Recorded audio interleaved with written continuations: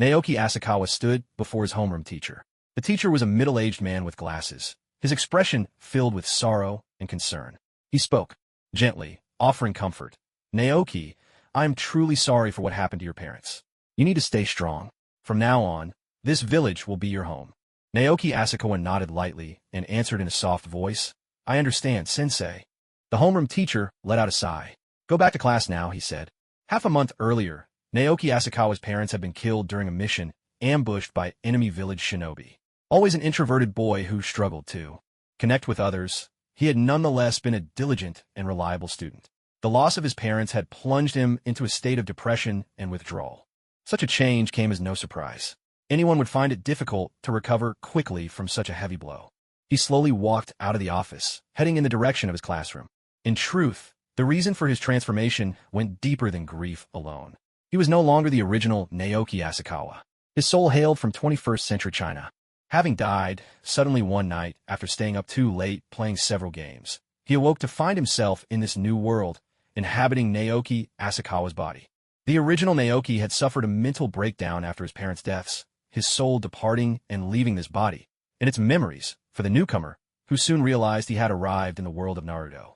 At first, he had been filled with wonder and excitement. After all, he had once been obsessed with Naruto games and anime. Initially, his homeroom teacher assumed that Naoki's drive to become stronger and train as a ninja stemmed from a desire to avenge his parents. Yet, within days, Naoki had given up on training, leaving the teacher deeply worried. It wasn't for lack of will. Rather, he found himself utterly unable to sense chakra. Chakra was the foundation of being a ninja. Whether for taijutsu or ninjutsu, one could not do without it. While the original Naoki's chakra reserves had been meager, at least he could gather some. After the soul transfer, however, he found it impossible. He suspected this had something to do with the change in souls. Chakra required a perfect fusion of spiritual and physical energy in equal measure, and as a soul from another world, his energies could not blend as they ought. It made sense, really.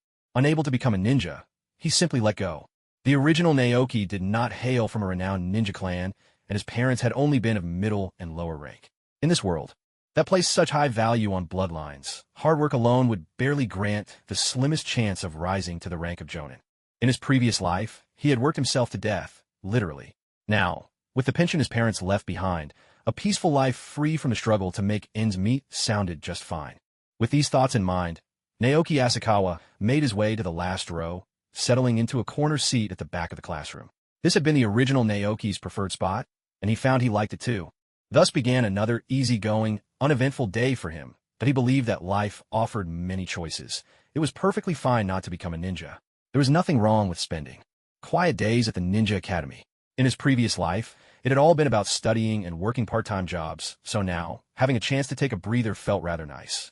Just then, the teacher entered the classroom, leading a red-haired girl, and said, "Class, we have a new student joining us today. Please give her a warm welcome." He then turned to the girl and encouraged her.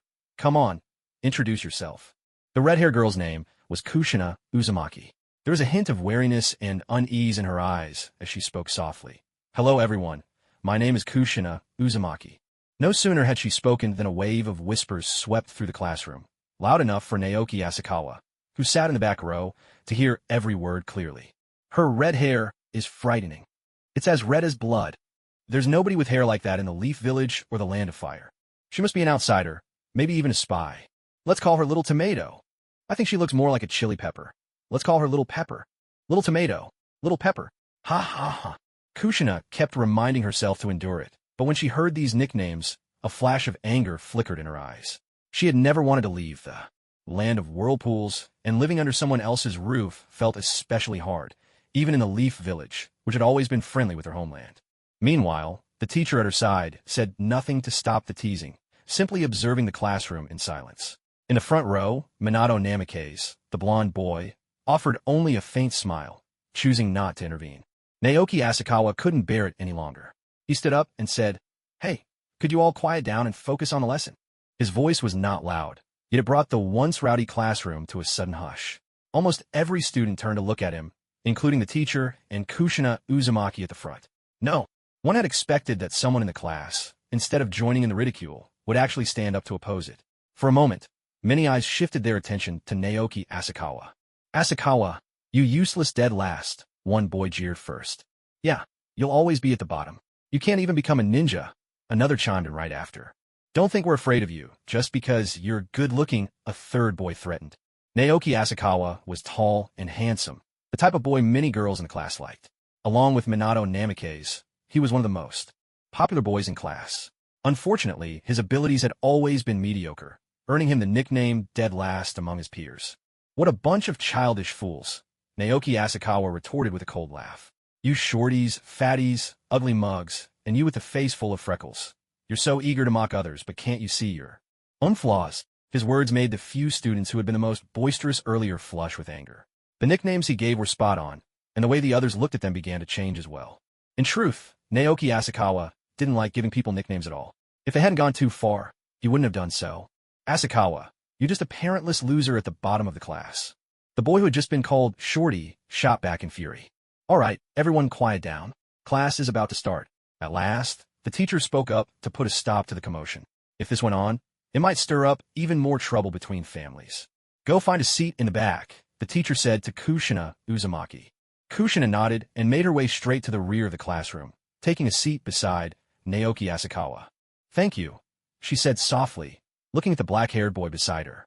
Just moments earlier, most of the class had been laughing at her bright red hair.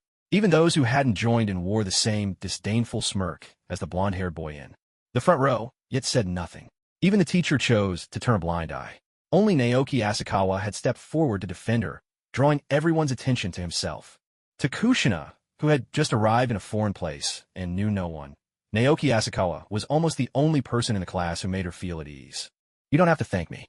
I just can't stand seeing people get bullied, Naoki replied quietly. Although he already knew who Kushina Uzumaki was, his decision to help her just now was simply because he couldn't tolerate bullying among his peers. He was keenly aware that what had just happened was textbook school bullying. Even though Naoki Asakawa hadn't experienced anything like this in his previous life in China, he had always hated bullying with a passion. Besides, he knew he couldn't become a ninja anyway and might drop out in a little while. He no longer cared much about what his classmates thought of him.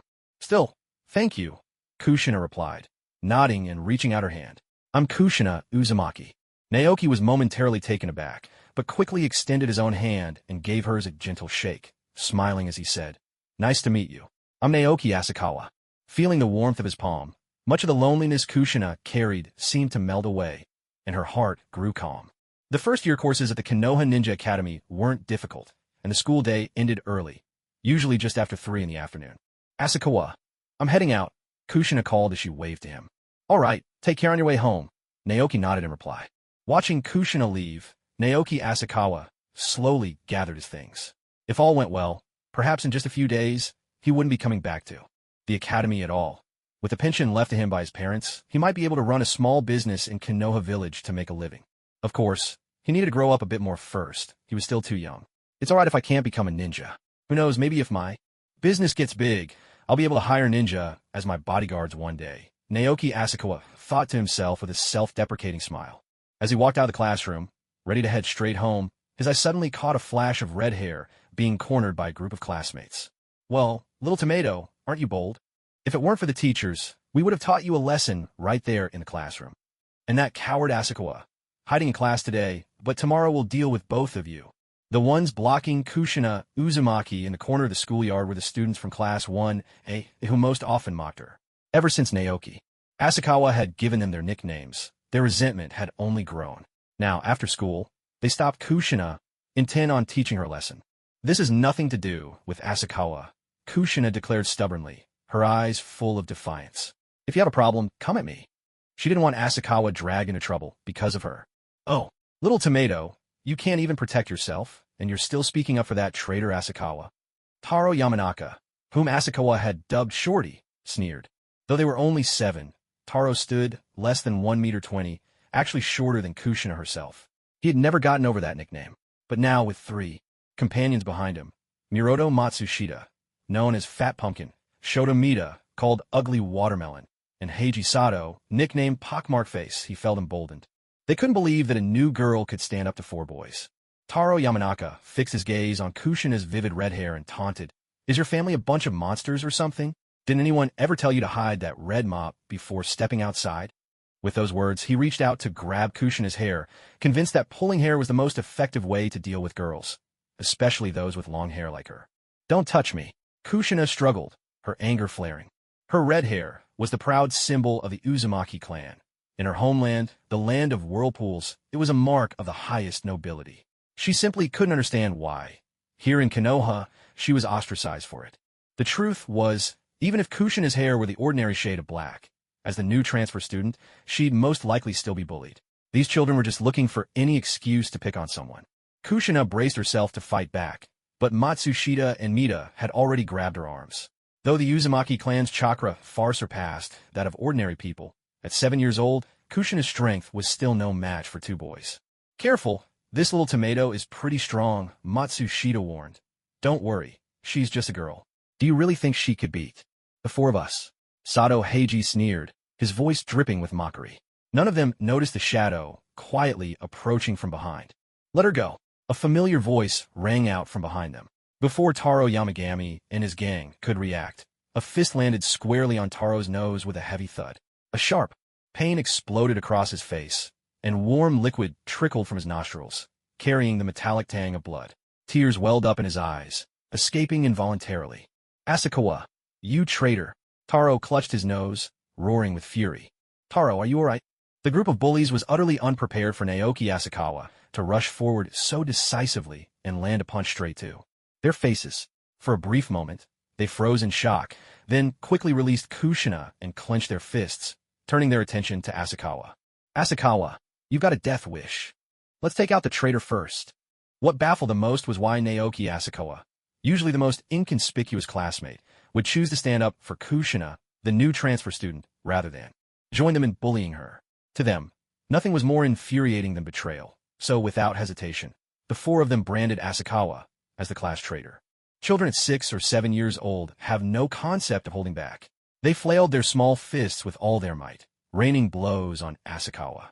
For kids, 8 fists, he could barely fend them off, doing his best to shield his head and vital areas. Fortunately, none of them had yet learned how to use chakra, where the consequences could have been far worse. But Naoki Asakawa wasn't fighting alone. Kushina, overlooked by the bullies, showed remarkable loyalty. She never once thought of running away. Summoning all her strength, she kicked Sato Heiji squarely in the back, sending him sprawling to the ground. Seizing the moment, Asakawa drove his knee hard into Shota Mita's stomach, leaving him doubled over and unable to fight back. Seeing this, the remaining two felt a flicker of fear. Recognizing the opportunity, Asakawa tackled the small-framed Taro Yamagami to the ground, raining punches on his face until Taro had no choice but to cover his head with both hands to protect himself. Asakawa recalled a lesson from the countless fight scenes he'd watched in his previous life. It's better to focus your strength on taking down one opponent first, rather than spreading yourself thin trying to fight everyone at once. Meanwhile, Murata Matsushita tried to pull Asakawa away, but no matter how hard he tugged, he couldn't budge him. Panicking, he resorted to flailing punches and kicks, but Asakawa's retaliations only grew fiercer, gradually wearing down Murato's courage. On the other side, Kushina, though not skilled at fighting, pressed her advantage against Sato Heiji and the injured Shota Mita with sheer stubbornness. She took a few hits herself, but her opponents were in no better shape. At that moment, a stern shout cut through the chaos, bringing everything to an abrupt halt. "Everyone, stop right now." The homeroom teacher of Class 1A, Tomoki Yudo, burst into the classroom. He pulled Asakawa Naoki off Yamauka Taro and quickly separated Kushina and the other students. Standing beside the teacher, the blonde Minato Namikaze hurriedly helped the injured Kushina to her feet, but she brushed his hand away with a sharp motion. Minato had also witnessed the 4 bullies tormenting Kushina just moments before. Unlike Asakawa Naoki, who chose to intervene directly, Minato had run to fetch the teacher for help. In truth, Asakawa himself had considered calling for a teacher at first, but his past experiences had taught him how indifferent the staff could be to bullying. He knew all too well that teachers like this would never truly put a stop to it. To end bullying, he believed, the bullies themselves needed to experience a taste of pain. Asakawa Naoki had already made up his mind to leave the school, so he had nothing to lose by getting into a fight. What he couldn't stand was simply watching those bullies act with impunity. At that moment, Asakawa didn't notice the curious gaze observing him from a senior class across the hall, a gaze quietly following the scene, evidently intrigued by his actions. "All 6 of you, I want a written reflection on my desk tomorrow," Tomoki Yudo announced to the group. As Asakawa had expected, the teacher didn't bother to ask what had happened or try to sort out blame. Instead, everyone was punished equally. It was precisely this kind of indifference that allowed bullying to flourish, emboldening the bullies even further. Asakawa glanced over at Yamaokataro and the others. He caught the unmistakable fear in their eyes. He knew then that this fight had served its purpose. Even if he left the school, they probably wouldn't dare lay a finger on Kushina again. On the way home after school, Kushina Uzumaki couldn't help but speak up, her voice tinged with gratitude. Asakawa, why did you help me? If his support in class had merely stirred something in her heart, his decisive action just now had truly moved her. Since leaving a land of whirlpools and coming to this unfamiliar place, Asakawa was the first person willing to stand up for her. I just couldn't stand the way they were behaving. Besides, I suppose we're friends now, aren't we? Asakawa tried to smile, but the wound at the corner of his mouth pulled painfully, leaving him with a rather awkward, lopsided grin. His expression was almost comical, but Kushina laughed from the heart, as if the word friend warmed her from within. Well, since we're friends, I'll call you Naoki from now on. And you can just call me Kushina, she said with a bright smile. In Japan, only those who are close will address each other by their given names directly. Most people use surnames when speaking to one another. For example, those who used to bully Kushina always called her Asakawa. But for Naoki Asakawa, who had traveled here from China, such formalities didn't matter much. In the world of shinobi, there were simply too many people with the same name, and calling someone by their given name was actually more convenient. All right, Kushina, Naoki Asakawa replied. Thank you so much for today, Naoki. Kushina smiled at him again. Though she still felt some pain from her injuries, there was a warmth in her heart she had never experienced before. It was the first time she'd felt this way since arriving in Konoha. No need to thank me. I'll be off now, Naoki Asakawa said, waving goodbye to Kushina. The two of them walked off in different directions. Not long after they parted, Naoki Asakawa couldn't help but wince as a sharp pain shot through his body. While Taro Yamayama and his friends were just 7-year-old children, Naoki's body was just as young, and being beaten up still hurt. Luckily, he had managed to protect his vital spots. Only his left eye had taken a blow, and now his eye socket was starting to swell. Despite the aching all over his body, Naoki Asakawa had no regrets. He believed that the only way to deal with bullies was to fight back decisively. The only thing that weighed on him was the fact that he could never become a ninja. Once Taro Yamayama and the others learned ninjutsu, he would likely be no match for them. Well, the Second Great Ninja War is about to break out soon. Maybe as soon as they become ninjas, they'll be sent to the battlefield and end up as casualties, Naoki thought to himself. Becoming a ninja isn't necessarily a good thing. If I can just keep my head down and stay in the Hidden Leaf Village, as long as I leave temporarily when pain attacks, I shouldn't be in any real danger, he reflected. Even so, Naoki Asakawa still longed for strength. After all, he had managed to cross over into this world. Was he destined to live as an ordinary person? If he were still in the peaceful China of his previous life, being ordinary wouldn't have mattered. But now he was in the world of shinobi, a place full of danger and unpredictability. To be just another person unable to control his own fate, or even his own life, left Naoki with a lingering sense of frustration. After walking a while longer, Naoki finally made it home. His family lived in a remote corner of Konoha Village. It was year 34 of the Hidden Leaf, and after decades of development, the village center had long since been claimed by the commercial district and the powerful clans. Though both his parents were ninjas, they were only ordinary chunin, so their home could never have been built in the village center. Upon returning, Naoki entered his room, carefully shutting the doors and windows. Then, with great care, he took out a plain white scroll. He had bought it by chance from a small stall in China, just before he crossed into this world. After crossing over, he had assumed the scroll would conceal some powerful ninjutsu, but when he opened it, he found nothing inside. He tried sprinkling water onto the scroll, lighting a lamp to bake it, and even pricking his finger to let his blood drip onto it, hoping that hidden writing would appear, but nothing happened. Naoki Asakawa used several common methods in hopes of revealing the scroll's contents, but in the end, all his efforts were futile, and he had no choice but to give up. Every time he unrolled the scroll and stared at the blank surface, he felt a wave of helplessness. Though the scroll had traveled with him into the world of shinobi, he had no idea how to use it.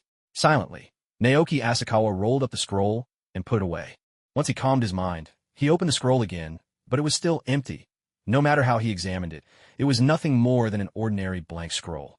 Maybe I really do have to accept being an ordinary person, he told himself in his heart. Being an ordinary person isn't so bad. At least I won't face the dangers that come with being a ninja. Despite his efforts to comfort himself, Naoki Asakawa couldn't help but yearn to become a shinobi. He took out the scroll his parents had left him. When he opened it, he saw that, unlike his own white scroll, this one was neatly filled with techniques for refining chakra, along with his parents' study notes and insights. Since arriving in this world, Naoki Asakawa had read that chakra refinement scroll more than 100 times and tried following its instructions 1,000 times, yet he was never able to sense even the faintest trace of chakra. He understood clearly. As long as he could refine even a tiny bit of chakra, he could choose to become a taijutsu ninja. With enough hard work, he was confident he could become as strong as Might Guy or Rock Lee. Yet reality was unrelentingly harsh. Naoki Asakawa couldn't sense any chakra at all, not even enough to qualify as a taijutsu user. In truth, Naoki Asakawa had already begun to sense the root of the problem. According to the scroll, chakra is formed by blending mental and physical energy in equal measure. But now, although he possessed Naoki Asakawa's body, his soul came from another world. The spiritual and physical energies from two different worlds simply couldn't merge, and that was likely the true reason he couldn't refine chakra. He tried once more to follow the scroll's method, but still, nothing happened. With a resigned sigh, Naoki returned the chakra refinement scroll to the bookshelf. Yet, he couldn't help but pick up the white scroll again, recalling the chakra techniques his parents had left, and with a faint sense of surrender, he unfurled the scroll. But this time, lines upon lines of dense writing began to emerge on what had always been a blank scroll. Asakawa Naoki's gaze fell upon the opening of the scroll. His dark eyes brimmed with shock and excitement, the corners of his mouth quivering slightly from exhilaration. In this moment, he even forgot about his pain. Foundational Chi Refinement Technique. Cultivation is divided into 4 realms: refining essence into Chi, refining Chi into spirit, refining spirit into emptiness, and uniting emptiness with the Tao. After carefully reading through the contents of the scroll, Asakawa Naoki reached a decision in his heart. He never imagined that he would stumble upon a path to immortality. Unbelievable.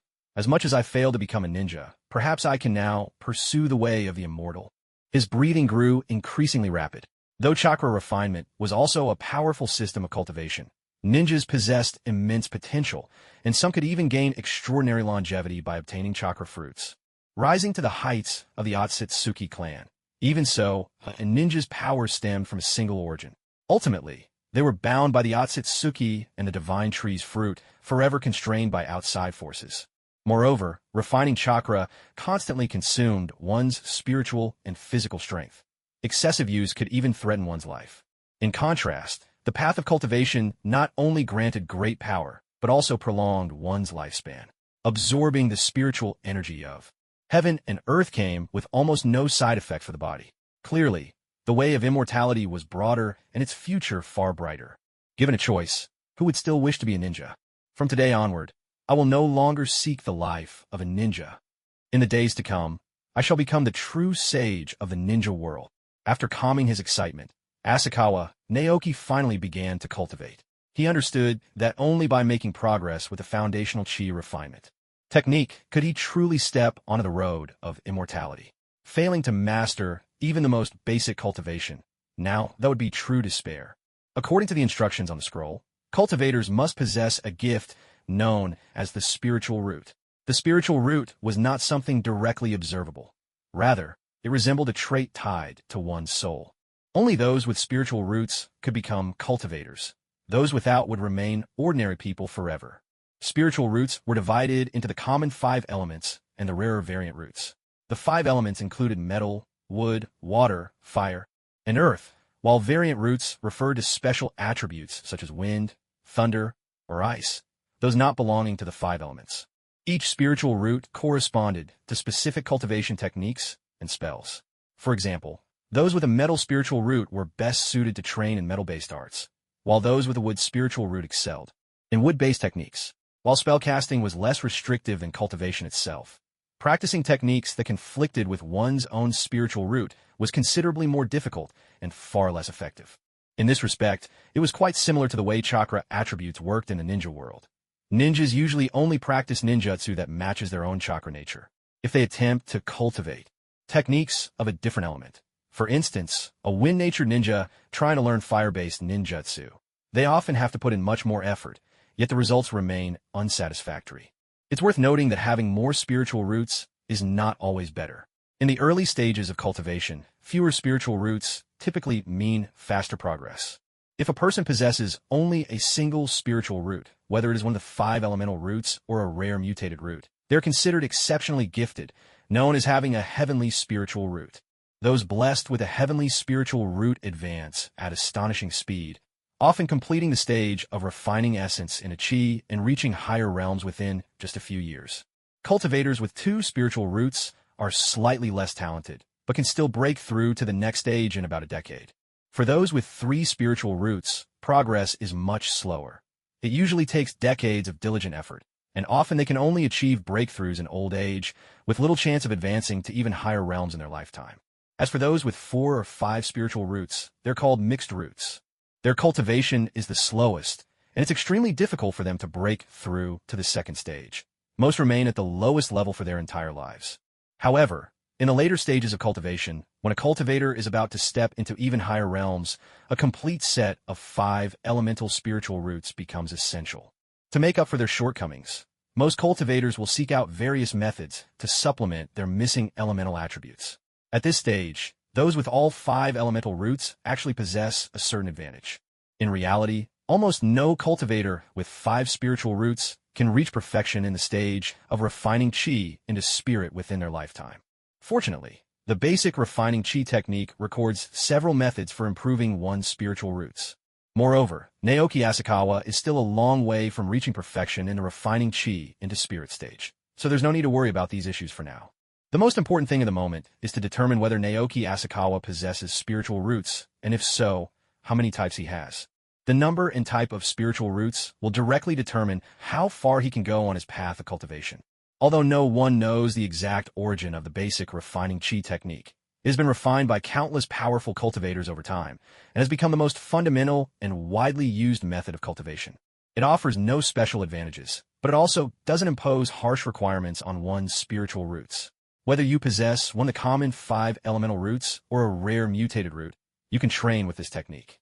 Naoki Asakawa read and reread the methods for cultivating the first stage, refining essence into chi, until he had memorized every detail before preparing to embark on his own journey of cultivation. In the world of cultivation, essence, chi, and spirit represent the body, magical power, and consciousness of a cultivator, respectively. The first stage, refining essence into chi, is about refining the vital essence within the body to cultivate magical power. Only when the first wisp of magical power is born within the body can one be said to have truly set foot on the path of cultivation. Naoki Asakawa carefully pondered the incantations recorded in the basic refining chi technique, that he realized that the first stage of cultivating immortality was remarkably similar to the way chakra was refined in the shinobi world. Ninja refine chakra by blending their physical and mental energies, creating chakra as a result. Cultivators, on the other hand, generate magical power by refining their essence. And in essence, the two methods share many similarities. However, once a cultivator advances to the second stage, transforming chi into spirit, they can directly absorb the spiritual energy of heaven and earth, refining it into their own power. With this, their source of energy becomes far broader, and the strain on their bodies is greatly reduced.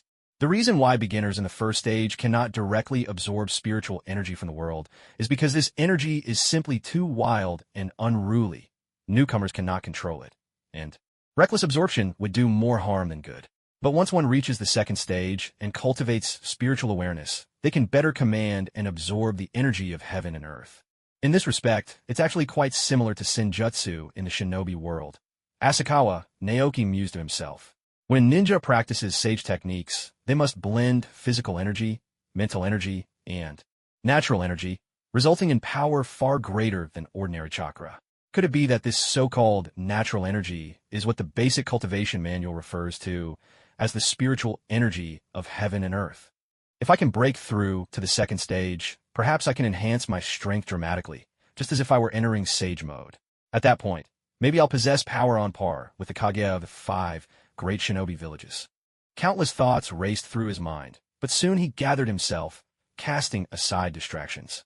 When his heart finally settled, Asakawa, Naoki sat cross-legged on his bed, closed his eyes, silently recited the incantation, and began his very first cultivation.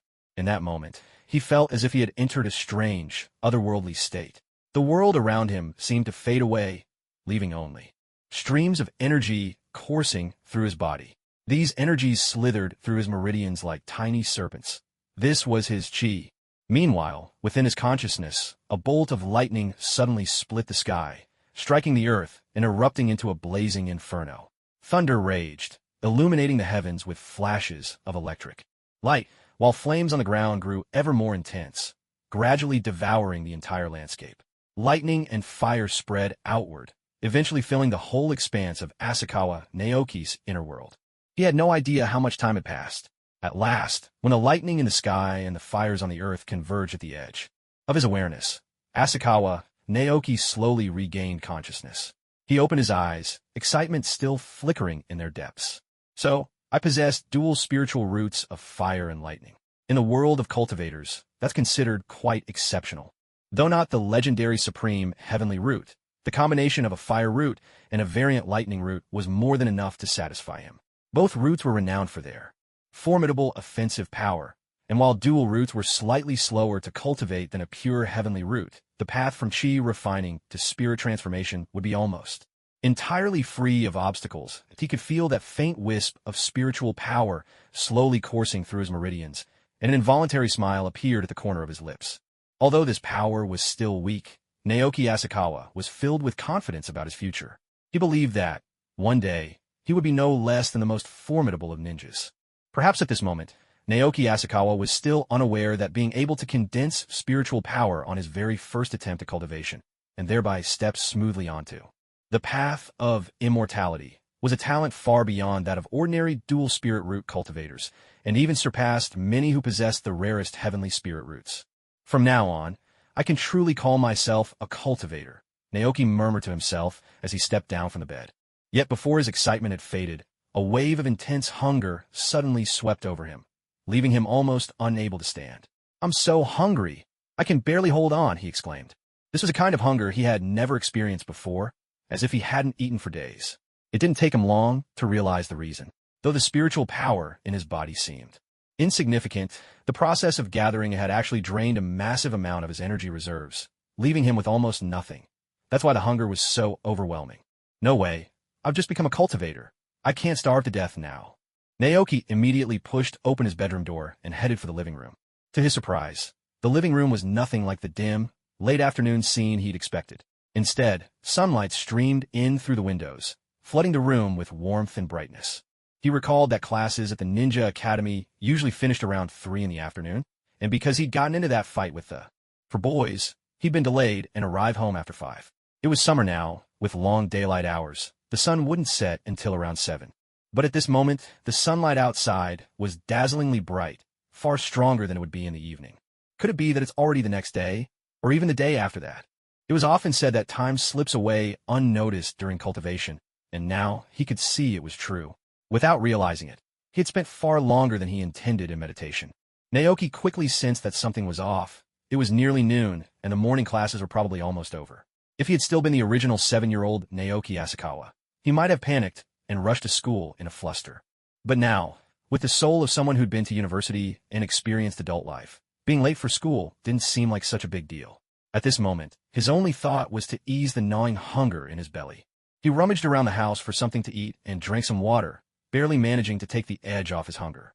Afterward, he carefully put away the scroll that recorded the basic chi refining technique, grabbed 1,000 taels of silver, and hurried out the door, making his way straight to a ramen shop on the commercial street. Having once lived in poverty and crossed over from China, Naoki Asakawa had always been skilled at cooking. But right now, he was simply too hungry. He had neither the mood nor the strength to cook for himself, so eating out seemed much more convenient. "Boss, 2 bowls of ramen, please," he called out loudly as he stepped into the ramen shop. The owner glanced at him, noticing he looked no more than 6 or 7 years old, and hesitated. "Little one, our ramen portions are pretty big. Are you sure you can finish a whole bowl?" "It's fine, I can handle it." Asakawa Naoki nodded confidently. "Well then, that'll be 100 ryo for 2 bowls," the owner said, resigned. Making money was important, but he didn't like to see food go to waste. After Naoki paid, the owner quickly brought over 2 large, steaming bowls of ramen and set them in front of him, shooting him another doubtful look. Clearly, he didn't believe the boy could finish them. At last it's here. Asakawa, Naoki gazed at the generous portions before him, fully aware that the old him might not have been able to finish even one bowl. But now, his body held the power of a cultivator. He took a sip of the hot broth, then picked up his chopsticks and began eating in hearty mouthfuls. His movements were swift, yet retained an air of grace. In less than 10 minutes, the first bowl was polished off, not a noodle left behind. A short while later, he finished the second bowl as well. With his stomach finally feeling full, Asakawa, Naoki began quietly circulating the basic chi refining technique, sensing the faint current of spiritual energy flowing through his meridians. He could clearly feel his strength growing, little by little. The sensation of this power slowly growing. How wonderful! Asakawa, Naoki thought to himself in amazement. As his spiritual power increased, the food in his stomach was digested with remarkable speed. Even though he had just eaten his fill, he still felt he could go for more. Perhaps the taste here couldn't quite compare to the legendary Ichiraka ramen, but it was cheap and filling, and that was enough for him. At this hour, Ichiraka ramen hadn't even opened for business yet. Even if he wanted a bowl, there'd be no chance. "Boss, 2 more bowls, please." Asakawa and Naoki appeared in the shop once again, now with 2 empty bowls in front of him. The ramen shop owner stared at the 6 or 7-year-old boy, astonished. Clearly, he hadn't expected him to finish 2 large bowls. But, since the customer wasn't wasting any food, the owner was happy to serve him again, smiling as he brought out 2 more steaming hot bowls. Once he was sure Naoki's appetite was truly extraordinary, the owner's demeanor became much friendlier, though he couldn't help but wonder about the boy's identity. Could this kid with the bottomless stomach be from the Akimichi clan? But Akimichi children are usually chubby, and I've never seen one this good-looking. With these suspicions swirling in his mind, the owner went back to his work. Meanwhile, at the Ninja Academy, Asakawa and Naoki's absence had one person especially worried. Uzumaki Kushina still sat in the back row of the classroom, with Naoki's usual seat right beside her. Staring at the empty chair next to her, Kushina's face was clouded with concern. Could Naoki have skipped class because he got hurt too badly in yesterday's fight? She wondered anxiously. She silently blamed herself in her heart, thinking, "It's all my fault. If it weren't for me, Naoki wouldn't have had to get into a fight with them, and he wouldn't be hurt. If only I were stronger, I could have protected him." She made up her mind. After school, I must go ask the teacher for Naoki's home address. I just hope he's all right. With this thought, Kushina felt both angry and regretful. Suddenly, her gaze fell upon Taro Yamaoka and his 3 companions in the middle of the classroom. Her eyes grew sharp and cold, sending a chill through the group. Instinctively, they turned to look back, only to meet Kushina's piercing stare. An icy shiver ran down their spines, as if they had been plunged into the depths of winter in the height of summer. What were we thinking, provoking her like that? Only now did Taro Yamaoka and his friends begin to regret their actions.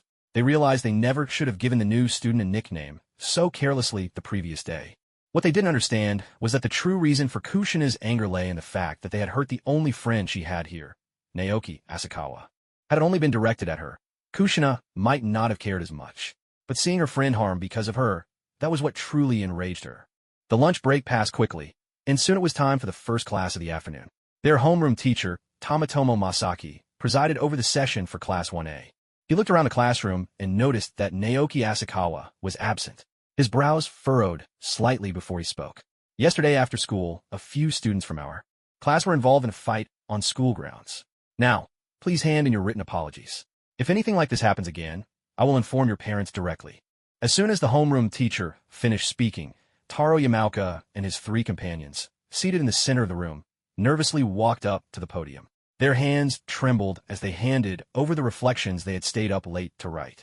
Kushina Uzumaki was just about to stand and submit her own apology when Naoki Asakawa appeared at the door of Class 1A. "Sorry, teacher. I'm late," Naoki said calmly. "Don't let it happen again," Mr. Masaki replied, relief washing over him when he saw Naoki was safe and sound. Then he asked, "Asakawa, where is your reflection? I didn't do anything wrong. Why should I write an apology?" Naoki's eyes held both innocence and unwavering resolve. Mr. Masaki frowned, his tone turning stern. "If you simply forgot, you should admit it honestly. Just write it now. There's no need to make excuses." In truth, it was because of his training that Naoki had indeed forgotten about the apology letter. But even if he hadn't forgotten, he wouldn't have written one. In his view, he had done nothing wrong, so there was no need to reflect.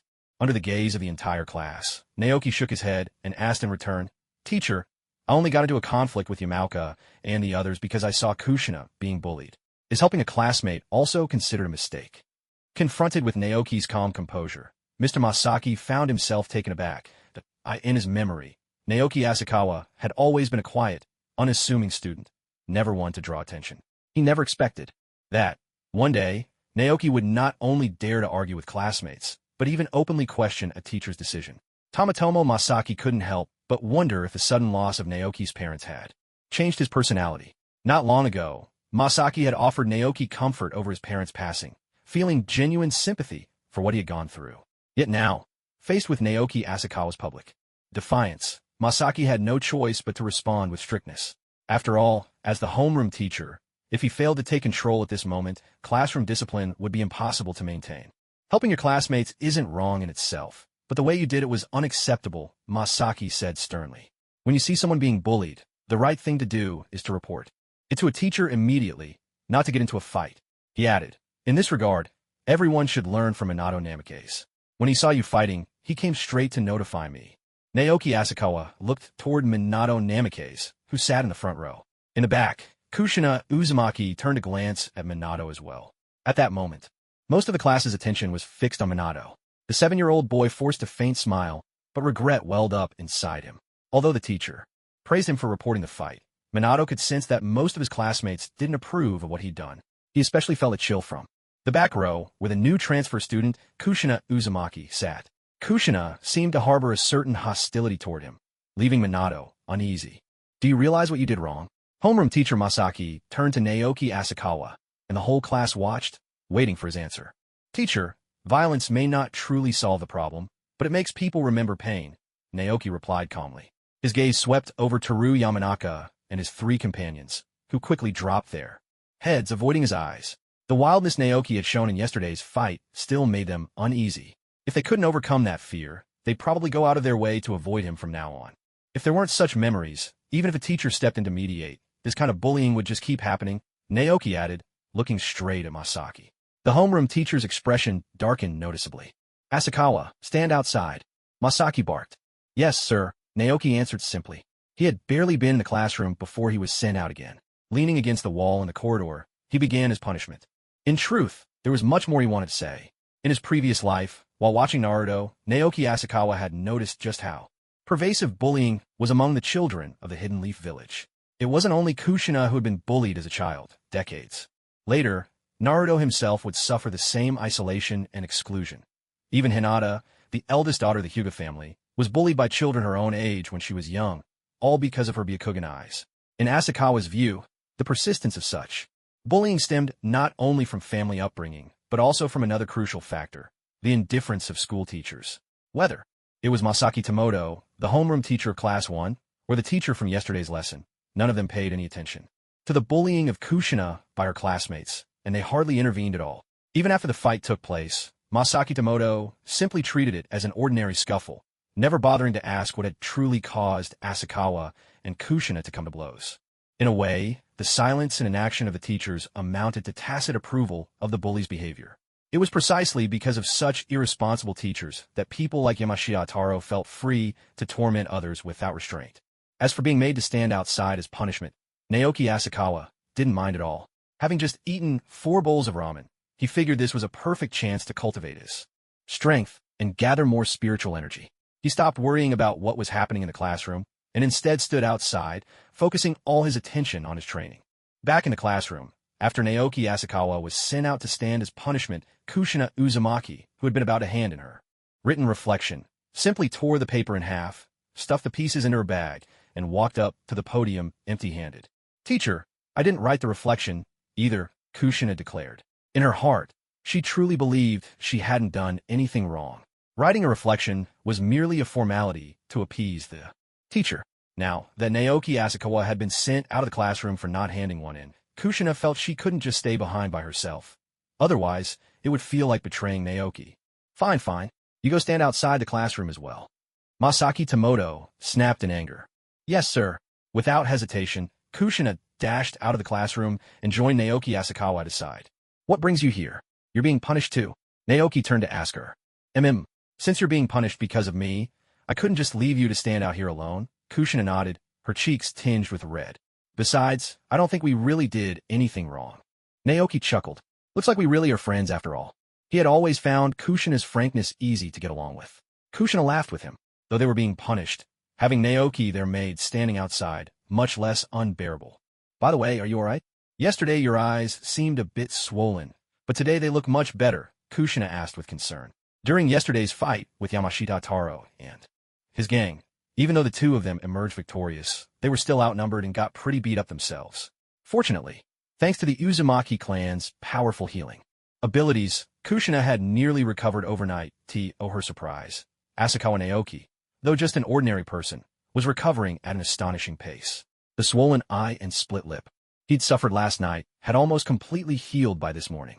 What's more, Kushina had a vague feeling that Asakawa Naoki looked even better today than he had yesterday. In fact, it wasn't her imagination. After becoming a cultivator, Asakawa Naoki's body had been refined by magical energy. Not only did his injuries heal swiftly, but even his demeanor had grown more confident. These subtle changes in his appearance and bearing made him seem all the more attractive to Kushina. My recovery is pretty strong, Asakawa Naoki nodded in response. Privately, he marveled at the power of the basic chi refining technique. Although it consumed a lot of energy, the mere trace of magical power he'd managed to gather had already restored his body to peak condition, perhaps even stronger than before. Of course, he couldn't reveal any of this to others just yet, so he attributed his quick recovery to natural resilience. Standing outside the classroom, Asakawa Naoki quietly practiced the basic chi refining technique while casually chatting with Kushina. In his previous life, back in China, he'd hardly ever spent this much time talking with a girl. Unexpectedly, less than half a month after arriving in the shinobi world, he'd already made his first female friend. Thinking of the hardships Kushina Uzumaki would face in the future, Asakawa Naoki made a silent vow. If he ever had the chance, he would do everything he could to help her. Yet because of the unpredictable butterfly effects caused by his arrival, it was impossible to know whether those tragedies would still come to pass. While standing outside the classroom as punishment, Asakawa Naoki also found himself contemplating his own future. If he hadn't obtained that scroll of immortal techniques, he would have had no way to embark on the path of cultivation or refine chakra. In that case, he would have been just another ordinary person, unable to control his own destiny. Originally, Asakawa Naoki had planned to drop out of school and, when he was a little older, use the inheritance his parents had left him to run a small business in Konoha, living a peaceful, uneventful life. But now things had changed. Though still weak for the moment, Asakawa Naoki firmly believed that one day he could become a powerhouse rivaling, perhaps even surpassing, the legendary god of shinobi. Whether he chose to focus on his own well-being or to help the world at large, now that he possessed power, he was no longer content with an ordinary life. He aspired to become someone who could change the shinobi world. Of course, all of this still lay far in the future. Asakawa Naoki understood all too well that many with great potential perish before they ever had the chance to grow. For now, his plan was to keep a low profile and put safety above all else. Ninja Academy, at least before the outbreak of the Great Ninja War, was the safest place to be. Once the war reached its peak and personnel grew scarce, even students who hadn't graduated would be sent to the battlefield. This was year 34 of Konoha, with several years remaining before the Second Great Ninja War, a span of time that Asakawa Naoki intended to use to quietly gather his strength. Naoki Asakawa, Kushina Uzumaki, you two stand outside as punishment. This is meant to be a penalty, not a chance to chat. The homeroom teacher, Tomo Masaki, called out from the classroom, having clearly noticed the two whispering to each other. Ironically, he never expected that being made to stand outside would actually make them even happier than being in class. After being caught by the teacher, Kushina felt a bit embarrassed, quietly leaning against the wall, though a trace of delight still lingered in her heart. Ever since the fall of the land of whirlpools, she had rarely enjoyed such relaxed, cheerful conversations. Naoki Asakawa also fell silent, shifting his focus to his cultivation. With careful control, his mystical energy completed a full circuit through his meridians, growing ever so slightly stronger, a reassuring sign of progress. By the time the bell rang to signal the end of class, the total amount of energy within Naoki had increased by nearly a fifth. If he could maintain this pace, perhaps he might even double his strength today. All right, Naoki Asakawa, Kushina Uzumaki, you may return to your seats, Tomo Masaki said as he stepped out of the classroom. This afternoon, you're in charge of cleaning the classroom as today's punishment. It was clear that Teacher Masaki felt a bit helpless about the situation. When other children got into fights, he could always call their parents, but both Naoki and Kushina had lost theirs. As long as they stayed out of trouble from now on, He had no intention of interfering further. Yes, teacher, Naoki and Kushina replied with a nod. The two walked back into the classroom together. Taro Yamanaka and his three friends didn't even dare to meet their eyes. The rest of the class, seeing the bandaged wounds on Taro, looked at Naoki and Kushina with a new sense of fear. After this conflict, it was unlikely anyone would dare to mess with them again. In truth, neither Naoki nor Kushina enjoyed causing trouble. As long as others left them alone, they were more than happy to live in peace. It wasn't until school let out that afternoon that a blonde figure blocked their path. He had delicate features and a gentle demeanor, none other than Minato Namikaze. Asakawa, Uzumaki, I shouldn't have gone to the teacher yesterday. I'm sorry, Minato apologized sincerely. Looking at the 7-year-old Minato in front of him, Naoki couldn't help but acknowledge his excellence. Whether it was strength, intelligence, looks, or character, Minato was nearly perfect, traits that had been obvious even from a young age. Although their class didn't have official positions like class representative, Minato's, standing among his peers, far surpassed anyone else's. He got along well with everyone and was the object of affection for nearly every girl in the class. Rarely did any of the boys feel the urge to envy him. It was easy to see why the girls liked him. At 6 or 7 years old, looks alone could draw attention, and Minato's appearance was truly outstanding. What's even more remarkable is that the boys all recognize him too, which reveals his unique personal charm.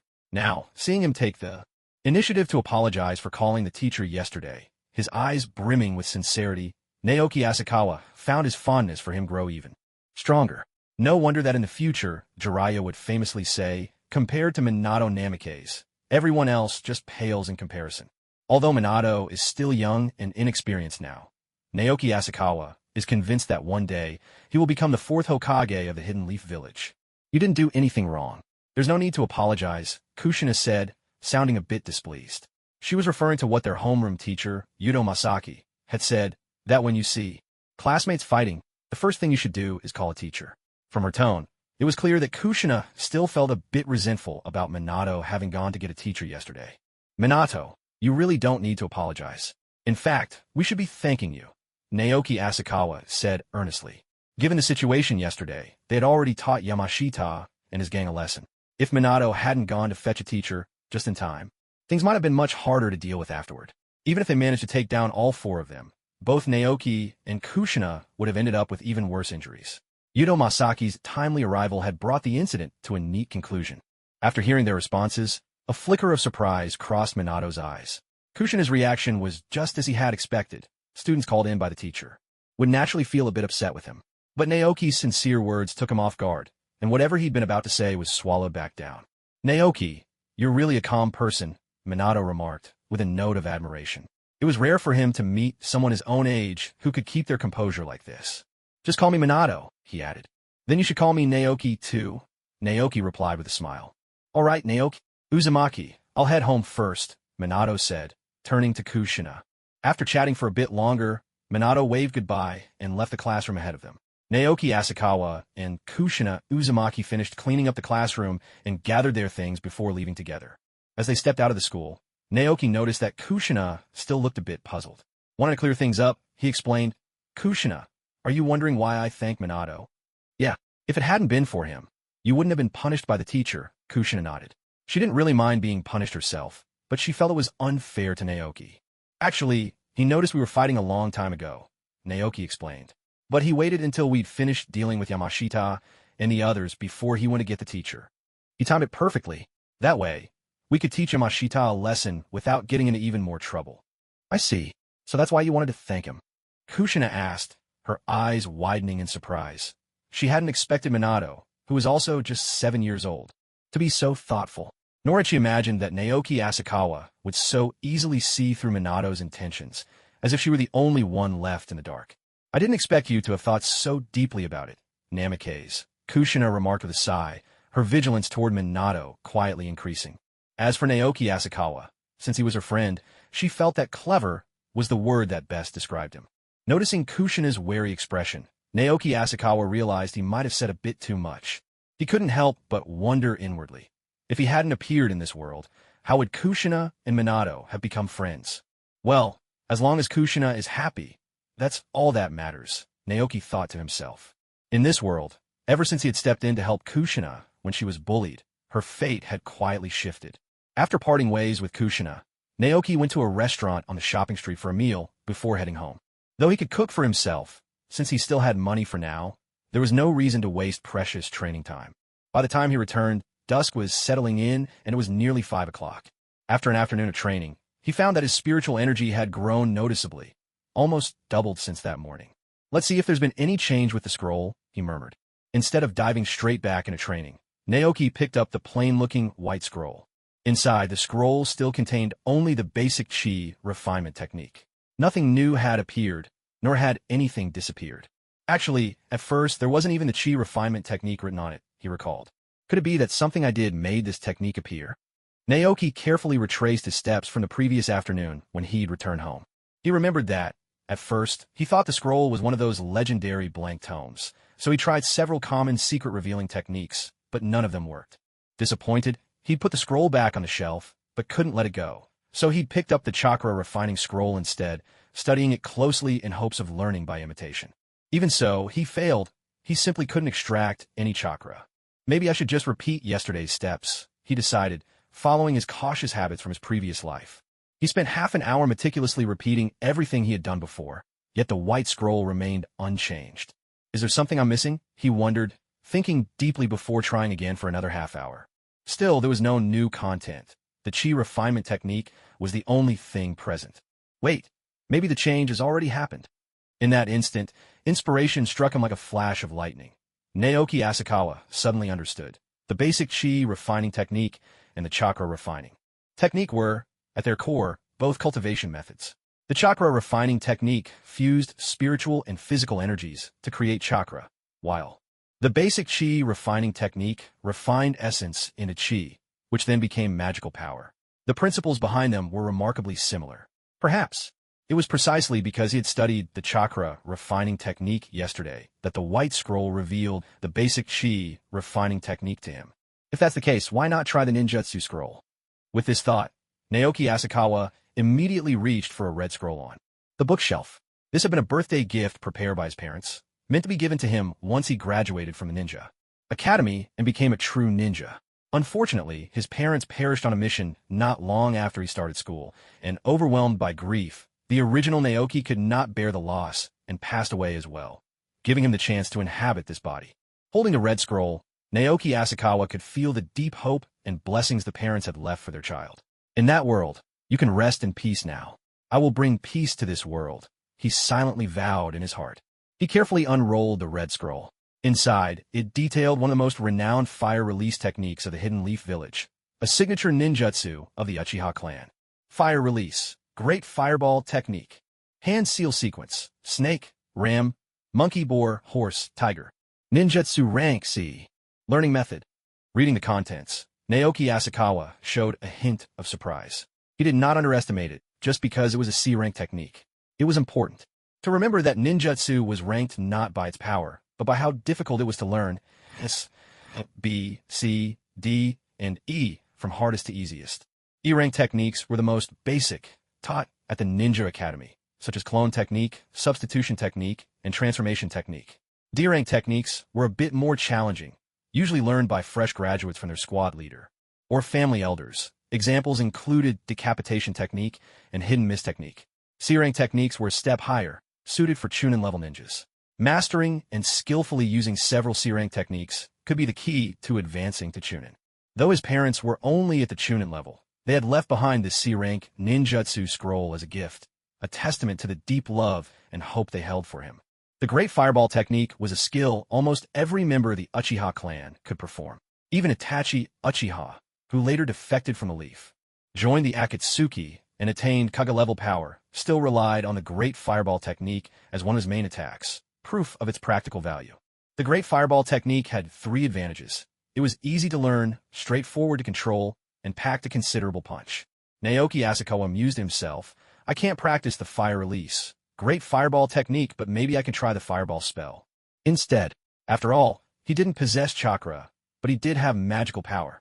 After carefully reading through the fire release Great Fireball technique, he solemnly returned the red scroll to its place on the bookshelf and then took out the white scroll. Just like before, the beginning of the scroll detailed the basic chi refinement method. But after the foundational section, a powerful spell appeared. Samadhi True Fire. It's actually the Samadhi True Fire. Asakawa Naoki's heart brimmed with delight. In his previous life, this technique was renowned throughout his homeland, one of the most famous fire arts with extraordinary might. In the investiture of the gods, Jiangxia gravely wounded the Pipa demon with the Samadhi True Fire. In Journey to the West, the Supreme Lord Laozi used it to temper Sun Wukong, granting him an indestructible body. Once the initial excitement faded, Asakawa Naoki focused his attention on studying the methods for cultivating Samadhi True Fire detailed on the scroll. Samadhi True Fire is a formidable flame, forged by merging three kinds of innate divine fire: wood fire, stone fire, and sky fire.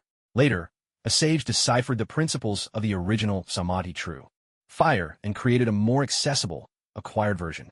He replaced the three primordial flames with essence fire, chi fire, and spirit fire, blending them together to form the acquired Samadhi True Fire. It is said that when the Samadhi True Fire is cultivated to perfection, whether for attack or for alchemy and forging, its power rivals that of the innate Samadhi True Fire. Essence fire is a flame kindled by cultivators' refined vital energy. This fire can incinerate anything tangible, including an enemy's body and weapons, making it extremely sharp. Chi fire, on the other hand, is ignited using one's internal mana. This flame can consume another's magical power, even burning away the energy attached to magical artifacts. Spirit fire is sparked by enkindling one's own consciousness. This blaze can strike directly at an enemy's soul, inflicting immense damage to their spirit, while leaving the body unharmed. When these three flames merge, they become Samadhi True Fire, a flame that can burn almost anything, its power truly astonishing. Asakawa Naoki read the cultivation method with great care. Though he felt a twinge of disappointment, his determination quickly returned. This was not the legendary, innate Samadhi True Fire described in the Investiture of the Gods or Journey to the West, but it was also less difficult to cultivate. After all, things like wood fire, stone fire, and sky fire were utterly out of his reach, let alone mastering them. Moreover, the creator of this technique had said that, if perfected, its power would be in no way inferior to the fabled original. From the descriptions, Asakawa Naoki could grasp the essence. Essence fire could destroy all that is physical, chi fire could consume energy and magical power, and spirit fire could even burn the soul and mental strength. Even with only these written words, Asakawa Naoki could sense the might of the Samadhi True Fire. After all, in the world of ninjas, even the strongest fire release, Amaterasu, could not scorch the soul. The divine fire within the Samadhi True Fire can even obliterate the soul energy involved in reincarnation techniques. It's a pity I can't even cultivate the three types of flames yet, Naoki, Asakawa sighed. The power of Samadhi True Fire was not to be underestimated. If it were used as a ninjutsu, it would surely rank among the strongest, an S-rank technique, both formidable and notoriously difficult to master. He hadn't expected the very first magical art he encountered to be of such overwhelming strength. He'd assumed it would be something simple, like the fire style, great fireball technique, a basic fireball that he could immediately try to learn. Still, he wasn't too disappointed. The Ninja World War had yet to break out, and he didn't need to fight just yet. There was still plenty of time to study and train. So then, let's start by learning how to ignite the flame of essence. Naoki Asakawa resolved, launching himself into cultivation. For now, he could only train in the flame of essence, one of the three types within Samadhi True Fire. The flame of chi demanded far greater magical power than he currently possessed, and the divine fire was an even more distant goal. He'd have to reach the second stage of cultivation, the transformation of chi into spirit, and develop spiritual consciousness before he could even attempt it.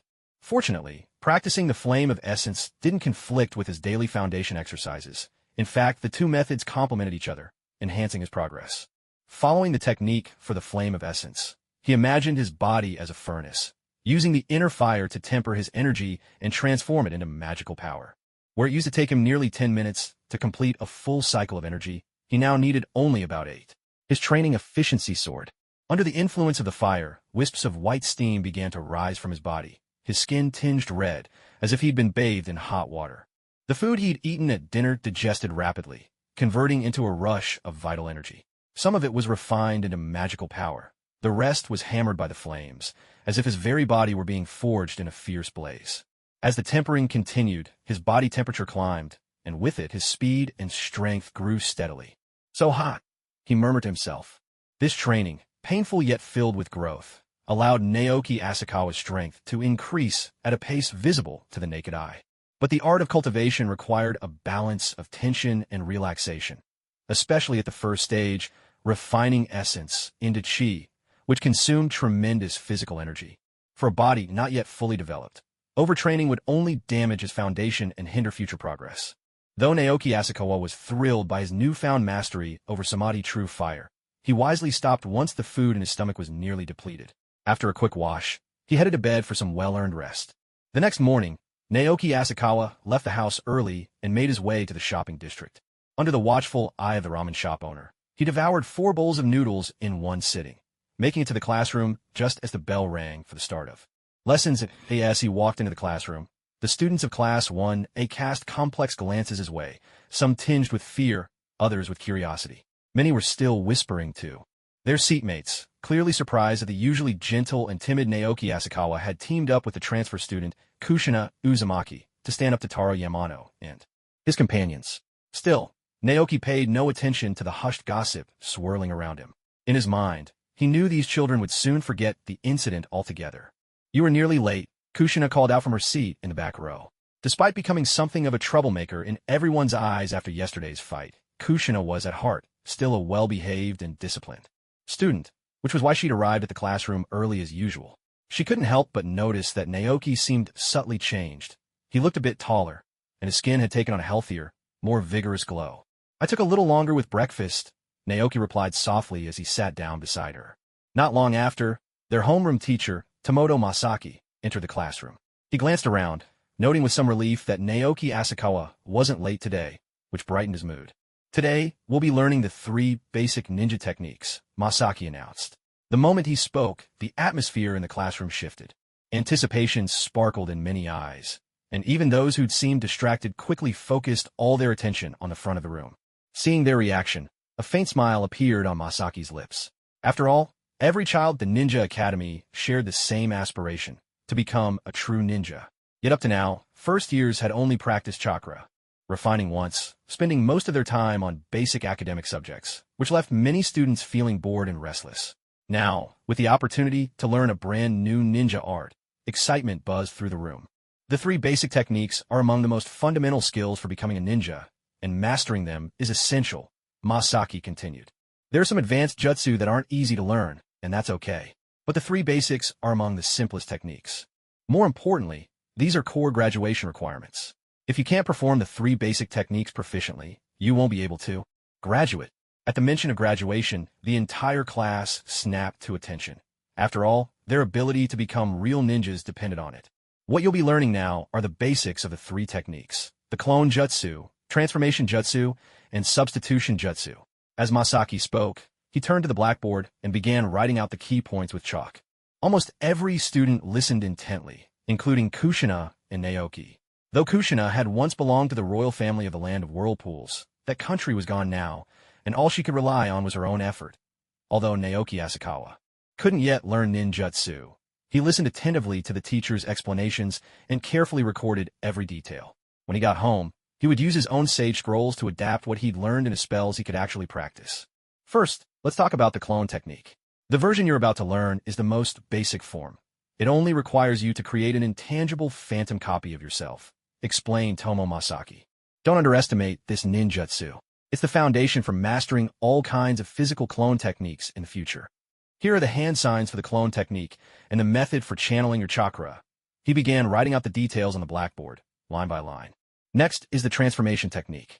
This one requires you to use chakra to temporarily change your appearance. The most common use is to disguise yourself as another person or object. The transformation is only temporary. When your chakra runs out, you'll automatically return to normal, or you can cancel the effect yourself. So there's no need to worry about being stuck in another form. These are the hand signs and chakra control steps for the transformation technique. And lastly, we have the substitution technique. The principle here is to create a visual illusion. At the critical moment, when your opponent is distracted, you quickly swap yourself with another object, making it seem as though you're still standing in the same place. These are the hand signs and chakra flow for the substitution technique. Homeroom teacher Tomo Masaki spent half the class explaining every key point of these three basic jutsu in detail. By the end, the large blackboard was covered edge to edge in chalk writing. Fortunately, the students in the classroom were focused and attentive, making the most of his lesson. Asakawa is especially diligent with his note-taking, Masaki observed, his gaze scanning the back row. While most students simply stare at the board, Naoki Asakawa was busy copying down every important point, one after another, into his notebook. His personality can be a bit impulsive sometimes, but that's understandable. Losing both his parents so suddenly would change anyone, Masaki thought to himself, nodding quietly. All things considered, Asakawa Naoki is a student with great potential. There's little risk involved with these three basic jutsu. Now, it's your turn to give them a try, Masaki announced, looking around the classroom. But I recommend you jot down the key points I've written, so you won't forget them later. His reminder spurred many students into action. They hurriedly took out their notebooks and began making notes, determined not to miss a single detail. Only a handful didn't bother writing. They stood right where they were, immediately beginning to gather their chakra. A moment later, a gentle puff of smoke filled the classroom. Suddenly, several students found identical copies of themselves standing at their sides. Though a careful eye could spot subtle differences here and there, their success was clear. They had managed to perform the clone technique. The clone technique worked. That was Kanmin Uchiha. And Goko Hyuga did it too. Nara-san succeeded as well. Sarutobi-san managed it. Even Keisuke pulled it off on his very first try. Exclamations of surprise echoed through the classroom, while many students were still busy taking notes and preparing to practice diligently at home. No one had expected that someone would already succeed in performing the body replacement technique on their very first attempt. Watching those classmates, some let out light laughs, feigning nonchalance, while others wore calm expressions, yet their eyes brimmed with pride. The rest of the students couldn't help but feel the gap between themselves and those few. Is this the difference between talent and ordinary people? The thought crossed the minds of many, and Kushina Uzumaki was no exception. Naoki Asakawa noticed a flicker of envy and stubborn determination in Kushina's eyes and became even more certain of the strength harbored by the girl seated beside him. He guessed that Kushina had already made up her mind. She was determined to master the body replacement technique before the day was out, unwilling to lose to anyone else. Don't pressure yourself too much, Naoki murmured to her. Look, most of them come from prominent clans. They probably started practicing the body replacement technique even before enrolling, which is why they learned so quickly. In the classroom, those who could perform the clone technique on the spot were almost all from Konoha's renowned ninja families like the Uchiha, Hyuga, Nara, and Sarutobi clans. How could these great families not have taught their children the basics ahead of time? So that's how it is. Realization dawned on Kushina's face. No wonder they could use the technique so skillfully right after the lesson. They'd already learned it beforehand. That's right. Usually we pick up things like this at home, Naoki explained. In truth, what he said wasn't entirely accurate. There were civilian ninjas, like Minato Namikaze, whose extraordinary talent allowed them to master skills after a single try, but there were also students who couldn't grasp them even by graduation. That was the rift between genius and the ordinary. But with geniuses like that as rivals, things will only get more interesting, Naoki thought to himself, already looking forward to his time. After school, he was eager to see if, when he practiced the body replacement technique at home, he might discover a new training method. The day at the Ninja Academy was packed. Aside from a morning homeroom lesson on the body replacement technique, the rest of the day was filled with academic classes. During these lessons, Naoki split his attention, listening to the teacher while quietly practicing his basic chi cultivation technique. At last, the end of the day arrived. See you tomorrow, Naoki. Kushina waved goodbye near the school gates. Yeah, see you tomorrow, Naoki replied, waving in return before hurrying off toward an affordable beef bowl restaurant known for its generous portions. Boss, 3 beef bowls, please. Coming right up. That'll be 120 Rio. A saying from his previous life came to mind. Those who train in the martial arts must have enough wealth to support themselves. Whether it was to supplement nutrition, for physical growth, to buy medicine for healing injuries, or to purchase weapons, armor, and horses, the path of a martial artist could never be separated from the need for money. Now he realized that the cost of cultivating immortality was actually no less than that of practicing martial arts. He was only 7 years old this year, but in order to refine more vital energy and convert it into spiritual power, his daily food intake was 3 to 4 times that of other children his age. Once he broke through to the stage where he could transform vital energy into spirit, he would no longer need to rely on massive amounts of food to refine his energy. However, at that point, he would have to spend a fortune crafting magical artifacts. Fortunately, for now, he only had a bigger appetite, and his savings were still enough to cover his daily needs. By the time his strength reached the level of transforming vital energy into spirit, he should be capable of earning money on his own to purchase cultivation materials. Taking advantage of his current abundance of resources, he decided that increasing his strength must be his top priority. Although he had only been cultivating for 2 days and had just entered the early stage of refining essence into energy, still unable to perform even the most basic fire technique, Naoki Asakawa could already feel noticeable changes within himself. With just the strengthening of his body and the support of a few strands of spiritual power, he was confident he could defeat 2 versions of himself who had never practiced cultivation. If he were to encounter Taro Yama and his gang again, Naoki Asakawa felt he wouldn't even need Kushina's help. He could handle all 4 opponents on his own. This kind of confidence was a direct result of his increased strength. After returning home, he locked the door, hurried to his room, and carefully shut all the windows and doors. Only then did he cautiously take out the white scroll. This time, Naoki Asakawa didn't immediately flip through his notes. Instead, he sat cross-legged on his bed, holding the scroll in both hands, silently recalling the key points that his homeroom teacher, Masaki Tomo, had taught in class about the 3-body technique. Since he crossed over to this world, he had been pleasantly surprised to discover that his memory had become extraordinarily sharp.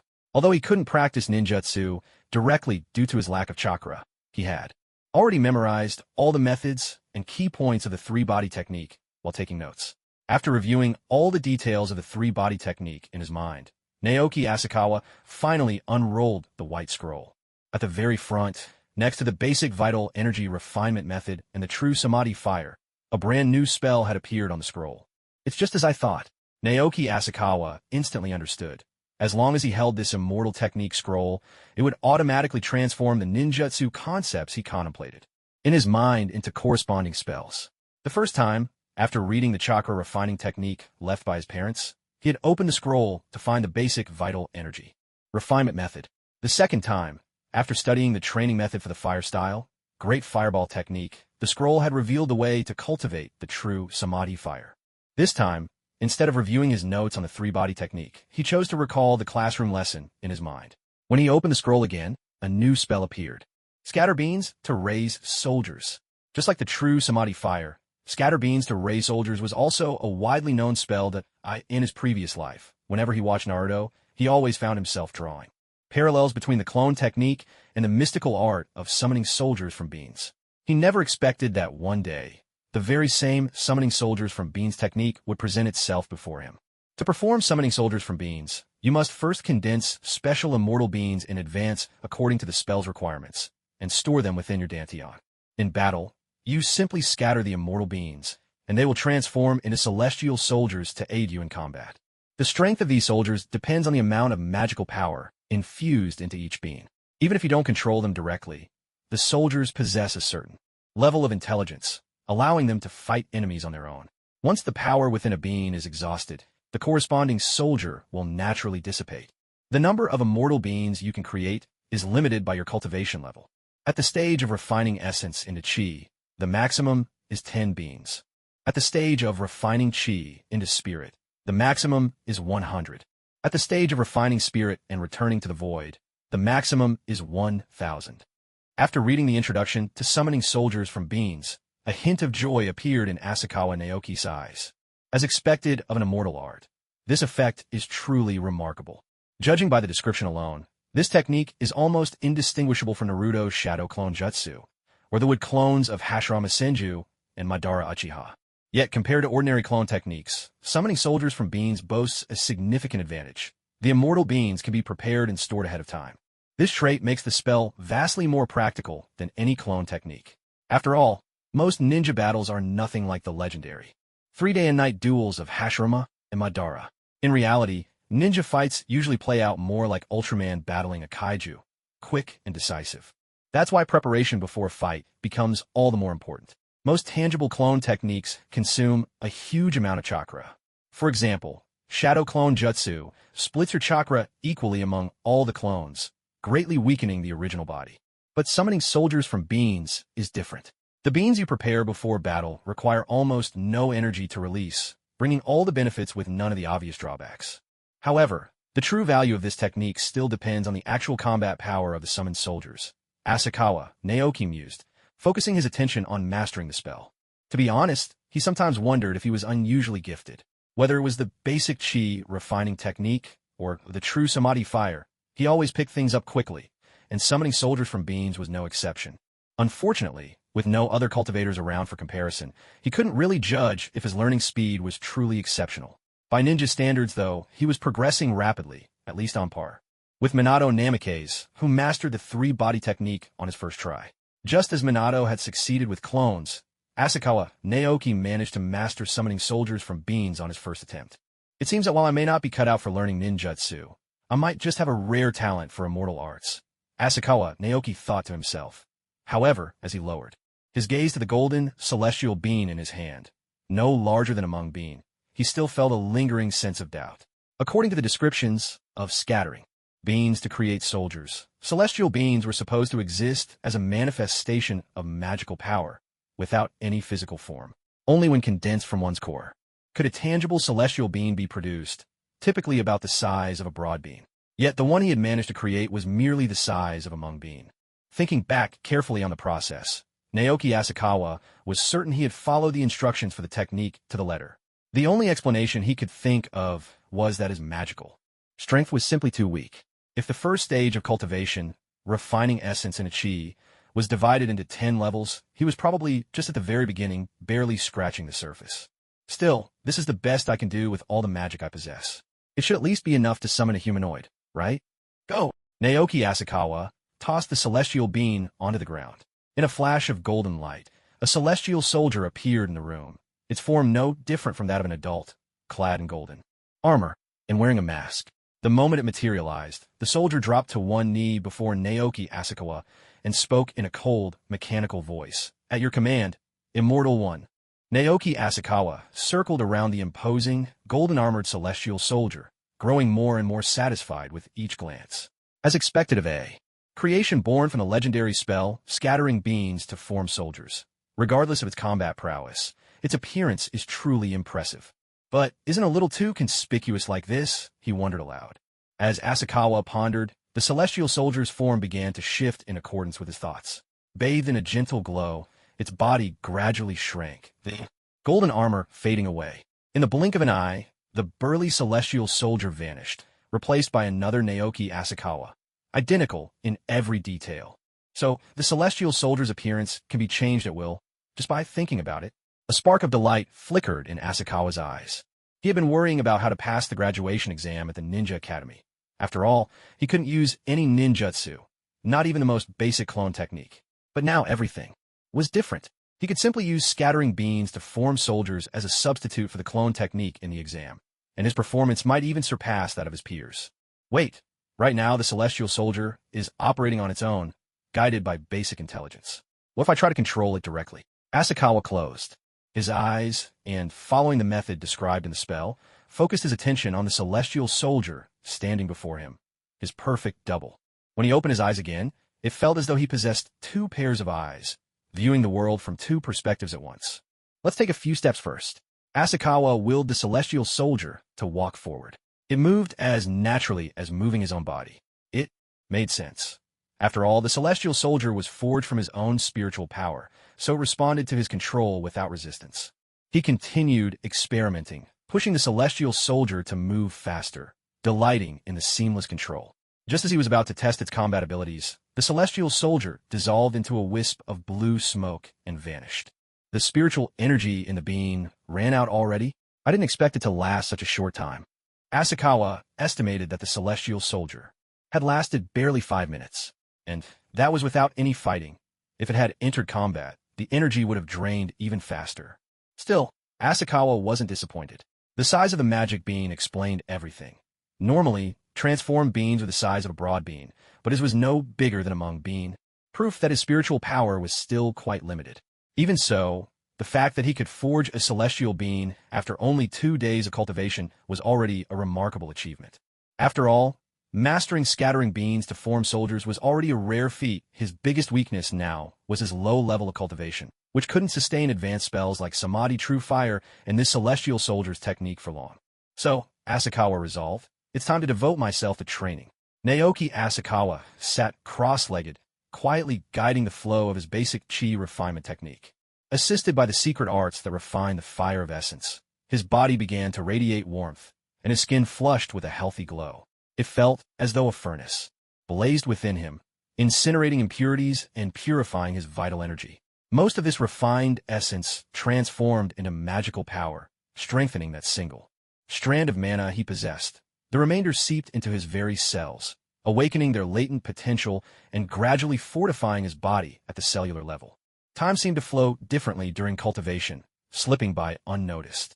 In the daily rhythm of commuting between the ninja academy and home, Naoki had now been in this world for a full year. Throughout that year, he never eased up on his training. While other classmates studied diligently, he cultivated. While others played, he still cultivated. At times, he found himself understanding those cultivation fanatics because the feeling of growing stronger was truly exhilarating. After a year of traversing this world, and nearly as long spent in relentless cultivation, Naoki finally broke through to the mid-stage of essence refinement. In that breakthrough moment, he distinctly sensed his dantian expand, capable now of containing more magical power.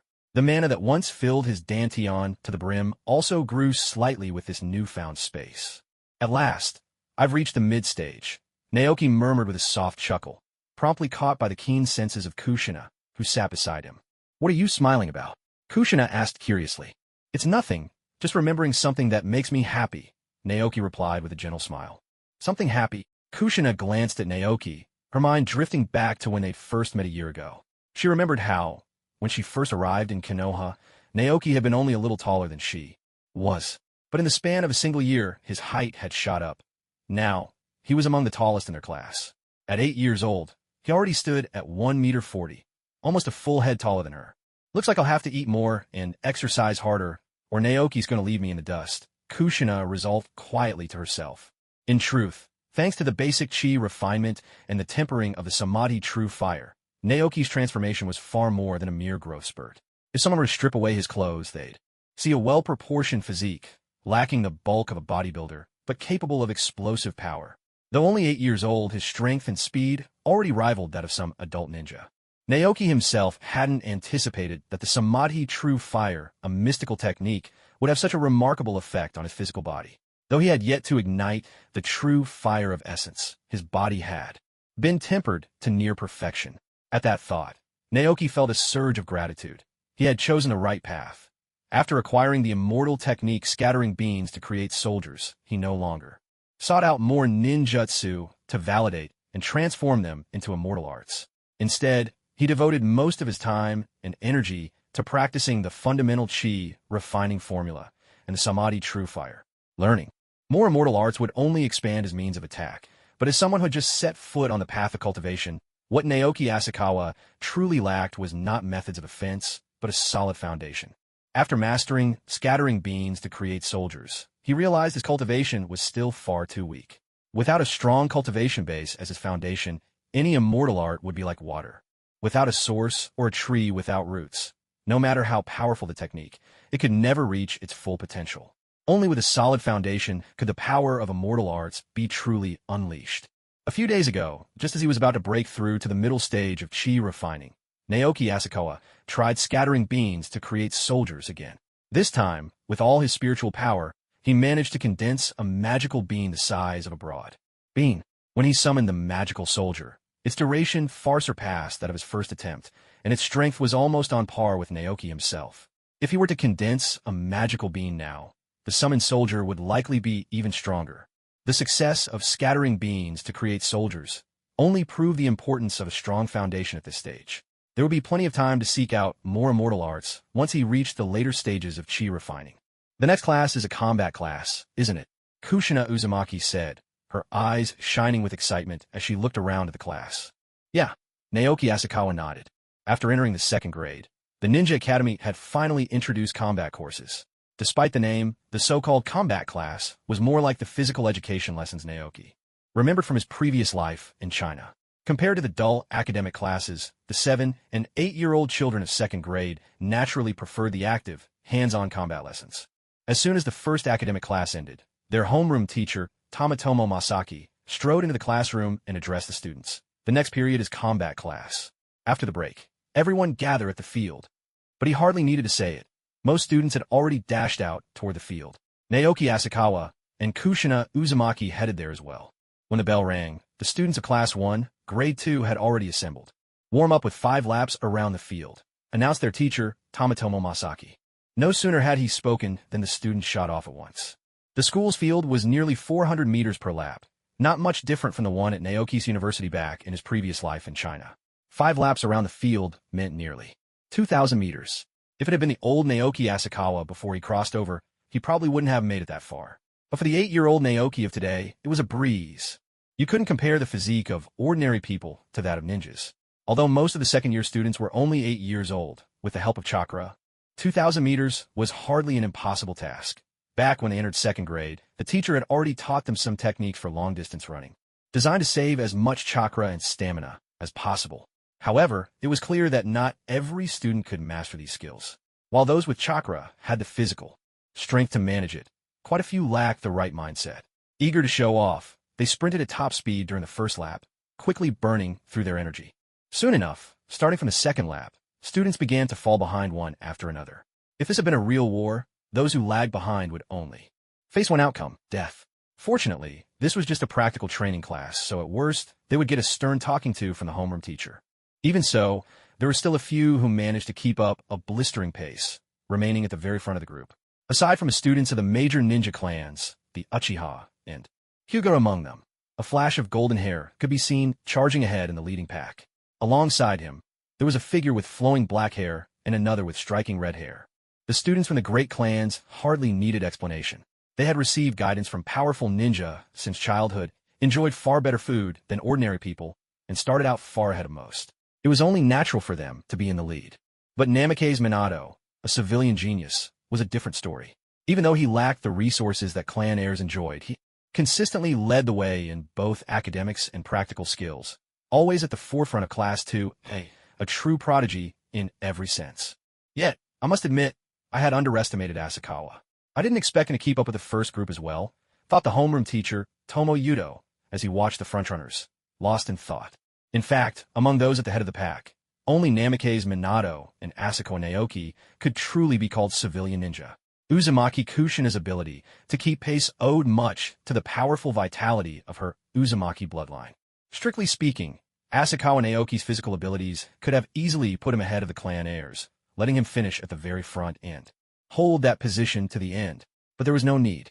Let Minato take the spotlight, he thought. All Asakawa needed to do was quietly grow stronger. After a while, the 5 laps around the field were finally complete. If anyone had been watching closely, they might have noticed that the students who finished at the back were flushed red, panting hard, while those in the leading group, the clan heirs, Nameki's Minato, Asakawa Naoki, and Uzumaki Kushina, showed only a faint flush on their cheeks. Even at this early stage, the gap between ninja was already becoming visible. Without a stroke of luck, those behind the first group would likely never become Jonin in their lives. Take a break. Get ready for shuriken throwing, Tomo Yudo announced. Nameki's Asakawa, Hyuga, and Nara. You 4 come with me to get the shuriken. Understood, sensei. The students that Tomoki Yudo called out were all from the first group, and their stamina was still holding up. The last person picked up a basket of shuriken. These shuriken looked and felt just like the ones commonly used by ninja, except they were made of wood. During shuriken training, to minimize the risk of injury, it was impossible to use real shuriken. Wooden ones ensured the students could train safely while still honing their skills. Once they brought back the 4 baskets of shuriken, the other classmates had mostly finished resting and were ready to start practicing their throws. Before the training began, Tomoki Yudo repeated the key points of shuriken throwing, as was his habit. First, never aim your shuriken at your teammates. When you throw, pay close attention to your grip, direction, and force.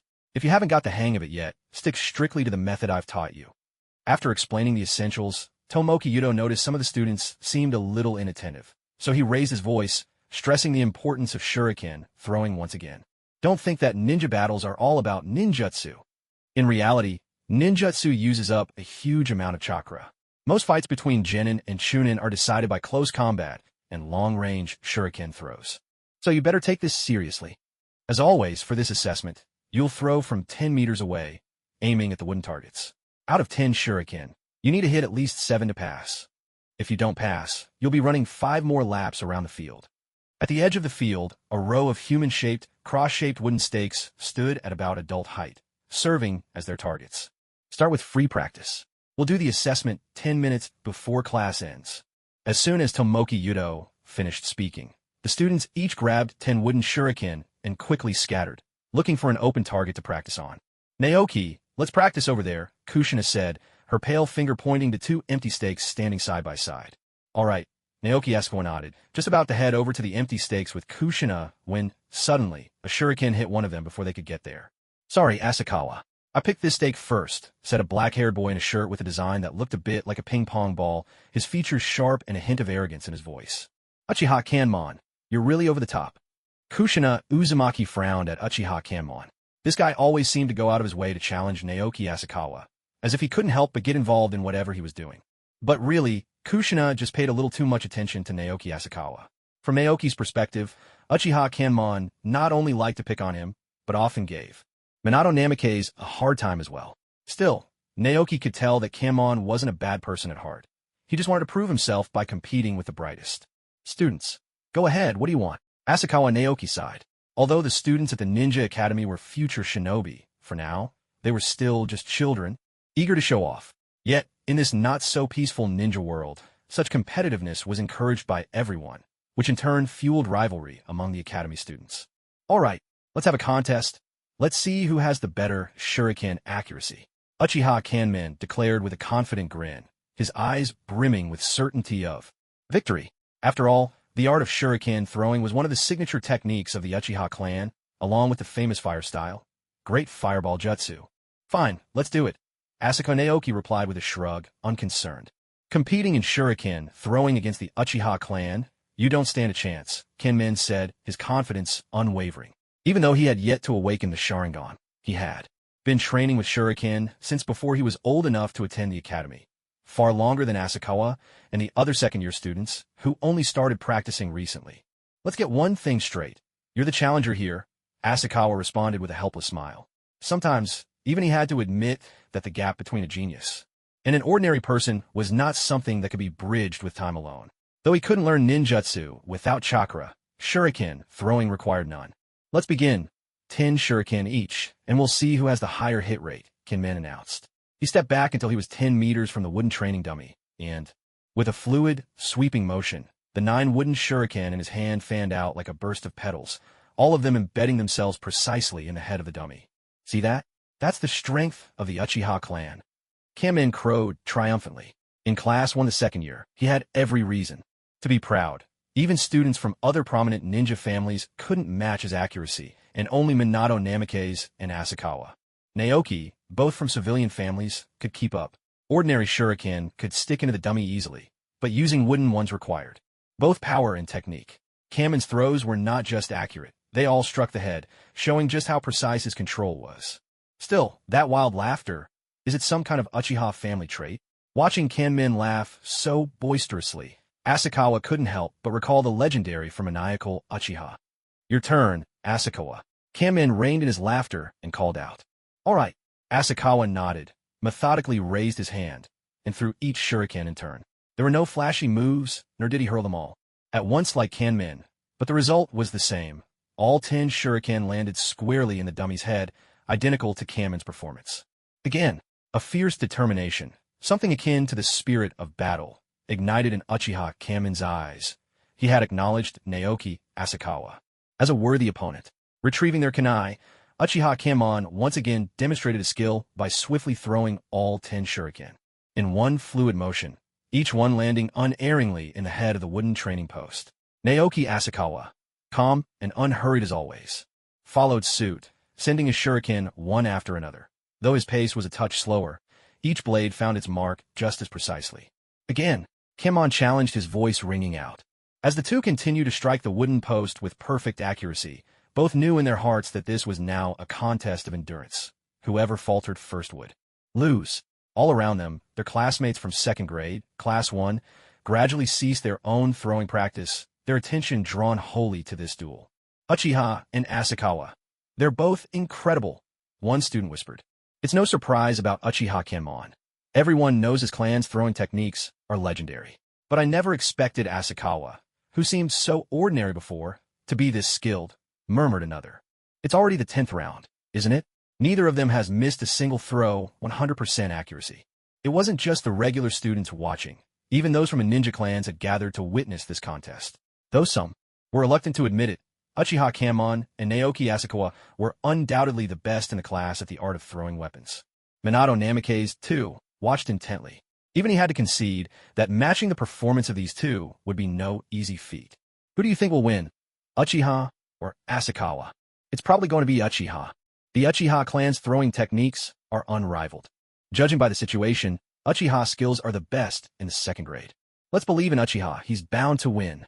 As she listened to her classmates' unwavering support for Uchiha Kenmon, Kushina Uzumaki couldn't help but bristle inwardly. Naoki is the strongest, she muttered stubbornly. Their homeroom teacher, Tomo Masaki, watched the scene unfold with genuine interest, making no move to intervene. It was precisely this kind of rivalry that nurtured true strength. On the battlefield, a single powerful ninja could hold off hundreds, even thousands of enemy shinobi. At the very center of the gathered crowd, as the contest wore on and both boys' stamina waned, the outcome hung in the balance.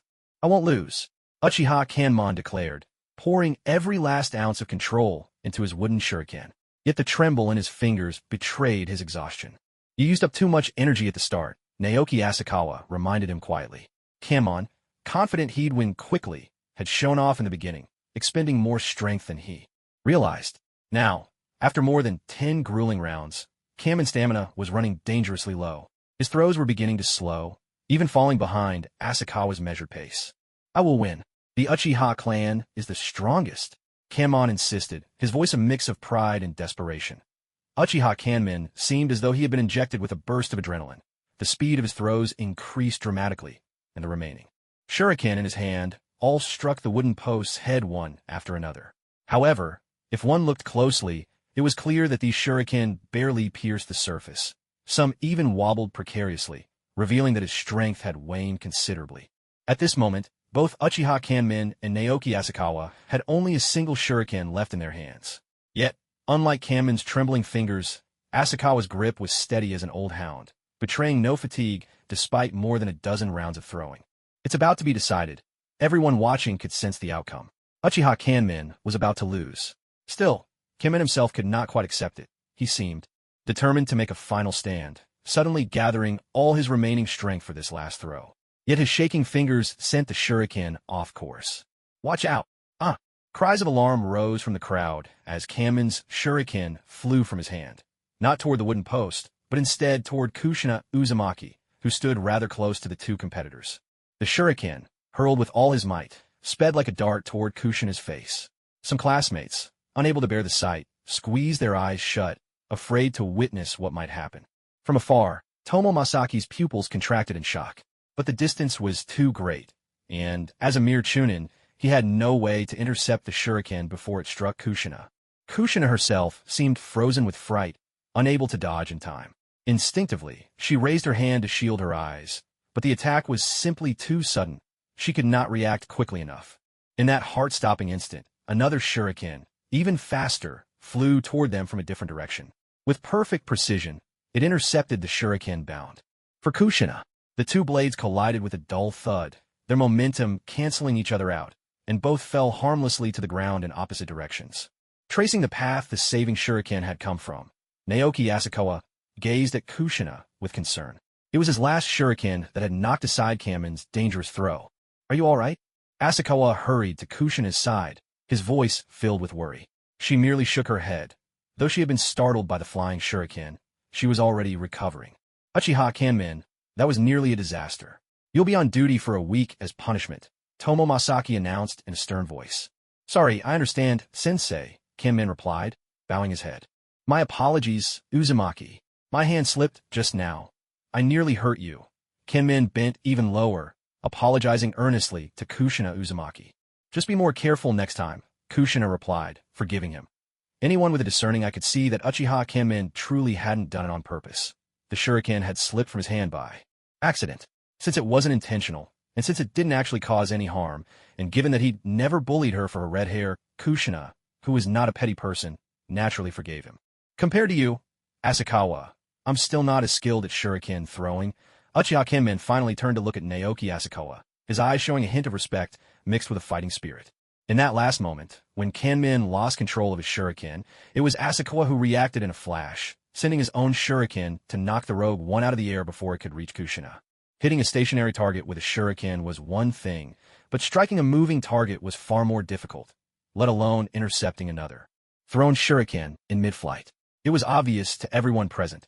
Naoki Asakawa's shuriken skills surpassed those of Uchiha Kanmen. But one day, I'll surpass you, declared Uchiha Kanmen, issuing his challenge. Very well. Asakawa nodded with a smile. I'll give you time to chase after me, until you can't even see my shadow. Ever since stepping onto the path of the sage, Asakawa had never worried about being overtaken. Those who were stronger than him. Now, he would strive to catch up to. As for those already weaker, the gap would only widen until even his shadow was out of sight. To boast would be arrogance, but to speak the truth was simply confidence. Hearing Asakawa's self-assured words, the students couldn't help but feel that what he said just might be true. Looks like the future won't be dull after all, thought Minato Namikaze, who had paused his own throwing practice not far away. 10 shuriken were embedded neatly in the head of the wooden post 10 meters ahead of him. Like Asakawa, Minato had hit every mark since the lesson began. All right, everyone gather up and get ready for the test. You'll each throw 10 shuriken. 7 hits count as passing, announced Yuto Masaki. If you fail, you'll run 5 laps around the field before class is dismissed. The school day quickly drew to a close. However, starting from the second year, students were required to stay for an additional training session after classes ended. Everyone had to remain at school to train, whether it was running to build endurance, practicing shuriken throwing, or working on the transformation jutsu. In short, whatever you were weakest at, that's what you trained. As for the transformation jutsu, Asakawa had never learned it, so he didn't have to practice. Building physical strength through running was no match for the swiftness granted by the threefold true fire, and the 2 kilometers run during each combat class was more than enough for him to adapt to his body's requirements. That left only shuriken practice. Shuriken throwing, unlike ninjutsu, didn't use chakra. It was all about skill and couldn't be transformed into sage techniques. Asakawa's ability to surpass Uchiha Kanmen in shuriken throwing wasn't due to talent alone. It was the result of his relentless practice. The influence of embarking on the path of cultivation played a part as well. Although he hadn't used any spiritual power when throwing, under the relentless tempering of the samadhi true fire, his body grew steadily stronger, as though his muscles and bones had been refined anew. Not only had his speed and strength increased, but his dynamic vision, reflexes, and bodily control had all far surpassed what they once were. It was on this foundation that he could so easily defeat Uchiha Kanmen. Go! Naoki Asakawa launched all 10 of his shuriken in one smooth motion. With a sharp whistling sound, each blade struck the heads of 10 wooden stakes, a feat even more challenging than Uchiha Kanmen's famed Heavenly Maiden scattering flowers. He knew this advanced throwing technique as well, but since it consumed so much energy, he usually chose not to display it. Naoki, let's go. Kushina Uzumaki called out, having finished her own training.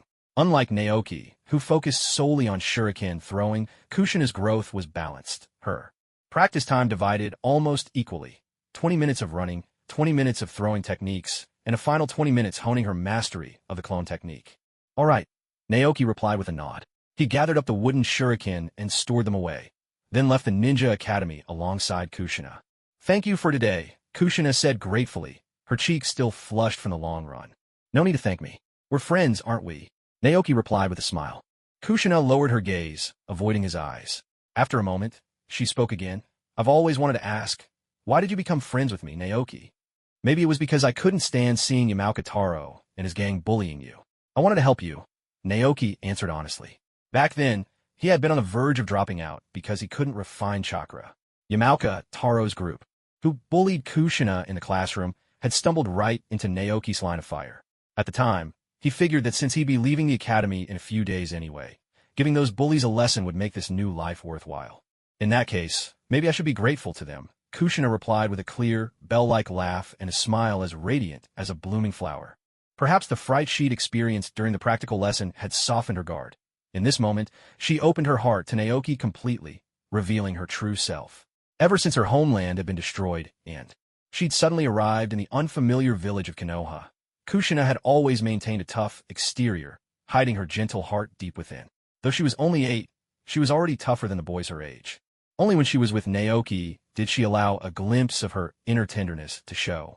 Perhaps, Naoki replied with quiet emotion. If Yamauka Taro and his friends hadn't bullied Kushina, given his personality, Naoki probably wouldn't have taken the initiative to speak to a girl.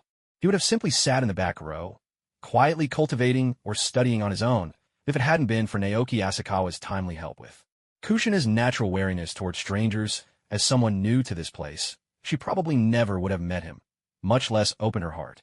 In the end, it was only the unlucky foursome of Tool men, led by Taro Yamauka, who ended up battered and bruised, marking the close of this small episode. Don't worry, as long as I'm around, I won't let anyone bully you, Naoki Asakawa promised with a gentle laugh. Okay, the girl replied softly. She nodded, a faint smile curling at her lips, her eyes sparkling with laughter. A rosy flush bloomed on her cheeks, like 2 crimson clouds rising up, but thanks to her red hair, it wasn't so obvious. Did Kushina misunderstand something? Naoki felt a headache coming on. Because of the constant wars in the ninja world, people's lives were generally short, which made children mature far beyond their years. It was common for kids to start falling in love in their early teens. Even in the peaceful era to come, when Naruto and Rock Lee were still in ninja school, they already liked Sakura. Hinata liked Naruto, and Sakura liked Sasuke. All that. And that was in calmer times, let alone now, with the world still so unsettled. The truth was, Naoki really didn't have any interest in children who hadn't even grown up yet. He wasn't some lullican.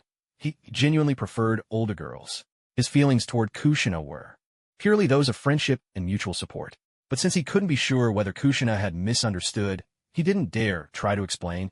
It would only make things even more awkward. At last, the two of them parted ways at the ninja school, waving goodbye before heading off toward their respective homes, putting an end to the awkwardness that had hung between them. After saying goodbye to Kushina, Naoki walked home alone. Along the way, his mind was busy with thoughts. First and foremost was the relationship between Kushina Uzumaki and Minato Namikaze. After all, Naoki had watched Naruto and was always fond of the pair. But watching anime was one thing, living life was another. The real Kushina was a living, breathing person, not just an item to be handed over to someone else. If he truly liked her, he certainly wouldn't let go so easily. As for the idea of cuckolding Minato, well, Naoki saw himself as a champion of true love, not someone who'd steal another's partner. The term cuckold applies when someone forcibly takes another's spouse, but Kushina and Minato had only just met, and their relationship was no different from that of ordinary classmates. There was no foundation for any deeper feelings. Could you really call it cuckolding when there were no special emotions involved, just a simple connection between two classmates? As things stood, Kushina's feelings for Naoki weren't especially obvious. If anything, they resembled friendship more than anything else. That left him a bit uncertain. Forget it. I'm so weak right now. Who has time for romance? Naoki shook his head, casting aside all unnecessary thoughts. He was much like his previous self in this regard, instinctively brushing aside matters of the heart. In his past life, it was because he had no money. In this one, it was because he simply wasn't strong enough, arriving at the commercial street. Naoki Asakawa, as usual, ate 5 bowls of ramen at the noodle shop, replenishing his energy for practicing the basic chi refining technique and some Mahdi True Fire later that night. Only then did he slowly leave under the owner's unconcerned gaze. Boss, is that kid a ninja from the Akimichi clan? He eats so much, a curious customer asked. I don't think he's from the Akimichi family. He's quite slim and actually looks rather handsome, another chimed in. No idea. Maybe he's a ninja training in taijutsu, the owner replied with a smile and shake of his head. A good appetite is a blessing. As long as he pays and doesn't waste food, I'm happy to serve him. Naoki Asakawa paid no attention to the conversation between the owner and the customers. His mind was fully immersed in circulating the basic chi refining technique. So absorbed was he in his cultivation that he failed to notice how the number of pedestrians on his way home dwindled with every step. It was always a sparsely traveled path, but tonight it was eerily empty, almost not a soul in sight. In fact, it seemed as though Konoha's townsfolk were subconsciously avoiding this street altogether. Had there been a ninja with keen spiritual senses and sharp observation, they might have realized that a subtle Jinjutsu had been set up around this area. Under its influence, anyone intending to walk this way would instinctively avoid it, taking another route to reach their destination. However, thanks to his practice of the basic chi refining technique, Naoki Asakawa's spiritual strength, though not yet honed into true spiritual consciousness, was already greater than most ninjas, giving him a higher resistance to Jinjutsu. Ironically, this strong resistance brought him no benefit tonight. Instead, it led him straight into danger. If he'd been just an ordinary person, caught in the illusion and following instinct to take a different route, he might have avoided this situation entirely. Suddenly, Naoki snapped out of his meditative state and realized he was completely alone. What's going on? His pupils widened slightly, a sense of danger creeping up inside him. After all, it was only the 35th year of Konoha. The Second Ninja World War hadn't even broken out yet. He'd always assumed Konoha was safe, which was why he felt comfortable practicing on his way home. He never expected he'd end up putting himself at risk. But this Jinjutsu probably wasn't set up for me, he reasoned. By now, if he hadn't noticed the illusion around him, he'd truly be a fool. But he was fairly certain the trap wasn't meant for someone like him. A small fry like himself would have been snatched up easily and wouldn't warrant such elaborate measures. So, as long as I keep my head down and walk home quietly, nothing should happen, he thought. Despite this reasoning, Naoki remained on high alert, his vigilance at its peak. Outwardly, however, he continued to act as if nothing was amiss. How did this guy get in here? A glance swept over Naoki Asakawa, but after a brief moment of contemplation, seeing that he betrayed no sign of unease, the observer ultimately decided not to startle him. With his keen mental acuity, Naoki sensed that subtle gaze, yet he maintained a calm and unaffected demeanor. When the gaze passed over him without any further action, Naoki realized that, for now, he was safe. He allowed himself a small measure of relief in his heart, but his body gave no outward sign. His heartbeat didn't even quicken. As long as I can reach that place. Naoki could already make out the distant outline of the village at the end of his line of sight, his home. Though his house was situated in one of Konoha's more remote corners, it was still home to many of the village's residents. Whoever had set this trap likely wouldn't dare to cause trouble there. So as long as he could get home, he should be safe. In that instant, Naoki's longing for home reached its peak. Never before, in this life or his previous one, had he felt such a profound sense of belonging. Yet at that very moment, a girl appeared. She wore black, her long dark hair framing gentle, elegant features, and she emerged quietly from the road behind him. So she was the real target all along. The moment Naoki caught sight of her, he was certain this black-haired girl was the true target of the mastermind behind the scenes. Although he didn't know her, he sensed a noble air about her, the kind that could only come from a prominent clan, something utterly different from the aura of children born to commoners. While Kushina's straightforward nature made her seem little different from other village children, Naoki had picked up on a similar refined quality in her, a presence cultivated from childhood within a great family. Sure enough, as soon as the black-haired girl appeared, the hidden assailant who had earlier glanced at Naoki finally made their move. A chain shot out from the trees at the roadside, slithering like a snake as it darted toward the black-haired girl, aiming to ensnare her. Although the girl was momentarily startled, she quickly regained her composure, her feet moving lightly as she leapt back in retreat. But the chain was far more nimble than she had expected, twisting midair to pursue her even as she dodged. Just as the chain was about to coil around her, a pebble suddenly flew from the opposite side, striking the chain with perfect accuracy and breaking its momentum, causing it to fall limply to the ground. The ninja concealed by the roadside looked in Naoki's direction. The instant the stone had been thrown, Naoki had already turned and dashed at top speed in the opposite direction for where the black-haired girl had come. Damn kid, if I'd known, I would have taken care of him first. The hidden ninja hadn't expected that an attack from a Jonin could be thwarted by a mere student of the Ninja Academy. Although they were eager to eliminate Asakawa Naoki, who had disrupted their plans, the shadowy ninja ultimately decided to pursue the girl in black instead. While Asakawa Naoki was helping the black-haired girl out of her predicament, a secret plot was unfolding inside an ancient, stately building within the Uchiha clan compound. Has Setsuna succeeded? A middle-aged man inquired. There shouldn't be any problems, third elder, answered a somewhat younger man. Setsuna is our clan's newly promoted Jonin, blessed with the 3-tomo Sharingan. Dealing with a little girl who isn't even a ninja, he won't fail. Third elder, you worry too much, an older middle-aged man chimed in. What you should be considering is how we can force the old man to hand over his power once we have the grand elder's granddaughter in our grasp. Second elder, third elder, using Mikoto to threaten the Grand Elder. Aren't we going too far? A younger Uchiha voiced his doubts. Junpei, you still lack the resolve, the third elder admonished sternly. Those who achieve greatness cannot be constrained by petty scruples.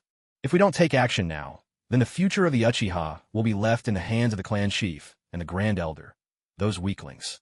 Back when Lord Madara Uchiha and Hashirama Senju led our clan and the Senju to found Konoha, it was agreed that Hashirama would serve as the first Hokage, and once he stepped down, Lord Madara would become the second Hokage. But after Konoha was established, the position of second Hokage was given to that guy Tobirama Senju instead. And all they handed our Uchiha clan was the post of Konoha military police, an outrageous insult. A village so faithless as Konoha is not worth our loyalty. Yet the clan chief and Grand Elder are content with the status quo, feasting on Konoha's scraps as if they were delicacies. The Uchiha have never been anyone's chain dogs. So now we'll see just how much that old man values his precious granddaughter. Clearly, those present in this room were all Uchiha, or more precisely, the hawkish faction within the clan. After Hashirama Senju and Madara Uchiha established Konoha, the Uchiha initially remained fairly united. But after Madara's departure, even though no other Uchiha left with him, cracks began to form within the family. The clan chief and the three elders, who held most of the Uchiha's power, found their views drifting further apart. The clan chief and Grand Elder favored building Konoha together, making them the so-called doves or moderates of the family. The second and third elders, on the other hand, were even more supportive of launching a rebellion, seizing power in the Hidden Leaf, and reclaiming the position of second Hokage that Tobirama Senju had taken. This was the stance of the hawkish, hardline faction. Currently, within the Uchiha clan, the power held by the clan head and the first elder, who led the dovish faction, far surpassed the influence of the hawkish faction led by the second and third elders. Therefore, if they wished to spark an uprising, they first needed to wrest power from the first elder and the clan head, uniting the Uchiha clan under their leadership. The first elder's children had perished years ago during a mission, leaving him with only one beloved granddaughter, Mikoto Uchiha, his sole weakness. This was precisely why the hawkish faction intended to kidnap Mikoto Uchiha. They wanted to see for themselves whether the first elder would value power in his hands or the life of his only granddaughter more. Do you realize your mistake, Junsuk? The sharp gaze of the second elder fell upon Uchiha Junsuk. Despite the fact that this young man had awakened the three-tomo Sharingan in his early 20s, they still hoped he could go even further. Yes, elders, I understand. Uchiha Junsuk bowed his head and admitted his fault. To recognize one's mistake and change is the sign of a good child, the third elder said with a relieved smile. None of them noticed that as Junsuk bowed his head in apology, the crimson three-tomo Sharingan in his eyes was quietly spinning.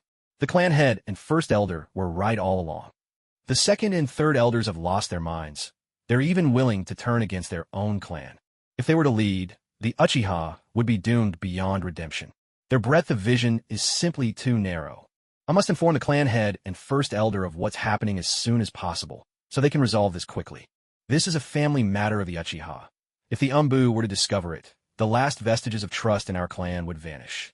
A flurry of thoughts swept through Uchiha Junsuk's mind in an instant, and at the same time, he sent out a message using a special ninja art. If Naoki Asakawa had known what was happening here, he could only sigh and remark that the Uchiha clan certainly produced its fair share of traitors. Whether it was Junsuk Uchiha now, or Shursui and Itachi from the original Naruto world, they were all once the clan's most promising geniuses, only to become the very traitors who turned against their kin. But at this moment, Naoki Asakawa had no time for such irony. He was in the midst of a life-or-death crisis.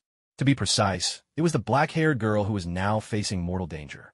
Right now, Naoki Asakawa hadn't realized that the gentle, graceful young woman before him, looking only a couple of years older than Kushina, was none other than Mikoto Uchiha, the future mother of Itachi and Sasuke.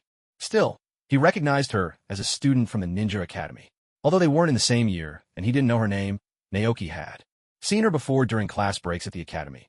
After his first ambush failed, Uchiha no longer tried to remain hidden by the roadside. In a blur of swift movements, he closed the distance to Uchiha Mikoto in just a few heartbeats. At this moment, Uchiha was clad entirely in black, his face bearing traces of disguise. There was nothing on him, a forehead protector or any other item, that might reveal his identity. At first glance, Asakawa Naoki did not realize that Uchiha belonged to the Uchiha clan. Instead, his mind raced to the Cloud Village. Ninja from the world of Hokage, those who had twice tried to kidnap Kushina, Uzumaki, and Hinata Hyuga. Although their lives might not have been in immediate danger when captured, it was all too clear what fate awaited them if they were taken to another village. Their very existence would be reduced to that of breeding tools, nothing more than vessels to bear children with rare bloodline limits. I could run away now. It's because I'm still too weak, Asakawa Naoki told himself. Besides, I did step in to help her just a moment ago. If I keep running this way, at worst, he'll just go after that girl instead. That way I'll be safe. He repeated these thoughts over and over, trying to reassure himself that he had already done his part by helping the dark-haired girl. No one could blame him for choosing to flee now. Yet, even with 1,000 excuses weaving through his mind, he could not overcome the barrier in his own heart. This world was not the 2D world of Hokage he had watched on a screen in his previous life. This was the real shinobi world. Here, death was final. There were no second chances. He could not simply stand by and watch someone die, not when there was still hope. With this thought, Asakawa Naoki made his decision in an instant. As he ran forward, deep within his dantian, the 5 senzu beans merged into one. He solidified the merged senzu bean, concealed its presence to the utmost, and transformed it into a transparent shape. Using a special technique, he hurled it toward the direction where Uchiha Makoto was fleeing. In that very instant, at a spot unnoticed by Uchiha Sha, the senzu bean landed, and between Uchiha Sha and Uchiha Makoto, a man appeared. He was currently the strongest in the Hidden Leaf Village, a man both feared and hated by the Uchiha clan. The newcomer looked to be around 40, with short black hair and a slender build, dressed in a plain black outfit. Upon his head rested the hood that marked him as Hokage. Though he didn't force a stern demeanor, his presence alone radiated a natural authority that needed no words. He was none other than the 3rd Hokage of the Hidden Leaf Village, Hiruzen Sarutobi. In the Hidden Leaf, there was no one who did not know Hiruzen Sarutobi. If you were to ask the villagers the name or appearance of the daimyo of the Land of Fire, many wouldn't have an answer. But if you asked who the current Hokage was, nearly everyone would reply. 3rd Hokage, Lord Hiruzen Sarutobi. Even if one has never seen them in person, the face is carved into the Hokage rock of the Hidden Leaf Village are those of the 1st Hokage, Hashirama Senju, the 2nd Hokage, Tobarama Senju, and the 3rd Hokage, Hiruzen Sarutobi. In the original memories of Asakawa Naoki, he had also seen Hiruzen Sarutobi's likeness, combined with the miraculous art of the scattering beans to create soldiers technique. His imitation of Hiruzen Sarutobi's transformation at this moment was utterly flawless. The instant Hiruzen Sarutobi appeared, Uchiha Setsuna, who was poised to apprehend Uchiha Makoto, felt his pupils contract, as if his entire world were breaking apart in a cataclysmic earthquake. Why is the 3rd Hokage here? How can the 3rd Hokage's body flicker technique be this formidable? It has to be, yes, it must be that guy, Junpei, who ratted us out. That indecisive fool, it must have been him who leaked our plan. His guess was only half right. Uchiha Junpei had indeed betrayed them, but he had reported to the clan head and the grand elder of the Uchiha, not to the 3rd Hokage. In fact, before the operation even began, Uchiha Junpei hadn't known about the plan at all. Otherwise, the whole affair would have been over before it even started. In an instant, Uchiha Setsuna's emotions were thrown into complete turmoil. Shock, despair, and fury threatened to drown him. It was supposed to be a simple mission, just capture Uchiha Makoto, who hadn't even graduated from the ninja academy yet. He could accept being tripped up by an unexpected little brat, but why did the 3rd Hokage himself have to show up? Facing Hiruzen Sarutobi, the 3rd Hokage, a figure whispered about with awe and fear among the Uchiha, their reputed nemesis, Setsuna didn't even have the courage to strike.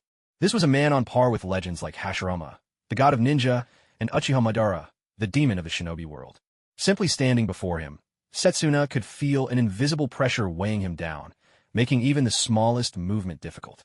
By contrast, shielded by the transformed Hokage's guardian, Uchiha Makoto felt an indescribable sense of safety. So this is the power of the Hokage? The Hokage isn't as ruthless as Grandpa and the others always said. Usually mild and gentle, Uchiha Makoto couldn't help but feel a hint of admiration for Hiruzen Sarutobi at this moment. Far away, controlling the transformed guardian, Asakawa Naoki had no idea what thoughts were running through the minds of those cowed by his creation. He himself was under tremendous pressure, his mind working at lightning speed. Though he'd managed to subdue Uchiha Setsuna with his imitation of Hiruzen Sarutobi, the next step was even more crucial. While he remembered the 3rd Hokage's demeanor from the original memories, he knew little about the lofty leader himself. Not speaking was fine, but the fear was that once he opened his mouth, his disguise would be exposed. Why are you still standing there? If you run, I promise I won't chase after you. Naoki Asakawa expected Setsuna Uchiha to realize he was outmatched and try to escape, but Setsuna showed not the slightest intention of running away. The difference in their abilities was as vast as a chasm, making any attempt to flee utterly impossible. Run as much as you like. The Konoha police force will catch you. Asakawa controlled the voice of the Senjubin as closely as possible to Hiruzen Tsurutobi's, the third Hokage. If someone deeply familiar with the third Hokage like Danzo Shimura or his 3 disciples had been present, they might have seen through the disguise immediately. But Setsuna Uchiha's familiarity with the third Hokage was on par with Asakawa's, and under such overwhelming pressure, he failed to notice anything amiss. The moment the fake Hokage's voice fell silent, a glimmer of hope suddenly sparked in Setsuna's eyes. The third Hokage hasn't seen through my disguise. If I can just get out of here, the Konoha police force is made up of my own clan. They'll never capture me. Even if it means betraying Konoha, I have to survive. At this moment, Setsuna Uchiha seemed possessed, his mind clouded by immense pressure, and bolted madly in the opposite direction. Watching Setsuna vanish from sight in a blur, Naoki Asakawa finally allowed himself to relax a little. This guy definitely had the strength of an elite Jonin. If he had realized the Sarutobi Hiruzen before him was an imposter, even a sneak attack from the Senjubin would probably have failed. Though Asakawa had stepped onto the path of cultivation, he'd only trained for a year. He knew full well his own limits. Give him 2 more years, and perhaps he could defeat Setsuna Uchiha, but now was still too soon. We need to go now. Once Setsuna was gone, Asakawa quickly doubled back, grabbed Mikoto Uchiha's hand, and darted toward the shopping district. This place was still too far from his own home. In comparison, the shopping street was not only closer, but always bustling with ninja and patrolled by members of the Uchiha clan from the Konoha police force, making it obviously much safer. Mikoto Uchiha was still a bit dazed, her beautiful dark eyes filled with confusion. The Hokage is right here. Why are we running away? And this boy, isn't he the same one I saw a year ago? But as she looked at the third Hokage, who now stood motionless after losing Asakawa's control, the truth slowly dawned on Mikoto. So it was just a shadow clone and transformation jutsu disguising as the third Hokage. No wonder the Hokage didn't apprehend the man in black right away. So it wasn't the Hokage who saved me. It was his classmate. Though she no longer felt the sense of safety brought by the third Hokage's presence, Mikoto Uchiha, at this moment, was no longer gripped by the fear and despair she had felt when facing Setsuna Uchiha alone. That it was simply because the hand that Naoki Asakawa held hers with gave her a strange sense of security. Mikoto Uchiha was deeply curious about Naoki Asakawa, his name, why he was here, and why he would risk himself to save her. But the situation was urgent, and she was a girl who knew how to prioritize. She hadn't asked a single question along the way, only allowing herself to be pulled along as Naoki Asakawa hurried them toward the shopping district. As Naoki Asakawa led Mikoto Uchiha in a rapid dash toward the commercial street, Shana Uchiha, who had been fleeing in terror like a cornered animal, finally regained a bit of composure. A sudden flash of insight struck him. Something didn't feel quite right. Even if his disguise had fooled the third Hokage, and his identity remained hidden, there was no reason he should have been allowed to escape so easily. The third Hokage was famously ruthless, not the type to let a fugitive go free. Moreover, he had always harbored hostility toward the Uchiha clan. How could he possibly trust the Konoha police force? Even if he did let him go, it should have been to let the Umbu apprehend him, not simply let him run. Was that really Hiruzen Sarutobi? Was it a fake? As the thought struck him, Shana Uchiha felt like a complete fool, as if he'd been kicked in the head by a mule.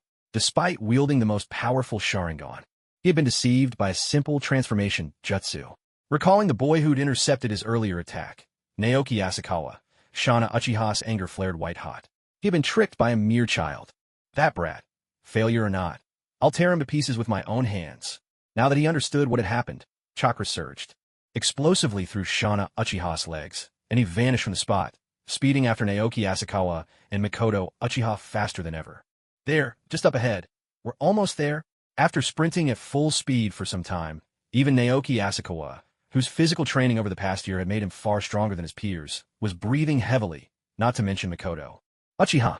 Though she was 2 years older than Naoki, at 10 years old Mikoto was only about his height, and her stamina couldn't quite keep up. Fortunately, Naoki kept a firm grip on her hand, helping her match his pace as best she could. The commercial district of Konoha finally came into view, and the number of villagers on the street increased. Just a little farther, and they would be out of the Jinjutsu's reach. The mastermind had cast the illusion to drive away the nearby villagers, isolating the area in order to quietly abduct the black-haired girl without drawing attention. If they could blend into the crowd, even if they weren't out of danger yet, at least their pursuers would have to think twice before acting. But Naoki Asakawa hadn't anticipated just how fast Shana Uchiha could be. Just as they were about to escape the illusion's boundary, Shana, clad in black, appeared before them. A single figure standing like an impassable chasm, the surge of formidable chakra erupted from Uchiha Setsuna, enveloping both Naoki Asakawa and Uchiha Mikoto in a suffocating sense of impending death. In truth, Setsuna was exceptionally powerful, even without resorting to the Sharingan. His abilities were more than enough to qualify him as a Jonin. And once he awakened the three-tomo Sharingan, Setsuna could easily defeat most Jonin. Had he belonged to any other clan, be it the Sarutobi, Shimura, Hyuga, or Nara, he would have been promoted to Jonin long ago. Yet, simply because he was born into the Uchiha, Setsuna's promotion request had been left to gather dust in the Hokage's office. Watching as his less capable peers advanced ahead of him, Setsuna's heart was constantly scorched by jealousy and bitterness, a torment he endured day after day. It was within this torment that Setsuna was finally embraced by the Uchiha's hawkish faction, under the second and third elders, and became one of their strongest young members. I don't know why you want to capture me, but he's innocent. Now, blocked by Setsuna, Mikoto spread her arms wide, slowly stepping in front of Naoki Asakawa to shield him. Naoki, too, was taken aback. He hadn't expected that this black-haired girl he'd just rescued would now stand up for him, willing to risk herself to save his life. I don't even know your name yet, but thank you for saving me, Mikoto said, turning her head to look at Naoki with a flicker of hope in her eyes. Then she continued softly, if I can make it out alive, Born into the powerful Uchiha clan, Mikoto's life had its blessings, but also its curses. On one hand, she was spared the hardship of ordinary ninja life, the endless missions, and toil. As the only and most beloved granddaughter of the great elder, Mikoto never needed to worry about her livelihood, even if she never worked a day in her life. But fate was not so kind. In a clan obsessed with bloodlines, and as the great elder's direct descendant, her future had been mapped out since birth, to marry the clan leader's son, purify their bloodline, and bring forth even stronger heirs. Uchiha Fugaku, the clan leader's son, was no wastrel. On the contrary, he was one of the most talented young ninjas of his generation. Yet perhaps because they had grown up side by side, Mikoto felt nothing for him. The prospect of marrying someone she felt no affection for did not trouble her, almost as if she'd accepted her fate, unwilling to struggle against it. That was until a day 1 year ago. Sitting by the classroom window, 2 years ahead of Naoki Asakawa and Kushina Uzumaki, Mikoto happened to witness a small commotion in a corner of the ninja academy. Uchiha Mikoto witnessed it, at the moment when Kushina Uzumaki was cornered and bullied by Yamashita Taro and his gang of 4, Asakawa and Naoki, charged at them with unwavering resolve. In that instant, Mikoto's heart was unexpectedly stirred. Perhaps it was the classic tale of a hero rescuing a damsel in distress, or perhaps it was that fearless courage. Whatever the reason, for a fleeting moment, Mikoto even envied Kushina, the one being bullied. But she quickly suppressed that feeling, for her fate was already sealed, and her future had long been arranged for her. After that day, Mikoto didn't bother to find out more about Asakawa Naoki or Uzumaki Kushina. She knew that, barring some miracle, their paths would never truly cross in the tapestry of destiny. Until recently, at the very moment she was about to be caught by Uchiha Setsuna, that boy once again stepped forward. The difference was this time, it was her Uchiha Mikoto who needed saving. In the instant Asakawa, Naoki seized her hand and pulled her away from danger, Mikoto made a quiet decision in her heart. If she survived, she wanted to try, just once, whether she could resist the fate laid out for her. As Naoki pulled her along, running toward the commercial district, Mikoto was breathless, her legs aching as if they no longer belonged to her. Yet, since she could remember, she had never felt so free. Sadly, the moment Uchiha Setsuna appeared, all of that ended abruptly. Both her fleeting taste of freedom and the future she had yet to fight for were cut short, all at once. In that moment, a pang of regret welled up in Mikoto's heart. If, a year ago, she had approached Asako and Naoki after witnessing that scene, perhaps she might have gotten to know this boy sooner. Hell, let him go. Uchiha Setsuna's eyes glinted with mockery and bloodthirsty delight as he continued. If this brat hadn't meddled, I wouldn't have bothered with him. Who would have thought he'd dare to use the third Hokage to make a fool of me? Today you get to live, but this little brat must die. When the boy transformed into the third Hokage in front of him, Setsuna had fled like a desperate cornered dog. Once he saw through the disguise, his ludicrous pride was deeply wounded by his own panicked retreat. Now, Asakawa, Naoki mattered more to Setsuna than even Uchiha Mikoto herself. Even if Mikoto escaped, Setsuna would never let this boy who had humiliated him get away. Count your blessings, kid, Setsuna sneered. If time weren't so tight, I wouldn't let you die so quickly. If you want to kill him, you'll have to kill me first. Uchiha Mikoto showed no intention of retreating. She stood firmly in front of Naoki Asakawa, yet a trace of apology flickered in her eyes as she glanced back at the young man behind her. If not for her, that boy behind her would surely have had a brighter future ahead. Go to hell. Just as Uchiha Setsuna prepared to strike, a figure appeared out of thin air behind him. To dare commit violence in broad daylight within the Hidden Leaf Village, you must have quite some nerve, came the voice of Hiruzen Sarutobi from right behind Setsuna. But this time, he wouldn't be fooled again. Kid, your clone technique and transformation jutsu are quite impressive, Uchiha Setsuna sneered coldly. Even I didn't notice any flaws. But do you really think, having been tricked once, I'd fall for the same trick a second time? Setsuna turned around, coming face to face with Hiruzen Sarutobi, the same figure who had appeared once before. The first time they met, Setsuna had been too tense to think it through. Now, in retrospect, there were too many suspicious details for Hiruzen Sarutobi to show up here and not attack him immediately. That alone was a glaring inconsistency. Go to hell. This time, Setsuna didn't even bother to draw his blade. He simply swung the chain in his hand, intent on dispersing this clone before him. As for using ninjutsu, deploying ninjutsu against a kid who hadn't even graduated from the academy would be an insult to the name of Uchiha Setsuna. As Setsuna made his move, Naoki Asakawa quickly grabbed Mikoto and pulled her away in the opposite direction, trying to put as much distance as possible between themselves and Setsuna. Do you really think you can get away? Setsuna sneered coldly to himself. He simply wanted to shatter this Sarutobi Hiruzen clone and avenge the humiliation of being tricked. The clone technique, taught at the academy, only produced illusory copies. A light touch was enough to dispel them, hardly taking even a second. Against two kids who hadn't even graduated, a few seconds was all he needed. Yet something unexpected happened. The chain in his hand collided with a solid body. A solid clone? Or could this really be the third Hokage himself standing before me? The thought startled Setsuna, sending a shiver down his spine. But in the next instant, he reasoned it away. If this truly were the third Hokage, how could his chain possibly make contact? Annoyed at having startled himself, Setsuna's anger toward Naoki Asakawa only deepened. Normally, a ninja's transformation jutsu was used to disguise oneself as an object to deceive enemies. But this kid had really picked a daring target. He actually transformed himself into the current Hokage. The sudden appearance of the third Hokage, coupled with Sarutobi Hiruzen's formidable reputation, could easily make anyone jump. If Setsuna weren't in the middle of something so illicit, he would have reported Naoki Asakawa for using transformation jutsu to impersonate the Hokage and commit fraud. But right now, all he wanted was to tear apart the solid clone in front of him, the one that had transformed into Hiruzen Sarutobi. No matter where this kid had learned such a corporeal clone technique, he had to destroy it, tear it to pieces, along with the demons lurking in his own heart. Otherwise, this frustration might haunt him for a long time. Break for me. Uchiha Setsuna yanked the chain, pulling the clone that looked like Hiruzen Sarutobi closer, then thrust his hand toward the clone's heart. No matter what kind of clone technique this is, just die already.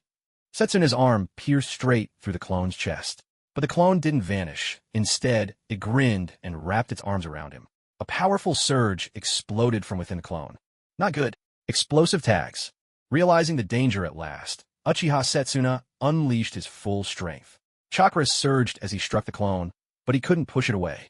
What kind of clone is this? Setsuna was baffled. Since when are physical clones this durable? With a thunderous blast, the clone, formed from the fusion of 5 senzu beans, detonated, blooming like a firework on the earth. Fortunately, Naoki Asakawa and Mikoto Uchiha had already pulled back to a safe distance, avoiding the reach of the explosion. Was this part of his plan, too? As she was dragged along, Mikoto glanced at Naoki Asakawa, a flickering in her eyes. He was even younger than she was, yet seemed like a born shinobi. Are we safe now? Mikoto asked, though she didn't slow her pace as she fled alongside Naoki. No, Naoki replied, his brow furrowing slightly. As the smoke and dust from the explosion slowly cleared, a battered figure emerged from its heart. Uchiha Setsuno wasn't dead, but he was barely hanging on. The black clothes he wore were in tatters, not a single patch unscathed. His skin was streaked with blood, and his hair was caked in ash. But what was even worse, the hand he had used to pierce the clone's chest, his right hand, was gone. In the final moment before the explosion, Uchiha Setsuna had chosen between his life and his right hand. He'd severed his own limb, just barely escaping the center of the blast in time. What a pity. If I'd fused the Senzu beans after reaching the mid-stage, maybe the clone's self-destruction would have been enough to finish him off, Naoki thought with a hint of regret. Aside from those legendary shinobi who seemed to cheat fate, most ninja were high in attack, but lacking in defense. So many renowned warriors hadn't fallen to fearsome jutsu, but to a simple kunai or an explosive tag. The power of the 5-in-1 clone's self-destruction far surpassed any explosive tag. If Uchiha Setsuna hadn't escaped the heart of the blast, in time, he would have been killed instantly, just like that. And if it had been Naoki Asakawa detonating his 5-in-1 immortal weapon after, breaking through to the mid-stage of refining essence in a chi, perhaps the center of the explosion would have been even larger, enough to take Uchiha Setsuna down with him. If he couldn't take Uchiha Setsuna out in one blow, then what awaited them next would be a terrifying vengeance. Haha, I never imagined a brat like you could push me to this point. Uchiha Setsuna roared with laughter. Having lost a hand, he could no longer form seals, which meant his career as a ninja was essentially over. From now on, he would be nothing more than a cripple, and the ones responsible for all of this were these two kids right before him. You both must die. At this moment, Uchiha Setsuna could no longer care about the clan's orders to capture Uchiha Mikoto alive. Now, all he wanted was to tear the two of them to pieces. With chakra surging into his legs, Uchiha Setsuna's figure vanished from where he stood, only to reappear in front of them in the blink of an eye. Even with one hand lost, he was not someone two academy students could hope to resist. If not for his own carelessness, he would never have been injured by the explosive tags hidden among the clones. Fire style, great fireball jutsu. Forming a seal with one hand, chakra burst forth as Uchiha Setsuna unleashed a massive fireball, several meters in diameter. After being toyed with by these two brats, Uchiha Setsuna finally revealed his true strength. No! Facing the roaring fireball, Uchiha Mikoto's emotions finally erupted. In the beginning, Uchiha Mikoto hadn't actually felt much resistance towards being captured. She felt a bit guilty towards her caring grandfather. But thinking about the future that had been arranged for her, she even harbored the illusion that maybe, if she was taken away, her fate might change. It wasn't until she was rescued by Naoki Asakawa that Mikoto truly felt a desire to live. In this moment, under the threat of Uchiha Setsuna's great fireball, her will to survive reached its peak. I want to live together with him. As a chilling power surged into her eyes, Mikoto's black pupils turned a vivid crimson, with two black tomo slowly spinning in each. The double Tomo Sharingan awakened. Within the Uchiha clan, the Grand Elder, Mikoto's grandfather, often worried whether she would be able to awaken her Sharingan. As a Grand Elder, second only to the clan head in authority, he knew a few secrets about the Sharingan. Only when experiencing intense emotional shifts, such as the sorrow of parting, the despair of mortal danger, or overwhelming rage, could one find the perfect catalyst to awaken the Sharingan. But Uchiha Mikoto had always been gentle by nature, or perhaps, one could say, serenely calm. Perhaps it was because her parents passed away too early, and her grandfather was often preoccupied with family affairs, that Mikoto rarely experienced love. Other emotions were scarce for her as well. She almost never felt anger, nor was she cold or distant. Instead, she possessed a gentle temperament, seldom displaying any significant emotional fluctuations. Such a disposition might be well-liked among ordinary people or regular shinobi, but within the Uchiha clan, it was considered something of a disadvantage. If she were to remain this way her entire life, it was entirely possible she would never awaken her Sharingan. But in this moment, Mikoto's grandfather no longer had any reason to worry about her inability to awaken it. Driven by an overwhelming desire to survive and protect, Uchiha Mikoto finally awakened her double Tomo Sharingan at the age of 10. Even within the Uchiha clan, awakening the Sharingan at the age of 10 was a mark of genius. What's more, Mikoto unlocked the double Tomo Sharingan in one leap, something exceedingly rare. In all of Naoki Asakawa's memories, Only Uchiha Obito had ever awakened the double Tomo Sharingan all at once. And Obito's Mangekyo Sharingan, which evolved from this, was famed as the most powerful Mangekyo ability, Kamui. No, with her double Tomo Sharingan newly awakened, Mikoto saw the world around her slow down. Empowered by her potent ocular abilities, even a massive fireball jutsu seemed unable to keep pace with them. This way, Mikoto, her newly awakened eyes shining, grabbed Naoki Asakawa and pulled him aside, narrowly dodging the fiery attack. "Now, it's my turn to protect you," Mikoto said softly, still holding his hand. Before, when she hadn't awakened her Sharingan, her strength truly couldn't match Naoki's.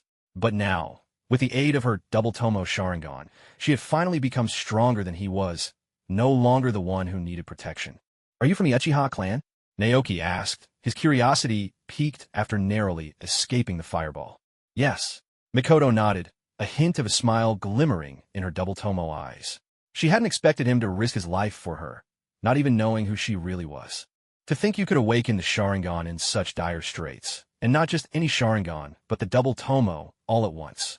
To awaken the double Tomo Sharingan in a single leap at just 10 years old, there are hardly any records of that in the clan's history. You are truly a remarkable genius. The madness in Uchiha Setsuna's eyes seemed almost ready to spill over. "If I can no longer be a shinobi, then let the two of you prodigies accompany me to the grave." As he spoke, Setsuna's eyes suddenly blazed crimson, 3 black Tomo slowly revolving around his pupils. The 3 Tomo Sharingan. Caught in the gaze of those 3 Tomo Sharingan, Naoki Asakawa felt a chilling force coil around him, as if every move he made was being laid bare. The enhancement to a ninja's combat power granted by the 3 Tomo Sharingan is truly terrifying. Had he activated the 3 Tomo Sharingan from the very start, Asakawa Naoki's surprise attack probably wouldn't have succeeded. Yet, Uchiha Setsuna was still too proud. Facing 2 kids who hadn't even graduated from the Ninja Academy, he simply refused to show his real strength. "To think that the ones sent to capture you are also from the Uchiha clan," Asakawa Naoki said, his voice tinged with a strange note and a hint of resignation. "There really is no shortage of dirty dealings among these ninja clans. I'd already suspected as much." Uchiha Mikoto nodded softly in reply. "Turn off your Sharingan for now." Asakawa Naoki murmured, having sensed something. All right. Although she didn't know why Asakawa Naoki wanted her to deactivate her Sharingan with the danger still looming, Uchiha Mikoto instinctively trusted the one who had saved her. Since it was her first time awakening the Sharingan, Mikoto couldn't properly control it. She had to close her eyes entirely to make it disappear. But they were still in the heat of battle. For a ninja, even a momentary loss of vision could instantly decide the outcome of a fight. So for her to willingly close her eyes at such a moment spoke volumes about the trust Uchiha Mikoto placed in Asakawa Naoki. When Mikoto finally opened her eyes again, a figure in civilian clothes, wearing the Hokage's signature cloak and hood, appeared behind Uchiha Setsuna. "We're saved," Asakawa Naoki said with a quiet chuckle. "What are you laughing about?" Mikoto asked, curiosity in her voice. She couldn't understand how Asakawa Naoki could still find something to laugh about a time like this. They had already used the trick, disguising themselves as the 3rd Hokage with clones and transformation jutsu, twice before. Would Uchiha Setsuna really fall for it a 3rd time? "Let me tell you a story about the boy who cried wolf," Asakawa Naoki said with a smile. "Once, there was a shepherd boy who grew bored while watching his sheep. Just to amuse himself, he cried out to his neighbors, 'Wolf! Wolf!' The neighbors rushed over, grabbing whatever weapons and farm tools they could to help drive away the wolf, only to find out it was just a prank. Disappointed, they all went home. A 2nd time, the boy shouted 'Wolf!' and tricked the neighbors into gathering again, just to laugh at them. But the 3rd time, when a real pack of wolves came for the sheep and the boy cried for help, no one believed him anymore. No one came to help drive the wolves away." Listening to Asakawa Naoki's tale, and glancing at Uchiha Setsuna and the Hiruzen and Tsurutobi behind him, Uchiha Mikoto seemed to understand. She couldn't help but smile, the laughter lighting up her eyes. 10 meters away, Uchiha Setsuna felt as though his intelligence had just been insulted. Once, twice, and now a 3rd time. "Do you really think I'm that easy to fool, brat?" The 1st time, he fooled himself with Tsurutobi Hiruzen's appearance. The 2nd time, he hid exploding tags inside a transformation clone of Tsurutobi Hiruzen and nearly blew himself up. And now, for the 3rd time, he's trying to use Tsurutobi Hiruzen's reputation to intimidate him. Did they really take him for a pushover? Fire style, great fireball jutsu. Uchiha Setsuna, relying on his only remaining left hand, formed the hand seals single-handedly and spat out a massive fireball towards Sarutobi Hiruzen's position. "You actually dare attack me?" The third Hokage, Sarutobi Hiruzen, frowned. What had gotten into this Uchiha today, acting so recklessly, even daring to strike at him? Still pretending? Uchiha Setsuna was almost laughing with exasperation. This brat's clone technique was getting more convincing each time. If he hadn't been tricked twice already, he might have fallen for it again.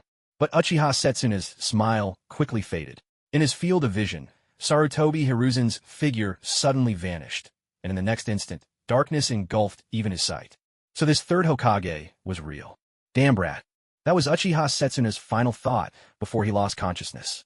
Perhaps even as he passed out, Uchiha Setsuna never imagined he would be deceived 3 times by a child using the same trick. In fact, when the clone detonated with exploding tags, if Setsuna had immediately fled, he might still have had a chance to escape.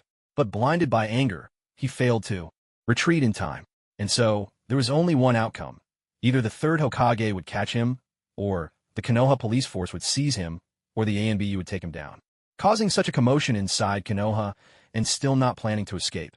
Did Uchiha Setsuna think he was Pain, or perhaps Uchiha Bido, or even Madara himself? Not long after Sarutobi Hiruzen apprehended Uchiha Setsuna, several black-clad ninja arrived, each wearing insignias of both the Leaf Village and the Uchiha clan. "Lord Hokage, may we ask what happened here?" Surveying the devastation left by the exploding clone and the fireball, the members of the Konoha police force asked with stern expressions. Your response was too slow. Sarutobi Hiruzen spoke with a hint of dissatisfaction. As the village's protectors, the police force had arrived even later than he had. If he hadn't intervened in time, those 2 kids would have been in grave danger. "We apologize, Lord Hokage. We'll continue to improve." A police force member bowed his head in apology. If it had been any ordinary ninja or civilian, the proud Uchiha clan would never have shown such humility. But this was the Hokage himself. "Next time be quicker." Sarutobi Hiruzen didn't press further. Truthfully, his timely arrival was thanks to his formidable sensory and body flicker techniques. In fact, the police force's response had been faster, even, than his ANBU's. Lord Hokage, several masked ANBU ninja, also arrived at the scene at this moment. Upon seeing Hiruzen Sarutobi, they all bowed respectfully to him. Over here, almost as soon as the ANBU arrived, a group of Uchiha clan Jonin appeared as well. These were the doves, sent to protect Mikoto Uchiha and capture Setsuna Uchiha. Lord Hokage. The moment they saw Hiruzen Sarutobi, the Uchiha doves realized things had become complicated. The message transmitted by Junosuke Uchiha had been a bit too slow, and they hadn't expected Setsuna Uchiha to have already fallen into the hands of the third Hokage. Now, reclaiming Setsuna would likely come at a hefty price. Speak. Why did a ninja from your clan try to attack 2 children? Hiruzen Sarutobi spoke slowly, his voice carrying a cold edge, making it clear that if the Uchiha didn't provide a satisfactory explanation, there would be serious consequences. Yet this stern attitude from the third Hokage actually gave the Uchiha doves a glimmer of hope. Being given a chance to explain was already a rare opportunity, considering the situation. Setsuna Uchiha's assault on 2 children could have been treated as a grave offense. It would not be unreasonable for Hiruzen Sarutobi to take Setsuna away immediately for interrogation by the NBU. Now that they had a chance to explain, it was clear the Hokage was offering them a way out. Reporting, Lord Hokage, Setsuna Uchiha acted out of disagreement with the elders and attempted to kidnap the elder's granddaughter to threaten him. One of the Uchiha ninja offered an explanation, blending truth with fabrication. It wasn't entirely a lie. They simply concealed some details, reframing an external conflict as an internal family issue. The truth was, Setsuna Uchiha had been acting on the orders of 2 other elders, intending to use Mikoto Uchiha's abduction to force the head elder to side with the Hawks. Their ultimate goal was to overthrow the Hokage and install a new leader for the Hidden Leaf Village. But to reveal that now would spell disaster for themselves and the entire Uchiha clan. Fortunately, they had arrived in time. If the ANBU had taken Setsuna away and used interrogation jutsu to uncover the Hawks' plans, the Uchiha clan would have faced dire consequences. And who is he? Hiruzen Sarutobi turned his gaze to Naoki Asakawa. Mikoto Uchiha's demeanor made it obvious she was the elder's granddaughter, but Naoki Asakawa seemed innocent, not at all like a ninja from any major clan. Was he perhaps a civilian ninja? The Uchiha ninja exchanged glances. They had no idea who this boy, Naoki Asakawa, was or where he'd come from. Lord Hokage, my name is Naoki Asakawa. I stepped in because I saw a classmate from school being bullied. Asakawa Naoki looked at Hiruzen Sarutobi and spoke.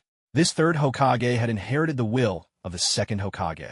Although he was less than friendly toward ninja clans like the Uchiha, he was quite kind to ordinary ninja from civilian backgrounds. After all, before the establishment of the Ninja Academy, nearly all ninja came from established clans, as common people had no way to become ninja.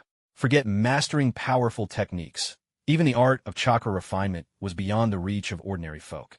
For a commoner to become a ninja, their only option was to join a clan and serve them in hopes of learning chakra control and advanced jutsu. That's why, during the Warring States era of the ninja world, ninja operated almost entirely along family lines. So when the idea of founding the Ninja Academy first emerged, most clans actually opposed it. However, the second Hokage, Tobirama Senju, stood firm against opposition and established the academy. Only then did the term civilian ninja come into existence. The third Hokage was the one who carried on the second's will. Your idea is a good one, but you should be more mindful of your own strength when helping others in the future, Hiruzen Sarutobi said, his tone no longer cold as it had been when addressing the Uchiha ninja. Clearly, he held a certain fondness for civilian ninja like Asakawa Naoki. Understood. I'm going to be Hokage one day. I won't die that easily, Asakawa Naoki replied with a bright smile, startling both the Uchiha and the ANBU around him.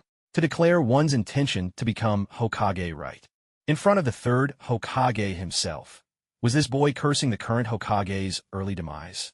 Yet, to everyone's surprise, Hiruzen Sarutobi wasn't angry. Instead, a faint smile flickered across his eyes as he said, "Study hard. The future of the Leaf Village rests on your shoulders.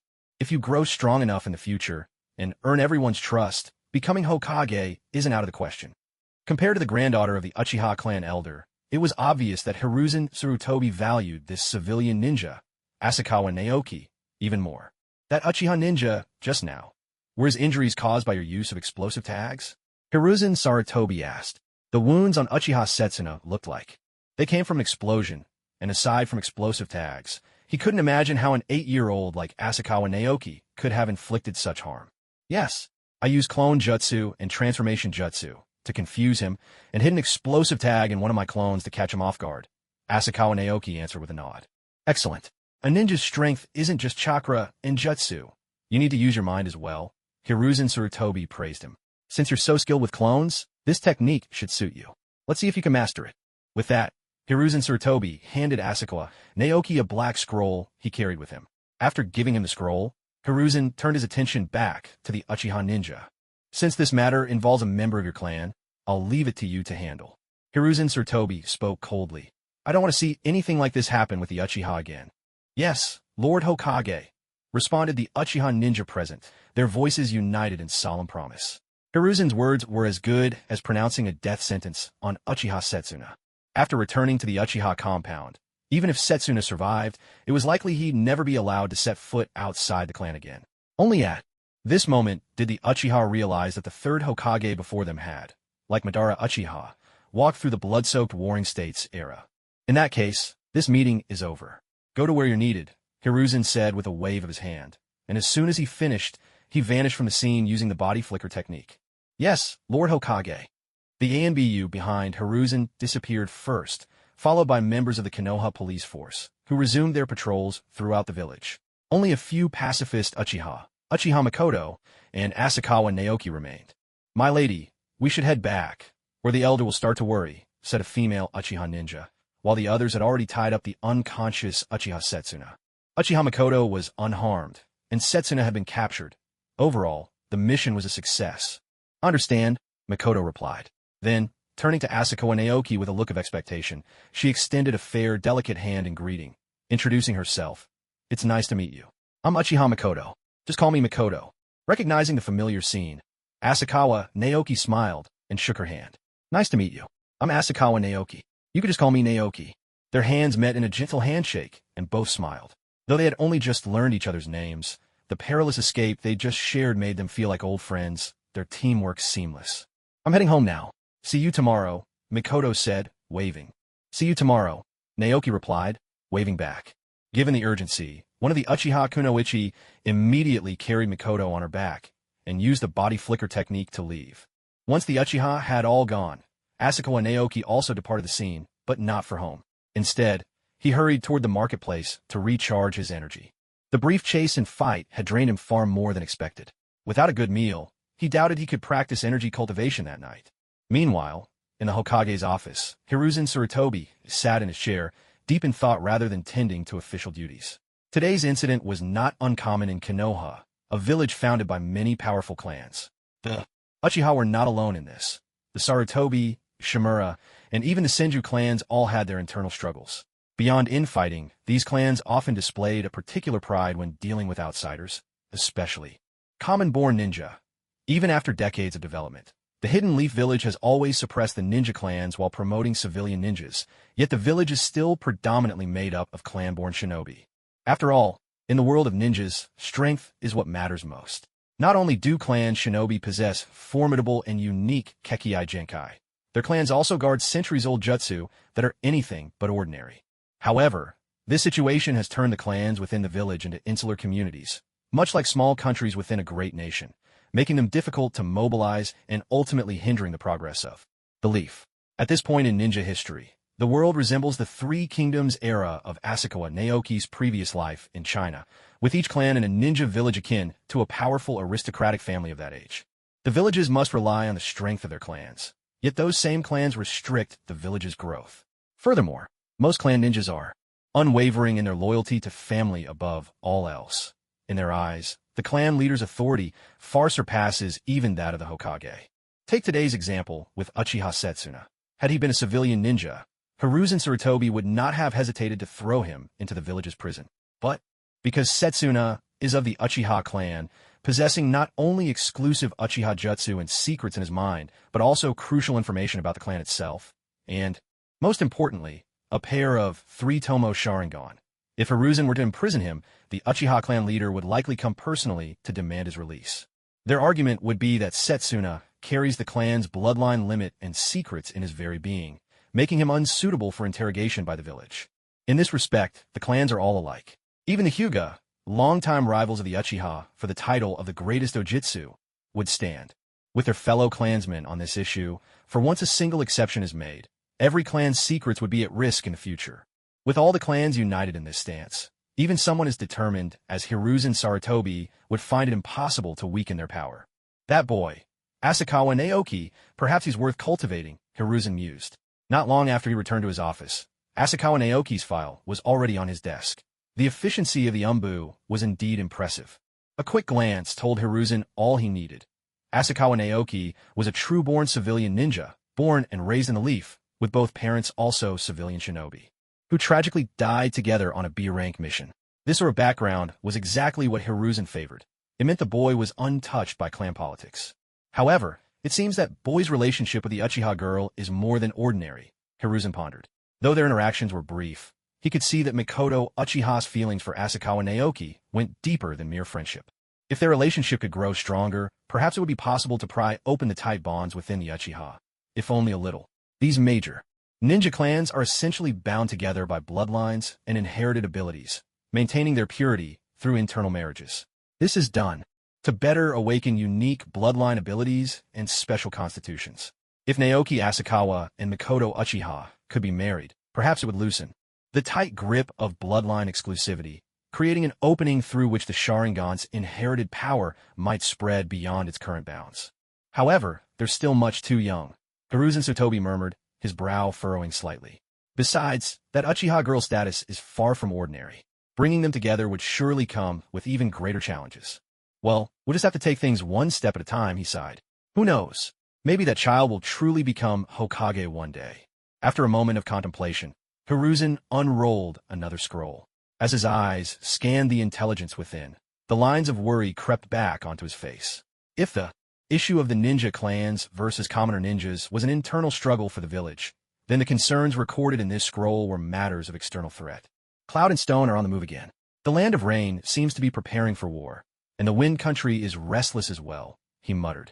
It's only been 18 years since the first great ninja war ended. Are these fools really trying to ignite a second one?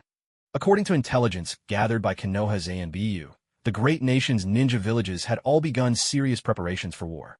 Even the shrewder, smaller villages were pulling back their forces, wary of invasions from their larger neighbors. In such a climate, every side was exercising extreme restraint. Any small disturbance could set off the Second Great Ninja War. If nothing unexpected happened, it seemed that the next great conflict was looming ever closer. It was precisely because these external dangers were pressing in and no severe casualties had occurred yet that Hiruzen Sarutobi had chosen to go easy on Uchiha Setsuna. Though the existence of a ninja clans did hinder Konoha's development, the power of the commoner ninjas was still too weak. To protect Konoha and the Land of Fire in the coming war, they would still have to rely on the strength of the old clans. Now is not the time to let internal divisions run too deep. Alone in the Hokage's office, Hiruzen let out a weary sigh. If only the first Hokage and Madara Uchiha had truly joined forces back then and unified the 5 great nations. How different things might have been. Dividing the tailed beasts among the villages had provided a balance of power for a time, but as the years passed, those very beasts had instead become weapons for invasions. Having used up much of his strength, Naoki Asakawa returned to the commercial district. After wolfing down 2 bowls of beef rice, he finally made his way home. On the walk back, replaying the events of the afternoon in his mind, Naoki felt a rush of excitement.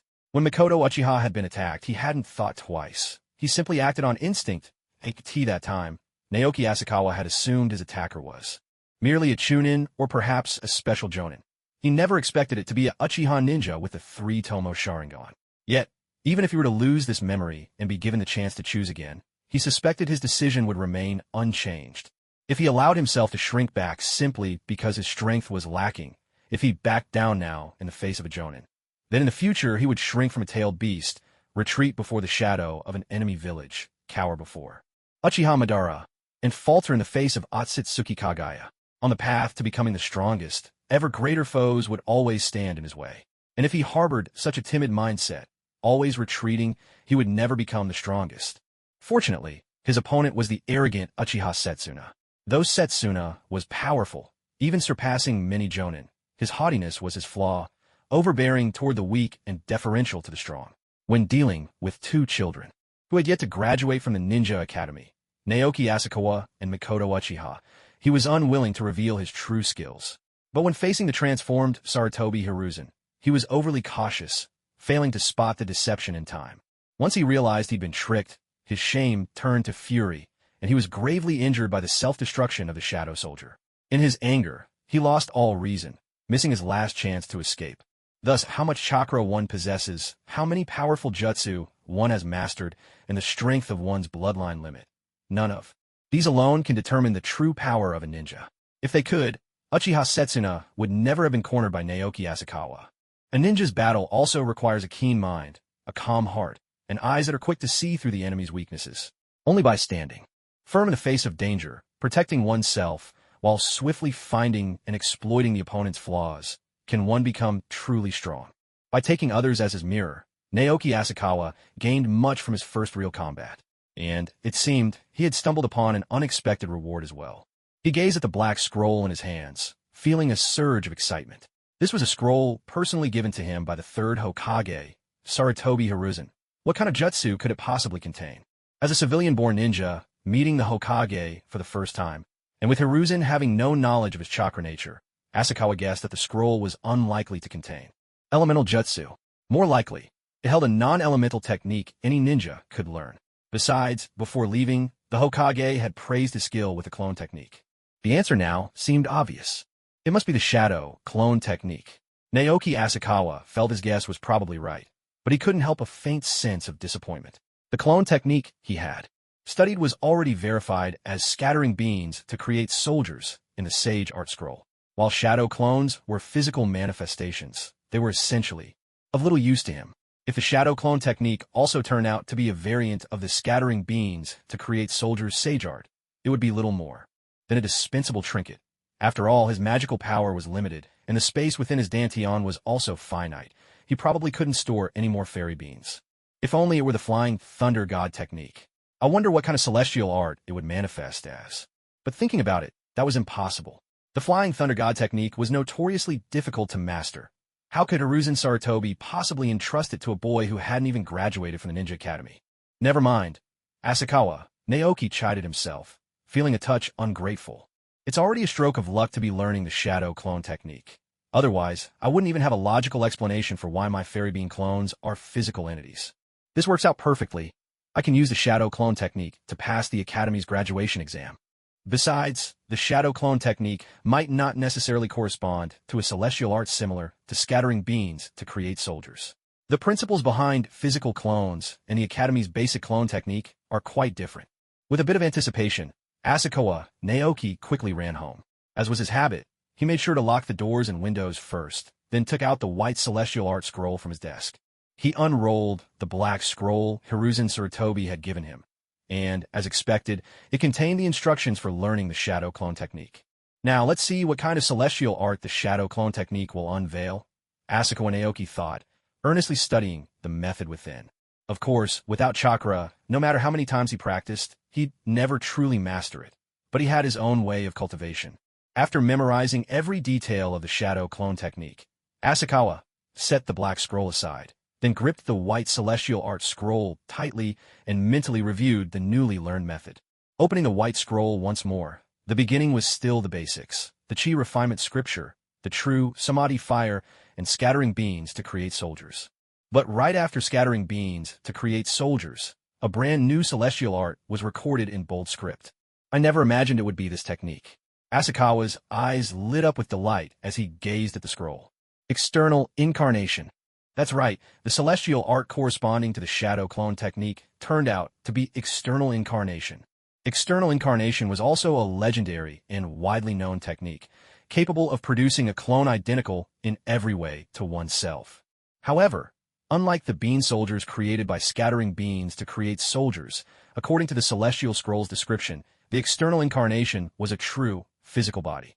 With the bean soldier technique, no matter how much magical power was stored in a fairy bean, no matter how little was consumed, once that power ran out, the clone would vanish. But external incarnation was different. It was more like a person without a soul, able to breathe, able to cultivate, and requiring food to replenish its energy. If the body suffered severe damage, it could die just like an ordinary person. But as long as there were no grave injuries or illnesses, and as long as the main body remained alive, the external incarnation would not perish. To possess an external incarnation was essentially to have a permanent clone. If I could have a permanent double. In an instant, Naoki Asakawa's mind raced through countless possibilities. In his previous life back in the Celestial Empire, he had come across many stories where the leader of the righteous path and the head of the demonic sect turn out to be the same person. There was no shortage of such twists. Now, if he wished, he could even cultivate an external incarnation to join the Black Zetsu and become the true mastermind behind the shinobi world. In this way, he could control Konoha in the open while secretly manipulating the Akatsuki. No, that won't do. I'm supposed to be a good person. How could I end up like those villainous bosses in anime? Naoki Asakawa shook his head with a wry smile. Perhaps he was still a bit too naive at this point, but he didn't mind holding on to that innocence. If possible, he even hoped to keep that part of himself forever, for it would mean the world remained a beautiful place. But the shinobi world was anything but kind. It was harsh and unforgiving. Forget it, I haven't even graduated from the academy yet. Why am I getting ahead of myself? Naoki let out a helpless laugh. Let's focus on learning the technique of creating an external incarnation first. After thoroughly studying the method for cultivating the external incarnation, Naoki felt a mix of excitement and worry. The excitement, naturally, came from the technique's extraordinary power. According to the records, when nurturing an external incarnation, not only could he incorporate his own bodily tissues, but he could also add tissue from others, granting the new body a chance to inherit their remarkable abilities. At this, Naoki immediately thought of Konoha's rogue ninja, Himiko, and her Ghost Bud Luo technique. Himiko had devised the Ghost Bud Luo technique to plunder others' Kekiai Genkai, seeking to augment her own strength. But her method was crude, and the results were far from perfect. By contrast, Naoki's external incarnation technique could be considered the supreme upgraded version of the Ghost Bud Luo technique. There was no need for brutal devouring. He could fuse other Kekiai Genkai at the cellular level and then cultivate those cells into a new, soulless body. In this way, the integration of bloodline limits would far surpass anything achieved by the Ghost Bud Luo technique. After all, while the Ghost Bud Luo technique only created acquired Kekiai Genkai, the external incarnation would possess them innately, right from the start. The thought made Naoki's heart burn with anticipation. and he already had some ideas about which bloodline limits to integrate. First and foremost were the Uchiha clan's Sharingan and the Senju clan chakra. The best materials for these would be cells from Madara Uchiha and Hashirama Senju. If Madara's cells proved too hard to come by, he could settle for a sample from Mikoto Uchiha. Hashirama's cells, however, would be tricky. He wasn't sure when Orochimaru and Danzo would begin their experiments with them. After that, he could borrow some cells from Kushina Uzumaki, merging the Uzumaki clan's formidable vitality. He might even consider asking the Hyuga clan for a sample, so he could incorporate the Byakugan's bloodline limit as well. All of these could be obtained within the Hidden Leaf Village.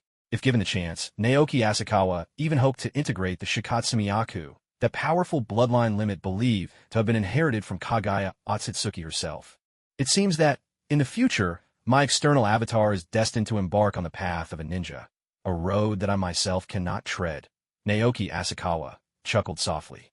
This, in a sense, made up for one of his regrets. Though the path of cultivation was indeed formidable, having transmigrated to the ninja world, yet being unable to become a ninja himself, did leave a trace of yearning in his heart. The strength of the external avatar genuinely delighted him. However, on the other hand, it could only be controlled by one who possessed divine sense. In other words, only after Naoki Asakawa broke through to the second stage of cultivation, chi refinement into spirit transformation, transforming his spiritual power into divine sense, would he truly be able to wield this powerful technique. Honestly, he wasn't too worried. It was just a bit frustrating to have such a formidable art right in front of him, yet be unable to use it. In the end, I'm still too weak. Naoki Asakawa sighed, with a hint of self-mockery. But it's only been a year since I arrived. I haven't even graduated elementary school. There's really no need to rush. Besides, even if I can't control the avatar just yet, I can nurture it within my dantian for now, he mused. Once I reach spirit transformation, I can then bring the avatar forth. There's no need to hurry. Yes, that's settled. Time to start cultivating. Naoki Asakawa sat cross-legged on the ground. With the foundation of the chi refinement technique and the tempering of the true samadhi fire, his body radiated heat like a furnace. The food within him was rapidly consumed and transformed into dense life energy, some of it converted into magical power, while the rest nourished every cell of his body. While Naoki Asakawa was earnestly cultivating, Kam had already returned to the Uchiha clan's territory. Due to Junosuke Uchiha's report, the factions of the second and third elders, whose strength already lagged behind the moderate faction, were swiftly crushed by the clan head and the first elder, who led the moderates. Of course, since they were all members of the Uchiha clan, there was no way they would truly go so far as to execute all the hawkish clansmen. Most of the hawkish members were only temporarily detained. Aside from the most fanatical, who would be held for a long period, most ordinary members would only be restrained for the time being. After some time spent in re-education, if they remained stubborn, they would remain confined. If their attitudes softened, their fate would be determined according to the circumstances, and they might eventually be released. As for the two hawkish elders and the senior members, though they hadn't been executed outright, it was unlikely they would ever see freedom again. For now, the troubles within the Uchiha clan could be set aside. Still, this was only temporary. The moderate faction currently held the majority, and despite Tobirama Senju's unfriendly stance toward the Uchiha, his overwhelming power and unyielding methods meant that, even after losing the Hokage's seat, most of the Uchiha still preferred peace. However, if future Hokages wished to weaken the Uchiha clan but lack the strength and skill to do so, I fear that the hawkish faction among the Uchiha will gradually grow stronger, eventually becoming the majority, just as it happened in the memories of Asakawa Naoki's previous life. When Konoha village shuns the Uchiha, yet cannot suppress them, it inevitably plants the seeds of rebellion within the clan. But for now, none of this has come to pass. Speaking of it is still premature. In a quaint little house within the Uchiha compound, a white-haired elder in his 50s or 60s sits across from a black-haired girl who looks to be about 10 years old. I've already heard about what happened today, the old man says slowly. That boy named Asakawa Naoki is your classmate at the academy, isn't he? Bring him to our home tomorrow. I want to thank him personally. All right, grandfather. Uchiha Makoto replies with a nod. There's a brief silence before the white-haired elder suddenly sighs. I'm sorry, Makoto. All of this happened because of my own negligence. As the Uchiha clan's grand elder, Uchiha Keiji was once a renowned and powerful ninja, earning great merit for both his clan and Konoha village. That's how he came to hold a position second only to the clan leader. Yet, his later years have not been kind. His wife passed away from illness when he was just over 30, and at 50, his son and daughter-in-law died together on a mission, leaving him with only a young granddaughter. He had hoped to spend his remaining days by the side of his last loved one, but duty to the clan weighed heavily on his shoulders. As Grand Elder, he was obliged to assist the clan leader in managing the family. Otherwise, ambitious figures like the second and third elders would only lead the clan to ruin. Because she grew up without much family, Uchiha Mikoto's emotions have become rather subdued. She seldom gets angry, but she rarely smiles either. She has no grand ambitions or wishes of her own. Don't worry. This time the evidence is clear. Both the second and third elders have been caught. Uchiha Keiji says, a gentle smile spreading across his face. I plan to step down as Grand Elder. From now on, I'll be by your side. With the capture of the two hawkish leaders, the Uchiha clan finally no longer faces the threat of internal division, and at last, Keiji can spend his twilight years with his beloved granddaughter. Keiji had expected Mikoto to smile. At the very least, not to refuse. But her response takes him by surprise. That won't be necessary, grandfather. I have my own ambitions now, Mikoto says with a gentle shake of her head, a rare smile on her lips. Keiji can't remember the last time he saw Mikoto smile. For a moment, he is completely taken aback. I want to become Hokage, Mikoto declares softly. In her mind, she recalls the words Asakawa Naoki said that afternoon. I am a man who will become Hokage. Her cheeks flush with warmth at the memory. I never expected my Mikoto to have ambitions of her own, Keiji murmurs in wonder. Uchiha Keiji chuckled as he spoke.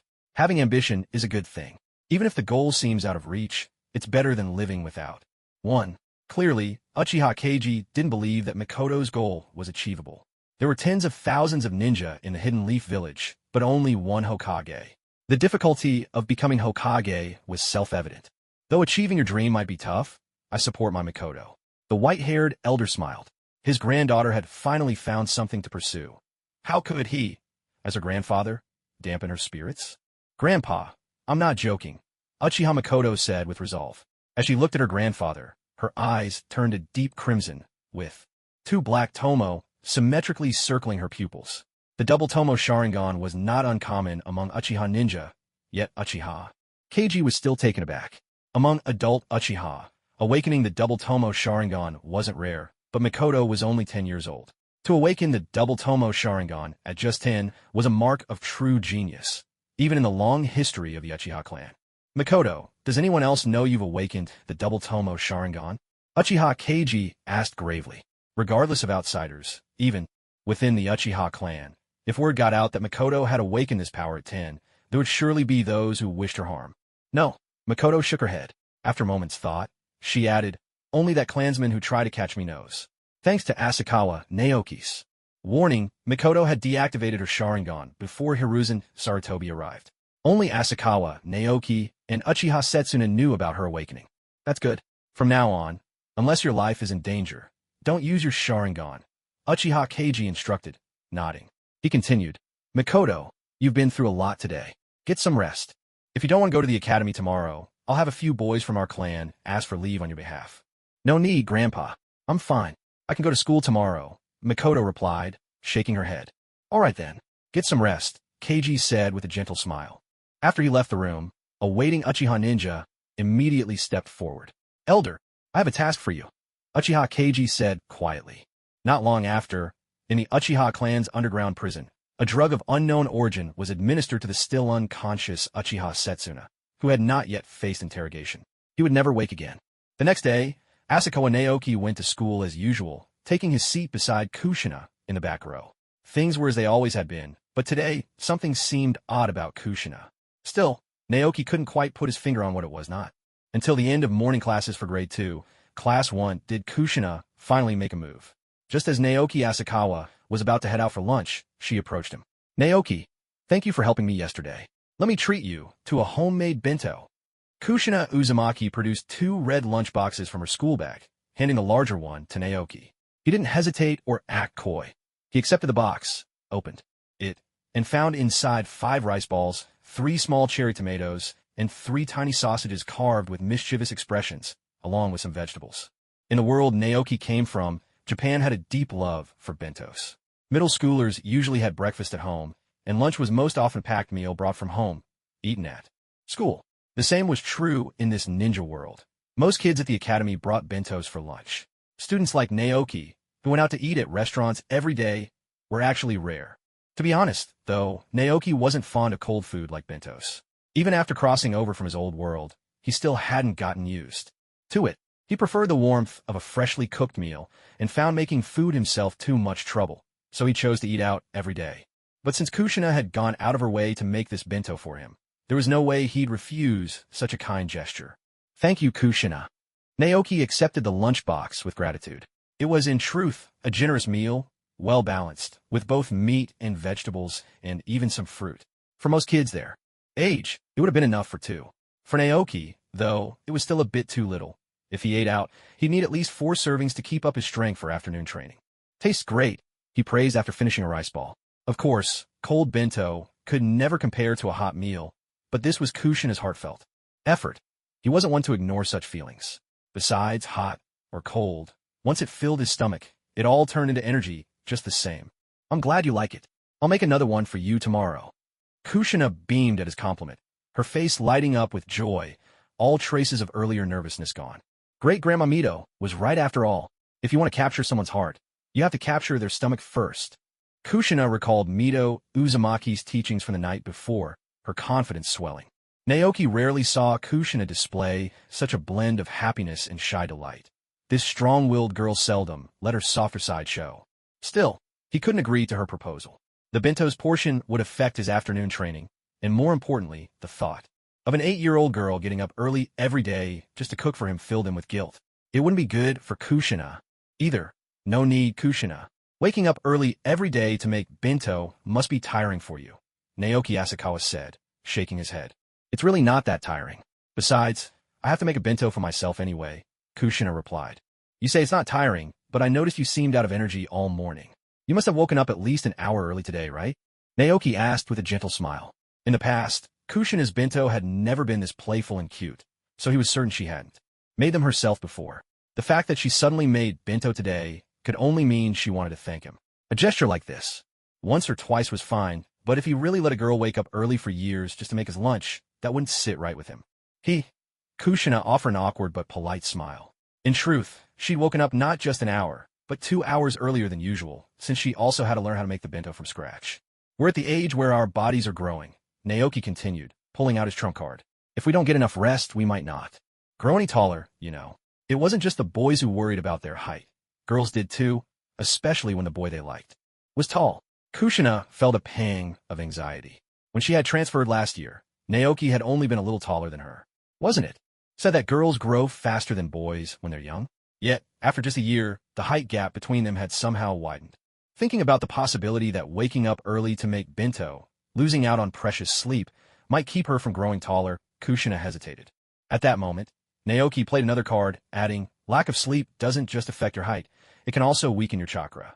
If your body doesn't grow, your chakra will decrease, and in the end, you won't become a powerful ninja. Hearing this, a flicker of dread crossed Kushina's eyes. If she couldn't become a ninja, her future would be over. No way, I don't want that, she exclaimed. Then maybe it's better if you don't make bento anymore, Naoki suggested.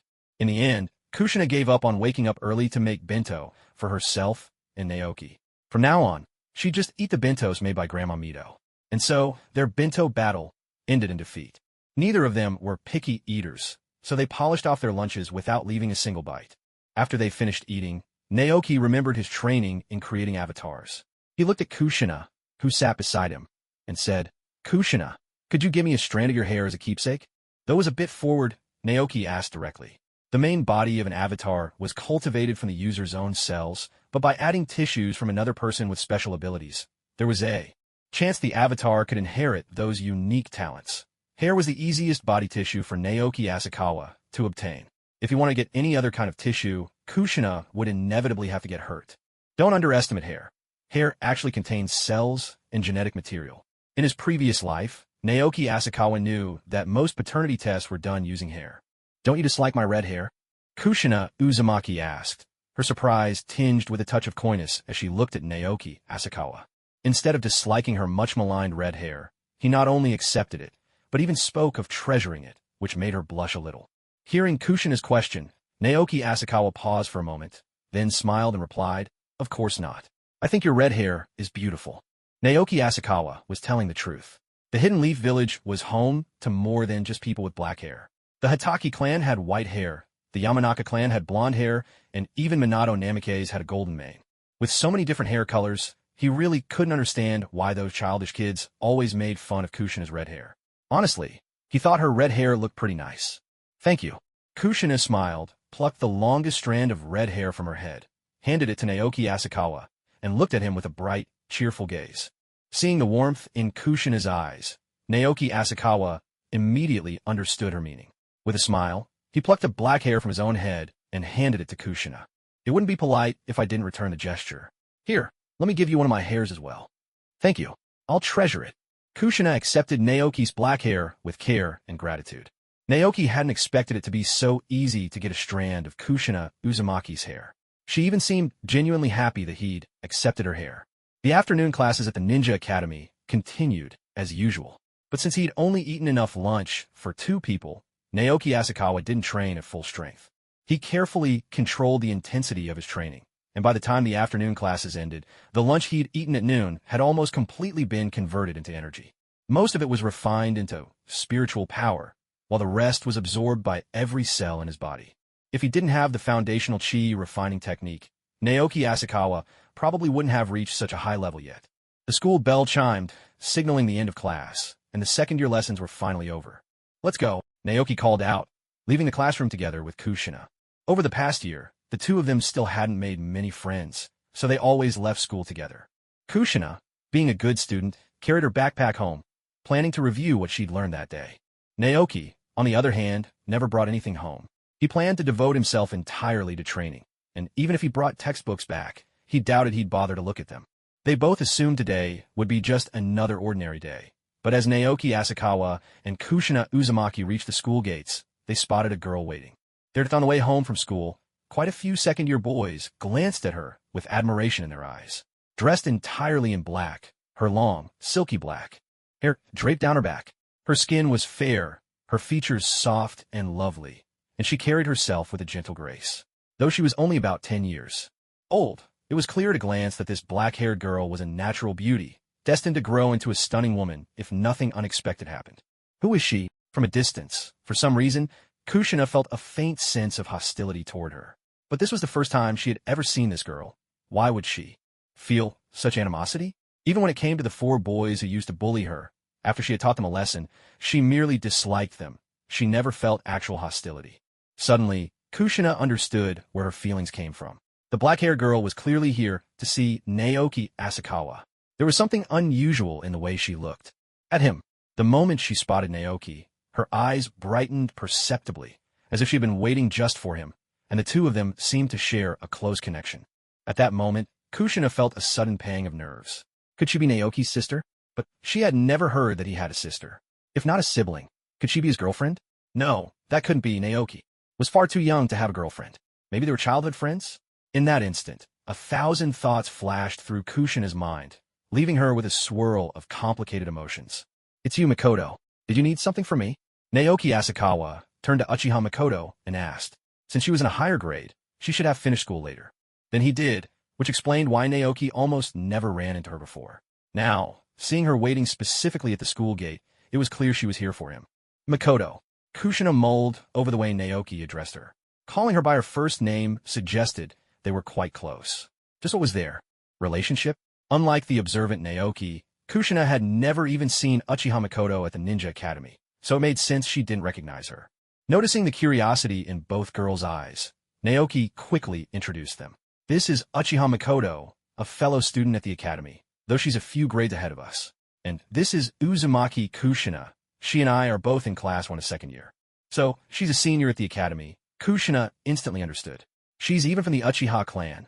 No wonder she's so beautiful. It's nice to meet you, Senior Makoto. I'm Uzumaki Kushina from class 1, second year. Please just call me Kushina, she said with cheerful openness. Just call me Makoto. I'm in class 1 of 4th year. Makoto replied with a warm smile. With that, the 2 girls had made their introductions, and things became much easier from there. Naoki, thank you for helping me yesterday. My grandfather would like to invite you to our home so he can thank you in person. Uchiha Makoto spoke directly, getting straight to the point without any unnecessary small talk. Hearing her words, Asakawa Naoki's first instinct was to refuse. He found it troublesome. He just wanted to go home and train. But after a moment's thought, he nodded. If he didn't go, he'd probably leave the other party uneasy. Besides, with Mikoto present, that esteemed elder of the Uchiha clan was unlikely to give him any trouble. Let's part ways here, then. See you tomorrow. See you tomorrow. Asakawa Naoki waved to Uzumaki Kushina and followed Uchiha Mikoto toward her home. Kushina also headed in the direction of her own house. Normally, she and Naoki always parted at the school gate, so why did she feel a touch of irritation today? Walking down the road with Mikoto, Naoki remained silent, and Mikoto didn't speak either. Yet, there was no awkwardness between them. Both were content to enjoy the quiet companionship. It wasn't until they passed his own house that Naoki realized the Uchiha clan's compound was in the same direction. No wonder he'd run into Mikoto yesterday. Uchiha Satsuna had set his illusion trap right on Mikoto's route home.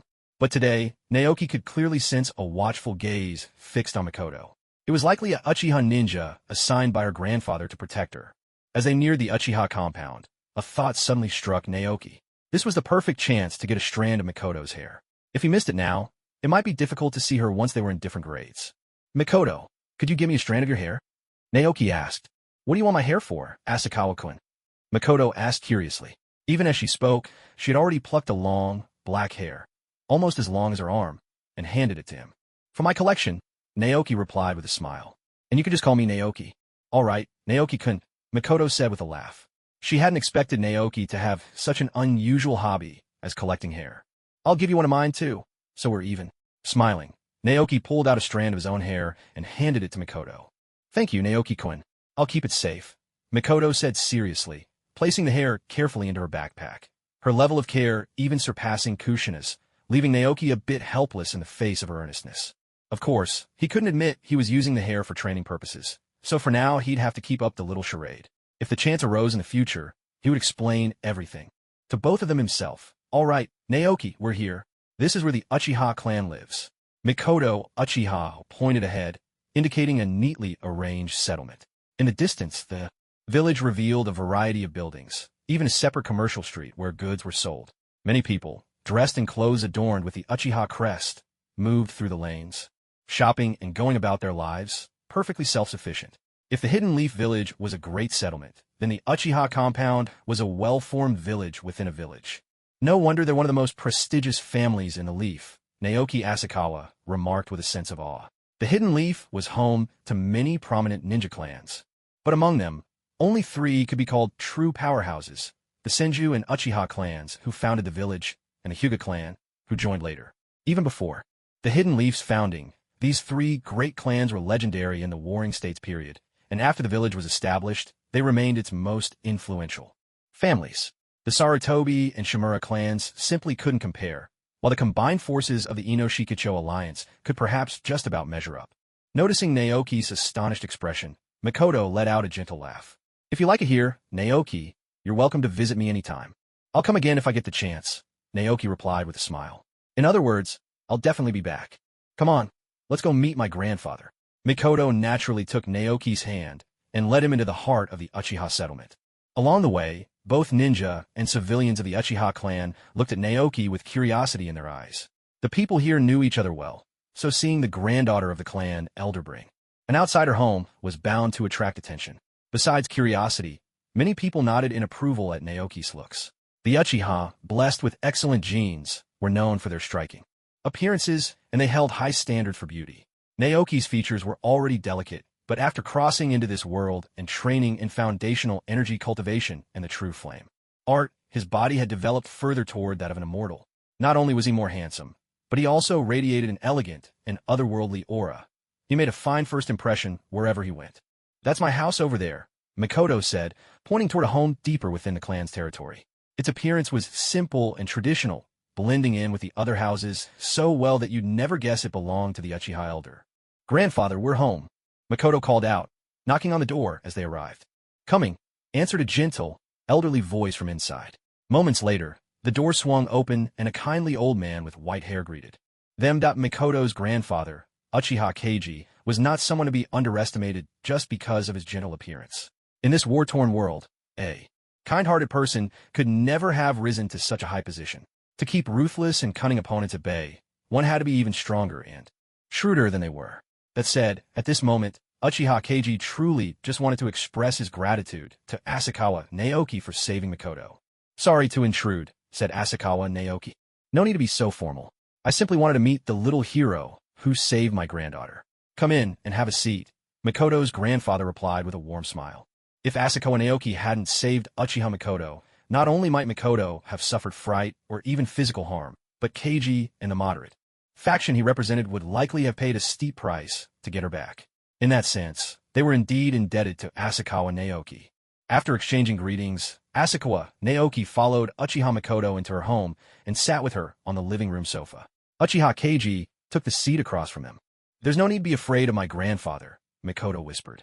Don't worry, I'm not scared anymore, Asakawa Naoki replied with a soft chuckle. Watching the two of them conspiring in hushed tones right in front of him, and seeing his granddaughter on the verge of being swept away by someone else, Uchiha Keiji felt a bittersweet pang in his heart, mixed with a sense of happiness. Since Mikoto's parents passed away, he had been too busy with clan affairs to spend much time with her. Now that Mikoto had found a new friend and no longer seemed as withdrawn as before, he knew he shouldn't feel sad. He should be glad. Asakawa-kun truly is impressive. To be so skilled with the clone technique at such a young age, and even clever enough to fool a real ninja, Uchiha Keiji praised. I'm sure you'll become a formidable ninja in the future. When he first heard that Mikoto had been rescued, he assumed it was a passing ninja who had come to her aid. He never expected it would be one of her classmates from the academy, especially one a year younger than her. His praise held little flattery. Someone as bold and attentive as Asakawa Naoki truly was born to be a ninja. Even without a powerful bloodline like their Sharingan, he was sure to achieve great things. Thank you. I'll do my best, Asakawa Naoki replied with a smile. But just as Uchiha Keiji was about to say more, an untimely sound came from Asakawa Naoki's stomach. A rumble broke the silence, and color rose to Asakawa Naoki's pale cheeks in embarrassment. Although the lunch Kushina made for him was enough for two, he'd kept his training light that afternoon. Still, he hadn't expected Mikoto to invite him home. Otherwise, he'd probably be feasting at some shop on a main street right now. Sorry about that, Asakawa Naoki said awkwardly. It's we who should apologize. Hold on a moment, I'll go make some food, Uchiha Keiji said. Cheerfully, being able to eat is a blessing. Children grow fast, and it's only natural that their appetites are hearty.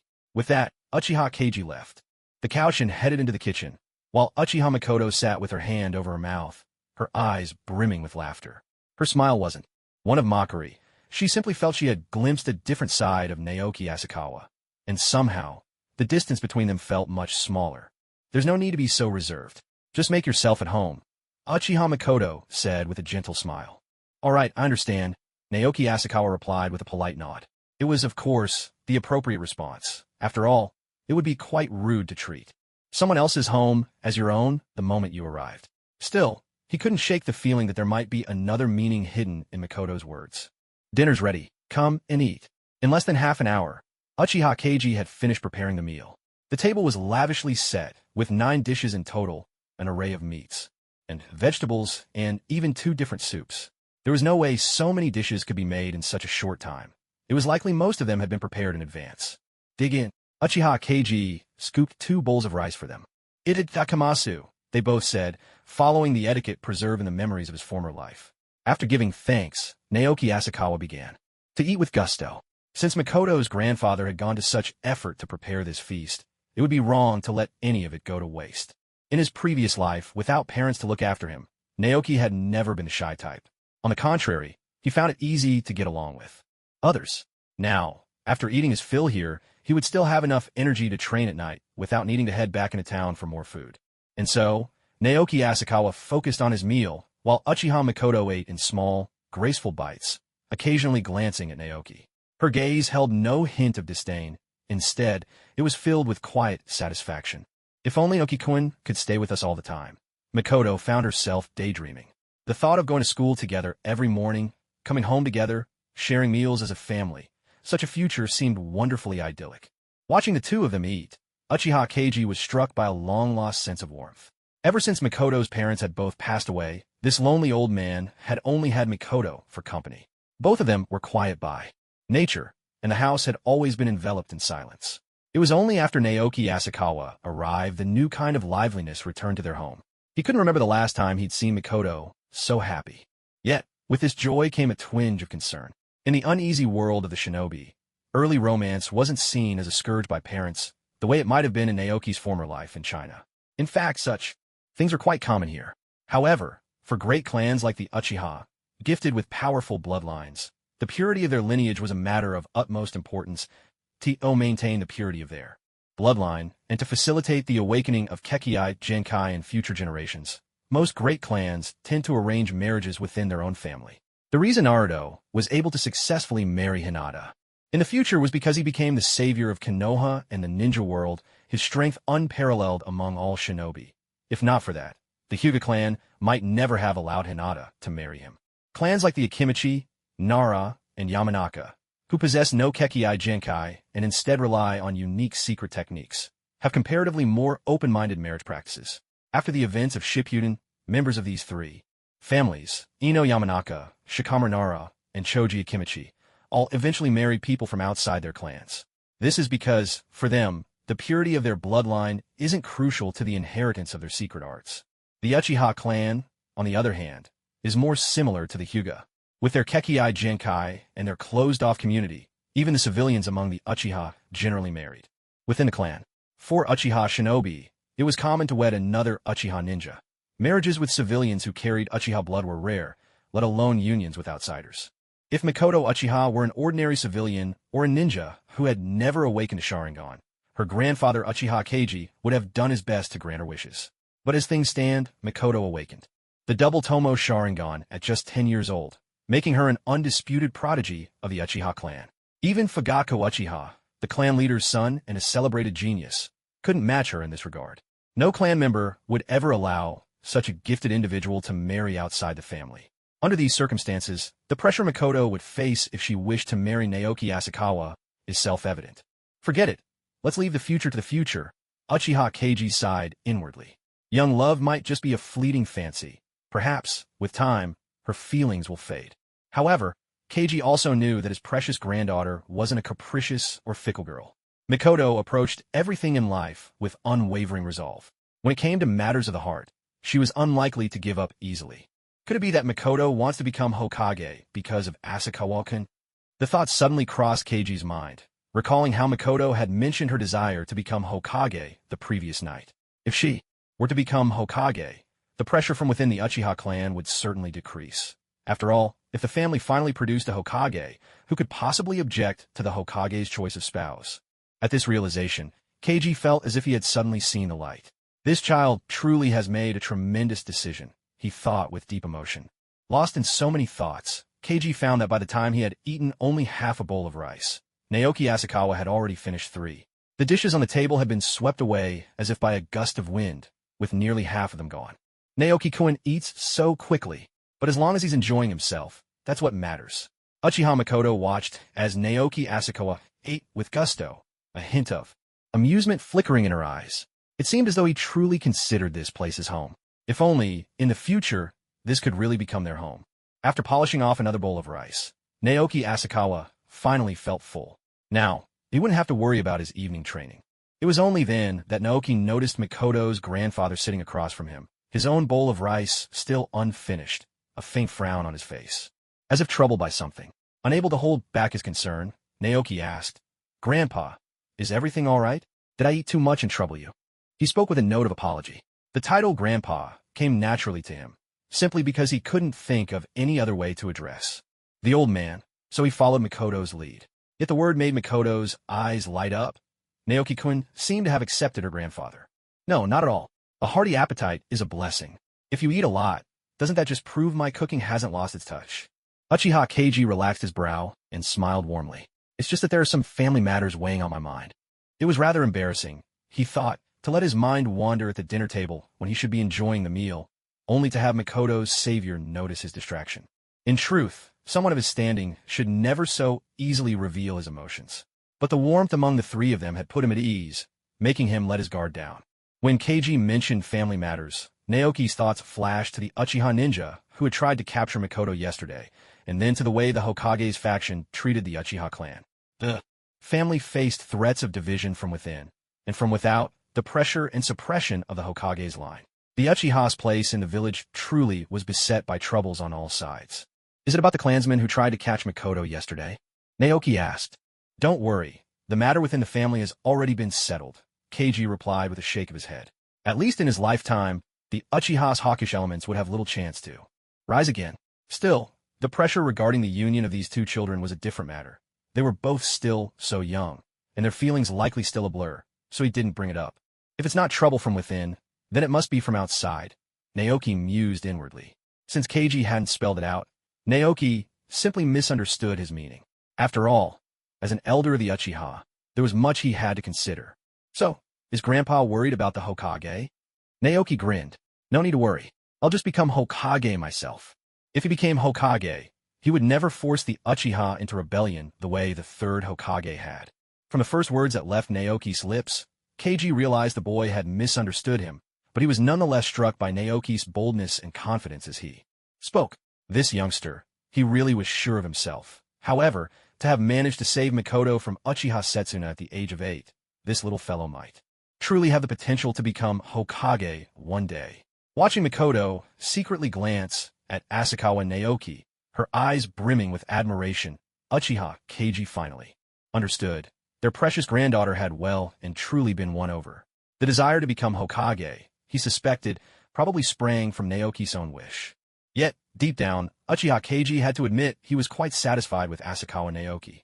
It's good that you have such ambition, Keiji said with a smile. This boy is worthy of Mikoto, he thought to himself.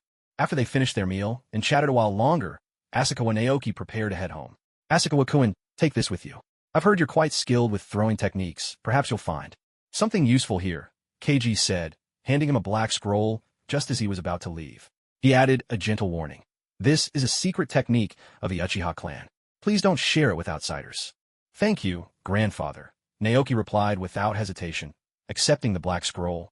If he guessed correctly, it contained the Uchiha clan's unique shuriken throwing techniques. Mikoto walked with Naoki all the way to the edge of the Uchiha compound before stopping. She waved and called out, "See you, Naoki-kun." Naoki waved back and replied, "Goodbye, Mikoto." Leaving the Uchiha grounds, Naoki hurried home. Since school and dinner were both early, the sun had yet to set. Bathed in the golden light of dusk, Naoki ran all the way back. At last it's gone. There must have been someone sent by Mikoto's grandfather to protect me, he mused. Ever since leaving the Uchiha compound, Naoki had sensed a subtle presence shadowing him. It felt identical to the aura that had followed Mikoto on their journey home. Considering that his act of saving Mikoto had disrupted certain plans within the Uchiha clan, Naoki surmised that her grandfather must have assigned a ninja to keep watch over him. Sure enough, the moment he safely arrived home, the hidden protector quietly slipped away. Now, Naoki felt an even stronger urge to break through to the divine sense stage of chi refinement as soon as possible. Only by reaching that level could he convert his spiritual power into divine sense, allowing him not only to control external avatars, but more importantly, to wield divine sense, the most formidable sensory technique a ninja could possess. No matter where an enemy might hide, one sweep of his divine sense would reveal all to Naoki's mind. Unfortunately, he was still only at the middle stage of chi condensation. But then again, he had only cultivated for a year, and he was just 8 years old. According to the basic chi refinement manual, a dual spirit root cultivator who trained diligently could break through to divine sense within 10 years. In other words, at the latest by the age of 18, he would be able to break through to the chi refining and spirit transformation realm, though he still felt it was a bit slow. Unfortunately, he was the only cultivator in this world. Apart from following the techniques in the scrolls, he had no choice but to rely on his own exploration. Let's take a look at the scroll Grandpa Mikoto gave me first. Asakawa Naoki thought to himself. He closed the doors and windows, switched on the light, and after shutting his eyes to sense his surroundings, only when he was sure there was no one nearby, did he slowly unroll the scroll. Uchiha-style throwing technique and Uchiha-style sword technique, he murmured in surprise. I didn't expect to find an unexpected bonus. Asakawa Naoki felt a surge of delight. He had thought the scroll would only contain the Uchiha clan's shuriken throwing technique, but to his surprise, it also included their sword technique. After all, Uchiha Katsu had only mentioned that Naoki was skilled at throwing shuriken, never saying a word about swordsmanship, so this was a pleasant surprise indeed. Naoki carefully studied both techniques, committing all their key points to memory. No wonder they're known as the ninja clan most skilled in shuriken throwing, he sighed after finishing the throwing technique. The Uchiha Kamen he had sparred with clearly hadn't mastered it, being too fond of flashy moves. Otherwise, he wouldn't have lost so easily. Asakawa Naoki already excelled at throwing techniques, but from the Uchiha-style throwing technique, he learned many new things and gained several fresh ideas. I'll have to stop by the store after school tomorrow and buy some steel wire, he reminded himself. Getting started with the Uchiha-style throwing technique was relatively easy. Given his foundation, one could say he'd already achieved entry-level proficiency. However, to truly master it, he would have to learn how to control shuriken with steel wire. Let's take a look at the Uchiha-style sword technique next, he said to himself. Swordsmanship was something Naoki had never studied before. Unlike the throwing technique, which didn't require chakra, swordsmanship at the beginner level focused mainly on forms and movements, but true mastery would demand the use of chakra. Let's see if I can unlock a new immortal technique, he thought. Naoki reached for the immortal technique scroll on his bookshelf, recalling the details of the Uchiha-style throwing technique he had just memorized. When he opened the scroll again, he found that it still displayed only the few original immortal techniques. So even the advanced Uchiha-style throwing technique can awaken a new immortal technique, Naoki mused to himself. Could it be that only ninja techniques that use chakra can unlock immortal techniques? He rolled up the scroll, then once more reviewed the Uchiha-style sword technique in his mind. When he unfurled the scroll again, at last, a new immortal technique emerged on the parchment. "Royal Sword Art!" he exclaimed, a gleam of joy flashing in his eyes. He had finally acquired a second offensive immortal technique, and one focused on lethal power at that. Up until now, he had only possessed the Samadhi True Fire as an attack spell, but he'd yet to successfully cultivate its essence. Flame. As for the body outside the body, and the transforming beings into soldiers' techniques, both leaned more towards utility than offense. That was why he felt so awkward when facing Uchiha Setsuna, forced to use an illusionary transformation, conjuring the image of the third Hokage with his celestial weapon to deceive him. Even his most powerful attack was nothing more than self-detonation. However, it seems I still need to find a proper magical artifact, Asakawa Naoki pondered. Once the art of sword control was mastered, anything could become a weapon. He could take a life from 1,000 miles away, even with a single chopstick. Yet, to reach such mastery, at the very least, one had to attain the level where energy could be refined into spirit. At the stage where essence is refined into energy, one's power was still insufficient. Without spiritual sense, it was nearly impossible to control anything once it left the body. Therefore, a vessel, a magical artifact, was essential. Naturally, this world lacked magical artifacts, but it did possess materials capable of channeling mystical energy. That material was chakra metal. For example, Sarutobi Asuma's twin trench knives were forged from chakra metal, allowing chakra to easily flow through them. Many ninja would buy swords or blades enhanced with chakra metal, enabling them to infuse their weapons with chakra, sometimes even strong enough to cut through ninjutsu itself. Asakawa Naoki speculated that since chakra metal could bear the power of chakra, it should also be able to carry mystical energy, making it suitable for forging magical artifacts. It looks like I absolutely must visit the commercial street tomorrow, Asakawa Naoki decided, resolving to go after dinner the next day. For now, let's start cultivating an external avatar. He took out the 2 strands of hair he had obtained earlier today, one red, one black. Naturally, these belonged to Kushina Uzumaki and Mikoto Uchiha. For an external avatar, I only need the cells from the root of the hair, he thought. With a surge of mystical energy, Asakawa Naoki sliced off the roots of the 2 hairs, carefully storing the rest away. After all, since the avatar is my own, the main body should be cultivated from my own tissue. He plucked a handful of his own hair, placing it in his palm, and used his power to extract the essential components. Under the refinement of mystical energy, the dozens of black hairs in his hand quickly vanished, leaving behind only minuscule bits of tissue, so tiny they were nearly invisible to the naked eye. Only through his mystical power could he sense them at all. Next, I'll move them into my dantian. Channeling his energy along his meridians, Asakawa Naoki guided the tissue, now enveloped in mystical power, into his dantian. Good, that's done. Now to extract the tissue cells from Kushina and Mikoto. He placed the root of Kushina's red hair in his palm, carefully refining it with his power. He had plenty of his own tissue. He could always pluck more hair if needed, but there were only these 2 precious strands from the women, and he'd be embarrassed to ask for more if anything went wrong. Thankfully, extracting the cells was not a difficult process. Before long, Asakawa Naoki had refined the tissue cells from both women and merged them into the cluster of tissue in his dantian. Now comes the most crucial step, Let's see if there's any rejection.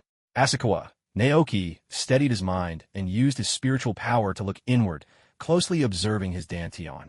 If the process of cellular fusion occurring in his dantian went awry, a failed cultivation would be the least of his worries. Should his dantian be damaged, his path of cultivation would be cut off entirely. After nearly an hour of careful observation, Asakawa, Naoki finally breathed a sigh of relief when he saw that Kushina and Mikoto's tissue cells were not in conflict with his own. Under the probing of his spiritual power, the compatibility between their cells and his seemed remarkably good. There was hardly any rejection at all. Could it be, he pondered, that the Uzumaki bloodline is a yang-release sage body, while the Uchiha bloodline is an yin-release sage eye? This seemed highly likely to him. Otherwise, different cells should typically repel one another. It appears that in the future, if I want to integrate the Byakugan bloodline of the Hyuga clan and the bloodline of the Senju clan, it would be best to merge them together, letting yin release and yang release fuse simultaneously in my external incarnation.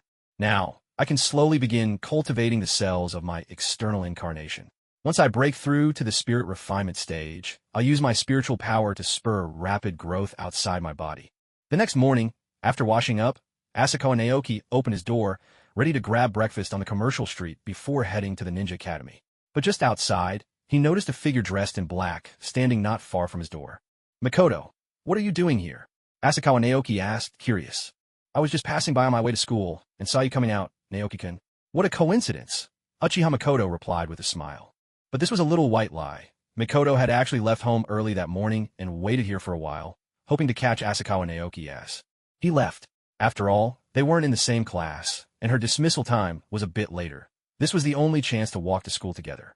Fortunately, since their routes overlapped, this chance meeting didn't seem out of place. "Then let's go to school together," Asakawa Naoki invited. "Sure," Mikoto replied with a cheerful smile. Waiting here early had been all for the chance to walk to school with him. After walking for a bit and nearing the commercial street, Asakawa Naoki suddenly asked, "Mikoto, have you had breakfast yet?" Mikoto paused for a moment. She usually ate at home before school, but today, having left early to wait for him, she hadn't eaten yet. She answered truthfully, "Not yet." "Would you like to have breakfast together?" "Yeah, there's a noodle shop here that's pretty good," Asakawa Naoki said with a smile. Having crossed into the ninja world for a year now, he had tried nearly every affordable eatery along the commercial street. As for those lavishly decorated, obviously expensive restaurants, he hadn't set foot in them. With his large appetite and meager savings, and no way to earn money for now, he simply couldn't afford it. He led Mikoto to a humble but tasty ramen shop and immediately ordered 5 bowls of miso ramen. Staring at the 5 bowls of ramen on the table, a hint of surprise flashed in Mikoto's eyes. Her lips parted slightly. "Naoki, there's no way we can finish all this." "Don't worry, you just need to eat 1 bowl. Leave the rest to me." Asakawa Naoki grinned. It was a pity that the famous Ichiraka ramen hadn't opened in Konoha yet. Otherwise, he would have made sure to give it a try. Not long after, when Uchiha Mikoto had almost finished her bowl, Asakawa Naoki had already polished off all 4 of his. "Naoki, your appetite really is impressive," Mikoto remarked in awe. At such a young age, he could already eat so much. Who knew what he'd be like in the future? Still, the Uchiha family was wealthy and powerful, so there was no worry that Naoki would eat them out of house and home. "Haha, I'm still growing, after all," Asakawa Naoki replied cheerfully.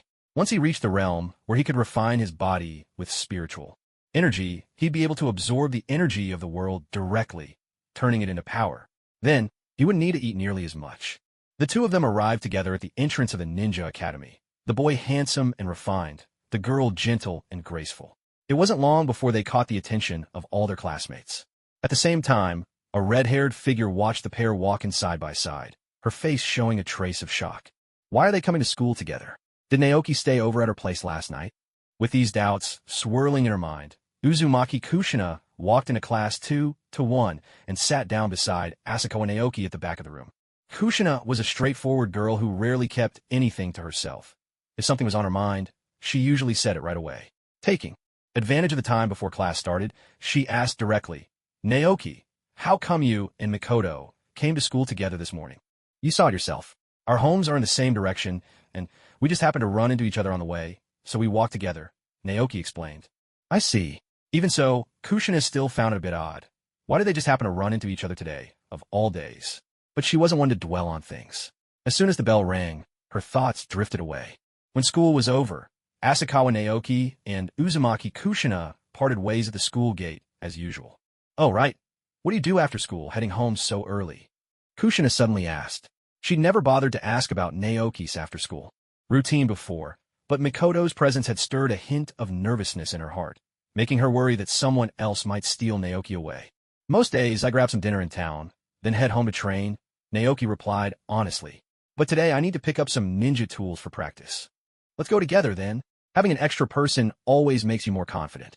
Hearing that Naoki was going to buy ninja tools, Kushina's interest was instantly piqued. "All right, let's go together and take a look." Naoki nodded in agreement. Arriving at the commercial street of Konoha, Kushina Uzumaki was just like a country girl coming to the city for the first time, her eyes full of curiosity about everything around her. Every now and then she would glance here and there, taking in the sights.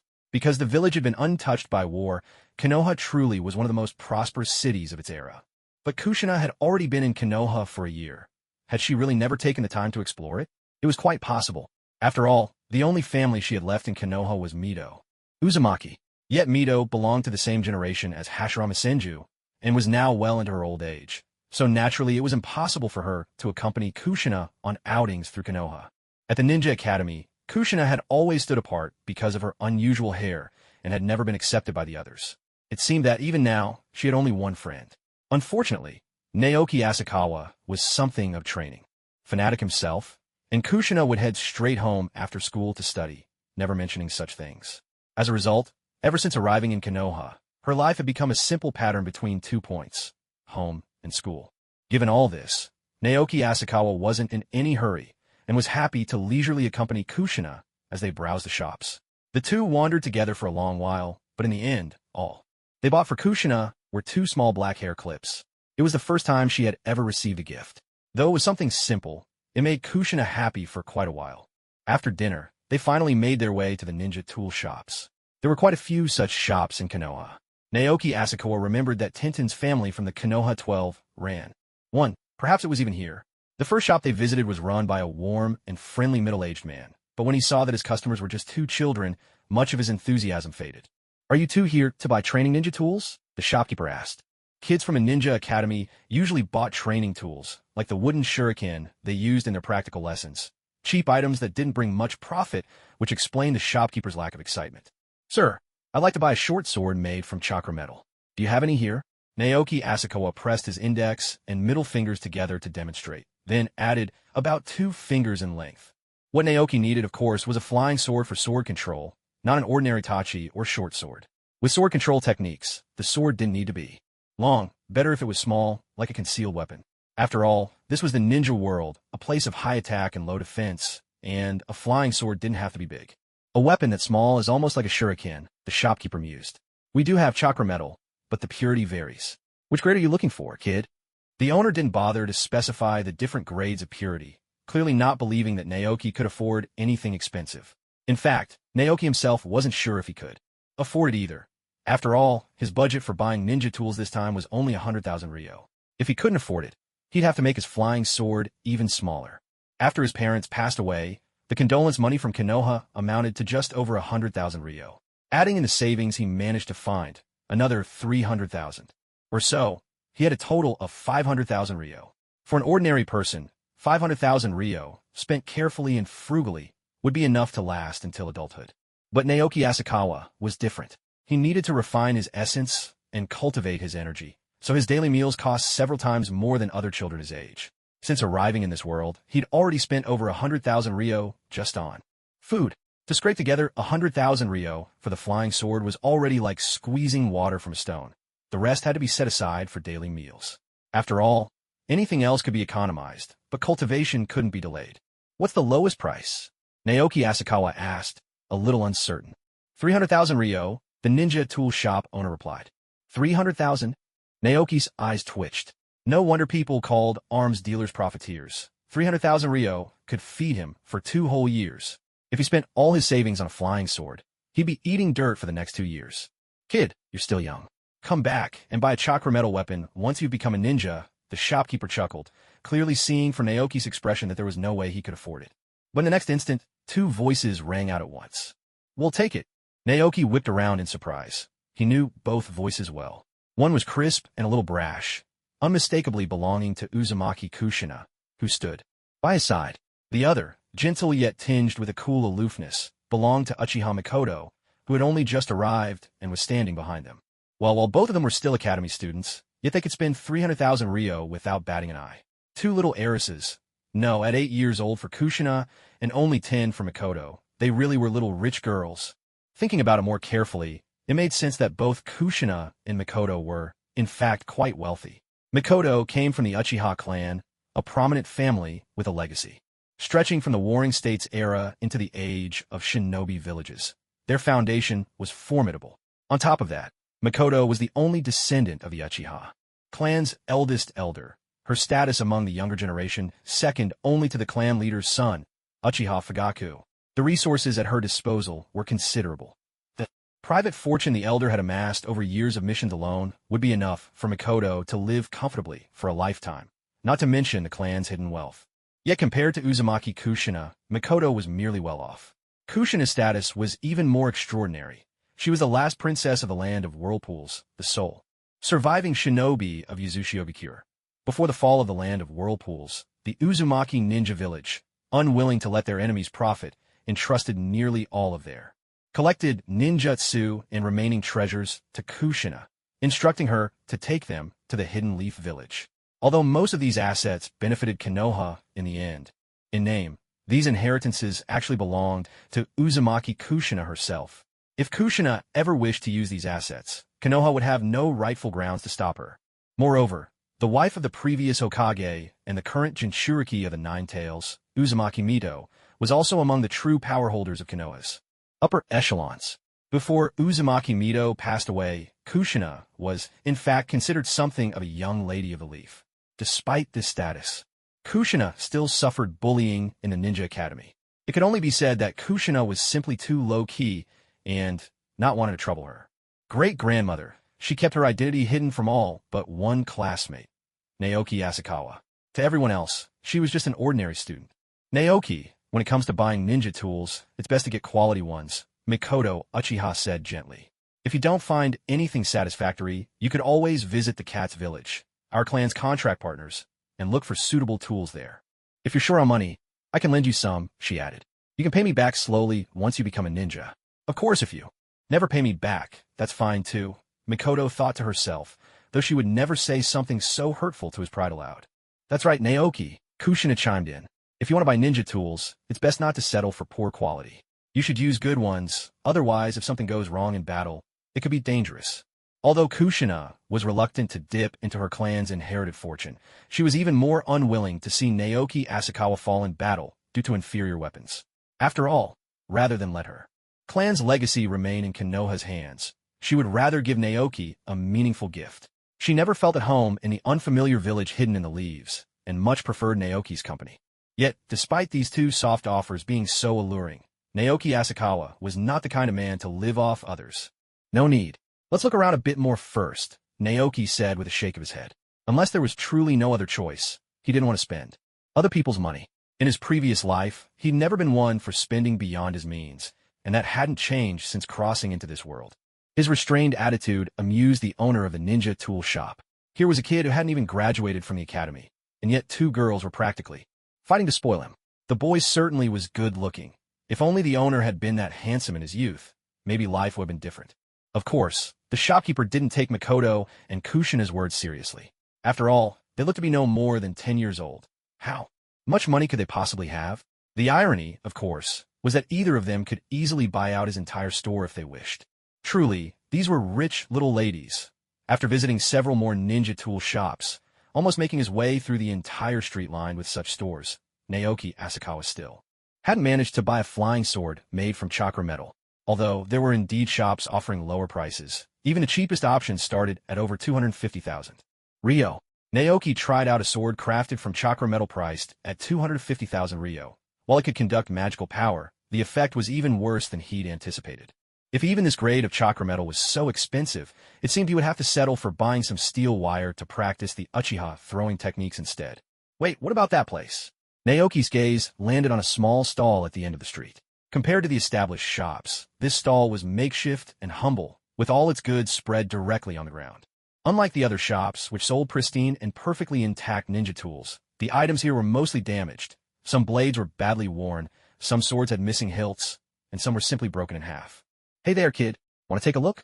These are all high-grade weapons that would cost hundreds of thousands of Ryo at the regular shops. But here I'm letting them go for just a few tens of thousands. The stall owner was a middle-aged man with a sly look about him. When he saw Naoki and his two companions, his pitch grew even louder. He went on, "All my weapons were picked up from the battlefield. They've all seen blood, that's for sure. They may not look pretty, but they're cheap. Just take them home and polish them up a bit, and they'll be as good as new, legendary blades, even." "Let's go have a look," Naoki said, heading for the stall. Kushina and Mikoto both glanced at him with worried expressions, afraid that a lack of money would drive him to buy inferior weapons. Even the owner of the nearest ninja tool shop kindly called out to warn them, "Hey kid, that guy's wares aren't really from the battlefield. Most of them are just discarded training weapons. Don't let yourself get swindled." Watching Naoki continue toward the stall anyway, the shopkeeper could only shake his head. If the kid wanted to get scammed, there was nothing he could do to stop him. In truth, Naoki was no fool. In his previous life, he'd grown up an orphan with even less money than he had now, so he had plenty of experience with tricks like these. The problem was that swords mixed with chakra metal were simply too expensive, far beyond his means, so he could only try his luck at the stall. "Take your pick, kid. Nothing here costs more than 90,000 Ryo, the stall owner said, his eyes glinting with cunning. If a fat lamb walked right up to his door, he certainly wouldn't turn away. "I'll just have a look first." Naoki inspected the goods one by one, weighing each piece in his hand and channeling a bit of magical power to test how well it conducted energy. But as he worked his way through most of the weapons, disappointment clouded his face more and more with each attempt. Most of the weapons on this small stall were as ordinary as could be, completely devoid of any chakra-infused metal. They could scarcely conduct chakra, let alone channel magical power. That was the case until he poured his mana into a greatsword. As his power coursed through what seemed like a shell of worthless scrap metal, Asakawa Naoki discovered his energy flowed unhindered within the sword's core. A flicker of delight passed through Naoki's heart, though his face remained perfectly calm. He continued to examine every weapon on the stand, betraying nothing. Gripping the greatsword in his hand, he also picked up a tachi whose edge had nearly worn away and asked, "Boss, how much for this greatsword? And this tachi as well?" "My young friend, let me tell you, this tachi is said to have belonged to a former Hokage." The vendor began spinning a tale to drive up the price, but Naoki interrupted him without hesitation. 90,000 Ryo. Both blades. "If you won't sell, I'll walk away," Naoki said, his voice calm but resolute, making it clear that he'd leave the moment the boss declined. Naoki-kun. Kushina Uzumaki and Mikoto Uchiha tried to persuade him otherwise, but before they could say more, the stall owner, who had been planning to ask for a steep 180,000 Ryo, cut them off with a broad grin. "Deal. Sold. 90,000 Ryo, a bargain for you," he exclaimed, eager to close the sale.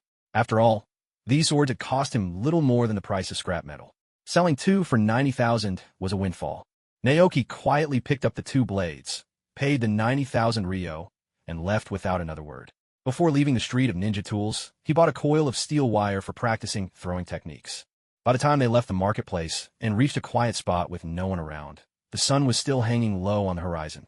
Seeing the puzzlement in Kushina and Mikoto's eyes, Naoki simply smiled. In one hand, he held the battered tachi, in the other, the scrap-like longsword. In the next instant, he brought the two blades together. He had expected the tachi, with its nearly worn-out edge, to be worthless enough. Yet the greatsword's craftsmanship was even worse. In one stroke, the tachi sliced clean through it, exposing a hidden metallic core. This is chakra metal, and the purity is remarkable. Mikoto Uchiha, well-versed in such things, immediately recognized the metal concealed within the greatsword. Though the piece was not large, its purity alone meant it could fetch several million Ryo, perhaps even 10 million, on the open market. This time, Naoki had truly stumbled upon a priceless treasure. As expected of Naoki-kun, Mikoto said with admiration. "Naoki, you're amazing," Kushina added, although she didn't quite understand how valuable chakra metal was. She just felt certain that Naoki was remarkable. "All right, let me treat you both to a late-night snack," Naoki said with a smile. He still had a few thousand Ryo left of his 100,000 budget, and, after all the mana he'd spent examining weapons, he figured it was the perfect excuse for a good meal. "Sounds great." The faces of the two young girls were radiant with joyful smiles. Instead of feeling jealous of Naoki Asakawa's lucky find, They were genuinely happy for him. After enjoying a late-night snack and returning home, Naoki Asakawa did not begin his cultivation right away. Instead, he first used a damaged tachi to carefully cut away the outer shell of the greatsword, revealing the chakra metal hidden within. There's not a lot of it, but it should be enough to forge 2 flying swords, he estimated, roughly measuring with his hands. If he crafted the swords entirely from chakra metal, each 2 centimeters wide and 12 centimeters long, he could make about 2. Of course, there was another method, mixing the chakra metal with normal metals. That way, he could forge dozens of flying swords without issue. However, the Artisaur control did not rely on disposable blades, but on swords that could be retrieved and used again. Naturally, in terms of power, a flying sword forged purely from chakra metal would be far more formidable than one made from a mixture. So why would Naoki Asakawa ever consider sacrificing power? Was it merely for convenience? But I suppose I'll have to trouble Makoto with forging the swords, he mused. Given that the chakra metal was worth several million taels, Asakawa was not entirely comfortable entrusting it to the owner of the ninja tool shop. It would be much safer to ask Makoto Uchiha to help, and have a craftsman from the Uchiha clan do the forging. At the very least, he wouldn't have to worry about anyone cutting corners or stealing materials. Once the 2 flying swords were complete, he planned to engrave formations onto them, then nurture them with his spiritual power for a time. Only then could he truly wield them with sword arts. For now, it's time to cultivate. Refine essence into energy. Trinity True Fire. Naoki Asakawa sat cross-legged, simultaneously circulating the basic energy refining technique and the Trinity True Fire. His dinner and late-night snack were swiftly being digested and transformed into vital energy. The next morning, when Naoki Asakawa opened his door, he once again ran into Makoto Uchiha on her way to school. Seizing the opportunity, he told her about his request to have the flying swords forged. Makoto readily agreed to help. With the assistance of the Uchiha clan's craftsmen, 2 flying swords took shape, each primarily made from chakra metal, with a small amount of other durable metals mixed in. After that, life for Naoki Asakawa settled into a peaceful routine again. Every morning, he would walk to school with Makoto Uchiha. After classes ended, he would return home to cultivate. On weekends, he sometimes went out shopping or played with Makoto and Kushina. This tranquil life continued for nearly 2 years, until March of Konoha's 37th year. In the ninja world, March was supposed to be a time of vitality and renewal, when all living things competed to thrive. Yet, at this moment, Konoha, and indeed, the entire shinobi world, seemed restless and uneasy.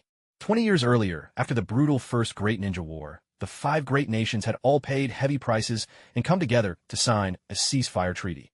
After that, although the ninja world was still plagued by wars, never again did it see a massive conflict like the First Great Ninja War, when all 5 great nations mobilized their forces.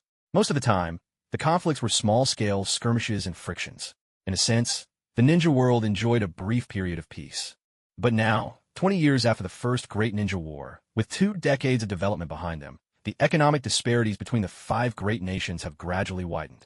Due to economic problems, the hardline factions within each nation have been gaining influence, taking control of both the countries and their hidden villages and advocating military force to expand their territories. In this environment, even the Leaf Village, nestled deep within the Land of Fire, has begun to feel the mounting tension. On the streets of Konoha, ninjas, once a rare sight in daily life, are becoming increasingly common, moving with unusual urgency. Very often, a ninja would barely have returned home for a few days before being sent out on another mission. A large number of ninjas have been dispatched to the front lines, causing the population of shinobi within the village to dwindle. Significantly, tasks that used to be highly sought after are now left unattended, simply because there aren't enough ninja to take them on. In such circumstances, the graduation season at the Ninja Academy is fast approaching. Besides the 6th-year students who are already scheduled to graduate, many younger students are also applying for early graduation. Naoki Asakawa and Kushina Uzumaki are no exception. Though they had only just turned 10 and were supposed to enter the 4th year of the academy that April, spending another 3 years before graduation, Naoki Asakawa, well versed in the storylines of the Hokage, knows that the Second Great Ninja War is about to break out. If he doesn't graduate now, as the war drags on, even staying in the academy could mean being forced to graduate and sent to the front lines. It's better to graduate early, get some real combat experience while the fighting is still relatively subdued, and avoid being thrown into the fiercest battles right from the start. Another reason is that Naoki Asakawa has run out of savings. If he stays at the academy any longer, he might not even have money for food. He needs to graduate and start earning as a ninja, or else the pace of his energy cultivation will definitely be affected. Besides, he has every confidence in becoming a shinobi. After nearly 2 years of training, his inner strength has grown several times over. While he has yet to break through the late stage of refining energy into chi, he feels he's very close. The opportunity for a breakthrough might come tonight. Meanwhile, in the Hokage's office, Hiruzen Sarutobi sits at his desk, his face clouded with worry. Sensing the gathering storm on the horizon, his thoughts drift back to that night, 20 years ago. Within the borders of a land of lightning, a small team of ninja is fleeing for their lives. There are only 6 people in this squad, but each one is a renowned ninja of the Leaf Village. At the head of the team is a man whose identity needs no introduction, a shock of white hair, a powerfully built frame, a leaf forehead protector with a mask covering his face, clad in blue armor. Despite his injuries, his expression remains impassive. He is none other than Tobirama Senju, the second Hokage of the Leaf. The remaining 5 were of similar age, a mix of exceptional talents from both the Nara and civilian clans. Their names were Hiruzen Sarutobi, Danzo Shimura, Amura Mito Kato, Koharu, Uchiha, and Torafu Akimichi. All 5 were members of the Tobirama squad, personally trained by the second Hokage, Tobirama Senju. Yet, unlike the stoic Tobirama, sorrow and a hint of despair flickered in each of their eyes. The original Tobirama squad had counted more than just these 5. The youngest among them, Kagami Uchiha, had stayed behind to cover their retreat and now rested forever in the Land of Lightning.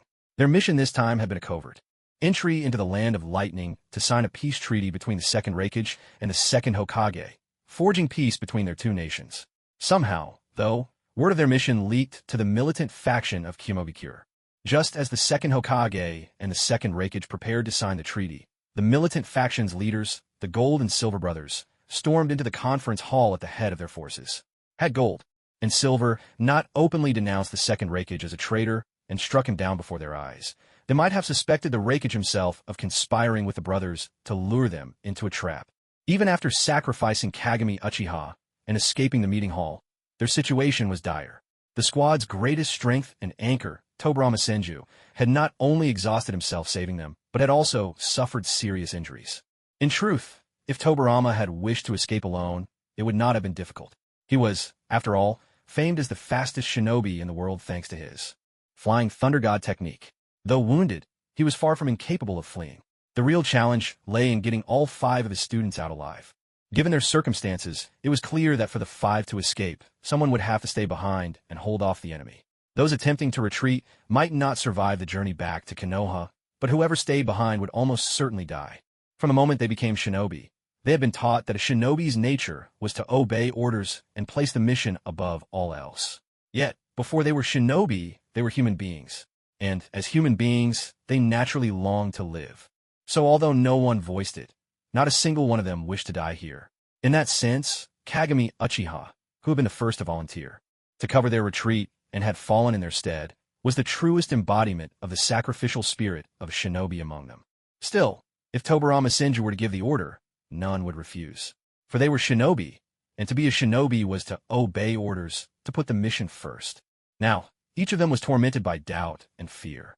On one hand, they wished they could summon the courage to step forward like Kagami had, to stay behind for the sake of their comrades with whom they had shared so much.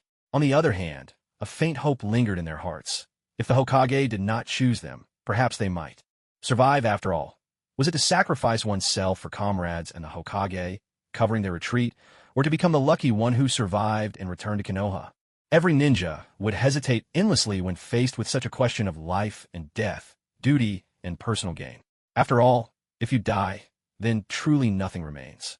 As the 5 of them wavered in uncertainty, Tobirama Senju finally spoke up. "Monkey, Danzo, the 2 of you are the strongest among us. One of you should stay behind to cover our retreat." Tobirama's words fell like a judge's gavel, instantly lifting some of the tension from the shoulders of his team. Hamura Mito Kato and Koharu Uchiha felt a hint of relief in their hearts. Though both were members of Tobirama's squad, they came from civilian backgrounds. Their ages were close to Hiruzen Sarutobi and Danzo Shimura, but lacking a ninja clan's legacy, their abilities had always lagged behind. In the past, Hamura and Koharu had felt a touch of resentment over their lack of strength, but never imagined that, today, their weakness would spare them from this peril. Akimichi Torafu, meanwhile, was the youngest among them, save for Kagami Uchiha, who had already sacrificed himself. Now, with Kagami gone, Torafu was the youngest of the group. Deep down, he admired Kagami, the youngest who had willingly given his life to protect the others. Not being chosen now, Torafu felt guilty for his relief. If even Kagami could step forward and sacrifice himself, what am I so afraid of? He wondered, doubting his own path as a ninja. He resolved that, should he survive and make it back to Konoha, he would avoid seeking a position among the village's leaders. Instead, he would retire quietly and focus on nurturing the next generation within his clan. Compared to the three who were spared, the feelings of Hiruzen, Sarutobi, and Danzo Shimura, those whom Tobarama had named, were far more complicated. Hiruzen felt a slight sense of ease. Now that he had been chosen, he no longer had to torment himself over whether to volunteer. Danzo, however, was plunged into even deeper inner turmoil. Though his strength matched Hiruzen's, Danzo was undeniably more self-serving. If there was anyone among the five who most desperately wanted to live, it was Danzo. He was still in his 20s, with his best years ahead of him. His dreams were unfulfilled. He had not yet become Hokage, nor contributed all he could to Konoha. He yearned to live, to do more for the village. He lowered his head, not daring to let Tobarama see the hesitation and fear in his eyes. Yet, that very moment of hesitation brought him closer than ever to his dream, the seat of Hokage. Lord Hokage, let me stay behind and cover everyone's retreat, Hiruzen said with a gentle smile. At Hiruzen's words, the fear and uncertainty in Danzo's eyes vanished, replaced by a hidden spark of relief deep within. Hiruzen, Danzo started to speak, but Hiruzen cut him off. Danzo, we're counting on you to lead everyone back. Watching Hiruzen Sarutobi, the usually expressionless Tobarama Senju, let a rare smile cross his face. Monkey, once we return to Konoha, you will be the new Hokage. Hokage-sama, this, Hiruzen stammered as did the other three, Hamura Mitokado and the others, all eyes wide with disbelief. Of course, the one most unwilling to accept this was Danzo Shimura. His dream had just been snatched away, right before his eyes, by his closest friend. No need to say more. This is a test for all of you, Tobarama said slowly. I'm already old. Konoha needs a younger Hokage. As for me, I will burn myself out, clearing every obstacle in your path so you can grow. But, Hokage-sama, I have no experience at all. Konoha needs you. Hiruzen pleaded. You have been at my side for many years now. Besides, I am not infallible. The future path of Konoha is for all of you to walk on your own. Tobarama urged, enough, go now. The Cloud Ninja pursuers are almost upon us. Any later, and it will be too late. Remember, where the leaves dance, the fire never dies. The future belongs to your generation. I will become the nourishment that lets the tree grow stronger. With those words, Tobarama's figure vanished, using the Flying Thunder God Jutsu to draw the enemy away in another direction. Let's go. Hiruzen Sarutobi, soon to become the third Hokage, shook off his sorrow and led the others of Tobarama's squad, fleeing toward the land of fire. As they escaped, Hiruzen noticed Danzo seemed lost in thought and asked with genuine concern, Danzo, are you all right? With Hokage-sama's strength, I'm sure he'll make it back to Konoha alive. Right now, we're just a burden to him. Only by escaping the land of lightning can we ease the Hokage's load as much as possible. Understand, Danzo replied with a nod. Danzo was no child. He was not so easily fooled. Even with Tobarama's unmatched prowess, he was no match for the Gold and Silver Brothers and the army of battle-hardened ninja. The moment Tobarama left, they all knew this was almost certainly a one-way trip. Having spent so much time with the second Hokage, to say they felt no sorrow or reluctance would be a lie. Danzo's heart was not made of stone. Yet more than sadness, what truly stunned Danzo was brushing so closely against his own dream, only to watch it slip away. When Hiruzen finally emerged from his memories, he realized nearly 20 years had passed since the death of his teacher, the second Hokage. The first great ninja war had ended, and now, as tensions rose in the ninja world, was a second great war about to break out? Where the leaves dance, the fire never dies. Teacher, if you were still Hokage, what would you do? Hiruzen Sarutobi's thoughts drifted back to that time, to the second Hokage, Tobarama Senju, a man who seemed forever steadfast and unshaken by doubt. If the second Hokage were still alive, perhaps Konoha would be in an even better state than it is now. Even if I can't compare to you, teacher, I will still give my all to protect Konoha. Utterly unaware of the events unfolding in the ninja world, Naoki Asakawa was facing a challenge of his own. This weekend, as luck would have it, he had no classes. After treating himself to a hearty lunch and stocking up on groceries at the supermarket, he hurried home, shut all the doors and windows tightly, and prepared for a period of intense seclusion. It had been nearly 3 years since he crossed over into this world. 3 years ago, he obtained the foundational chi refinement technique and formally began his journey on the path of cultivation. For various reasons, he had since learned several magical arts: samadhi, true fire, being soldiers, external incarnation, and sword control, to name a few. Though he had acquired a fair number of mystical skills, Naoki had never once slackened in his daily practice of the foundational chi refinement technique during these 3 years. As a result, 2 years ago, he managed to break through to the middle stage of refining essence into chi.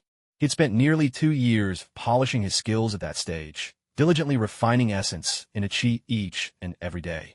Though he had yet to reach the late stage, the total amount of spiritual power within his body had already far surpassed what it was when he first broke through to the middle stage 2 years ago. Just a few days ago, he sensed that his dantian was packed to the brim with magical power, unable to hold a drop more, the very peak of the middle stage. Yet, rather than rushing to break through, he opted to steady his mind and wait for the weekend to arrive. Today is the day I advance to the late stage. Once calm and focused, Naoki began to circulate his foundational chi refinement technique with all his might, compressing his magical power as prescribed by the method, making it denser and, at the same time, expanding the capacity of his dantian. At the same time, he activated the samadhi true fire at full strength, turning his body into a blazing furnace, burning away lingering impurities and refining the essence absorbed from food. Thank goodness for the assistance of samadhi true fire. Otherwise, there's no way I could have cultivated so quickly. At first, Naoki thought samadhi true fire was nothing more than an offensive magical art. But as his cultivation deepened, he grew ever more amazed by its wonders. He had yet to practice the fire of chi or the fire of spirit, but even the fire of essence alone had increased his cultivation speed by several-fold. Thanks to samadhi true fire, he could digest food rapidly and purify the essence, making it far easier to convert into magical power. In truth, samadhi true fire felt less like an attack spell and more like an invaluable support technique. No wonder the legends say Sun Wukong used samadhi true fire to forge an indestructible, diamond-like body. As his dantian was once again filled to bursting with dense magical power, Naoki swept away all distracting thoughts, immersing his mind entirely in the flow of energy and the depths of his dantian. Break through for me. Asakawa, Naoki focused his will, exerting control over the spiritual energy gathered in his dantian. If, before, the power compressed within his dantian had been like a tranquil little pond, then now, under his spiritual command, it surged like a pond caught in a raging storm. Under this tempest, the water level rose wildly, pounding against the boundaries of the pond, and the area of the dantian itself began to expand. He had experienced a similar breakthrough before, moving from the early to the middle stage of energy refinement, though the amount of power involved then paled in comparison to what he now commanded. His will, too, had grown immeasurably stronger over the past 2 years. With his formidable mental control, the pond expanded steadily, never once risking a breach. Only when the pond had nearly doubled in size, reaching the brink of what it could bear, did Asakawa Naoki sense danger. Any further, and cracks would appear, shattering his dantian. He slowed his efforts and finally stopped. Phew! I've finally broken through to the late stage. He breathed out softly, a faint joy lighting up his eyes. He took a moment to sense the changes. Now, his dantian could hold several times more power than before, and his total reserves had increased by nearly a third. Moreover, his meridians widened by. The breakthrough allowed energy to flow much faster.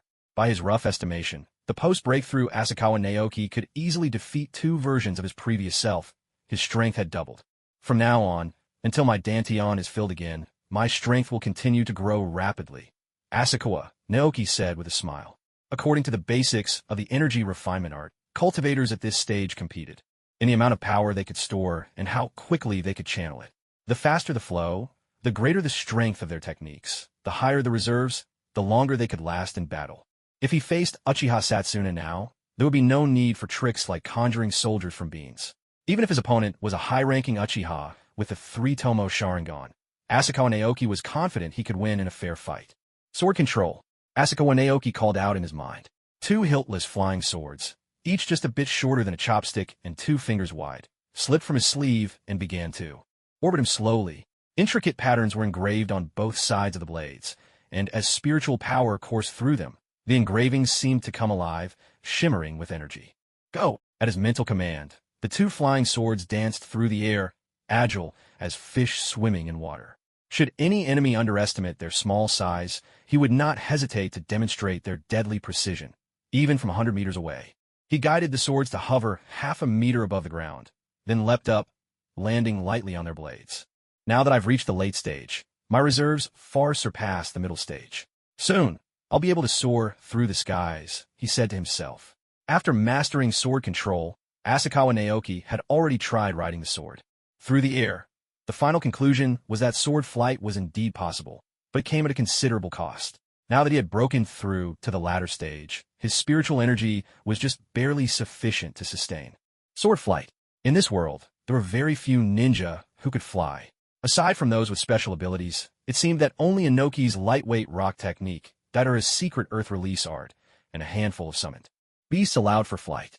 In other words, once Asakawa Naoki mastered the art of sword flight, so long as he wished to escape, no one would be able to take his life, assuming, of course, he had enough spiritual energy to spare. For some reason, a phrase suddenly floated into Asakawa Naoki's mind. The moment your feet leave the ground, you're halfway to death. He wondered to himself if, in this world, the second Hokage, the genius who created so many forbidden jutsu, could fly as well. Well, that's probably thinking too far ahead, he mused, shaking off the thought. Although, after his recent breakthrough, Asakawa Naoki was confident. He could defeat a Jonin. He was far from ready to challenge a Kage-level powerhouse like the second Hokage, let alone someone who surpassed that tier. But Asakawa Naoki's greatest advantage right now was his youth. He was only 10 years old, with a long road ahead of him. After all, the stage of refining essence in Uchiha was only the first of 4 realms on the path of immortal cultivation. Should he ever reach the level of refining chi into spirit, perhaps he would finally have the confidence to face the Kage and Jinchuriki of every village. My vitality's running low. I'd better eat something to recover my strength. With that, Asakawa Naoki stowed both flying swords into his sleeves, pulled out the food he'd prepared earlier, and began to eat. Just now he had pushed his dantian to its limits in hopes of reaching greater heights in the future, which had consumed a great deal of spiritual energy. Much of his vitality had been converted into spiritual power in the process. It took finishing off enough food to feed an ordinary person for several days before Asakawa Naoki finally felt his energy begin to recover. As he stretched with a satisfying crackle of his bones, he let out a relaxed yawn. Gazing into the mirror at his own tall, slender frame and delicate features, Asakawa Naoki couldn't help but feel a little resigned. Things had been fine when he'd first arrived in this world, but now, every time he went to the ninja academy, he was always met with strange looks, making him feel quite out of place. The reason was simple. He was just too tall.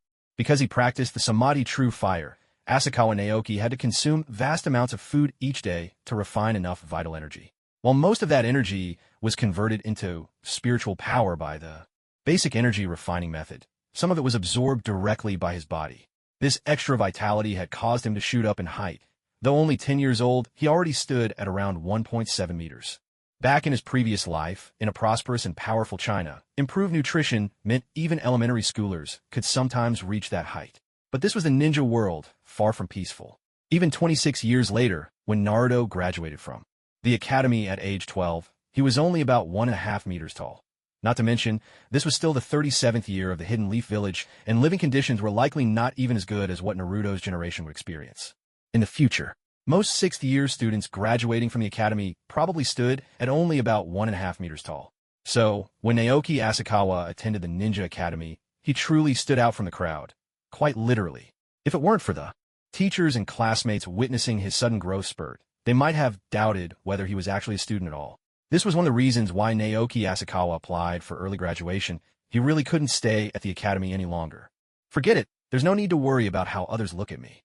I am who I am, a firework unlike any other. Naoki Asakawa chuckled softly to himself. It was certainly better to grow taller than to grow wider. He had no desire to end up with a physique like the Akimichi clan. Stripping off his shirt, Naoki Asakawa took another look at his body. Though his muscles weren't exaggerated, they were perfectly balanced, indistinguishable from those of an ordinary person, perhaps even fairer than most. But if it ever came to a real fight, Naoki Asakawa would make his opponent understand just why flowers bloom so red. Thanks to the power of the Samadhi True Fire, he had reached adult-level physical strength 2 years ago, and now he far surpassed the average ninja. Physical prowess should never be underestimated when ninjas clash at close quarters. There's no time to form hand seals for jutsu. At that point, unless the opponent's swordsmanship was vastly superior, brute strength could break through technique. The enemy would have to dodge or risk defeat and destruction. Still, I can't shake the feeling that my physical strength has reached its limit. Naoki, Asakawa sighed. After all, the Samadhi True Fire could only temper one's vital essence. Pushing his body further would probably require a proper body-refining technique. If I get the chance in the future, I'll study the 8 gates and see if I can use it to verify some body-refining methods. For now, I'll focus on cultivating the Samadhi True Fire. Once my body reaches its peak, I should be able to ignite the flame of essence.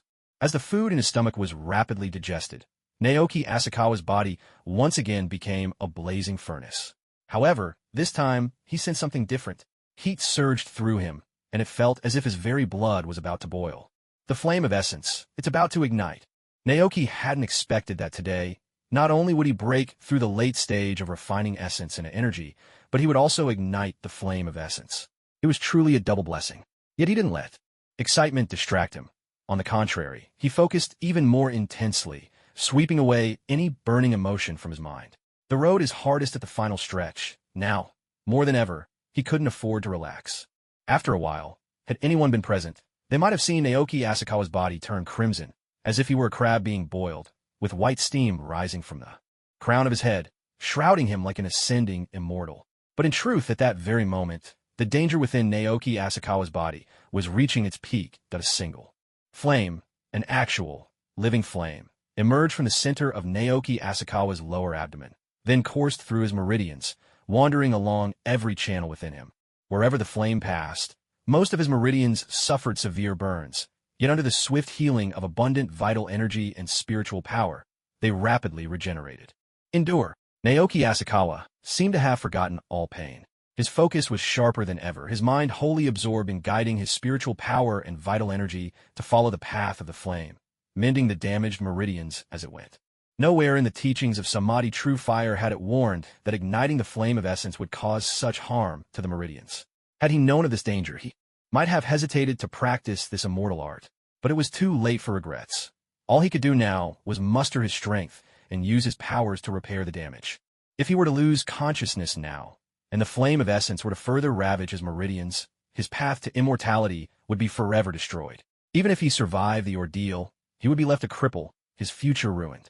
Gritting his teeth against the agony of the Samadhi True Fire, scorching his meridians, Naoki Asakawa watched, as if from within, while the flame seared his inner channels not once, not twice, but 3 times before finally settling into his heart. At last, it's over. Exhausted, Naoki Asakawa collapsed, but at least his meridians were intact. This ordeal had drained not only his spiritual power and vital energy, but also his very spirit, a depletion so severe he would need a long slumber just to recover. He had no idea how long he slept, but when he finally awoke, every trace of injury from the flame's passage had vanished. Not only was the pain gone, even the memory of being burned seemed distant. Only a lingering warmth near his heart bore witness to the flame that had once scorched him. With all his wounds healed, Naoki Asakawa tried circulating his spiritual energy and discovered, to his astonishment, that it flowed not only without resistance, but nearly 50% faster than before. Is this the work of the flame of essence? Understanding gradually dawned on him. To think that after all that burning, my meridians are not just unharmed, but as good as new. More than that, after the meridians were seared by the essence fire and then restored with vital energy and spiritual power, they've expanded and grown tougher as well. With this, my spiritual power now courses through reinforced channels, so it's only natural that its flow has quickened. A surge of joy rose in Naoki's heart. The swifter flow of power was like a high-pressure jet, making any immortal technique he used even more formidable. It seems I misjudged the Samadhi True Fire. No wonder it was created by great cultivators in imitation of the primordial Samadhi flame. Though I don't yet know its true might, it's already proven to be a tremendous aid in cultivation. Perhaps I should find a secluded place and test the power of this flame of essence for myself. Now, Naoki Asakawa had finally succeeded in kindling the essence flame, adding the legendary Samadhi True Fire to his arsenal of battle techniques, alongside his swordsmanship. But what time is it now? Naoki pushed open the window. Sunlight spilled in, bright and golden, and the morning air was crisp and refreshing. It's already morning? Is it Sunday morning, or is it Monday? He had begun his seclusion on Saturday, fully expecting to break through the late stage of the essence refining process within 2 days. What he hadn't anticipated was not only breaking through that bottleneck, but also igniting the essence flame in one fell swoop. The price, however, was substantial. He'd fallen into a deep sleep afterward. Naoki wasn't sure how long he'd slept, but it must have been at least a whole day. Since it was now morning, it couldn't be Sunday anymore. Besides, though he'd used up a fair amount of vital energy, he didn't feel like he was starving, so it couldn't have been more than 2 days. That meant it had to be Monday morning. With that realization, Naoki hurriedly gathered his things and stepped outside. Being late wouldn't usually bother him, but today was different. It was the graduation assessment for the academy's ninja students. As he opened the door, he saw a beautiful girl dressed in black, her long, silky hair cascading down to her waist. It was Mikoto Uchiha. Compared to when he'd first met her 2 years ago, Mikoto had grown considerably. Girls mature about 2 years earlier than boys, and at this age, their growth spurt is remarkable. At 12, Mikoto already stood a meter and a half tall, second only to Naoki himself among all the students in the academy. Beyond her height, the childishness was fading from her features, replaced by the gentle grace of a blossoming young lady. One had to admit, the Uchiha bloodline was truly exceptional. At 12, Mikoto already hinted at the beauty she would become, and she was the secret crush of many boys at the academy. Seeing Naoki step outside, Mikoto, who had clearly been waiting for a while, smiled and greeted him. Naoki-kun, did you have trouble sleeping because of the assessment today? Don't worry. With your skills, I'm sure you'll breeze through the graduation test. Looking at the familiar Mikoto, Naoki shook his head with a smile. Relax. I've never worried about the graduation test. I just didn't sleep well yesterday, that's all. Sorry to have kept you waiting so long. Mikoto shook her head as well, indicating it was no trouble. I just got here, actually, but we should hurry. We're going to be late. Right, Naoki nodded. He bent his knees, leaning down in a half-crouch, and said, At this rate, we'll be late anyway. Let me carry you to school. For Naoki Asakawa, it was one thing for him to be late, but he simply couldn't accept making Mikoto late because of him. Naoki-kun, are you sure it's all right for you to carry me on your back? Mikoto asked with a hint of worry, yet she still nestled onto Asakawa's back, wrapping her arms gently around his neck. She had never once doubted Naoki Asakawa's words. Don't worry, Asakawa replied, standing up as he slid his hands under Mikoto's knees, readjusting her securely against his back. Though she stood at 1 meter 50, Mikoto Uchiha weighed barely over 70 pounds, a bit on the slender side, he thought.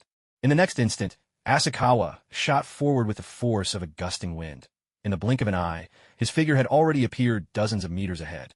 His speed wasn't quite on par with using a chakra-enhanced body flicker, but for his normal pace, Asakawa was astonishingly swift. Empowered by the Samadhi True Flame, Asakawa's speed far outstripped that of ordinary shinobi even without employing swordsmanship. This was the strength of a formidable body. The essence refined by the Samadhi True Flame didn't just amplify strength, it fortified every single cell in his body, unlocking hidden potential within them. As his body grew stronger, so too did his power and speed. This was Naoki Asakawa's first time traveling at full speed, and even as he hurried along, he paid close attention to Mikoto on his back, adjusting his posture as needed to keep her comfortable. In truth, not only did Mikoto Uchiha feel no discomfort being carried this way, she found herself rather enjoying it. Her thoughts seemed to scatter in the rush of the wind around them. There was nothing she needed to think about, nothing she needed to do. She simply had to hold on tight to Naoki-kun's back and let herself be carried along. If only our time at the academy could last a bit longer, Mikoto thought wistfully. Though she and Naoki Asakawa had known each other for nearly 2 years, and almost always went to school together, she still found herself wishing for more, hoping that these simple, peaceful, and quietly happy days could stretch on. But she knew it was impossible. Not only was she about to graduate, but Naoki Asakawa had also submitted his own application for early graduation. If only I could be placed on the same team as Naoki-kun, she thought. Mikoto, did you have breakfast? Naoki Asakawa suddenly asked. Not yet, but it's all right to skip a meal sometimes, Mikoto replied. From the hurried way Asakawa had left home, Mikoto could tell he hadn't eaten breakfast either. If she said she had eaten, Asakawa would never have gone to eat by himself. Instead, he would have just taken her straight to the academy, both of them hungry for their graduation exams. As expected, hearing Mikoto admit she hadn't eaten, Asakawa changed direction without hesitation, heading toward a breakfast shop. Skipping breakfast just won't do. Not with the exams today, he said firmly. After a simple breakfast, Naoki Asakawa carried Mikoto Uchiha on his back and managed to arrive at the Ninja Academy just before class started.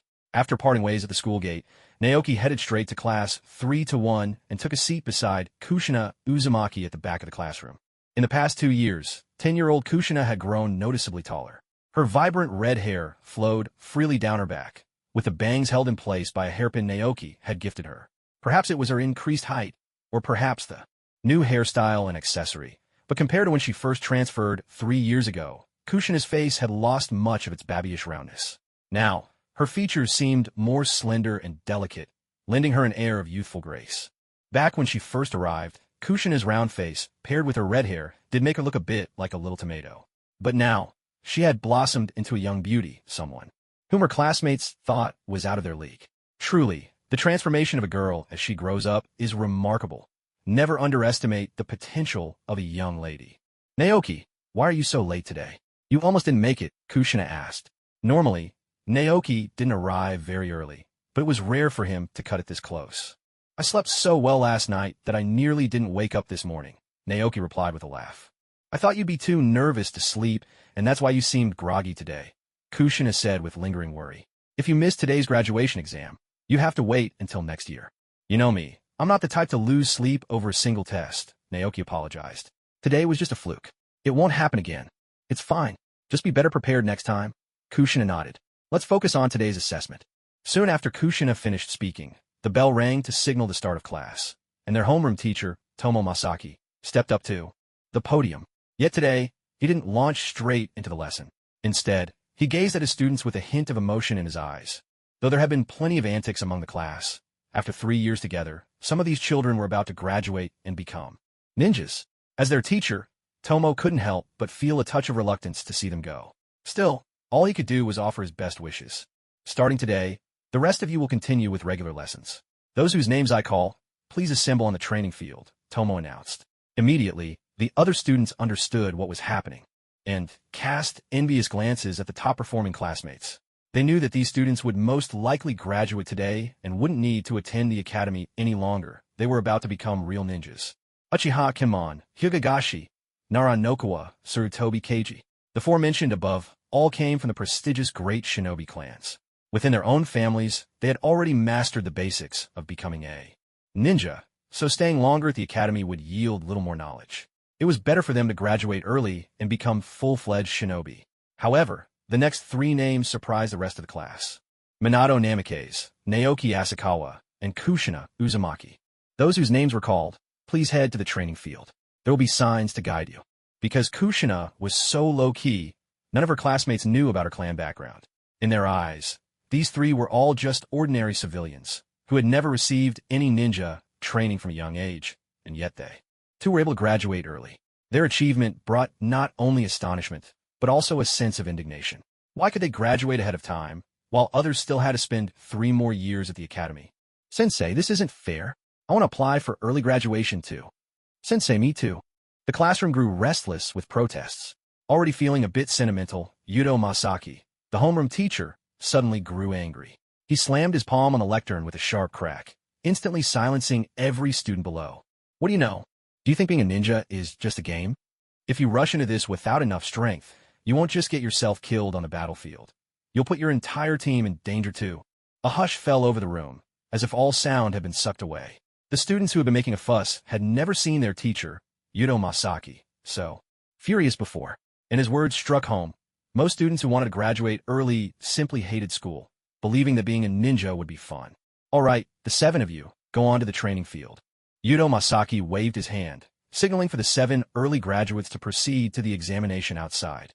Among these 7, the true prodigies were not the 4 from shinobi clans, but rather 2 of the civilian trio, Minato Namikaze and Naoki Asakawa. Yudo Masaki, as their homeroom teacher, had not approved their applications lightly. When a student applied for early graduation, he had tested them all. The results showed that the 4 from shinobi families had reached the standards required of 6th-year graduates, fully qualified to be genin. Kushina Uzumaki, in addition to meeting that standard, possessed an amount of chakra that far surpassed even Masaki himself, a retired shunin.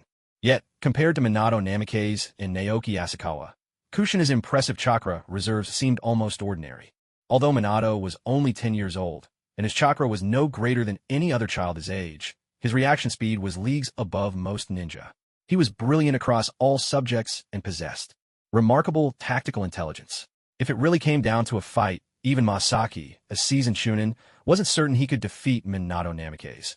And then there was Naoki Asakawa, the one person even Tamatake Masaki couldn't quite see through. At the very start of first grade, Naoki had been just an ordinary classmate, a bit timid and unremarkable. But after the devastating loss of both his parents, it was as if something inside him awakened. His personality changed dramatically, his body grew at an astonishing rate, and his abilities began to advance by leaps and bounds. Where once he had barely registered in anyone's mind and treated others with gentle warmth, on the first day the transfer student arrived, Naoki teamed up with Kushina to give Teru Yamayama and his 3 friends a thorough beating. After that, not only did he rise to the top of the class academically, but in practical combat lessons, he used throwing techniques to defeat even the strongest members of the Uchiha clan. His physical strength far outstripped that of other children his age.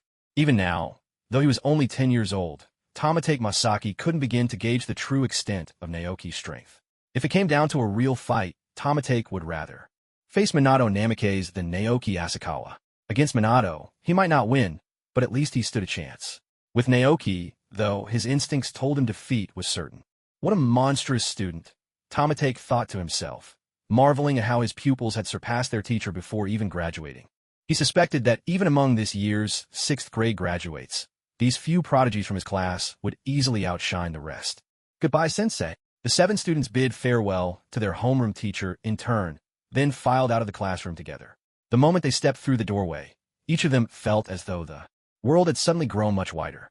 Unless something unexpected happened during the graduation exam, from this day forward, they would no longer be students of the Ninja Academy. They would be true shinobi. Yet no one could say how many of these 7, after enduring the 2nd and 3rd Great Ninja Wars, would still be alive. Just as Tamatake had said, becoming a ninja was no child's play. Sometimes the price of that path was one's very life. The schoolyard was already abuzz with noise and excitement. Over 100 academy students had gathered there, and several teachers were busy keeping order. Which grade and class are you from? A young male teacher, helping to organize the crowd, asked the 7 as he approached. We're from class 1, grade 3. Minato Namikaze replied. So many students from 3rd grade graduating early, and most of them from civilian families? The young teacher's eyes flashed with surprise. Pointing in a certain direction, he said, your grades group is over there. The 7 looked where he indicated and saw a few students already gathered, no doubt other early graduates from the 3rd grade. As they made their way to the assigned spot, more and more students continued to stream onto the schoolyard. After a while, when no more new students appeared on the playground, Naoki Asakawa finally took a careful look around. Unsurprisingly, the largest group was made up of 6th year graduates. After all, students from other grades were only graduating early, while the 6th years were truly finishing their time at the academy. Even if someone was reluctant to graduate, the teachers would still bring them along to participate in the graduation exams. If they passed, they could become Jonin. If they failed, they would either repeat the year and try again next time, or simply go home and lead a regular life. Yet, among the more than 100 6th-year students, Naoki Asakawa didn't spot anyone particularly tall, so even those who had repeated must have only done so for a year or two. In the crowd, his sharp eyes caught sight of Mikoto Uchiha, who noticed him as well. Their eyes met, and both broke into a warm smile. Beyond the 6th years, the next largest group was the 5th years, numbering over 30. This group included not only children from ninja clans, but also quite a few civilian students. For some exceptionally gifted civilian students, choosing to graduate early in the 5th year was nothing out of the ordinary. In comparison, there were only 20 early graduates from the 4th year, all of whom came from ninja families, as shown by the clan insignias on their clothing. The 3rd year group was even smaller, just 15 students. Aside from Naoki Asakawa, Minato Namikaze, and Kushina Uzumaki, all were from ninja clans. Still, the presence of 3 civilian students in the 3rd year group was enough to surprise many of the instructors. After all, civilian children were at a far greater disadvantage, not just in terms of bloodline, but also because the ninja clan students received far more advanced training from an early age. To graduate after only 3 years at the academy, Asakawa and his peers were already regarded as prodigies among the civilian students. Hello, everyone. I am Yuichi Nakamura, acting principal of the Ninja Academy. An elderly ninja stood at the front of the playground and announced, "Because the Hokage is busy with official affairs, I will be hosting this year's graduation exam on his behalf today." A wave of disappointment swept through the crowd as soon as Nakamura finished speaking. Everyone had hoped the Hokage himself would oversee the graduation exam, so it was only natural for them to feel let down. Chuckling warmly, Yuichi Nakamura was unfazed by the students' reaction. "Now, children, before we begin the exam, I'd like to say a few words. Becoming a ninja is hardly a game. In reality, it's a dull and dangerous profession. Most of the missions a ninja undertakes are tedious and repetitive, while some are extremely hazardous. Even if you pass the graduation exam and become a ninja, if you ever feel that this path isn't for you, you can always go to the Hokage's office, give up your ninja registration, and pursue a different career." However, seeing the impatience on the faces of so many students on the field, Yuichi Nakamura could only shake his head before continuing. "All right, since most of you have already made up your minds, I'll go ahead and explain the contents of the graduation exam. There will be three main parts to today's assessment. The first is the physical fitness test. You must complete 5 laps around the track within 5 minutes to pass. The Academy's track is 400 meters per lap, so 5 laps make 2,000 meters. In Naoki Asakawa's previous life, even adults would struggle to run 2 kilometers in 5 minutes, let alone children around 12 years old. But in this ninja world where chakra exists, finishing 2,000 meters in 5 minutes isn't impossible. With chakra support, most Academy graduates can manage this. The second part is the throwing technique assessment. You'll need to throw shuriken at wooden stakes 20 meters away. You'll pass if 7 out of 10 shuriken hit the mark. Shuriken throwing has been taught since the second year at the Academy, with the distance gradually increasing from 10 meters to 12, 15, 18, and finally 20 meters. The accuracy requirement isn't particularly high, just 70%, so most students can achieve it. The third and final part is the Ninjutsu test. Nakamura Yuichi announced in a measured tone. The requirement is to successfully perform the 3 basic techniques. When teaching the 3 basic techniques, homeroom teacher Tomo Masaki had already said that this would be a mandatory part of the graduation exam. Even so, some of the 6th graders still looked uneasy. Even the most basic ninjutsu can be difficult for some to master. Many fans of Naruto might think the 3 basic techniques are simple, but that's because the Konoha 12 are all genius ninja. Even Naruto struggled because of the influence of the Ninetails chakra, which prevented him from mastering the technique. In reality, there are plenty of ordinary ninja who, even without the Ninetails interference, learn ninjutsu very slowly. After all, the majority in this world are Jonin and Chunin. Most ninja rely on kunai and shuriken in battle. Only the truly strong excel in ninjutsu combat. Alright, let's begin the assessment. With that, Nakamura Yuichi stepped aside as several teachers, each holding a roster and scoring sheet, walked forward. Group 1, follow me. Suzuki Kiyoshi, Sato, Ichiro, Kobayashi Shunsuke, Yamada, Shoda. Group 2, over here. Kato Takuya, Kuroda Jiryo, Hirakawa Hideki. There were 10 teachers in total, dividing the graduating students into 10 groups, each with about 20 students. Naoki Asakawa and the rest of Class 1, Grade 3, were all placed in Group 10, supervised by a male teacher whose stern expression left no doubt about his strictness. However, when this stern-faced teacher found himself face-to-face with Naoki Asakawa, who stood nearly as tall as he did, even his expressionless features couldn't quite hold steady. "Is there a problem, sensei?" Naoki Asakawa asked, noticing the teacher's peculiar look. "No problem. You're Naoki Asakawa, aren't you?" the examiner inquired. "That's right. I'm Naoki Asakawa, Class 1, 3rd year. I'm 10 years old this year and preparing to graduate early," Naoki replied, his gaze tinged with confusion. 10 years old? What on earth have you been eating to grow like that? The examiner could hardly believe it. Thankfully, his stoic face didn't betray his shock, sparing him from showing any odd expression. "Well, you've grown quickly. Prepare yourself for the exam," the examiner finally said with a nod. While the other students were busy dealing with their nerves, only Kushina Uzumaki couldn't suppress her laughter. She patted Naoki on the shoulder. "Honestly, I'm just as curious. What do you eat to get so tall?" Naoki shook his head and spread his hands helplessly. "Just eat plenty, exercise, and get enough sleep each day. That's all." In truth, Naoki had considered whether to teach Kushina and Mikoto the art of cultivation, but after weighing the consequences, he decided it was best to wait until he was strong enough to leave his mark on the shinobi world before passing on such knowledge to those close to him. For now, he was still too weak. Due to limited equipment, the running and throwing assessments were conducted in small groups, one at a time. However, The clone technique test could be done on the spot, so except for the first two. Groups assigned to the track and the wooden stakes. All the other teachers decided to start with the 3 basic jutsu. Naturally, Group 10, which included Naoki and his friends, was no exception. Now, we'll begin the assessment of the 3 basic jutsu, the stern-faced teacher announced. First up, Minato Namikaze. Here, sensei. Minato stepped forward and began forming hand seals. With a puff of smoke, another Minato slowly appeared. The 2 Minatos greeted the teacher in unison. Good morning, sensei. Good morning. The teacher's expression didn't change, but a flicker of surprise flashed in his eyes. Even he couldn't immediately tell which was the real Minato and which was the clone. As expected of a genius among civilian shinobi, mastering the clone technique so well in 3rd grade, he thought. Now, proceed with the transformation and substitution techniques, the teacher instructed. Yes, sensei. Minato dispelled his clone and began the next 2 techniques. Though not as dazzling as his clone technique, Minato's transformation and substitution were both executed flawlessly, prompting the examiner to nod in appreciation. 100 points, the teacher wrote on the score sheet, marking Minato's performance in the 3 basic jutsu. Next, Kushina Uzumaki.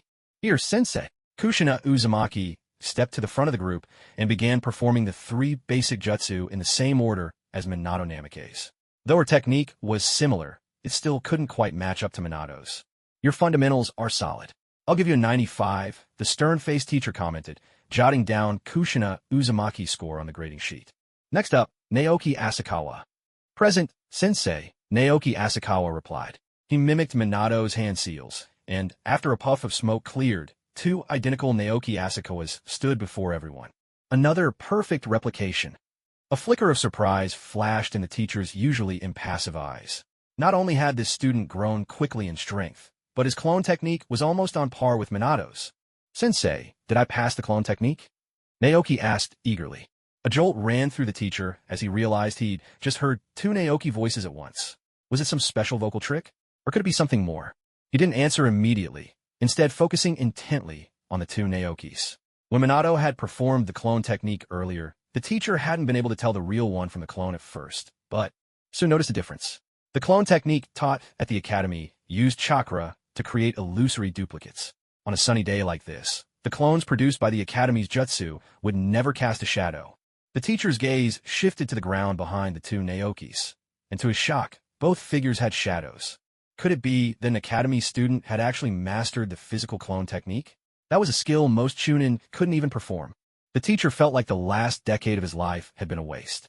Here was a child who hadn't even graduated, already capable of a jutsu he, a Chunin for years, still couldn't do. Watching the slight twitch at the teacher's mouth, Naoki Asakawa thought that perhaps there was hope for his sensei's poker face after all. Your clone technique passes. Now proceed to the transformation and substitution techniques, the teacher said, his tone tinged with a hint of resignation. Yes, sensei, Naoki replied. He then had his senzu being clone perform the hand seals for the transformation technique. When the smoke cleared, the 2 Naokis had merged into one, while the examiner had split into 2. For a moment, the teacher's eyes widened in shock, as if he were looking into a mirror at his own reflection. At that instant, the transformed senzu clone, now a perfect copy of the teacher, asked, Sensei, did I pass the transformation technique? At least the voice isn't the same. The teacher sighed in relief, his deadpan face finally relaxing a little.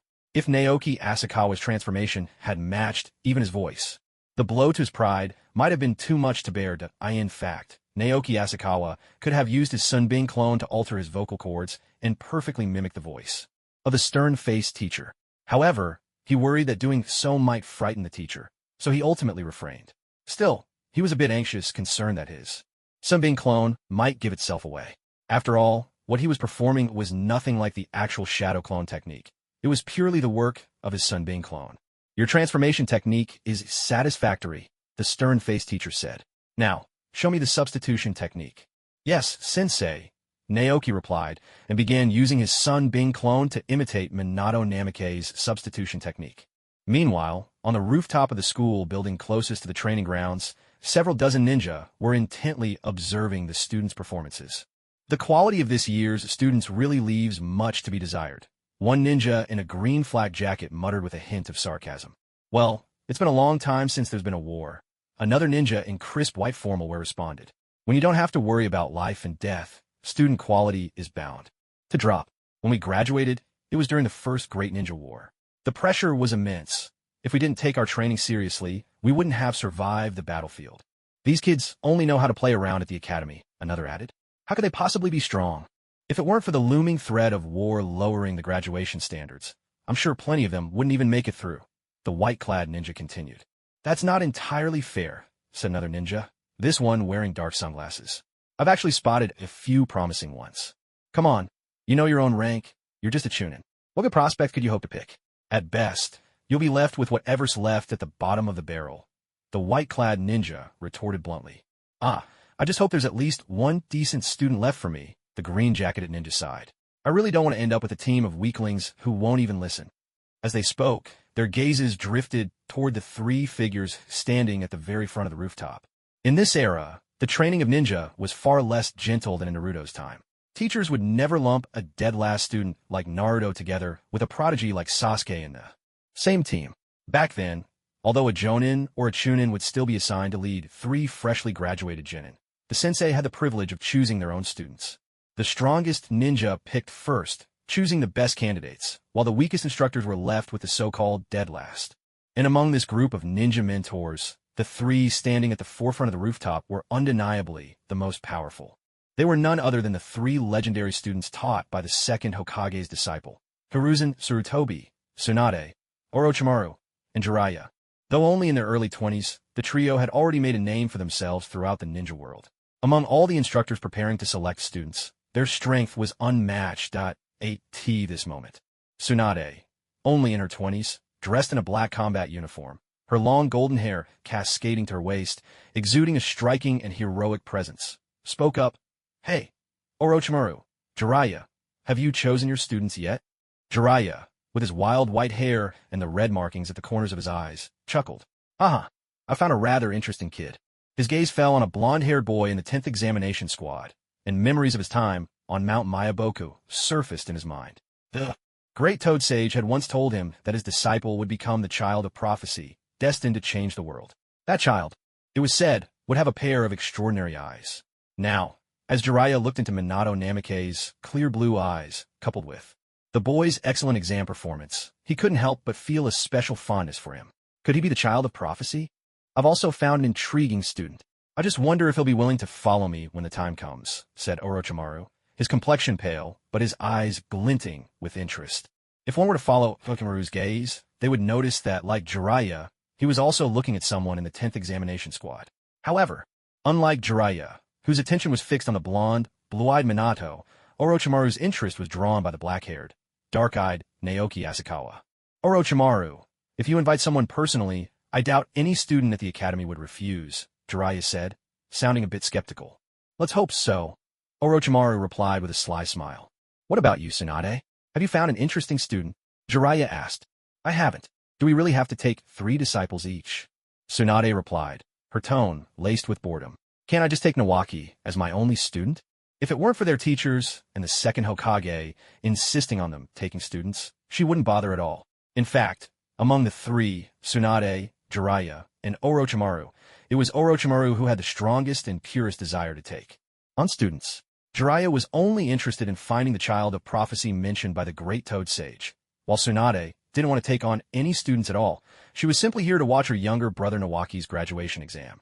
At this time, before he had turned to darkness, Orochimaru was genuinely eager to take on disciples. Tsunade, Lord's second Hokage, has made it clear. Ninja leading a team can't take their own relatives as students, Jiraiya kindly reminded her. Jiraiya was right. The second Hokage had a rule. Ninjas were not allowed to take their own family members as disciples.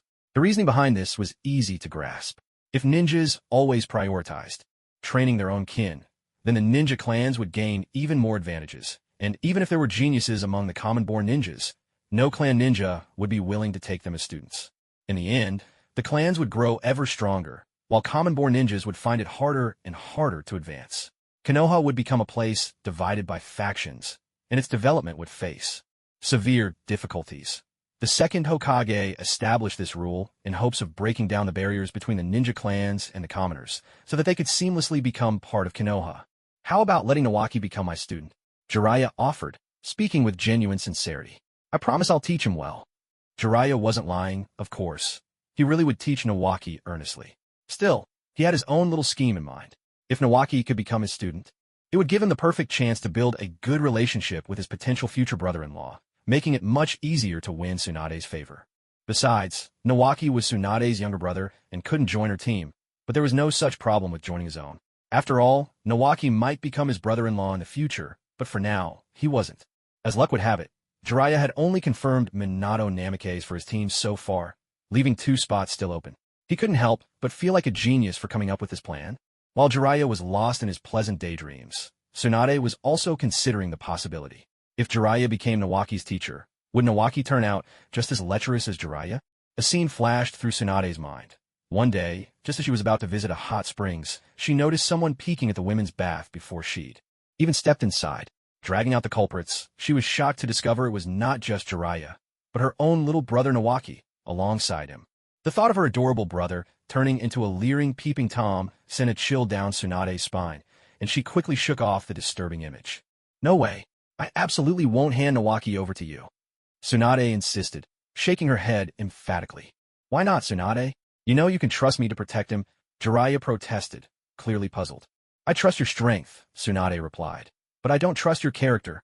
Yet, Jiraiya's suggestion gave Tsunade an idea. Even if neither she nor Jiraiya could take Naoki as a student, Orochimaru was still an option. Compared to the notoriously pervy Jiraiya, Orochimaru, who hadn't yet gone astray, was the very model of a ninja. Otherwise, he wouldn't be considered a contender for Hokage alongside Minato Namikaze. "Orochimaru, do you still have room for another student? Could I trouble you to take Naoki as your disciple?" Tsunade asked, turning to Orochimaru. "No problem. So far, I've only found one suitable student," Orochimaru nodded. He was already quite familiar with Naoki and didn't mind taking him under his wing. "Thank you so much," Tsunade said gratefully. "It's no trouble at all. You should also take this chance to find suitable disciples. After all, it's the task our teacher left for us before departing," Orochimaru reminded her. "I know," Tsunade sighed. While choosing students, Tsunade suddenly caught sight of a flash of red hair. "If I can't take Naoki as my disciple, maybe I could choose Kushina. She and I should have very different bloodlines, right?" Because of this, Tsunade confirmed her choice for her first disciple.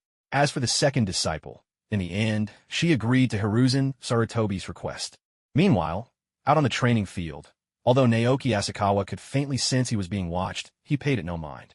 After all, with his height towering over the others, he was used to drawing curious glances every time he entered the ninja academy. As long as those eyes held no malice, he didn't let it bother him. Over the past 3 years, he had gradually grown accustomed to such attention. "All right, it's time for our class to begin the first physical test," announced the stern-faced teacher as he led the 10th examination group. Onto the field. Looking over the group, he said, "Run properly. Don't even think about cheating. I'll be keeping track of everyone's laps." "Understood, Sensei," the students replied in unison. With that, the physical test begins. The teacher gave a signal with a small wave of his flag, and 20 students dashed forward together. Though they were all in the lower grades, those eligible for early graduation were mostly from ninja clans, their physical strength rivaling that of many 6th-year students. As a group, they ran at a pace faster than most. Yet the students in the lead surprised many of the teachers. It was 3 civilians at the front. Indeed, the ones leading the pack were none other than Naoki Asakawa, Kushina Uzumaki, and Minato Namikaze. The ninja clan students, despite their early graduation status, were left behind by the 3 and never managed to catch up, not even in the final lap. On the rooftop of the school building, quite a few ninjas watched the trio with eager eyes. After all, who wouldn't want to take a prodigious civilian ninja as their apprentice? But when they saw Jiraiya and his companions all focusing their attention on Group 10, those eyeing Asakawa and his friends could only give up with reluctant sighs. All right, the assessment is over. At the wooden training posts, the 3-part graduation exam for the 10th group finally concluded. The examining teacher's hands trembled slightly as he looked at the results. All 20 members of the 10th group had passed the graduation exam, meaning each of them would become a Jonin after just 3 years at the academy. It was a remarkable feat. Even among students who had spent 6 years at the school, many failed to graduate. But what truly astonished the examiner were the top 3 results in Group 10. If the other early graduates had all come from ninja clans, that would have been understandable. But the best scores belonged to civilians. Despite their humble backgrounds, these 3 had outperformed the clan students and claimed the highest honors. Naoki Asakawa and Minato Namikaze even achieved perfect scores in all 3 tests, while Kushina Uzumaki lost only 5 points in the clone technique portion, scoring 95 in the other two. You've all passed the exams.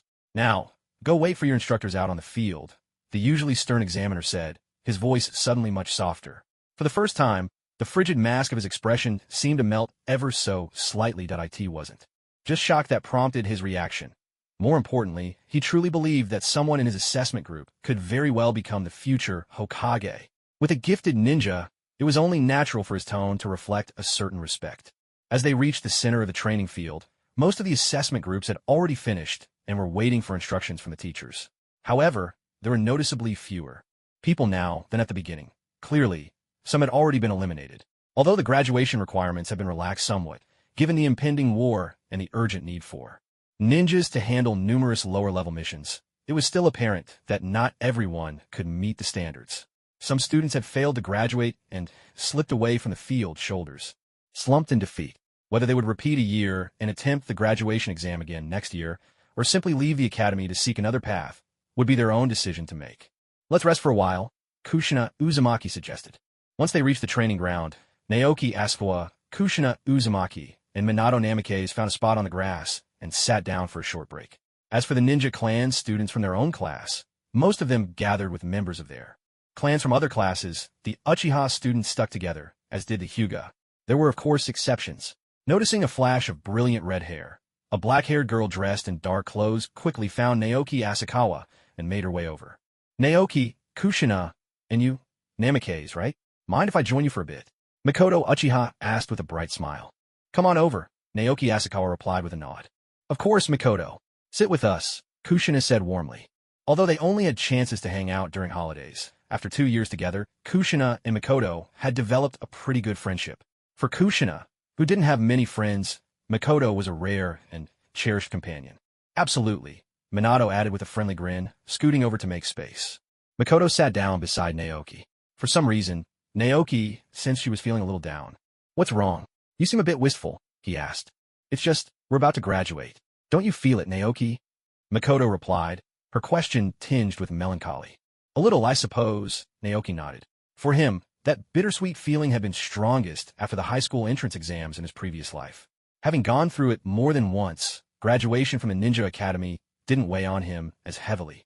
Don't worry, it's just graduation from the academy.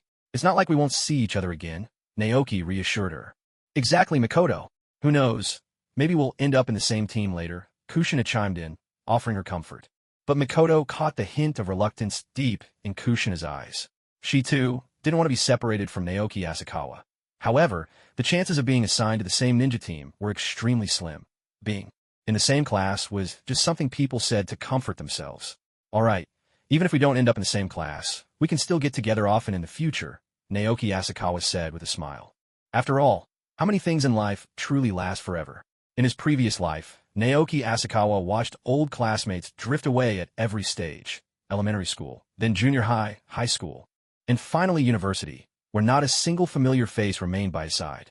But even so, there were always some friends who kept in touch, and every so often they'd meet up for a meal. Compared to the vast heavenly empire of his past life, the world of the ninja was much smaller. As long as nothing unexpected happened, everyone would still live here in the Hidden Leaf Village.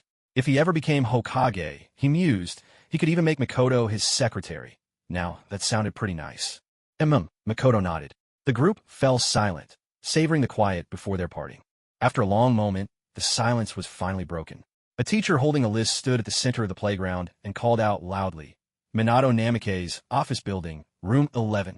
Naoki Asukawa, office building, room 33. Kushina Uzumaki, office building, room 25. Mikoto Uchiha, office building, room 25. As the teacher announced the names, the students called out began making their way to their designated rooms. Disappointment flickered in the eyes of both Mikoto and Kushina. They'd known the odds of ending up together were slim, but until the results were final, they couldn't help but hope. At least Mikoto and Kushina had been placed in the same class. They could look out for each other. All right, let's go, said Naoki Asukawa. The four of them made their way to the office building, where they parted ways to find their respective classrooms. When Naoki entered room 33, he thought he'd arrived early enough, but to his surprise, another student was already there. The boy was about 1 meter 40 tall. with short brown hair and a cheerful face that bore a resemblance to Naruto. Judging by the situation, this boy would likely be Naoki's teammate in the future. "Hello, I'm Naoki Asakawa. Are you a new graduate assigned to room 33 as well?" he asked. "Yes, I'm Naoki. I'm 12 years old and just graduated from 6th grade. The boy replied, glancing at Naoki with curiosity. "Asakawa, are you a transfer from last year's class? How old are you? You're so tall, taller than my sister." A string of questions tumbled out of Naoki's mouth, revealing him to be an outgoing, naturally sociable child. His name was Naoki, and his appearance and personality bore a certain resemblance to Naruto. Adding to that the fact that he had an older sister made Naoki Asakawa almost certain the boy standing before him was Tsunade's younger brother, Naoki, or rather, Senju Naoki. He hadn't expected that instead of being teamed up with Kushina and Mikoto, he would end up as Naoki's teammate. "I'm not being held back a grade." Naoki Asakawa shook his head and replied, "Honestly, I actually graduated early from 3rd year. I'm 10 years old this year." "What? You're only 10? Naoki's face was full of disbelief. He was 2 years younger than Naoki, yet somehow much taller. "Asakawa, if you don't mind me asking, what did you eat growing up?" Naoki asked eagerly. "There's really no secret," Asakawa replied slowly. "Eat well, exercise a lot, and make sure you get enough sleep. That's all." "Is that true?" Naoki asked skeptically. "Could it be I'm going to bed too late? Or maybe I don't exercise enough. So, why are you so eager to grow taller?" Asakawa asked curiously. Most people were simply curious when they saw someone so tall at this age, but Naoki's eager tone made it clear he truly wanted to grow taller. "Of course it's because I want to become Hokage," Naoki answered earnestly. "This village was founded by my grandfather, and I want to protect it with everything I have." "Your grandfather?" Asakawa asked, pretending not to know. "Oh right, my grandfather was also a powerful ninja. He helped the first Hokage build the Hidden Leaf Village." Realizing he'd let something slip, Naoki quickly tried to cover it up. Tsunade had warned him many times not to reveal his identity to outsiders. Maybe it was because he sensed Asakawa wasn't a bad person that he'd become so comfortable around him, nearly spilling the secret. "So your grandfather is a great ninja too," Asakawa said with a smile. Naoki was kind-hearted and full of ideals, but at heart, he still wasn't much different from any other 12-year-old. Perhaps it was his desperate desire to become Hokage that made him act rashly in the war, failing to spot the explosive tag trap and ultimately losing his life to it. But becoming Hokage isn't something you can achieve overnight. The most important thing right now is to grow up safe and sound. "You can aim for Hokage when you're older," Asakawa advised gently.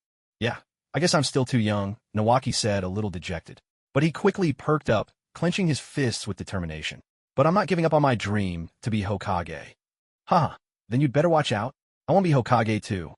Asakawa laughed. "Even if you do, I won't back down. I have things I want to protect too." Naoki laughed back, his spirit undimmed. If you were to ask these graduates of the Ninja Academy about their dreams, most of them would probably say they want to become Hokage. But as they grow up, most ninja gradually come to understand themselves and quietly let go of the dream of becoming Hokage. By the time their 3rd teammate arrived, Naoki Asakawa and Shoju had already gotten to know each other fairly well. The 3rd teammate was a boy who looked a bit taller than Shoju, with an ordinary face and a temperament that was noticeably cool and aloof. "Hello, I'm Daiki Masamura, a 6th-year graduate this year. I'm 12, Daiki introduced himself. "Hi, I'm Shoju, also a 6th-year graduate, 12 years old," Shoju echoed, following his example in self-introduction. "I'm Naoki Asakawa, a 3rd-year student who applied for early graduation. I'm 10, Naoki said slowly. When Shoju introduced himself, Daiki didn't seem to react much. He didn't find it odd that Shoju purposely left out his family name. After all, there were plenty of civilians in the ninja world who only had given names. But when Naoki mentioned he was graduating from the 3rd year, Daiki's eyes flashed with disbelief. How could someone only 10 years old, and nearly as tall as an adult, already be graduating? Was this guy a monster? Still, because of his cool and distant nature, Daiki didn't ask questions like Shoju did. He simply nodded to acknowledge both of them, then stood quietly to the side of the office, saying nothing more. Watching the aloof Daiki, Shoju couldn't help but feel a little helpless. This teammate of theirs might be difficult to get along with. "By the way, Shoju, do you know who our teacher is?" Naoki Asakawa asked. Although in his previous life, the show Naruto never clearly stated who Shoju's teacher was, many fans speculated that it was none other than Orochimaru, one of the 3 legendary Sannin.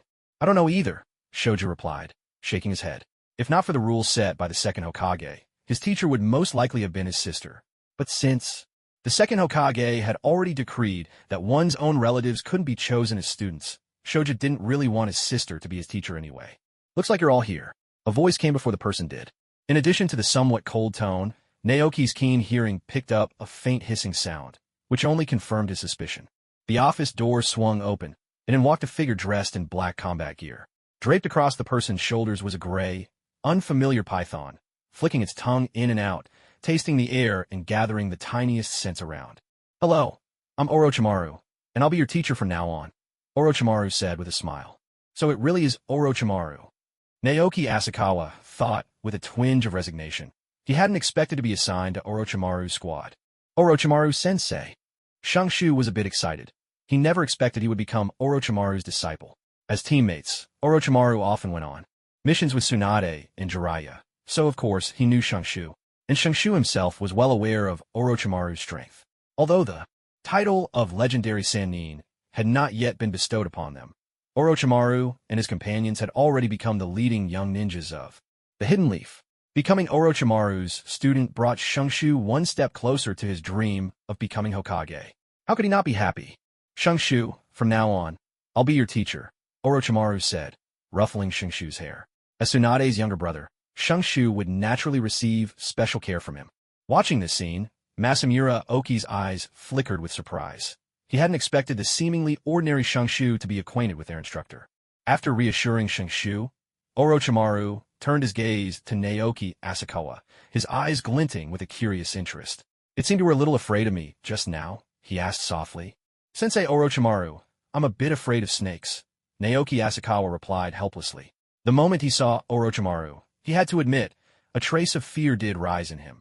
He worried that Orochimaru might discover his secret and dissect him for research. But Naoki quickly realized this fear was just a shadow from his previous life. In truth, the second great ninja war hadn't even begun yet. At this point in time, Orochimaru could still be considered a good person, or at least a good ninja. A gentleman is judged by his actions, not his thoughts. If we dissected everyone's hearts, there'd be no perfect person in the world. Whether or not Orochimaru's mind had started to twist, as long as he hadn't yet fallen, there was no reason for Naoki, as a leaf ninja, to worry about coming to harm. As for the future, he'd have a few years to grow stronger. If Orochimaru ever tried anything against him, well, he'd just make sure to knock some sense into him. "Oh, it seems my snake rather likes you," Orochimaru said with a smile. The gray python coiled on his shoulder shifted, rising up and flicking its tongue to gently brush against Naoki's cheek. "It says you smell quite nice." "As long as it's happy," Naoki replied, resigned. In his previous life, he truly was afraid of snakes, but since crossing into this world, it no longer bothered him much. Perhaps it was because, as a mere mortal before, he'd seen too many news stories about people dying from snake bites. But here, things were different. With cultivation on his side, long snakes were no different from common animals in Naoki's eyes. This was what it meant to have confidence in one's own strength. Why would the strong fear the weak? Seeing that Naoki was no longer frightened, Orochimaru didn't tease him further. Instead, he produced 3 forehead protectors, each engraved with the symbol of the hidden leaf and bound with blue cloth. The instant the protectors appeared, all 3 boys' attention was drawn to them, especially Shang-Shu, whose eyes burned with anticipation. With these forehead protectors, they would finally become true Jonin of the Hidden Leaf. "Put on these headbands, and from now on, you are ninjas of the Hidden Leaf Village," Orochimaru said slowly. "Thank you, Orochimaru-sensei." Rope Tree was the first to take the headband and put it on, a silly grin spreading across his face. He had just become a Jonin, and was already daydreaming about what it would be like to become Hokage one day. "Thank you, Orochimaru-sensei." Naoki Asakawa and Daiki Masamura also took their headbands and tied them to their foreheads. Indeed, before wearing the headband, they hadn't quite sunk in, but now, with it on, they truly felt they had become real ninjas. "There's still some time before lunch, so let me teach you your first lesson," Orochimaru announced. "Follow me." With that, Orochimaru strode out of the office, leading the way. The 3 boys hurried after him without hesitation. Glancing back at his 3 new students, Orochimaru didn't slow down at all. He dashed straight out of the ninja academy and made for the nearest training ground. "He's so fast." Seeing Orochimaru's figure about to disappear from view, the 3 students instinctively quickened their pace, running even faster than they had during the physical fitness test. Naoki Asakawa, for his part, wasn't worried about falling behind. He could easily keep up with Orochimaru's speed, but he paced himself to stay with his teammates. Rope Tree, though he hadn't awakened the Senju clan's special physique, was still in decent shape and managed to keep up. Daiki Masamura, meanwhile, gritted his teeth and pushed himself to stay with the others, determined not to be left behind.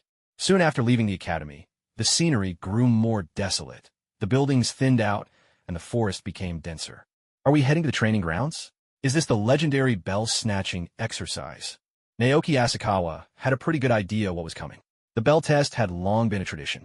Among Hokage's disciples, Hiruzen Sarutobi used it when teaching the Sannin, Minato Namikaze used it with Kakashi's team, and Kakashi himself later used it with Naruto and his friends. Sure enough, when Orochimaru noticed Daiki Masamura starting to run out of steam and slow down, he finally stopped. "Today, your task is to snatch this bell from me," Orochimaru said, slowly producing a small bell and attaching it to his waist. Thinking for a moment, Orochimaru took out a scroll, unrolled it, and summoned 3 ninja tool pouches, tossing one to each student. "You can attack however you like. Don't worry about hurting me, and you don't have to worry about me hurting you either," Orochimaru told them. "Understood, Sensei," the 3 replied in unison, nodding. "Good.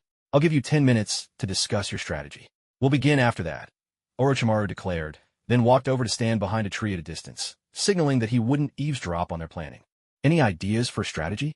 Naoki Asakawa looked at Rope Tree and Daiki Masamura. Both shook their heads. "All right then, what kinds of jutsu are you good at?" Naoki asked again. The 2 of them shook their heads again. Apart from the clone technique and shuriken jutsu, they barely knew any other ninjutsu. In fact, this was the reality for most civilian ninjas. Typically, when civilian ninjas graduated, they only mastered taijutsu, the clone technique, and shuriken jutsu. The reason was simple. The graduation exam at the Ninja Academy only tested these 3 skills. So most civilian students focused solely on these in order to pass. On top of that, before graduation, civilian ninjas generally had no chance to learn other techniques. Naoki Asakawa was already considered fortunate among civilians. Both his parents had been ninjas, and they had left him a fireball jutsu scroll. Ajiwara Masamura, on the other hand, was a textbook example of a typical civilian ninja.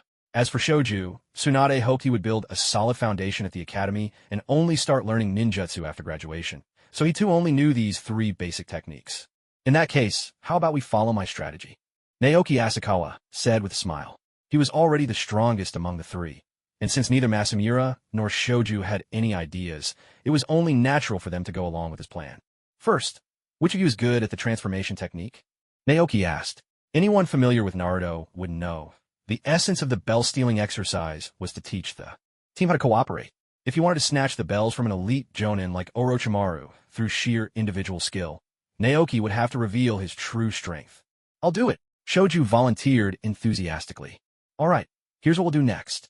Naoki began assigning tasks to the 2 of them. He made use of the time to let Shoju practice the transformation technique twice, and, while Shoju was distracted, he discreetly plucked a strand of his hair.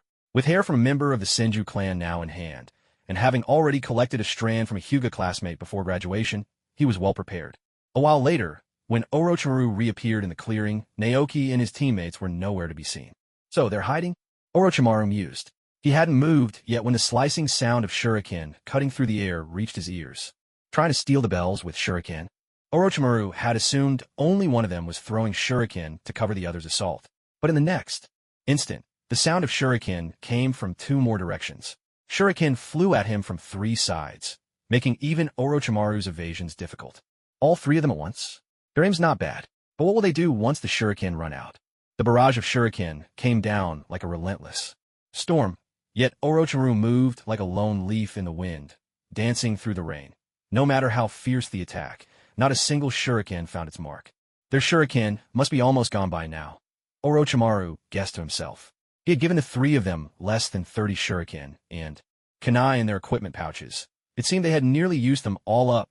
As the final shuriken brushed past Orochimaru, he watched with anticipation, eager to see how the 3 students would act next. Yet, that seemingly harmless shuriken suddenly reached out a hand, seizing the bell at Orochimaru's waist in a death grip before transforming, amidst the pale mist, into the figure of Naoki. "Orochimaru-sensei, we've won," Naoki exclaimed with a joyful grin. At the very moment Naoki grabbed the bell, Naoki Asakawa and Daiki Masamura emerged from behind the dense foliage. "Not bad, Asakawa. Your throwing technique has improved, and your teamwork wasn't half bad, either," Orochimaru applauded, offering his praise. Asakawa threw shuriken from 2 directions, and together with Masamura, you created the illusion that all 3 of you were attacking, lowering my guard. Then Naoki disguised himself as a shuriken and, while I dodged, changed back to snatch the bell. It seems you've begun to grasp the essence of a ninja squad. Unity and cooperation. Of course, the real reason they managed to seize the bell was that Orochimaru hadn't taken the challenge seriously. If he had, a simple sensory jutsu would have revealed Naoki, Asakawa, and Naoki's positions, rendering their strategy useless. Let's rest here for a bit, then go eat together, Orochimaru suggested.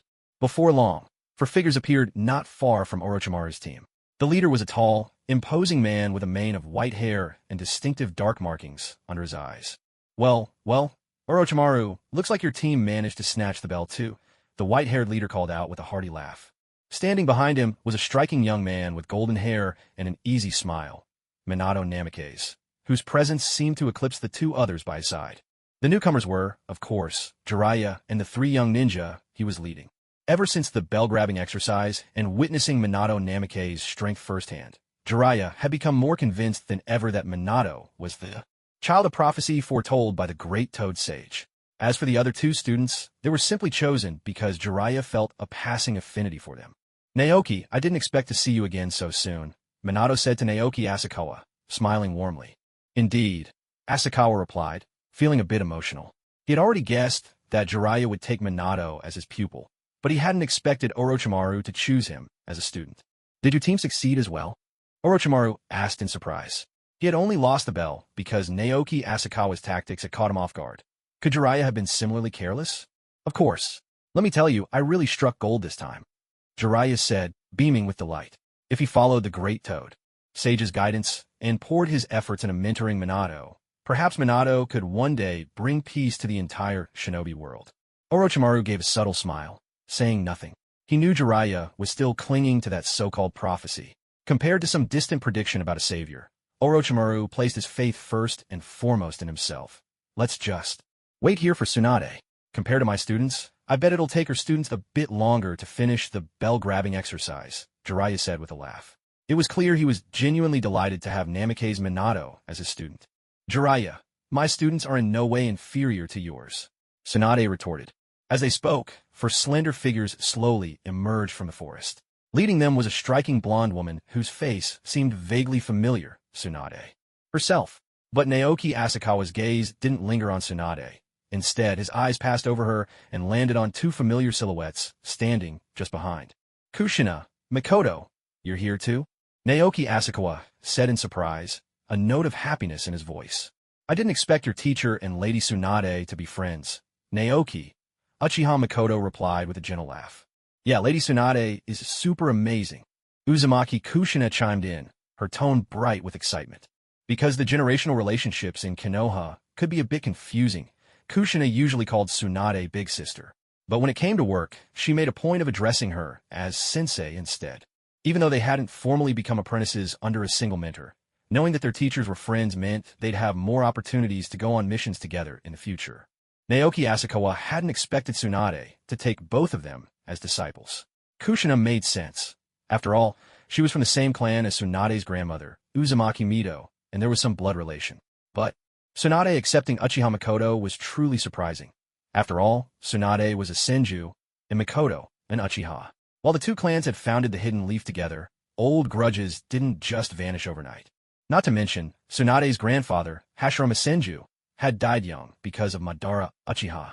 The real reason Tsunade took Mikoto as her student lay in something her own teacher, Hiruzen Sarutobi, had said to her, Tsunade, I hope you'll accept Uchiha Mikoto as your disciple. Tsunade didn't fully understand Sarutobi's intention, to use Mikoto and Naoki to help bridge the gap and integrate the Uchiha. But in the end, she chose to trust her teacher's judgment. That was the true reason she agreed to take Mikoto under her wing. Now that everyone's here, why don't we grab a bite to eat first? Jiraiya suggested with a grin. Since the day's training had reached its goal, the 3 Jonin instructors didn't need to rush anymore and strolled leisurely back toward the village. Behind them, the 9 students chatted away, quickly getting to know one another better. Naoki Asakawa soon learned that Tsunade's other female disciple was named Kiora Kisaragi, while Jiraiya's 2 male disciples were Daisher Kobayashi and Shigeru Inoue. But just as they reached a yakiniku restaurant, a ninja in black, wearing a cat-faced Anbu mask, suddenly appeared in front of the three instructors. Orochimaru-sama, the Hokage has urgent business to discuss with you. Is Lord Hokage back? Tsunade asked with a smile. Although the third Hokage, Hiruzen Sarutobi, was known for his stern demeanor, he had always shown them a great deal of care. Lately, though, the old man had been swamped with work, so much so that he didn't even have time to preside over the ninja school's graduation. She couldn't help but wonder what he wanted with him now. The Umbu ninja hesitated, as if he wanted to say more, but finally said, "There's been a development. Lord Orochimaru, please proceed to the Hokage's office first." A change in the situation? Tsunade picked up on the implication, then turned to the Umbu and asked, "Can Jiraiya and I come along?" "Yes, Lady Tsunade, and Lord Jiraiya as well. It's best if you both go together," the Umbu replied with a nod. "Looks like something's really going on," Orochimaru said, glancing back at his 9 students. He pulled out a wad of cash and handed it to Naoki Asakawa. "You all go have lunch on your own today. We might have a mission to attend to. If all goes well, meet back here tomorrow morning. We'll lead you on your first assignment," he added. "Yes, sensei," the group replied in unison. "Let's go," Orochimaru said, and with that, the 3 of them vanished along with the Umbu, reappearing 100 meters away in the blink of an eye. "That body flicker technique is impressive," Naoki Asakawa thought to himself, wondering when he'd get his hands on that particular scroll. "All right, let's eat," he said, leading the group into the barbecue restaurant with the money Orochimaru had given him. Though their 3 teachers were absent, the 9 students enjoyed their meal together in high spirits. Meanwhile, Tsunade and her companions had already arrived at the Hokage's office. They pushed open the door to find Hiruzen Sarutobi seated at the Hokage's desk. A look of exhaustion etched across his face. Though still in his prime, the recent flood of affairs had clearly worn him down, leaving him visibly haggard. "Sensei, is there something urgent you called us here for?" Orochimaru asked. "Indeed," Hiruzen nodded. "I'll get straight to the point. I need you to head to the border between the land of fire and the land of rain immediately." "Is Hanzo making a move again?" Orochimaru asked, curiosity piqued. Aside from the 5 great nations, the land of rain was the strongest among the smaller countries. However, its awkward position, sandwiched between 3 major nations, meant that to become truly powerful, it would have to defeat them. The current leader, Hanzo the Salamander, was a formidable and unyielding ninja, unwilling to bow to the great powers. As a result, the land of rain was frequently in turmoil. "That's right, and this time, it might be the real thing," Hiruzen answered with a weary sigh. "I've already sent reinforcements to the borders with the land of wind and the land of lightning, but the most likely flashpoint for war can only be entrusted to you 3. "Understood, Lord Hokage," the 3 replied in unison. Early the next morning, when Naoki Asakawa and his companions arrived at the agreed meeting place, Orochimaru and his team were already waiting for them. "Pack up what you need and get ready. We're heading to the border of the land of fire for a mission, and we might be there for quite a while," Orochimaru instructed the 3 of them. Meanwhile, Jiraiya and Tsunade were also informing their disciples that they would be setting out for the land of rain. As soon as the announcements were made, the 9 young ninja scattered like startled birds, hurrying home to gather their belongings. When Asakawa returned home, he realized there wasn't much he needed to bring.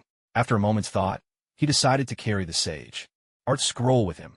No one knew how long they'd be away in the land of rain, and leaving something so important behind didn't feel safe. With the scroll secured, Asakawa picked up the ninja tool pouch Orochimaru had given them the previous day. Inside were more than 20 finely crafted shuriken and kunai, items that would have cost him a small fortune if he'd had to buy them himself. Finally, Asakawa reached for the battered longsword he'd picked up 2 years ago by chance. Over time, he'd polished the blade until it gleamed, and had even inlaid it with scraps of chakra metal left over from his flying swords. Though it was nowhere near the quality of the 2 flying swords he kept hidden in his sleeves, which were forged entirely from chakra metal, this blade was still more than adequate for a Chunin. Sitting in the carriage, Asakawa couldn't help but feel a surge of emotion. Just yesterday he'd graduated without having completed a single mission, and now, on only his 2nd day out, he was headed to the land of rain. Because Hiruzen Sarutobi had not revealed any details about the situation, none of them knew how urgent things had become on the front lines of the land of fire. With Sarutobi unable to personally travel to the land of rain and most of Konoha's elite ninja already dispatched to guard against threats from the lands of wind and lightning, he had no choice but to send his 3 disciples to hold the line in the land of rain. There had been some debate among Orochimaru, Jiraiya, and Tsunade as to whether their own students should accompany them to the land of rain. Jiraiya was the first to support bringing the students along, believing that only by facing adversity could they grow quickly. After all, the land of rain had been the whetstone that honed Minato Namikaze, the so-called child of prophecy. Tsunade, however, disagreed. She was still worried about the safety of these newly graduated students, especially since Naoki was among them. In the end, the responsibility of making the decision fell to Orochimaru. He thought it over carefully. Given the tense situation in the ninja world, every shinobi was busy, and there was no way to entrust their students to other ninja for a time. Besides, if they kept their students close by and had them handle support work in the rear, the three of them could shield the young ones from danger on the front lines. So, Orochimaru ultimately cast his vote in favor, and with 2-1, Tsunade had no choice but to reluctantly agree. All three teams would take their disciples to the Land of Rain. Since it was settled that they'd be heading to the Land of Rain, it was only natural that they wouldn't be going empty-handed. They accepted a guard mission along the way, escorting a carriage loaded with supplies destined for the Land of Rain as they set off on their journey.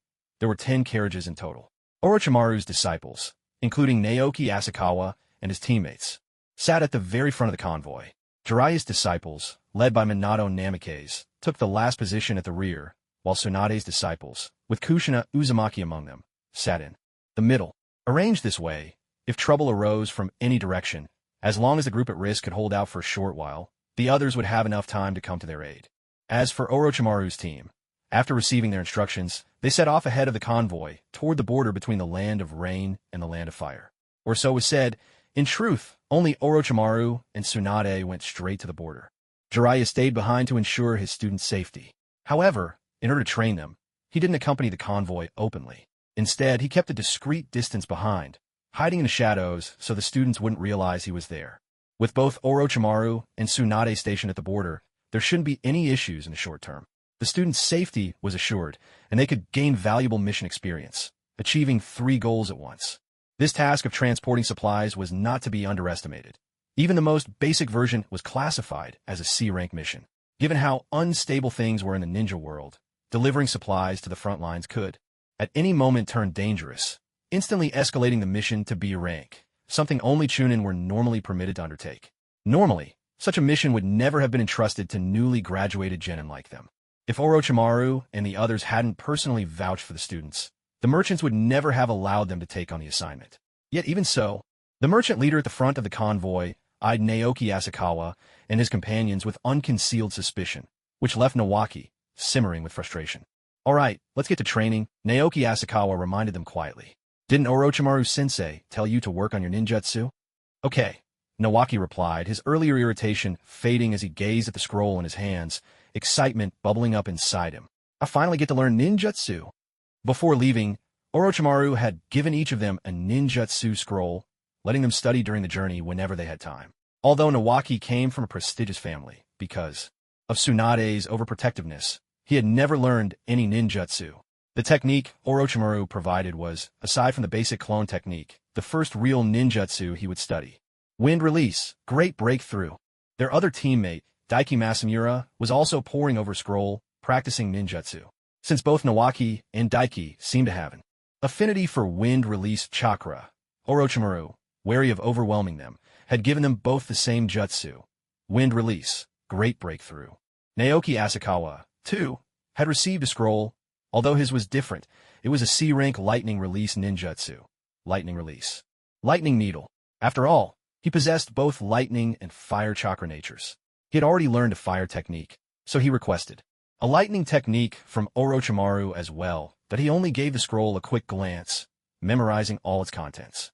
He planned to wait until he found a secluded spot before using the Immortal technique scroll to verify and transform it into a technique he could practice. Unable to train his ninja skills in the carriage, Naoki Asakawa kept a vigilant eye on the surrounding rustle and stir, while quietly focusing his mind on circulating the basic chi refining technique. He could feel the food he had eaten that morning being swiftly digested and absorbed, constantly converting into vital energy, which was then refined into magical power. This left Naoki Asakawa with a sense of satisfaction. Ever since he had successfully ignited the flame of essence, Naoki had discovered the wonders of the Samadhi true fire. After lighting the flame of essence, he no longer needed to actively control the Samadhi true fire. The flame, nestled near his heart, would revolve on its own, helping him refine his vital energy. In effect, he was cultivating at every moment of the day.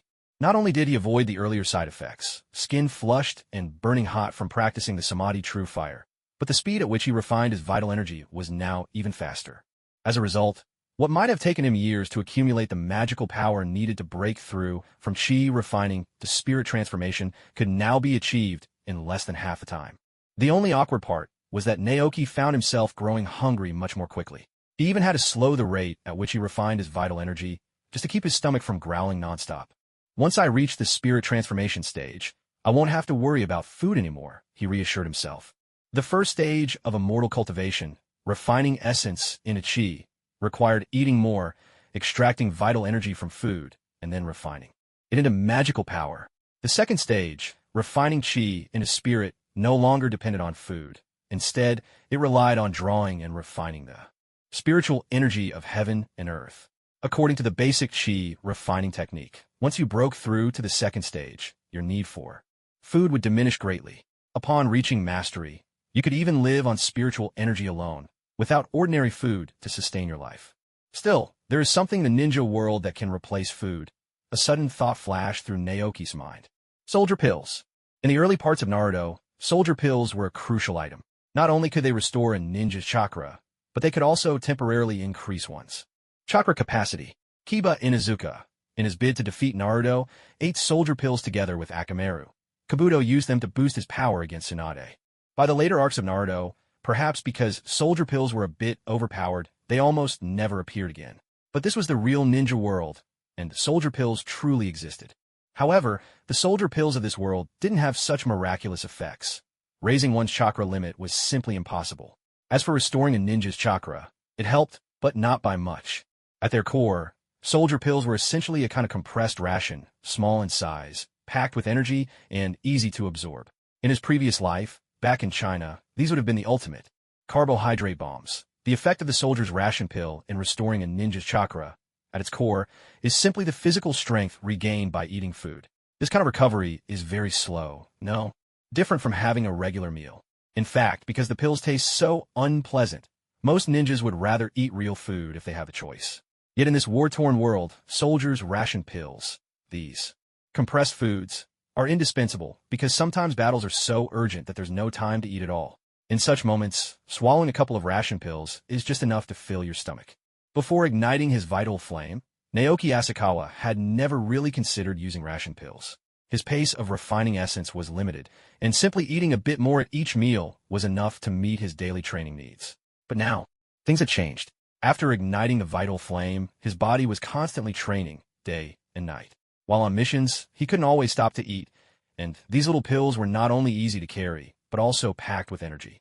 Thinking this over, Asakawa glanced at the two sitting across from him, who were busy studying ninjutsu.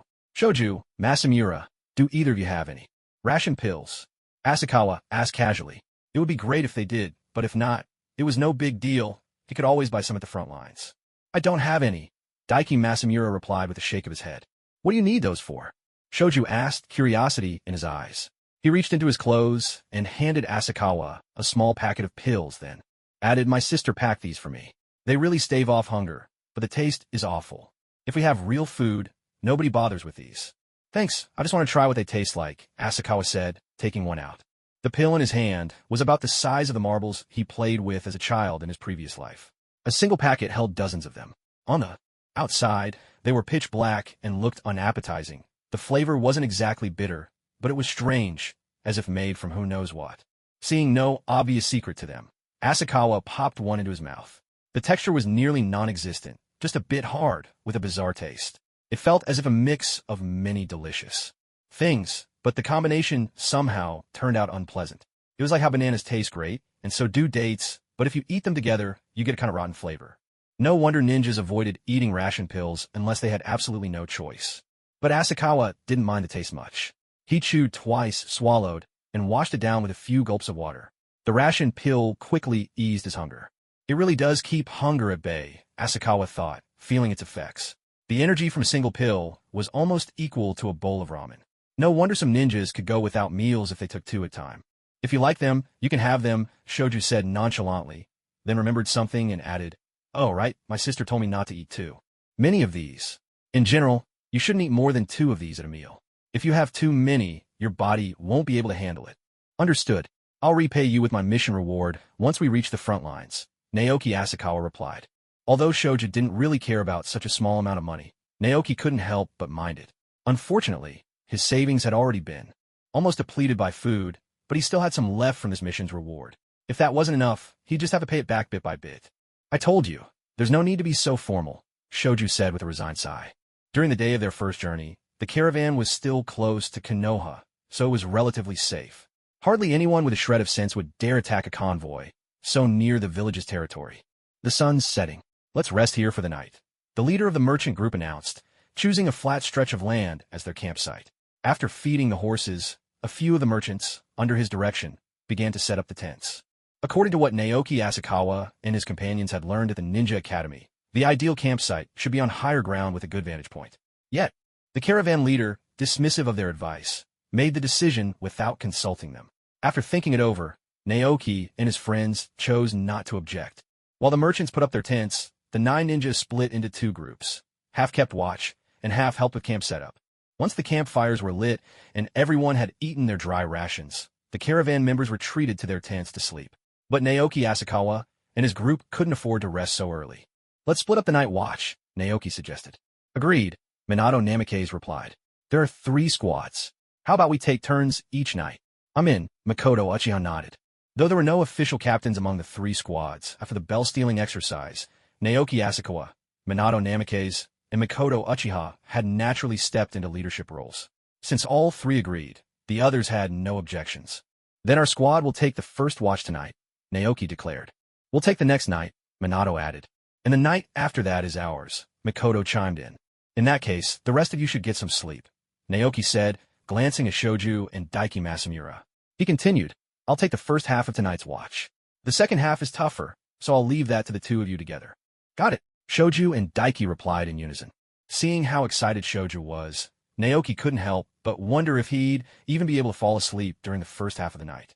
When setting up camp, the merchants clustered their tents together for safety, while the 3 squads of ninja each pitched their own tent. 3 people to a tent, arranged in a triangle around the merchants to stand guard through the night. In this way, no matter which side an attack might come. From the 3 ninja squads, always ensured at least one would be ready to defend in time, while the other 2 could swiftly provide backup. Watching, everyone returned to their own tents. Naoki Asakawa swallowed 2 soldier pills and took a sip of water to help them digest and absorb more easily. Because the caravan had chosen a campsite that was too flat and lacked any trees for cover, Naoki had no choice but to sit by the campfire and keep watch through the night. He felt the energy within him ignite, like a blazing fire, quickly digesting the 2 pills he had just eaten and refining them into pure chakra. With this sensation, Naoki found that the unpleasant taste of the pills was a small price to pay. It's time to see what kind of sage technique I can confirm with lightning release, he thought to himself. But first, I should sense whether there are any enemies nearby. Naoki focused his mind, scanning his surroundings with acute awareness. Although his spiritual power had not yet transformed into true spiritual sense, and he couldn't use sensory ninjutsu, his perception was extraordinarily sharp, especially since his recent breakthrough. Now, nothing within 100 meters escaped his notice, not even the faintest rustle of wind through grass. Within his range of perception, nearly everyone in the caravan had already fallen asleep, and most of his teammates were dozing as well. Only in the tents of Nobuki Shoju and Daiki Masamura did he sense anything unusual. Masamura's breathing was steady, suggesting he was sound asleep, while Nobuki was tossing and turning, likely too excited from his first mission to settle down. That person must be one of Orochimaru's group, Naoki mused. Near the edge of his perception, a lone figure lay atop a tree trunk. Although the figure wasn't making any moves, Naoki could sense the immense power he possessed. Since the convoy had set out, Naoki had been aware of this shadowy presence trailing them at a measured distance.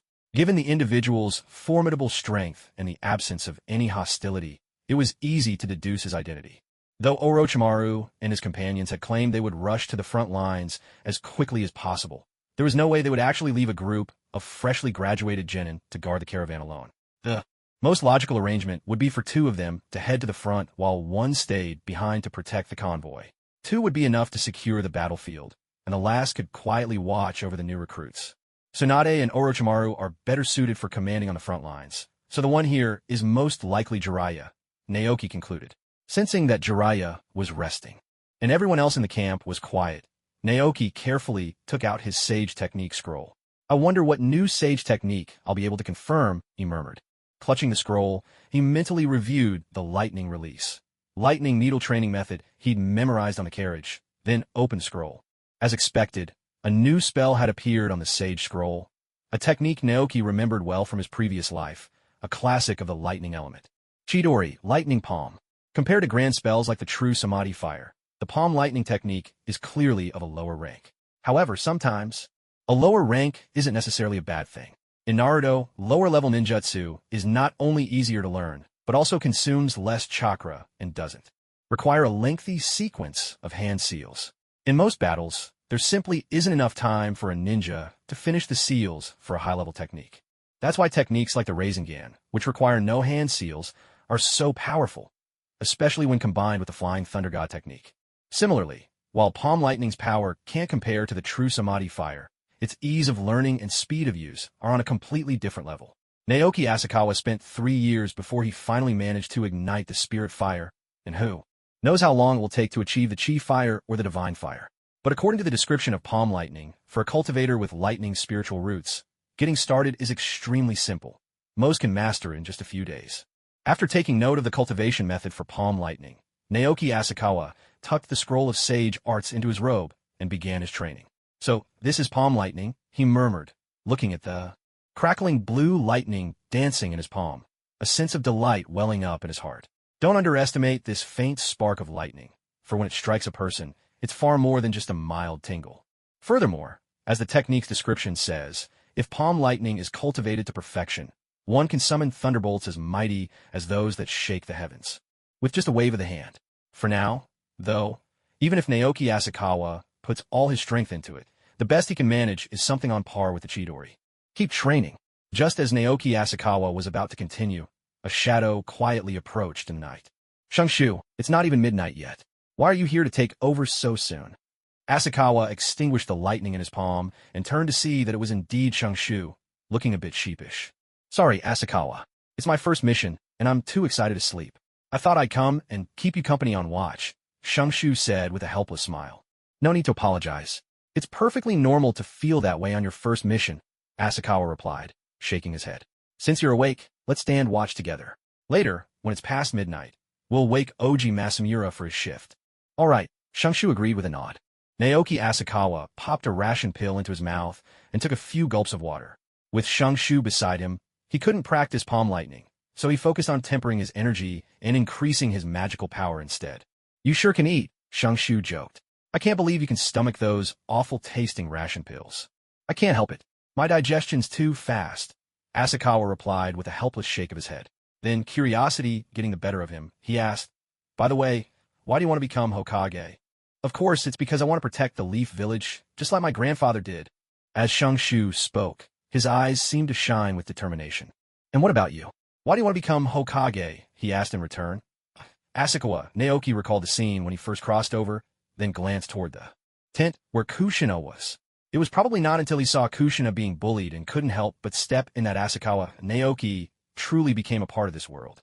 The world of Naruto, once only a memory from his previous life, had become reality, now that he knew about the conspiracies and tragedies ahead of time, and possessed the power and potential to change the world. It was only natural that he wanted to alter its course. I want to change this world, Asakawa, Naoki said slowly. Then let's work hard together, Naoki replied with a cheerful laugh. Asakawa, Naoki nodded in agreement. Just then, Asakawa and Naoki heard footsteps approaching, soft at first, gradually coming closer. The sound wasn't particularly loud, nor did it have the lightness of a ninja's step. It was probably just an ordinary person. At that moment, the snap of a twig underfoot caught Naoki's attention as well. He instantly tensed, alert to the presence of someone nearby. There's someone out there, Naoki whispered, his voice filled with caution. Meanwhile, not far away, Jiraiya, lying atop a tree branch, was also watching the scene unfold. What will these two kids decide to do? Jiraiya wondered to himself, curiosity flickering in his eyes. Don't worry too much. It's only one person, and I'm pretty sure it's just a civilian, Asakawa Naoki reassured him. A civilian? Hearing this, Naoki relaxed a little, the tension in his shoulders easing. They were faced with a simple dilemma. Should they wake everyone else, or go investigate on their own?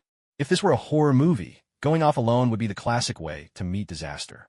But if it was only an ordinary person drawn by the campfire, disturbing everyone's rest over nothing would seem like an overreaction. Let's wait and see. We can hold our ground and wait for him to come closer. Asakawa, Naoki, suggested calmly. All right. Naoki agreed with a nod. After a short while, by the light of the campfire, the two finally made out the figure approaching them. Not far ahead, a thin, ragged middle-aged man, looking every bit the refugee, shuffled toward the fire. Stop right there. Who are you, and why are you coming closer? Asakawa, Naoki called out, his voice clear and commanding. Naoki watched the man as well, but his eyes were filled with sympathy at the sight of the man's wretched state. Kids, do you have anything to eat? The middle-aged man asked, his tone weary and pleading. We do. It might taste a bit bitter, but you can have some first, Naoki replied, then looked at Asakawa and Naoki, signaling him to hand over a couple of ration pills. All right. Asakawa, Naoki agreed, taking out 2 ration pills and a bottle of water, which he handed to the man. The man accepted the pills, food that most ninja could barely swallow, and to their surprise, ate them eagerly, washing them down with water. When he finished, a look of peace settled on his face. Naoki, go wake everyone else. Asakawa, Naoki said quietly. Okay. Naoki nodded and hurried toward the tents that in fact, several of the genin had already noticed the voices of Naoki Asakawa, his companion, and the middle-aged man. One by one, they woke up and gathered around the campfire, while the members of the merchant caravan continued to sleep soundly, unaware of what was happening. Only after Shoju roused everyone with a shout did the person in charge of the caravan come over, looking rather disgruntled. Shoju seemed a little puffed up with anger himself, probably after being scolded by the supervisor. What's going on? The caravan leader asked, casting a dissatisfied glance at Naoki Asakawa. Naoki ignored the man's glare and briefly summarized what the middle-aged man had just said.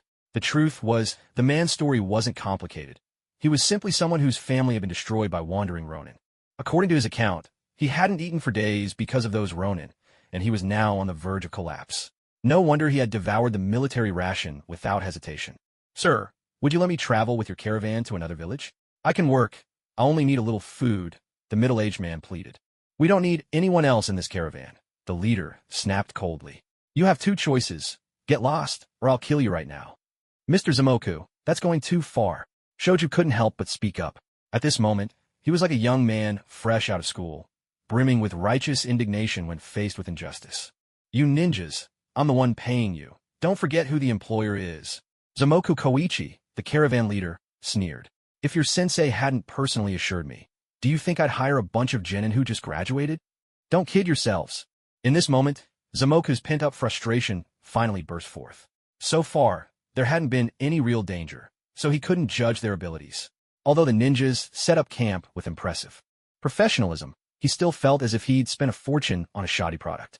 If he hadn't feared for his business in Konoha, he would have refused outright when the Jonin requested his help. He probably had no idea that the real reason Orochimaru could guarantee their safety was because Jiraiya was secretly watching over them. With a powerful Jonin trailing the caravan, there was virtually no chance of mishap. In truth, this escort mission was a huge bargain for Zamoku Koichi.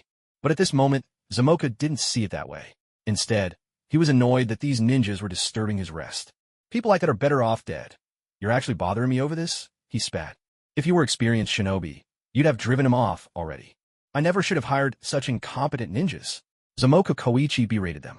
Mr. Zamoku, he's a citizen of the land of fire. How can you be so heartless? Shoju protested, his eyes wide with disbelief. Heartless? He's just a refugee now. Koichi Zamuki said coldly. Either drive him away, or kill him on the spot. Don't forget, I'm the one who hired you, he added, voice tight with authority. Mr. Zamuki, I think it's best to let him stay with us, Naoki Asakawa interjected calmly. Minato Namikaze, Mikoto Uchiha, and the others nodded in agreement, their thoughts diverging from those of Naoki. This refugee might indeed be nothing more than a desperate man fleeing hardship, but there was another possibility. He could be a human scout sent by the wandering Ronin. Naoki Asakawa remembered reading in his late parents' notes that some rootless Ronin would train human scouts, threatening their families to ensure their loyalty. Once they discovered a merchant caravan, they would send the scout ahead to gather information. If the scout never returned, it would mean the caravan's ninja guards were both powerful and merciless, having killed him outright. But if the scout came back, his report would reveal the strength of the guards. Should the caravan be well defended, the Ronin would keep their distance. But if the guards were weak, as in their current situation, the Ronin would surely descend in force. They had plenty of people right now, but with no way to truly know whether the middle-aged man was a real refugee or a coerced scout, killing him outright was not an easy choice. The wisest course was to bring him along, assigning a ninja to keep watch. But Koichi Zamuki clearly disagreed. His pride stung that Naoki Asakawa would dare challenge his authority. "You're just a fresh Jonin, a rookie at best," he snapped. "If none of you have the guts, then I'll kill him myself." A fierce glint flashed in Zamuki's eyes. In this world, peace was always fleeting. Refugees wandered everywhere. If a few died outside the city walls, no one would care. "You walk that way," Naoki said, pointing back along the road they had traveled. "A day's walk should bring you to the hidden leaf." He pressed 5 soldier pills into the man's hand. "This should be enough food for a day. I'm sorry, we can't take you with us." Naoki's eyes shone red with unshed tears. To have someone in need right before him, yet be unable to help, it was a bitter blow for a hot-blooded youth like him. "Thank you, little one," the middle-aged man said, accepting the pills with gratitude. Yet, deep in his eyes, a trace of resentment flickered, swift and well hidden. "If you want to take me in, then just wait and see." After the man had left, Naoki Asakawa let out a heavy breath. "Tonight might bring trouble," he murmured. "TCH, you need me for this kind of trivial matter?" Koichi Zamuki muttered under his breath. "Useless bunch of ninja." Though he spoke quietly, the silence of the night, coupled with the sharp senses of the chakra-trained ninja, ensured that everyone present heard his scornful words. "You little rascal!" Kushina Uzumaki clenched her fists, only to be held back by Mikoto Uchiha. "Kushina, as a ninja, you must learn to endure." Mikoto shook her head and advised. Seeing that Kushina was truly ready to throw a punch, Koichi Zamuki finally backed down, swallowing his pride and silently walking into the main tent at the center of the caravan. "All right, everyone, go back and get some sleep. If anything comes up, I'll let you know right away," Naoki Asakawa said. Now that things had settled down, the others returned to their tents to catch up on some rest. Only Minato Namikaze, Mikoto Uchiha, and Kushina Uzumaki remained, joined by Naoki Asakawa and Naoki. The 5 of them gathered around the campfire in silence. "That guy was completely out of line," Kushina muttered under her breath, breaking the quiet first. "He really doesn't see the refugees as people at all," Naoki said indignantly. "If it weren't for the rule that ninjas lose their status if they harm a client, I'd have given him a good beating." Though Naoki was still young, that responsible official, Koichi Zamuki, was overweight and clearly not used to physical activity. Even a newly minted Jonin like Naoki could have taken him down easily. "This is what it means to be a ninja," Naoki Asakawa remarked with a sigh. "A ninja is really just a tool, hired by merchants, commissioned by the village. Who knows when the world will finally know peace?" In reality, the status of ninjas in this world isn't as high as most people imagine. It's more like being a bodyguard. Maybe the pay is good, but the risks are high too. During peacetime, ninjas protect wealthy employers. In times of war, they're sent to the front lines to fight other ninjas. Still, if you look at everyone in society, ninjas are relatively privileged. After all, there are countless refugees displaced by war. You could see the refugees' low status just now from the way the merchant treated them. "Is this the reason you want to become Hokage?" Naoki turned to Naoki Asakawa and asked. "Something like that. I want to change this world," Naoki replied. "Ninjas shouldn't be mere tools of destruction. I want to find a path to peace." "Your dream is really something else," Naoki said with admiration. "I just want to become Hokage to protect the hidden leaf." Hearing Naoki's words, Minato, Mikoto, and Kushina all looked at Naoki in surprise. They hadn't expected his reason for becoming Hokage was to change the world itself. Thinking back on it, Minato's dream was much like Naoki's. He wanted to protect Konoha. There's no such thing as a grand or a narrow dream. The more grounded a dream is, the easier it is to achieve, Naoki said with a smile. "As for me, I still have no idea how I'll make my dream come true." Although he carried with him the wisdom gleaned from his previous life in the Celestial Empire and possessed a body capable of cultivating mystical arts, changing the world remained an arduous task. In a sense, Uchiha Obito's descent into darkness was not simply because he witnessed Rin killed by Kakashi, but because he saw the true nature of the ninja world. The essence of this world had not changed with the founding of the hidden villages. Ninjas would still kill family and friends in the name of duty. However, Naoki Asakawa would not fall into darkness as Obito did, for even as he glimpsed the shadows of the ninja world, he refused to forget the warmth and light that also existed. The world is multidimensional. One must never judge it by a single perspective. It was just that his horizons were still limited and his strength not yet sufficient. So he had yet to find a way to truly change the world. But he believed that one day he would discover the path to real peace. "I believe in your dream, Naoki," Uchiha Makoto said with a gentle smile, her eyes brimming with trust. "I'll help you too," Uzumaki Kushina added with a bright grin. "Thank you," Naoki replied, smiling as well. It felt wonderful to have others believe in him. "Naoki, I really admire your dream," Namake's Minato said with a soft chuckle, "but I won't back down because of it. Becoming Hokage is my dream too." "Me too," Shizune suddenly exclaimed with newfound determination. "I want to be Hokage as well." Uchiha Makoto laughed. "I won't lose either," Uzumaki Kushina declared, clenching her fists. "How did the atmosphere suddenly get so fired up?" Naoki Asakawa laughed. "Let's all do our best. Let's chase our dreams together." Night should have brought drowsiness.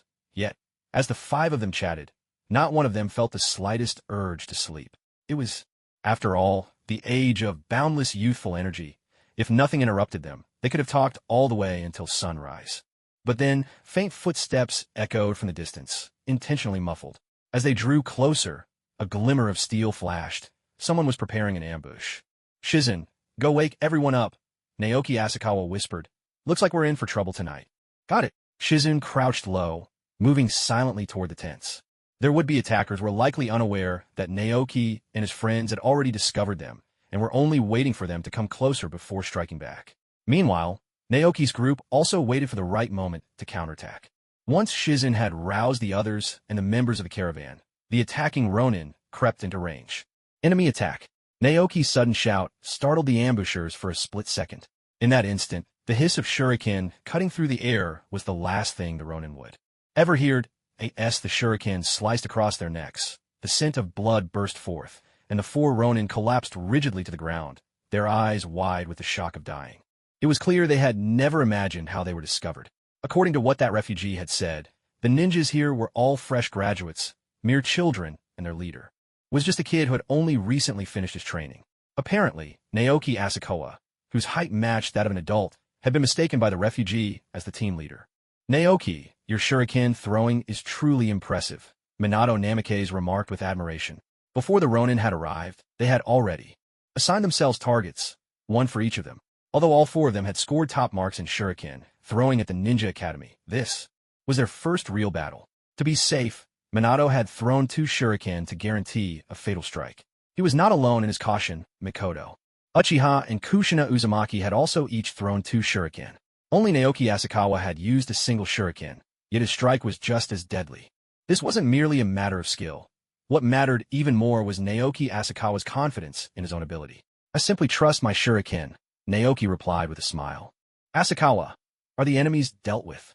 Oji Masamura and the other 3 teammates hurried over. "For now, yes. But these Ronin were probably just the vanguard. Don't let your guard down," Naoki warned them. On the other side, after the ninjas had regrouped, the caravan leader, Koichi Zamaki, finally arrived, albeit reluctantly. Having been woken twice in one night, Koichi Zamaki was full of resentment. If these ninjas couldn't give him a satisfactory explanation, he was determined to file a complaint once the mission was over. However, the moment he saw the 4 bodies of armed Ronin sprawled on the ground, his anger vanished, replaced by a jolt of clear-headed fear. Not only did his mind snap to attention, but a shiver ran through his body. "Gentlemen, may I ask about these bodies?" Koichi Zamaki inquired cautiously, his voice stripped of its former arrogance and disdain. These ninjas had managed to silently kill 4 armed adults. If they wanted to kill him, it would be as easy as a flick of the wrist. Only now did he truly realize, though these ninjas had just graduated from the academy and were barely in their teens, his own life and fortune depended entirely on them.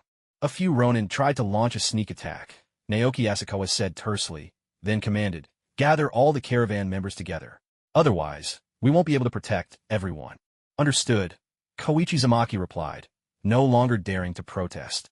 If there were no threats, the caravan would be under his management, but now that danger had arrived, he could only follow Naoki Asakawa's orders. After Karu Zamuji gathered the members of the caravan and the wagons together, Naoki Asakawa also regrouped the 3 squads of 9 genin, forming tighter circles. Each squad was stationed in one of 3 directions on the caravan's outer perimeter, so that if an enemy appeared from any side, they could support each other more effectively. Although Naoki Asakawa wasn't sure of the abilities of the other teams, he trusted in the strength of Minato Namikaze, Mikoto Uchiha, and Kushina Uzumaki. With them holding the line, at least the other 2 directions wouldn't suddenly lose members. And with Asakawa himself on this side, it was as if they had an iron wall of defense. All things considered, the 3 squads were fairly balanced in strength, so there was no need to worry about any side being especially weak. Asakawa, what should we do now? Asked Nobuki. We can only wait, Asakawa replied. At present, they were in the dark about the enemy, while the enemy held the initiative. If they acted recklessly in the night, it would only make them more likely to stumble into a trap. The only thing they could do was wait for the enemy to attack, or else leave at first light. If I were the enemy planning this ambush, what would I do? He wondered, putting himself in the enemy's shoes. If he were the one orchestrating the attack, and 4 Ronin sent to sneak and had been silently eliminated, he would have realized by now that the opponents were formidable. Against such foes, a direct assault would be unwise. It would be better to wear down their patience first. The best moment to strike would not be now, but at dawn, when the defenders had endured a long night and their vigilance was at its lowest, right at the break of day. But then again, trying to think like the enemy was no guarantee of success. After all, everyone's mind worked differently, and it would be a mistake to assume the enemy thought the same way. For all he knew, the enemy could be a reckless brute who preferred a head-on charge. Still, considering that the enemy had first used refugees as human scouts, and then sent in 4 Ronin for a stealthy attack, Asakawa judged that they were at least somewhat cunning. Everyone, I suspect the enemy will attack at dawn, Asakawa said, turning to the other 2 squads. We have about 4 hours until first light. Each squad should let 2 members rest for an hour at a time while one keeps watch. That way, everyone can get 2 hours of sleep before dawn. Minato Namikaze and Mikoto Uchiha squads ultimately agreed with Asakawa's plan and began rotating their watches. 1 person on guard while the other 2 took the chance to rest. Asakawa did the same, telling Nobuki and Masamura Omoku to keep watch for the first 2 hours. But to call it rest was an overstatement. They were really just catching brief naps. This was their first mission, and they had already run into enemies. With a fight looming, none of them could truly sleep. The purpose of the rest was more to loosen the taut strings of their nerves, so that when battle came, they wouldn't be too tense or agitated.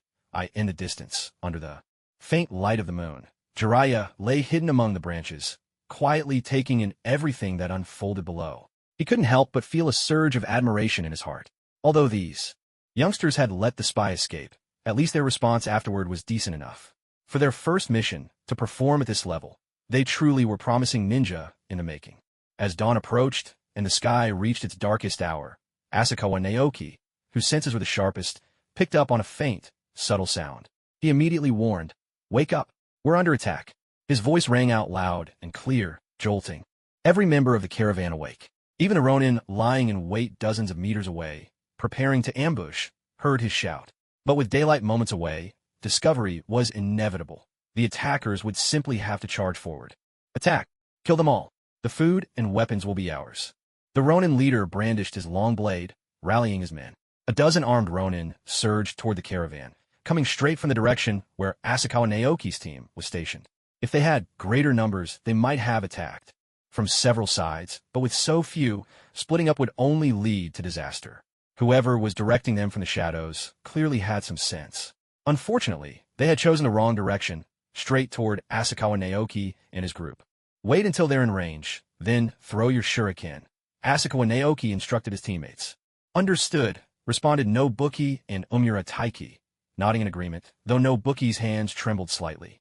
Before this mission, Nobuki had never killed even a chicken, let alone a person, so his reaction was only natural. Yet, everyone must grow up someday, and this was their first true lesson. As the dozen Ronin moved into their attack range, Uchiha Mikoto and Namikaze Minato led their own squads to the flanks of Asakawa Naoki's team, easing the pressure on them. Now, at Asakawa Naoki's command, the waiting ninja all struck at once, hurling dozens of shuriken in a swift volley. Because it wasn't a true ambush, some Ronin managed to block the shuriken with their swords. But, against the skillful throws of Asakawa Naoki, Uchiha Mikoto, and the rest, these ordinary men, lacking any chakra, stood little chance. After a second wave of shuriken, The Ronin all fell where they stood. But what happened next made Nobuki, the hot-blooded and kind-hearted youth, clench his jaw in fury. The guilt he felt for taking lives vanished in an instant. Those bastards, they're using villagers as human shields.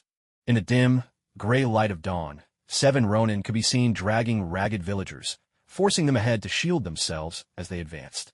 Clearly, these Ronin understood the deadly accuracy of the shuriken, and so they resorted to this cruel tactic, using innocent villagers as cover. Could the ninja still bear to throw their weapons now? These civilians were forced to walk slowly ahead, the cold blades of the Ronin pressing into their backs. Their eyes, turned pleadingly toward Naoki Asakawa and the others, brimmed with sorrow and desperation. Please, don't kill me. I beg you, I still want to live. Listening to the desperate pleas of those civilians, used as human shields, even Minato Namikaze, a seasoned ninja, felt his emotions waver, not to mention Naoki, who was innately kind and full of youthful passion. Bastards, if you have any guts, stop using these villagers as shields. Aha, kid, haven't you heard of all's fair in war? One of the Ronin jeered, his laughter tinged with mockery. Aren't you supposed to be so skilled with shuriken? Why don't you keep throwing them? Another Ronin taunted, grinning. You killed so many of us just now, why have you stopped? Come on, let's see if your shuriken strike us first, or kill these people before that. Another Ronin shook the civilian he held, goading the group with cruel delight. Despite the taunts, not one of the 9 ninjas moved, though they had all passed the Ninja Academy's tests and could hit a wooden post 20 meters away with 70% accuracy, and though they had just now managed to kill over a dozen Ronin, the situation had changed. Earlier, the field was filled only with enemies, so they could throw their shuriken without hesitation. Even if they missed, it didn't matter. Now, with civilians used as shields, a misthrow would mean injury or death for the innocents. In such circumstances, even Minato Namikaze, who had achieved a perfect score in the shuriken throwing exam, found himself unable to act rashly. Born a natural ninja as he was, when it came to matters of humanity and sacrifice, he struggled to make a decision. As the group of Ronin drew closer, becoming bolder yet more cautious, they did their utmost to keep themselves hidden behind the civilians.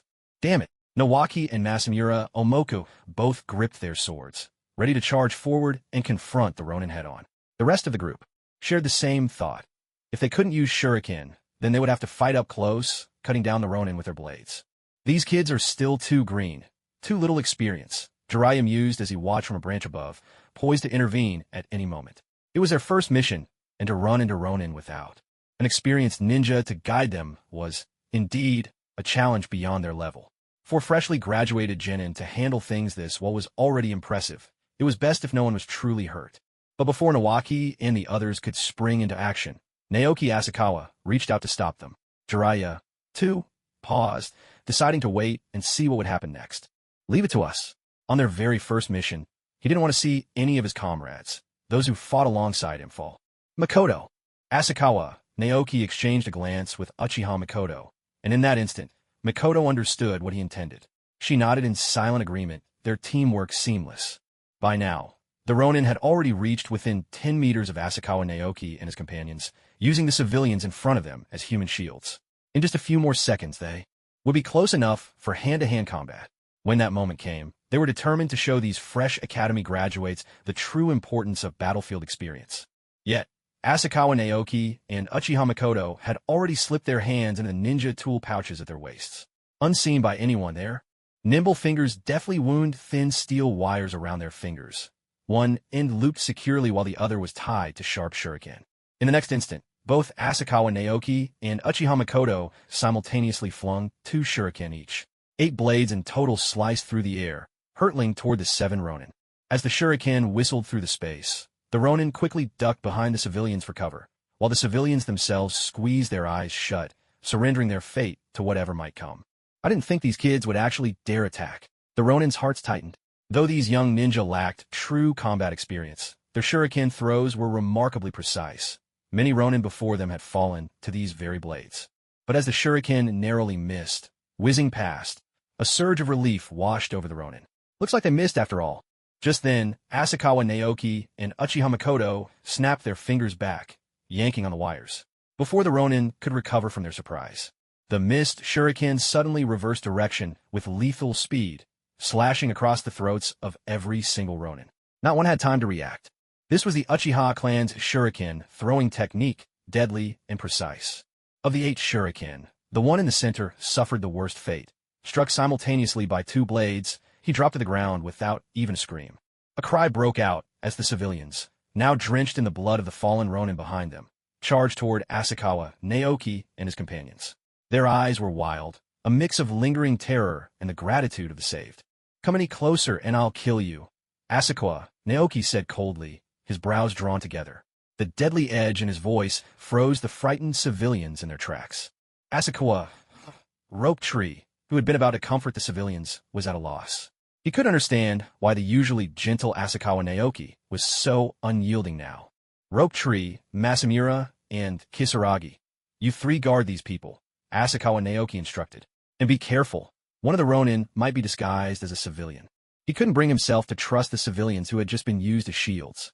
Even if there were no spies among them, they could easily disrupt their formation. It was best to keep watch for now.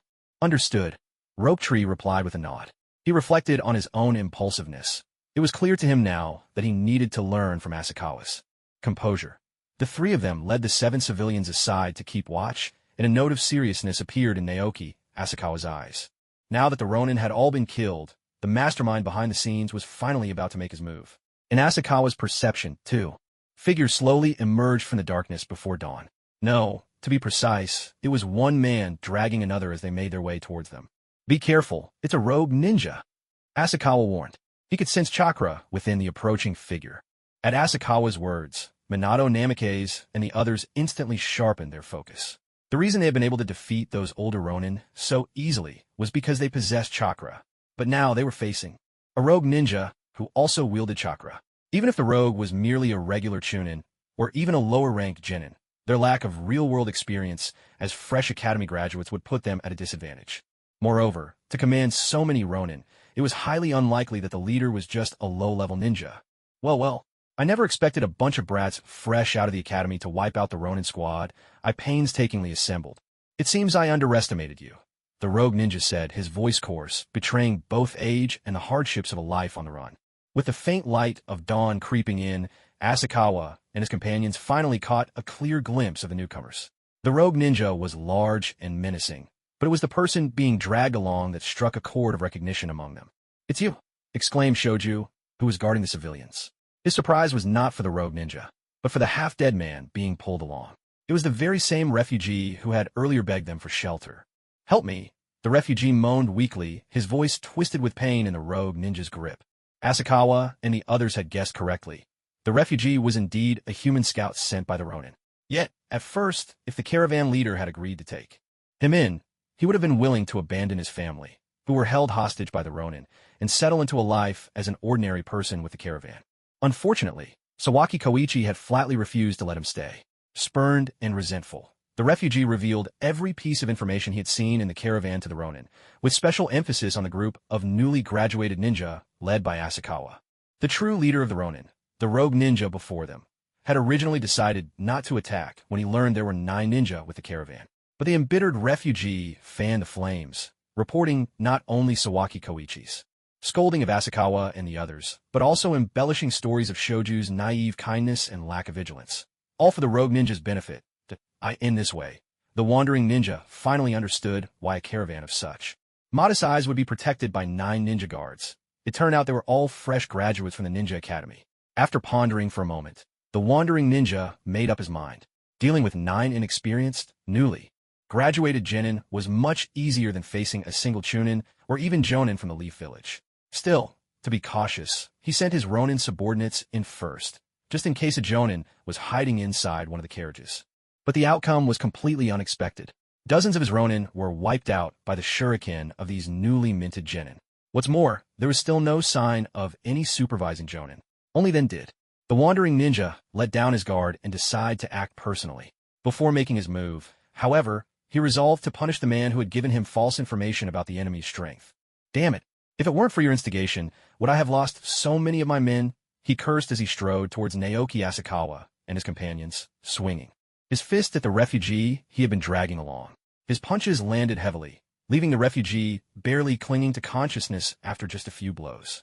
In truth, if their opponents really had been just 9 ordinary genin fresh out of the academy and without a Jonin guide, they might well have been thrown into chaos by the Ronin's surprise attack. But with Naoki Asakawa, Minato Namikaze, and the others present, a group of Ronin without chakra stood no chance of succeeding.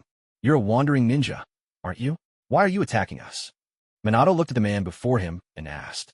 In the faint light of dawn, the wandering ninja tossed the refugee aside like a worn-out sack, his clouded eyes turning to face Naoki and his friends. In the past, he had been just like these youths, full of passion, dreaming of becoming a powerful ninja. But somewhere along the way, those dreams had been eroded by the cold, hard realities of life. Because of his lack of talent, he could never rise to the rank of Jonin, not even special Jonin. In the end, faced with a mission that spelled certain death, he deserted the Leaf Village.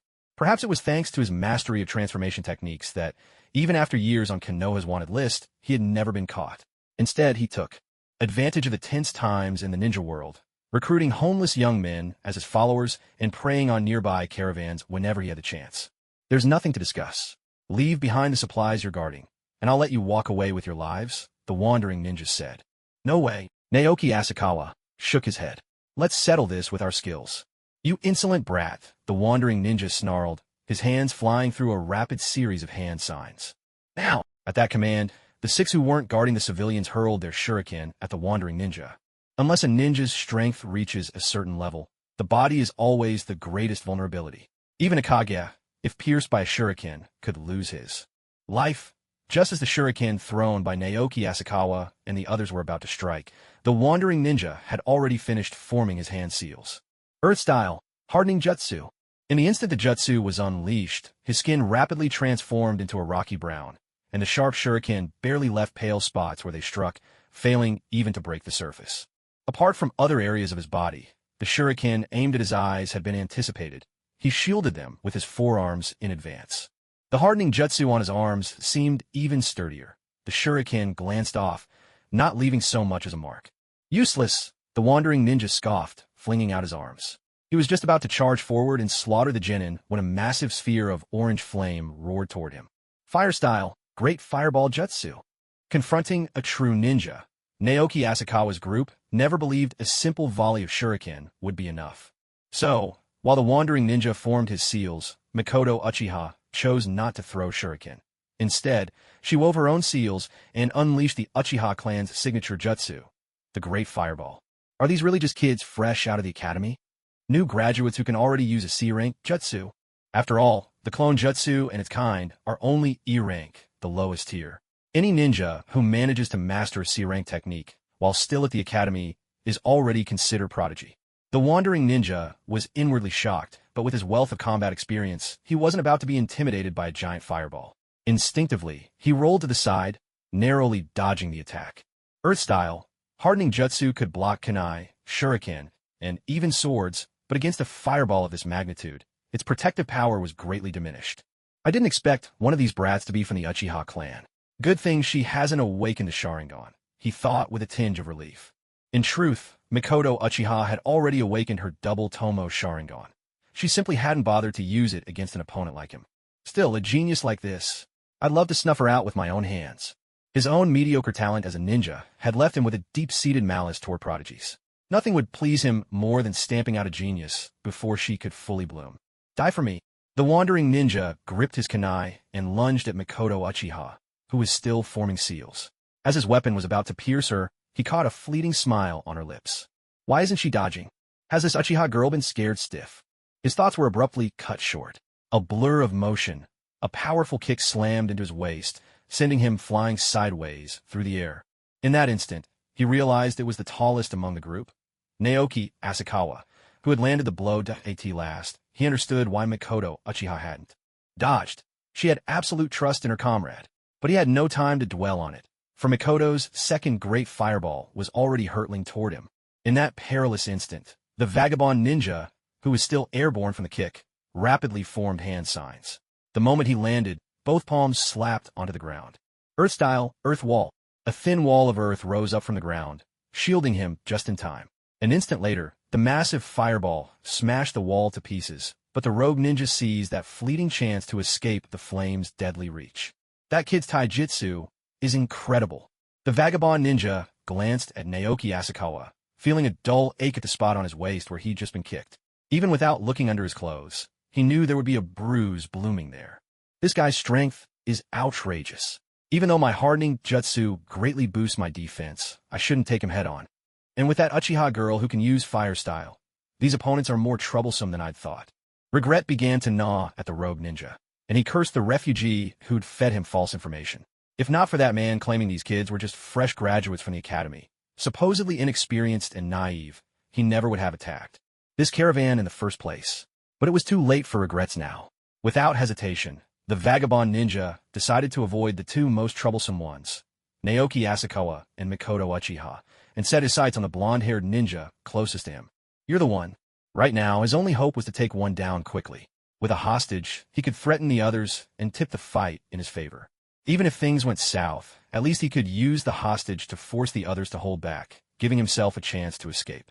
In battle, he always thought first about how to retreat before thinking of victory. That was the secret to his survival since becoming a rogue ninja.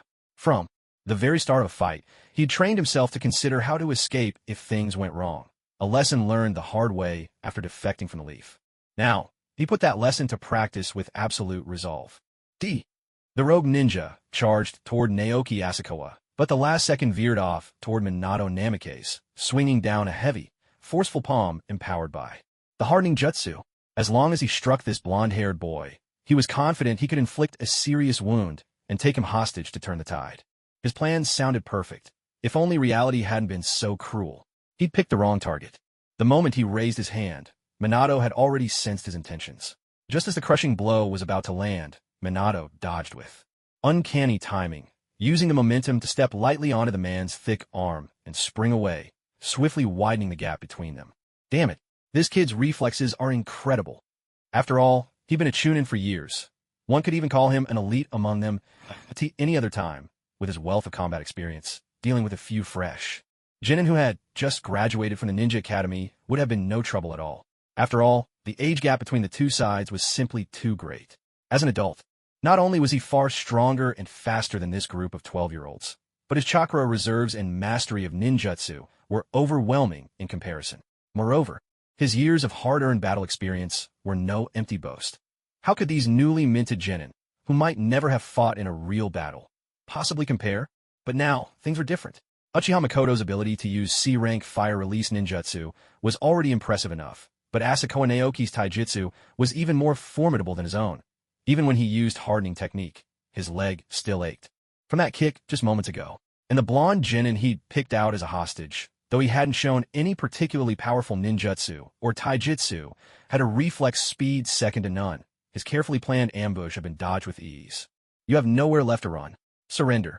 Asakawa Naoki, Uchiha Mikoto, and Namikaze Minato closed in on the rogue ninja from three sides, quietly hemming him in. Not far away, Uzumaki Kushina and Minato's two teammates stood ready to provide backup at a moment's notice. Haha, surrender? Never. The rogue ninja burst into wild laughter. Though he'd never worked in the interrogation department, every ninja knew the rumors. You must never let yourself be captured alive by enemy village shinobi, because once captured, that's when you truly enter. Hell, interrogation techniques could not only extract every secret from a ninja's mind, but subjected their body and spirit to the cruelest torments imaginable. Though he wasn't a ninja from an enemy village, as a Konoha rogue, being dragged back would be a fate worse than death. Then die here. Asakawa Naoki drew his reforged, battered katana. In the pale light of dawn, the 1-meter blade gleamed with a cold, lethal edge. You think a bunch of weak Jonin like you can kill me? The rogue ninja formed hand seals with both hands, slamming them onto the ground. As he poured out even more chakra, massive stone walls far sturdier than earth walls rose up on all four sides, forming a barrier around him. Earth release, rock wall. At the same time, Uchiha Mikoto had finished her hand seals. Her third grand fireball roared toward the rogue ninja. Asakawa Naoki, blade in hand, charged in from another angle, launching a pincer attack alongside Mikoto's fireball. Useless, the rogue ninja laughed. Before defecting from Konoha, he had specialized in defensive earth release techniques. Offense might not have been his strong suit, which was why he couldn't defeat Asakawa Naoki and the others quickly, but when it came to defense, he was unmatched in terms of defense, with his mastery of the earth style. Hardening technique. He was fearless in the face of close combat weapons like shuriken and kunai. Having also learned the earth style, rock wall, he could now defend against long-range ninjutsu attacks as well, making him practically a turtle among shinobi. Among all the Chunin, his defensive abilities were undoubtedly among the very best. As the rock wall rose for a brief moment, Uchiha Mikoto's grand fireball crashed against it, filling the air with scorching heat that made the rogue ninja break out in a sweat. Yet, unlike ordinary earthen barriers, this wall didn't crumble under the force of the fireball. Instead, the only effect was a sharp rise in temperature for a short while. Even a grand fireball can't destroy my rock wall. Does that taijutsu brat really think he can slice through it with a sword? He scoffed. Inwardly, even without the wall, my earth style, hardening technique is the last thing to fear when it comes to blades and swords. A mocking smirk crept across the rogue ninja's face as his hands flashed through a series of seals. Under the cover of his rock wall, he planned to use earth-style jutsu to escape underground. But in the very next moment, although his sneer remained, the light in his eyes faded away under a crackle of lightning. Behind him, Asakawa Naoki's katana, wreathed in vivid blue lightning, pierced straight through the rock wall, shattering the earth-style hardening technique that protected the rogue ninja's body and driving the blade directly into his heart. Against the lightning-charged blade, both the earth-style, rock wall, and earth-style hardening technique were sliced apart as effortlessly as if they were made of tofu. I never expected that channeling Chidori into my sword would so thoroughly suppress earth-style ninjutsu. Asakawa Naoki mused. He had already considered using his newly learned Chidori after noticing the rogue ninjas' reliance on earth-style techniques. After all, in the shinobi world, chakra nature advantages were nothing to scoff at. Lightning overcomes earth. He was curious to see if his Chidori would have the same effect. The result exceeded his expectations. Chidori not only counteracted earth-style, but did so with overwhelming force. Rather than unleashing Chidori directly, he had channeled it into his katana. He thought the blade might get stuck in the wall, requiring brute strength to break through. But to his surprise, the rock wall yielded to his lightning-charged blade as easily as a slab of tofu. Asakawa Naoki drew out his blood-stained katana, the blade still crackling with Chidori, and swept it horizontally through the remaining rock walls, slicing them apart with ease. With the barriers gone, everyone could finally see the rogue ninja clearly. With his heart run through in a single stroke, the rogue ninja was unmistakably, irreversibly dead. That guy, Uzumaki Kushina, exclaimed in surprise as she glanced at the fallen ninja. Though it was the same person and the mocking expression on his face hadn't changed, his appearance was now completely different. From the rugged look he'd had before, his features had become slimmer and far more cunning. Not only that, the rogue ninja's physique had lost its former bulk, he seemed shorter and much thinner than before. This is his true appearance, Naoki Asakawa said. The rogue ninja was truly cautious. Even in the heat of battle, he maintained a transformation-like disguise. But perhaps, he never imagined that the person he saw as a master of taijutsu, Naoki Asakawa, would also possess lightning-style techniques that could counter earth-style jutsu. I think I've seen this guy on a wanted list in Konoha, Minato Namikaze mused, studying the rogue ninja's real face. His name is Kenichi Mariki, a former Chunin of Konoha. He killed a comrade to avoid carrying out a dangerous mission and defected from the village. Because he defected in such a brutal manner and is quite strong, he's classified as a B-rank target. The official recommendation is to send at least 3 Chunin or a Jonin to apprehend him.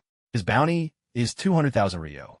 So he's a Konoha rogue ninja, and even in battle, he fought with a disguised face, so cautious.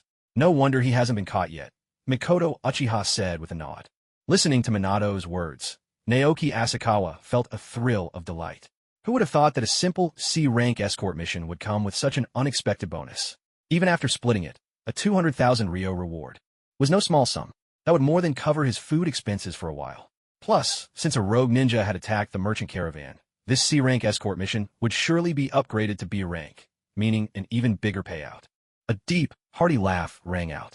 A white-haired figure finally leapt down from the branches above. He had been ready to step in back when the Ronin took hostages from the village. But, to his surprise, Naoki Asakawa used the Uchiha clan's shuriken jutsu, and, together with Mikoto Uchiha, resolved the crisis before he needed to act. When Kenichi Mariki, the Konoha rogue ninja, appeared, Jiraiya had been on constant alert, prepared to intervene to prevent any casualties. But he hadn't expected that these rookies, fresh out of the academy, would be able to take down a Chunin-level defector like Mariki. Seeing Mikoto Uchiha unleash the great fireball jutsu, didn't surprise Jiraiya much. As a scion of the Uchiha clan, it was only natural for a 12-year-old like her to have mastered her family's trademark technique. But when Jiraiya witnessed Naoki Asakawa wielding a blade, crackling with lightning, he was truly astonished.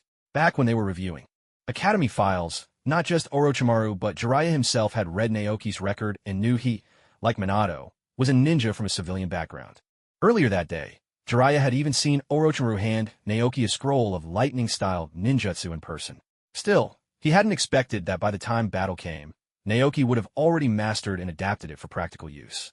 To be able to learn a C-rank jutsu and wield it so skillfully after just one day. This kid's a real prodigy, Jiraiya thought to himself. If Orochimaru hadn't already chosen him as a student, I'd be tempted to take him on myself. Jiraiya's sudden appearance instantly put everyone on edge, just as they had begun to relax after the ordeal with the death of the rogue ninja.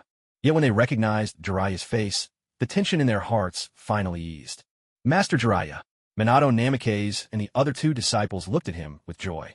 Although this night had been filled with danger, they were not only exhausted but also deeply anxious and afraid. Now that Jiraiya had taken command, they could finally stop worrying about the journey ahead. You all did well. Now that I'm here, there's nothing more to be afraid of, Jiraiya said, ruffling Minato's hair affectionately before glancing at his other students. He continued, let's clean up the area first. At Jiraiya's command, Naoki Asakawa and the others gathered the bodies of the Ronin into a pile. Then, with a single mighty fireball from Mikoto Uchiha, the corpses were all reduced to ash. As for the rogue ninja, more accurately, the corpse of Konoha, traitor Mariki Kenichi, Jiraiya sealed it away with a scroll to take back with them. Only by bringing back the body could they collect the bounty at Konoha's mission office. These Ronin were dirt poor. Only their leader, Mariki Kenichi, had 40,000 ryo on him. Naoki Asakawa remarked after searching through all the bodies, finding money only on Mariki Kenichi. A mere 40,000 ryo was hardly worth Jiraiya's attention. The 9 of them each received just over 4,000 ryo apiece. Master Jiraiya, what should we do with these innocent civilians? Minato asked. Bring them along. Once we reach a safe town, we'll let them go, Jiraiya replied after a moment's thought. Yes, honored ninja, answered the caravan leader, Kaoi Zumoku, with great respect, a far cry from the arrogance he had shown before. In truth, even without Jiraiya, Kaoi Zumoku would have behaved himself. Previously, he had bullied Asakawa and the others because they seemed like mere academy graduates, weak, inexperienced, and easy to take advantage of, especially since he was bitter about having to hire guards on the cheap. But after Asakawa and the others demonstrated their strength, dispatching the attacking Ronin in the blink of an eye and slaying the rogue ninja who led them, Kaoi Zumoku became much more compliant. He was certain that, even without Jiraiya, if Asakawa said to travel east, he wouldn't dare suggest heading west. These Jonin weren't fresh-faced students at all. They were cold-blooded warriors, ruthless in battle. Kaoi Zumoku now wished he could slap his former self. Why'd he judge these ninja so harshly and try to bully them? Now, all he could do was try to make himself as inconspicuous as possible, hoping Asakawa and his companions would simply forget he was there. By the way, since a rogue ninja appeared during this escort mission, shouldn't the mission rank be upgraded from C to B? Jiraiya remarked offhandedly. Yes, you're absolutely right, Master Ninja. Zemu Kooi agreed, though his heart ached for the extra bounty he would have to pay. Still, if money could solve a problem, it was better than risking lives.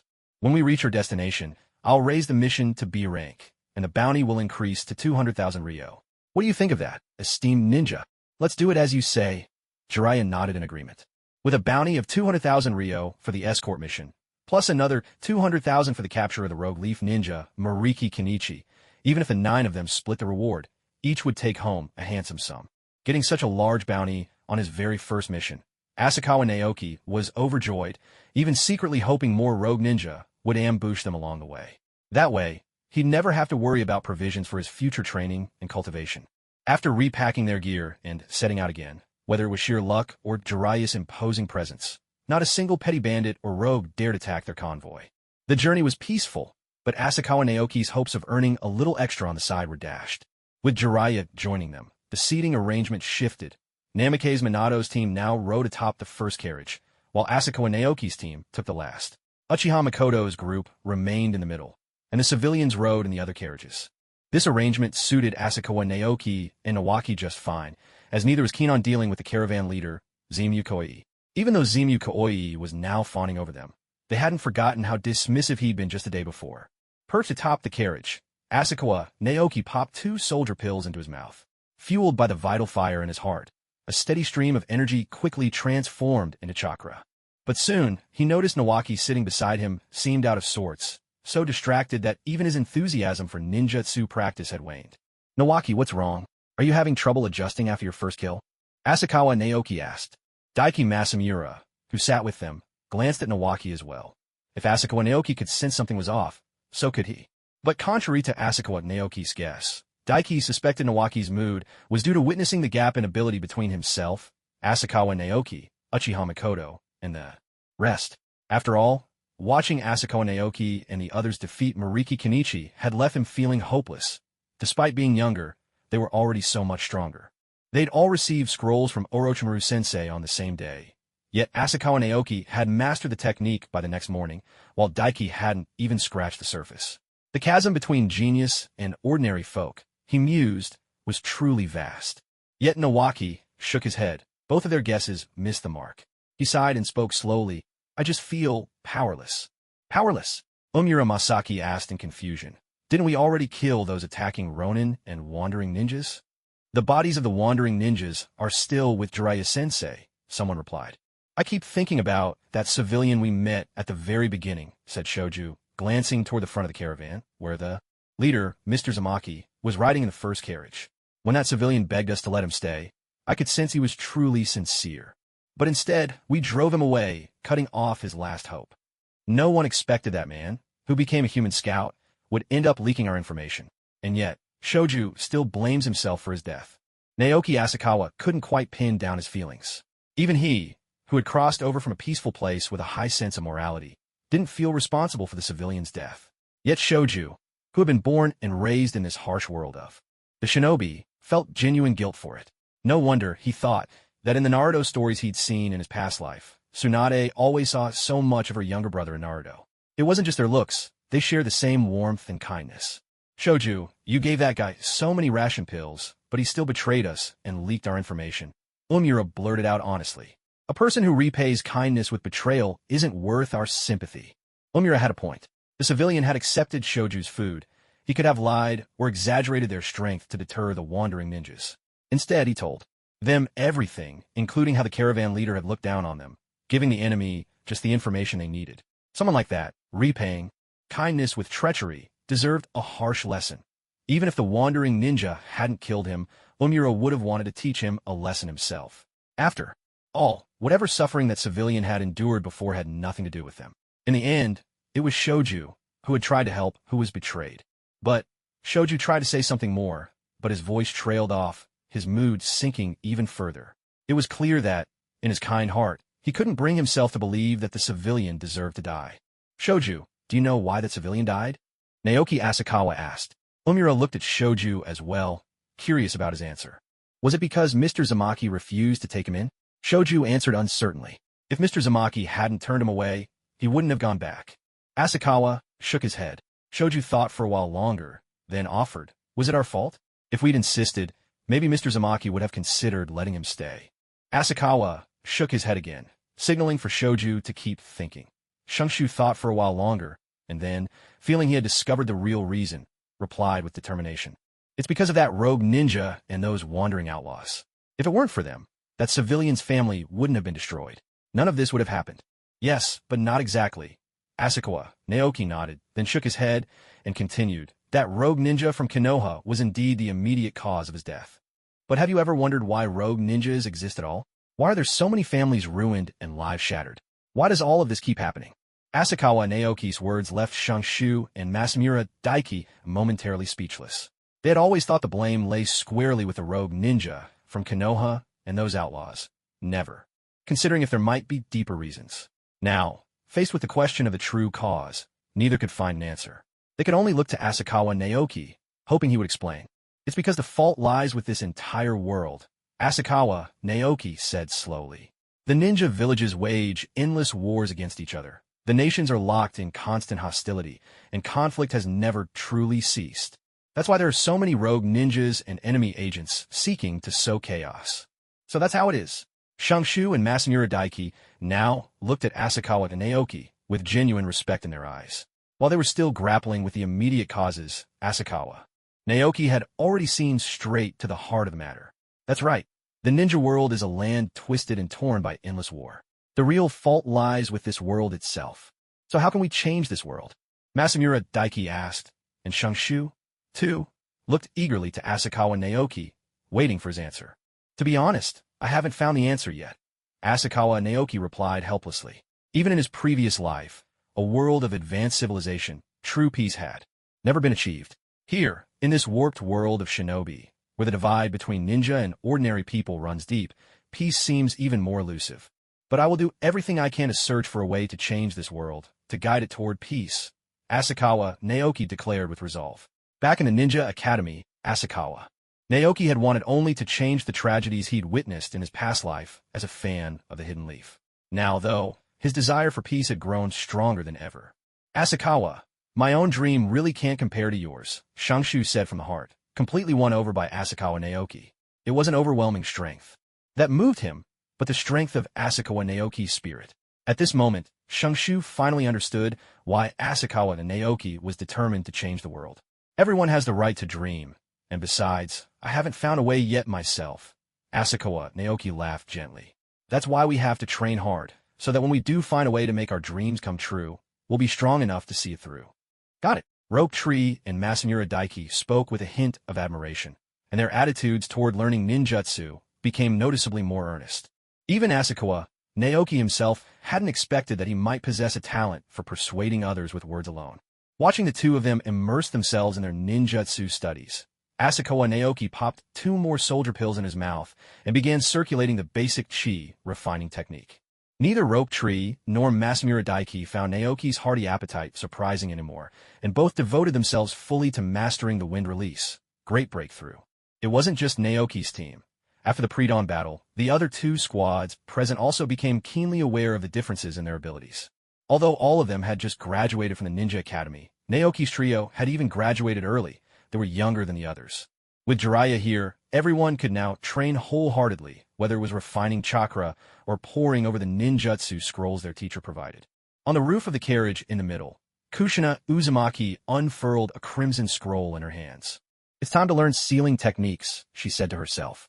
Back at the academy, Kushina's great-grandmother, Mito Uzumaki, insisted she build a solid foundation before learning any ninjutsu, forbidding her from doing so before graduation. Now, after her early graduation, Kushina had a rock-solid base in taijutsu, shuriken jutsu, and the clone techniques, and her chakra reserves far surpassed her peers. But ninjutsu remained her greatest weakness. During the battle at dawn, when she saw Makoto Uchiha unleash her grand fireball jutsu to help Naoki suppress the rogue ninja, while Kushina herself could only stand by, a pang of envy crept in her heart, though she was reluctant to admit it. As long as I master these sealing techniques, I'll be able to help Naoki too, Kushina resolved firmly. At the very front, Jiraiya watched these young shinobi throwing themselves into their training, and a wave of emotion washed over him. These children were the future hope of the Hidden Leaf. Throughout the journey, with Jiraiya's presence, their escort mission finally matched the true difficulty of a C-rank mission.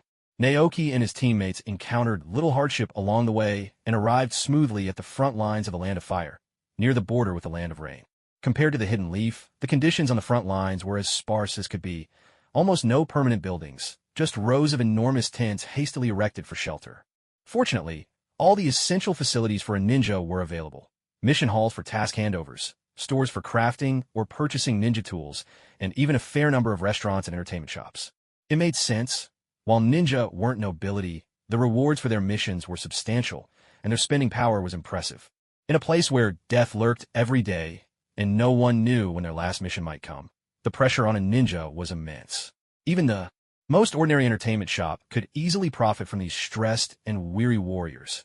Entertainment businesses that helped relieve the stress of ninjas were naturally tolerated by the commanders at the front lines, who turned a blind eye and tacitly acknowledged their legitimacy. However, if the intensity of the war escalated and the front lines collapsed, these merchants could only resign themselves to fate. After submitting their escort mission and the corpse of the rogue leaf ninja, Mariki Kenichi, everyone's mission records gained 2 additional B-rank tasks. Jiraiya handed over the reward of 400,000 ryo to Naoki Asakawa and the others. Normally, when a ninja brings students on a mission, Nearly half the reward is deducted, Jiraiya said with a laugh. But since I hardly did anything this time, the entire reward is yours. I'll go look for Orochimaru and Tsunade first. You're free to do as you like today, but remember to pitch your tents there tonight. Thank you, Sensei. Everyone replied happily. While 400,000 Ryo from 2 B-rank missions might not seem like much to clan heirs like Shizuku, Kushina Uzumaki, or Mikoto Uchiha, for the rest of the civilian-born ninjas, it was an enormous fortune. In fact, even to Mikoto Uchiha and Kushina Uzumaki, this money was special. It was their first earnings won through their own skills and efforts. How should we split it? Shizuku asked. An even split was out of the question. If everyone received an equal share regardless of contribution, who would be motivated to work harder in the future?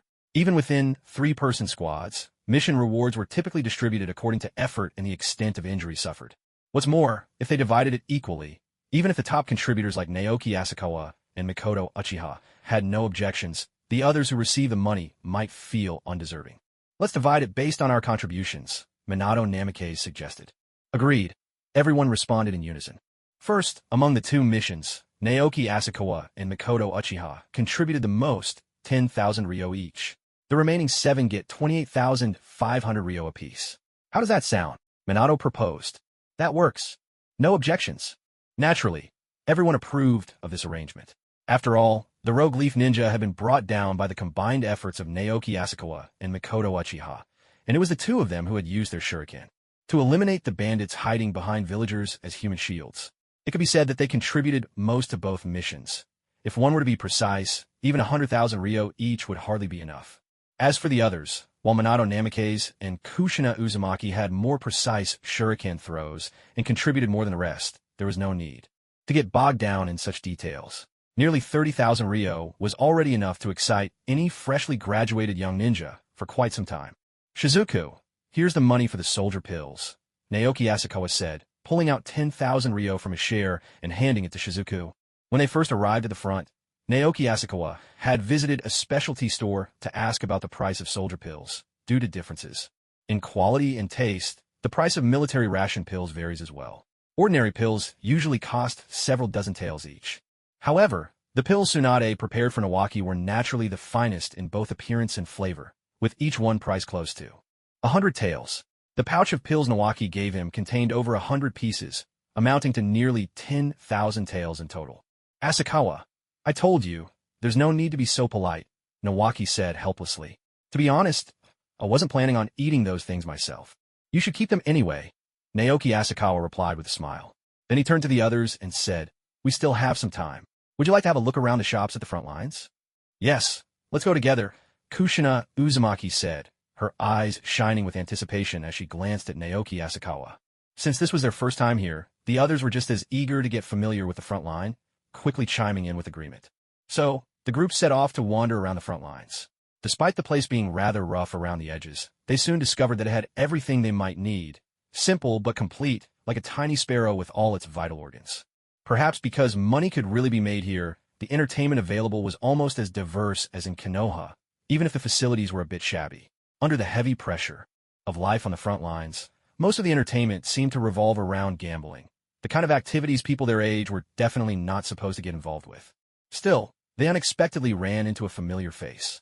Tsunade-sensei, what are you doing here? Kushina Uzumaki exclaimed in surprise.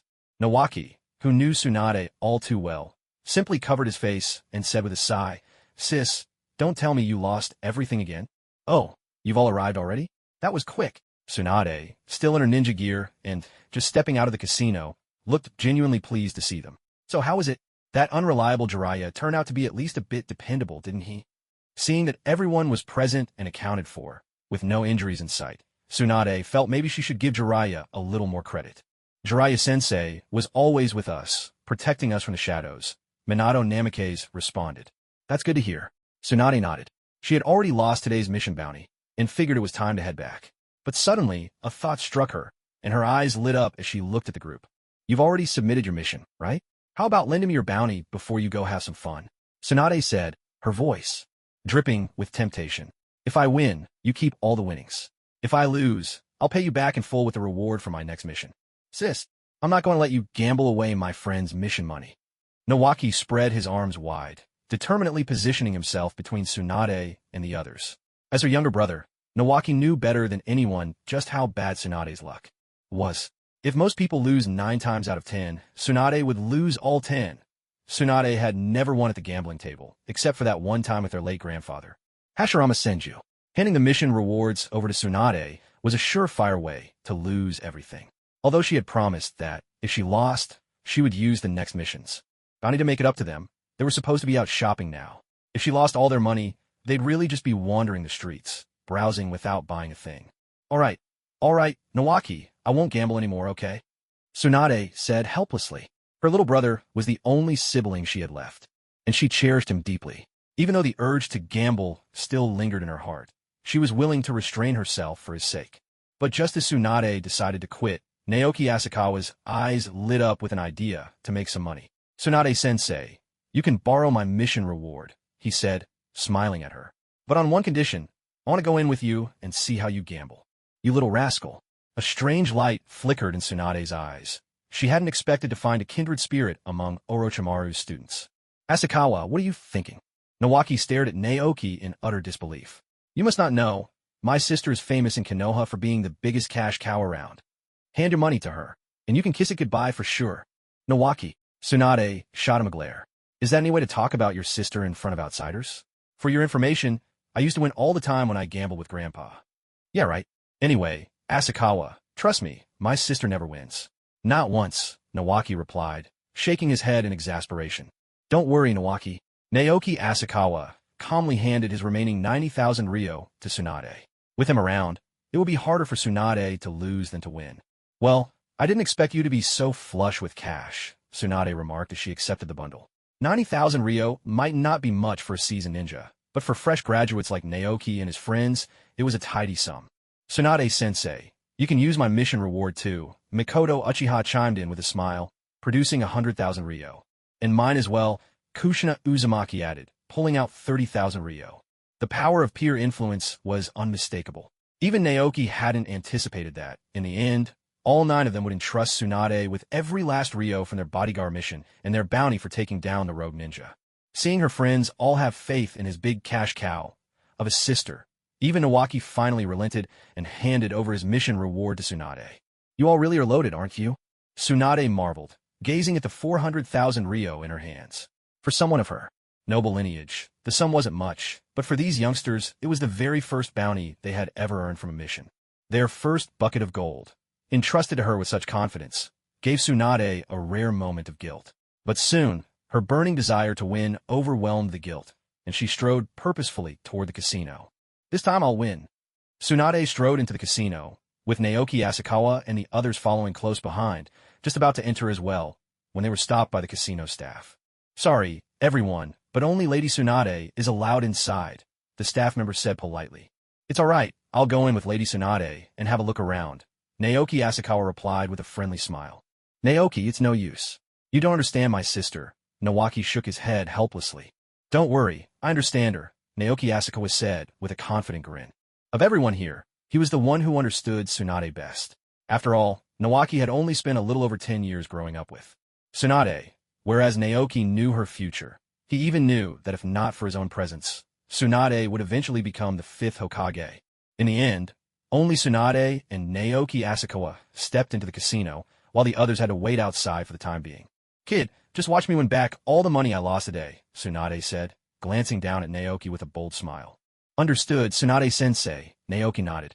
After today, he figured he'd never have to worry about meal expenses again.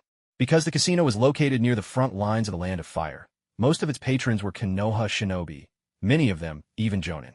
With Tsunade's reputation and strength, nearly every Konoha ninja here knew who she was, especially since, just a few days ago, her teammate Orochimaru had taken over as commander on the front lines. Although Tsunade, Orochimaru, and Jiraiya had yet to officially earn the title of the legendary Sannin, among the Konoha ninja at the front, they were already household names, known to all. Fortunately, everyone was well aware of Tsunade's personality. They knew she was a gambler who stuck to the rules. Otherwise, facing Tsunade at the betting tables would have made them too nervous to play for real. Lady Tsunade, weren't you planning to leave just now? A familiar ninja asked curiously. My student borrowed a little money earlier, Tsunade replied with a hearty laugh. Now, I'm here to win back everything I lost. Well then, best of luck, Lady Tsunade, the ninja replied with a smile. Of course, Tsunade laughed, full of spirit. Along the way, it wasn't just the shinobi who recognized Tsunade. Even the ordinary gamblers greeted her with cheerful waves and calls. After all, who wouldn't love a high-stakes player like Tsunade famous for her terrible luck and tendency to lose every bet? No matter how bad your luck was, as long as you bet against Tsunade, you'd almost always win. That was the unique allure of a legendary cash cow. Lady Tsunade, come play at my table, called out a smiling ninja. No, Big. A regular gambler nearly blurted out Big Spender, then quickly corrected himself. Lady Tsunade, my table is open for you. Watching all the gamblers clamor for Tsunade's attention, Naoki Asakawa finally understood just how powerful the legend of the Queen of Losing really was. But today, the legend of the cash cow would be turned on its head, because the sheep's clothing was about to reveal a cunning wolf beneath. Tsunade-sensei, let's try that game over there. Asakawa, Naoki, pointed to a dice cup sitting on a table. The simplest and also the most classic game of chance. All right, let's play that today. Tsunade nodded in agreement. After all, since it was the students' money on the line, it made sense to let Asakawa, Naoki choose the game. She had played them all anyway. Lady Tsunade, I didn't expect to see you back again, greeted the attractive female attendant in charge of shaking the dice at the table. Yes, I'll play a couple more rounds, Tsunade replied with a smile. I'm going to win back everything I lost. Then let's begin. I'm looking forward to seeing when Lady Tsunade finally gets her winnings back, the attendant replied with a playful grin. There's Lady Tsunade over there. Let me join in. I want to have a bet with Lady Tsunade. Asakawa, Naoki knew Tsunade was popular in the casino, but even he had underestimated just how much this legendary big spender attracted the gambling crowd. In no time, the table for the game was packed, with over a dozen people crowding around, and even Asakawa Naoki found himself squeezed right next to Tsunade, unable to move an inch. It was the first time he'd ever been this close to such a beautiful woman. He could almost catch a hint of her fresh fragrance. At any other time, the atmosphere might have been a bit romantic. But here in the casino, Asakawa Naoki had no thoughts for anything except the fate of his future meal money. All right, let's get started. The attendant placed 3 dice into the cup, shook it 3 times to the left, 3 times to the right, and then slammed it down onto the table. Done. 10 and under is small, 11 and above is big. Place your bets. As her words hung in the air, the many gamblers present didn't rush to place their bets, but instead turned to watch Tsunade, as if waiting for her to make the first move. I'll bet on big, 200,000 Rio. Tsunade tossed out 20 silver notes with a commanding air. All right, since Lady Tsunade's on big, I'll take small. 50,000 Rio. I'll go small too. 100,000 Rio. Count me in for small. 100,000 Rio. Most of the gamblers followed suit and bet against Tsunade, as though convinced that her luck was doomed. However, Asakawa Naoki, using his sword control technique, noticed something fishy. When Tsunade chose to bet on big, the dice inside the cup seemed to shift slightly. This wasn't Tsunade's luck magically turning the dice in her favor, but rather the attendant using some trick to ensure that some of the dice faces would land on big. After all, casinos are in the business of making money, and their profits come from taking a cut from the gamblers. If Tsunade lost every round from the start, not only would she lose interest, but the other gamblers might also be discouraged from playing. So the attendant adjusted the dice to let Tsunade win the first round and get a taste of victory. Is this really fair? Asakawa Naoki asked, looking at the attendant. Before the casino attendant could reply, the gamblers around them answered for her. Hey friend, you must be new around here, huh? This dice cup is made from a very special material. It can block chakra. Even the Byakugan of the Hyuga clan can't see the numbers inside. A lone, ordinary ninja, Tsunade explained, glancing at Asakawa Naoki with a smile. Don't worry, kid. This casino has a solid reputation, and even my chakra can't influence this dice cup. I see. Asakawa Naoki nodded in understanding. Since everyone's placed their bets, it's time for the reveal. The attendant lifted the lid of the dice cup and announced the results. 2, 4, 6. The total is 12, big. Congratulations, Lady Tsunade. Because of Tsunade's legendary reputation, almost no one dared to follow her bets. Instead, most bet against her. This time, however, Tsunade pulled off a big win. 65,000 Rio in one go. This is fantastic. Tsunade laughed joyfully. She probably doesn't realize the attendant rigged the dice to give her an early taste of victory. Asakawa Naoki thought with a hint of resignation. But now, it's my turn to make a move. The legendary fat sheep. Today I'm the wolf in sheep's clothing. As the gamblers groaned over their losses, the attendant began the second round. The rules remained the same, but now some were considering following Tsunade's bets. Place your final bets, everyone. Big again, 50,000 Ryo. Tsunade boldly wagered half her remaining money. I'll follow Lady Tsunade big. 2,000 Ryo. I'll go for small. 50,000 Ryo. Small. 30,000 Ryo. While the others were busy placing their bets, Asakawa, Naoki quietly used his own power to reach through the dice cup and manipulate the 3 dice. Inside, the cup truly could block chakra, but it was far less effective at shutting out magical energy. For Asakawa, piercing it was effortless. With his magic able to penetrate the cup, the rest was straightforward. Sword control wasn't limited to flying swords. After all, at its core, it was the art of controlling objects. While the dice didn't contain chakra-infused metal to make manipulation as smooth as with a sword, their size and weight were manageable enough for Asakawa to control without much effort. Switch to big. Under Asakawa's subtle guidance, the faces changed from 1, 2, and 4 to 3, 4 and 4. The attendant then lifted the cup and announced the result. 3, 4, 4. The total is 11 big. Congratulations to those who bet on big. Yes, another win. Tsunade cheered, her fists clenched in excitement. Although she'd gambled countless times, it had been a long while since she'd started with back-to-back wins like this. Amazing. Lady Tsunade's luck is incredible today.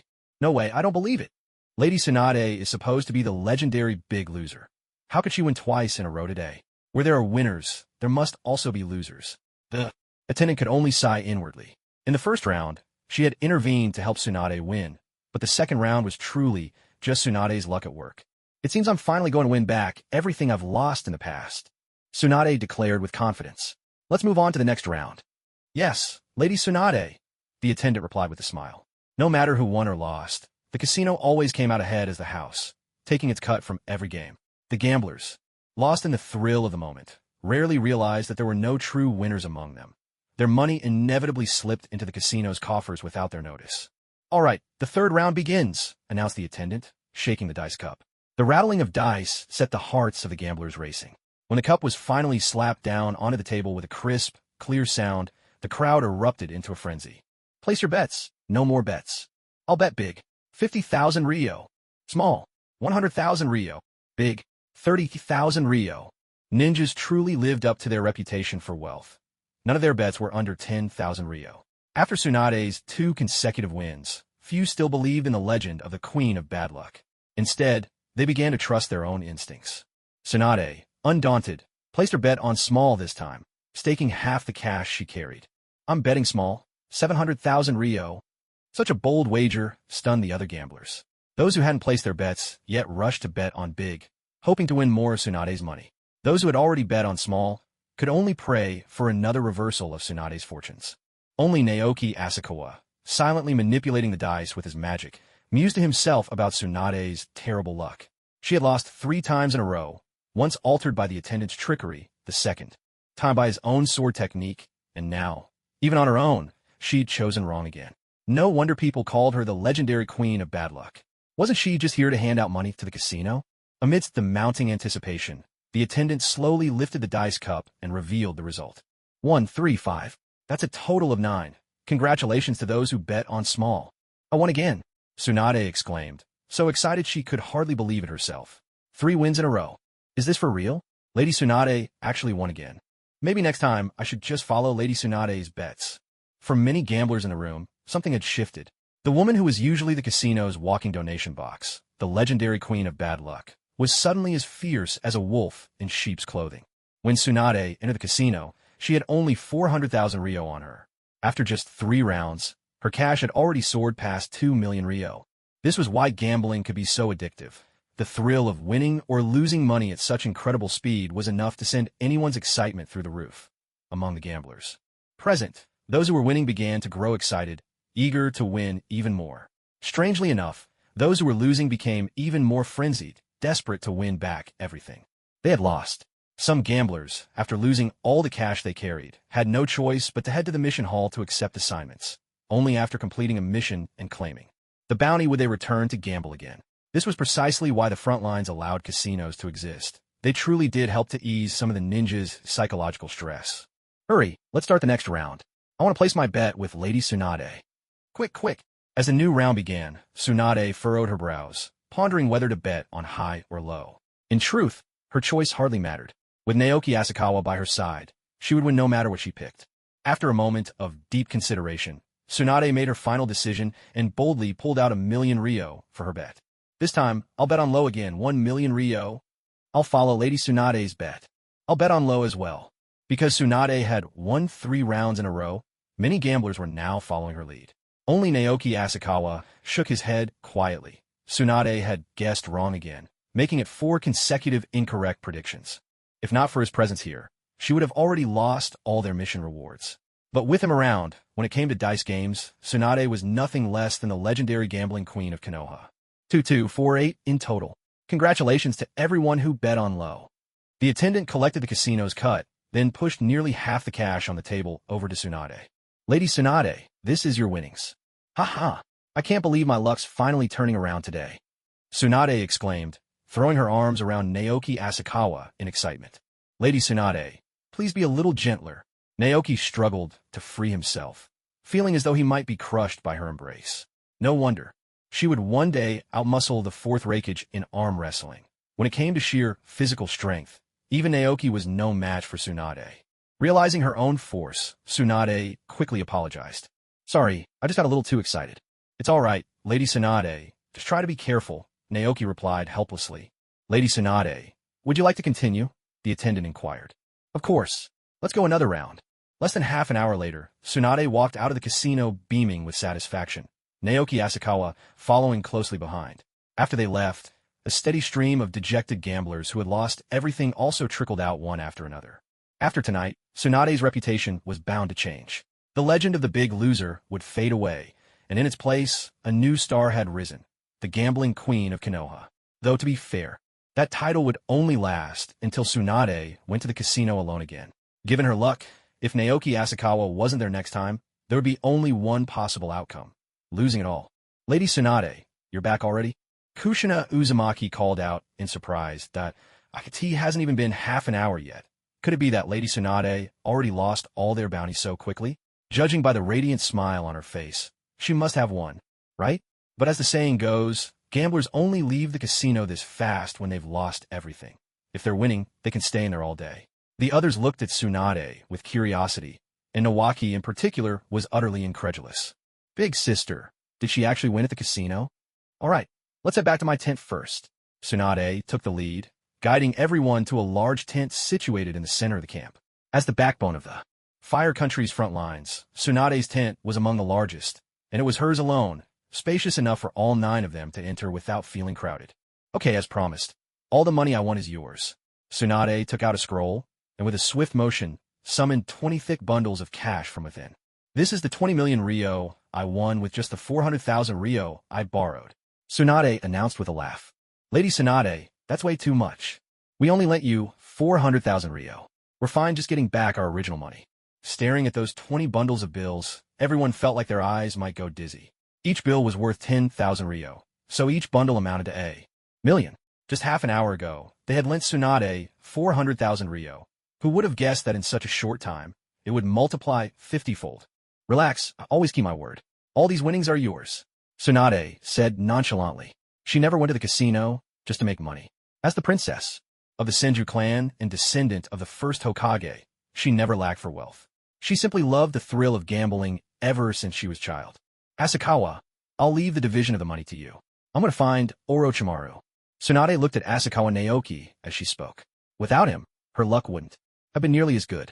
Clearly, Tsunade credited her windfall to Asakawa Naoki's presence. Little did she know, Asakawa never counted on luck. He relied on skill. Understood, Lady Tsunade, Asakawa replied with a nod. Tsunade might not need money, but he certainly did. Don't flash your wealth around. Be careful out there, Tsunade added as she left the tent, leaving the rest inside. We'll split the money according to each person's share of the original capital, Asakawa suggested. Agreed, the others nodded. Based on their contributions, each person's original stake had multiplied 50 times. Mikoto Uchiha, who put in 100,000 Ryo, ended up with 5 million, while Asakawa Naoki's 90,000 Ryo turned into 4.5 million. The others each received 1.5 million. 20 million Ryo might not look like much at first glance, but in truth, it was an enormous sum. You should know Asuma Saratobi once. a powerful Jonin of the Hidden Leaf who served as the personal guard of the Land of Fire's daimyo, and the son of the Hokage no less, has a black market bounty of just 35 million ryo. That's to say, Tsunade won almost half an Asuma in one go at the casino this time. If Kakuzu, who is obsessed with money, ever found out about Naoki Asakawa's swordsmanship, he'd probably kidnap him and drag him off to gamble every day. Holding the silver notes in their hands, everyone's eyes sparkled with excitement, and a few even felt a hint of relief. Good thing we handed the mission reward to Lady Tsunade earlier. To most ninja clans, a few million ryo might not be much, but for these civilian graduates, 150,000 ryo could be half their family's entire savings. Only Naoki looked at Naoki Asakawa with a touch of suspicion. He knew his sister's luck better than anyone. Tsunade never left a casino without losing. For her to walk out with 20 million ryo from a 40,000 ryo stake was definitely thanks to something Naoki Asakawa did. But with so many people around, Naoki couldn't ask just yet. He decided to wait for a private moment when they were alone. Remember what Lady Tsunade said, "Don't show off your wealth," Naoki Asakawa reminded them. Got it, everyone replied, quickly tucking their winnings into pockets or bags, so that by the time they left the tent, you'd never guess they were carrying a fortune. All right, let's go explore for a bit. When it starts getting dark, we'll come back and set up camp together, Minato Namikaze said with a cheerful smile. Even as mature as Minato was, he was still only 10 years old. Who wouldn't be happy to suddenly come into a huge sum of money? Okay, everyone answered in unison. Though the market at the front lines was simple and the prices steep, you could still find most of what you needed. Now that they all had money, and most of them were lively children at heart, whenever they saw something they liked, they'd buy it on the spot. Naoki Asakawa, who'd always been short on cash, used to spend everything he had on food. Now that he finally wasn't strapped for money, he didn't see anything that really caught his eye. Out of the corner of his eye, he spotted a ninja tool shop and wandered over. "How much for these soldier pills?" he asked the shopkeeper. He hadn't come to buy swords. His 2 flying blades were more than enough to handle powerful foes, and for weaker enemies, his old chip katana would do. What caught his attention were the soldier pills on the shelf. On the way from Konoha to the border of the Land of Fire, he'd already finished off the bag of over 100 soldier pills Naoki had given him, enough to last an average ninja for half a month. Now that he saw some for sale, he was keen to stock up. "Which kind do you want?" the shopkeeper asked. "Regular soldier pills are 70 ryo each, or 6,000 for a pack of 100. The high-grade ones are 130 ryo apiece, or 12,000 for a pack, also 100 pills per pack." Asako and Oki glanced over and realized that the high-grade rations pills were exactly the same as the ones Kushina and Shungshu had given him. As for the low-grade rations pills, judging by their appearance, he suspected they tasted even worse than the high-grade ones. The unpleasant taste was something Asako and Naoki could endure, but the real issue was that low-grade rations pills probably provided less energy as well. "Naoki-kun, are you buying rations pills?" Uchiha Makoto walked over to Asako and Naoki's side, curiosity in her eyes. "Boss, why are the rations pills here so much more expensive than in the Hidden Leaf Village?" Uzumaki Kushina stepped closer and asked directly. "In the Leaf Village, ordinary rations pills usually cost 50 ryo apiece, and high-grade ones are only 100 ryo each, with bulk discounts too. But here, the rations pills were generally 30 to 40% more expensive." "Youngsters, you must be freshly graduated ninja, right?" The shopkeeper chuckled as he explained, "This isn't the Leaf Village. This is a place where war could break out at any moment. It's dangerous here. I'm risking my life to do business in a place like this. Of course I have to make more money. Only a 40% markup. That's me being generous." Uzumaki Kushina wanted to argue, but after thinking it over, she realized he had a point.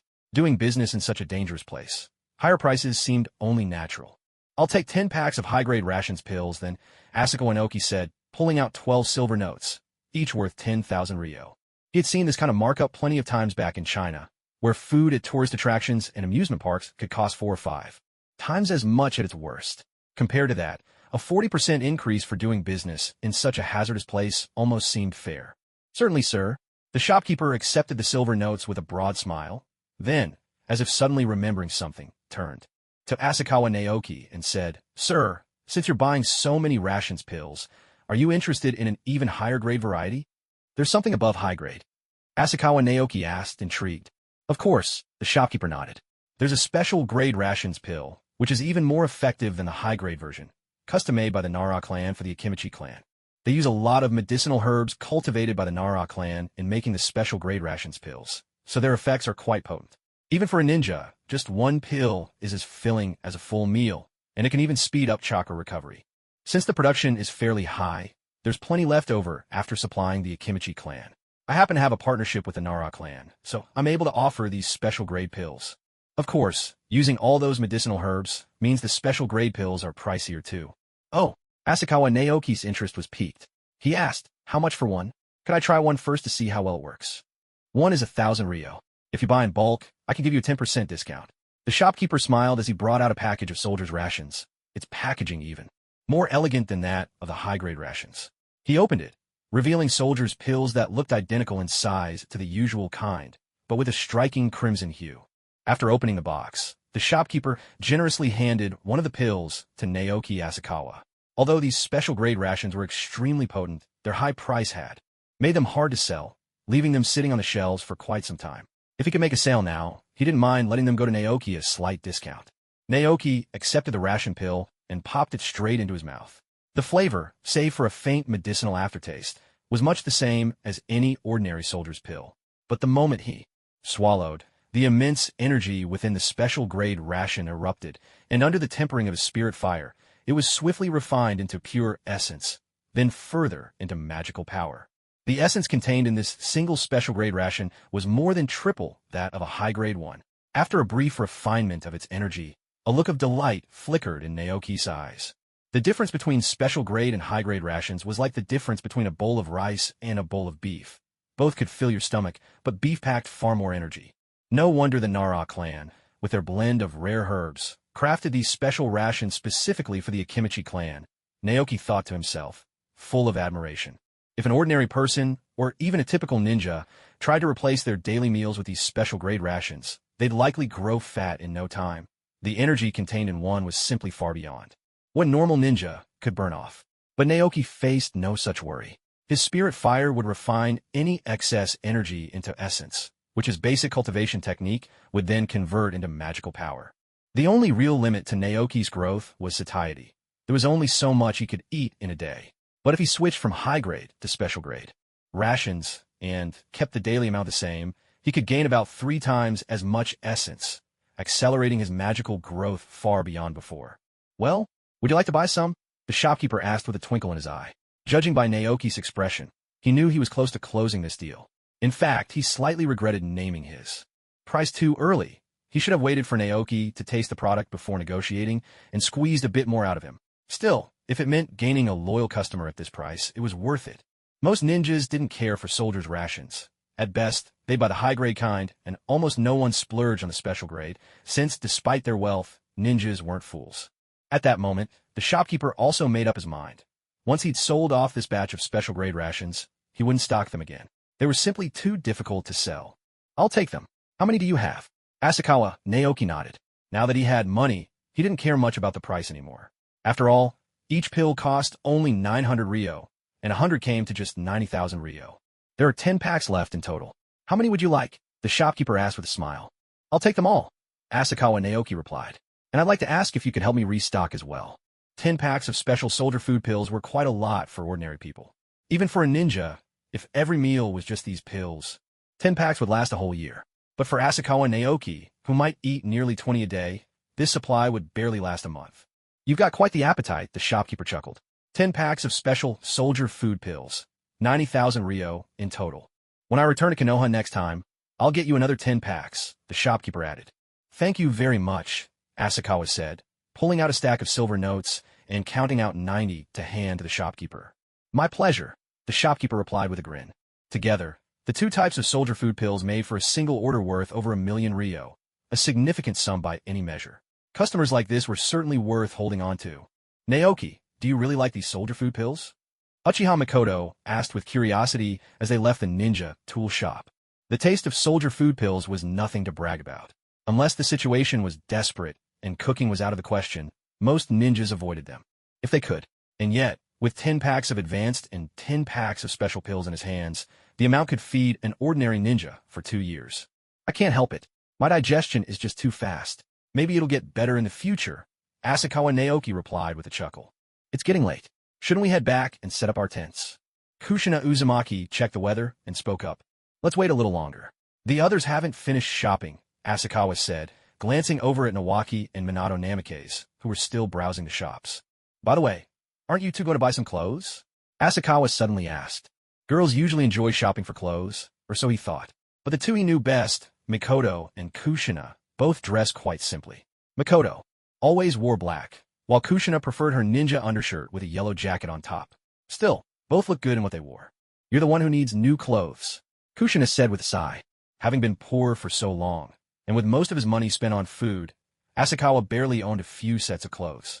His black outfit was starting to fade from so many washes. But appearance was never something Asakawa cared about. As long as his clothes were comfortable, that was enough. Naoki really does need a few outfits that fit, Mikoto said with a gentle laugh.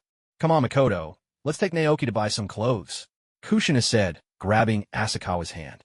All right, Uchiha Mikoto seized Asakawa Naoki's other hand. Her voice was soft, yet it brooked no refusal.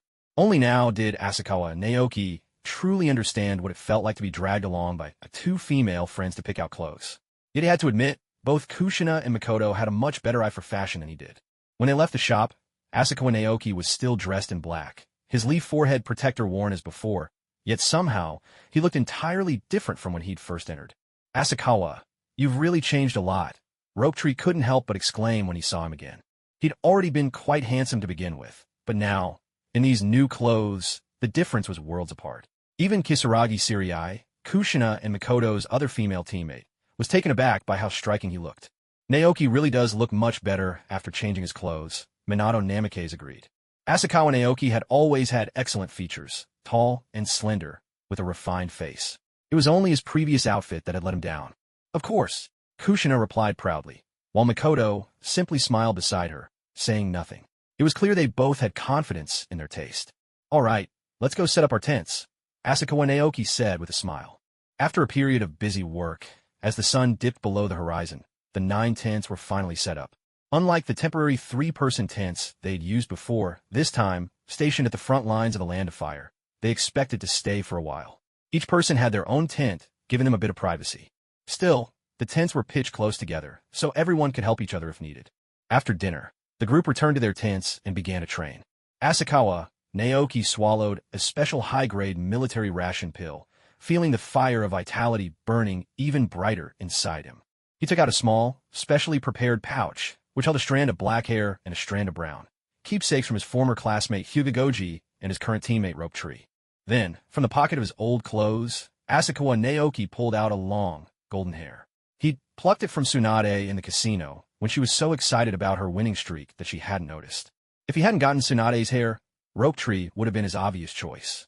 But now, with Tsunade's hair in hand, he naturally chose the one that best represented the Senju bloodline. With that thought, Asakawa Naoki put away Rope Tree's brown hair, took the roots of Tsunade's and Hyuga hair, and began his second external body transformation.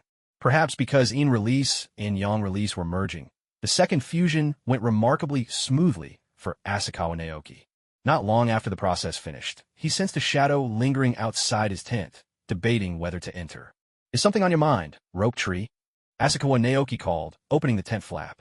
Outside stood Rope Tree, torn about whether to ask how Asakawa had helped Tsunade win at gambling. Asakawa, Rope Tree hesitated, unsure if he should bring it up to that moment. Naoki Asakawa felt a chill run through him as fine raindrops began to fall. It had been bright and sunny during the day. How could it suddenly start raining? What's more, with his keen senses, Naoki seemed to sense something unusual within the rain. This is bad. Asakawa, what did you say? Shoju asked, puzzled by Naoki's sudden seriousness. He hadn't even gotten the chance to explain why they'd come here. Before Naoki could answer, a blaring alarm erupted from the front lines. We're under attack. Konoha's ninja stationed at the front rushed out of their tents, but as soon as they breathed in the falling rain, one by one they collapsed. This rain is poisonous. Where are the wind release ninjas? Blow this rain away now. The moment he realized the rain was laced with toxins, Naoki Asakawa held his breath and quickly roused Kushina and the others. Fortunately, since they'd only just finished eating, no one had fallen asleep yet. They hastily left their tents, alert and ready. Naoki, what's going on? Minato Namikaze asked. The rain ninja are attacking. There's poison in the rain, Naoki replied. Stay close to me and don't move. As he finished speaking, the fire of essence burning at Naoki's heart began to blaze fiercely. The air around the group grew suddenly hot, almost stifling. The raindrops. never even reached them. They evaporated into a white mist before they could fall. The poison within the rain was neutralized by the intense heat, rendered harmless. At the very center of Konoha's front lines, 3 figures dashed out. 2 of them, seeing that Naoki's group was unharmed, sped straight toward the battlefield. Without looking back, the third, dressed in a black combat suit with a Konoha headband and unnaturally pale skin, climbed atop a tent. It was Orochimaru. Feeling the trace amounts of poison suspended in the rain, Orochimaru's expression soured. He worked quickly, organizing the unscathed ninja nearby, then weaving hand signs. The rain is toxic. Everyone, breathe as little as possible. Wind release users, gather to me. After rallying over a dozen wind release ninjas, Orochimaru completed his sequence of hand signs. We'll use a joint wind release technique to blow these rain clouds away. Yes, Lord Orochimaru. Wind release, great breakthrough. As Orochimaru unleashed a roaring gust, the other wind release ninjas joined in. Wind release, gale force. Wind release, great breakthrough. Their combined wind techniques merged into a raging typhoon sweeping across the front lines. The rain cloud from the rain village, heavy with poison, were driven away by the fierce winds. Yet, the situation at Konoha's front remained dire. The rain ninjas' attack had been so sudden that the sentries hadn't even had time to sound the alarm before they were struck down, leaving many of Konoha's ninja poisoned and incapacitated. Though Jiraiya and Tsunade rushed to support the front lines at once, the sheer number of rain ninja still overwhelmed them. Be careful, all of you. Orochimaru gave Asakawa and Naoki and the others a quick warning, then turned his gaze to the surrounding Konoha ninja who still had their full strength. Any ninja still able to fight, come with me to hold off the rain ninja. With that, Orochimaru dashed to the very front. Lines where Jiraiya and Tsunade were already engaged, leading the way with unwavering determination. Many Konoha ninja who hadn't been poisoned or only suffered minor effects quickly followed in his wake. What should we do now? Naoki asked, his voice tinged with excitement. Though they'd fought a battle against some Ronin earlier that had only been a mission, this, however, was true war. Seeing almost every Konoha ninja rushing off to support the front lines, Naoki naturally wanted to join them. If he could distinguish himself against the rain ninja in this battle, he might soon become one of Konoha's heroes, and step by step, move closer to becoming Hokage. Thoughts like these were common among the young and inexperienced genin. Their first mission against the Ronin had gone far too smoothly, and this sudden surge of adrenaline clouded their judgment and made it hard to remain calm. Fortunately, some among them still kept their wits about them. We barely know any ninjutsu yet. It's better if we stay put and avoid distracting Orochimaru-sensei. And the others, Asakawa and Naoki advised. If he were alone, things might be different. With his swordsmanship, even if he couldn't win, he could at least escape safely. But as for the others, while Uchiha Mikoto and Namake's Minato might have the skills of a Chunin, Naoki and the rest were standard genin who knew little besides the basic transformation, substitution, and clone techniques. In a war like this, genin of their caliber wouldn't even count as cannon fodder. That's true. The best we can do now is protect ourselves, Minato agreed with a nod. Naoki's right. We're still too weak. Keeping ourselves safe and letting Tsunade-sensei and the others fight without worrying about us is the best thing we can do, Mikoto added, echoing the sentiment. All right, we get it, Naoki replied, nodding as he calmed down a little. Let's find a place to hide for now, Asakawa, Naoki suggested. But just as they were about to look for a hiding spot, a squad of 10 ninja dressed in black cloaks and wearing conical hats came swiftly pursuing from the rear. Why aren't they heading to the front lines? Naoki asked in confusion. Hadn't Orochimaru just said that anyone able to fight should be at the front? They're not Konoha ninja. Asakawa Naoki, whose eyesight was sharp, spotted the 4 vertical stripes on their forehead protectors and continued. They're rain ninja. What? Masamura Daiki's eyes went wide with shock and fear, his voice trembling as he spoke. How did they get past the front lines? Has our defense already collapsed? No, I don't think so. The front lines should still be holding out. They must have found some way to get around us, Minato Namikaze said. If the front had collapsed, there ought to have been plenty of Konoha ninja fleeing this way. So what should we do now? Kushina Uzumaki asked, her eyes shifting toward Naoki, Asakawa. The others looked to him as well. Among the 3 squads and 9 genin, Naoki Asakawa was the tallest and the strongest. He had already, almost naturally, become the leader of the group. Ever since their encounter with the rogue ninja, everyone's first instinct in the face of danger was to look to Naoki. We'll run toward the front, Naoki said, leading the group in their escape. As they ran, he asked, Does anyone here know wind release jutsu? I do, Minato replied, not breaking his stride. So do I. Kushina chimed in, a spark of excitement lighting her dark eyes. She hadn't expected the wind release techniques she'd been studying these past few days would finally come in handy. At last, she could be of real help to Naoki. Good. Get ready to coordinate with my jutsu in a moment, Naoki instructed. Mikoto, you take the others and keep moving forward. Though the strength of this Rain Ninja team was unknown, Asakawa, with his sword technique, had little to fear. The real concern was for his teammates against a squad of 10 Rain Ninja. Even the strongest among them, Mikoto Uchiha and Minato Namikaze, might not make it out alive, let alone Kushina or Naoki. As the seconds ticked by, the gap between the Rain Ninja and their group shrank steadily. In his mind, Naoki was carefully measuring the distance between the two sides. Finally, the Rain Ninja drew close, dangerously close. Brats from the Leaf, your time is up, the lead Rain Ninja sneered, pulling several shuriken from his pouch and flinging them straight at Naoki and the others. He didn't really get why this bunch of freshly graduated Leaf Jonin had been sent in a battle, but as far as he was concerned, a Leaf Ninja was a target. No questions asked. Kushina, Minato, on it, they answered in unison. Just as the shuriken flew, Naoki gave the signal. The rest of the group sprinted ahead, but Naoki, Minato, and Kushina skidded to a halt, whirling around and forming hand signs at lightning speed. Oh, not running away? You've actually got the nerve to fight back, sneered the Rain Ninja, a mocking grin on his face. If he weren't on a mission, he'd almost enjoy toying with these rookie genin from the Leaf. Let's finish this quickly. Water release, wild water wave. Water release, wild water wave. Water release, water gun technique. 3 Rain Ninja made their move at once, their hand seals a blur, far faster than Minato and Kushina, who had only just learned wind release jutsu. Just as Kushina and her companion had yet to finish forming their hand signs, the 3 Rain Ninja had already completed their jutsu. 2 towering jets of water and a surging water bullet hurtled toward the trio.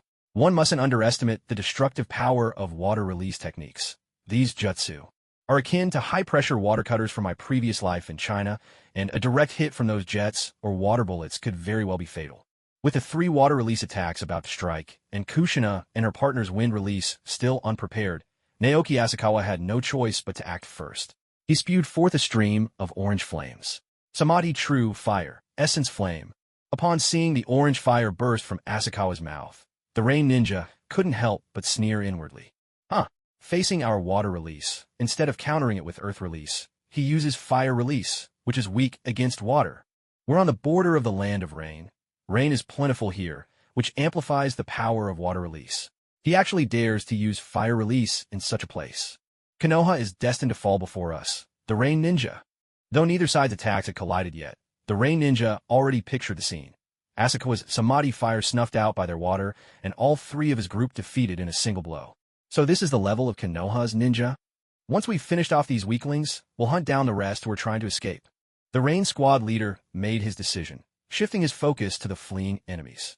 But in the next moment, as Samadhi True Fire met the 3 water release techniques, the expected scene, fire, extinguished by water, did not occur at all.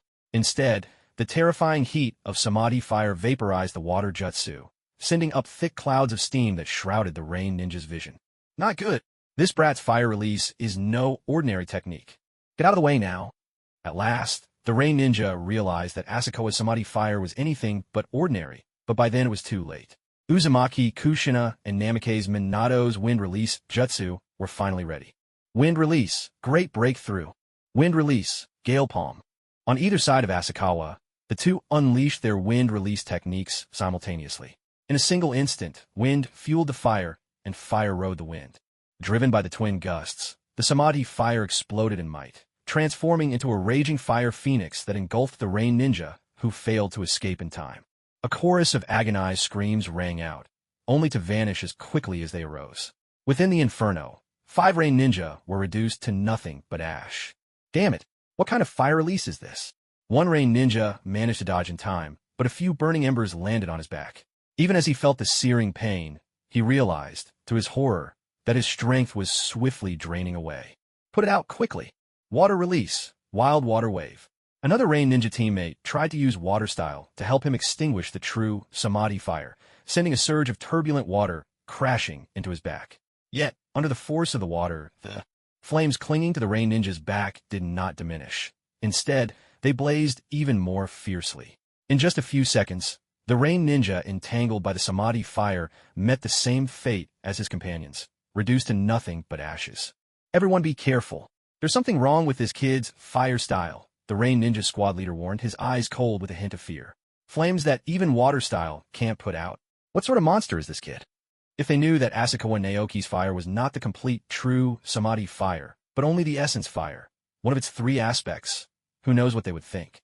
In a certain sense, essence fire was not unlike Amaterasu, the strongest of fire techniques.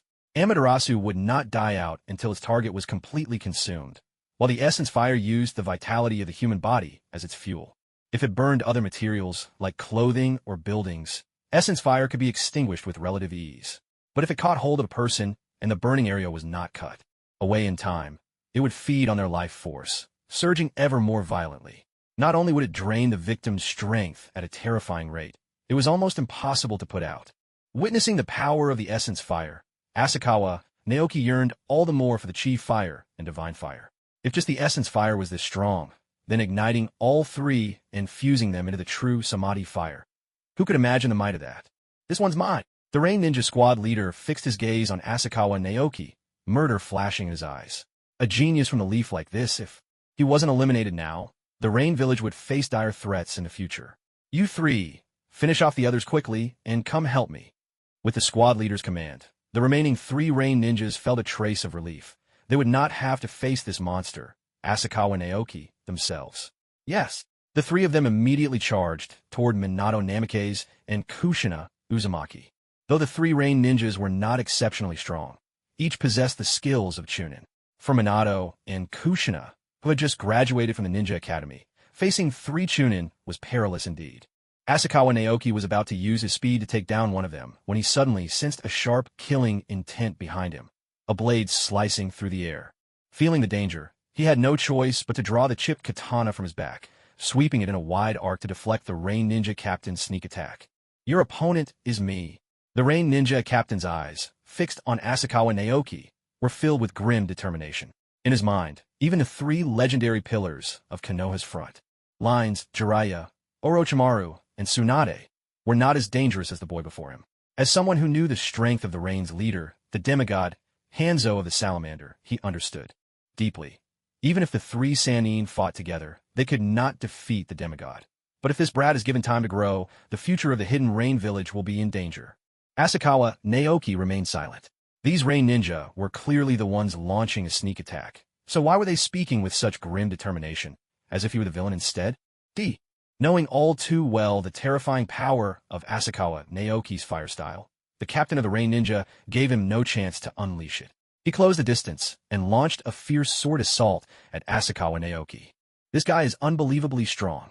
The Rain Ninja captain, nearly 30 years old and in the prime of his strength with his chakra at its peak, found his own hands going numb as their blades clashed. He realized his strength couldn't compare to Asakawa Naoki's at all. What on earth is with this kid? The captain's heart was pounding. The boy looked only about 15, blending in with a group of fresh academy graduates. He had assumed he was just a genin. Yet not only had he wiped out most of their squad with a single fire-style jutsu, now his close-quarters combat was this overwhelming. A genius like this must be eliminated, no matter what. The captain's resolve grew even stronger. Fortunately, though Asakawa Naoki's fire jutsu was formidable and his physical skills and reflexes were astonishing, he was noticeably lacking in battle experience. That gave the Rain Ninja captain hope that he might be able to kill this monster from the Leaf Village. Yet in reality, much of Asakawa Naoki's focus was consumed by his concern for the safety of Kushina Uzumaki and Minato Namikaze. On the battlefield not far away, Kushina and Minato were struggling desperately against the combined assault of three Rain Ninja, looking as if they might be defeated at any moment. Even though Minato's battle instincts far surpassed those of ordinary ninja, and Kushina, bearing the Uzumaki clan's blood, had chakra reserves that dwarfed those of their attackers, the two of them were still just newly graduated genin. They had only ever fought against rogue warriors and lacked true combat experience against other ninja. The fact they could hold their ground against three Chunin was already remarkable. We can't wait any longer. Asakawa Naoki's gaze swept toward them. The flying sword trembling in his sleeve was about to be unleashed when a massive fireball roared toward the three Rain Ninja besieging Kushina and Minato. Makoto, Relief washed over Asakawa Naoki when he saw Uchiha Mikoto rushing back to join them. The flying sword in his sleeve, poised to strike, finally stilled. Swordsmanship was his trump card, his deadliest move. Unless there was absolutely no other choice, he would rather not reveal it. After all, information was everything to a ninja. If not only the enemy, but even his own comrades in the Leaf learned about his sword technique, it would be very hard to explain. The Samadhi True Fire could be passed off as a legacy of his parents, disguised as the fire style. Great fireball technique. But the sword technique, there would be no way to explain that, even without activating her Sharingan. Mikoto Uchiha's strength was enough to hold her own against a Chunin-level ninja from the Hidden Rain. If she awakened her Two-Tomo Sharingan, Mikoto could even defeat a Rain ninja swiftly. Such was the power of the Sharingan. With her arrival on the battlefield, the pressure on Kushina, Uzumaki, and Minato Namikaze eased considerably. Though the three of them were still being pressed by the trio of Rain Ninja, the situation had improved a great deal. At the very least, they could hold out for a while longer, and that short window of time was exactly what Naoki Asakawa needed. Damn it, one of his teammates actually made it back. As the Rain Ninja captain watched Mikoto stabilize the situation on her side, he realized that a quick victory was slipping out of reach. His blade danced with renewed ferocity, launching attack after attack at Naoki from cunning, unpredictable angles. Don't rush. Take it slow, Naoki thought to himself. With no immediate concerns for Kushina's side, he could finally focus all his energy on facing the Rain Ninja captain head-on. This foe possessed the strength of a Jonin, but Naoki had no intention of ending the fight in a single blow. Instead, he saw this battle as a whetstone, an opportunity to hone his own skills. Gradually, although the Rain Ninja captain maintained the upper hand in swordplay, keeping Naoki on the defensive, something fell off. By rights, his seasoned battlefield experience should have overwhelmed Naoki, forcing him to rely solely on brute strength and lightning-fast reflexes just to keep up. He couldn't even find an opening to use his strange fire release techniques. Yet, the captain noticed that Naoki's sword strikes were growing weaker, and his reactions seemed slower than before. Could it be that he's running out of stamina? The thought brought a flicker of hope to the Rain Ninja captain. But then a strange realization struck him. Even as Naoki's strength waned and his speed decreased, he was still managing, just barely, to meet every attack. He's using me as a whetstone. The chilling truth dawned on the captain. In close combat, two things matter most: strength and skill. Strength encompasses raw power, speed, and reflexes. Skill is about experience and technique. At first, Naoki had little skill. He lacked experience and refined technique, so he relied on sheer force and quick reactions to counter the captain's attacks, meeting finesse with brute power. But now, Naoki was deliberately reducing his reliance on strength, letting his power and reflexes wane, yet still managing to keep up using his steadily improving skill. The moment Naoki could match the captain's attacks using only equal strength and speed, it would mean that his skill had finally reached the level of the Rain Ninja captain at this moment. The force of Naoki Asakawa's attack was already closing in on the Rain Ninja captain, a clear sign that his close-quarter swordsmanship had nearly caught up to the captain's own experience. "You're using me to gain combat experience?" the Rain Ninja captain exclaimed in disbelief. Only realizing that now, Naoki Asakawa replied with a light chuckle. Damn it! The captain quickly put distance between himself and Asakawa. This kid was terrifying. If he couldn't finish him off swiftly, every strike he made would only serve as nourishment for Asakawa's growing prowess. Despite his reluctance to face Asakawa's strange fire release technique again, the captain had no other choice left. As he retreated, his hands formed seals with practiced speed. Even so, it took nearly 10 seconds to complete the sequence. Water-style, water dragon bullet technique. The moment the jutsu was unleashed, the surrounding moisture coalesced rapidly. A ferocious water dragon materialized before the Rain Ninja, surging forward with snapping jaws aimed straight at Asakawa. Samadhi True Fire. Facing the oncoming water dragon, Asakawa unleashed a torrent of orange flames. Though the water dragon, forged by a Jonin's chakra, far surpassed the water techniques of 3 average Chunin, the collision of water and fire canceled each other out, shrouding the battlefield in thick white mist. Damn it, my chakra's been disrupted. Within the mist, the Rain Ninja captain should have been in his element, moving as effortlessly as a fish in water. Yet now, his senses were blinded. He couldn't perceive a thing, his vision completely obscured. Just as he was about to escape the fog's confines, he caught sight of a figure, its height and build unmistakably matching Naoki Asakawa. Using the cover of the mist, the captain spat out a high-speed water bullet. The projectile pierced through the shadowy figure without resistance. Yet in that instant, the captain's battle-honed instinct screamed of mortal danger. "He's behind me." Acting purely on reflex, the captain swung his blade to block behind him. In the next moment, a sharp clang rang out as weapons clashed, only to be followed by the shattering of his sword. Against Asakawa's flawed blade, crackling with Chidori's energy, the captain's weapon was hopelessly outmatched. "You're finished." A wave of searing pain and numbness washed over him, and darkness swallowed the captain's vision. Thus, another Jonin of the Reinin fell on the battlefield. After a quick search, Asakawa retrieved a scroll of jutsu and a banknote worth 50,000 ryo from the captain's body. Finally, he snapped his fingers, and a spark fell onto the corpse. The moment it touched skin, the flames roared to life, reducing the body to ashes in the blink of an eye. Meanwhile, on the other side of the battlefield, the arrival of Mikoto Uchiha instantly eased the pressure on Kushina, Uzumaki, and Minato Namikaze. When Uchiha Mikoto saw Asakawa Naoki being overpowered by the Rain Ninja captain, she didn't hesitate for a moment. Her Sharingan flared to life, both tomos spinning. She had to deal with the Rain Ninja in front of her quickly, so she could rush to help Asakawa Naoki. The Sharingan. "You're from the Uchiha clan," her Rain Ninja opponent exclaimed in shock. "You've realized it too late," Mikoto retorted. With the power of the Sharingan surging through her, Mikoto's strength skyrocketed. Every move her opponent made was seen clearly, each subtle shift captured in her crimson gaze. Water style, wild water wave. The Rain Ninja leapt back, weaving hand signs to launch his jutsu. But Mikoto was already prepared. Fire style, grand fireball jutsu. She formed her own seals, unleashing a blazing orange fireball that roared toward her foe. Without missing a beat, she reached in her pouch for more tools. The pillar of water clashed against the fireball.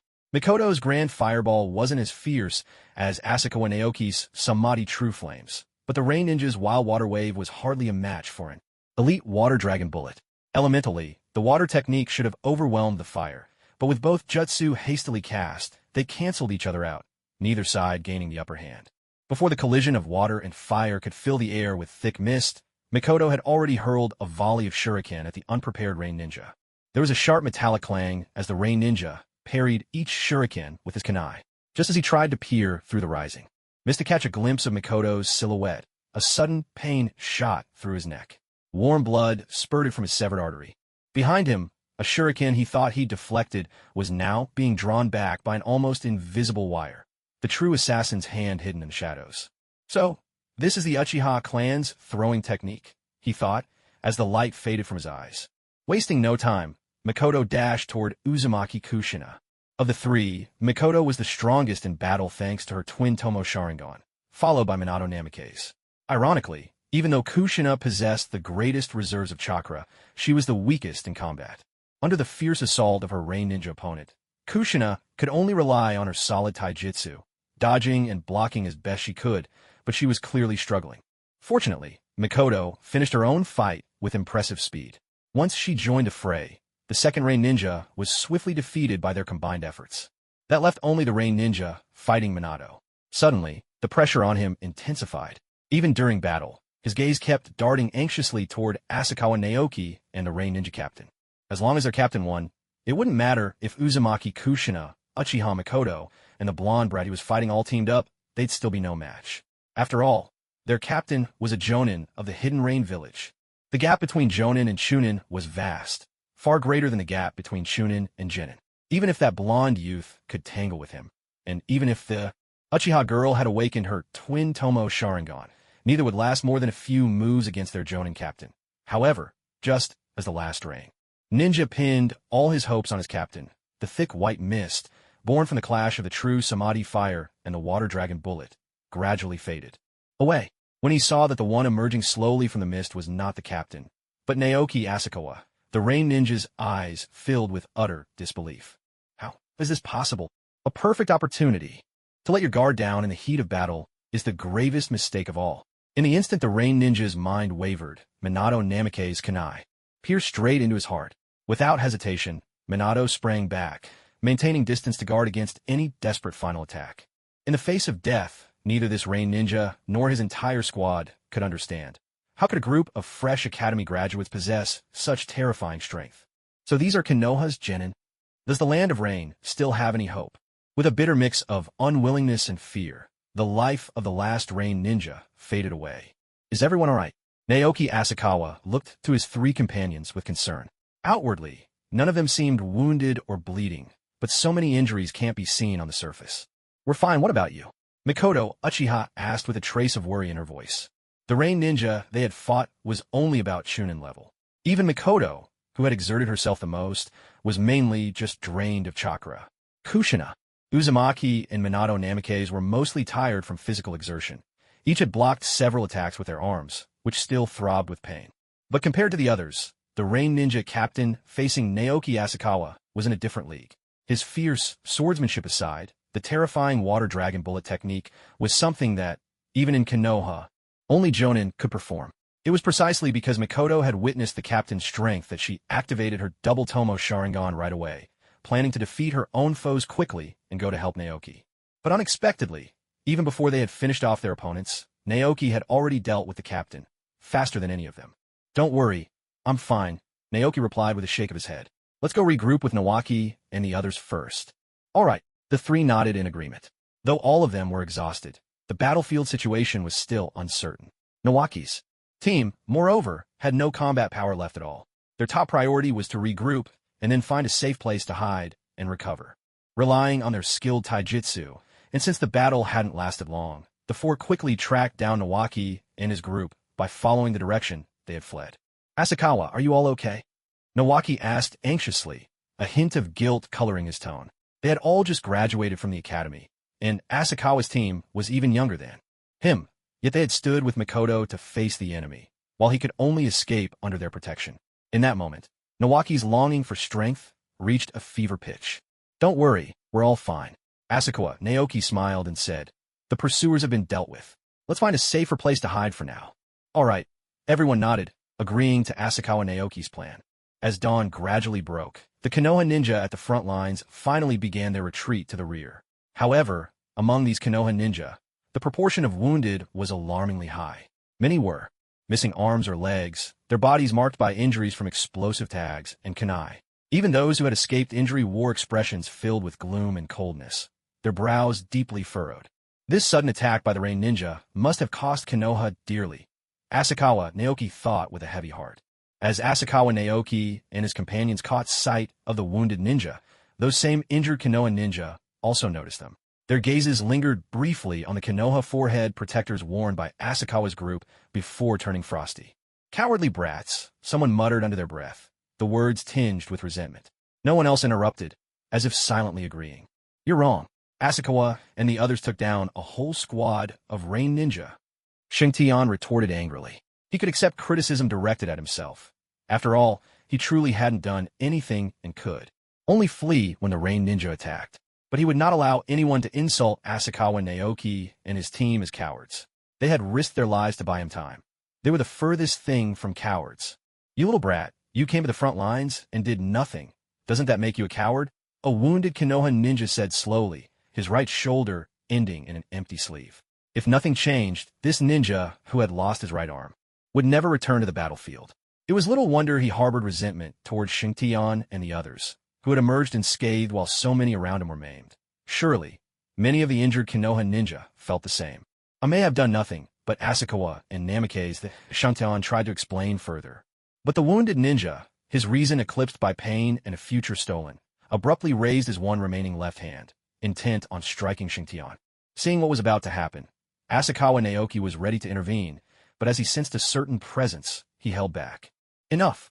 Stop right there! A figure appeared between them in a flash, his cold, commanding voice instantly silencing the surrounding Konoha ninja. It was Orochimaru. With Orochimaru's arrival, the scent of blood in the air seemed to intensify. Judging from his wounds, most of them likely came from fighting the Rain Ninja. I was the one who had them stay here. Do you have a problem with that? Orochimaru's voice was icy as he fixed his gaze on the one-armed ninja. No, sir. The wounded ninja replied meekly, his attitude shifting in an instant. He truly didn't dare talk back to Orochimaru. Not only was Orochimaru the highest commander on the front lines, but his strength far surpassed anyone else's. If Orochimaru and his two companions hadn't arrived in time to relieve the pressure at the front, the Fire Country's defensive line might really have been broken by the Rain Ninja this time. Had that happened, their casualties would have been even more devastating, and they would have faced harsh accountability upon returning to Konoha. He's my little brother, and they're our students. They just graduated from the academy and came straight to the front lines. Do you have a problem? With that, two more figures appeared in a flash, moving with the instant body technique. It was Jiraiya, alongside Tsunade, whose face was as cold as frost. After fighting all night at the front, Tsunade had returned to the rear, only to find her own brother being bullied by one of the wounded. For someone as hot-tempered as Tsunade, the fact that she hadn't punched the injured man was already a remarkable display of restraint. Lady Tsunade, I'm sorry, I didn't know he was your brother. The wounded man with the missing arm apologized sincerely. This time, he truly meant it. This kind of thinking was common among most ninjas. If Naoki were just a civilian ninja with no background, shirking the battle at the front would indeed make him look like a coward afraid to die. But Naoki was Tsunade's brother, heir to the Senju clan.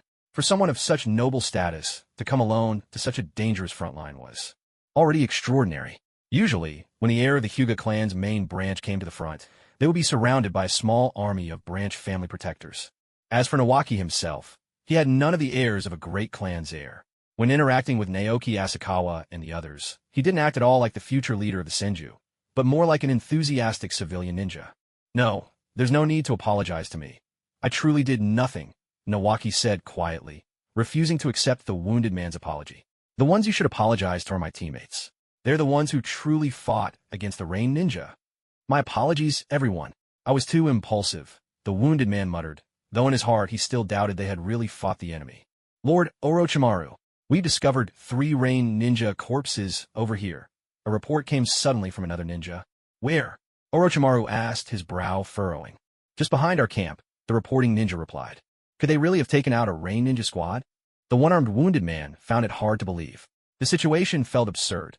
On one hand, he couldn't believe that rookies like Naoki Asakawa and his team could have the strength to kill enemy ninja. On the other, he still harbored resentment at the thought that they had somehow managed to avoid the front line.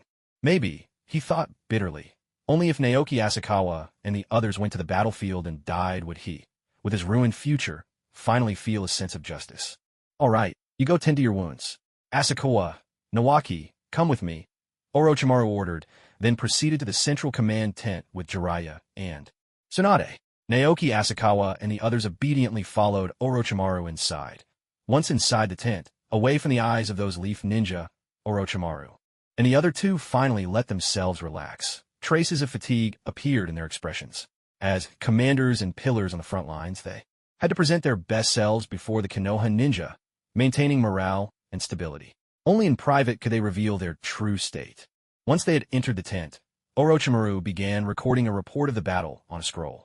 The Rain Ninja's surprise attack had been remarkably clever, concealing the deadly poison of the salamander within the rain clouds and letting it drift over Konoha's main camp.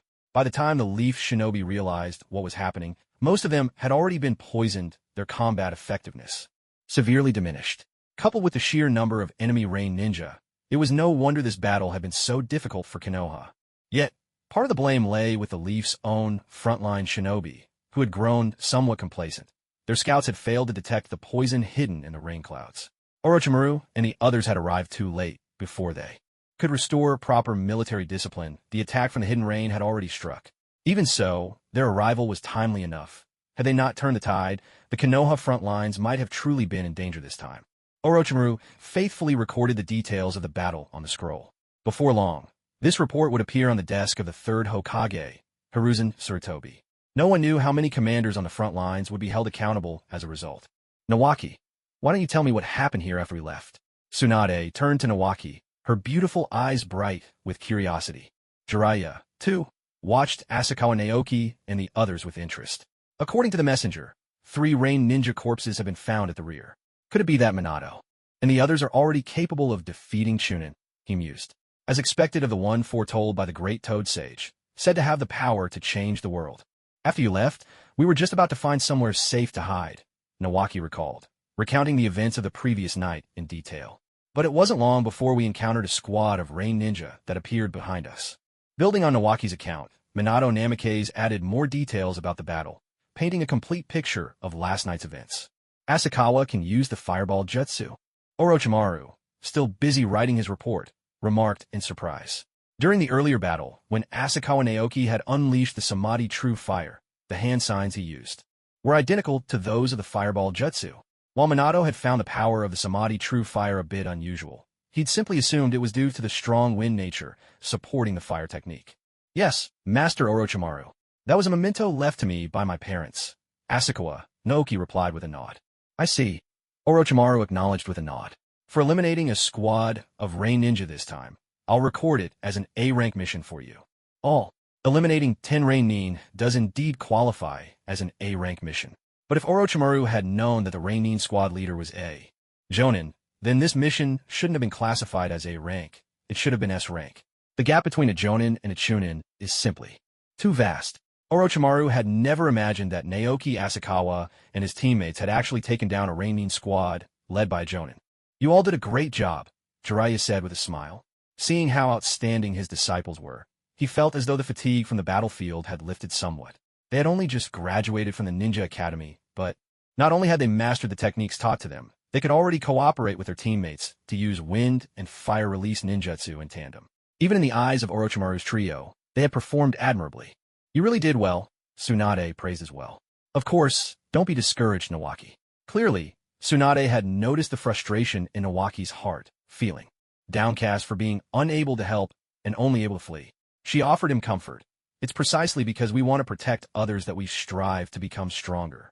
As long as you hold on to that belief, Naoki, you'll definitely become a powerful ninja in the future. Thank you, sis. Naoki replied with a bright smile, his desire to grow stronger burning even fiercer within him. All right, you've been up all night. Go get some rest. We might still need your help later. Orochimaru said with a rare smile. We need to start cleaning up after the battle, too. Although their fight with the Rain Nin was over, the real work of aftermath had only just begun. Many tasks still awaited them. Naoki Asakawa and his companions returned to their tent to rest, while Jiraiya and Tsunade left the command tent, each heading in a different direction.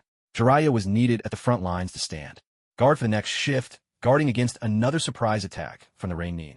Tsunade, meanwhile, went to assist the medical corps. Her medical ninjutsu was unmatched in the entire Leaf Village. Only Orochimaru remained in the central command tent, finishing his report to the third Hokage. Compared to Jiraiya and Tsunade, Orochimaru's sense of the bigger picture was unmatched. Almost all affairs on the front lines passed through his hands. He was the true commander here, the one who had to hold the center. Yet even Orochimaru, the man who would one day be known as Immortal, couldn't hide the exhaustion etched on his pale face. The second great ninja war is coming, he murmured, a note of melancholy in his voice. I wonder how many ninja will die this time. The situation in the ninja world had already been tense, with rain and fire clashing at the front lines between the Rain Village and Leaf Village. Now that the Rain Nin had struck first, it was as if a single spark had set off the entire powder keg. The shinobi world would know no peace. Indeed, 3 days later, after receiving Orochimaru's report, the third Hokage, Hiruzen Sarutobi, swiftly convened a meeting of Konoha's top leadership. After discussion, the village elders and the heads of the major ninja clans unanimously agreed to declare war on the Land of Rain. In truth, Konoha now had no choice but to take up arms against the Rain Nin. This was not simply about retaliating against the hidden Rain, it was even more crucial as a warning to the other great nations. In this surprise attack by the hidden Rain Village, Konoha had suffered a minor setback, and were the outcome had surely reached the other 4 great shinobi villages. If Konoha did not unleash a thunderous reprisal upon the Rain Village and the Land of Rain, it would be difficult to quell the other villages' covetous eyes. As Konoha began deploying a large number of ninjas to the front lines in the Land of Rain and the scale of the conflict with the hidden Rain Village expanded, the bordering nations, the Land of Earth and the Land of Wind, also began to mobilize their forces. The Land of Rain's location was simply too vital, sitting right between the Land of Wind, the Land of Fire, and the Land of Earth, sharing borders with all 3. Such a strategic crossroads had always been fiercely contested throughout history. Even if they could not conquer the Land of Rain and claim it for themselves, the other 2 great nations would never allow Konoha to seize it. Meanwhile, the Rain Village and the Land of Rain had long sought to leverage their considerable strength, second only to the 5 great nations, to rise as a 6th power. Against a backdrop of economic disparity and the rise of militant factions, a complex game began to unfold between the great nations and the smaller ones, marking the official start of the Second Great Shinobi War. Yet, all of this would come later. the Rain Village's sneak attack was nothing more than the spark that set things in motion. Compared to the anxious Orochimaru, Naoki Asakawa was far more composed. Having seen the events of Naruto, he knew full well that the Second Shinobi War was inevitable. All he could do now was strive to grow stronger, to protect himself and those dear to him. "It's time to see what I've gained from this," Naoki Asakawa said, pulling out the scroll he had taken from the Rain Ninja Captain. "Too bad. It's all water-style techniques." He couldn't help but feel a bit disappointed. Though it wasn't the most useless kind of intelligent scroll, he lacked a water affinity. Even if the Sage Art Scroll could transform water-style jutsu into water sage arts, he would be unable to learn them. However, as he reached the end of the scroll and spotted a particular jutsu, a smile spread across Naoki Asakawa's face. Interrogation. Technique. Life and death extraction. He hadn't expected that this Jonin from the Rain Village would also have mastered such a technique. I wonder what kind of sage art will emerge from an interrogation technique. Naoki Asakawa mused with anticipation. Interrogation techniques generally lacked a specific element, though they tended to lean toward in-release. From such non-elemental jutsu, Naoki had already learned Bean Soldier's doppelganger and sword control arts, so there's a good chance he could master this one as well. According to the scroll's description, the interrogation technique worked by tormenting a ninja's spirit and will, waiting until their resolve withered or even collapsed, and then using one's own formidable mental strength to forcibly invade the opponent's mind and extract information from their memories. Most interrogation techniques require the user's spiritual power to exceed that of their target. Otherwise, they risk suffering a dangerous backlash. That's why it's necessary to break the target's spirit and will first weakening their mind before invading their consciousness. This is also why so many ninjas would rather die than be captured by enemy ninjas. Death comes in an instant, but torture is so excruciating that it's truly a fate worse than death. Let's begin. Naoki Asakawa took out the scroll of sage techniques and recalled the interrogation ninjutsu in his mind.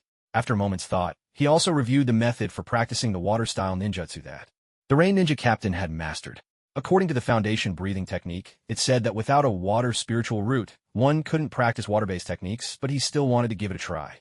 Opening the sage technique scroll again, he found two new techniques had appeared: the Soul Search technique and Primordial Heavy Water. The Soul Search technique was very similar to the interrogation ninjutsu. Both involve using spiritual power to invade an opponent's mind to extract their memories. However, unlike interrogation ninjutsu, once the Soul Search technique was mastered, the user could control anyone with weaker spiritual power, combining the effects of interrogation and illusion techniques. As for Primordial Heavy Water, it was a water-based sage technique. Once mastered, it allowed the practitioner to refine tens of thousands of pounds of water into a single drop, transforming it into a drop of primordial heavy water. Even without much description, Naoki Asakawa could sense the immense power behind this technique. Let's give it a try first. Since he had some free time, Naoki Asakawa swallowed 2 special military ration pills and began practicing the Soul Search technique and Primordial Heavy Water. He quickly grasped the basics of the Soul Search technique, but Primordial Heavy Water remained elusive. It seems that either Primordial Heavy Water is just that difficult to learn, or I still haven't fully developed my water spiritual root, so I can't get started yet, Naoki Asakawa speculated inwardly. Oh well, for now my offensive technique, True Samadhi Fire, is more than enough. I'll leave Primordial Heavy Water until after I break through to the spirit transformation stage and complete my spiritual roots. For now, the most important thing is to strengthen my cultivation.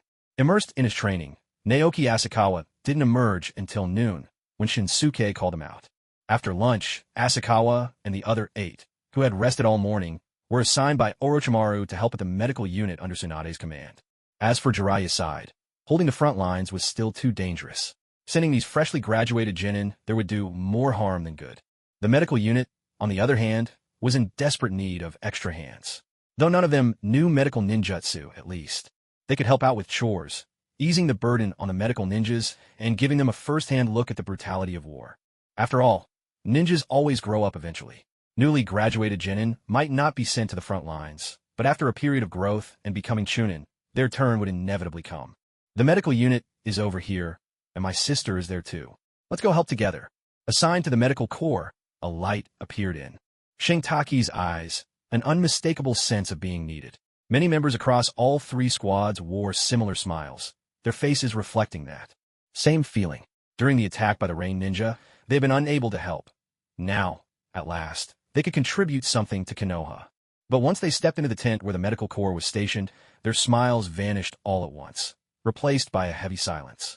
The Rain Ninja's assault had come so suddenly, and Konoha, caught unprepared, had been successfully ambushed. Because of this, the number of wounded was unusually high. Under normal circumstances, the number of medics on the front line would have sufficed, but in this sudden crisis, the medical unit was completely overwhelmed. With resources stretched thin, the medics could only prioritize those most gravely injured and hovering on the brink of death. Those with less severe wounds had no choice but to grit their teeth and rely on their own bodies to heal. Inside the medical tent, the sharp tang of blood mingled with the acrid scent of disinfectant, but even more unsettling than the smell were the wounds themselves. War brought every manner of casualty. Some were bleeding profusely from explosive tags, others blistered head to toe by fire-style jutsu, some with limbs shattered and bleeding incessantly from water-style attacks, and still others whose bodies were pierced by kunai or shuriken, their organs and intestines spilling out. The most severe were those suffering from poison. These horrific sights assailed the senses of the newly graduated genin, fresh from the academy. Even Asakawa Naoki, who had lived through 2 lifetimes, felt both fear and compassion in his eyes as he looked at the wounded. As for his companions, most of whom had never even left the Hidden Leaf Village or witnessed the brutality of war, the impact was even greater. No one spoke. The only sounds inside the medical tent were the pained groans of the injured and the clear, commanding voices of the lead medics. At the heart of the operation, Tsunade was wielding her chakra scalpel, deftly stitching up the gaping wound of a ninja whose abdomen had been split open. Noticing the newcomers without breaking her stride or turning her head, she called out, "Shintaki, what brings you here?" "It was Orochimaru-sensei who sent us to help," replied Asakawa Naoki. "Perfect timing. We're short-handed as it is. You can help out," Tsunade nodded. "Assist with moving the wounded. That way, our medics can conserve their strength and chakra. Every bit of medic's chakra must be used where it's needed most." "Understood, Lady Tsunade," everyone replied in unison. After Tsunade assigned them their tasks, she turned her full attention back to the patient. Asakawa Naoki and the others began to help with the heavy lifting, doing whatever was needed to support the medics. The work was relentless. From the moment they finished lunch until the sun dipped below the horizon, they didn't stop. It was not until deep into the night that Tsunade finally announced. All the critically injured had been treated, and at last, the crushing pressure on the medical corps began to ease. From this moment on, the medical team's duty was to treat those who were seriously wounded but not in immediate danger of dying. Although the number of patients had increased dramatically, at least the situation was no longer as urgent as before. After Naoki Asakawa and the others transferred the gravely injured ninja to a newly prepared ward, their work for the day was finally over, and they could take a moment to rest. When they returned to the tent, Tsunade's disciple, Kiora Kisaragi, couldn't hold it in any longer. She doubled over and vomited, bringing up every last bit of her dinner. "Kisaragi, are you all right?" Mikoto Uchiha and Kushina Uzumaki asked with concern, and Naoki Asakawa's group also turned worried eyes toward her. "I'm fine." Kiora waved her hand quickly. "Honestly, I feel much better after throwing up." Of the 9 disciples taken in by Orochimaru, Jiraiya, and Tsunade, only Tsunade had accepted 3 female students. Kushina Uzumaki had witnessed the destruction of her homeland, Yuzushiogakure, as a child, and after entering the Leaf Ninja Academy, she endured isolation and bullying from her classmates. Her resilience surpassed even that of many adults. Mikoto Uchiha, from a young age, had always been calm and steady. Though she found the tragedies in the medical ward distressing, she could still bear it. But Kiora Kisaragi was just an ordinary ninja from a civilian family. It was her first time witnessing such scenes, so it was only natural that she couldn't take it and needed to vomit. In fact, the fact that she managed to hold it together until their shift ended, instead of breaking down in the medical ward, was already quite admirable. Kiora's vomiting seemed to trigger the others. After seeing her, 2 of Minato Namikaze's teammates and 2 of Naoki Asakawa's teammates also lost control and were sick. Nawaki retched violently, tears streaming down his face. Sobbing as he threw up, he asked, "Asakawa, is this why you want to change the ninja world?" "Something like that," Naoki Asakawa replied quietly. Even with Tsunade's exceptional medical ninjutsu, many of the severely wounded ninja couldn't be saved. On the front lines, even more ninja died instantly and behind. Each of them was a shattered family. This was the brutal reality of war, and this was only the first battle between the Rain and Leaf. There would be more wars to come. Let's not dwell on it. Everyone should get some rest. We have to help in the medical team again tomorrow, Minato reminded them. "Yeah, You'll feel better after getting it out of your system. Naoki Asakawa agreed with a nod. It was only their first time seeing such horrors. After witnessing enough, they would inevitably grow numb. Back in his own tent, Naoki Asakawa swallowed 2 top-grade soldier pills, then collapsed into sleep. He hadn't fallen apart like Naoki and the others, but his time in a medical ward had left him deeply unsettled, a pain that was felt in the spirit, not the body.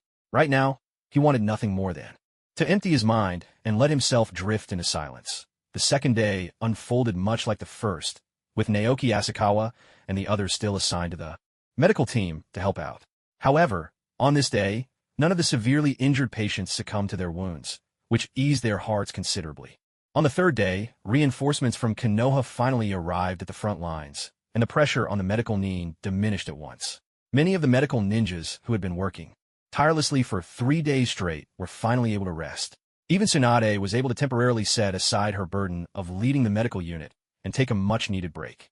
Due to the ambush by the Land of Rain, Konoha was united in its resolve for revenge, and a large number of ninja began to rush to the front lines. At the same time, the Land of Rain was equally determined to defeat Konoha on the battlefield and become the 6th great nation, dispatching more and more troops to the front. Meanwhile, with the arrival of a certain individual, command of the Rain Ninja on the front lines shifted hands. Orochimaru, due to your incompetence, Konoha has suffered heavy casualties.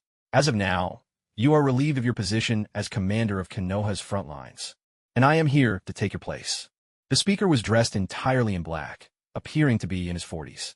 Although his features were not unpleasant, his cold, detached expression cast a shadow over his face, making him seem difficult to approach.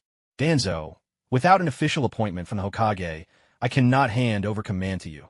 Orochimaru replied slowly, his eyes fixed on Danzo. On his shoulder, a snake flicked its tongue warily, as if to warn Orochimaru that the man before him was extremely dangerous. With a cold laugh, Danzo retorted, "Do you really think I would come here without your teacher's authorization?" He casually produced a scroll bearing the Hokage's seal and handed it to Orochimaru. Orochimaru unrolled the scroll and glanced through it. Inside was a formal decree from the 3rd Hokage, Hiruzen Sarutobi, appointing Danzo to take over command of the front lines. The document also instructed Orochimaru and his team to cooperate with Danzo's actions. "My teacher actually chose you to command the front lines," Orochimaru muttered, frowning. "This was the result of a collective decision," Danzo replied with a smirk. "If you disagree, you're welcome to return to Konoha and protest. If this is the will of the village, I will not defy the order," Orochimaru said, though a sense of frustration welled up inside him. The heavy losses Konoha suffered this time were largely due to the toxins hidden within the rain clouds conjured by the Rain Ninja. The scouts had failed to recognize the anomaly in time, leading to mass poisoning among Konoha's shinobi during the ambush and a severe drop in combat strength. In truth, the greatest blame for the disaster lay with the scouts responsible for recon at the front, and only secondarily with the previous commander's arrangements. If not for the desperate efforts of Orochimaru, Jiraiya, and Tsunade, the Konoha front line might well have been overrun by the Rain Ninja. Unfortunately, the previous commander had already been transferred back to Konoha, and nearly all the reconnaissance ninja had perished. In the end, the blame for Konoha's heavy losses was pinned on Orochimaru, who had only arrived a few days ago. "Since that's the case, you may leave now. The rest will be handled by me and the Umbu," Danzo said with satisfaction. "I understand, Lord Danzo," Orochimaru replied, then slowly left the central command tent. Inside that vast tent, only Danzo sat at the head seat, musing to himself with a touch of emotion. "Hiruzen, oh Hiruzen, I never imagined you could so easily cast aside even your own disciple. One day, you'll regret this. I'm the one who should be Hokage." Meanwhile, Asako and Naoki and the others, still helping out in the medical unit, had no idea that Orochimaru had been stripped of his position and that the Master of Blame, Danzo, had become the new commander of Konoha's front lines.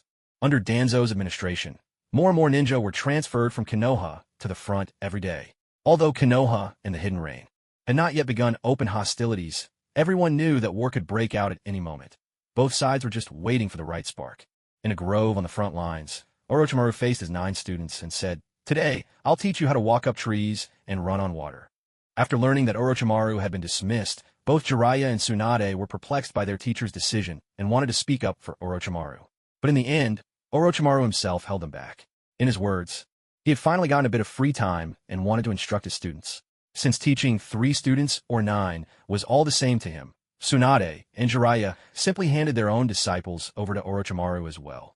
After all, neither of the two had been dismissed. Tsunade was still busy healing patients in the medical unit, while Jiraiya was holding the line at the front. Both were too occupied to teach their own students. Orochimaru was more than willing to accept their request. To master tree climbing and water walking, you must first learn to control your chakra, he explained, as he demonstrated, calmly walking up the trunk of a massive tree, his body perfectly parallel to the ground and steady as could be, with no sign of slipping. When you climb a tree, you focus chakra into your feet to anchor yourself to the bark. If you can't control your chakra, you'll either slip down or blow the bark apart. Theory is just theory. Only practice can truly teach you. Orochimaru looked at them all and said, "Now, the rest is up to you. Once you've learned to climb trees, I'll show you how to walk on water." "Yes, sensei," the students replied, each choosing a tree and trying to imitate Orochimaru's method. Orochimaru's gaze swept over his 9 disciples, and he couldn't help but notice Minato Namake's already at the top of a tree. Jiraiya certainly picked an exceptional student, he thought. Orochimaru silently evaluated. As a civilian ninja, his talent far surpasses most from the old ninja clans. He succeeded in climbing the tree on his very first try, which shows his chakra control is exceptional. But my own student is no slouch either. Orochimaru smiled as he glanced toward Asakawa Naoki, who had already reached the top of another tree. It seems the future of Konoha will belong to our student's generation. It was clear that Orochimaru and the others had chosen their apprentices well. Each of the 9 genin had basically mastered the essential ninja skill of tree climbing by noon. "All right, let's take a break for lunch. This afternoon, I'll teach you how to walk on water." Orochimaru led everyone to a small riverbank, which, unsurprisingly, would become the site for their next training exercise. But just as everyone was about to eat their rations, an AMBU operative wearing a dog-faced mask appeared before them, or more precisely, appeared right in front of Orochimaru. "Is there something you need?" Orochimaru asked, frowning. He'd only just been dismissed from his previous post a few days ago. For days, he had waited in vain for a mission. Today, he finally had the chance to teach his students. Yet, Danzo had assigned him a task at this very moment. How frustrating. Lord Danzo has an urgent mission. He requests that Lord Orochimaru report to the command center immediately, the masked ninja said. "I understand. You go on ahead," Orochimaru replied with a wave of his hand. "Yes, Lord Orochimaru." With that, the AMBU operative vanished with a flicker, leaving no trace behind. "Looks like I won't be able to continue your training for a while," Orochimaru said with a helpless glance at his students. "It's all right, Orochimaru-sensei. We'll work hard on our own," Shizuku replied with a bright smile. "If you run into any danger, go to the medical unit and find Tsunade," Orochimaru said, gently ruffling Shizuku's hair before turning to address the others. For a ninja, the most important qualities are patience and composure. When facing those weaker than you, staying calm keeps you from being defeated by the unexpected. When confronting someone stronger, only by keeping a cool head and searching for their weakness can you hope to turn the tables. "I have to go. You should head back to the front lines soon, too." "We understand, Orochimaru-sensei," the group replied in unison, nodding as they hurried off toward the battlefield. Orochimaru watched his students until they disappeared into the distance, then vanished himself, flickering away with a body flicker technique. Upon entering the central command tent, he saw that he was not alone. Jiraiya and Tsunade were already there as well. "Orochimaru, you made it," Jiraiya greeted him with a smile. "Danzo, I understand calling Jiraiya and me, but why bring Tsunade in too?"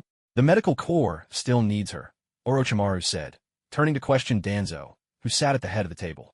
"I've already sent additional personnel to the medical camp. Many of the critically injured have been transferred back to Konoha, so there's no need to worry," Danzo replied. "As for the 3 of you, I need you to undertake a dangerous and urgent mission. Because the mission is extremely dangerous, that's why the 3 of you are needed together." "We understand. What's the mission?" Tsunade looked toward Danzo as she asked. Although Shimura Danzo, like Hiruzen Sarutobi, was a disciple of her granduncle, Tobarama Senju, Tsunade had never liked Danzo much. She couldn't shake the feeling that he was full of schemes. "I need you to hold off Hanzo," Danzo said slowly, his words instantly making Orochimaru and the others turn serious. Hanzo, also known as Hanzo, of the Salamander, the demigod, was the supreme leader of the Hidden Rain Village and one of the mightiest ninja in the current shinobi world. If their enemy was Hanzo, Danzo's decision made sense. Hanzo was indeed a worthy opponent for the 3 of them to face together. And unless the 3rd Hokage personally came to the rain front, only these 3 had the strength to take Hanzo on. The last ambush by the Hidden Rain cost Konoha dearly. We must strike back hard against the Rain Village and the Land of Rain, to show the shinobi world Konoha's true strength, Danzo declared. The main force of Konoha's ninja has already assembled. The offensive against the Hidden Rain will begin in the next few days. The other Rain ninja are nothing to fear, but if Hanzo himself appears, you three will be the ones to stop him. We understand. The three, Orochimaru, Tsunade, and Jiraiya, nodded in unison. In that case, go and make your preparations, Danzo said with a wave of his hand, signaling for them to leave. Once the three had departed, Danzo produced an intelligence scroll. If Orochimaru and the others could have seen the scroll's contents, their eyes toward Danzo would not have been so calm, for within it lay detailed information on their own students.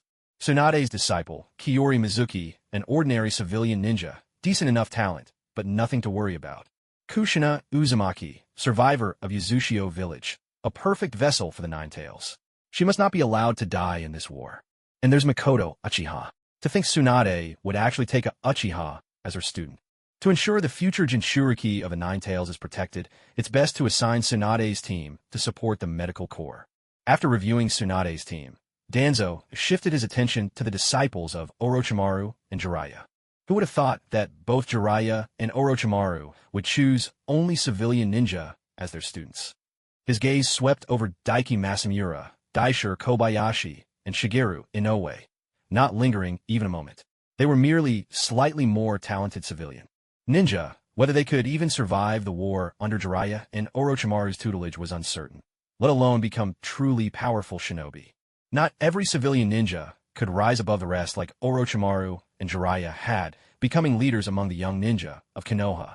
And then, there's Naoki Asakawa and Minato Namikaze.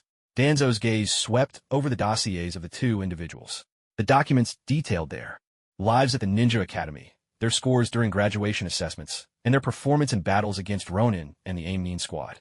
If Naoki Asakawa were present, he might have felt a chill run down his spine. The scroll recorded his information in meticulous detail. It chronicled his childhood, his graduation results from the academy, and even his encounters with the Ronin and Aim Squad. Nothing was omitted. Ordinarily, such comprehensive records should only be accessible to the Hokage, who oversaw the Umbu. Yet now they were in Danzo's possession, which gave the situation a subtle, underlying meaning. Minato Namikaze and Naoki Asakawa are true prodigies from civilian backgrounds, Danzo mused. They learn ninjutsu quickly and have keen combat instincts. To think that they could already defeat a Chunin from the Hidden Rain just after graduating. He sighed inwardly. What a pity. They're both civilian ninjas. It wasn't that Danzo looked down on civilian ninjas, but rather that he understood they were inherently at a disadvantage compared to those from ninja clans. As someone from the Shimura clan himself, Danzo knew all too well that the great ninja families had been evolving for centuries, surviving the brutal warring states era and developing into formidable lineages. The secret techniques and even bloodline limits passed down by countless powerful ninjas formed an insurmountable barrier for ordinary civilians. A single C rank or even B rank jutsu required a civilian ninja to grind away at missions, earning enough merit to exchange for it, while a clan ninja could access such techniques freely within their family. Not to mention the disparity in other training resources and support. The two groups simply never started from the same point. Therefore, no matter how talented Naoki Asakawa and Minato Namikaze were, Danzo never gave them much consideration. Notoriously selective even now, his fledgling root organization had almost no civilian ninjas. Its ranks consisted either of those with bloodline limits or elite clan members who had mastered secret techniques. The composition of root itself revealed Danzo's disdain for civilian ninjas. To Danzo, Asakawa was merely a boy who matured physically a little faster, and Namikaze was just someone with quicker reflexes. If either had hailed from a major ninja clan, he might have tried to poach them from under Orochimaru or Jiraiya's noses. But their civilian origins made him lose interest. Lacking both bloodline limits and clan secrets, Danzo saw their future potential as inherently limited, hardly worth recruiting into root. Perhaps it's time I started bringing in some of Konoha's clan prodigies to strengthen root, Danzo reflected, his thoughts turning as his eyes moved to the final name on the intelligence scroll. Compared to the others, this last individual wasn't especially powerful, but his background was unique, and his dossier was the most extensive, far more detailed than the information on Asakawa and the other seven. The last person was none other than Rope Tree, or rather, he should be called Senjin Iwaki. As for the profiles of Asakawa, Naoki, and the others, Danzo hadn't paid much attention. he had only glanced at them briefly. But when it came to Naoki's file, no matter how lengthy, Danzo read through every word with care. He had no choice. Naoki's identity was indeed rather unique, and it was closely tied to Danzo's own plans, so he couldn't afford to be careless. Decades after the deaths of Hashirama and Tobarama Senju, the once greatest ninja clan of the Warring States era, the Senju, had fallen into rapid decline. So much so that many young children no longer knew of the Senju's existence at all. To them, the number one clan in Konoha was the Uchiha. Yet among ninja, the Senju remained a clan set apart, with 2 Hokage from their lineage, and the founding of the village itself credited to them. The Senju's achievements had left a lasting imprint on the hearts of all shinobi. Even now, though the Senju had faded and with no powerful ninja in their ranks except Tsunade, their prestige in Konoha was still second to none. As Sarutobi Hiruzen's old comrade in arms, Shimura Danzo was well aware that Hiruzen, the old monkey, had once considered returning the title of Hokage to the Senju clan. As long as Naoki's abilities weren't lacking, with the authority he held as the Senju heir, if Hiruzen were to pass the mantle of 4th Hokage to Naoki, the majority of ninja in Konoha would surely approve. And Naoki's own dream was to become Hokage. To put it simply, as long as Naoki stayed alive and became a respected Jonin, his path to becoming Hokage was all but guaranteed. Yet if Naoki were to fall in battle by accident, even Tsunade, who was both stronger and a fellow Senju heir, would face far greater obstacles in becoming Hokage simply because she was a woman. Forgive me, sensei. As Danzo recalled the moment 20 years ago when Tobarama Senju passed the title of 3rd Hokage to Sarutobi Hiruzen, he felt as if a fire were burning in his heart. Since his teacher hadn't chosen him as Hokage, then he would seize the position for himself. The seat of the 4th Hokage, it will be mine. Elsewhere, after leaving the Central Command tent, Orochimaru and his 2 companions took advantage of a rare lull before Konoha's counterattack to check in on their students. We probably won't have much time to teach you in the coming days, Orochimaru said, though he didn't reveal their mission to intercept Hanzo. There was no point, the rules of shinobi forbade it, and it would only cause their students to worry. Naoki, Masamura, Orochimaru addressed them both. Orochimaru-sensei, if there's something you want to say, just say it, Naoki replied. Then I'll be frank. Orochimaru nodded. Your skills are still lacking, and your tempers are not yet steady enough. If danger arises, I hope you'll follow Asakawa's lead. Don't worry, Orochimaru-sensei. Naoki and Masamura Daiki answered in unison, nodding resolutely. Asakawa, if anything unexpected happens, I hope you all can stick together and get through it as one. Orochimaru looked at Naoki Asakawa, then continued, but if you find yourselves in a truly hopeless situation, Before Orochimaru could finish, Naoki Asakawa interrupted him. He knew exactly what Orochimaru intended to say, but he refused to let such a thing come to pass. Don't worry, Orochimaru-sensei.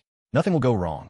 If you can always maintain that confidence, it will be enough, Orochimaru replied with a gentle laugh.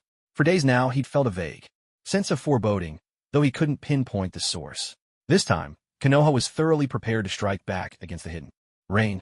Even if that so-called demigod appeared, they were confident in their defenses. A repeat of Rain's infiltration last time seemed nearly impossible. With that in mind, there was no reason why Rope Tree and the others shouldn't be safe at the frontline encampment. Oh right, Asakawa. Take this. Orochimaru handed Asakawa a scroll. The reason I haven't taught you all too many jutsu before is because I worried you'd bite off more than you could chew, learning too much too quickly. But your speed of learning is impressive. I believe you're ready now.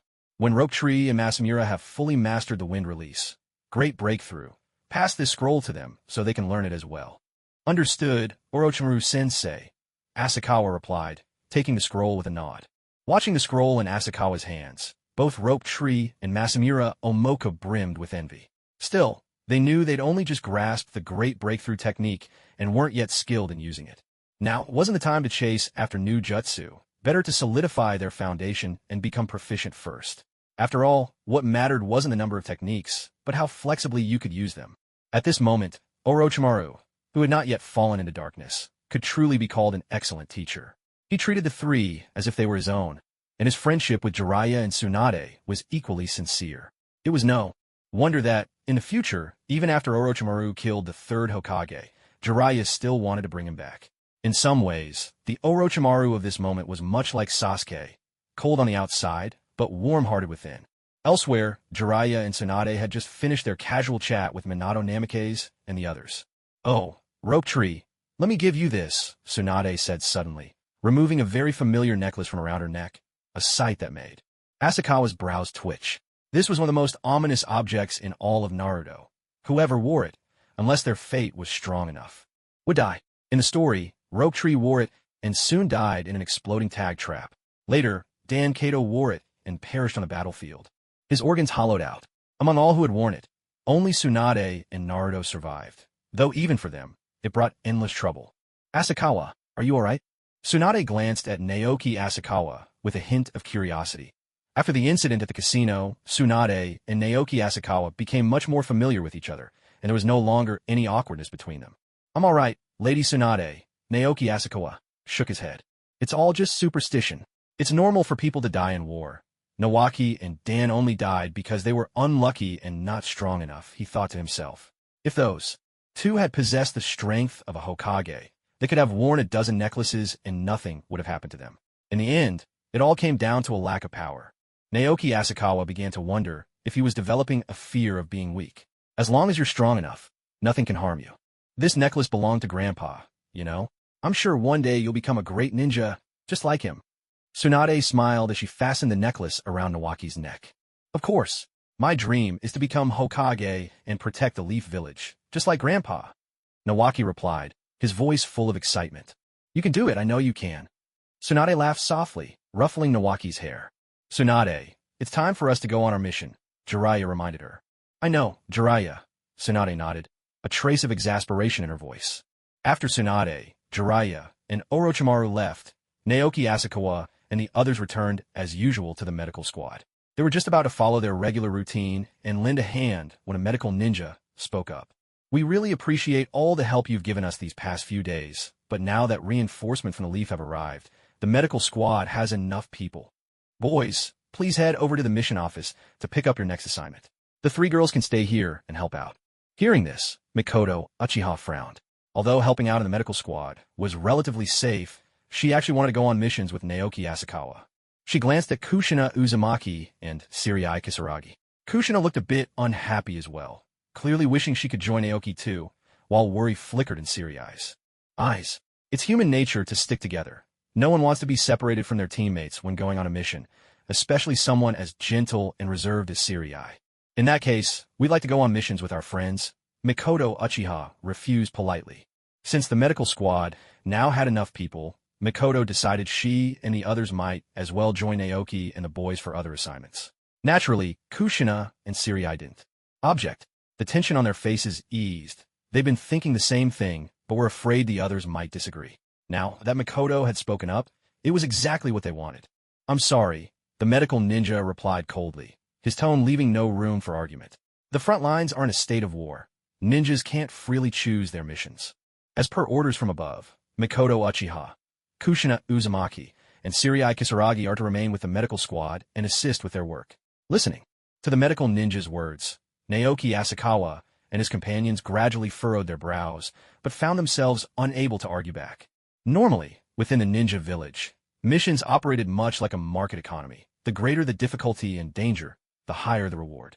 Those missions that were low risk, quick to complete, and paid well were the real prizes. As soon as they were posted, ninjas would scramble to claim them. On the other hand, missions that were dangerous, time-consuming, and poorly paid were rarely touched. No ninja wanted to take on a task that was all trouble for little money. So, when clients commissioned missions, they would typically set the reward according to the mission's difficulty and the time required. Offer too much, and the client suffered a loss. Offer too little, and no ninja would be willing to accept it. But that was during peacetime. In times of war, the mission system in the ninja village would shift from a market-based structure to one more like a planned economy. At that point, it was no longer up to the ninjas to choose their missions. Instead, the village leadership assigned tasks directly. Most of these assignments were based on the abilities of the ninja, and anyone who refused an assigned mission would face punishment. Take, for example, Mariki Kenichi, the rogue leaf ninja whom Naoki Asakawa's group had encountered. He had been assigned an extremely dangerous mission. Unwilling to carry it out, but also unwilling to accept punishment, he chose instead to kill his teammates and betray Konoha. Now, Naoki Asakawa and his companions were facing this very problem. Ever since the Rain Ninja launched their attack, the Konoha front line had shifted from a state of peace to one of war. Missions were no longer chosen by the ninjas themselves, but handed down directly by the higher-ups. Before Danzo's arrival, Orochimaru had been the highest commander at the front, so it was naturally Orochimaru who assigned missions to Naoki Asakawa and his team. But once Danzo arrived, all of their tasks were placed under his authority.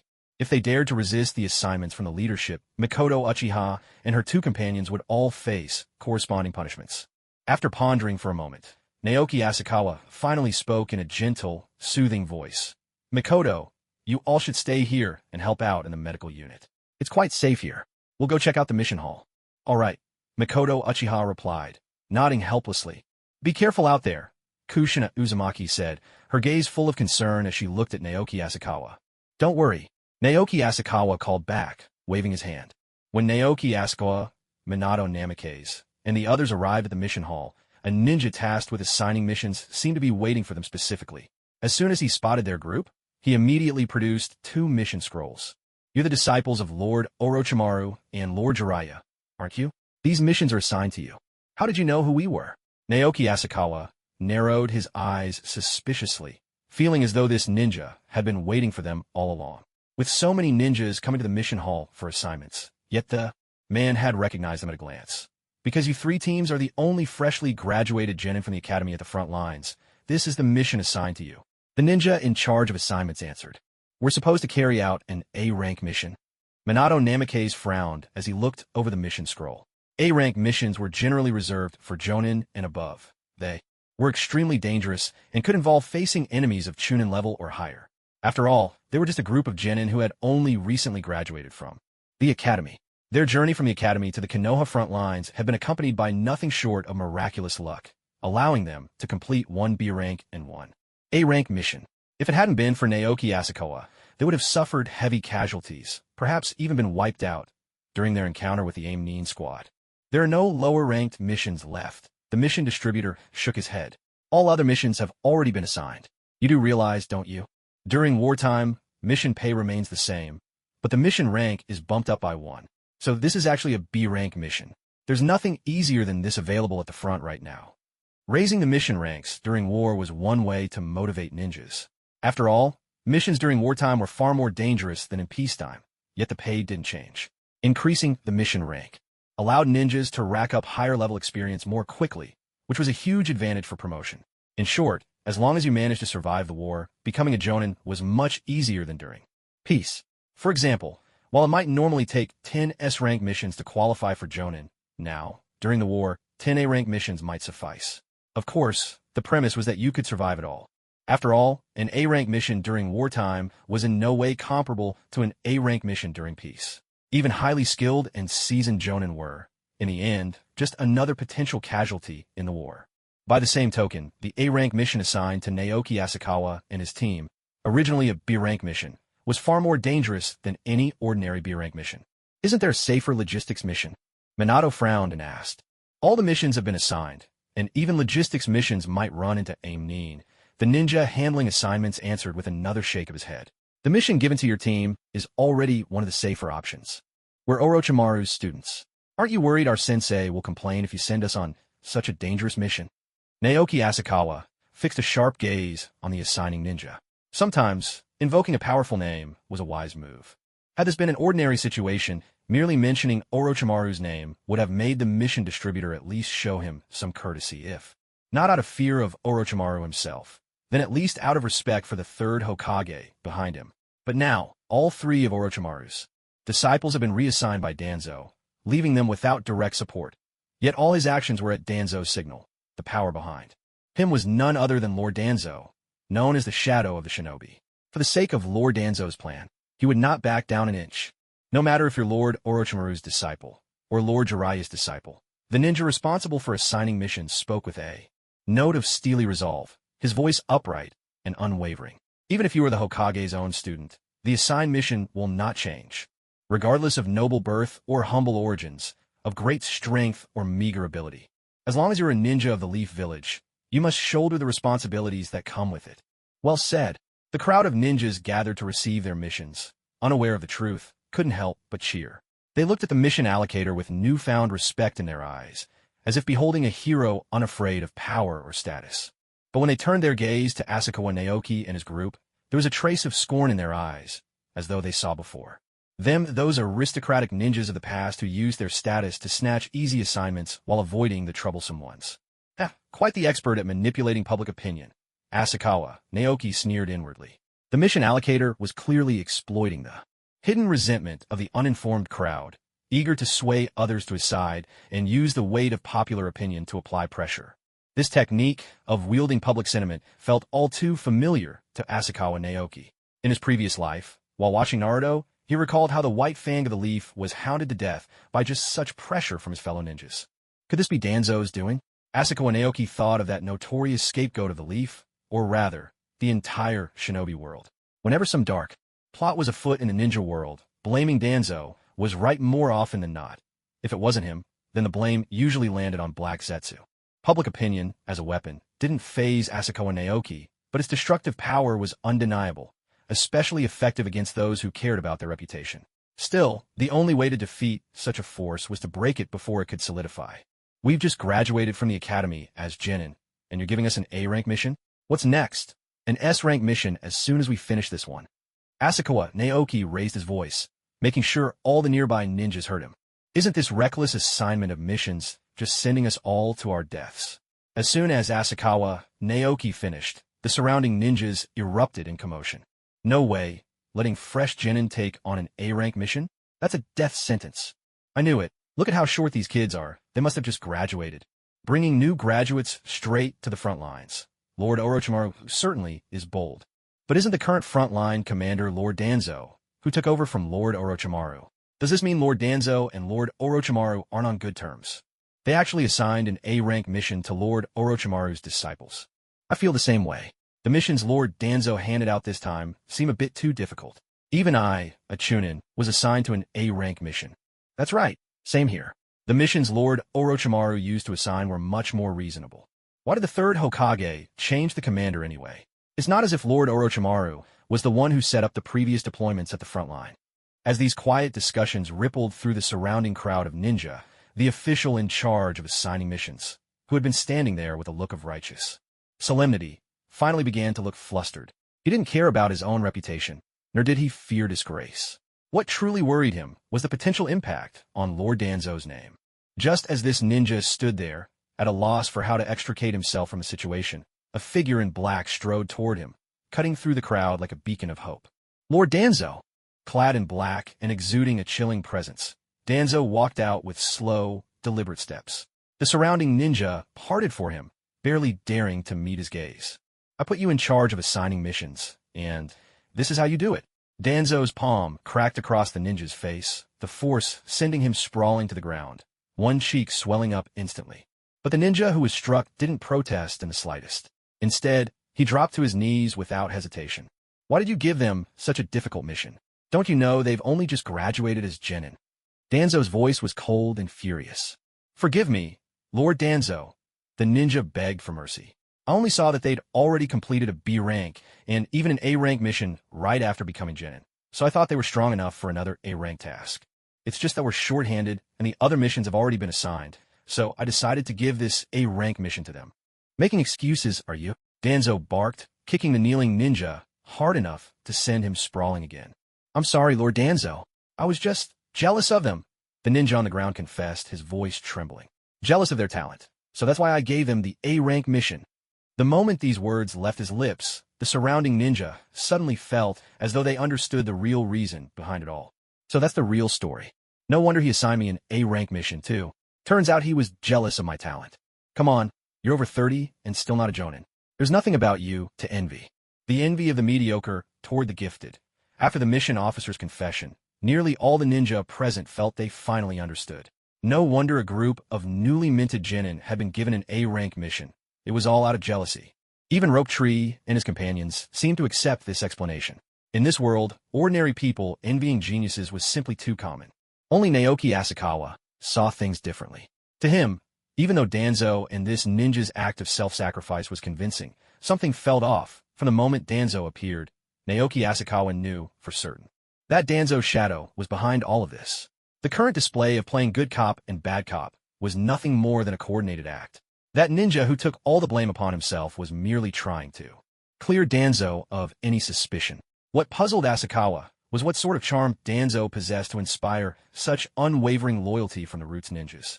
The ninja before him, even after being beaten so badly, showed not a trace of resentment, and instead did everything in his power to absolve Danzo of guilt.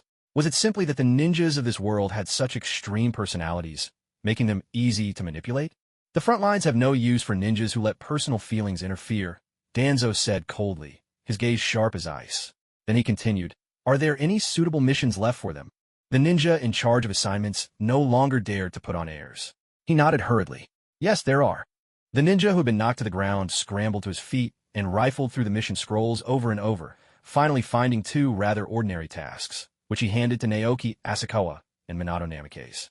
"I'm sorry, I truly am. Please, forgive me," the assignment ninja pleaded, clutching at their legs with tears streaming down his face, begging for their forgiveness. Yet, recalling how forceful this ninja had been only moments before, the other ninjas present could not help but clap and cheer at the turn of events.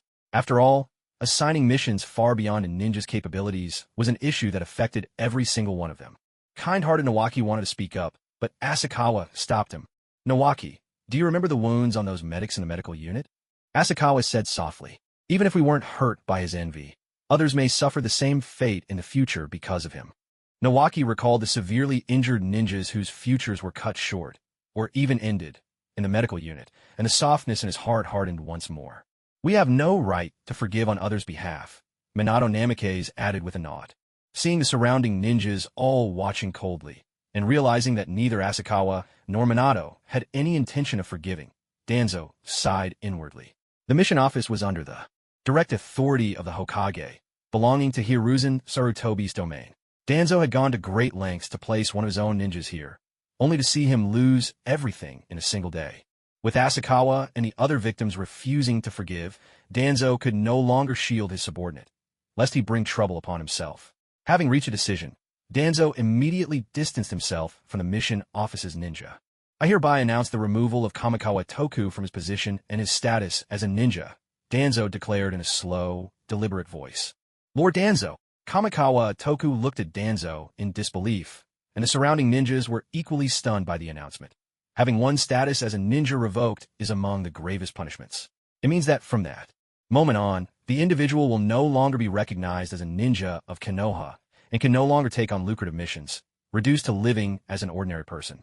This is far more severe than a simple fine or spell in prison. As soon as Danzo delivered his verdict, the surrounding ninjas couldn't help but feel a newfound respect for him. In their hearts, they marveled at how worthy he was of his reputation as the Shadow of Konoha, never showing mercy to wrongdoing. Only Asakawa Naoki, with memories of his previous life, was not so easily swayed. He saw through more of Danzo's scheming nature. Stripping Kamikawa Toku of his ninja status was, on the surface, meant to be a show for those present, a move to earn Danzo some public prestige. But in secret it was because Kamikawa Toku's official identity had lost its usefulness. Now he'd be shifted from an open ninja to a shadow operative, a nameless, disposable pawn. If Asakawa Naoki and the others had chosen to forgive Kamikawa Toku, Danzo likely wouldn't have stripped him of his status so easily. At most, he might have docked some pay, allowing Kamikawa Toku to remain at the mission headquarters. "I'll temporarily assign a new ninja to the relevant position. The rest of you should continue taking on missions as usual," Danzo said, addressing the crowd of ninjas. When it came to the people's trust, he could never have too much. Taking advantage of the moment when Danzo wasn't paying attention to them, Asakawa Naoki and Minato Namikaze quietly led their two squads away from the scene. "Naoki, what do you think of Lord Danzo?" Minato asked, turning to Asakawa Naoki. "I think he's pretty formidable," Naoki replied, his tone a little evasive. This kind of schemer truly was formidable in a sense. Not only could he endure, but he was especially patient, like a venomous snake, even more so than Orochimaru.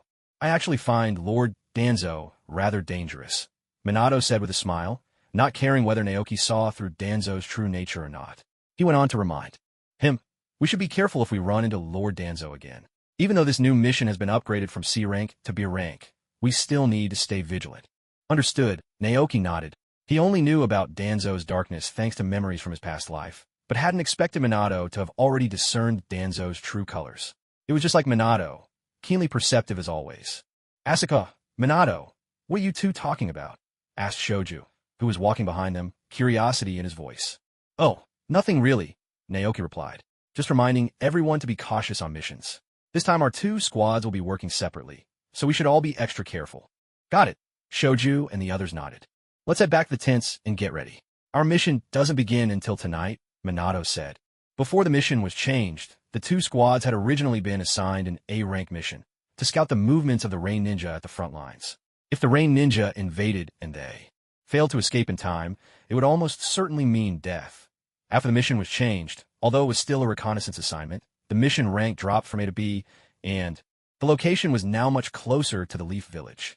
If Rain Ninja forces invaded, the forward scouts would send a warning first, so their task was relatively safer. However, there is no true safety on the battlefield. And now that Danzo had shown up, even though Naoki Asakawa couldn't tell what he was plotting, he had a nagging feeling that Danzo wouldn't give up so easily. If only Lord Orochimaru were here, Naoki Asakawa thought with a sigh. But in the next moment, a crucial detail struck him.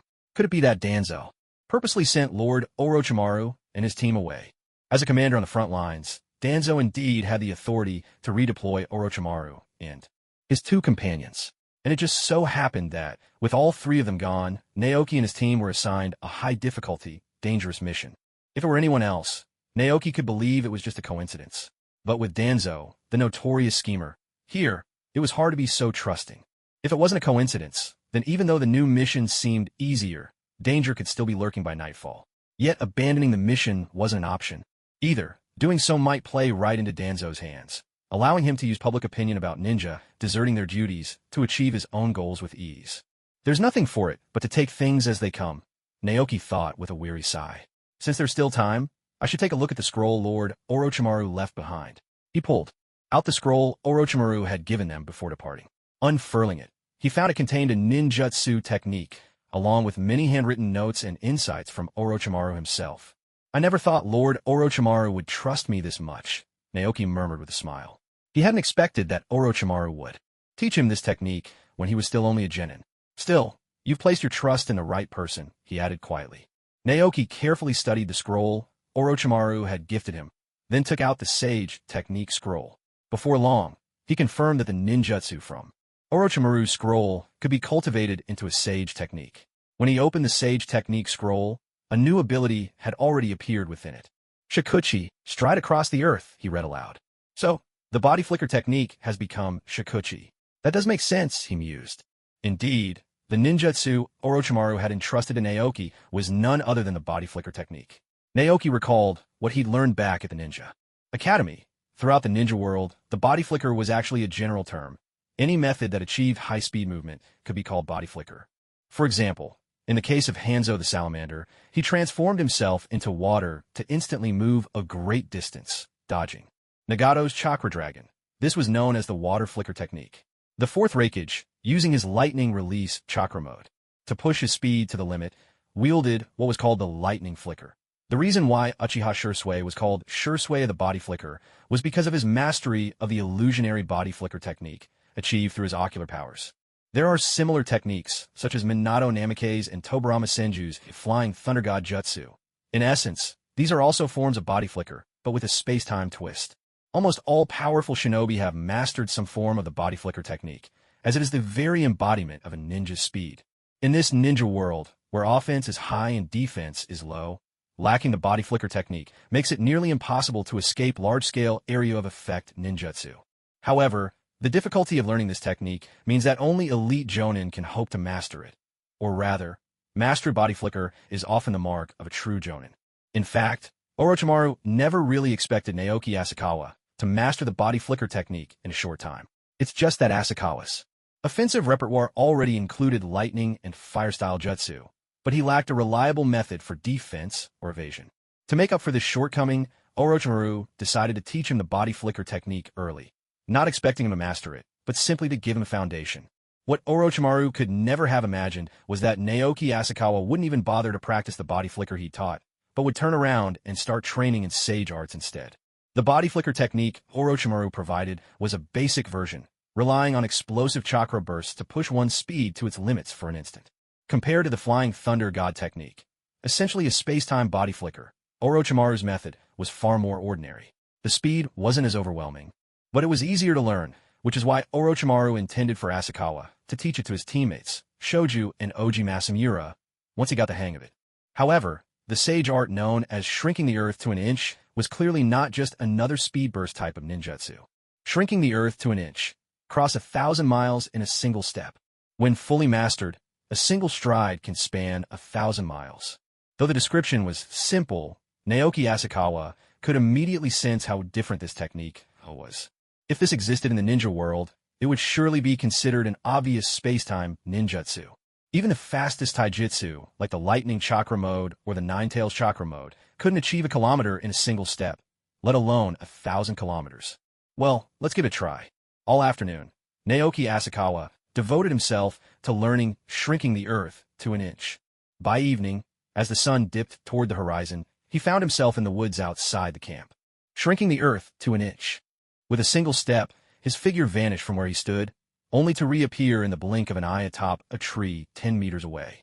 A step of 10 meters, not bad at all. Naoki Asakawa was far from disappointed. For a sage art like shrinking the earth to an inch, reaching even an entry-level mastery in such a short time was impressive. 10 meters per step was more than enough to evade most area attacks. Asakawa, it's time to get ready for the mission, came Shoju's voice from nearby.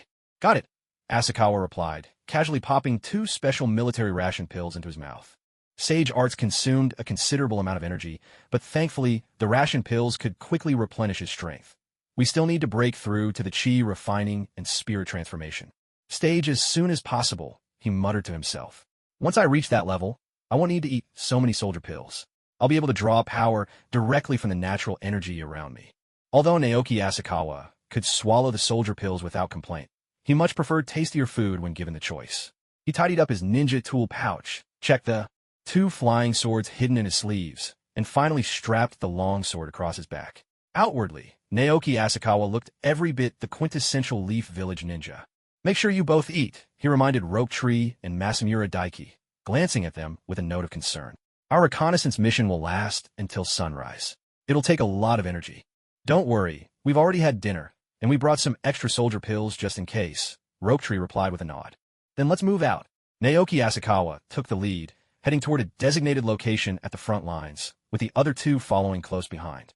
We're heading out as well, Minato Namikaze said, leading his own team of 2 in a different direction. Though their missions were the same, their destinations did not overlap. In the command tent at the center of camp, Danzo pored over a detailed map of the Leaf and Rain Ninja front lines. It should be starting soon, he murmured inwardly, his gaze drifting in the direction of Naoki Asakawa and the others. War is but the continuation of politics, and politics is often mired in filth. Because their assignment was close to the Leaf's forward encampment, it didn't take long for Naoki Asakawa's team to arrive and take over from another squad. Officially, their mission was reconnaissance, but it was more akin to standing guard. If they spotted any sign of the enemy, all they had to do was fire a signal flare to alert the Leaf camp behind them. The ninja team they relieved had been on day shift. Asakawa's group would cover the night. Normally, this kind of rear-line guard duty was considered quite safe. After all, there were plenty of scouts stationed ahead of them. For the Rain Ninja to reach this point, they'd first have to deal with all the lookouts further up. If those scouts were so incompetent that enemy forces slipped past unnoticed, the Leaf would have already been overrun. No wonder missions like this were given to them. Or was it really that simple? If Danzo hadn't appeared, Naoki Asakawa would have thought it perfectly normal for them to be assigned this task. But ever since Danzo got involved, he felt a gnawing sense of unease. He didn't know exactly what Danzo was after, but with that man around, caution was paramount. We'll set up here, Naoki Asakawa said, quickly climbing onto a thick tree branch and motioning for Rope Tree and Masamura Daiki to take positions on the 2 trees behind him. Once they were in place, the 3 of them formed a triangle, each able to see the other 2, making it easy to provide support and minimizing blind spots in their field of vision. Stay sharp tonight, Naoki Asakawa reminded them. We know, came the reply. Shangshu and Masamura Daiki both nodded, and using their newly acquired tree climbing skills, quickly scaled the 2 trees Asakawa. Naoki had indicated. Night had already fallen, and by the faint light of the moon, the 3 of them could make out each other's silhouettes as well as everything beneath the forest canopy. Because of the standoff between the Leaf and the Rain, almost no small animals could be found in the woods between the 2 armies. The night forest was steeped in silence, a hush so deep that even the most seasoned ninja would grow restless and impatient after a while. Although there were other scouts stationed ahead, and in theory, it should have been impossible for the Rain Ninja to sneak up on them undetected, Asakawa and Naoki remained utterly vigilant. Perhaps even Danzo himself was unaware that his presence alone had put Asakawa Naoki's guard on high alert. He swallowed 2 more special military ration pills. As soon as they entered his system, the pangs of hunger eased slightly, and the energy was swiftly refined by his inner fire into a dense reserve of vitality. Yet, feeling this abundance of energy within, Asakawa Naoki resisted the urge to cultivate his basic chi technique. Every ounce of his attention was focused on the dangers that might emerge around them. On the other 2 trees, Shangshu and Masamura Daiki endured the oppressive silence as well, their gazes sweeping the forest shrouded in moonlight, determined not to overlook the slightest anomaly. Then, as a patch of dark cloud drifted across the moon and the forest plunged back into darkness, Asakawa Naoki happened to glance back at Shangshu and Masamura Daiki. In his field of vision, 2 shadowy figures slowly crept up behind them, emerging from their blind spots, short blades poised, as if ready to strike at any moment. At the same time, on Asakawa Naoki's own tree, an unfamiliar shadow had also drawn near, so stealthily that not the faintest sound betrayed its approach. Enemy attack! Asakawa Naoki's eyes flashed with alarm, and his form vanished from where he'd stood. Stride of 1,000 miles. The moment their target disappeared, the Rain Ninja stalking Asakawa Naoki knew things had taken a turn for the worse. In the blink of an eye, Asakawa Naoki reappeared behind Masamura Daiki, his tachi drawn and interposed just above the back of Daiki's neck. Steel met steel, a crisp clang of blades ringing out, sharp and clear, making Shangshu's eyes go wide with shock. "What's happening?" he gasped. "The Rain Ninja are attacking," Asakawa Naoki called out. Shangshu was still struggling to process what had happened. Just a moment ago, everything had seemed fine, and now, in a heartbeat, Asakawa Naoki had materialized at Masamura Daiki's side. But ninja instincts are sharp.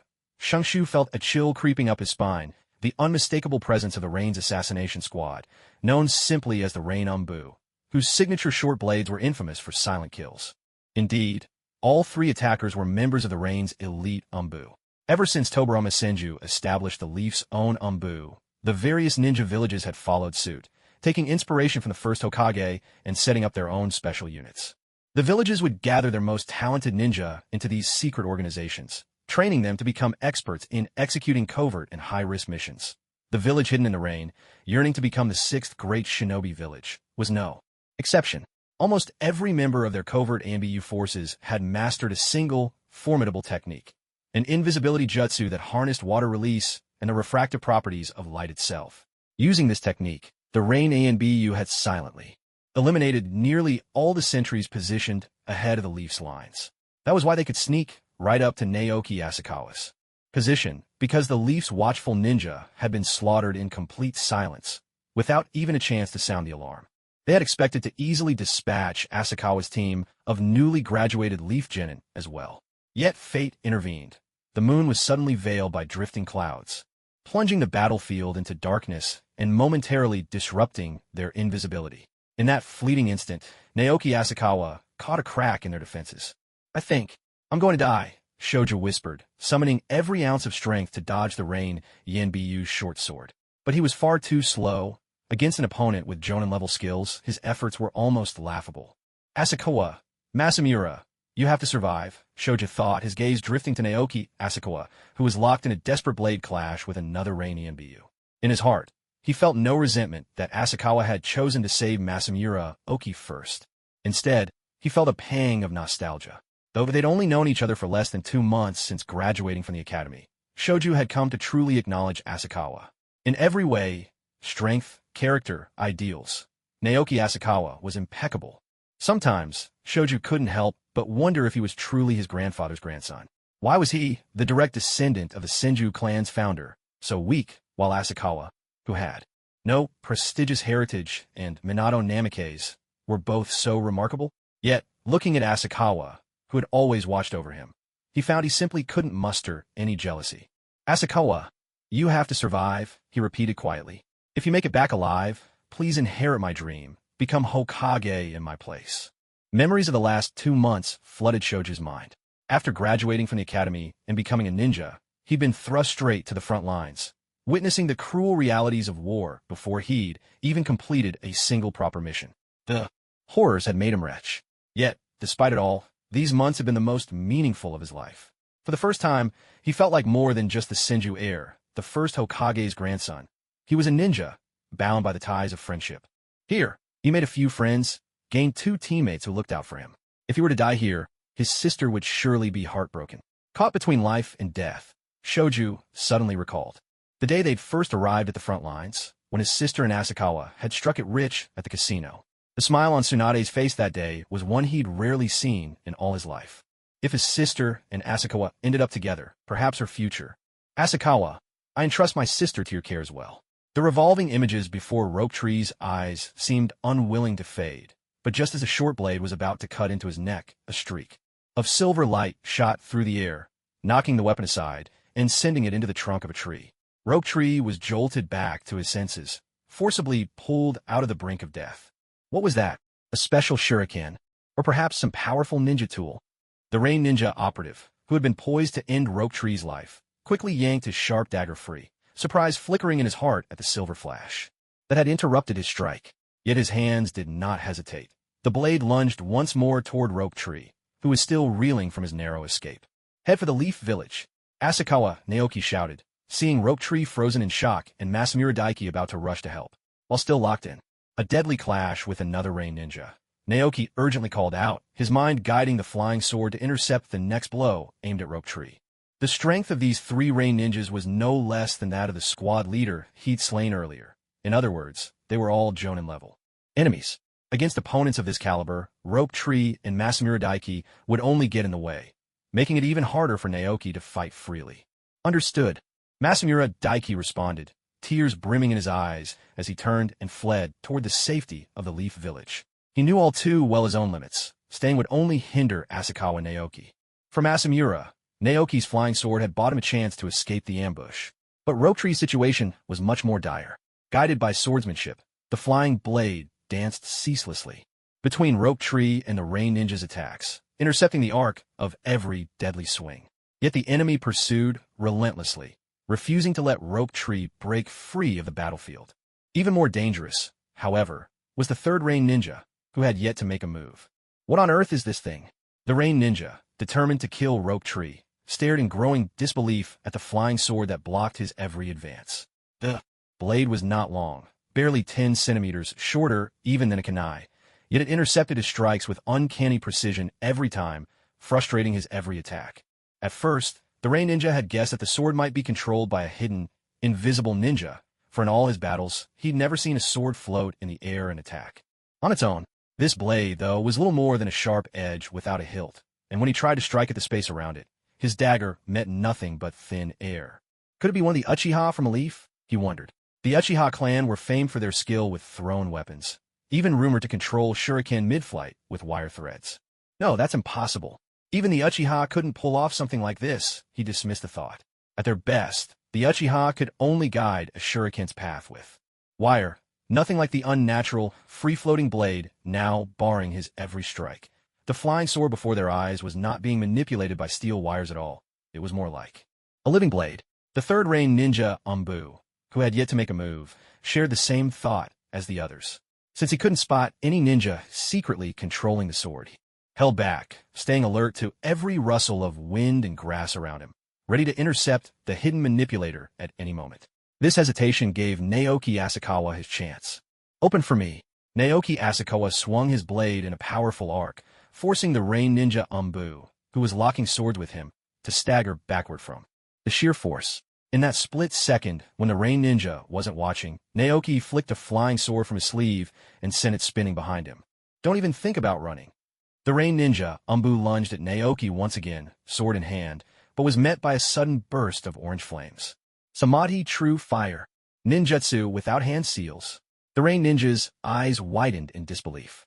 Wasn't it common knowledge that ordinary ninja needed to form seals to use ninjutsu? Only those who had mastered a technique to its highest level could hope to cast it without. Injustice.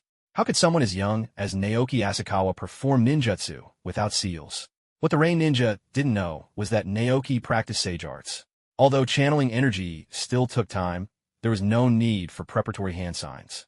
With the samadhi true fire rushing toward him, the rain ninja, had no time to ponder. Seeing the orange blaze surge closer, he rolled quickly to the side. He managed to avoid the main burst, but a few stray sparks landed on his arm. What kind of fire is this? The instant the sparks touched him, the rain ninja felt his strength draining away, as if the flames were devouring his very life.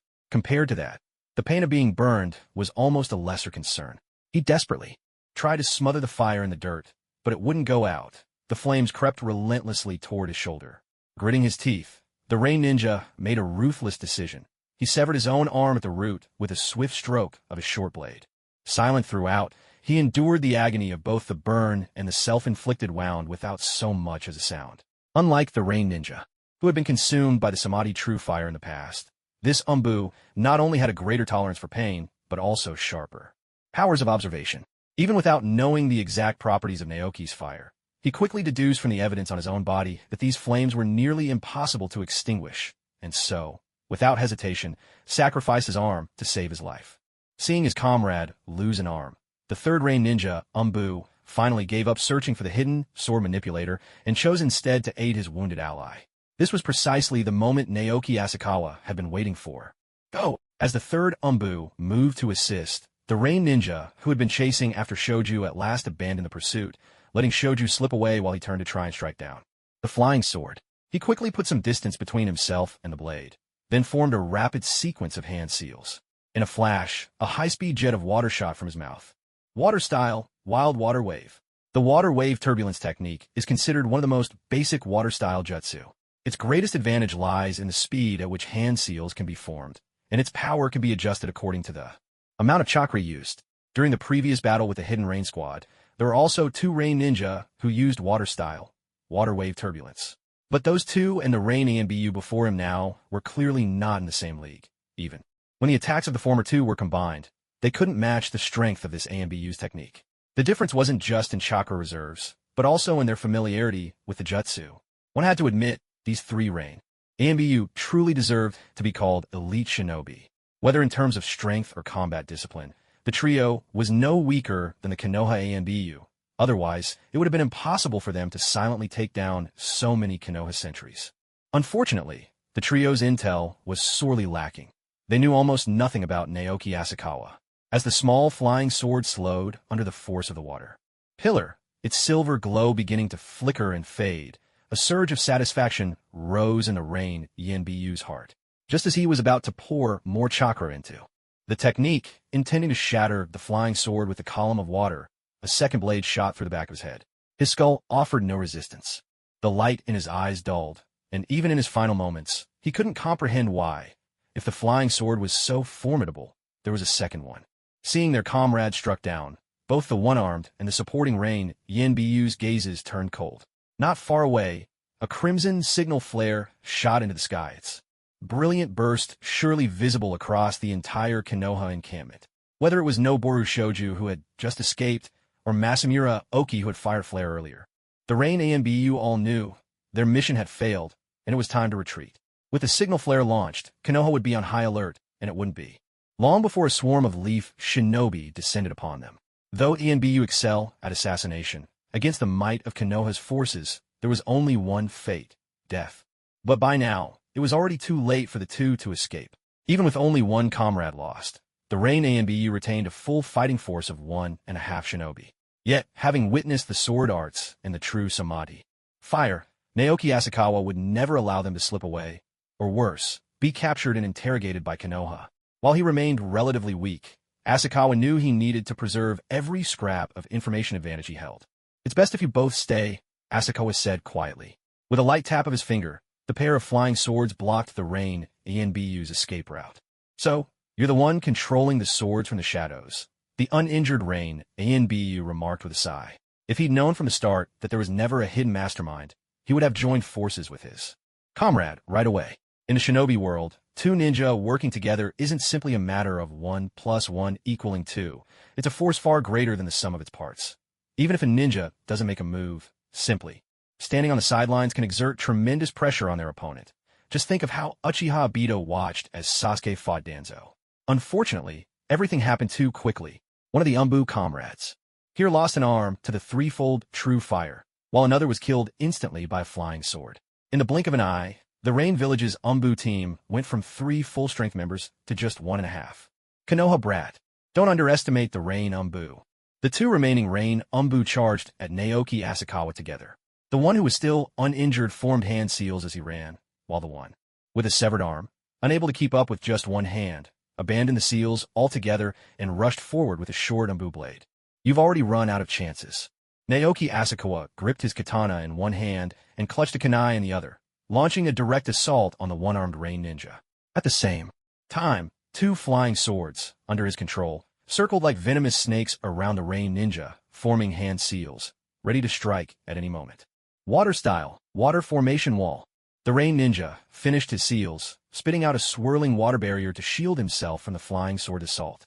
Go! In the Rain Ninja's eyes, Asakawa merely flicked a finger, yet the 2 flying swords darted into the water wall as effortlessly as fish swimming downstream, barely slowed by the resistance.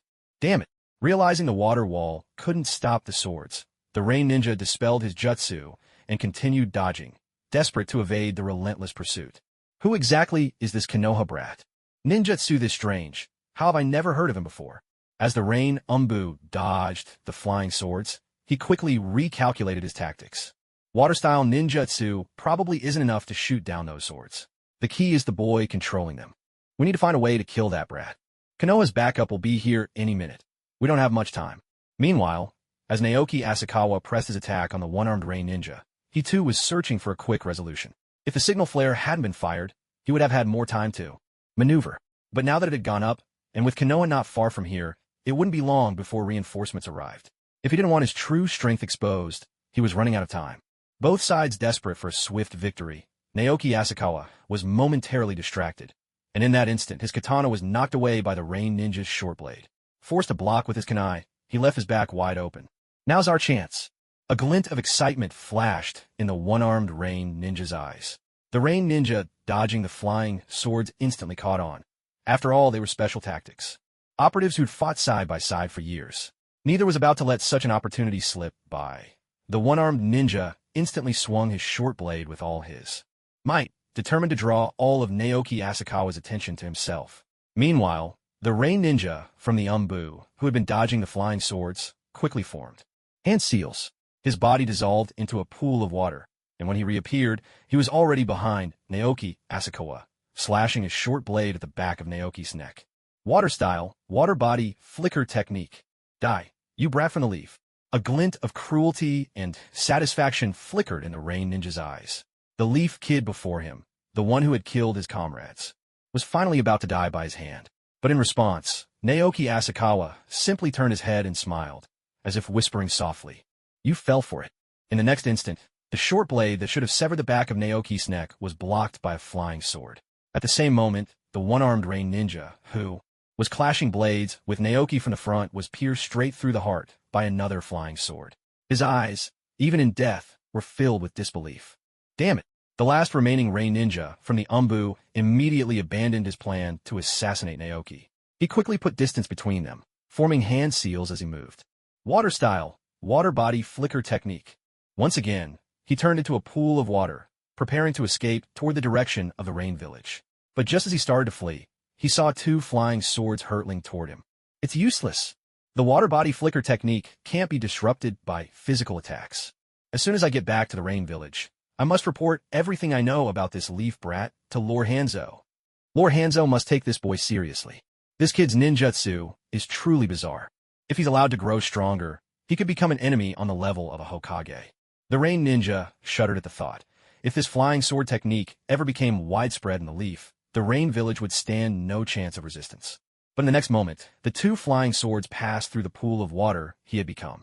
They didn't cause any injury, but instead sent a jolt of electricity through him, paralyzing his body and forcing him out of the water body flicker state, returning him to his human form.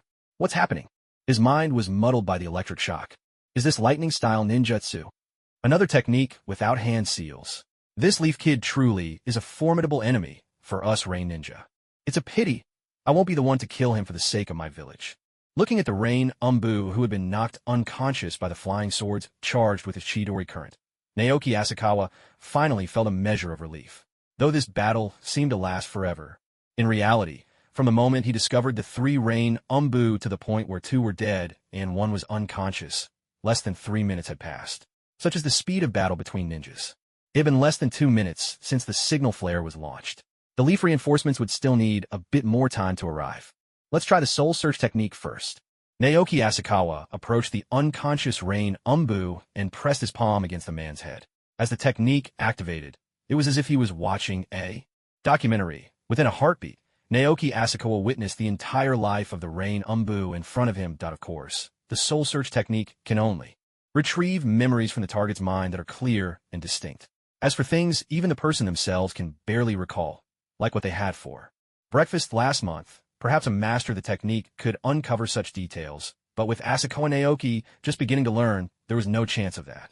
Asakawa Naoki used the soul search technique for 2 reasons. First, to try it out on an enemy, and second, to see if he could glean any useful ninjutsu. To think I'd stumble upon an unexpected gain, he murmured. Most of the ninjutsu this Rain Ninja ANBU had mastered were water release techniques, which, for the time being, were of little use to Asakawa Naoki. Nevertheless, he did manage to extract a valuable piece of information from the Rain Ninja's memories. In truth, it wasn't so much intelligence as it was a minor detail. These 3 Rain Ninja ANBU already knew in advance the surveillance positions of the Konoha shinobi. Armed with this prior knowledge and their invisibility techniques, the 3 Rain Ninja ANBU were able to smoothly eliminate all of Konoha's forward scouts. However, based on this Rain Ninja ANBU's memories, none of the 3 possessed sensory abilities. In other words, the Rain Ninja must have received the information ahead of time.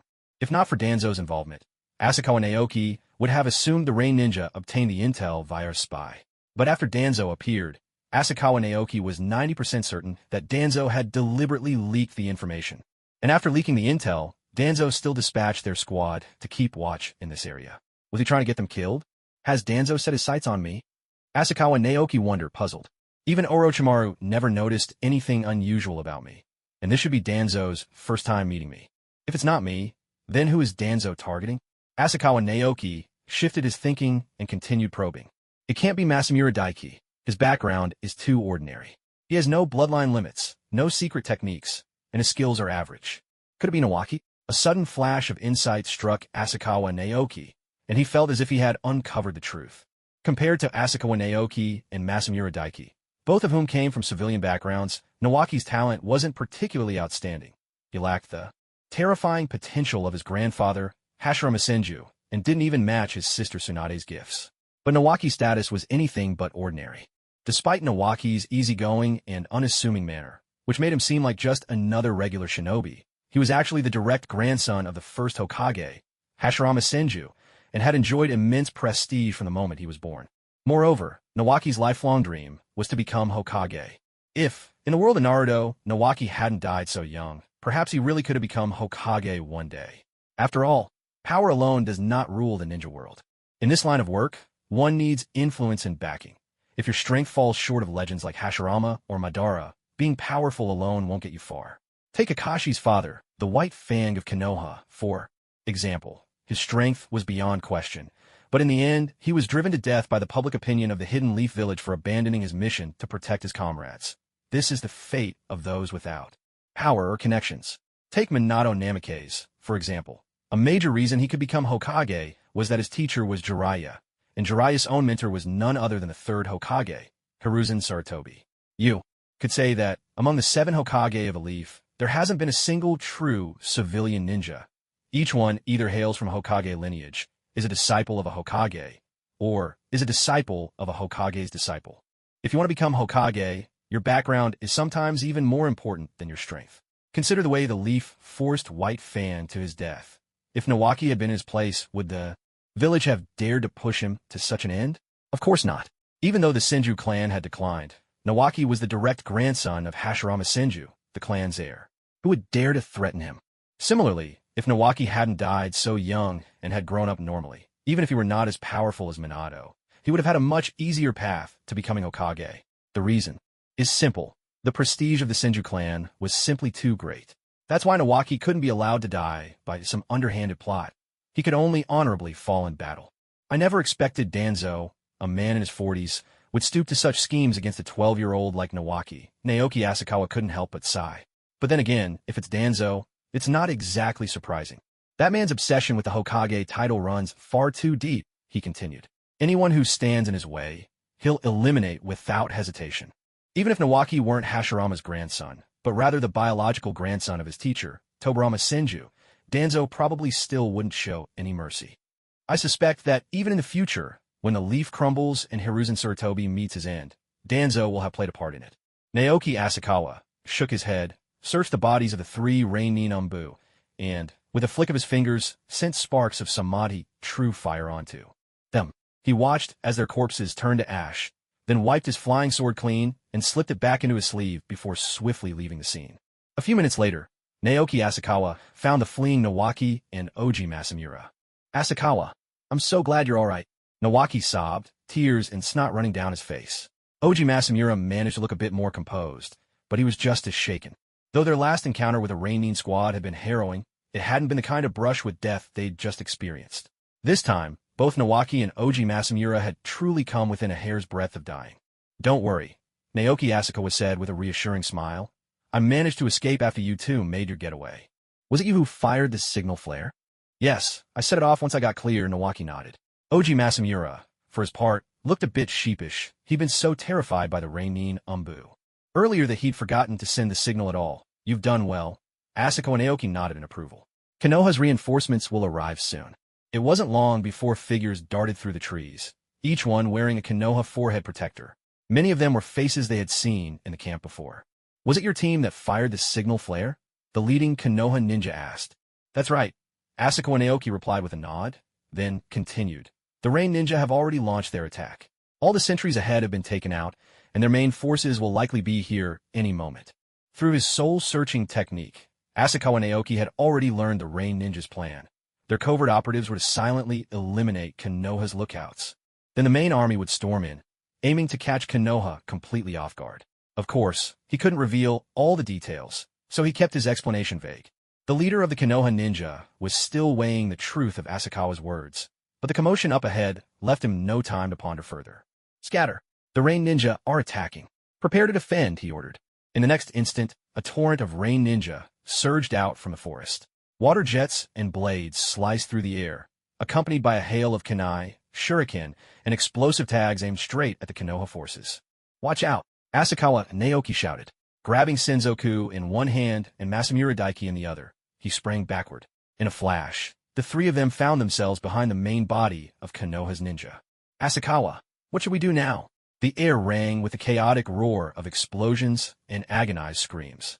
With their hearts pounding, Senzoku and Masamura Daiki looked to Asakawa Naoki, who had, almost without anyone noticing, become the leader of their little group.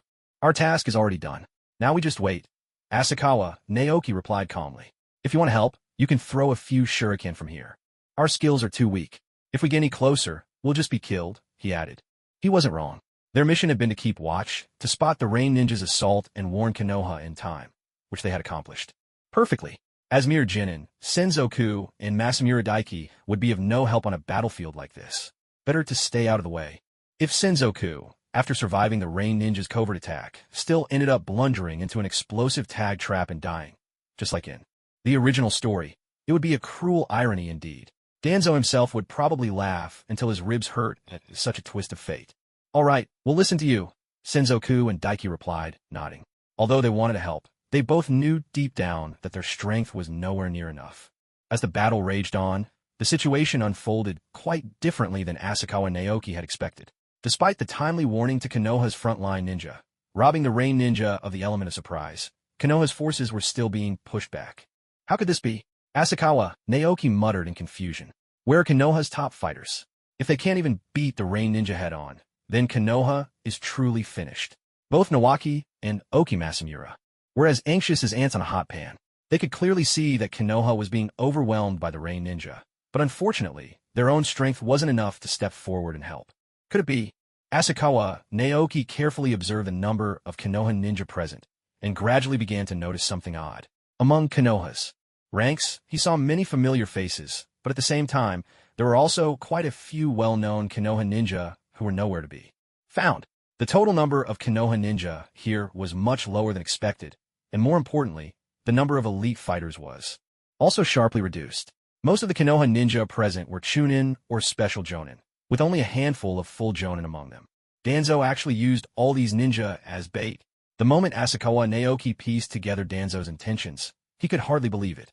He'd always known that Danzo's heart was shrouded in darkness, but he never imagined the depths to which that darkness could reach.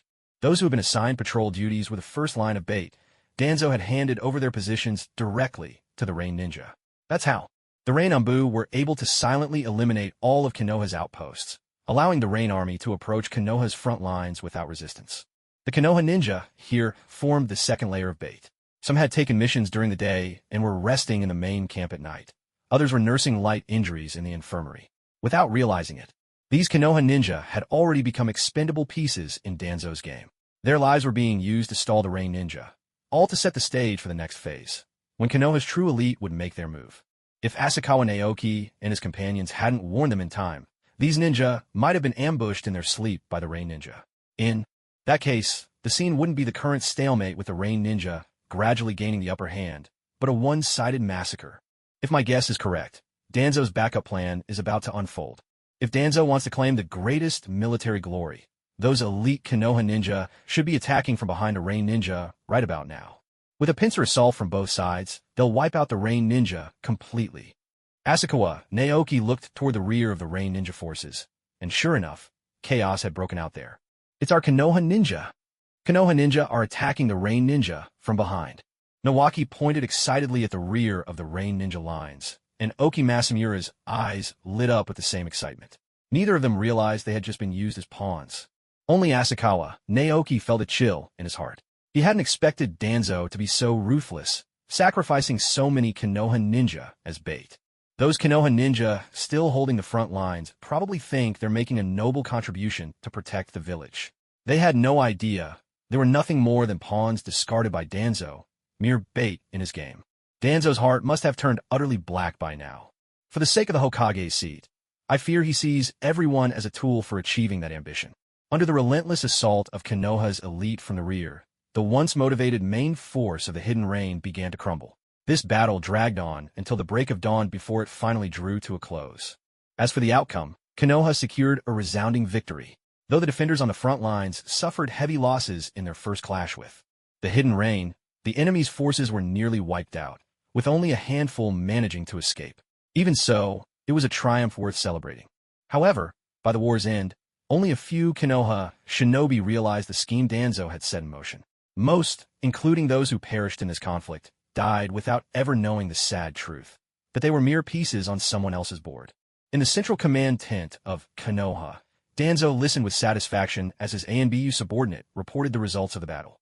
As expected from strategy one orchestrated so carefully, Danzo said with a smile. Victory was inevitable.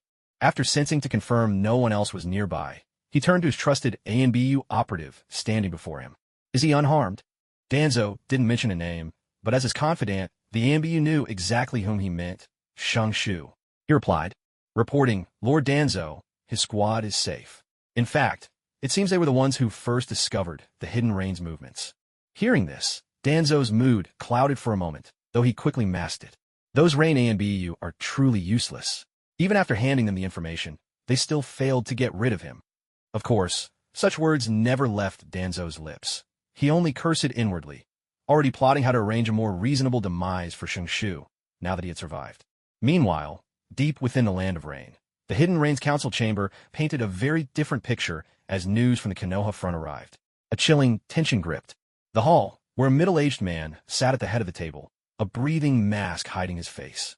Although his expression was obscured, his thunderous anger was palpable. That despicable Danzo, he roared. We will never trust him again. Salamander Hanzo cursed outright, and his outburst broke the suffocating silence in the room. Lord Hanzo, we put far too much faith in that snake Danzo. That's right, it's all Danzo's fault. Damn that Danzo. We, the Hidden Rain, will make him pay for this. As the elders vented their fury at Danzo, Hanzo at the head of the table visibly relaxed, his mood improving ever so slightly. Hanzo still remembered that a month ago, when Orochimaru had just arrived at the front lines and taken over command, Danzo immediately delivered both the defensive positions and barrier information of Konoha's front lines to him. That time, the offensive by the Hidden Rain went exceptionally smoothly, resulting in a rare victory against Konoha. Afterward, Orochimaru was dismissed for his defeat against the Rain Shinobi, and command of the Konoha front lines was handed over to Danzo. Just a few days ago, Danzo once again sent intelligence to Hanzo, hoping they could strike another deal. Danzo provided Hanzo with the latest layout of the Konoha front lines, asking him to help eliminate some of the unruly ninjas. In a ninja world rife with internal strife, such things were hardly unusual. Every village had its disobedient shinobi. Konoha, in particular, had no shortage of people who resented Danzo, using the hands of one's enemies to eliminate internal dissent was a common tactic in the shinobi world.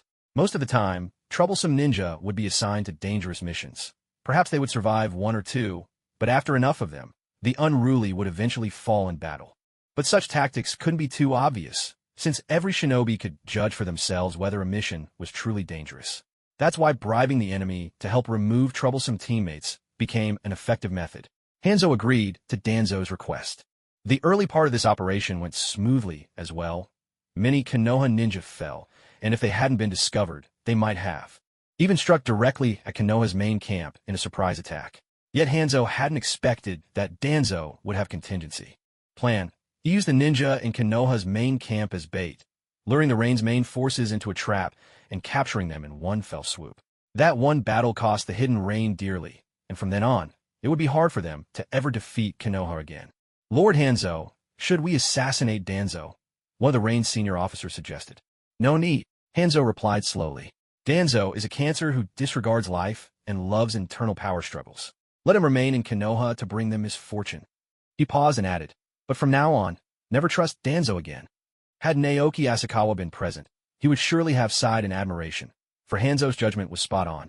In the original story, Danzo had indeed brought disaster upon many of Konoha's most talented shinobi. Tsukumo, Hitaki's suicide, the splitting of the Sannin, Orochimaru's defection, Tsunade and Jiraiya's departure, Shursui Uchiha's suicide, and the Uchiha clan's extermination. Behind most of these events, Danzo's shadow could be found. Sometimes, when you lack true ability, all you can do is sabotage your rivals. For the sake of his ambition to become Hokage, Danzo had not made Konoha stronger. Instead, he had only hastened its decline. To call him a blight upon Konoha was no exaggeration. With the break of dawn, the fighting between Konoha and the Hidden Rain finally came to an end. The surge in casualties placed mounting pressure on the medical unit. During a lull in the fighting, Kushina, Uzumaki, and Mikoto Uchiha, having heard news from the wounded returning from the front, hurried to the tent where their companions were resting. Naoki, are you all right? Kushina Uzumaki's beautiful eyes brimmed with concern as she asked. Naoki, I heard that the ninja assigned to your reconnaissance mission suffered heavy casualties. Are you all right? Mikoto Uchiha spoke slowly, her calm, clear eyes betraying a ripple of emotion. The losses were more than just heavy. Almost every scout in Naoki's direction was taken out by those 3 elite ninja from the Hidden Rain. In truth, it wasn't just casualties. Hardly anyone was merely wounded because they had all been killed. But of course, he wouldn't say that out loud, lest he cause Kushina and Mikoto even more worry. Don't worry, we're all fine. Asakawa Naoki replied with a gentle smile, his hands still moving across the mission report he was writing. Asakawa was really amazing. If he hadn't discovered the Rain Ninja's ambush, the rest of us, Konoha ninja on the front lines, would have been in real danger. Shoju exclaimed with admiration. That's right. I have no doubt Asakawa will become a formidable ninja in the future, Masamura Daiki added with a nod. It's best to pay extra attention to your safety during missions from now on, Mikoto Uchiha said, her voice tinged with worry. These days, helping out in the medical unit, she often worried that one day she might see Naoki lying in a hospital bed. Or worse, that he might end up like so many other ninja who never even made it back, lost forever on the battlefield. I understand, Naoki answered earnestly, nodding his head. Taking care of his safety wasn't just about himself. It was also about the people who cared for him. Feeling the warmth of Kushina's and Mikoto's concern, Naoki's heart was filled with a comforting sense of belonging. I'm glad you understand, Naoki, Mikoto said, her tone softening with relief. She had always feared that Naoki might act recklessly to seek glory, so it meant a lot that he understood her worries. Naoki, I don't want to keep working in the medical unit. I want to go on missions with you all, Kushina said, a hint of frustration in her voice. It had been fine when she was helping out in the medical unit alongside Naoki and the others, But now that only her team remained, she suddenly felt lonely. There's nothing we can do. We just have to follow orders from above, Naoki replied with a sigh. After Danzo got involved, Naoki finally understood why only the 3 members of Tsunade's squad were assigned to the medical unit, while Orochimaru's and Jiraiya's teams were sent out on missions. The reason was Kushina Uzumaki herself. No matter how much Danzo schemed to use Konoha's talented ninja, sending Asakawa Naoki and Minato Namikaze to their deaths, he would never risk Kushina's life. After all, Kushina was destined to be the next Jinchuriki of the Ninetails. When Mito Uzumaki could no longer suppress the beast, it would be Kushina's turn to inherit that burden. To Danzo, the future host of the Ninetails was more than just a person. She was Konoha's greatest asset, and one of the most powerful weapons he could wield if he ever became Hokage. He would never risk losing such a valuable force. Just then, Minato Namikaze and his 2 teammates approached. Naoki, we heard you were attacked by the Rain Ninja? Minato Namikaze asked. Is your squad all right? Naoki Asakawa shook his head and replied, Don't worry, we're all fine. Then he continued, Has your reconnaissance mission ended as well? Minato's squad had the same task as Naoki's, tracking the movements of the hidden range shinobi, but in a different direction. Because of that, they narrowly avoided disaster. At just 10 years old, Minato Namikaze would have struggled to survive if he'd faced those 3 hidden rain ANBU directly, not to mention protecting his 2 teammates. Such an encounter could have been fatal. We're done. We didn't encounter any hidden rain ninja on our end, Minato answered with a nod. Have you submitted your mission report yet? Want to hand them in together? Naoki asked, holding up the report he'd just finished writing. Not yet. Let's go together, Minato agreed. For someone like Minato, whose reconnaissance mission went smoothly, a written report wasn't necessary. But for Naoki's team, who had discovered enemy ninja, and even fired a signal flare, a detailed report was required. How the enemy was spotted, how they managed to escape, every detail had to be recorded. Since Naoki was the one responsible for the report, he wrote honestly about discovering the hidden rain ENBU and covering the escape of Oji Masamura and Shoju. But, for the later events, he simply reported that he escaped from the enemy himself. After all, the 3 hidden rain ENBU who actually experienced the fight were dead, and the battlefield had been ravaged so thoroughly by the subsequent fighting that no evidence remained. There was no danger of the truth leaking out. As for Masamura and Shoju, they'd been too busy running for their lives to see much of the battle. So even if they were questioned later, Naoki had nothing to fear. Sorry, break time's over. We have to go now, Kushina Uzumaki said, a touch of reluctance in her voice. Be careful on your next mission, Makoto Uchiha reminded them. Go on, don't worry about us. Naoki waved them off, sending Kushina and Makoto on their way to help out at the medical unit. Naoki, it seems Kushina and Makoto see you in a different light, Minato teased. Naoki laughed. Maybe we're just close friends, he replied, though inside he felt all the more resolute. His own strength was still too lacking. How could he possibly protect them at this level? With nothing more to say, the 2 squads made their way to the mission hall to submit their reports. Because of the battle the previous night, the place was packed. Most of the shinobi were there to file reports, with only a few picking up new assignments. Naoki and the others waited in line for quite some time before it was finally their turn. The ninja behind the desk was no longer Kamikawa Toku, the man Danzo had placed there, but a tall, rather plain-looking black-haired woman whom none of them recognized, clearly a new face among the Hidden Leaf staff. Hello. We're here to submit our mission. Asakawa Naoki and Minato Namikaze presented their ninja identification numbers and mission code, with Asakawa Naoki also handing over a scroll containing their mission report. All right, the black-haired Kunoichi responded, accepting the mission report and beginning to check their mission records. Hello, you must be Minato Namikaze, Jiraiya-sama's student, she continued, turning her gaze to Minato. You successfully completed a B-rank reconnaissance mission. Your ninja file has just been updated with a new B-rank mission record. Thank you. Minato nodded, a subtle flash of delight flickering in his eyes. His 2 teammates, on the other hand, could hardly hide their broad smiles. For Jonin to successfully complete a B-rank mission was no small feat. Once they returned to Konoha, they would surely become role models among their peers, provided, of course, they made it back alive.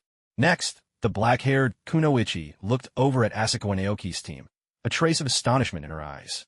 If it was already impressive for Minato's Jonin squad to complete a B-rank mission, then what Asakawa's team had accomplished was nothing short of extraordinary. You're Asakawa Naoki, correct? She asked. That's right. I lead the Asakawa Naoki team, he replied with a nod. You and your team performed exceptionally well on your B-rank reconnaissance mission, she said. Because you detected the Rei Ninja's attack ahead of time and warned the Konoha frontline shinobi, you greatly reduced Konoha's casualties. Given the sudden increase in danger and your significant contribution to Konoha, your mission has been upgraded to S rank. S rank. The words had barely left her lips when not only Minato's team, but all the Konoha ninjas submitting their own missions nearby were stunned. A Jonin squad fresh out of the academy, completing an S rank mission. Unbelievable. But the Kunoichi wasn't finished. She added, "Furthermore, in recognition of your team's outstanding contribution, congratulations. You are all being promoted to Chunin ahead of schedule." In the ninja world, S-rank missions are the most difficult and critical, often involving matters of national secrecy, and typically reserved for elite Jonin. Thanks to Asakawa and his team's warning, Konoha's losses had been drastically reduced. What's more, all the reconnaissance ninja assigned to that sector, except for Asakawa's team, had been lost, making the mission far more dangerous and its reclassification from B rank to S rank only natural. As for their immediate promotion from Jonin to Chunin due to their exceptional service, that too was understandable. After all, Chunin are not as rare or powerful as Jonin, unless a Jonin like Kakashi's Pure Mariboshi Kosuka deliberately declines. Promotion, most Jonin eventually become Chunin simply by gaining enough experience and honing their skills over time. Promoting the three of them to Chunin ahead of schedule was nothing more than sparing them from having to take the Chunin exams. Asakawa, we've become Chunin. Thank you, Asakawa. Suddenly promoted, both Rope Tree and Masamura Daiki were brimming with excitement. To reach Chunin at their age, surely, the future holds the promise of Jonin for them. Naoki, Rope Tree, and Masamura, congratulations on your promotion to Chunin, Minato Namikaze said with a warm smile. Behind him, his two teammates couldn't hide the envy in their eyes. Strength is what matters most. Without enough strength, there's little difference between a Chunin and a Jonin, Asakawa Naoki said, shaking his head. He himself didn't feel particularly thrilled about the promotion. In the world of shinobi, the ranks of Jonin, Chunin, and Jonin are not defined by strict standards. They're just titles. If your rank rises but your abilities don't match those of your peers, it's not a good thing. As for strength, Asakawa Naoki could single-handedly defeat 3 Jonin-level Rei Ninja from the Umbu. His skills were undoubtedly on par with Jonin. But Rope Tree and Masamura Daiki had only recently graduated from the academy. Among Jonin, they might be considered strong, but among Chunin, their abilities were still lacking. Asakawa Naoki even suspected that Danzo had deliberately promoted them, so he'd have an excuse to assign them to more dangerous missions, hoping Rope Tree would meet his end on the battlefield. Rope Tree was a level-headed shinobi. After Asakawa, Naoki poured some cold water on their excitement. He quickly sobered up and glanced at Masamura Daiki. Asakawa's right. With your strength, the promotion makes sense, but we're still far from reaching the Chunin standard. Let's work hard together. Masamura Daiki nodded in agreement. In that case, let's go practice our jutsu.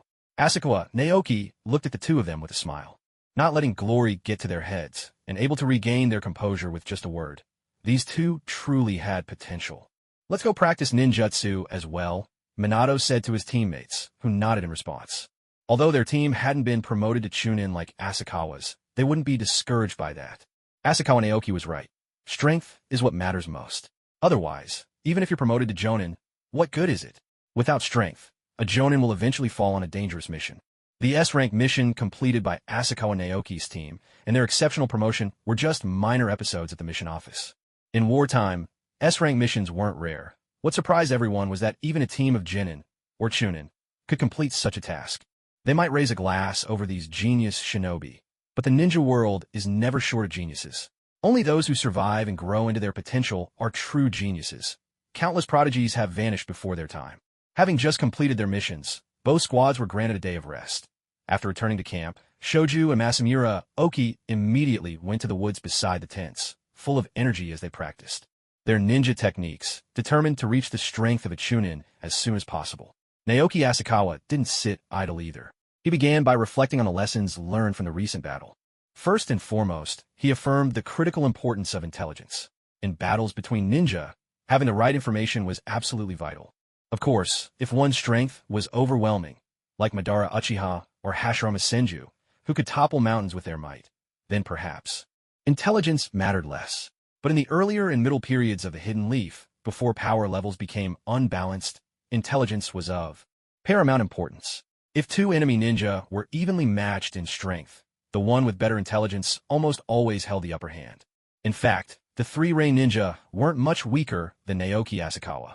Unfortunately, they knew too little about him, his sword technique, and the seamless casting of his threefold true fire without hand seals caught them completely off guard and cost them dearly. Next, he reflected on his combat experience. Having only fought in a handful of battles so far, he still lacked sufficient experience.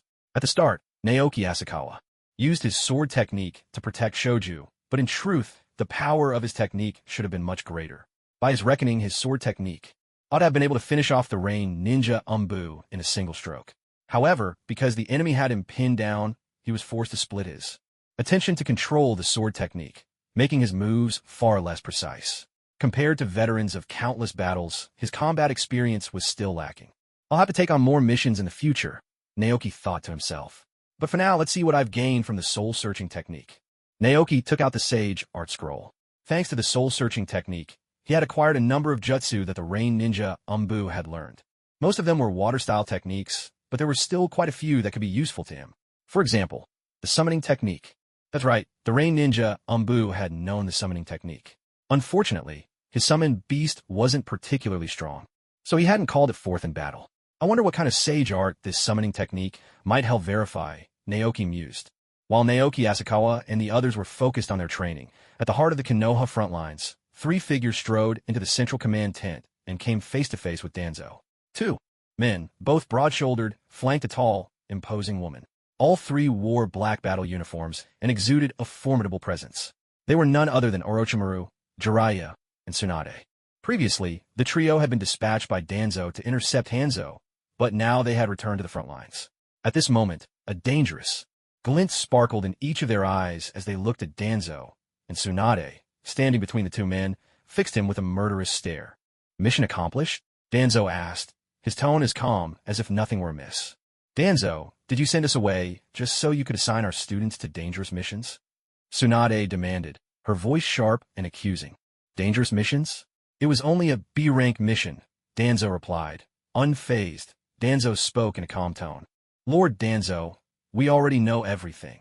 Orochimaru replied coldly.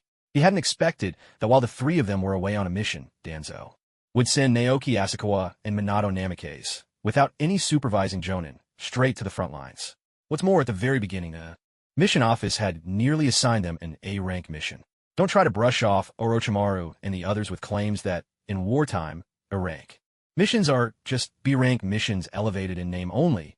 They all knew that A-rank missions during war were even more dangerous than those in peacetime.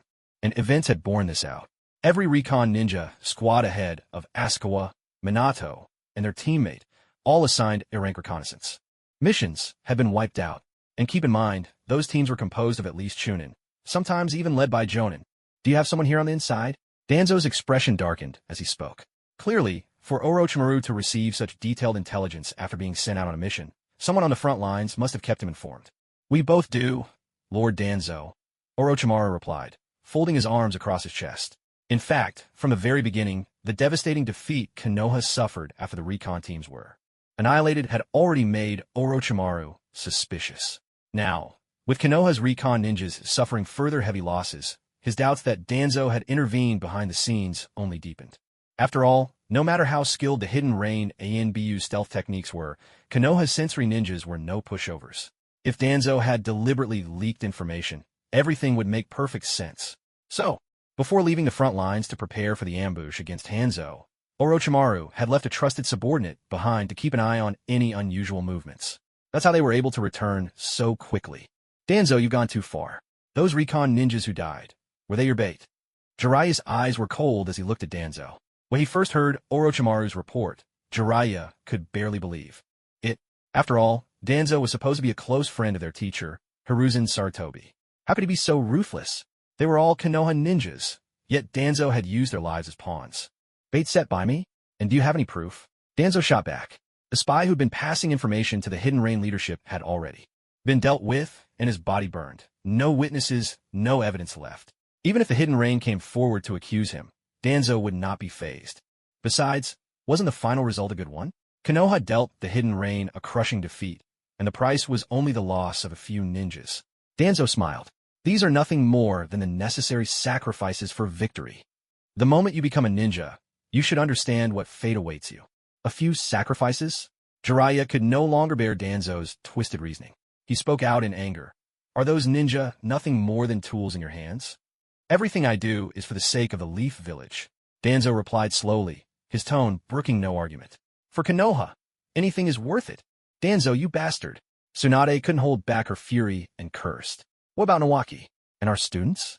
When the Jonin instructor wasn't around, you actually sent 2 squads of genin on a dangerous mission. I have only this one younger brother. He's the heir to the Senju clan. He's only 12. Asakawa Naoki and Minato Namikaze are just 10 years old. Do you want to destroy their future? If something were to happen to Naoki, could you face your own teacher? Hearing Tsunade invoke the name of Tobirama Senju, Danzo's heart tightened. In that moment, he was transported back 20 years, to the day Tobirama handed the title of 3rd Hokage to Hiruzen Sarutobi. When the front lines are in crisis, every ninja must go to battle, Danzo said, his expression unmoved. Even if it were my teacher's own son or grandson, I would send them to the battlefield. To protect Konoha is the duty of every ninja in the village. No matter their rank or status, as long as they are a leaf ninja, there is no difference before me, Danzo. If Asakawa Naoki had been present, he might have burst out laughing on the spot. Danzo, that old fox, loved to use public opinion as a weapon. That's the favorite trick of scheming politicians. They're always strict with others and lenient with themselves. In this great victory, the son of the next head of the Shimura clan, my great-nephew, Shimura Yusuke, also took on a reconnaissance mission and died at the hands of the Rain Ninja. Danzo's words made Orochimaru and the other two's faces darken even further. They hadn't expected Danzo to be so ruthless, not just with others, but with his own kin as well. Shimura Yusuke was the grandson of Danzo's brother, Shimura Tank, who had died young and held a certain status in the family. Yet, Danzo had sent him on a reconnaissance mission, sending him to his death. From a moral standpoint, the 3 of them now found it hard to accuse Danzo of selfishness. After all, he truly did use his own people as bait. In fact, this was where Danzo's cunning lay, by sending his own family to die first. Even if something happened to Naoki on the battlefield, no one could accuse Danzo of favoritism. Perhaps the only thing left to criticize was his coldness, but that very detachment won him more support among the ordinary ninja. After all, coldness, in its own way, is a kind of fairness. It was just that, as things stood now, Naoki was unharmed, while Danzo's great-nephew had died, leaving Danzo to suffer a double loss. And what about you? If the time comes, would you sacrifice yourself for Konoha? Tsunade suddenly asked. To sacrifice oneself for the sake of Konoha? Hearing Tsunade's words, Danzo drifted into his memories. In his mind, he could hear the second Hokage once again asking him and Hiruzen Sarutobi who was willing to stay behind and cover the retreat. Yet, just like before, Danzo hesitated. The truth is, when a person hesitates deep down, he already knows the answer in his heart. For Danzo, anyone, any ninja, could be sacrificed but not himself. He still needed to live on to become Hokage. He wanted to lead Konoha to become the strongest ninja village. Of course I would sacrifice myself, Danzo said slowly, uttering words that even he didn't believe. You bastard. Tsunade slammed her fist down onto the desk in front of Danzo, shattering it to splinters. The aftershock rippled through the ground like a miniature earthquake, a testament to the terrifying force behind her blow. Maybe what you did wasn't exactly wrong, but this is my revenge, Tsunade said, fixing Danzo with a steady gaze. If it happens again, my fist won't stop at the desk, it'll land right on your face. This isn't revenge as a Konoha ninja toward her superior, but as an elder sister, she added. Danzo remained silent. There was nothing left for him to say. Tsunade's meaning was crystal clear. She was not only a Konoha ninja, but also a sister to her younger brother. Danzo, we're going to report your reckless disregard for ninja lives at the front lines to the Hokage. Your days of good fortune are numbered, Jiraiya said, his voice calm but resolute. Well then, let's see for ourselves, Danzo replied with a chilling smile.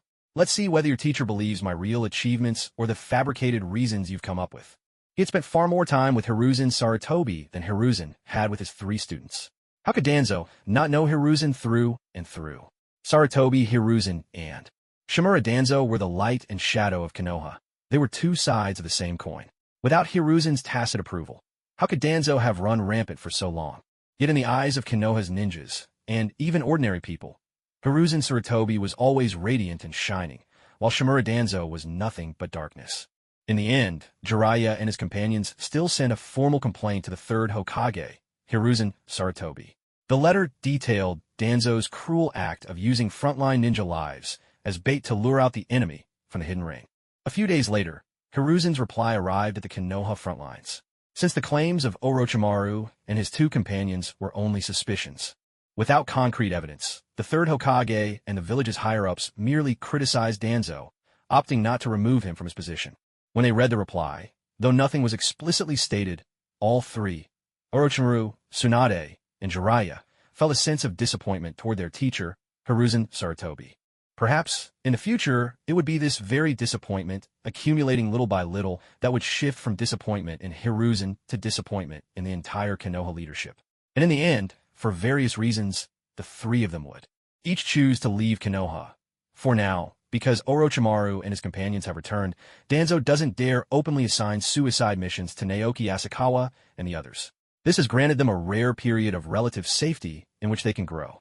From a broader perspective, though, Konoha did claim a victory against the Hidden Rain and the Rain Shinobi, who once stood toe-to-toe with Konoha, can do nothing but hide out within a land of rain for a long while to come. Ironically, Sunagakure, which had previously been locked in conflict with the Rain Ninja, has now shifted its focus toward Konoha because of Konoha's rising power.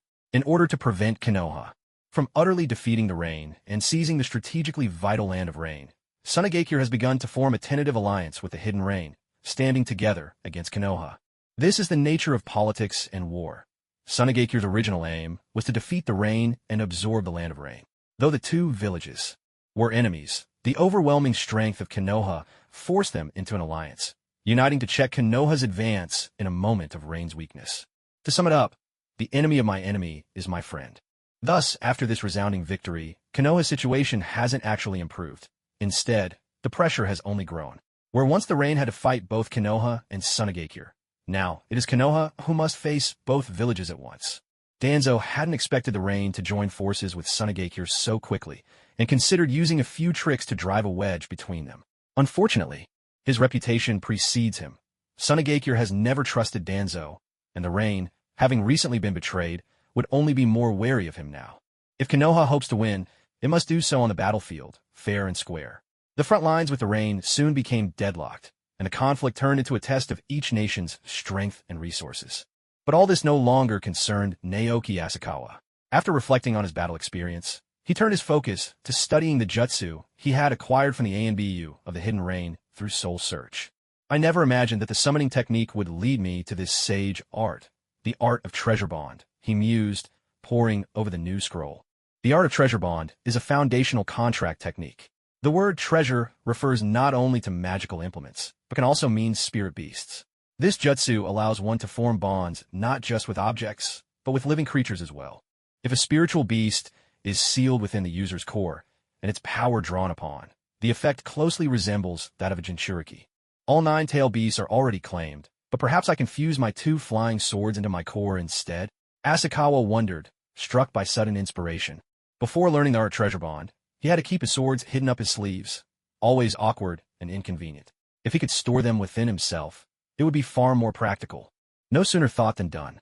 Following the steps of the technique, Asakawa bit his fingertip and let 2 drops of blood fall onto the swords. Brilliant crimson drops landed on the gleaming white blades.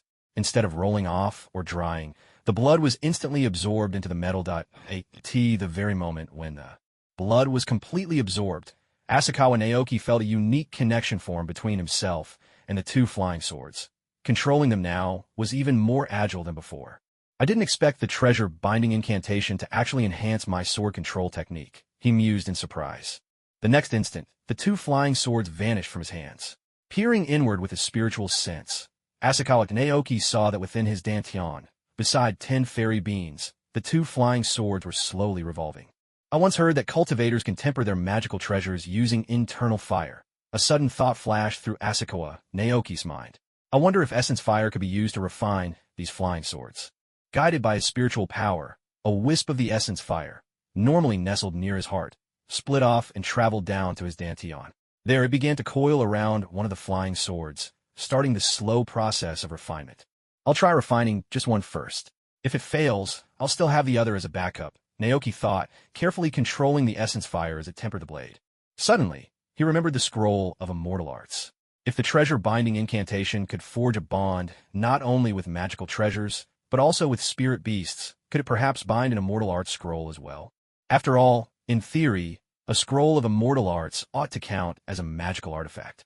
And to think if it could transmute ninja techniques into the cultivation world's immortal arts, the scroll's grade must be quite high. With this in mind, Asakawa Naoki retrieved the immortal art scroll. He pricked his finger and let a drop of blood fall onto it. As the treasure-binding incantation circulated, he indeed sensed a faint connection blooming between himself and the scroll. Moments later, the scroll vanished from his hand and reappeared beside his dantian. In this way, within Asakawa Naoki's dantian now stood the immortal art scroll, 2 flying swords, 10 fairy beans, and the still-developing avatar cells, for pillars, each claiming their own domain. If not for the fact that his dantian had greatly expanded after breaking through to the late stage of essence refinement, he might not have been able to fit all these treasures. With the scroll stored safely in my dantian, things are much more convenient now, Asakawa Naoki said with a smile. Compared to other items, the immortal art scroll was the true foundation of his existence in the ninja world.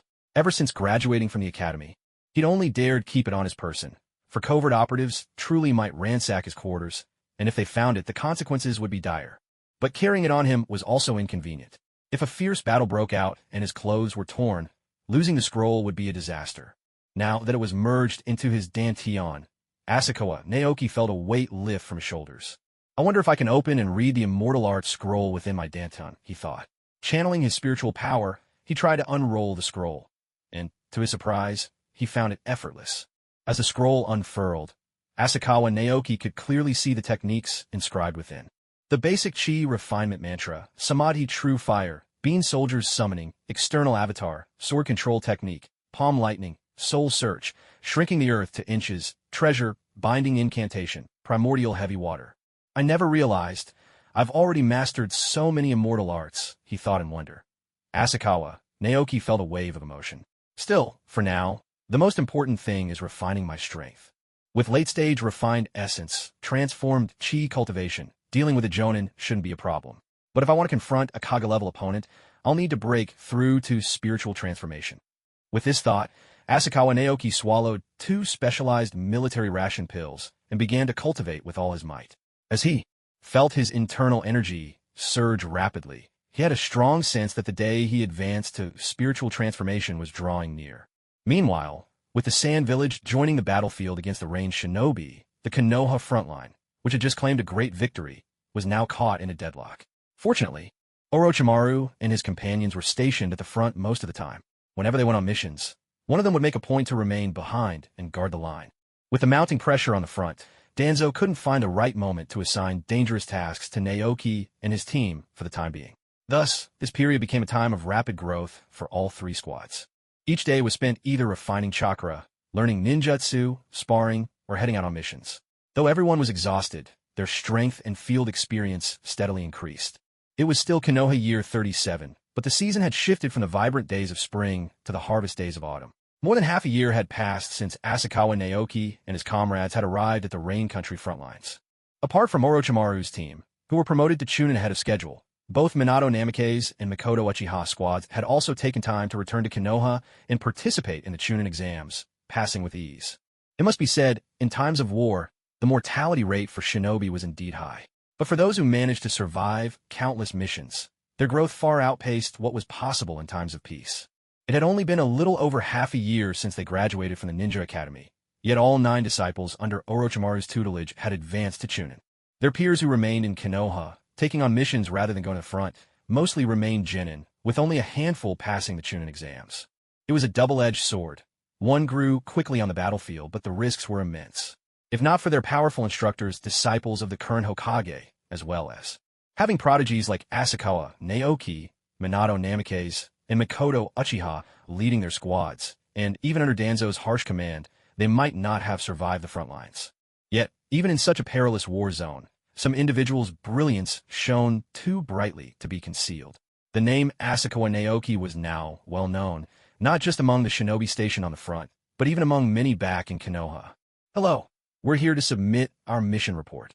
Asakawa Naoki and his 2 companions stepped into the frontline mission office.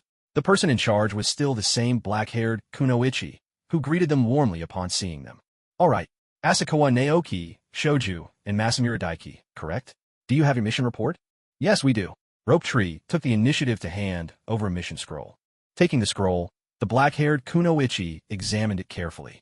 Then, forming a seal, she pressed her hand to the scroll, and the bodies of 3 ninja, each, wearing a Sand Village forehead protector, along with several broken puppet remnants, appeared outside the headquarters, causing a ripple of shock among those present. Evidently, some of the Leaf shinobi recognized the identities of the fallen. That leader is Sabaku Juro, isn't he? He was pretty skilled with puppet techniques. I can't believe he was taken down by Asakawa Naoki's team. Someone murmured in disbelief. Yeah, that's right. He was a Jonin from the sand, and the other 2 were Chunin.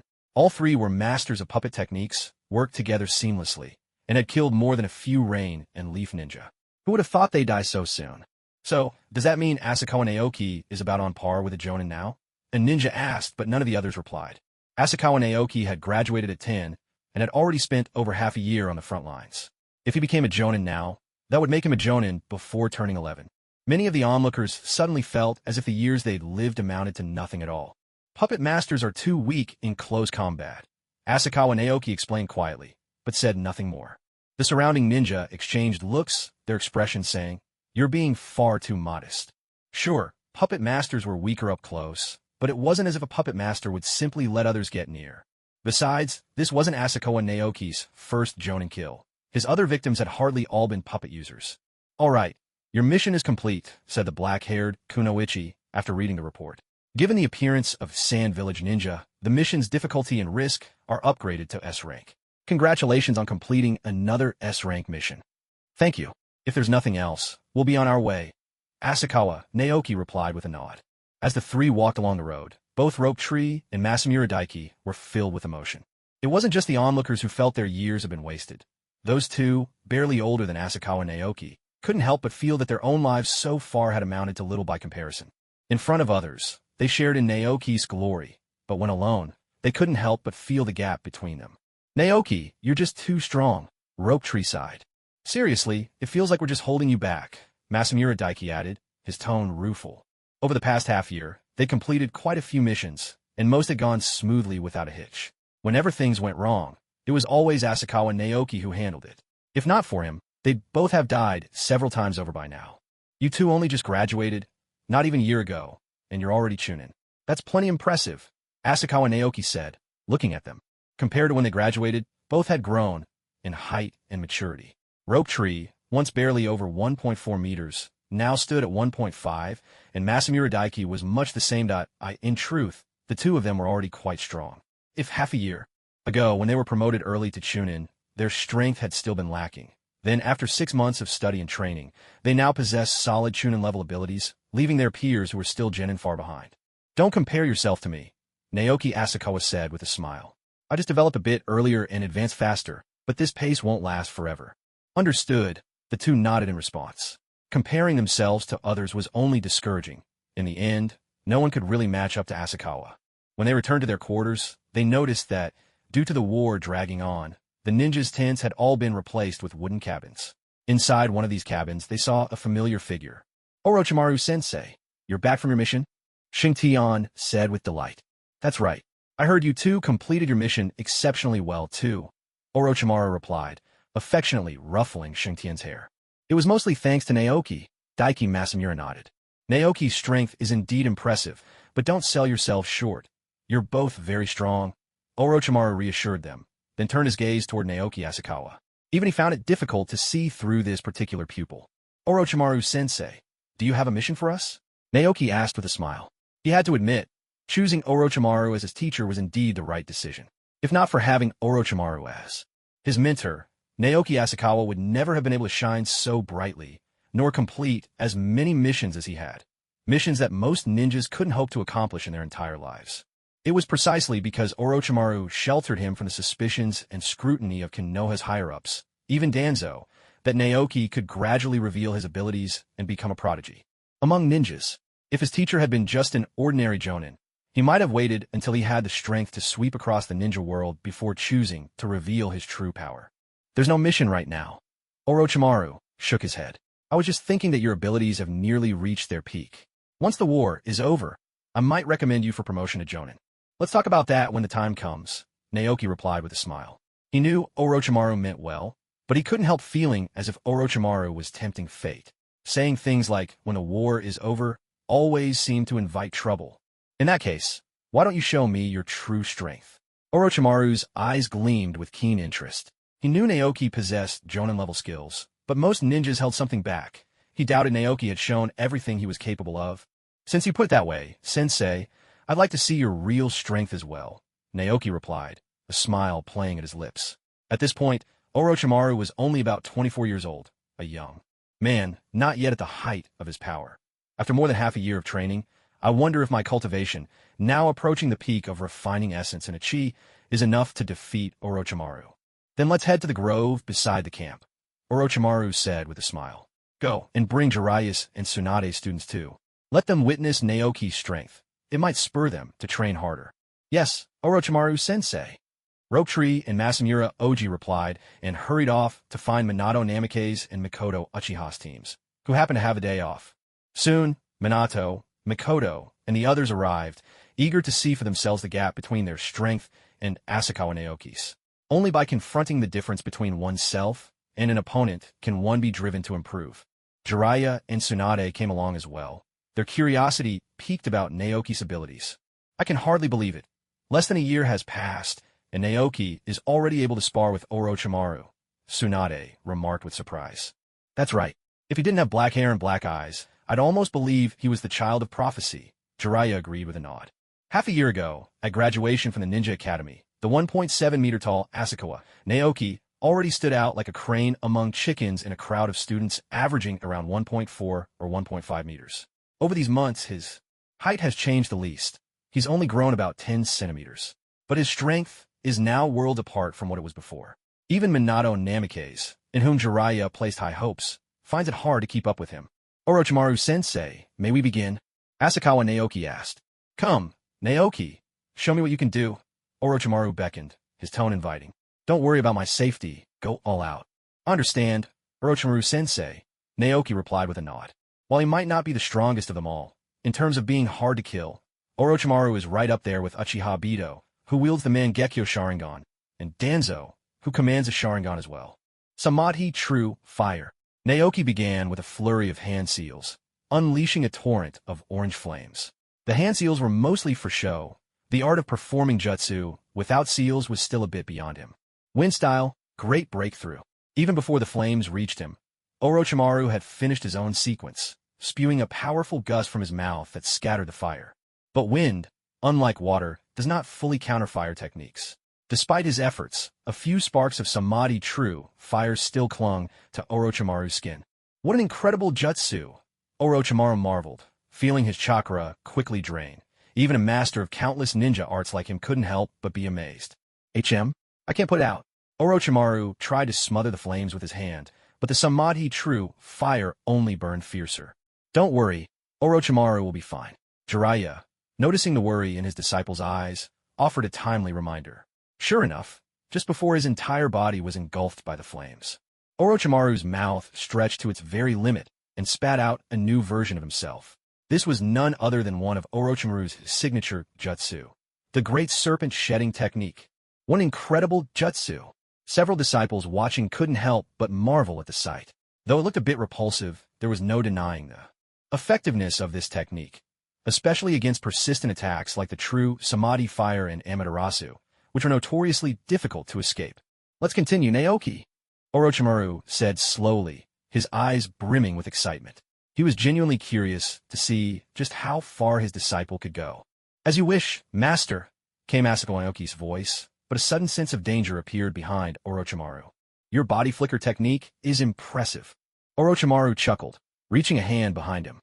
In an instant, 4 brown serpents shot from his sleeve. Hidden shadow, snake hands. The 4 snakes lunged, jaws wide open, aiming to tear into Asakawa Naoki. At such close range, and with a jutsu that required no hand seals, an ordinary ninja would have stood no chance. But Asakawa Naoki was clearly no ordinary ninja. A flash of dazzling white steel swept through the air, a sword arc swifter than the serpents themselves. In the blink of an eye, all 4 writhing snake heads tumbled to the ground, and Naoki's blade pressed dangerously close to Orochimaru's body. "Your reflexes are quite impressive," Orochimaru complimented, drawing a hiltless, straight sword from the mouth of a fallen serpent, raising it to meet the white blade. It was none other than the legendary Kusanagi sword. A ringing clash of steel filled the air, followed by a rapid, rhythmic exchange, like blacksmiths trading blows at the forge. In just a few seconds, the two had exchanged dozens of attacks, neither able to break through the other's defense. Watching Asakawa Naoki hold his own against Orochimaru, the onlookers were filled with astonishment. Though they all knew Orochimaru wasn't fighting at his full strength, Naoki's growth was undeniable. He had become remarkably powerful without anyone noticing. "Your swordsmanship is quite exceptional as well," Orochimaru praised. "Thank you for your kind words." As he spoke, Asakawa Naoki delivered a heavy slash that sent Orochimaru flying, even as he parried with the Kusanagi sword. In one swift motion, Naoki sheathed his blade and reached both hands into his ninja tool pouch. Is he going for a throwing technique? Orochimaru realized Naoki's intention the instant he saw both hands dive into the pouch, even as he was still airborne. Half a year ago, during the bell test, Naoki had already demonstrated outstanding throwing skills. Orochimaru wondered just how far he'd progressed since then. A heartbeat later, 10 shuriken, each attached to a length of steel wire, whistled through the air toward Orochimaru. A chorus of metallic chimes rang out as Orochimaru deflected every last shuriken with the Kusanagi sword. This, in the next moment, amid the gasps of the onlookers, the shuriken that Orochimaru had knocked away with the Kusanagi sword unexpectedly embedded themselves into the surrounding trees, following a precise trajectory. The steel wires attached to the shuriken swiftly wrapped around Orochimaru, encircling him completely. Just like that, Orochimaru found himself trapped within the steel wires, no different from a prisoner in a cell. Any sudden movement would only entangle him further. "Mikoto, is this the Uchiha clan's throwing technique?" Kushina Uzumaki asked curiously. "Yes and no," Mikoto Uchiha replied, nodding at first and then shaking her head gently. There was a hint of admiration and affection in her gaze as she looked at Naoki Asakawa. "Naoki has already forged his own path, building upon the Uchiha-style shuriken techniques," she explained softly. "Even with my double Tomo Sharingan activated, I could never reach his level." "Naoki's become this strong already?" Kushina sighed in amazement. "How fascinating. He can achieve so much without even relying on a Sharingan," Orochimaru remarked, his eyes gleaming with interest as he swung the Kusanagi sword at the steel wires. The instant the blade touched the wires, a surge of electricity shot through the sword and straight into Orochimaru's body. A sharp tingling sensation ran through him, and wisps of blue smoke actually began rising from the top of his head. "Lightning Palm," someone called out. After Naoki Asakawa charged the wires with Lightning Palm, the steel trap encasing Orochimaru had become a genuine electric net. With a twist of his hand, Naoki tightened the wires, shrinking the enclosure and squeezing Orochimaru's space even more. If Orochimaru couldn't break free soon, he'd be trapped to death inside the electrified web. "Impressive," Orochimaru exclaimed, and at last decided to get serious. Forming hand seals, he unleashed his technique. Wind-style, great breakthrough.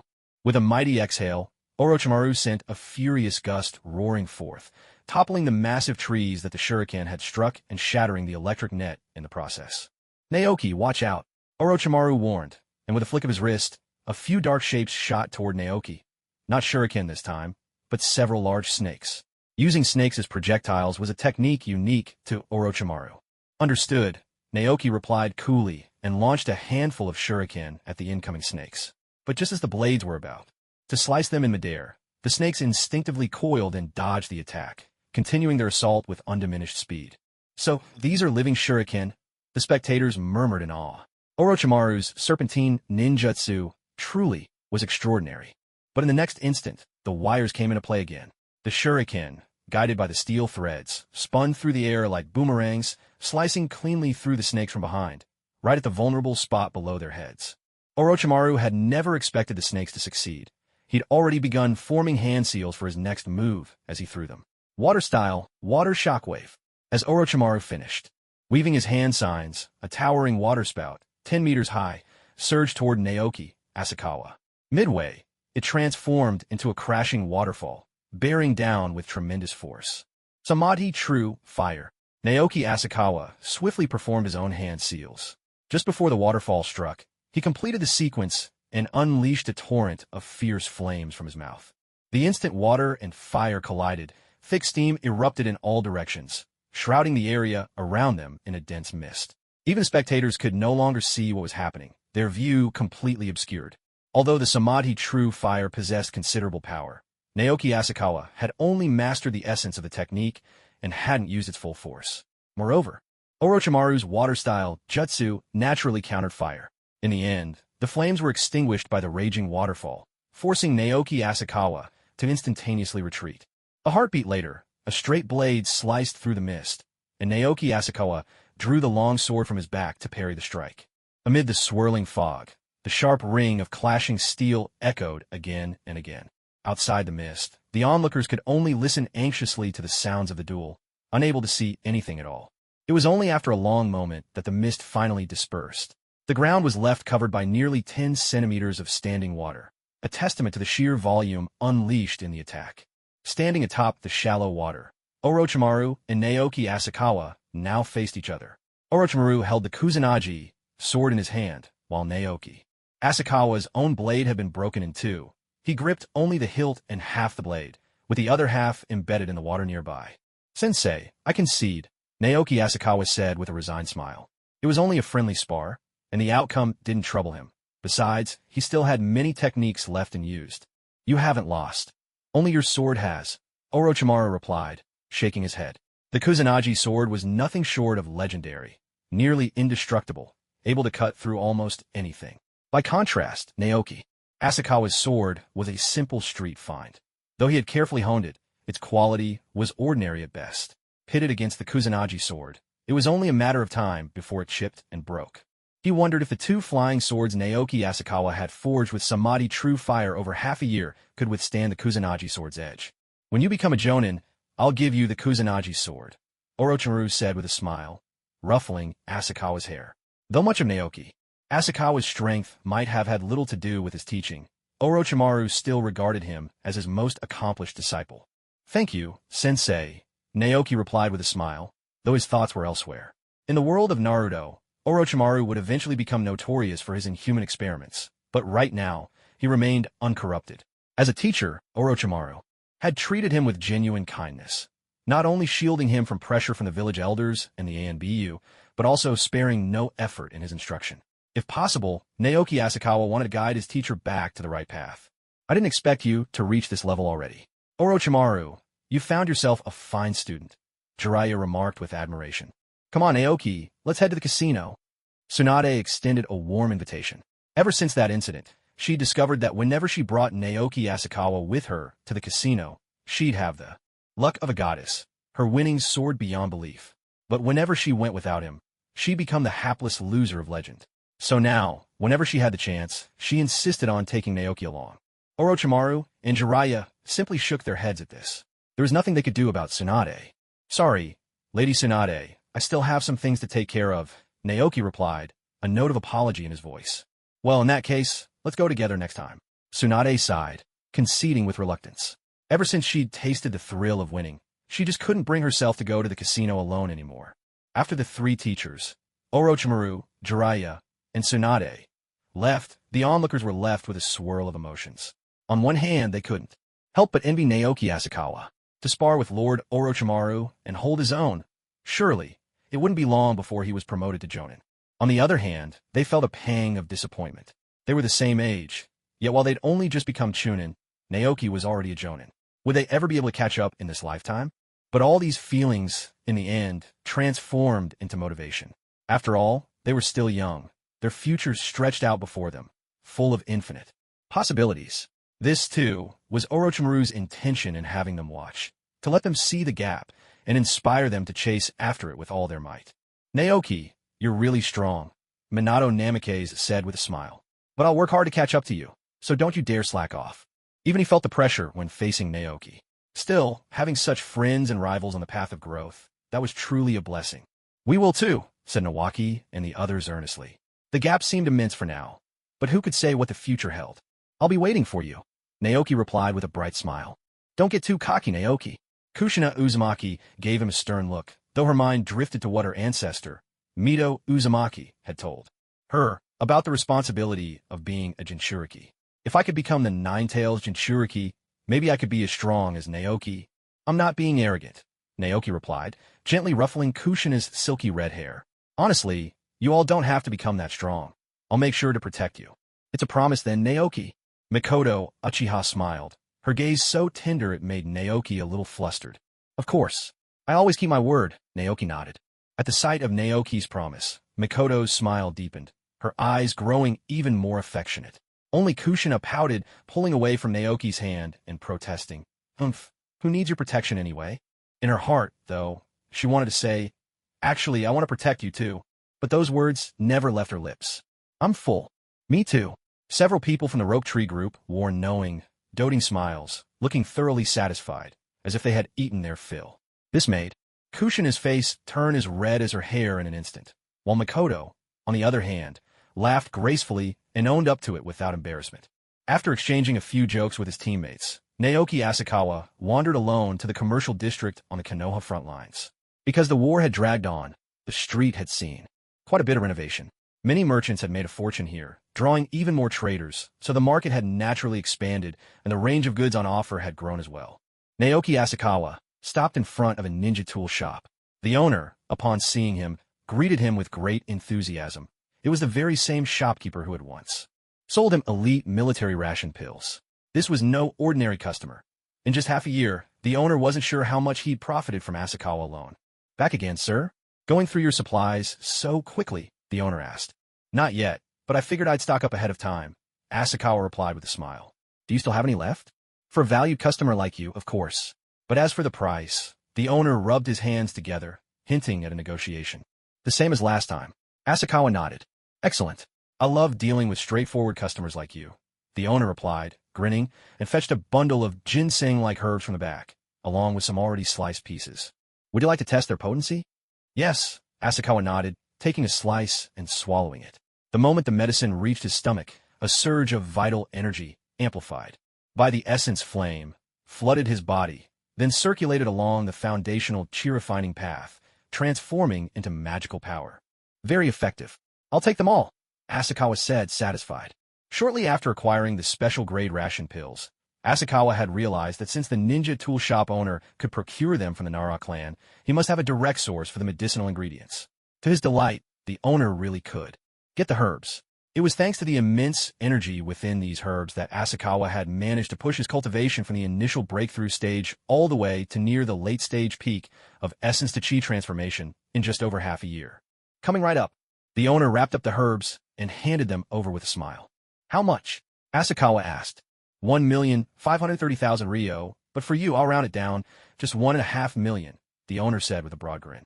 All right, Asakawa nodded, pulling out 150 notes, each worth 10,000 Ryo, and handed them over.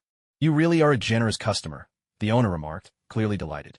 As a businessman, he especially enjoyed dealing with people like this. Asakawa, however, didn't mind. Most of this money came from the gambling halls, and some from mission rewards. Now that he had achieved financial freedom, he no longer cared much about money. By the way, would you like me to bring more herbs next time I return to Konoha? The owner asked, not wanting to miss a business opportunity. I probably won't need them for now, Asakawa said, shaking his head. He had a feeling that after taking this batch of medicinal herbs, he would break through to the next stage, transforming spirit energy. Once he reached that level, not only would he no longer need medicinal herbs, he wouldn't even have to force down those awful military ration pills. All right then, the shopkeeper replied, a hint of regret in his voice. He sensed that this generous customer probably wouldn't be coming back in the future. Oh right, help me pick out a katana. Asakawa, Naoki suddenly remembered. Not long ago, his own sword had been cut in half by Orochimaru's Kusanagi blade. Though kunai could serve as a weapon, they were a bit too short for his liking. He much preferred a longer blade. Of course, with a bundle of herbs and a brand new katana in hand, Asakawa Naoki made his way slowly out of the shopping district. Not long after Asakawa Naoki left, a ninja in black from the Hidden Leaf Village arrived at the tool shop. Shopkeeper, what did that ninja buy just now? The ninja in black asked. Sir, as merchants, we can't reveal our customers' privacy, the shopkeeper replied, looking somewhat troubled. So what do you mean? The ninja in black hesitated. It means you'll have to pay extra, the shopkeeper said with a sly smile. Herbs were business, ninja tools were business, and information was business too. As long as there was money to be made, he was happy to do any kind of deal. As for betraying Asakawa Naoki, could that really be called betrayal? Making money hardly counts as betrayal. Will this do? The ninja in black produced a cat-faced mask. Umbu of the hidden leaf. The moment he recognized the visitor's identity, the shopkeeper's eyes widened in surprise. He couldn't figure out how Asakawa Naoki had managed to attract the attention of the Umbu. It's enough, more than enough. What would you like to know, sir? The shopkeeper's tone became exceedingly polite. With regular ninjas, he could stand his ground. If they dared cause trouble in his shop, he could simply report them to the Hokage. But the Umbu were the Hokage's direct enforcers, much like the secret police of an empire. If they killed him, he could only count himself unlucky. Special military ration pills? Energy-boosting herbs? Could it be that the Asakawa Naoki Lord Danzo is watching is just a glutton? After thoroughly checking Asakawa Naoki's purchases, the Umbu ninja left the shopping district as well, heading toward Danzo's central command tent, pondering why Asakawa Naoki would buy such things. Forget it. No point in guessing. I'll just report to Lord Danzo and let him figure it out. Shaking his head, he suddenly felt a gust of wind brush past, leaving him momentarily dazed. In the next instant, Asakawa Naoki appeared beside him, steadying him so he wouldn't fall from the tree branch. That mind control technique really is quite handy, Asakawa Naoki remarked. The heart-capturing technique was a form of immortal art that Naoki Asakawa had developed over the past 6 months based on his studies of illusion spells. It had the power to send someone into a trance without them even realizing it. The stronger the caster's mental strength and the weaker the target's will, the more effective the spell. Back in the commercial district, Naoki Asakawa had already sensed that someone was tailing him. To his surprise, it turned out to be a ninja from the ANBU. Taking advantage of the empty street, Naoki cast the heart-capturing technique. Thanks to his cultivation at the peak of essence refinement and his formidable spirit, he easily took control of the ANBU ninja. Soul-searching technique. Naoki immediately used the soul-searching technique to probe the ANBU's mind. He discovered that many memories seemed to be sealed off, forcing his way. It could easily turn the ninja into a mindless shell. Fortunately, most memories were unguarded, allowing Naoki to extract them without resistance. After reviewing the ANBU's recollections, Naoki arrived at a result he had anticipated all along. So, Danzo has finally set his sights on me. This ANBU, no, to be precise, this was a root ninja, had come under Danzo's orders to investigate Naoki Asakawa. In truth, the moment Naoki began to reveal his prowess, he had already expected to draw Danzo's attention. In fact, the fact that he was only now being investigated was somewhat unexpected. Naoki had assumed Danzo would have targeted him from the very beginning. It seemed Danzo hadn't considered him important, or perhaps had focused all his attention on Shinsuke, overlooking someone like Naoki, who had neither a bloodline limit nor any secret techniques. What a pity. To start the investigation only now. He's already too late, Naoki mused silently. Now, how should I deal with this root ninja? If I kill him, it will only make Danzo suspicious. Perhaps it's better to plant a hidden trap for Danzo. With that thought, Naoki pressed his forefinger to the ninja's brow. Soul-seizing technique. As the technique took effect, a seed of spiritual energy was implanted into the root ninja's soul. In the future, when this seed took root and grew, the ninja would become Naoki's agent. For now, stay close to Danzo, lying in wait until the day I need you. A gentle breeze swept by, and the root ninja blinked, momentarily dazed before regaining his senses. What just happened? He had the faint feeling something odd had occurred during that brief lapse, but the seed planted in his mind made him dismiss the thought as nothing at all. Never mind. No one would dare tamper with things on the Konoha front lines. I should get back to completing Lord Danzo's mission. After the root ninja left, Naoki Asakawa stepped out slowly from behind a tree. It seemed the soul-seizing technique had worked quite well. Before long, the root ninja arrived at the central command tent where Danzo was waiting. Lord Danzo, here is the information I gathered while tailing Naoki Asakawa. A root ninja handed a scroll of intelligence to Danzo and said, except for the times when Naoki Asakawa was with Orochimaru, when I didn't dare to follow, I've been tracking him at all other times. You've done well. You weren't discovered, I trust. Danzo took the scroll and asked, please rest assured, Lord Danzo. Stealth tracking is my specialty. I remained completely undetected. The root ninja replied with confidence. He hailed from a lesser-known shinobi clan, not particularly strong in battle, but highly skilled in tracking techniques. Unfortunately, he had already slipped up under Naoki Asakawa's watch and remained blissfully unaware. Good. You may go. Danzo nodded. Yes, Lord Danzo. The root ninja bowed and quietly withdrew from the tent. Danzo unrolled the scroll. Inside were the observations and records the root ninja had gathered on Naoki Asakawa over the past few days, detailing his every movement with meticulous clarity. Truth be told, there was nothing unusual about Asakawa's activities. Like most Konoha shinobi, he was either out on missions, sparring and training with Naoki and the others, or cultivating alone in his tent. This fellow actually bought so many soldier pills and chakra-supplementing herbs, Danzo mused, then let out a faint chuckle. So, I thought he'd suddenly grown stronger by some miracle. Turns out he's just forcing his growth. A civilian ninja is still a civilian ninja. Compared to those from the great shinobi clans, their vision is so limited, he sneered. The clan shinobi, with all their deep-rooted heritage, only dare consume a small amount of medicinal herbs as a foundation. Yet here he is, gulping them down in bulk. Sooner or later, it'll end badly for him. Taking in that much chakra medicine at once might boost his chakra refinement in the short term, but the hidden dangers are endless, Danzo murmured. Naoki Asakawa is fated to be a genius who burns out before his time. Having finished reading the report on Asakawa, Danzo tossed the scroll aside and picked up another intelligence report, this one about Naoki. Compared to Asakawa, who had no real foundation and relied on medicine to bolster his strength, Naoki was clearly more important. As long as Naoki remained, Danzo felt the Hokage's seat was beyond his grasp. Naoki was the greatest obstacle on his path to power.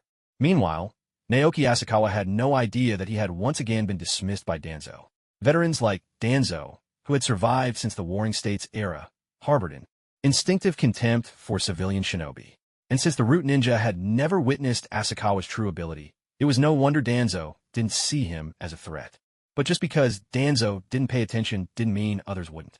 Elsewhere, in the Rain Village, another Hanzo gazed down at a scroll filled with information about Naoki Asakawa, his brow furrowing in concern. Could it be that Konoha is truly a shinobi village blessed by the Sage of Six Paths?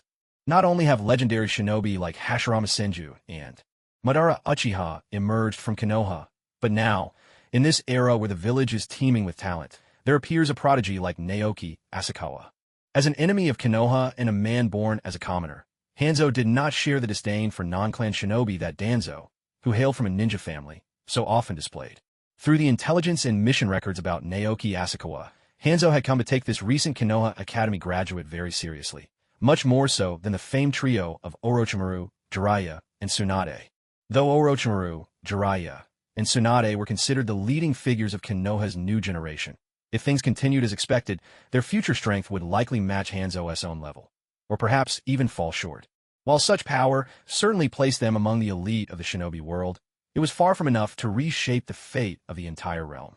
But Naoki Asakawa, Hanzo had a premonition that, if left to grow, this young man might one day rival the likes of Hashirama Senju and Madara Uchiha themselves.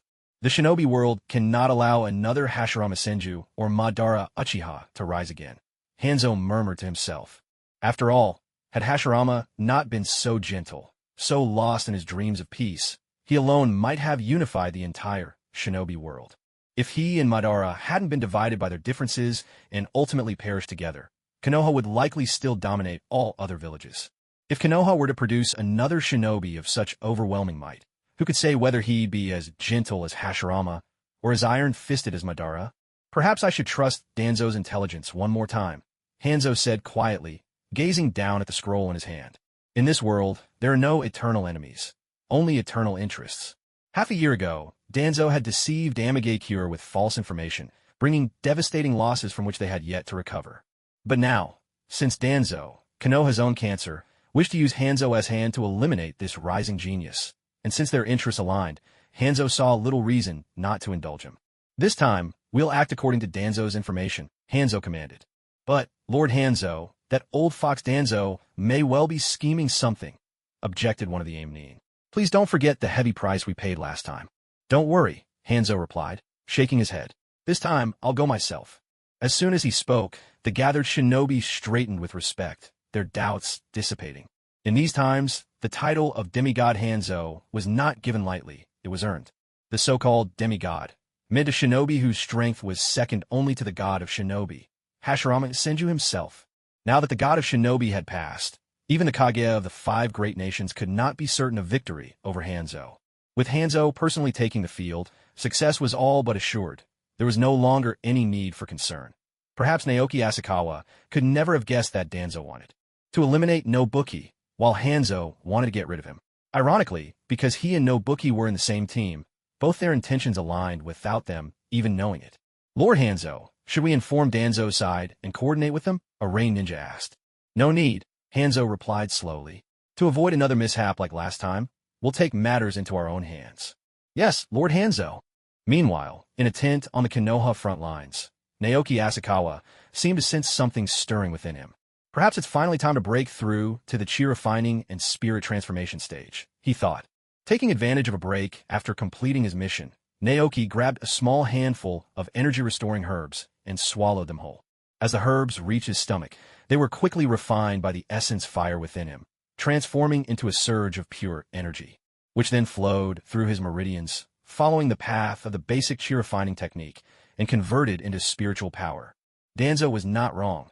Medicine is, after all, a double-edged sword. These energy-enhancing herbs could speed up chakra growth, but they had to be taken sparingly. Even shinobi from the great ninja clans dared not consume too much for fear of lasting side effects. But Naoki was different. He possessed the essence fire within him. The essence fire was no ordinary flame. It was a fire born from ignited spiritual energy. While it might not be as formidable in combat as the legendary Amaterasu, it could be fused into the body, helping Naoki rapidly digest food and produce vast reserves of energy. In the presence of the essence fire, any harmful substances in the herbs were immediately incinerated into minuscule particles, which were then expelled from his body with each breath. Feeling the spiritual power in his dantian grow ever fuller, Naoki was filled with a sense of satisfaction. As he continued to consume herbs and refine his energy throughout the night, time slipped by unnoticed.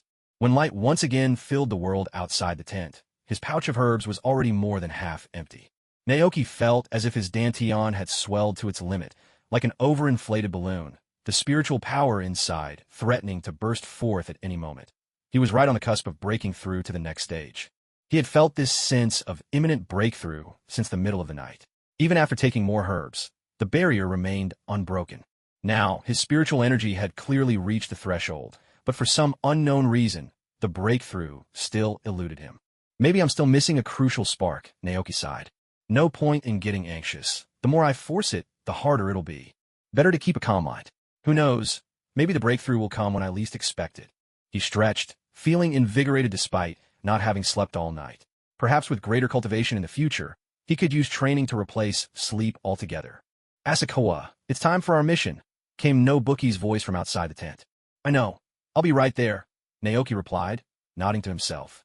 After a moment's thought, he decided to bring the remaining herbs with him, along with some special high-grade military rations. This time, our teacher will be coming with us on the mission, Nobuki said with a bright smile. None of us expected that for this mission. Orochimaru, Jiraiya, and Tsunade would all be present. With the three of them here, it was almost guaranteed to be a success. I didn't expect the teachers to have any free time, Asakawa Naoki remarked with curiosity. Because the Sand Shinobi had joined the battle, Konoha was now fighting two hidden villages at once, and had fallen into a stalemate. The three powerful Sannin had been constantly busy, rarely having time to lead their students. It was a surprise to see them all together for this mission. I heard we're going to Land of Rain to dismantle a Rain Shinobi stronghold, said Naoki. The Land of Rain, huh? Asakawa Naoki nodded thoughtfully. For the past 6 months, their team had mostly been assigned to missions involving battles against the Sand Shinobi. Now that the Rain Shinobi had grown weaker, Konoha was intensifying its efforts to break their resistance and force their surrender, bringing the fight deep into the Land of Rain itself. But missions inside the Land of Rain often meant encountering civilians. Although his hands were already stained with the blood of enemy shinobi, Asakawa Naoki had no desire to harm innocent people. War was cruel, but he drew a line he didn't want to cross. Naoki, don't blame yourself, Naoki explained gently. Orochimaru-sensei and the others will do their best to take the side roads and avoid innocent civilians. After half a year of war, Naoki was no longer the naive child he'd been. Although that innocence had faded, his kindness remained. He understood exactly what weighed on Asakawa Naoki's mind, for he too did not wish to harm the innocent. In the end, it was the civilians, unable to control their own fate, who suffered most in the wars of the ninja world, not the shinobi themselves. Understand, Asakawa Naoki replied. It was precisely for this reason that he longed to change this twisted world. When they arrived at the rendezvous point, Orochimaru, Jiraiya, and Tsunade were already there, clad in black battle uniforms with a layer of armor. Over their clothes, they cut imposing figures. The teams led by Uchiha Makoto and Namikaze Minato had also arrived. Only Asakawa Naoki's team was left. Besides the Sannin and their disciples, several other Konoha ninja squads were present, suggesting this was a joint operation. "All right, everyone is here," Orochimaru announced, glancing at Asakawa Naoki and the others. "Let's move out," he commanded. "Yes, Lord Orochimaru." The surrounding ninjas replied in unison, their voices resolute. It was clear that Orochimaru was leading this mission. A group of about 20 set out for the Land of Rain. With the help of a Hyuga branch family ninjas skilled in reconnaissance, their progress was swift and unimpeded. Near the Konoha front lines in the Land of Rain, the Hyuga scouts spotted their target. The objective is in that building up ahead, 13 enemy ninjas inside. 3 of them have unusually high chakra levels and are likely Jonin, the Hyuga ninja reported. "All right, Tsunade, you'll stay here with your disciples, along with Naoki, Oki, and Hyuga Okada. Your team will be on alert for any enemies that might appear in the vicinity." Orochimaru began assigning the tasks. "Jiraiya, Naoki, and I will each take on one Jonin," he said, turning his gaze to Jiraiya and Naoki Asakawa. "Naoki, your job is to hold your opponent for now. Wait for us to come to your aid. The rest of you, form squads and deal with the remaining Rain Ninja. Make sure to finish the fight quickly." "Yes, Lord Orochimaru," everyone responded in unison. With the tasks assigned, Orochimaru gave a crisp order. Aside from Tsunade and the others who were keeping watch, the surrounding Leaf Ninja surged toward the building. "Not good. We're under attack," came the startled shout.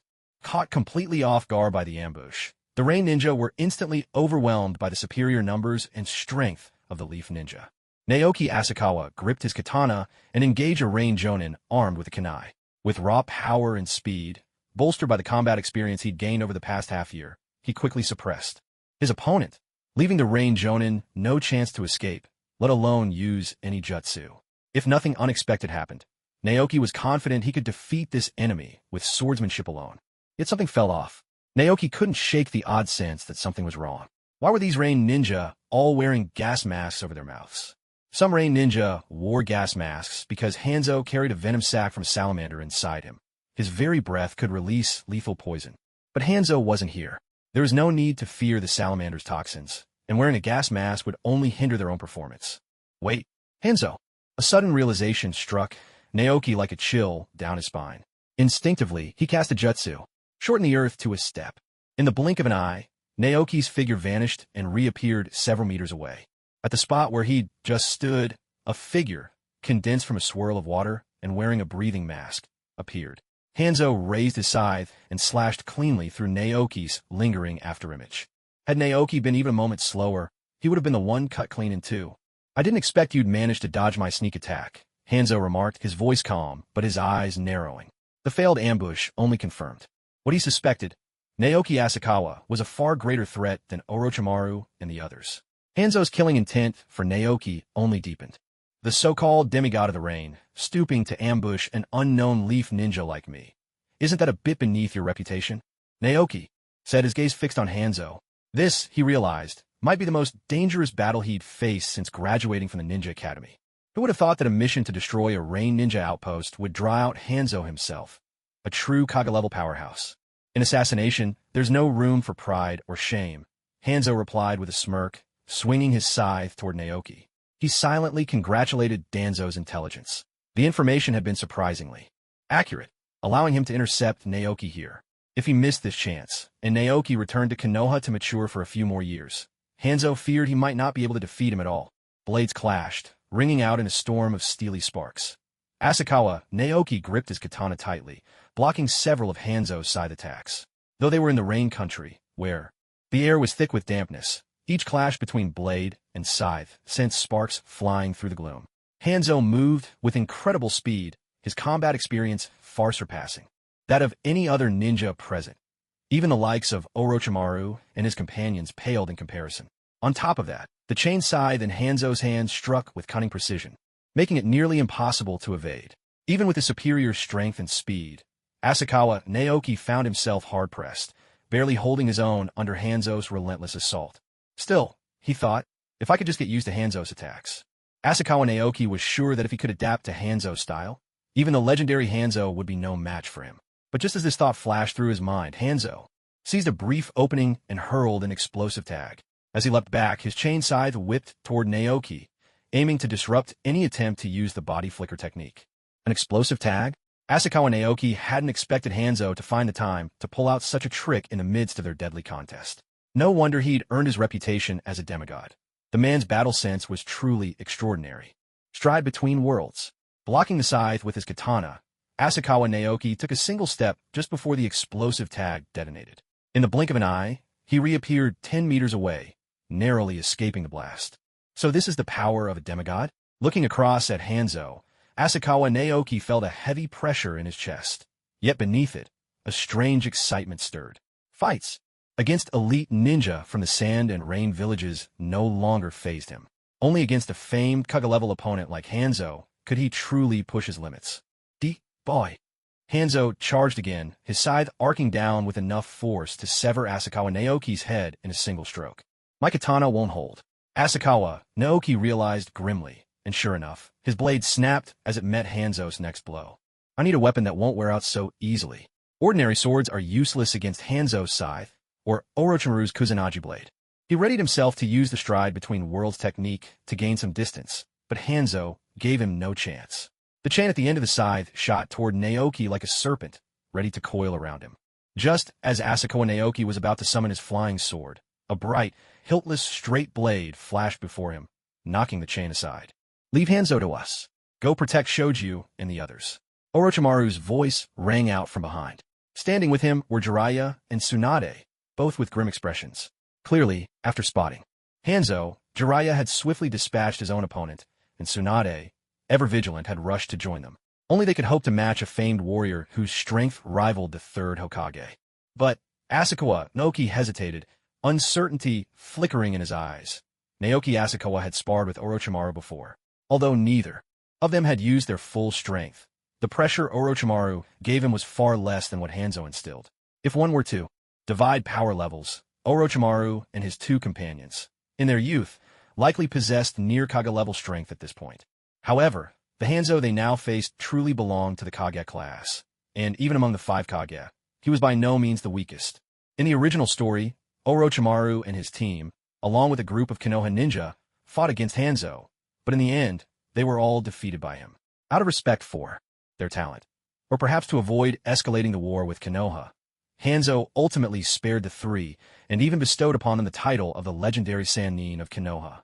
This is an order from the teacher, and from our commander, Orochimaru said grimly. Understood, Naoki replied, and without looking back, dashed toward Mikoto Uchiha and the others. After Hanzo appeared, the previously hidden Rain Ninja emerged from their ambush, piling immense pressure on the Konoha forces and forcing them to regroup. Seeing the dozens of Rain Ninja closing in, Naoki Asakawa was keenly aware that this outpost was nothing more than a bait set by Hanzo. Scatter beans to create soldiers.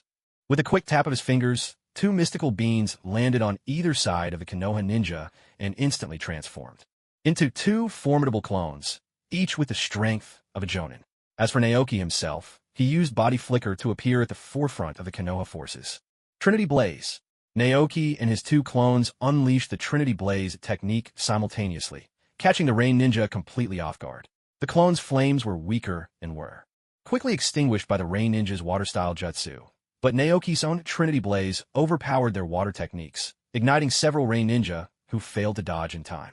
Naoki, how are things going with Sis and Sensei? Naoki managed to call out in the chaos. They're up against Hanzo. We need to focus on our own safety, Naoki answered quickly, lightning crackling in his palm. Lightning palm. Naoki hurled dozens of lightning-charged shuriken. The Jonin-level Rain Ninja hurriedly dodged, but those Chunin who couldn't evade in time were immediately paralyzed by the electric blades. Now's our chance. The surrounding Konoha ninja seized the opportunity, unleashing their jutsu with reckless abandon, and for a fleeting moment, they managed to push the Rain Ninja back. With Naoki and his 2 clones leading the charge, the pressure on the Konoha forces eased considerably, and they gradually managed to hold their ground against the numerically superior Rain Ninja. However, both sides knew full well that the true crux of the battle lay elsewhere, on the other front, where the outcome would decide the fate of this clash. Meanwhile, Hanzo, his breath masked by a respirator, looked at the three before him without a trace of disdain. I know who you are, disciples of Hiruzen Sarutobi, the third Hokage of Konoha. Orochimaru, Jiraiya, and Tsunade, Hanzo said softly. What an honor it is to be remembered by the great Hanzo the Salamander. Orochimaru replied with a sinister smile.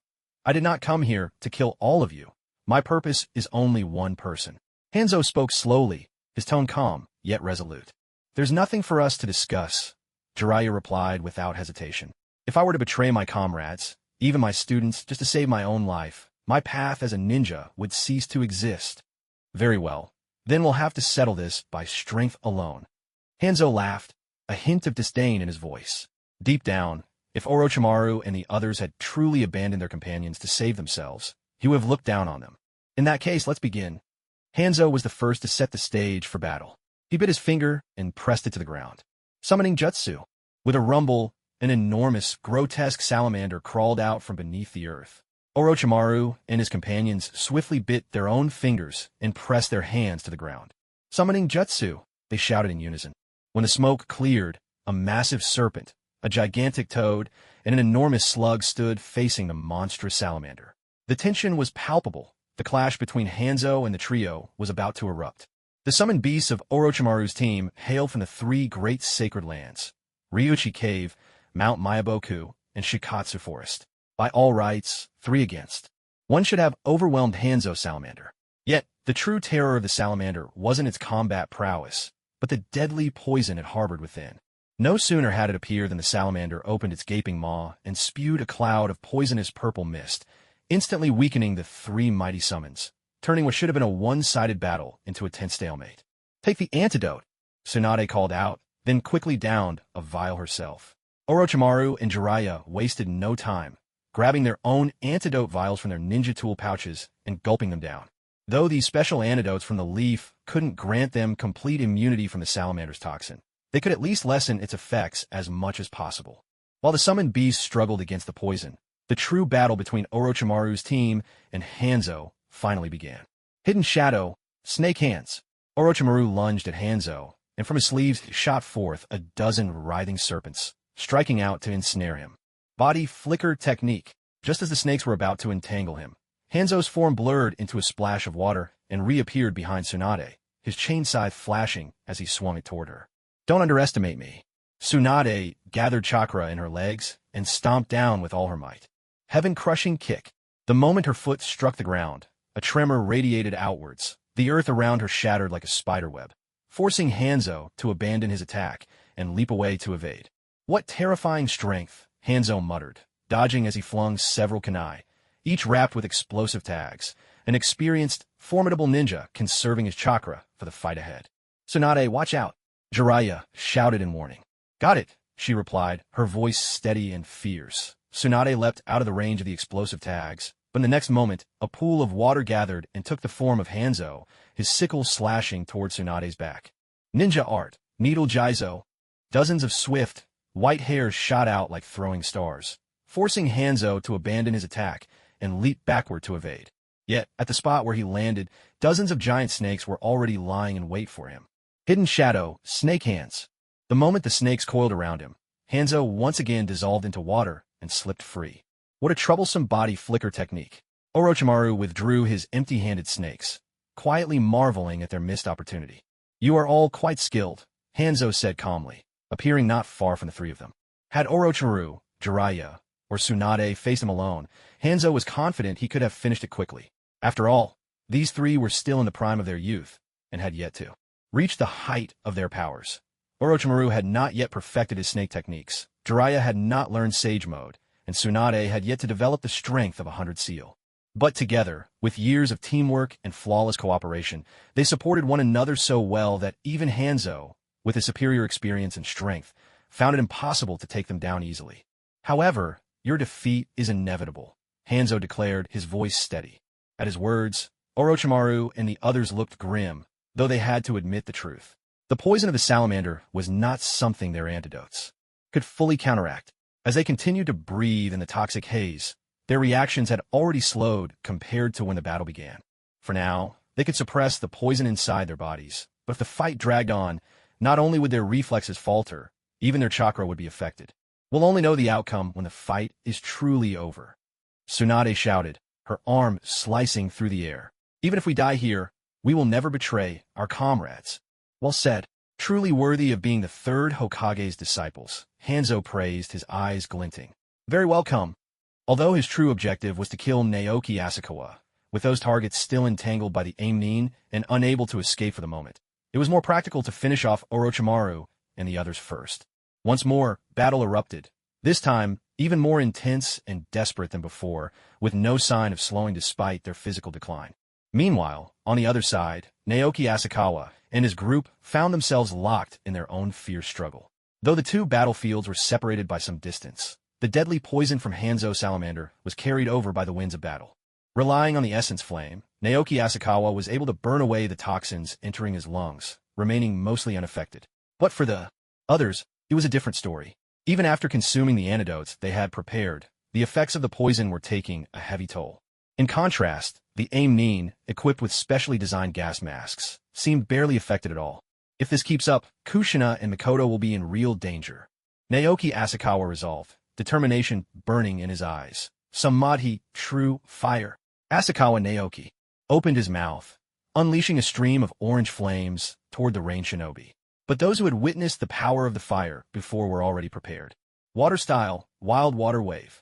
5 rain shinobi simultaneously performed the water release technique that countered the flames, pushing the scorching Samadhi true fire back. The moment water and fire collided, a thick white mist enveloped most of the battlefield. Asakawa, what have you done? A Konoha ninja couldn't help but exclaim. The water mist not only hindered their vision, but also gave the rain shinobi, who excelled at water style, a distinct advantage. They could move through the mist as if it were their natural element. That was why Konoha's forces rarely used fire techniques. This was exactly the situation they feared. In the midst of the white fog, only the Hyuga ninja, gifted with the Byakugan, remained unaffected. What's that? In the Hyuga's sight, a flash of silver streaked past at blinding speed, followed by a series of anguished cries from the rain shinobi. Those struck by the silver light fell one after another. When the mist finally dissipated, more than a dozen rain shinobi lay fallen. Only a few, acting on sheer instinct, managed to dodge the flying sword. The remaining Jonin among the rain shinobi looked shaken and pale. What just happened? Not only the rain shinobi, but even the Konoha ninja were at a loss as to what had transpired. Only Minato Namikaze, Kushina Uzumaki, and Mikoto Uchiha turned their gazes toward Asakawa Naoki, who remained silent. They seemed to have guessed the truth. Asakawa Naoki raised a finger to his lips in a quieting gesture, signaling them not to speak. The sword technique he had just unleashed, powered by his cultivation, at the peak of refining chi, was indeed far more potent than before, though it came at a hefty cost. About half of his spiritual energy was now depleted. Still, with that single decisive strike, the tide on their side of the battlefield had stabilized. Now it all depended on Hanzo and Orochimaru's side. Just as Asakawa Naoki pondered, a deafening explosion rang out from another part of the battlefield, and all 4 massive summoned beasts vanished into the smoke. Let's take care of the rest of them first, Asakawa Naoki said, turning his gaze to the remaining rain shinobi. Elsewhere, the effects of the salamander's poison were taking their toll. Though their injuries weren't severe, the legendary Sannin could only support each other as they struggled to remain standing. Hanzo truly lives up to his title as a demigod, Jiraiya remarked, a note of awe in his voice. Is this the end for us? Orochimaru gasped for breath. Damn it, Tsunade gritted her teeth. If she were to die here, her brother Naoki and Asakawa Naoki, both still fighting at the rear, would likely not survive either. You 3 are indeed formidable to have pushed me this far, Hanzo praised them. We don't need your pity. Jiraiya shouted at Hanzo, but the latter paid him no heed. This war is Konoha's victory, Hanzo declared. To prevent the conflict from spreading further, I will spare your lives. And as for you 3, you are truly remarkable. From this day forward, I, Hanzo, shall call you the legendary 3 Ninja of Konoha. Bear this name proudly and live on. It's done. Minato Namikaze pulled his kunai from the neck of the last high-ranking rain ninja, and a gush of warm blood burst out immediately. Under the relentless assault from the leaf ninjas, and with a powerhouse like Naoki Asakawa present, the remaining rain ninja were finally defeated. We need to go help my sister and our teacher, Naoki said anxiously, glancing toward another battlefield that had now grown quiet. I'll go by myself. The rest of you stay here. Naoki Asakawa replied. In the original story, Hanzo saw that Konoha was on the verge of winning the war. Not wanting the conflict to escalate further, he spared the legendary Sannin after defeating them. But Naoki's arrival was like the flutter of a butterfly's wings, subtly altering the fate of the entire world. Now, even he couldn't be sure if Hanzo would still choose to spare Orochimaru and the others. I'm coming with you. At the very least, I can help, Makoto Uchiha said, determined. Faced with the danger of a demigod, she couldn't simply let Naoki face it alone. I'm coming too. Kushina Uzumaki nodded firmly. She couldn't just stand by and watch Naoki walk in mortal danger. My sister and our teacher are both over there. I can't just watch my sister die and do nothing. Naoki's eyes were filled with resolve. During the last fight, Naoki had deliberately protected his companions, ensuring they were almost unscathed. Now they were still in good shape. That's enough. For once, Naoki Asakawa looked at his companions with unusual sternness. His voice was cold as he said, "You're all too weak. Against an opponent of Hanzo's caliber, not only will you fail to help our teacher, but you'll just drag us down. At the very least, I have the body flicker technique. Even if I can't defeat Hanzo, I can escape quickly if I need to. For now, stay here and rest. I'll be back soon." With that, Naoki stepped forward, his figure vanishing from sight, and in the blink of an eye, he reappeared dozens of meters away. Watching Naoki disappear, Naoki tried to give chase, but a hand stopped him. Naoki's right. We're just not strong enough to get involved in a battle like this, Minato Namikaze said, shaking his head. Naoki turned to look at Makoto Uchiha and Kushina Uzumaki. Both were worried, but they clearly understood their own limits. They didn't insist on helping further, and could only offer silent prayers in their hearts.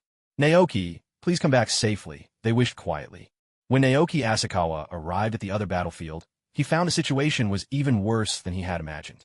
The air was thick with the poison of Hanzo's salamander, far denser than what they'd encountered before. On one side stood Hanzo, arms folded, looking completely at ease. Opposite him, Orochimaru, Jiraiya, and Tsunade were barely holding each other up. It was obvious. The legendary Sannin of the Leaf had been defeated by Hanzo, the demigod of the Hidden Rain, and their loss was nothing short of devastating. It seems you've already taken out all the range shinobi over there. Truly, the new star rising over Konoha lives up to his reputation. Hanzo looked at the approaching Asakawa Naoki with a sigh of admiration. Only 11 years old, yet Asakawa Naoki had already reached a level comparable to the trio of Sannin in their 20s. Although he was still some distance from Kage-class powerhouses like Hanzo himself. Given time to grow, Hanzo dared not imagine whether this boy might one day become as fearsome as Hashirama Senju or Madara Uchiha. Naoki, get out of here! Orochimaru called out urgently, his tone betraying his anxiety. Hanzo's target is you. Hanzo's earlier words, and the fact that his first ambush had been aimed at Naoki, made it clear enough. Orochimaru could see that Hanzo had set his sights on the boy. I understand, Orochimaru-sensei. Naoki replied, his gaze unwavering. From here on, let me handle Hanzo. He tightened his grip on the two kunai in his hands. After such a long battle with a near-Kage-level Sannin, Hanzo's chakra reserves must have been heavily depleted. Although Naoki himself had only half his strength remaining, he still had 8 senzu beans left, enough to summon 8 senjutsu warriors, each nearly as strong as a Jonin. This secret technique, sowing beans to raise soldiers, was far superior to clone jutsu in one crucial aspect. The senzu beans were prepared in advance, so summoning did not drain his power. Further, with 8 Jonin-level warriors at his side, and his own essence flame, able to burn away the toxic salamander venom, perhaps, just perhaps, he could defeat the exhausted Hanzo. Defeating him, yes, but killing Hanzo? Even Naoki had little confidence in that. After all, Hanzo's famed water body flicker jutsu made him notoriously difficult to pin down. Naoki, don't overestimate yourself. We'll hold Hanzo back. You take Naoki, Kushina, and the others and get out of here. Tsunade shouted, wanting to rush forward but stumbling. Jiraiya quickly caught her. Tsunade, right now, we have no choice but to trust Naoki. Jiraiya gritted his teeth, determination in his voice. Don't worry about me. I'm stronger than I look. Naoki turned and flashed the 3 of them a reassuring smile. I admire your courage, Hanzo replied slowly, but I cannot allow a shinobi who might one day destroy the land of rain to grow unchecked. As he spoke, he drew a signal flare from his robes and fired it into the sky with blinding speed. Damn! The moment he saw the flare, Naoki's heart tightened. He hadn't expected Hanzo, the so-called demigod of the Hidden Rain, to be so cautious. After fighting the Sannin and realizing He wasn't at his best. Instead of underestimating a newcomer like Naoki and accepting a one-on-one battle, Hanzo had chosen to summon his subordinates for a coordinated assault. As he watched the signal flares streak across the sky and saw the 100-strong force of Rain Ninja converging on their location, any lingering hope Naoki had of defeating Hanzo here and now was dashed. Teacher, I'll draw Hanzo away. Naoki Asakawa stepped forward, using his body flicker technique to appear instantly before Orochimaru and the others. Take Naoki and the rest and get out of here. But Tsunade couldn't help but protest. Even the three of them together couldn't handle the demigod Hanzo. How could Naoki possibly face him alone? In the land of rain, sending Naoki to distract Hanzo could only end in certain death. Orochimaru and Jiraiya's eyes brimmed with the agony of choice. On one side stood their student, on the other, their other students. Think of Naoki, Kushina, Mikoto, and Minato. They're still waiting for you, Naoki said softly. Don't worry about me. I'm strong. I promise I'll make it back to the leaf alive. All right, we'll go. Orochimaru finally made his decision. This was Naoki's choice. He couldn't let down the student he was most proud of. Don't worry. I'll definitely return, Naoki replied with a smile. Now hurry. Let me give you a hand. With those words, Naoki summoned 3 Senzu beans, which transformed into 3 identical sage clones of himself. Controlling the clones, he had them carry Orochimaru, Tsunade, and Jiraiya away on their backs. Wait, Naoki, take this. Orochimaru handed Naoki the Kusanagi sword. You must come back alive. Don't worry, Orochimaru-sensei, Naoki said as he accepted the sword. With the Kusanagi sword in hand, he no longer had to worry about his weapon breaking. Go now. Naoki and the others are waiting for you. With that, the 3 sage clones took Orochimaru and the others and sped toward where Naoki's group was hiding. As they glanced back at Naoki's figure, standing firmly between them and danger, the 3 felt a tangle of emotions they couldn't put into words. The scene before them was something they knew they'd never forget for the rest of their lives. Once the trio had vanished from sight, over 100 ranged shinobi appeared behind Hanzo, ready to attack at his command. It was as though, with a single order from Hanzo, they would rush Naoki and tear him to pieces. Tell me, why must I die? Naoki asked, looking at Hanzo. Your talent is simply too great. If you were allowed to grow, you'd bring disaster to the land of rain and the entire ninja world, Hanzo replied calmly. That's not certain. Perhaps I'd bring peace to the ninja world instead, Naoki said with a gentle smile. Hashirama Senju once thought the same, Hanzo recalled. The god of shinobi led the world from the Warring States era to the era of ninja villages, but peace never truly arrived. It seems words won't sway you, Naoki said with a helpless sigh. Then die, Hanzo declared, hurling a kunai wrapped with an explosive tag. In an instant, hundreds of ranged shinobi followed his lead, sending a storm of kunai, each bearing explosive tags, flying straight toward Naoki. The deafening explosion of hundreds of paper bombs engulfed the area around Naoki Asakawa, covering a radius of over 10 meters. The thunderous blast was so intense that even Mikoto Uchiha and the others, far on the other side, could hear it clearly. There's something happening over there again. Roke Tree turned anxiously toward where Naoki Asakawa was fighting. It must be Naoki. He's clashing with Hanzo now. Mikoto Uchiha looked toward the explosion, worry etched on her face. Naoki, please, you have to come back alive.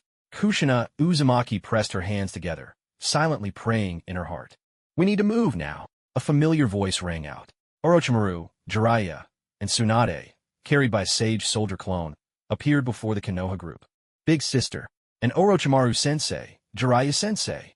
Rope Tree exclaimed with excitement, but then his tone turned uneasy as he asked, You're all back, but where's Naoki?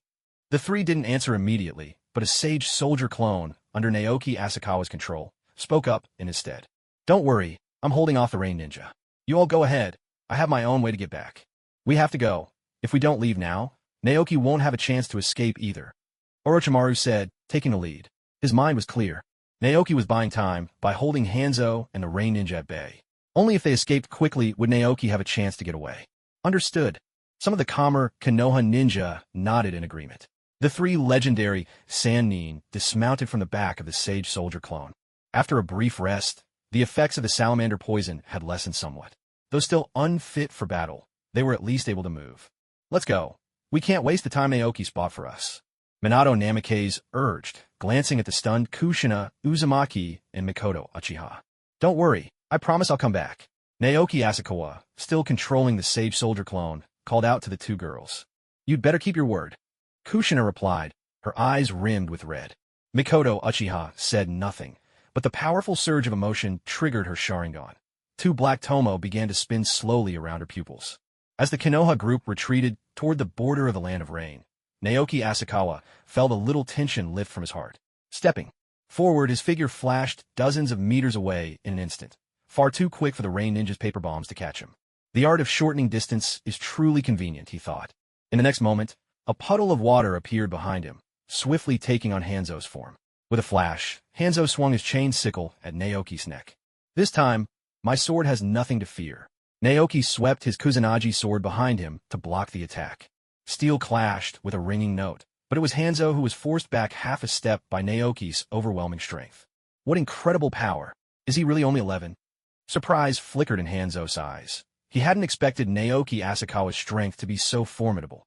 But because of this, Hanzo's determination to kill Naoki Asakawa only grew stronger.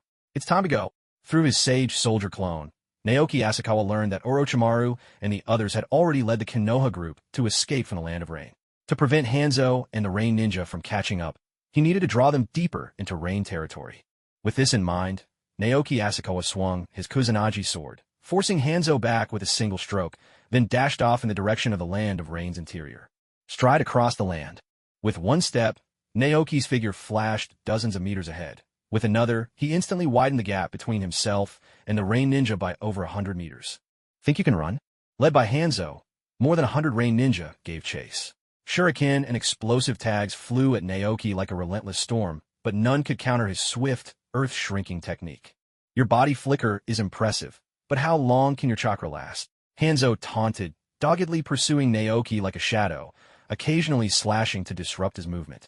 I've got plenty of stamina, Naoki replied, popping a medicinal herb into his mouth and swallowing it.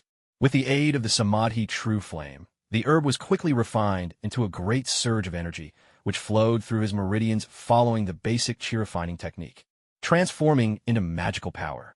Luckily, he'd brought along the rest of his medicinal herbs and high-grade rations. Otherwise, Hanzo and these Rain Ninja might have truly worn him down.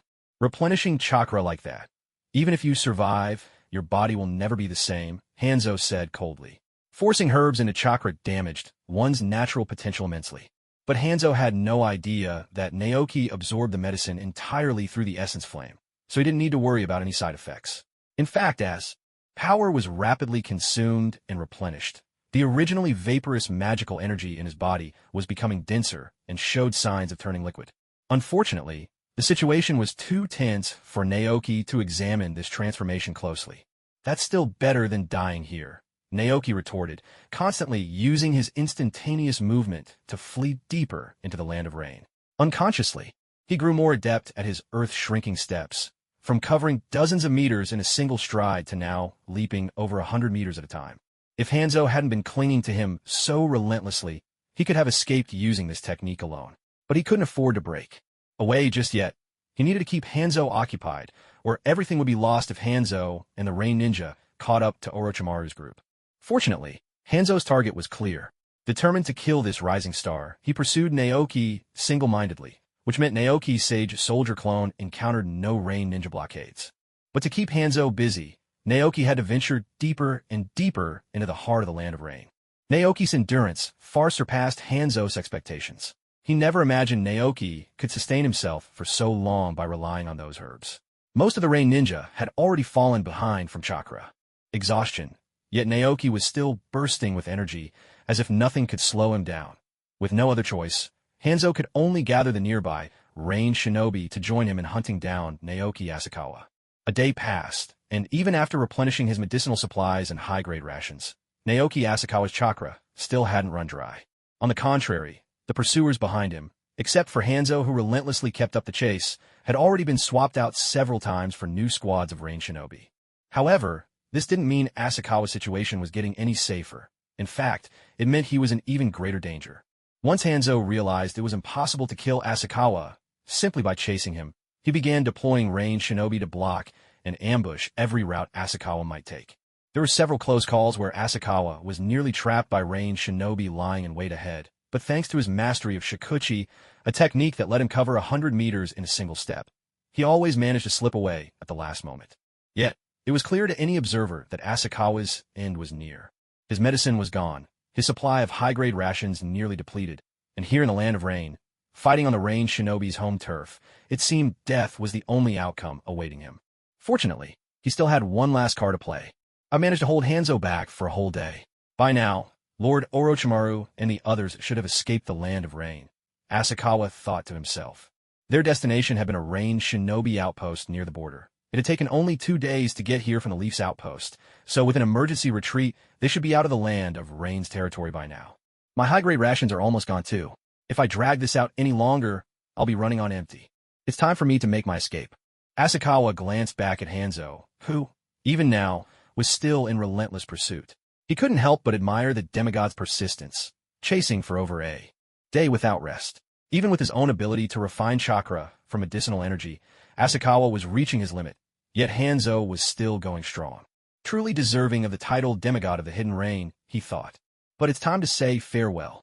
Asakawa turned and waved at Hanzo with a smile, a gesture that made Hanzo's eyes narrow in alarm.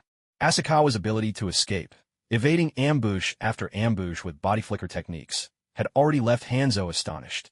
Even his indomitable willpower had earned the demigod's grudging respect. Now, seeing Asakawa's actions, Hanzo realized he was about to use his trump card.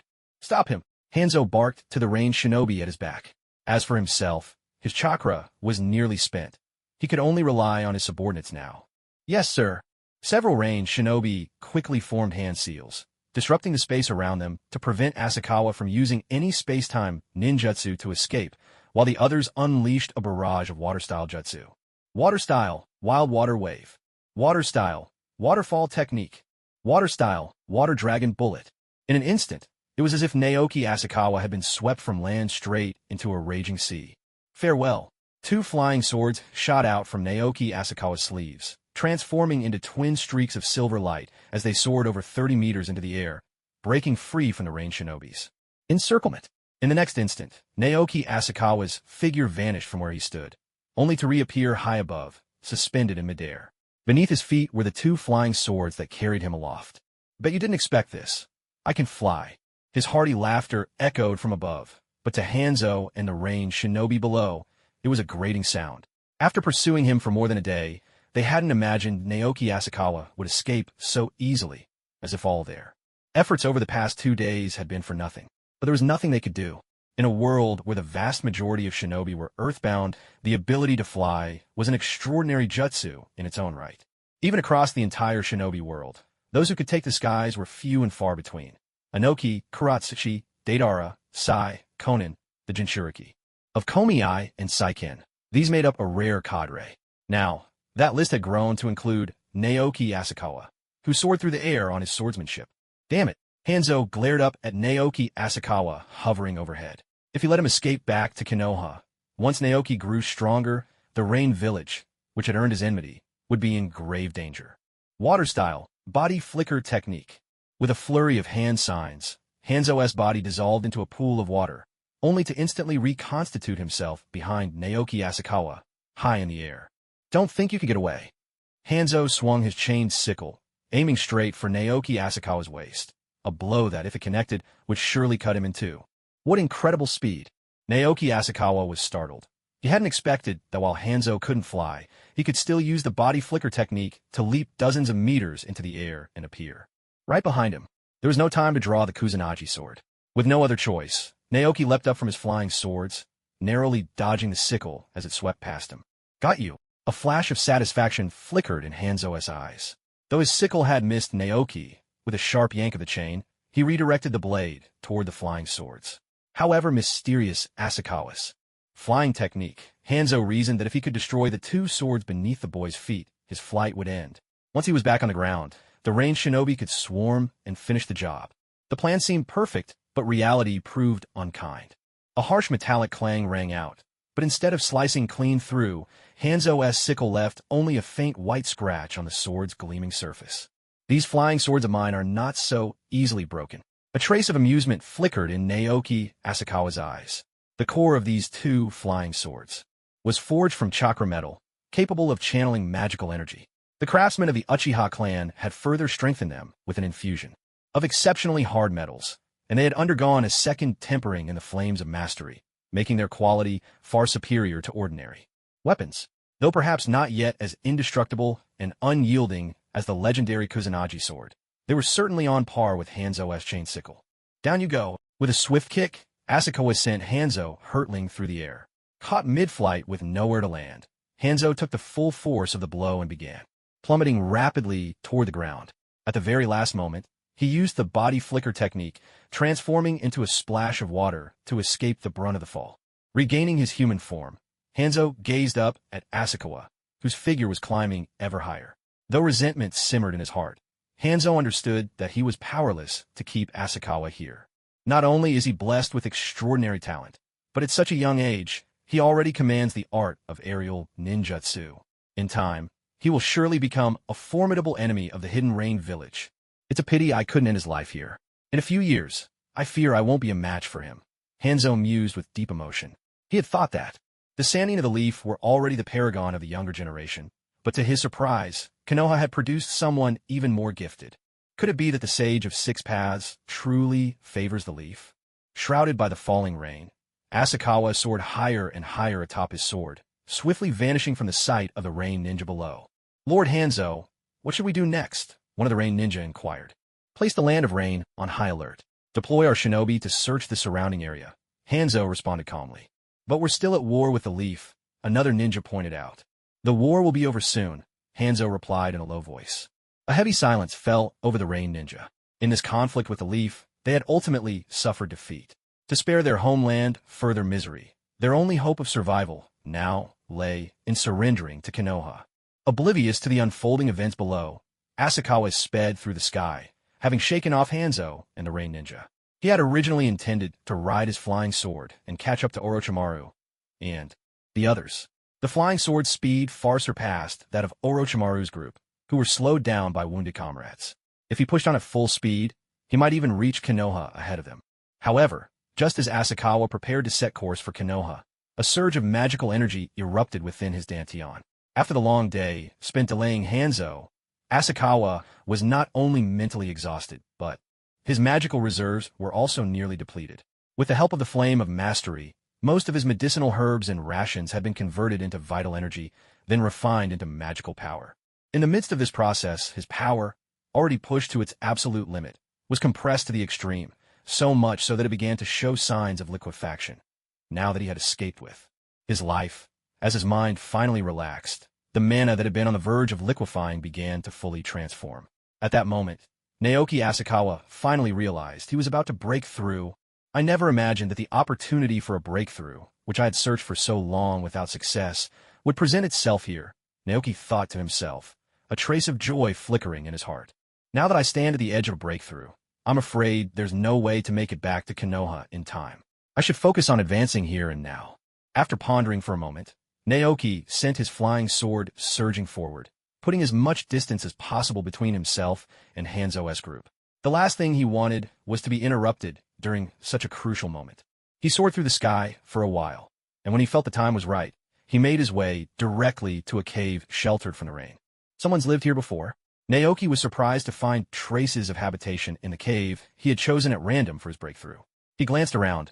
Thankfully, it didn't seem like the place belonged to a ninja. He didn't know when the resident might return, but the mana in his body had already reached its limit.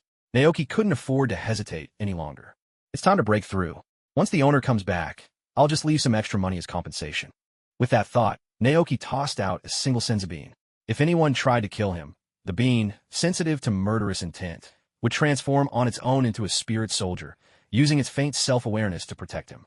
With the senzu bean by his side, Naoki finally devoted himself entirely to the breakthrough. Under the influence of the essence flame, his rain-soaked clothes and hair dried out in moments, leaving him free from any worry about catching a chill.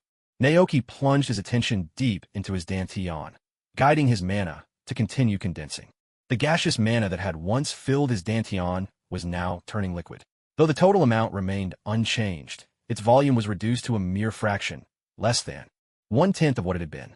Even without the dantian expanding further, the amount of liquid mana it could now contain far surpassed the peak of the essence to chi stage. But it wasn't only his mana that was changing. At the very instant he broke through to the chi to spirit stage, Naoki's entire body began to transform. The meridians through which his mana flowed rapidly strengthened, preparing him to absorb spiritual energy and channel even greater power. His physical body, too, was swiftly fortified by the nourishing liquid mana, growing stronger by the moment, an immense leap from when he first ignited the essence flame. Meanwhile, although outwardly Naoki's appearance hadn't changed much, he now exuded a certain ethereal aura. He no longer seemed like a mere mortal, but rather had the bearing of an immortal. After breaking through to the cheetah spirit stage, I can finally absorb the world's spiritual energy directly. Naoki mused, reaching out with his senses to the ambient spiritual energy, what the shinobi world called natural energy. Back when he first entered the essence to chi stage, Naoki had already been able to sense this natural energy. During the stage of refining essence in a chi, neither the meridians nor the dantian could withstand the raging forces of natural energy. At that time, one could only rely on absorbing the vital essence from food to temper it into magical power. But after breaking through to the stage of refining chi into spirit, his body, both dantian and meridians, underwent further strengthening. At last, he no longer needed to depend on food's essence to produce a feeble amount of magical power. Instead, he could directly draw upon the energy of heaven and earth itself, refining it into power. This didn't just mean that Naoki Asakawa no longer had to eat and drink like a bottomless pit as he once did. More importantly, directly absorbing nature's energy to condense it into liquid magical power meant that both the potency and endurance of his immortality arts had increased dramatically. Now, if I face Hanzo again, I'm the one he should be running from, he thought with a quiet satisfaction. But as I am now, Hanzo won't be able to escape me. A sense of awe filled Naoki Asakawa's heart. The liquid magical power of the refining chi in his spirit stage utterly dwarfed the gaseous power of his previous level, both in quantity and in strength. And there was something even more crucial about this breakthrough: spiritual sense. At the very moment he succeeded, his mental strength underwent a true transformation. Where before his consciousness could only look inward, trapped within the bounds of his body, now it could finally extend outward, spreading rapidly further and further. 5 meters, 10 meters, 100, 1,000, until at last it reached 2,000 meters and stopped. Of course, this range was not a straight line, but formed a sphere with Naoki Asakawa at its center, an area stretching 2 kilometers in every direction. Within this domain, every bird, every insect became vividly present in his mind, as if their shapes were etched into his consciousness. In that moment, Naoki Asakawa felt as though he'd unlocked some game-breaking ability, gaining the omniscient view of a player with a god's perspective. Not even the smallest creature could escape his perception, let alone another person. No wonder they call this the spiritual sense of an immortal cultivator. It's the ultimate radar, he mused, a grin tugging at his lips. This is far more useful than any ninja's sensory technique. With this new power, Naoki Asakawa would never have to worry about being ambushed from behind, like Madara Uchiha had been twice. While he was still growing accustomed to his expanded senses, 2 small figures in raincoats appeared in the distance, trudging dejectedly toward the rocky cave where Naoki Asakawa waited. Could this cave be their home? He wondered. And were their parents? He didn't dwell on it for long. In this war-torn ninja world, orphans were far from uncommon, especially in a land of rain, caught in the heart of the Second Great Ninja War. Children wandering alone, without any adult, were, more often than not, orphans. In truth, Naoki Asakawa's own experience wasn't so different after he transmigrated to Konoha. But compared to the orphans of the Land of Rain, he was luckier. Konoha hadn't been invaded, and his parents had left him some compensation and savings. That was what spared him from sharing the same tragic fate. Outside the cave where Naoki Asakawa was staying, 2 small figures, about 5 or 6 years old, slowly approached the entrance. "Sai, we didn't manage to get any food today. Looks like we'll have to go hungry again," a clear boy's voice said with a hint of disappointment. "It's all right. We could try again tomorrow. Let's just bear with it for today," came a gentle reply from a girl's voice, full of comfort. "If only we could become powerful ninjas." "Ninjas never go hungry," the boy continued. "If I could become a ninja as strong as a demigod, I would bring peace to the Land of Rain and the whole shinobi world." "I believe you can do it, Yahiko," the girl replied with quiet confidence. Before long, the 2 had returned to the cave. After lighting a candle to chase away the darkness, they clearly saw Naoki Asakawa sitting cross-legged deep inside, eyes half closed, still in the midst of his breakthrough. "Conan, be careful." Yahiko, with his short orange hair, stepped protectively in front of Conan, whose medium-length blue hair fell over her shoulders, watching Naoki Asakawa with wary eyes. Is he dead? Conan asked anxiously, casting a nervous glance at Asakawa. I don't think so, Yahiko replied, pulling a small knife from his pocket for protection. The difference between the living and the dead was quite obvious. In the flickering candlelight, Asakawa's chest rose and fell, and his body lacked the stiffness of a corpse. He looks like a ninja from the Leaf Village, Conan said, worry in her voice. To the villagers of the Land of Rain, Leaf ninjas were seen as the root cause of the country's turmoil. Yet after so many battles, there seemed little difference between Rain and Leaf ninjas. Both treated the lives of ordinary people as insignificant. I see it, Yahiko answered, his gaze fixed on the leaf headband tied around Asakawa's forehead. He swallowed nervously, unable to hide his tension. Although the sleeping Asakawa didn't look like a bad person. In fact, there was something likable about him. The ruthlessness of ninjas could never be judged by appearances alone. If they woke him up, he might kill them without a second thought. Yahiko, maybe we should leave, Conan suggested timidly. No, Yahiko's eyes burned with determination. We'll wait until he wakes up. But what if he wants to kill us when he wakes up? Conan's voice trembled with worry. This is our best chance to become ninjas, Yahiko said, clenching his fist. For ordinary people, becoming a ninja was incredibly difficult, especially in the Land of Rain. If it was just a one-star challenge in the Leaf Village, here it was a five-star ordeal. So even if Asakawa was a leaf ninja, Yahiko wasn't willing to let this opportunity slip away. Bathed in the candlelight, Conan saw the unwavering resolve in Yahiko's eyes and fell silent, standing quietly behind him. The candlelight gradually dwindled, so Yahiko went to replace it with a fresh one and lit it again. Bathed in this new glow, Yahiko and Conan felt as if their hunger had eased a little, though the faint tension between them refused to dissipate. At a certain moment, Conan seemed to notice Naoki Asakawa's closed eyes flutter ever so slightly. Yahiko. Conan gently tapped Yahiko on the shoulder, rousing him from the daze brought on by the long wait. He's waking up. Yahiko's eyes flew open as he looked toward Naoki Asakawa, only to find that Asakawa was now fully awake. Those black eyes, shining with an inner light, met theirs directly, as if he could see straight through them. Yet within those eyes, there was no trace of hostility, only curiosity and a hint of contemplation. In that instant, Yahiko knew their gamble had paid off. The fact that Naoki Asakawa did not lash out at the two of them upon waking proved he was not the sort of Konoha ninja who killed indiscriminately. Still, Yahiko couldn't help but wonder why Asakawa looked at them in such a way. Have we met before? Conan asked with curiosity. The moment she met Asakawa's clear black eyes, something in her heart told her he wouldn't harm them. No, we haven't.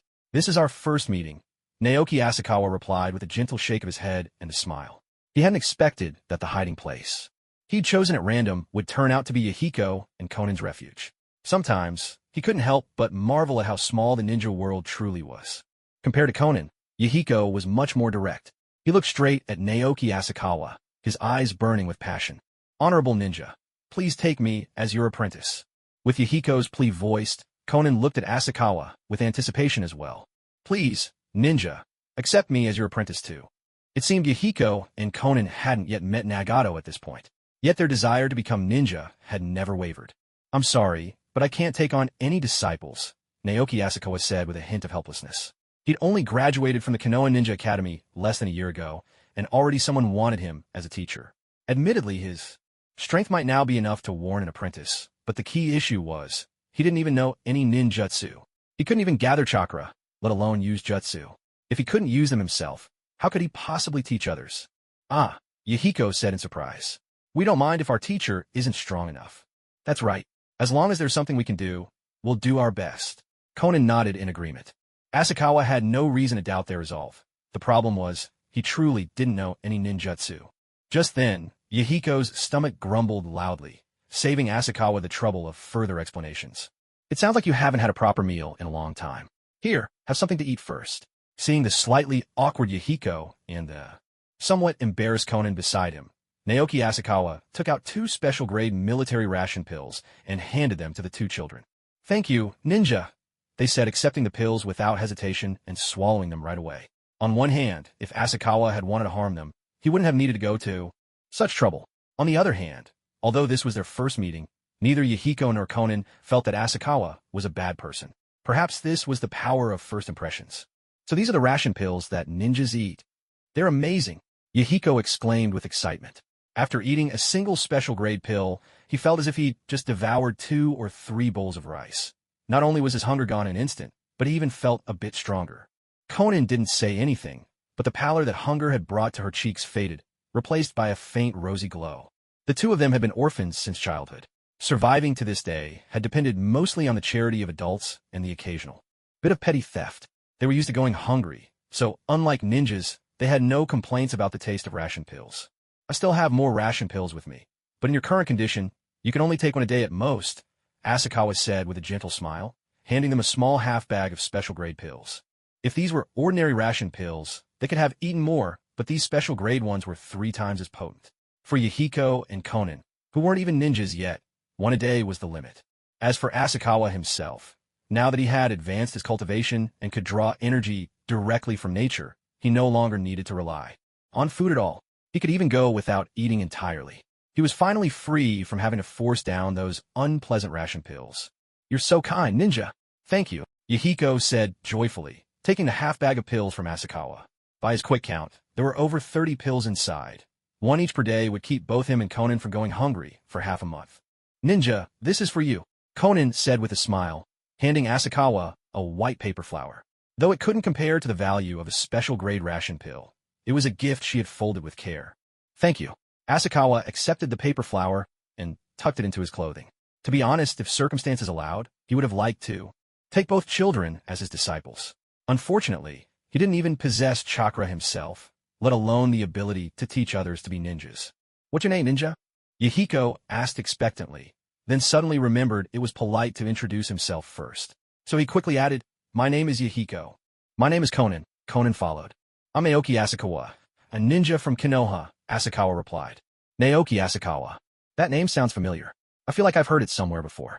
Yahiko frowned as he tried to recall. He had always enjoyed following news about ninjas.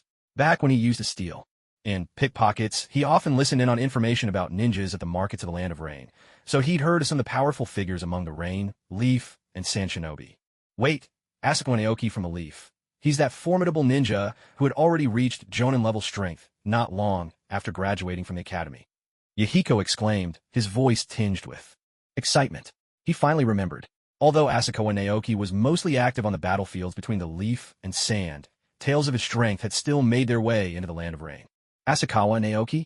Really?" Conan's face also showed a hint of surprise. At the most well-informed markets, the rumor was that Asakawa Naoki was a fearsome ninja who killed without hesitation, and he was barely older than 10. In other words, the young ninja before them, who looked about 16 or 17, was actually only 5 or 6 years older than they were. But he didn't seem like a ruthless killer at all. In fact, he looked gentle, and he'd even given them soldier pills. Why would the rumors paint him as a merciless ninja who killed without a second thought? But perhaps those stories weren't entirely wrong. After all, for Asakawa Naoki, showing mercy to an enemy meant being cruel to himself. If he spared a hostile ninja, it would endanger his teammates. "I never thought my reputation had reached all the way to the Land of Rain," Asakawa Naoki said with a laugh. He hadn't expected to be so well known that even Yahiko and Conan would recognize his name. "Master Asakawa Naoki, please accept us as your disciples." Yahiko dropped to his knees once more, pleading earnestly. They had finally met a ninja who was both powerful and kind. If he let this chance slip by, he might never find another teacher willing to take him on. "Teacher Asakawa Naoki," Conan called out directly, her voice full of hope. Having endured years of hardship as wanderers, they now saw their best chance to become true ninjas standing right before them. How could they possibly give that up? "I'm sorry," Asakawa Naoki replied with a helpless sigh. Taking on students wasn't a simple matter. He didn't even have chakra right now. Besides, Kushina, Mikoto, Naoki, and even his own teacher Orochimaru were all waiting for him back in the Leaf. If he were to accept them as disciples, he couldn't stay in the Land of Rain. He'd have to take them back to the Leaf. But the Leaf wasn't exactly a safe haven. Its darkness ran deeper than just Danzo. Maybe it would be better to wait for Jiraiya to come and take them as students.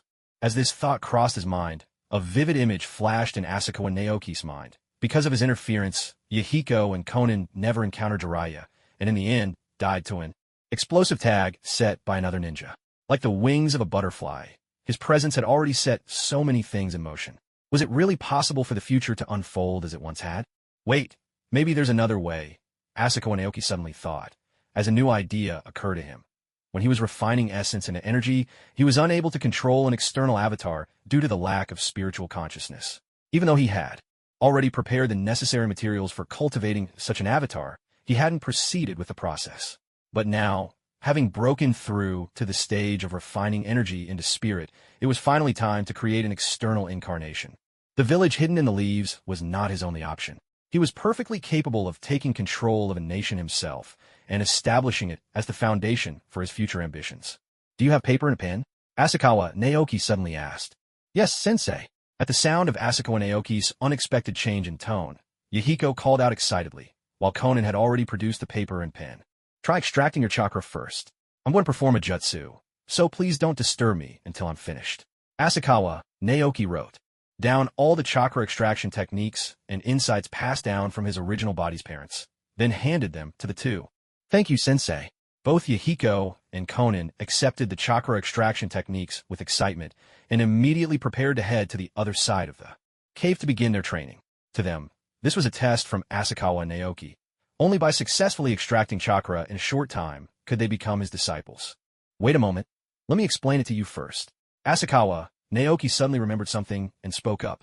Both Conan and Yahiko were orphans from the Hidden Rain village, and there was no guarantee they could read all the characters he'd written. "Thank you, sensei."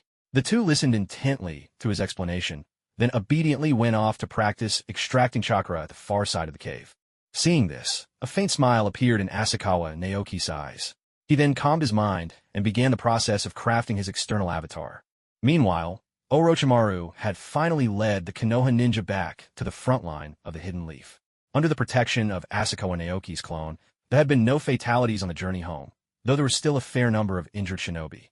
Even so, only a handful of ninja managed to smile after making it back to the Konoha front lines alive. Their lives had been bought with Asakawa Naoki's own sacrifice. "Orochimaru-sensei, can we send someone to the Land of Rain to rescue Naoki?" Naoki looked over to Orochimaru, but Orochimaru's gaze shifted to another man walking toward them. "I'm sorry, but we cannot," Danzo replied coldly. "I already know how your mission went. You all performed admirably. Even the unexpected arrival of Hanzo did not cause excessive casualties.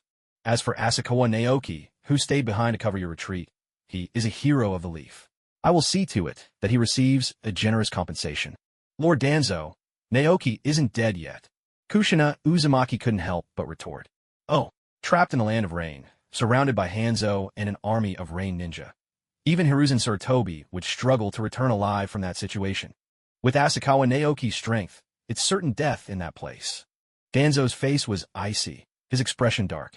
He hadn't expected Hanzo to be so useless, to have failed to keep Naoki trapped in the Land of Rain for good.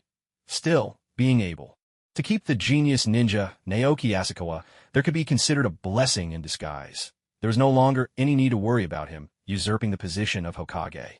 Even if he's still alive, he's just an ordinary leaf ninja. It's not worth mobilizing so many people to rescue him. Danzo spoke, his face shadowed with cold resolve. "As for you, remember your place. From now on, you are forbidden from taking on dangerous missions." Seeing the discontent on the faces of those before him, Danzo ended with a stern reminder. "Remember, you are leaf ninjas. As ninjas, your duty is to put the mission above all else. To accomplish the mission, sometimes the sacrifice of a comrade is unavoidable." What does it truly mean to become a ninja? For a ninja, is the mission really more important than your comrades? Shungshu slowly removed the leaf forehead protector from his brow, gazing at the symbol of the hidden leaf village etched at its center. For the first time, he began to doubt his own path as a ninja. If being a ninja merely meant becoming a tool for superiors like Danzo to achieve their goals, then what was the purpose of becoming a ninja in the first place? It wasn't just Shungshu. Kushina Uzumaki, Mikoto Uchiha, Minato Namikaze, and Daiki Masamura, those closest to Naoki Asakawa, all felt a similar sense of unease in their hearts. Unlike the seasoned veterans who had long been tempered by the battlefield and grown accustomed to loss, this group of newly promoted Chunin had just graduated from the academy not long ago. For them, this was the first time they'd personally experienced the pain of losing someone dear. For the older ninjas, friends and family falling on the battlefield had become all too common. But for these children, barely 12 or 13 years old, such a parting was a new and wrenching ordeal. Once Danzo had left, Orochimaru turned to Shungshu and the others, lowering his voice. "When the three of us have recovered from our injuries, will secretly infiltrate the Land of Rain to search for Naoki Asakawa. As for you, stay at the front lines and focus on healing. Right now, your strength isn't enough to help in the Land of Rain. Whether as his most promising student or the one who had risked everything to save them, Orochimaru could never abandon Naoki Asakawa the way Danzo would. After discussing it with Jiraiya and Tsunade, Orochimaru planned to wait until their wounds had healed before taking on a mission to the Land of Rain. Along the way, they would secretly search for any trace of Naoki Asakawa. "Thank you, Orochimaru-sensei," Shungshu said gratefully. The other students of the legendary Sannin looked at their teachers with newfound admiration, and a hint of genuine smiles brightened their faces. At that moment, the Sannin's disciples felt a deep sense of unity, and their bonds with their mentors grew closer than ever before. In a way, having teachers who truly cared for their students was their greatest fortune. Yet, for Kushina Uzumaki and Mikoto Uchiha, their smiles were tinged with effort, masking a growing hunger for greater strength deep within their hearts. If I could accept the monster inside great-grandmother's body, my strength should be able to catch up to Naoki, Kushina Uzumaki pondered quietly. Standing next to her, Mikoto Uchiha felt a cold, oppressive force coiling in her mind, gradually creeping toward her eyes as time passed. "I'm heading back," Mikoto Uchiha announced, turning toward her wooden cabin. "You all should go and rest as well." Orochimaru instructed the others. "Kushina, since you're close to Mikoto, please go and comfort her. As for Naoki, we'll do everything we can," Tsunade said to Kushina. "Understood, Lady Tsunade," Kushina nodded in reply. When Kushina arrived at Mikoto's cabin, she was startled to see Mikoto's dark eyes had transformed into bloodshot Sharingan, with two tomo spinning around her pupils. "Mikoto, are you all right?" Kushina asked with concern. "I'm fine, really. Don't worry." Mikoto forced a smile and shook her head at Kushina. Ever since Naoki Asakawa stayed behind alone, an unease had been simmering in Mikoto's heart, fueling her Sharingan and accelerating the growth of her two tomo eyes. When Danzo spoke bluntly of Naoki's certain death, the bottled-up emotions in Mikoto finally erupted. Recalling the sensation of awakening the two tomo Sharingan last time, Mikoto instantly recognized what this meant.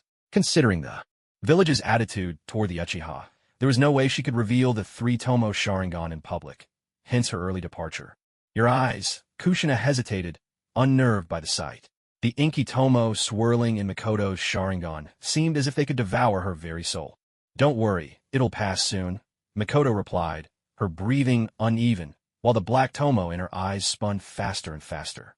Then, in a sudden instant, a third tomo blossomed in her eyes, forming an equilateral triangle around her pupil.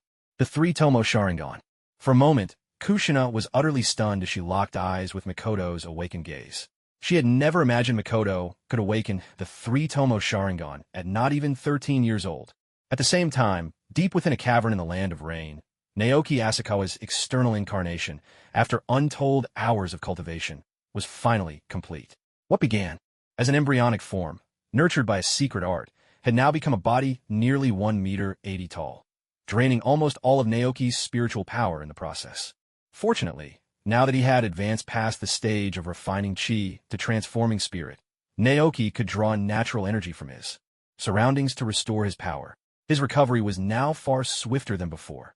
Before long, Asakawa Naoki's magical power had fully recovered.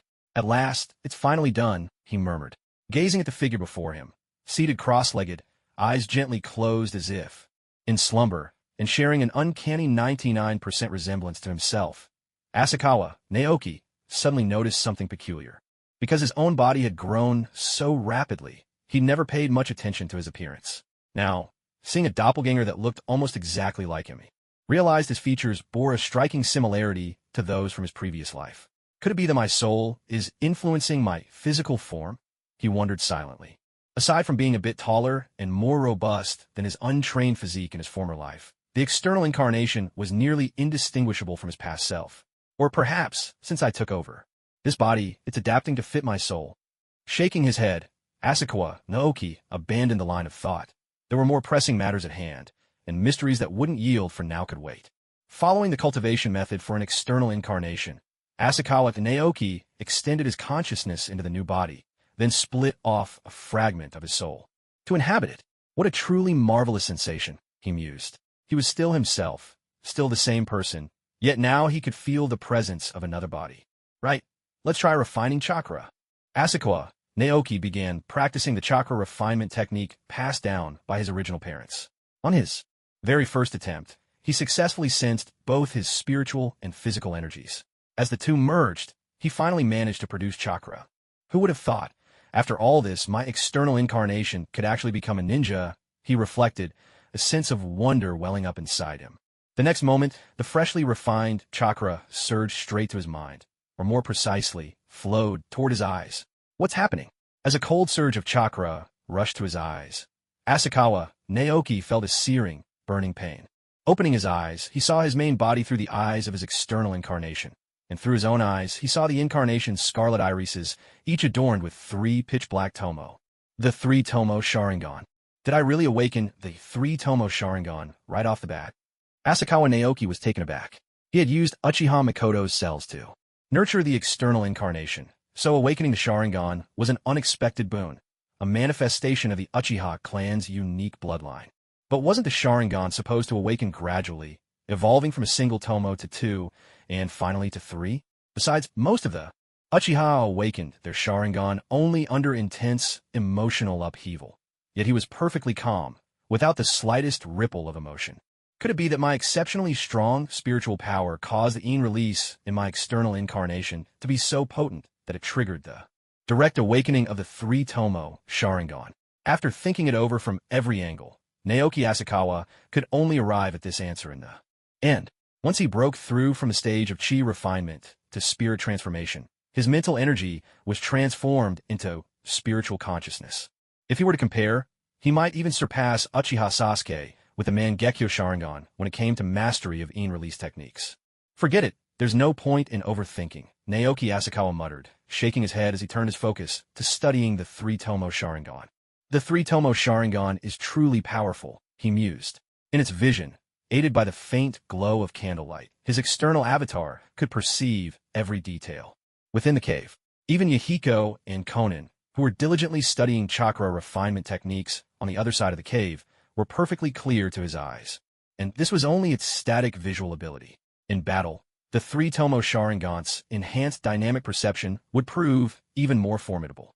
While its field of view couldn't quite compare to the godlike perspective afforded by spiritual consciousness, Naoki Asakawa discovered that, even without any precise techniques, he could still use a Sharingan to launch direct mental attacks. This, he surmised, must be the famed illusionary art of the Sharingan. It's a pity there aren't any enemies nearby to test this on, he thought with a hint of regret. After experimenting with the Sharingan for a while, Naoki turned his attention to other aspects of his external avatar. The total amount of chakra seemed quite abundant, at least, in his perception, greater than even the legendary Sannin or Hanzo. Perhaps this was thanks to the Uzumaki clan genes provided by Kushina Uzumaki or the Senju genes from Tsunade. However, when Naoki deactivated the 3 tomo Sharingan and tried repeatedly to awaken the Byakugan, he failed. The Byakugan didn't manifest. The Hyuga genes passed on by Goji Hyuga seemed to have made no difference, which was a bit disappointing. Still, with 2 out of 4 gene sources having shown tangible results, Naoki Asakawa was already quite satisfied. Let's try some ninjutsu, he thought. Gazing at Yahiko and Konin, who were still focused on their training, Naoki refrained from disturbing them. He slipped a combat jacket over his avatar's bare torso and quietly slipped outside the cave to test his techniques. Although he'd never been able to practice ninjutsu since arriving in this world, he had memorized every detail of every training method from the academy up to now. Let's start with the basics, he decided.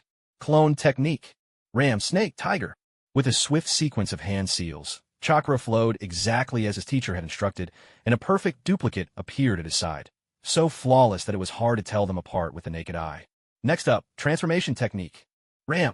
With a flash, his avatar transformed instantly into an unremarkable stone. Good, keep going. One by one, Naoki Asakawa began to test every ninjutsu he had learned since his academy days, casting them all through his external avatar. Water release. Water dragon bullet technique. No one knew how much time had passed until Asakawa Naoki's body double let out a loud growl from his stomach, prompting Naoki to finally pause what he was doing.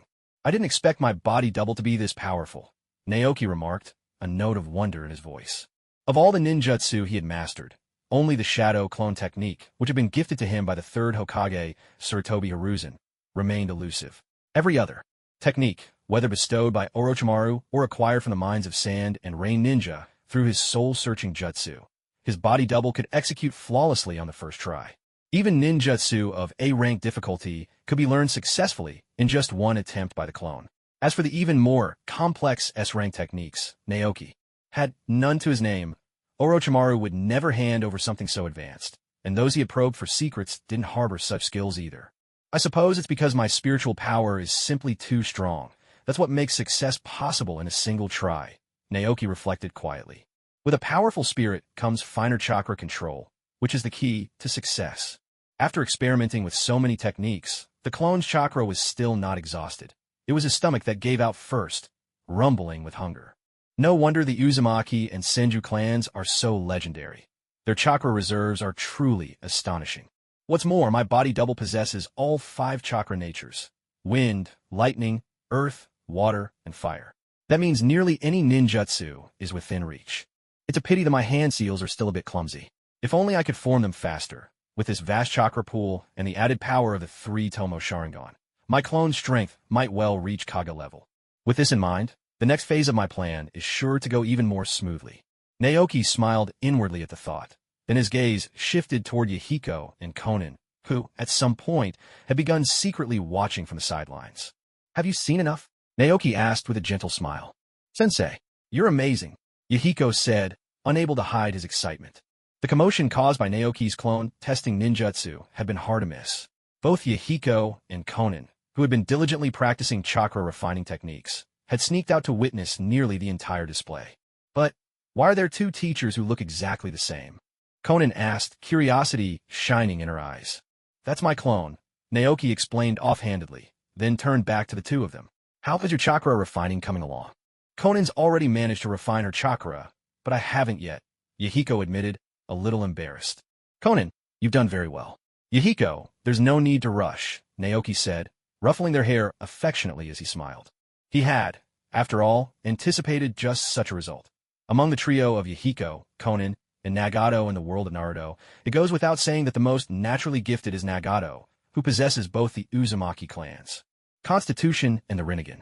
Next in talent is Konin, who developed her unique paper release technique on her own, leaving Yahiko as the least gifted of the 3. Compared to Nagato and Konin, Yahiko's abilities as a ninja are rather unremarkable. He lacks a special bloodline limit, has no secret techniques, and his ninjutsu seems limited to water release. In terms of power, Nagato has reached a level beyond even the Kage, and Konin is at least at the Kage level herself. Naoki Asakawa believed that even if Yahiko hadn't fallen victim to the schemes of Hanzo and Danzo, he likely would not have reached the strength of a Kage by the end. Yet, compared with the formidable power of Konin and Nagato, Yahiko's greatest strength lay in the power of his heart and his unwavering ideals. Without these, he would never have become the leader of Akatsuki. Thank you, Sensei. Feeling Asakawa Naoki's gentle touch, in this war-torn world of shinobi, the 2 children experienced for the first time a sense of safety they could not put into words. Well, what's done is done. Let's get something to eat first, Asakawa Naoki said with a warm smile. Using his spiritual sense to scan the nearby villages, Asakawa Naoki swiftly decided on a destination. Together with his external avatar, he grabbed each child by the collar, and with a light step, they appeared 100 meters away in the blink of an eye. Asakawa Naoki employed the technique of shrinking the earth to inches, while his avatar used the body flicker technique that Orochimaru had taught him.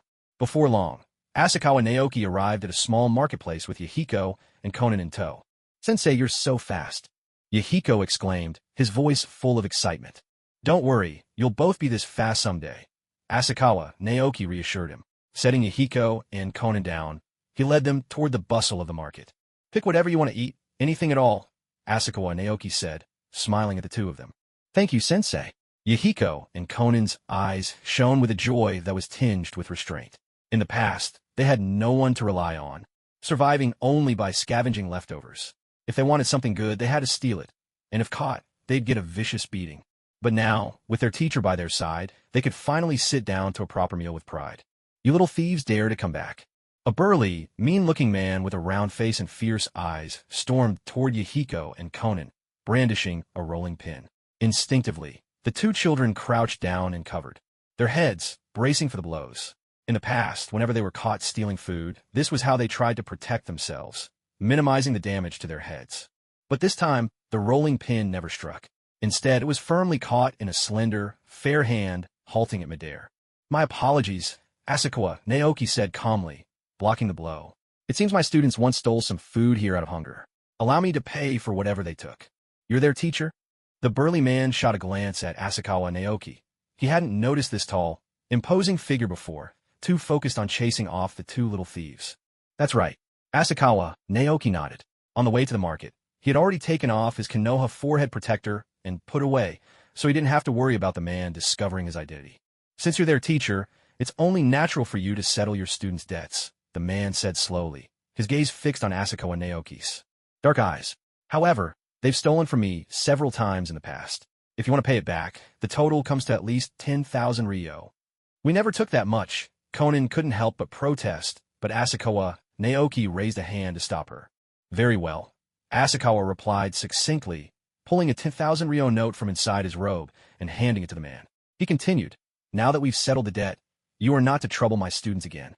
"Yes, of course." The man's voice trembled slightly. He had only thrown out a random figure, expecting Asakawa to haggle. He never imagined Asakawa would pay so readily. The moment the money touched his hand, he felt a rush of excitement. But in the very next instant, a cold dread crept over him. Anyone who could part with such a sum so easily had to be either a wealthy merchant or a formidable shinobi. Judging by Asakawa Naoki's tall and imposing frame, he looked nothing like a pampered merchant, and everything like a powerful and dangerous ninja. To risk angering such a man for 10,000 ryo, the banknote suddenly felt as if it were burning in his hand. After the portly, round-faced man spoke up, a crowd quickly gathered around, eager to watch the commotion. After all, people are naturally drawn to a spectacle. And when Asakawa Naoki actually handed over a 10,000 ryo note, more than a few onlookers turned green with envy. "Sir, your students owe me money too. And me. They stole from my shop as well." "That's right. I remember it clearly. They took things from my shop too." Conan and Yahiko looked around at the pressing crowd, feeling so wrong they could hardly speak.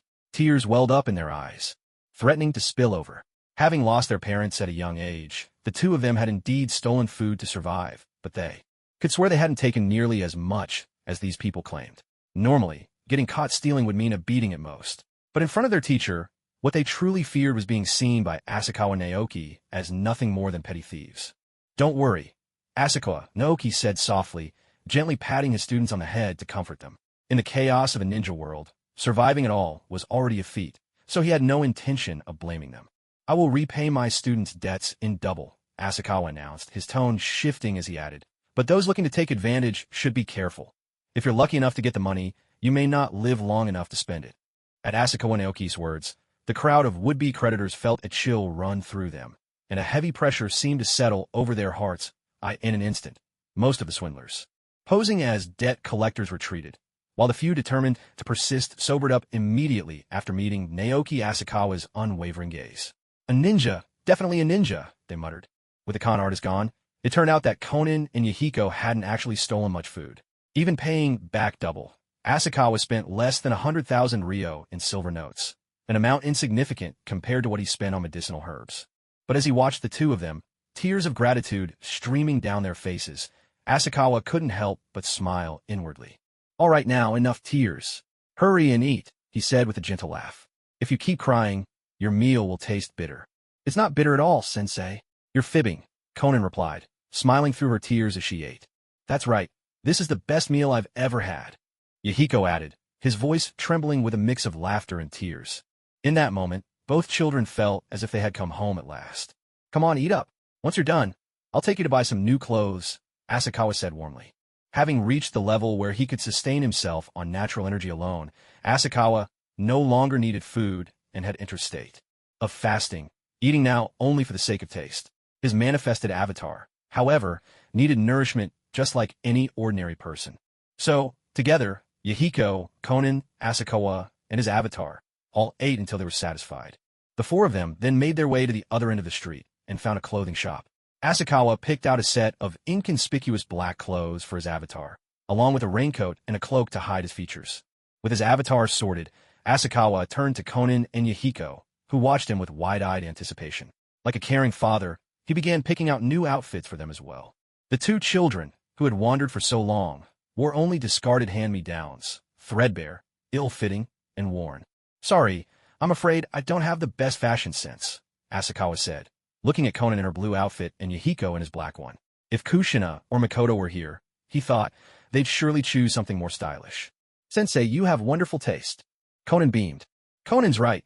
Sensei's choices are the best," Yahiko chimed in, nodding vigorously. Asakawa gave a warm chuckle. Taking Yahiko and Conan as his disciples, perhaps this wasn't such a bad idea after all. But in the next instant his eyes turned icy cold. Hidden in his sleeves, 2 flying swords flashed out like streaks of silver, crossing hundreds of meters in a heartbeat. While picking out clothes, Asakawa had extended his spiritual awareness, sweeping over everything within a 2-mile radius. He hadn't expected it, but this vigilance led to an unexpected discovery. At the very edge of his senses, he detected 2 Konoha ninjas in green flak jackets forcing their way into a civilian's home.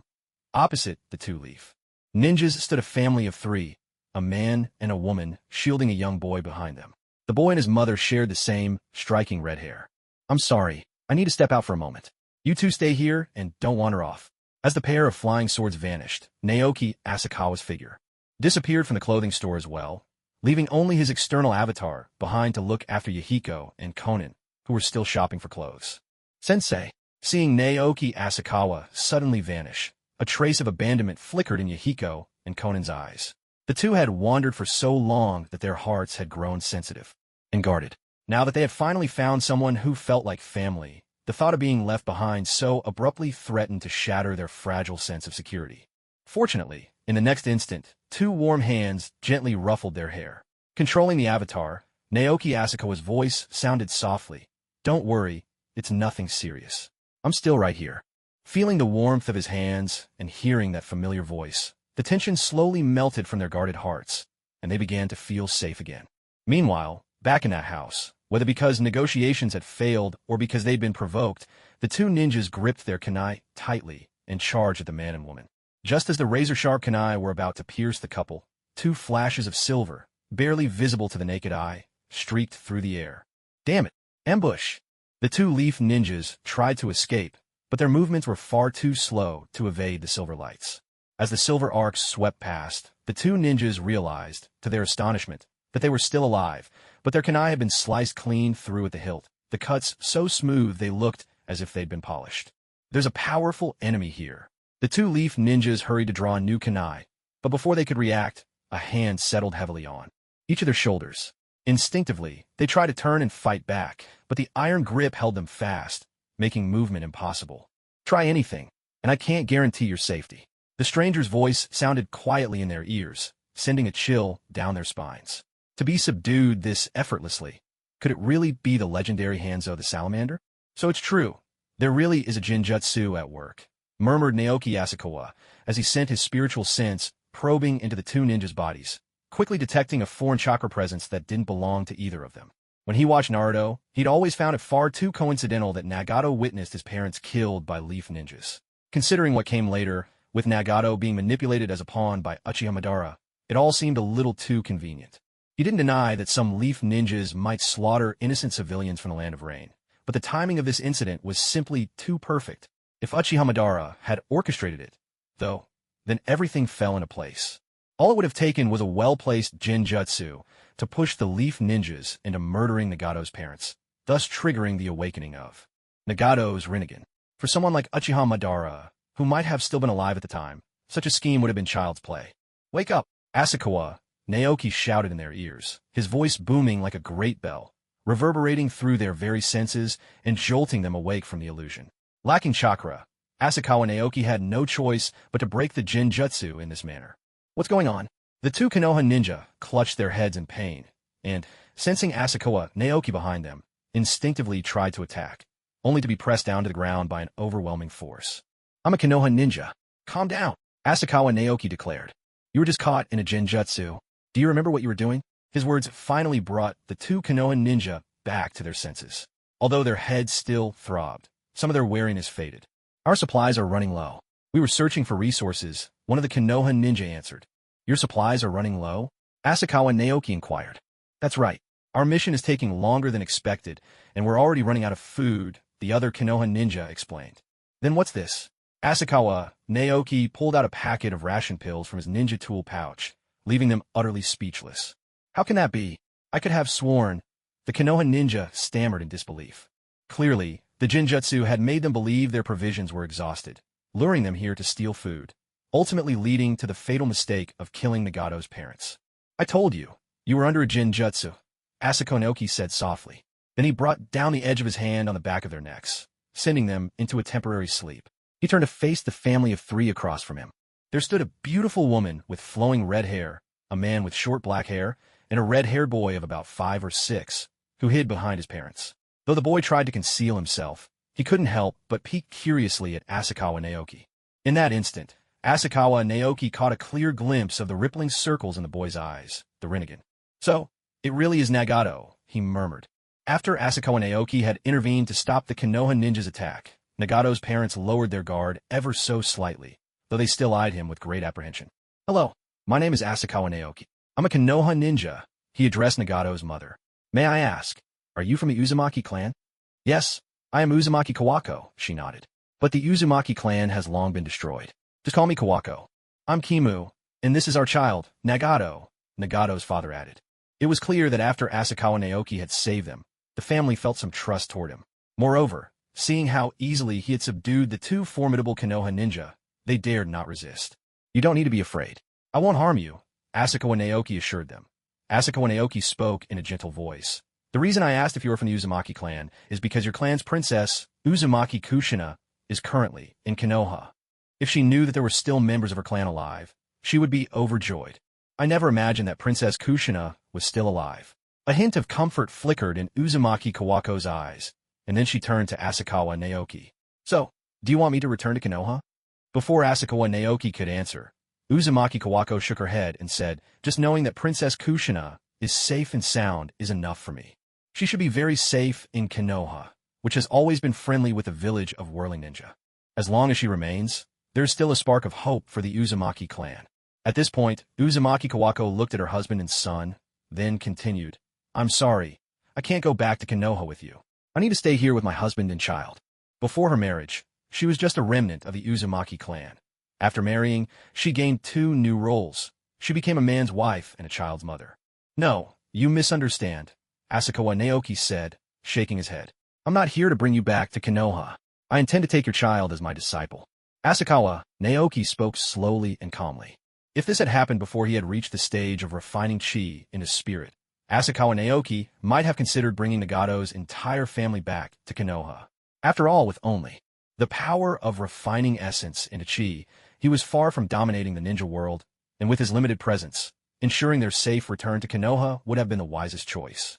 But now, having advanced beyond the stage of refining chi in his spirit and possessing the ability to create avatars outside his body, he had better options. Konoha today is led by the 3rd Hokage, who has become a consummate politician, while Danzo lurks nearby, ready to pounce. Bringing Nagato, who possesses the Rinnegan, back to Konoha might not be a blessing for this family. On the other hand, if his plan succeeds, Nagato and his family will never have to worry about their safety again. Listening to Naoki's words, Uzumaki Kawako did not reply immediately, but instead glanced at Nagato's father, Hamaku, who had already fallen deep into thought. As parents, the 2 of them had never truly wanted Nagato to become a ninja. While being a ninja grants great power, it is also fraught with immense danger.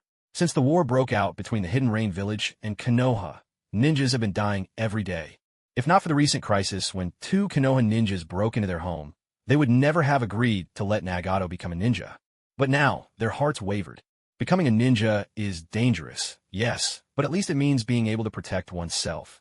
They would not have to be as helpless as they were, unable to resist at all when confronted by bandit-like ninjas. The parents had yet to give their consent, but instead, Nagato stepped out from behind them. In his Rinnegan eyes, there was a trace of fear, yet in the end, he bravely walked up to Naoki Asakawa, looked up at him, and asked, if I become a ninja, will I be able to protect my mother and father? Although he longed to stay by his parents' side forever, after tonight's ordeal, what he wanted even more was the strength to protect them. Of course, Naoki Asakawa replied with a warm smile, gently ruffling Nagato's red hair. Teacher, Nagato knelt on both knees and looked up at Naoki Asakawa. Very good. Naoki Asakawa laughed. I have 2 more disciples. You'll get to meet them soon. Mom, Dad, don't worry. I feel that teacher is a good person. After the simple ritual of becoming a disciple, Nagato began persuading his parents, saving Naoki Asakawa the trouble of further explanations. Not long after, a tall figure wearing a bamboo hat appeared at the door, accompanied by two small silhouettes. It was an external avatar, bringing Konin and Yahiko to Nagato's home. "My other two disciples have arrived," Naoki Asakawa said, turning to Nagato's parents. "Would it be all right for them to stay here for the night?" "Of course, we still have a few spare rooms," Uzumaki Kawako nodded. As Naoki Asakawa was both their son's teacher and the one who had saved their lives, they had no reason to refuse his request. "Don't worry, we'll move out tomorrow," Naoki Asakawa assured them. "There's no need to rush. You can stay as long as you like," Uzumaki Kawako replied with some reluctance. "Want to spend more time with Nagato." If Naoki Asakawa left, Nagato might not get to see them for a long while. "No, what I mean is, you'll be moving together with us," Naoki Asakawa said with a smile. "We'll move too? But where to?" Uzumaki Kawako asked, puzzled. "You'll find out soon enough," Naoki Asakawa replied, smiling mysteriously. Whether the move would happen depended on the success of his plans. "Come in," Naoki Asakawa called out toward the door. The door of Nagato's house had already been damaged by the two Konoha ninjas, so the external avatar easily led Yahiko and Konin inside. "These are my two disciples, Yahiko and Konin," Naoki Asakawa introduced them to Nagato, and then to Yahiko and Konin. "This is my newest disciple, Nagato. You are all my student from now on. I hope you'll get along well." "Yes, teacher," came the chorus from all three. Yahiko, Konin, and Nagato were all about the same age, 5 or 6 years old, and it didn't take long for them to become familiar with each other. Even without his guidance, Naoki Asakawa wasn't worried. They would have found each other and become the best of friends all on there. As expected, although Konin and Yahiko were a bit envious of Nagato for still having his parents by his side, being with their teacher gave him a sense of home all the same. The three of them were all kind-hearted, and even though Nagato was a little shy and quiet, it didn't take long before the children were happily playing together. Looking at these three little ones, barely 5 or 6 years old, Asakawa and Naoki felt a quiet sense of wonder. These were the original trio who would one day become the founding members of the Akatsuki, a name that would shake the entire ninja world.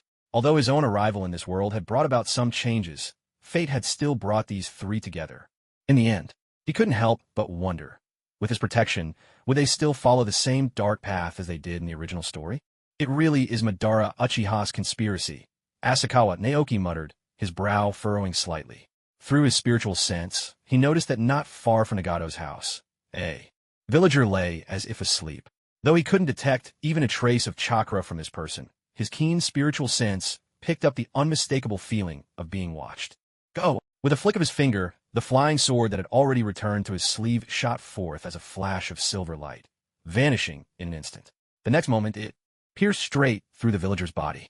As the sword passed through, the villager's life drained away rapidly, his skin turning deathly pale until he became completely white. So was White Zetsu spying on Nagato, Asakawa and Naoki thought. The instant the White Zetsu was killed, he sensed another disturbance in his spiritual perception. The silver light of the flying sword didn't return to him, but instead veered off toward another villager, who also seemed to be a potential White Zetsu. "How'd he find me? Damn it!" At the very moment the first White Zetsu was slain, the second one instantly realized what had happened and began to burrow frantically into the earth. White Zetsu was a unique life form. So long as he could merge with the ground, he could use the network of plant roots and underground rivers to escape at high speed. If only he could reach that place in time. Mayfly technique. The White Zetsu clone touched the earth, a glimmer of hope flickering in his eyes as he sensed possible escape. But just as his body was about to disappear, a streak of silver light, faster than thought, swept past like a spade, severing his connection to the ground and scooping him up completely. "He knows the secret of my Mayfly technique." A chill of fear gripped White Zetsu. In a last-ditch effort to keep any information from leaking, he prepared to self-destruct. But just before he could do so, his vision was filled with a pair of scarlet Sharingan, the three Tomo spinning ever closer. "A Uchiha ninja," he thought in astonishment. "Good, the Jinjutsu is working." Asakawa, Naoki murmured, appearing alongside his external avatar next to the second White Zetsu. When he'd first sensed the spy, his initial instinct had been to kill on the spot. But upon realizing it was White Zetsu, his curiosity about the creature's various jutsu had been piqued. The moment. Although the first white Zetsu had already been completely killed, the second one was promptly put under control through the power of the Sharingan's illusion. This white Zetsu should also be a clone, Asakawa Naoki pondered to himself. I wonder if these clones are capable of soul-searching techniques. Regardless of whether they can or not, I'll just give it a try first, he decided. With that, Asakawa Naoki pressed his hand against the head of the clone, who was trapped in the Jinjutsu. As he performed the soul-searching technique, the clone's memories quickly flowed into Asakawa Naoki's mind. By the time he released his hand, the white Zetsu beneath him had already stopped breathing. I didn't expect white Zetsu to be so cautious. All I managed to glean from this clone's memory was the order to monitor Nagato. There was nothing about the location of white Zetsu in Uchiha Madara's main base. Asakawa Naoki remarked with some regret. Still, there were a few things worth noting, he continued. White Zetsu's transformation technique and the Mayfly technique are rather intriguing. He couldn't help but marvel at them. White Zetsu was exceptionally skilled at transformation, able to absorb chakra and mimic another ninja's appearance virtually without flaw. Arguably the strongest transformation jutsu in the shinobi world. During the Fourth Great Ninja War, quite a few white Zetsu clones infiltrated the allied shinobi forces through this technique. Even those most familiar with the real ninjas failed to notice the deception. In the end, it was only through Naruto's Ninetails chakra mode and his ability to sense malice that the hidden clones were unmasked. The Mayfly technique, on the other hand, was the instant movement jutsu this clone had just attempted to use. By merging its body with the earth and surrounding plants, it could travel rapidly through organic networks like roots, all while concealing its presence during movement. Both of White Zetsu's jutsu were impressively powerful. No wonder Zetsu was assigned the role of intelligence gathering within the Akatsuki. These two abilities alone made White Zetsu a born scout. However, both techniques seem to be tied to White Zetsu's unique physiology. Even Asakawa Naoki's avatar, despite its formidable mental power and chakra, couldn't master them. Well, at least I can try to adapt them into Senjutsu, he thought. Asakawa Naoki turned his spiritual sense inward, focusing on his Dantian, and poured the memories of the transformation and Mayfly techniques into his Senjutsu scroll. Before long, new content began to appear on the open scroll. Concealment technique, he read, a trace of puzzlement in his heart. Why would a transformation technique yield a concealment technique? Is there something special about White Zetsu's transformation? No matter how much he thought about it, he couldn't unravel the mystery. The transformation technique taught at the academy hadn't produced any results, but White Zetsu's transformation didn't quite succeed either. Though the concealment technique was useful, not gaining the transformation ability left him feeling a bit disappointed. But as he continued to unroll the scroll of immortal arts, he finally understood. The art of breath concealment was not derived from the art of transformation, but rather from the art of Mayfly. I never expected that Baiju's transformation technique would actually corroborate the 72 earthly transformations. Asakawa Naoki was quite delighted. He hadn't imagined that such a divine power as the 72 transformations could be found within the scroll of immortal arts. In the journey to the west from his previous life's celestial empire, it was recorded that when Sun Wukong became a disciple of Patriarch Bodhi, he sought the art of transformation to escape the three disasters. Patriarch Bodhi offered Sun Wukong two choices, the 36 heavenly transformations and the 72 earthly transformations. Of the two, the 36 transformations, which align with the powers of heaven, are naturally superior, but only immortals can cultivate them. The 72 earthly transformations, while slightly weaker, have no such restriction and offer a greater variety of transformations. With the 72 earthly transformations, my plan will go even more smoothly, Asakawa Naoki thought with some regret. It's a pity, though, that this is only an incomplete version, just the transformation technique itself. But I shouldn't be too greedy. Let's try out the transformation technique first. Upon returning to the Nagato household, Asakawa Naoki was preparing to devote himself to practicing the 72 transformations and the art of breath concealment. But when he saw the two Konoha ninja lying in the living room, he suddenly remembered that he still hadn't dealt with them. These two Konoha ninja are probably just a couple of unlucky souls chosen by Uchiha Madara. Let's just erase their memories of Nagato and be done with it. Placing his hands gently on the heads of the two Konoha ninja, Asakawa Naoki performed the soul search technique. After reaching the stage where spirit and energy merge and his mental power had condensed into divine sense, not only had his strength increased greatly, but his control over spiritual techniques had also grown far more skilled. When he was still at the earlier stage, the soul search technique could only be used to probe memories.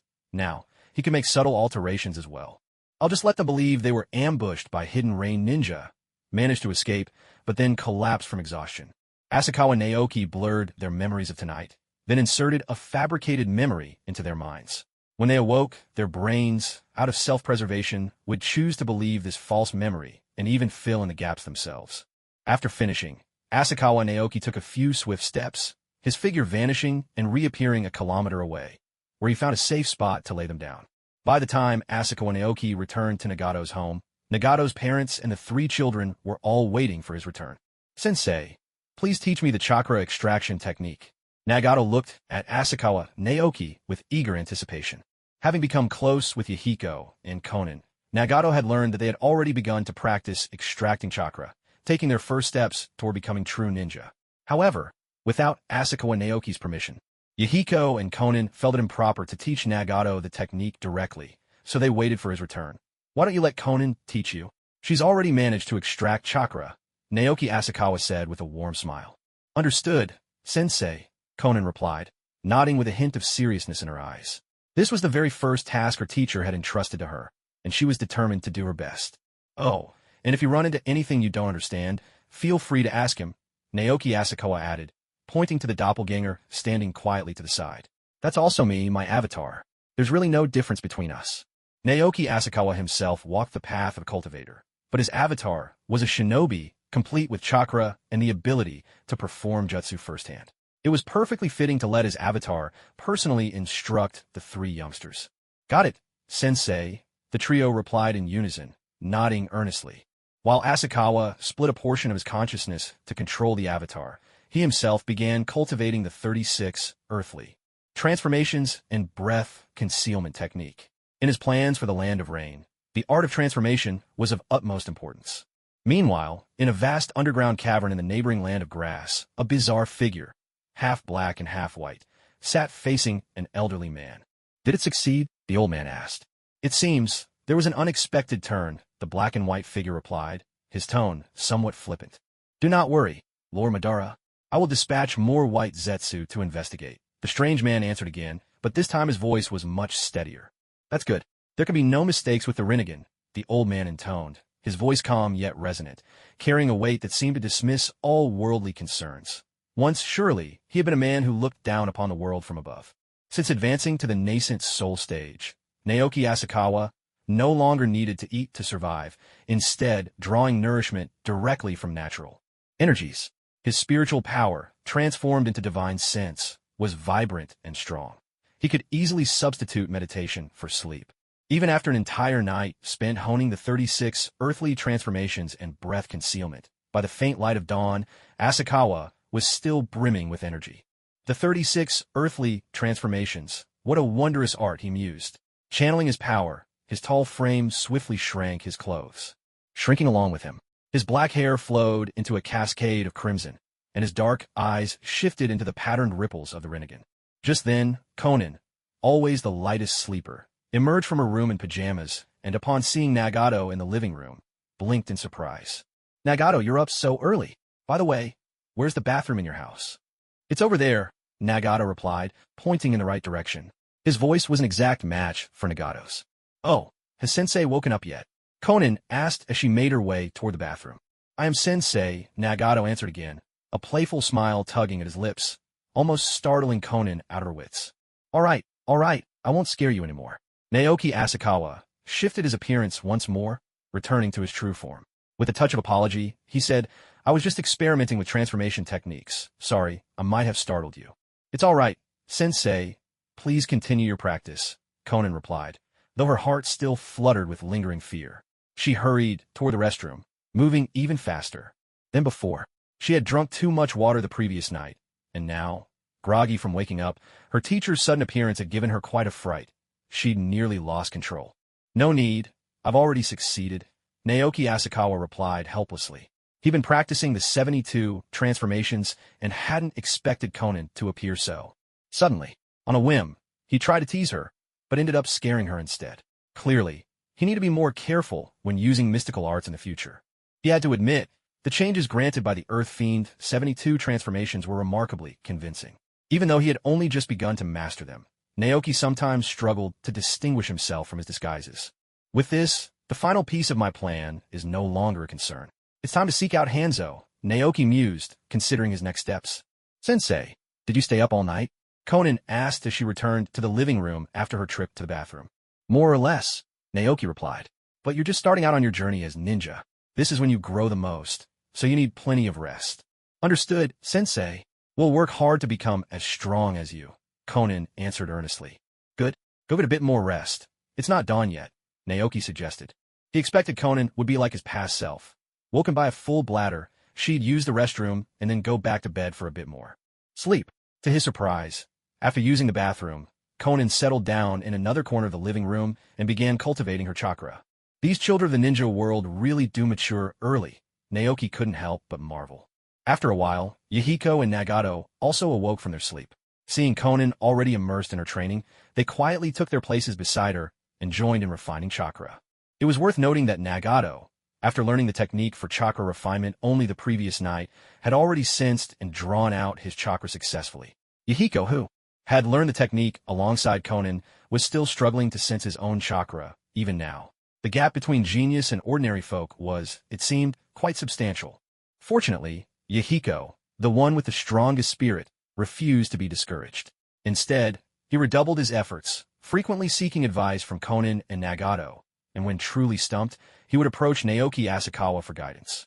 By the time daylight fully brightened the world, Nagato's parents, who had endured the perilous events of the previous night, finally woke up, feeling noticeably more refreshed.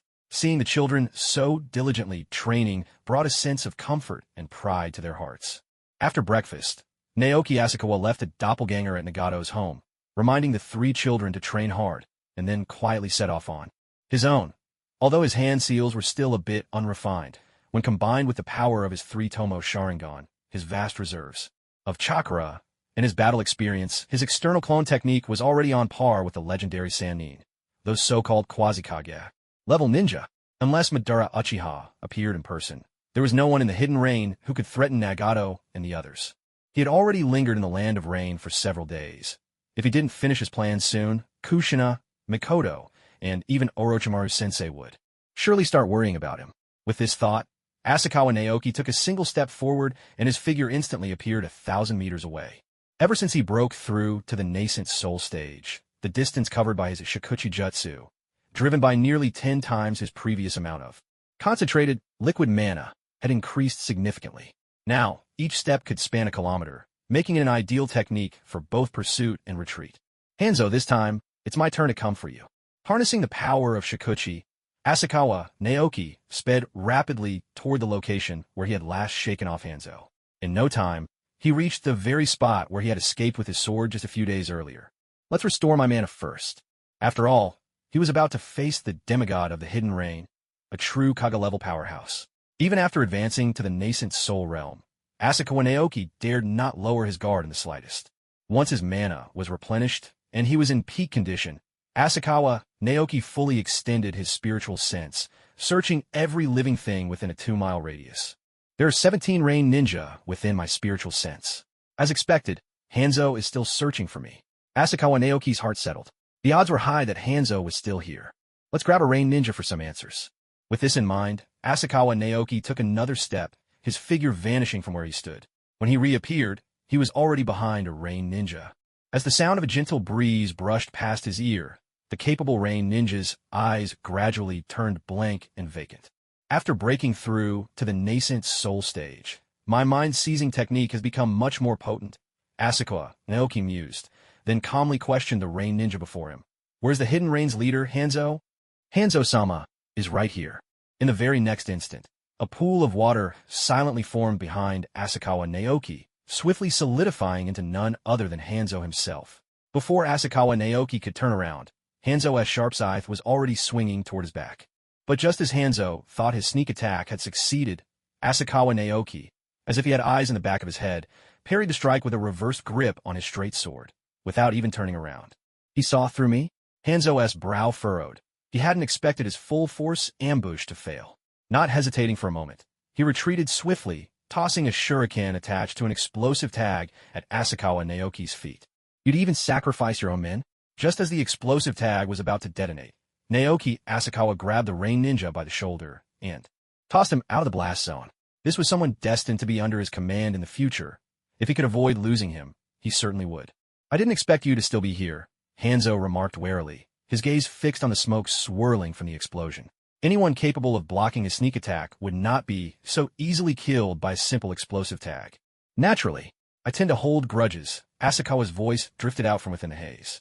With his spiritual sense extending over the area, almost no one could pull off a successful ambush. The only reason Hanzo had detected him was because Asakawa never intended to hide his presence with a concealment technique in the first place. After advancing to the next stage of cultivation, he needed a real battle to test his current strength. Lord Hanzo, drawn by the blast's echo, the surrounding rain ninja responsible for the search converged around Hanzo, forming a protective ring in moments. In no time, dozens had assembled. Hanzo, are you planning to bury all of Rain's elites here? Asakawa asked casually. Just by sensing their auras, he could tell that nearly all these pursuers were elite Jonin-level warriors. Hanzo was certainly generous, sparing no effort to hunt him down. If it's to see you buried, then it's worth it, Hanzo replied slowly. He had let Asakawa slip away once before. There would not be a second time. This time, it was truly a fight to the death. But I'm not so willing, Asakawa whispered to himself. With a flick of his fingers, the supply of magic beans stored in his core transformed into warriors, each one the spitting image of Naoki Asakawa. Scattering beans to raise an army. After breaking through to a higher realm, the number of beans he could store had soared from 10 to 100.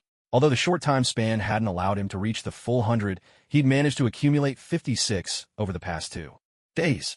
At his previous peak, the summoned warriors possessed strength close to that of a Jonin. Now, each conjured being produced a true Jonin-level warrior, perhaps even stronger than the average elite. Over 50 such warriors were more than enough to pin down these rain ninja. Hold them back, Asakawa commanded his summoned soldiers. He hadn't ordered them to kill, merely to delay. These rain ninja were his future foundation. While Hanzo might be willing to sacrifice them, Asakawa was not. Hanzo, let's settle this. Asakawa's figure vanished from where he stood, reappearing at a distance to forge a new battlefield, the true stage for their duel. You won't escape. Hanzo reacted in a heartbeat, following close behind. No matter what technique Asakawa was using to split himself, conjuring so many clones would drain a massive amount of his chakra. Hanzo had never counted on the rain ninja to finish Asakawa themselves. But now, with so much of his chakra spent, things were already surpassing his expectations. What he didn't realize was that, compared to those cloning techniques, the greatest advantage of the scattering beans to create soldiers, jutsu, lay in its ability to be prepared ahead of time, requiring no chakra consumption during battle. As for Naoki Asakawa's scheme, Hanzo considered himself quite proficient in the body flicker technique. He might not be able to catch the airborne Asakawa, but escaping wouldn't be too difficult. You're not running anymore? Hanzo cast a glance at Naoki Asakawa, as if trying to see through his intentions, but found nothing. The boy before him seemed far too mature for his age. He could easily be mistaken for 16 or 17, making it easy to overlook that he was, at most, only 11 years old. Even Hanzo himself, Salamander Hanzo, the so-called demigod, had been just an ordinary chunin at that age. Who could have imagined that a ninja would appear with strength already rivaling his own? Such a genius, if not struck down in the cradle, might well become another figure like Uchiha Madara in the ninja world. I'm not running, Naoki Asakawa replied slowly, because I'm going to kill you right here. Kill me. Hanzo's face showed a hint of disbelief. Just a few days ago, this boy had been fleeing before him like a cornered animal. Yet today, he dared to speak of killing him. 3 days apart, and one must look a man with new eyes. Naoki Asakawa continued evenly. The person I am now is no longer the person I was a few days ago. There were, in truth, 2 things Naoki Asakawa did not say aloud. The present-day Hanzo, in his middle years, was truly a hero of Amigakure, worthy of the title demigod of the Hidden Rain. Even his decision to wage war against Konoha was motivated by a desire to force the 5 great nations to recognize the strength of the Land of Rain, so that Amigakure could stand as an equal, and so the other great powers would no longer dare to bully his homeland at will. Even his assassination attempt on Naoki Asakawa was merely a means to undermine Konoha. But in the future, during the Third Great Ninja War, the aged Hanzo would transform into a politician concerned only with his own interests. To preserve his rule, he would even ally himself with outsiders from Konoha, colluding with Danzo to frame the Akatsuki simply because they threatened his hold on power. By then, Hanzo would have become just like Danzo, a man corrupted by ambition. Better to end a hero's story now than let him wither into a loathsome politician, Naoki thought. With the Kusanagi sword in hand, Naoki Asakawa took a step forward, striking directly at Hanzo. He's coming. Hanzo did not block the sword. Instead, he flung the sickle connected by chain in his hand, forcing Naoki to defend against an attack from behind. Trying to trick me into defending? But Naoki Asakawa didn't so much as flinch. Instead of turning to defend himself, he swung the Kusanagi blade with even greater speed. For Hanzo, who had grown up in Amigakure at the crossroads of great nations and fought for survival since childhood, any opponent who turned to defend would quickly fall into his rhythm, a close-quarters battle from which escape was nearly impossible. Yet Naoki Asakawa showed no fear at all, not even glancing at the sickle whistling toward his back. He faced Hanzo head-on, prepared to trade wound for wound if necessary, with a resolve that brooked no retreat. Is this guy not afraid of death? A flicker of doubt flashed through Hanzo's eyes before he melted into a puddle of water, dodging Naoki Asakawa's slash. So in the end, you're the one who's afraid. Naoki Asakawa took a single step forward, instantly appearing right before Hanzo's newly reformed body. The Kusanagi, sword in his hand, came slicing down at Hanzo once more. But this time, having lost the initiative, Hanzo had no choice but to defend himself. The Kusanagi sword clashed against the blade of Hanzo's scythe, a spray of sparks bursting forth from the collision. His strength has grown even more powerful. Hanzo thought, alarmed. I can't take his attacks head-on. In just a few breaths, Naoki Asakawa and Hanzo had already exchanged hundreds of blows, with Asakawa firmly pressing the advantage. He's not only incredibly strong, his combat experience isn't lacking either. Can he really be only 11 years old? What on earth has he gone through in these 3 days? The more they fought, the more surprised Hanzo became. Just 3 days ago, when he was hunting Asakawa down, he had the upper hand in close combat. Back then, Asakawa was the one struggling to keep up. What Hanzo didn't know was that after Naoki Asakawa broke through to the realm of spirit transformation, gaining divine perception, every move Hanzo made was laid bare before him. With such awareness, there was no way Hanzo could win in close-quarters combat. I need to put some distance between us. Seizing an opening, Hanzo braced himself and blocked one of Asakawa's powerful downward strikes, using the force of the blow to leap back several dozen meters. Summoning Jutsu. The moment his movement stopped, Hanzo bit his fingertip and pressed his bloodied finger to the ground. Come forth, salamander. With a low rumble that shook the earth, an enormous, grotesque salamander clawed its way up from beneath the ground. Hanzo leapt onto its head, looking down at Naoki Asakawa from above. Aren't you going to summon your own creature? Hanzo asked quietly, eyes fixed on Asakawa. There's no need, Asakawa replied, his voice calm and steady. Looks like Orochimaru still hasn't given you a summoning contract. Hanzo smiled faintly. That's right, he hasn't. But even if he had, I wouldn't need it. Asakawa shook his head and smiled. Then don't blame me for what happens next. Hanzo's voice turned cold. He hadn't expected Naoki Asakawa to be so formidable that he'd actually be forced to summon his salamander. Hanzo of the Land of Rain, known as the demigod, was also called Salamander Hanzo. The reason for his title as a demigod lay, in large part, with his salamander. Ninjas were powerful, but ultimately, they had their limits. Take the third raikage of the Hidden Cloud Village, for instance. He possessed the strongest spear, the Hell Stab, and the strongest shield, the Lightning Release Armor. He was a fearsome man, who could single-handedly defeat the Eight Tails with his own strength. Yet even with both the strongest spear and shield, the third raikage eventually fell to the overwhelming numbers of 10,000 hidden stone ninjas, his chakra utterly exhausted. Aside from absolute monsters like Uchiha Madara and Senju Hashirama, nearly all ninjas could be worn down by sheer numbers. But in this regard, Salamander Hanzo possessed a unique advantage. As long as he could spread the deadly poison of the salamander, he had no need to fear being overwhelmed by sheer numbers. That was why, on the battlefield, the mere appearance of Salamander Hanzo would prompt both Konoha and Sunagakure to evacuate their ninja, all in order to avoid mass poisoning. Come on, Hanzo commanded, urging the salamander to open its gaping maw and unleash a thick cloud of deep violet poison toward Naoki Asakawa. This was the pure venom of the salamander, nothing like the diluted mist Asakawa had encountered before. At this level of toxicity, even the Tri-Fire technique would struggle to purify it if I got caught.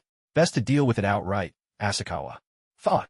With that, he shaped his fingers as a sword, and from the depths of his core, a flying sword burst forth, shimmering like silver light. Go! Asakawa channeled more power, guiding the flying sword with his sword-controlling technique until it hovered high above the giant salamander. Another one of those bizarre jutsu. Hanzo muttered, frowning as he watched the sword gleam overhead.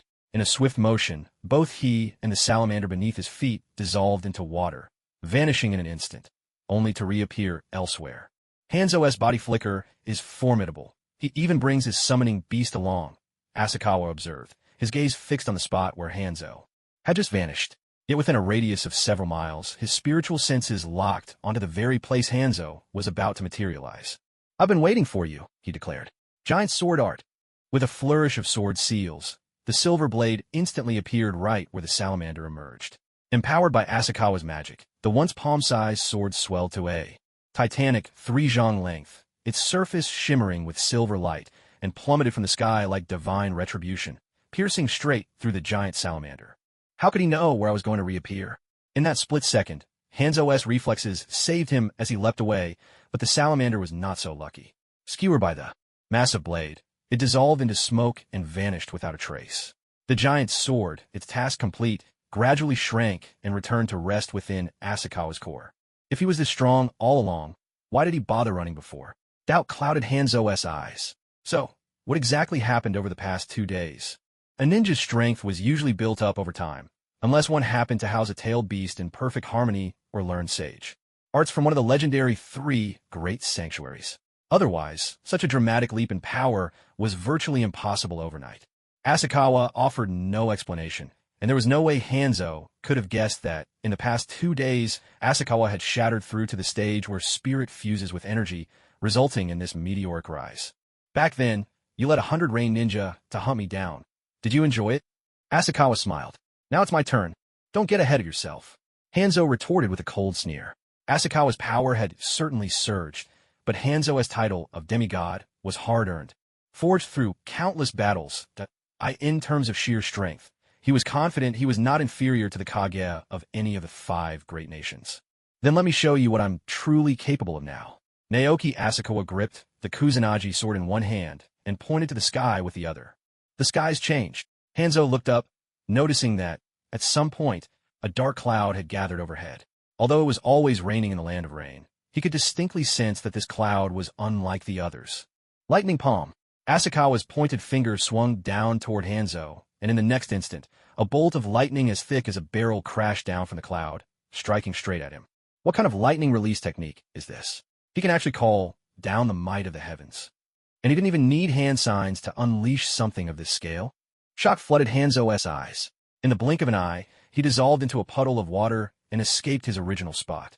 The lightning struck where Hanzo had just stood, shattering the ground and sending arcs of electricity flickering through the air. Even though he had dodged in time, Hanzo felt a numbing jolt course through his body. Had he taken that strike head-on, his life would have been forfeit. Water release, water cutter technique. Hanzo quickly formed hand signs, and the moment he finished, he spat out a jet of water with razor-sharp force, slicing through the air toward Asakawa from nearly 30 meters away. Though it looked like nothing more than flowing water, if it struck, its edge was no less deadly than a real blade. Samadhi shrew fire. Seeing the attack, Asakawa opened his mouth and breathed out a stream of orange flames, instantly vaporizing the water blade as it shot toward him. But that wasn't all. The Samadhi true fire lost none of its momentum after evaporating the water, and blazed straight at Hanzo. It was clear that, after breaking through to the divine transformation stage, Asakawa's Samadhi true fire had grown vastly more powerful. In a land of rain, where it pours every day and the air is thick with moisture, to see a fire release technique packing this much force. And again, without any hand signs. Hanzo's expression was grim as he used the body flicker technique to dissolve into water and narrowly dodge the flames. Just as he began to reform from the water back into human shape, Asakawa stepped forward, already having predicted exactly where Hanzo would reappear. But Hanzo reacted just as quickly, abandoning his transformation and using the body flicker technique again, melting into another puddle and slipping away to a new location. No wonder they call him a demigod. His offense may not be the fiercest, but that body flicker technique of his is truly something, Asakawa remarked with admiration. But now, you won't be able to run any longer. Asakawa summoned all his strength, unleashing his lightning palm and causing the dark cloud overhead to swell to several times its original size. Damn it! Hanzo could feel the pressure of the heavens bearing down on him, as though the next strike would find him no matter how far he fled. Water release, body flicker technique. Once more, Hanzo dissolved into water, desperately trying to escape the growing shadow of the storm above, but Naoki Asakawa was even faster. As his two fingers pointed at Hanzo, the thunder in the sky, like an enraged bull, unleashed all its fury downward, pouring out torrents of lightning as thick as barrels. In that moment, under the furious roar of the storm, all other sounds were silenced, the world holding its breath. It was also in that instant that the demigod of Amigay-Cure, renowned throughout the shinobi world, Hanzo the Salamander, fell. At least, he's not completely dead yet.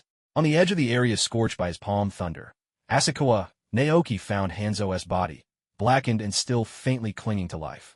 Struck by Naoki's palm thunder, which had already consumed most of his chakra, Hanzo the Salamander hadn't died instantly, a testament to his tenacity. Soul Search Jutsu. Placing one hand atop Hanzo's head, Asakawa delved into his memories. Moments later, Asakawa withdrew his hand, and with a breath, unleashed the searing flames of true samadhi fire, releasing Hanzo from his suffering. In just a few heartbeats, Hanzo's body was reduced to ash, scattered by the wind. If there were no reanimation jutsu in this world, perhaps I could have left you a whole corpse, Asakawa murmured softly. Still, at least you'll die with the name of a hero. You needn't worry about the land of rain, even in the Pure Land. I'll protect it in your stead. As he spoke, Asakawa's form began to change. He shrank slightly, his features shifting until he was the spitting image of Hanzo the Salamander. Even his clothing and the signature breathing mask on his face matched perfectly. The transformation art of the 72 earthly fiends was truly miraculous. So it really was Danzo who's been selling us out to Amigay-Cure all along, Asakawa thought, confirmation settling in now that he'd accessed Hanzo's memories. He'd suspected as much before, but now there was no doubt. Fortunately, Hanzo kept all those scrolls. Those pieces of evidence might prove invaluable soon. And with Hanzo's mastery of the water release, body flicker technique, I might not only be able to adapt it into Sage Jutsu, but also teach it to my avatars. As for Hanzo's other jutsu, they were less impressive and held little allure for Asakawa. But now's not the time for study. It's time to dispel the sins of being clone. Shortly after Asakawa dismissed his clone, the main force of Amigay-Cure, previously held back, finally arrived.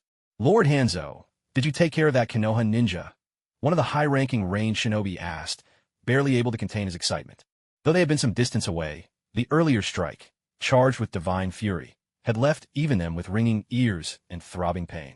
Those familiar with Hanzo knew full well that lightning-style jutsu was not his forte, so that devastating blow could only have come from Asakawa.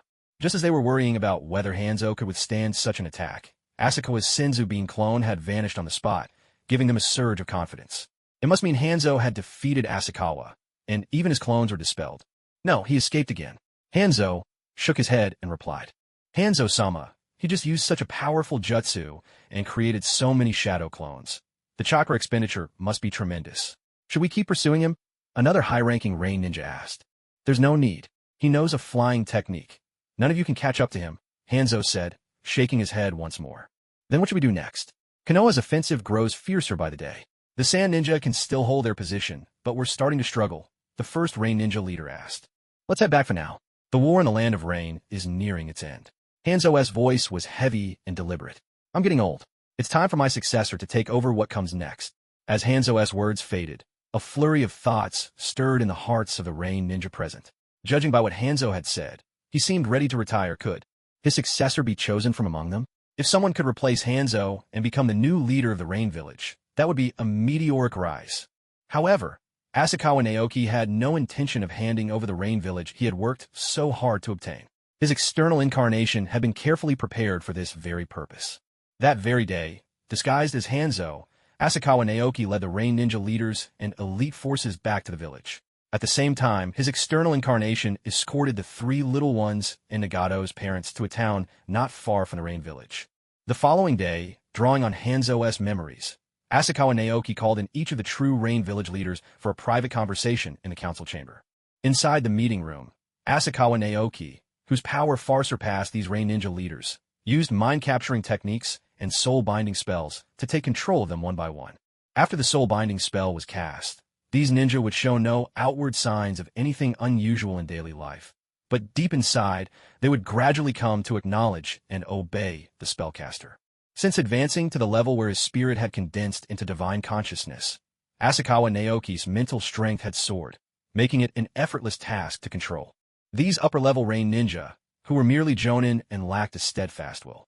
If only his spiritual power were stronger, he could have directly controlled Hanzo himself.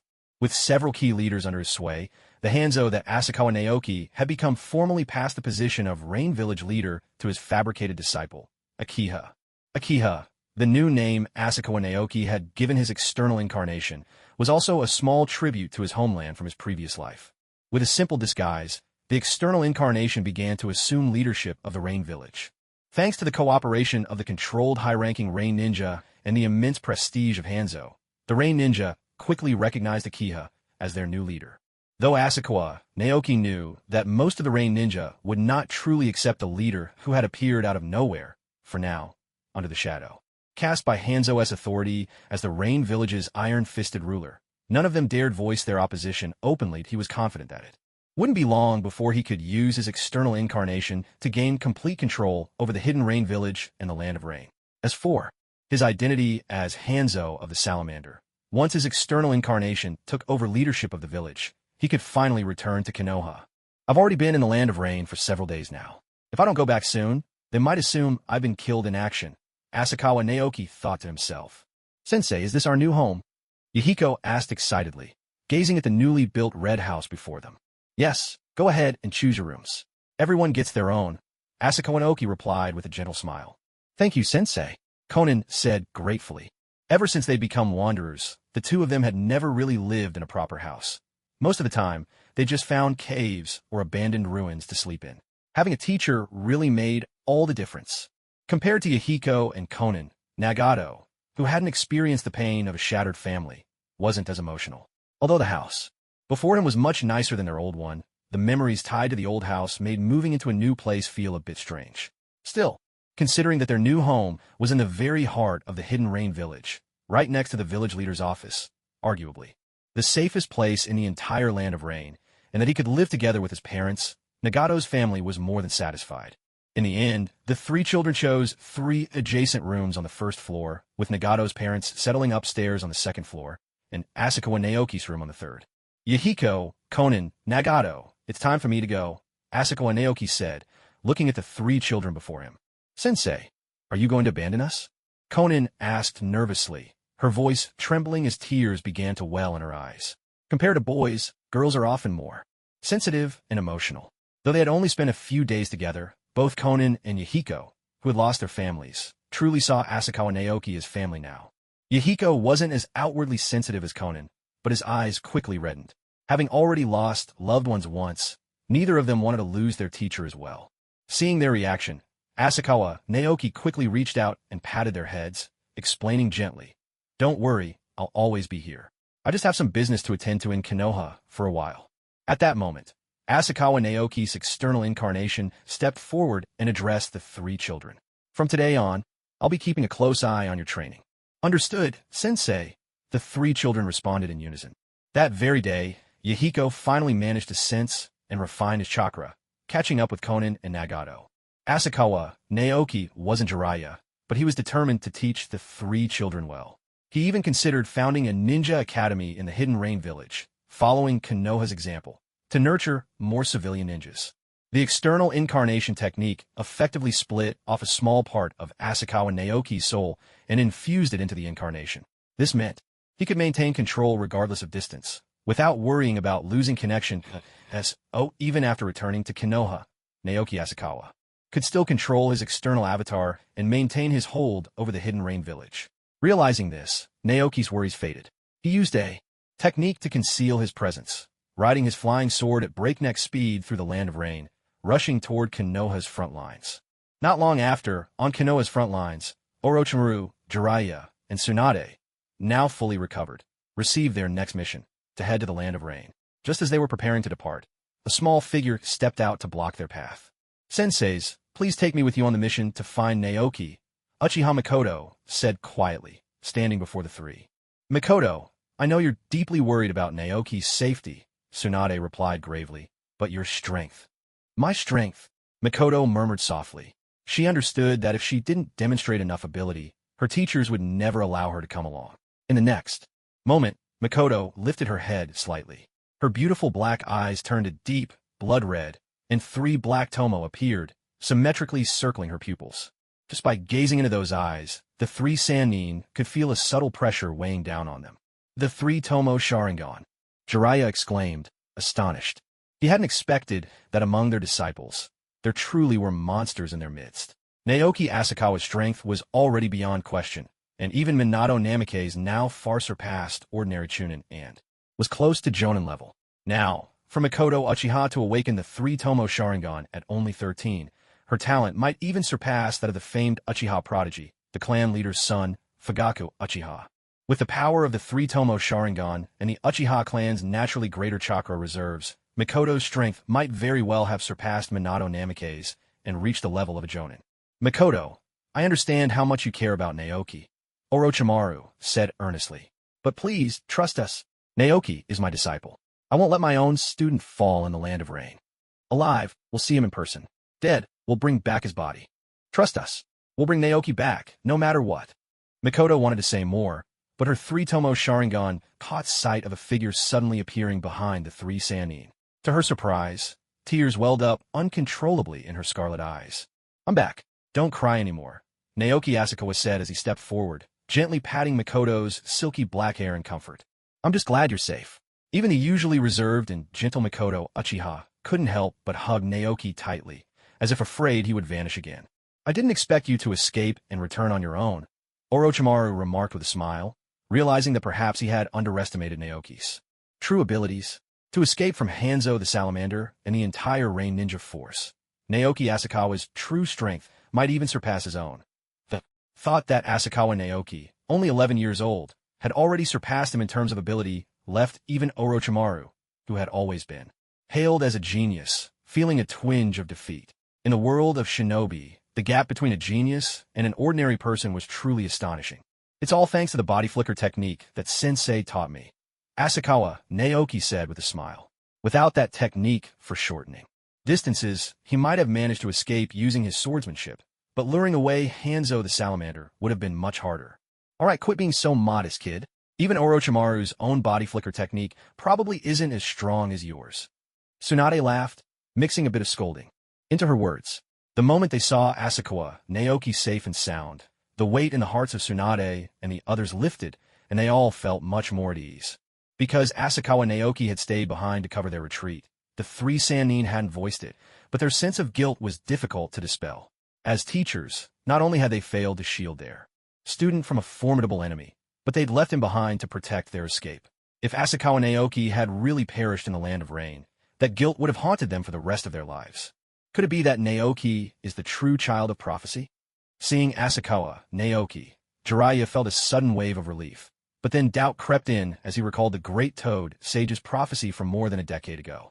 According to the sage, the one destined to change the world wasn't supposed to have such dark eyes.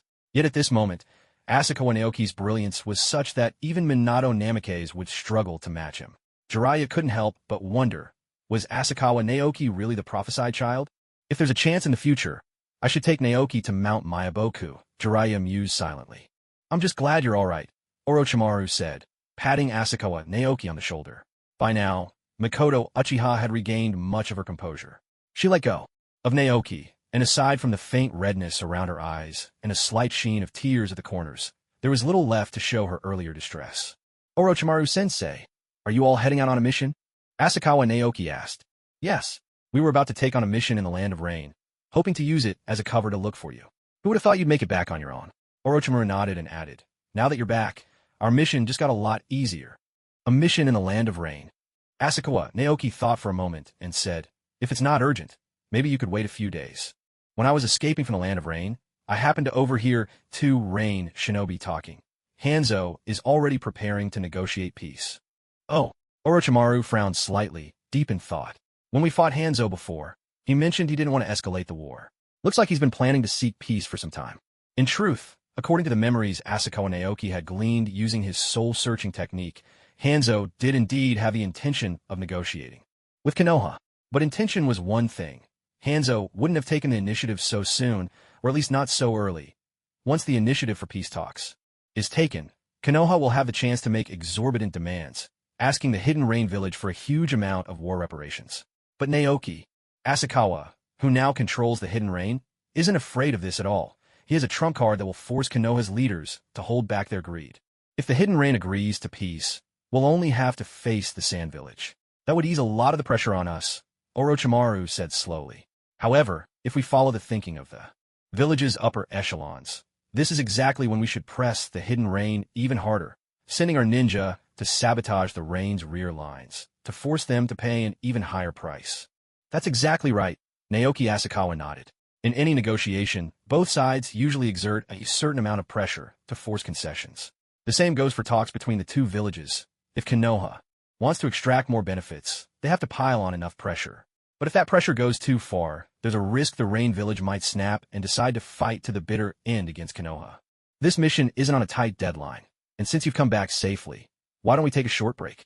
Orochimaru said with a rare smile. Ever since that incident with Danzo, the once fiery and passionate Sannin of Konoha had become much less invested in the village's missions. That's right. We've hardly slept these past few days. Worrying, Tsunade said with a yawn to Naoki Asakawa. Who would have thought you'd get so much stronger and manage to escape on your own? Now that you're back, you should check in with Naoki and Minato. Let them know you're safe, Jiraiya reminded him. They've been worried about you too. It's all right. They're already on their way, Naoki Asakawa replied with a smile.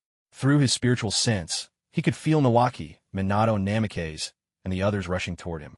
Not long after, his teammates, whom he hadn't seen in several days, arrived at the scene one after another.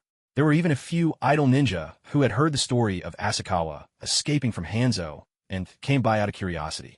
Naoki, I'm so glad you're safe. Naoki, the most emotional of them all, threw his arms around Naoki Asakawa in a tight embrace, nearly smearing tears and snot all over his clothes until Naoki managed to push him away just in time. I can't believe Naoki managed to escape from Hanzo the Salamander, the demigod himself, Minato Namikaze said, marveling. It looks like you're already as strong as our teacher.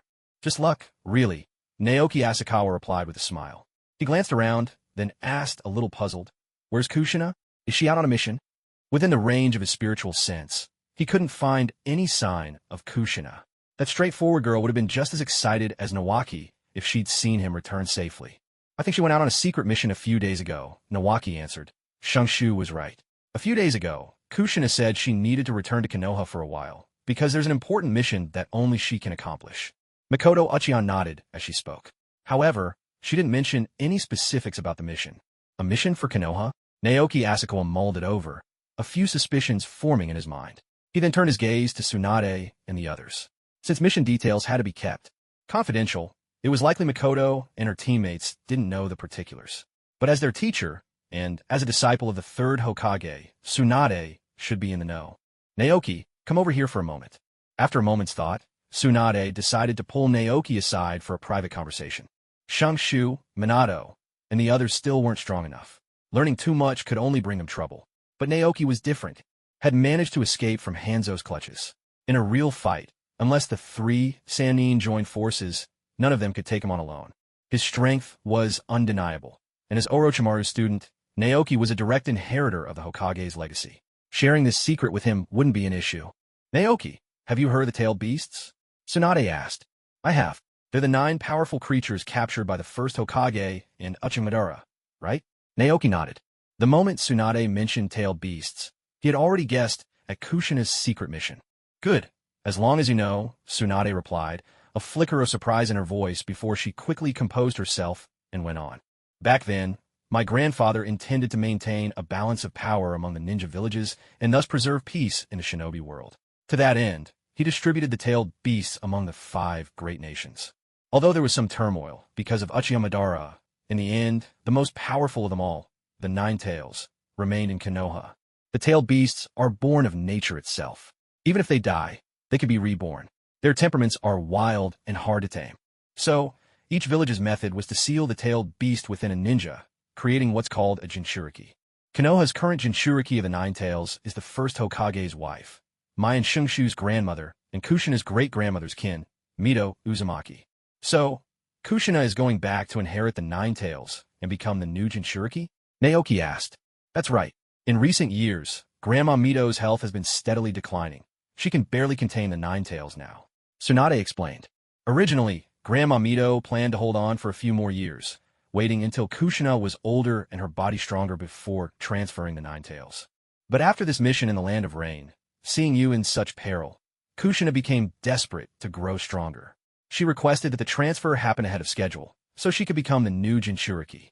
I never imagined it was because of me. Naoki felt a mix of emotions welling up inside. You don't need to blame yourself too much. Tsunade patted Naoki Asakawa on the shoulder, but quickly realized she had to stand on tiptoe because of his height. This discovery made her a bit dispirited, and with a sigh, she continued. The reason Kushina was able to make up her mind this time isn't just out of concern for your safety or a desire for power.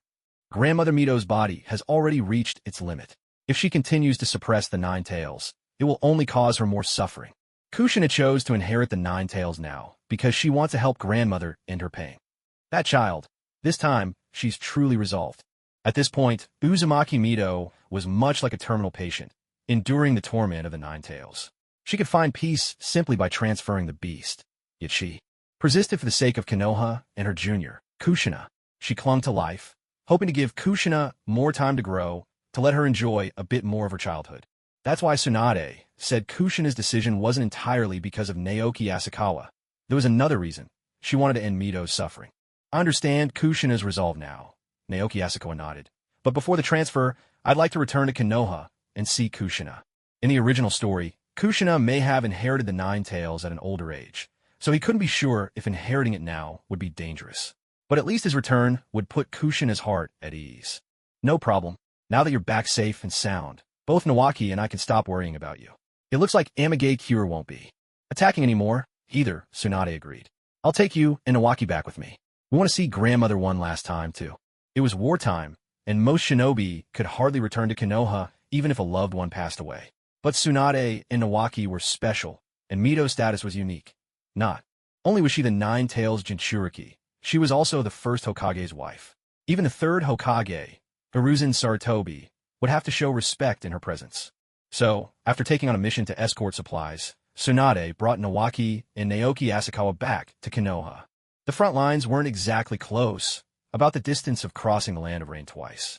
When 3 squads, 9 people in all, had previously escorted a merchant caravan from Konoha to the front, it had taken nearly half a month. Fortunately, on the return journey, Tsunade, Naoki, and Asakawa didn't have to escort a caravan. Traveling at full speed, it took less than 5 days. Most of the delay was due to Naoki, whose strength was only at Chunin level, slowing the group down.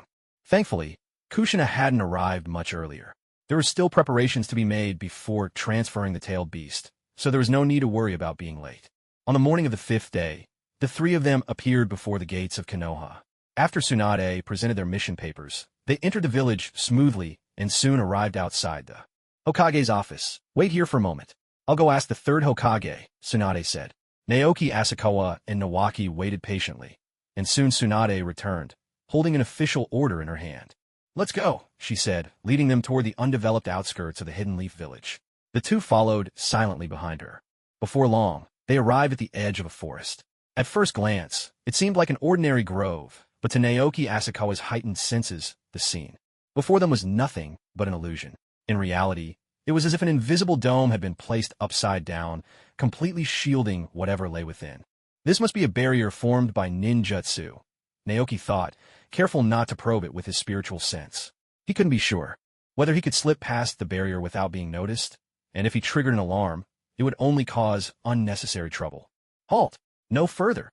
A figure clad in black, his face concealed by a white dog mask, materialized at the edge of the barrier and warned them in a cold voice. This is a restricted area of the Leaf Village. Please turn back immediately. I am Tsunade, and this is an order from the Hokage, Tsunade replied, presenting the document for inspection. The masked ninja examined it closely and then slowly stepped aside. The order is valid. Lady Tsunade, you may enter. However, the 2 behind you must remain here. Naoki is my brother, and Naoki is my student. Why are they not allowed in? Tsunade frowned, her mood already soured from coming to see her grandmother one final time. The masked ninja's stubbornness only made her more irritable. These are the Hokage's orders. The ANBU began, but was interrupted by a faint, elderly voice from within the barrier. Let little Naoki and little Naoki come in. They're both good children, the voice called out. But the masked ninja tried to protest, but Tsunade had already stepped past him, followed closely by Naoki and Naoki as they all entered the barrier together. Once inside, the scenery shifted. Several small buildings stood in the clearing, and even without using his spiritual sense, Naoki Asakawa could feel the wary eyes watching them. When he did scan the area, he found more than 10 vigilant shinobi guarding the inner perimeter, ready to defend against any potential threat. Tsunade, bring them in, called that same elderly voice from the central building, the voice that had intervened before. The three of them entered the main building. As the door swung open, the sharp scent of hospital disinfectant filled the air. There were no separate rooms within, just a single white hospital bed in plain view. Resting on the bed was a woman. At the center of her brow was a diamond-shaped mark. Her once vibrant red hair had faded, streaked with white, and a nutrient drip was attached to her hand. Although she was advanced in years, she did not appear old or frail. In fact, she looked to be only in her 40s or 50s. Her delicate features and unique aura made it easy to imagine how striking she must have been in her youth. And it was hard to believe that she was from the same era as the first Hokage. Naoki Asakawa knew that the woman before him was none other than Mito Uzumaki. If power were truly measured as both the Ninetails, Jinchuriki and the wife of the first Hokage, Mito Uzumaki could even overshadow Hiruzen Sarutobi, the third Hokage.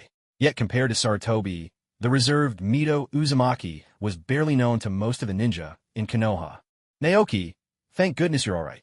The moment she caught sight of Asakawa, Naoki, Kushina Uzumaki, who had been sitting beside Mito, rushed over and threw her arms around him, her eyes quickly brimming with tears. Ever since Naoki had volunteered to stay behind and cover the retreat, Kushina's heart had been restless with worry. She had wanted to go to the land of rain to rescue him, but she was well aware of her own limitations.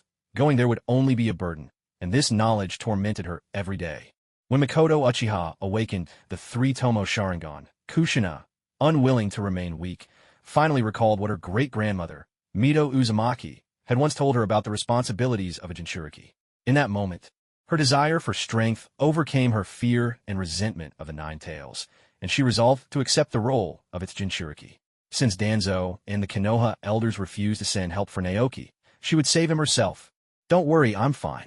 Asakawa Naoki gently stroked Kushina's long hair, comforting her. I promised before that I'd protect all of you. How could I die so easily? Haha, it seems my Kushina really does have good taste, Mito Uzumaki said with a warm smile. Grandma, Kushina finally remembered the others in the room. A rosy blush bloomed on her cheeks, and she quickly released her tight embrace. So, you're Asakawa Naoki, aren't you? These past few days since Kushina returned, she's mentioned you almost every day. Mito's eyes, still bright and piercing, met Naoki's gaze, as though she could see straight through him. To think that at such a young age, you've already managed to escape from Hanzo's clutches. Truly, you are a remarkable talent. I was just fortunate to have learned the body flicker technique well. I'm simply good at running away, Naoki replied with a modest smile. No need to be so humble, child. Sometimes a little pride is a good thing. Why? Even Hashirama wasn't necessarily as strong as you at your age, Mito said, her laughter light and genuine. Among those still living, perhaps only Mito and Madara Uchiha would dare tease Hashirama Senju so casually. With your strength, I can entrust Kushina to you with peace of mind. Mito Uzumaki looked at the two of them with a gentle smile. Naoki Asakawa found himself at a loss for words, while Kushina's cheeks flushed an even deeper red, her head lowered so no one could see her expression. All right, Grandma, stop teasing them. They're only 11, Tsunade said with a helpless laugh. You talk about them, but you're already 24 and still haven't found a boyfriend. In that respect, you're lagging behind Kushina, Mito replied, her tone full of exasperation. Grandma, Tsunade could only resort to a playful whine, trying to charm her way out of the conversation. If you could find a boyfriend and let me hold a great-grandchild, I think I'd live a few more years, Mito said, shaking her head in mock disappointment. It's just that I haven't met anyone I like, Tsunade replied with a sigh. There were plenty of people her age. Her teammates, Jiraiya and Orochimaru, were both outstanding among their peers. But just like in so many stories where childhood friends lose out to sudden new romances, Tsunade had grown up with them. They were simply too familiar. Her bond with them was more like that between siblings, trustworthy to the core, but without a trace of romance. As for the other ninjas her age, while many admired her beauty, most were intimidated by her strength and gave up before even trying. The few who did show interest were hardly her type. If nothing unexpected happened, Tsunade figured she might never find a boyfriend in this lifetime. After all, she already had the reliable Naoki Asakawa as a teammate, and with Naoki alive and well, she didn't have the vulnerability that might make her yearn for someone to lean on. Dan Kato, for his part, was just an ordinary Jonin in the village, and he and Tsunade barely knew each other. "Grandma, sis will do her best," Naoki said, nuzzling his head against Mito's hand in an attempt to rescue his sister from further embarrassment. While he was secretly wondering whether he should introduce his sister to Naoki Asakawa. It might be a bit unfair to Makoto and Kushina, but Naoki was his best friend. He'd save him from dire straits more than once. If he became his brother-in-law, Naoki thought that wouldn't be too bad. Besides, Tsunade loved to gamble and always lost. Yet when she went to the casino with Naoki, they earned the title of gambling god of Konoha. Weren't they a perfect match? "You've always been the thoughtful one, Naoki," Mito said affectionately, patting his head with a warm smile. "My little brother is the best." Tsunade gave Naoki a secret thumbs up, unaware that her brother was already scheming to set her up. "If only you could be more like Naoki, Tsunade," Mito began, but suddenly her expression froze, a flash of pain flickering in her eyes that could not quite be hidden. "The Ninetails is acting up again," Tsunade asked, her worry obvious. "Don't worry. The beast knows my body can't hold out much longer. Lately, it's been throwing all its strength against the seal." After taking a few breaths, Mito Uzumaki spoke slowly. "It seems I won't be able to stay with you much longer." With a hint of resignation, she added, "In the coming days, I'll do my best to adjust my condition to make sure that nothing will go wrong on the day we transfer the Ninetails. Kushina, you don't need to worry too much. I'll reinforce the seal as much as I can." Grandma, Tsunade, Naoki, and Kushina all had sorrow in their eyes. Watching a loved one approach the end, yet being completely powerless to help, it was a truly painful feeling. Mito could have held on for a few more years, but at her advanced age, keeping the Ninetail seal within her was a torment beyond imagination day after day. That was also one of the reasons Kushina wanted to inherit the Ninetails. She didn't want her great-grandmother to suffer any longer. "Don't worry about me," Mito said cheerfully, her voice light. "Many shinobi never get the chance to pass away in the arms of their family. Compared to them, I'm already a very fortunate old woman. And besides, I miss Hashirama." As she spoke, a distant look came into Mito's bright black eyes, as if she was seeing again that powerful man, honest, warm, and strong. She had wanted to join him for a long time, but with the Ninetails inside her and no suitable successor, she'd been worried for Konoha's safety. Now that a new host had been found for the Ninetails, and Konoha's new generation was growing strong, she could finally let go of her worries. "We are relics of an old era. The new age has no ship to carry us, so there's no need for sadness. The era to come, it belongs to you all." 3 days later, 3 middle-aged figures and several ANBU shinobi appeared within the barrier. Among the 3, aside from the third, Hokage, Iruzen Tsurutobi, there was a black-haired man and a blonde woman whose features strongly resembled those of Tsunade and Naoki. It went without saying that Naoki Asakawa knew who they were: Mito Uzumaki's son and daughter-in-law, Tsunade and Naoki's parents. He wasn't surprised by their arrival, though he was a bit taken aback to see that both were ordinary people without a trace of chakra. Who would have thought that Hashirama Senju, the god of shinobi, wouldn't have his own children become shinobi? And that beautiful blonde woman, she must be the daughter of the daimyo of the Land of Fire. After all, Tsunade's title as the Princess of the Land of Fire wasn't just because her grandfather was Hashirama Senju. Tsunade's parents and her younger brother were all there to bid a final farewell to Mito Uzumaki. Kushina, on the other hand, stood a little apart, quietly alone. Compared to Tsunade and Naoki's family, all of Kushina's loved ones, her parents, grandparents, and other relatives, had perished in the fall of Uzushio. "Are you all right?" Naoki Asakawa gently took Kushina's small hand in his, giving it a light squeeze as if trying to ease her anxiety. "I'm fine," Kushina said with a smile, shaking her head. She felt the warmth radiating from Naoki's palm, and to her surprise, the loneliness that had weighed on her heart seemed to melt away. "Thank goodness you're here," Kushina thought quietly to herself. All along, Naoki Asakawa had always stood by her side. No matter what happened, she was determined to stay by his side as well. She didn't want to be someone who was always protected by Naoki. She wanted to be someone who could protect him, too. Naoki, of course, was unaware of the thoughts swirling in Kushina's mind, but on the other side of the room, Hiruzen Sarutobi watched the scene unfold, his brow furrowing slightly. Hiruzen hadn't expected that the boy he'd originally assigned to infiltrate the Uchiha clan, Naoki Asakawa, would grow so close to Kushina Uzumaki, who was soon to become the next Ninetails Jinchuriki. He blamed himself a little. With the ninja world in turmoil, he hadn't paid much attention to the happenings at the academy. When he'd read those reports about Kushina getting into fights, he dismissed them as the antics of children. Had he reassigned either of them to a different class, they probably wouldn't have even met. But the next moment, Hiruzen's frown faded.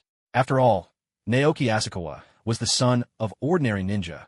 There was no need to worry about him having too much influence over the Jinchuriki. Besides, he was now apprenticed to Orochimaru, which placed him firmly within the Hokage's circle. If Naoki and Kushina did end up together, it wouldn't be a problem. In fact, it might even help keep the Ninetails Jinchuriki loyal to Konoha, tethering her more tightly to the village. At first, Hiruzen had thought Naoki was just an average ninja, which made him ideal for infiltrating the Uchiha. But now, seeing that he'd managed to escape Hanzo's grasp, Naoki was clearly a talented ninja from a civilian background. If Konoha lost him to the Uchiha, it would be a real shame, like throwing a meat bun to a dog and never getting it back. With these thoughts, Hiruzen looked at the two youths with a gentle expression and spoke slowly. Naoki, Kushina, there's no need to be so anxious. With the Uzumaki clan's sealing techniques, the Ninetails won't be able to cause much trouble. Hokage-sama, Kushina's just a little nervous, Naoki explained. Hokage-sama, I'm fine really. There's nothing to worry about, Kushina said, shaking her head. Although the anime never showed Hiruzen's more scheming side directly, it was obvious that Danzo's audacity in the village was due in no small part to Hiruzen's tacit approval. In fact, if one thought more deeply about Hiruzen's motives, Danzo may have always been his tool, a hidden hand to take care of the village's dirty work. If Danzo ever gained too much power and tried to challenge him for the Hokage's seat, Hiruzen could simply expose some of Danzo's misdeeds and put him back in his place. But all this was just Naoki Asakawa's personal speculation. Until it was proven otherwise, Hiruzen Sarutobi remained the esteemed third Hokage, revered by all. Still, it's always wise to remain a bit cautious when dealing with those in positions of power. It's good that you're both all right, Hiruzen Sarutobi said kindly, giving them each an encouraging pat on the shoulder. Wherever the leaves of Konoha dance, the will of fire burns ever bright. Keep it up. Talented children like you are the true hope for Konoha's future. Thank you, Lord Hokage. Naoki Asakawa and Kushina Uzumaki replied, their voices tinged with excitement. All right, Kushina, come over here and get ready, called out Mito Uzumaki from her bedside. At the same time, Tsunade's parents, their faces shadowed with sadness, were quietly led away by an AMBU ninja. Even under the watchful eye of the third Hokage, Hiruzen Sarutobi, the Ninetails was the most powerful of all the tailed beasts. This was not the time or place for ordinary people like Tsunade's parents to remain. Once those two had left, only Mito Uzumaki and Kushina Uzumaki remained, along with Hiruzen Sarutobi, the siblings Tsunade and Naoki, Naoki Asakawa, and the members of the Sealing and AMBU squads, who stood by on alert. Kushina, come here, Mito Uzumaki beckoned to her. Naoki Asakawa gently released Kushina's hand, giving her a look full of encouragement. Grandmother, Kushina murmured, walking slowly to Mito's side under everyone's gaze. Don't worry, child. I'll keep the Ninetails in check, Mito said, comforting her. I'm fine, let's begin, Kushina replied, her voice strong and unwavering. That's good, Mito smiled, a trace of relief shining in her eyes. After decades of perseverance, she could finally let go. Grandma, Naoki's voice trembled, his eyes rimmed red as tears streamed uncontrollably down his cheeks.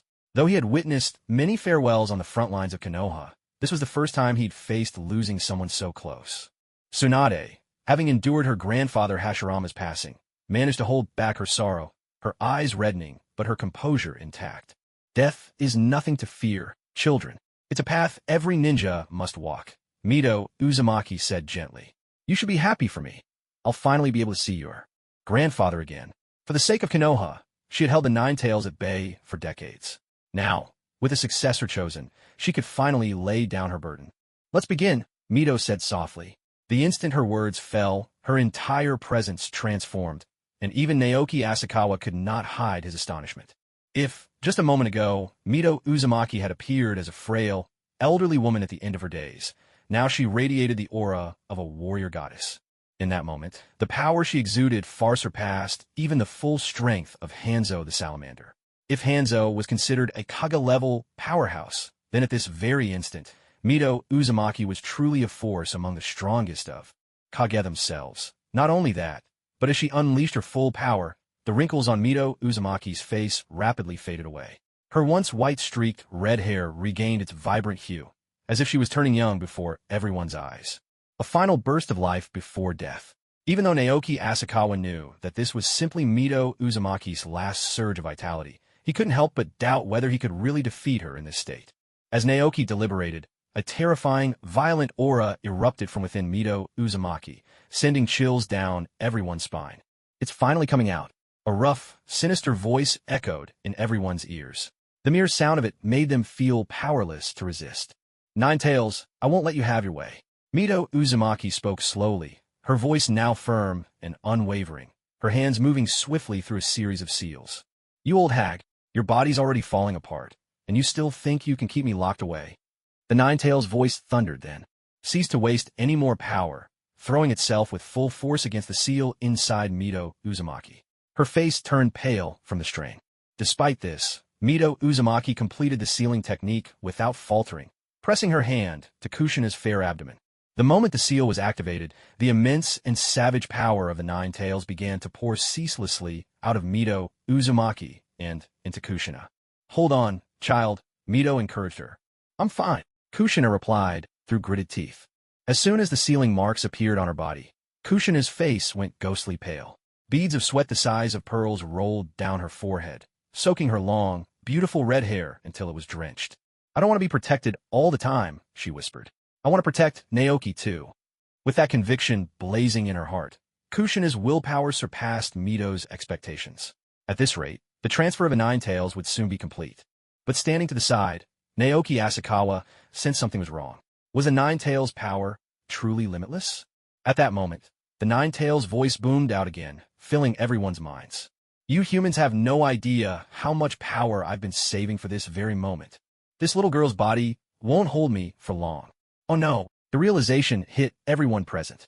None of them had expected the Ninetails to be waiting for just this instant, the moment of the Jinchuriki's transfer. Even Mito Uzumaki, the current Jinchuriki, hadn't realized how much power the Ninetails had secretly stored up. The reason they chose Kushina as the new Jinchuriki was because a Jinchuriki needed an abundance of chakra to suppress a tailed beast. The more chakra the host had, the stronger the cage binding the beast would be. Given the current situation, Kushina's chakra was more than enough to seal an ordinary tailed beast, but it was not sufficient to imprison the Ninetails, who had secretly accumulated a considerable amount of power. Could it be that because of me, Kushina became the Ninetails' Jinchuriki ahead of time, and that's why her chakra isn't enough? Naoki Asakawa could only think of this one possibility. He never expected that the flap of his butterfly wings would already have such a profound impact. The crisis was unfolding before his eyes, and Kushina was in grave danger. There was no time for Naoki to hesitate. He spoke up directly. Lady Mito, is it possible to split the Ninetails? Split the Ninetails? Mito Uzumaki's heart tensed. The Ninetails' power was simply overwhelming. She had originally planned to wear it down with her sealing technique and her own chakra, reducing its strength to a level Kushina could bear. But this method was far from foolproof. Even as a member of the Uzumaki clan, Mito's own chakra was minuscule compared to the vast energy of a tailed beast. Even with the combined strength of the sealing jutsu and the sealing squad, they would be hard-pressed to diminish even a tenth of the Ninetails' power. In the end, if they sealed it into Kushina, the sheer force of the beast could easily drive her into a rampage. However, if the Ninetails could be divided, even one split would have its power, greatly reducing the strain. The Ninetails was the mightiest of all the tailed beasts. Even if only half of its power were sealed within Kushina, it would still rival the other tailed beasts. If the other half were sealed into another ninja, it would be equivalent to Konoha gaining 2 Jinchuriki of the Ninetails. The more she thought about it, the more it seemed like an unqualified blessing. Yet, due to the lack of research and understanding of the tailed beasts in the past, no one had ever attempted this before, which made her hesitate. As for the sealing technique required to split a tailed beast, she did have some ideas. If we split the Ninetails, there's no issue with sealing half inside Kushina. But what about the other half? Mito Uzumaki looked toward Hiruzen Sarutobi as she spoke. Although it was Naoki Asakawa who had proposed splitting the Ninetails, the only people present who could make such a decision were Mito Uzumaki and Hiruzen Sarutobi, one the current Jinchuriki, the other the present Hokage. Hiruzen Sarutobi fell silent. As for the idea of splitting the Ninetails, he wholeheartedly supported it. To suddenly gain another Ninetails Jinchuriki, and to have the risk of rampage greatly reduced by dividing its power. How could the third Hokage refuse a proposal so beneficial to Konoha? But the look in Mito Uzumaki's eyes made it clear. She was suggesting that he become the other Ninetails Jinchuriki. There was no helping it. Of those present, Hiruzen Sarutobi was in his prime, with abundant chakra, making him the most suitable candidate for the second Jinchuriki. Even Tsunade would have to wait her turn. At that moment, Hiruzen Sarutobi was silent. 20 years ago, when Tobirama Senju asked who would stay behind to cover the retreat, it was the passionate, unyielding Hiruzen who had volunteered. Without hesitation. But after sitting in the seat of Hokage for 20 years, having weathered countless storms and grown so much, Hiruzen Sarutobi could no longer act as he once did. As she looked at the silent Hiruzen, a trace of disappointment flickered in Mito Uzumaki's eyes. She knew that the Sarutobi Hiruzen from 20 years ago, the one who dared to cover the retreat for everyone, risking his life without a second thought, had changed. At that moment, Naoki was about to step forward and volunteer, but Tsunade stopped him. "Grandma, let me," Tsunade began, but her words were cut off by another voice. "Lady Mito, let me be the other Jinchuriki." Naoki Asakawa spoke calmly, drawing everyone's attention toward him. "Naoki, you're still too young," Tsunade said with a serious look, her brows furrowed. "I'm the one most suited to become the second Jinchuriki among us." A month ago, Naoki Asakawa had already volunteered to distract Hanzo of the salamander for them. Now, she would not allow him to step into such danger again. "I'm not that young anymore. I'm more than 2 months older than Kushina," Naoki Asakawa replied quietly. "Kushina is from the Uzumaki clan. Even if you're about the same age, your chakra reserves are insufficient," Tsunade said sternly. "To become a Ninetails Jinchuriki, one needs tremendous vitality. I am a most suitable candidate." "Tremendous vitality, is it?" Naoki Asakawa murmured softly. With those words, he stopped hiding, letting the force of his own vibrant life, energy, surge forth for all to feel. Although he could not refine chakra, after being tempered by the Samadhi true fire, essence flame, his vitality was in no way inferior to Tsunade's. What incredible life force! Is this child truly of civilian ninja descent? Feeling the vitality emanating from Naoki Asakawa, Mito Uzumaki's eyes filled with astonishment.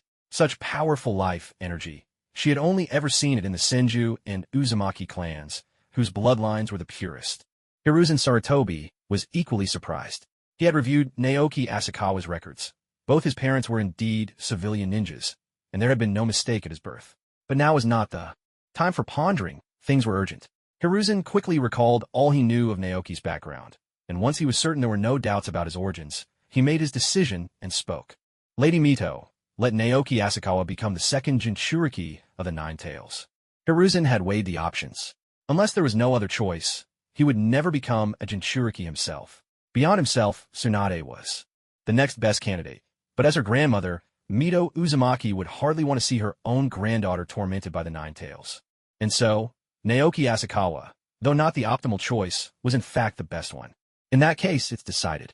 A trace of reluctance flickered in Mito Uzumaki's eyes. To become the Jinchuriki of the Ninetails meant constantly suppressing its power, an ordeal that consumed immense chakra and energy, pain beyond what ordinary people could possibly imagine. She admitted there was a touch of selfishness in her heart. She didn't want Tsunade to endure such torment, which was why she chose Naoki Asakawa instead. As for Tsunade's objections, both Hiruzen Sarutobi and Mito Uzumaki chose to turn a blind eye. "Come here, child." Mito Uzumaki beckoned to Naoki Asakawa, signaling him to lie down beside Kushina. "Don't worry," Naoki Asakawa encouraged Kushina, gently squeezing her small, sweat-soaked hand. "Naoki, don't." Kushina was nearly at her limit. Even speaking was a struggle. But Naoki understood her unspoken plea. She simply didn't want him to become the Ninetails Jinchuriki. After all, it was far from a blessing. Aside from the agony, even if one gained immense power, the village would treat them as nothing more than a weapon. Still, Naoki Asakawa wished to share the burden of the Ninetails for Kushina's sake. On one hand, he worried that Kushina might not withstand such overwhelming power. On the other, he had his own reasons. In the later years of the Hokage, the Ninetails could absorb natural energy, allowing Naruto to access Sage Fox mode. Naoki himself had no need for Sage Fox mode, but what interested him was the Ninetails' ability to draw in natural energy. Wasn't that like carrying a portable spiritual energy array? I'm going to begin, Mito Uzumaki said slowly, breaking Naoki's train of thought. In the next moment, Mito Uzumaki began to form hand signs at lightning speed. Snake, boar, goat, rabbit, dog, rat, rooster, horse, snake. When the sequence was complete and her hands pressed together in a final seal, an eerie chill swept through the room, causing every ninja present to shiver involuntarily. Behind Mito Uzumaki, a towering white-robed figure began to materialize, a specter that only she could see, its mouth clamping down on a short blade. The dead demon consuming seal. So this is the god of death in this world? As I thought, it's closely tied to the souls of this world. Although the Shinigami was invisible to the naked eye, within Naoki Asakawa's spiritual perception, it could not hide. Whether it was the death god summoned by the dead demon, consuming seal, the evil god worshipped by Haiden, or the pure land itself, the ninja world was filled with too many unknowns. Even as a cultivator, he had to tread carefully. Thus, let me offer myself as the price, to create a second Jinchuriki of the Ninetails for Konoha. Determination blazed in Mito Uzumaki's eyes. The death god. Behind her suddenly thrust its left hand, adorned with prayer beads, through her body, wrenching out the other half of the Ninetails power sealed inside her. Bear with it, child. Mito Uzumaki's hands flew through another flurry of hand signs, then pressed firmly against Naoki Asakawa's lower abdomen. His fingertips touched the lower abdomen. The Shinigami's left hand thrust the remaining half of the Ninetails chakra into Naoki Asakawa's body. Seal. The moment that half of the Ninetails power entered Naoki Asakawa, a black sealing pattern, coiling like a mosquito coil, appeared above his lower abdomen. The sealing is complete. Gazing at the sealing patterns on Kushina Uzumaki and Naoki Asakawa's stomachs, Mito Uzumaki's eyes flickered with both relief and exhaustion. At last, the legacy of the Ninetails Jinchuriki had been passed on. Her duty was finally fulfilled, and now she could rest. With the sealing finished, Mito Uzumaki's once vibrant red hair rapidly turned snow white, and the wrinkles that had briefly faded reappeared, deeper than before. Grandmother! Tsunade and Naoki hurried to her bedside, their eyes brimming with sorrow. No matter how powerful Mito Uzumaki had once been, her life had now reached its final chapter. Hiruzen Sarutobi shook his head gently. In Mito Uzumaki's final moments, let Tsunade and Naoki keep her company for a little while longer. All we can hope now is that Naoki Asakawa will be all right. If so, the Leaf will have 2 Jinchuriki. Hiruzen turned to the two who had fallen into deep slumber after the sealing. He had no worries about Kushina, the formidable vitality and chakra of the Uzumaki clan made her a natural at restraining tailed beasts. Even half the power of the Ninetails would be no threat to her. But Naoki Asakawa was different. As a civilian ninja with no inherited bloodline or secret arts, Hiruzen couldn't help but feel a twinge of concern. Yet at that very moment, while Naoki Asakawa appeared unconscious from the overwhelming power surging within him, his mind was actually immersed deep inside his dantian. Previously, his dantian had already been home to a scroll of sage arts, a pair of flying swords, and a handful of senzu beans, each claiming its own corner. Now, with the Ninetails sealed inside, a massive, iron-barred cage dominated the center of his dantian. Hello there, Ninetails! Inside the dantian, Naoki Asakawa's consciousness took on his own form as he greeted the fox imprisoned within the cage. Cursed human! The Ninetails bared its fangs, its eyes blazing as it glared at Naoki. Even when it had been inside Mito Uzumaki, it had heard everything. This was the very human who had suggested splitting it in two. And now, not only was it sealed once more, but it had even been divided into 2 separate entities. Now, no need to get worked up, Naoki said, studying the captive beast. This Ninetail's fur seemed dull, and the chilling aura radiating from its body was enough to make even Naoki uneasy. It was most likely the een half of the Ninetails, the one Minato Namikaze had sealed into himself and ultimately taken with him into the Shinigami's belly. Compared to the yang half, the een Ninetails was even more powerful, but its temperament was all the more ruthless and savage. Human, when I get out of here, I'll devour you whole. The een Ninetails continued to snarl, its threats echoing through the cage. Now, among those it hates the most, besides Uchiha Madara, Senju Hashirama, and Uzumaki Mito, there is one more. Naoki Asakawa, the man who suggested splitting it apart. As for letting you out, if you behave, it's not entirely out of the question, Naoki Asakawa said with a smile. In his eyes, the method of using a Jinchuriki, sealing a tailed beast inside a human host, wasn't particularly brilliant. If the host was too weak to suppress the beast, a rampage could easily occur, causing harm to allies. And if the host was strong enough, they didn't really need the tailed beast's power in the first place.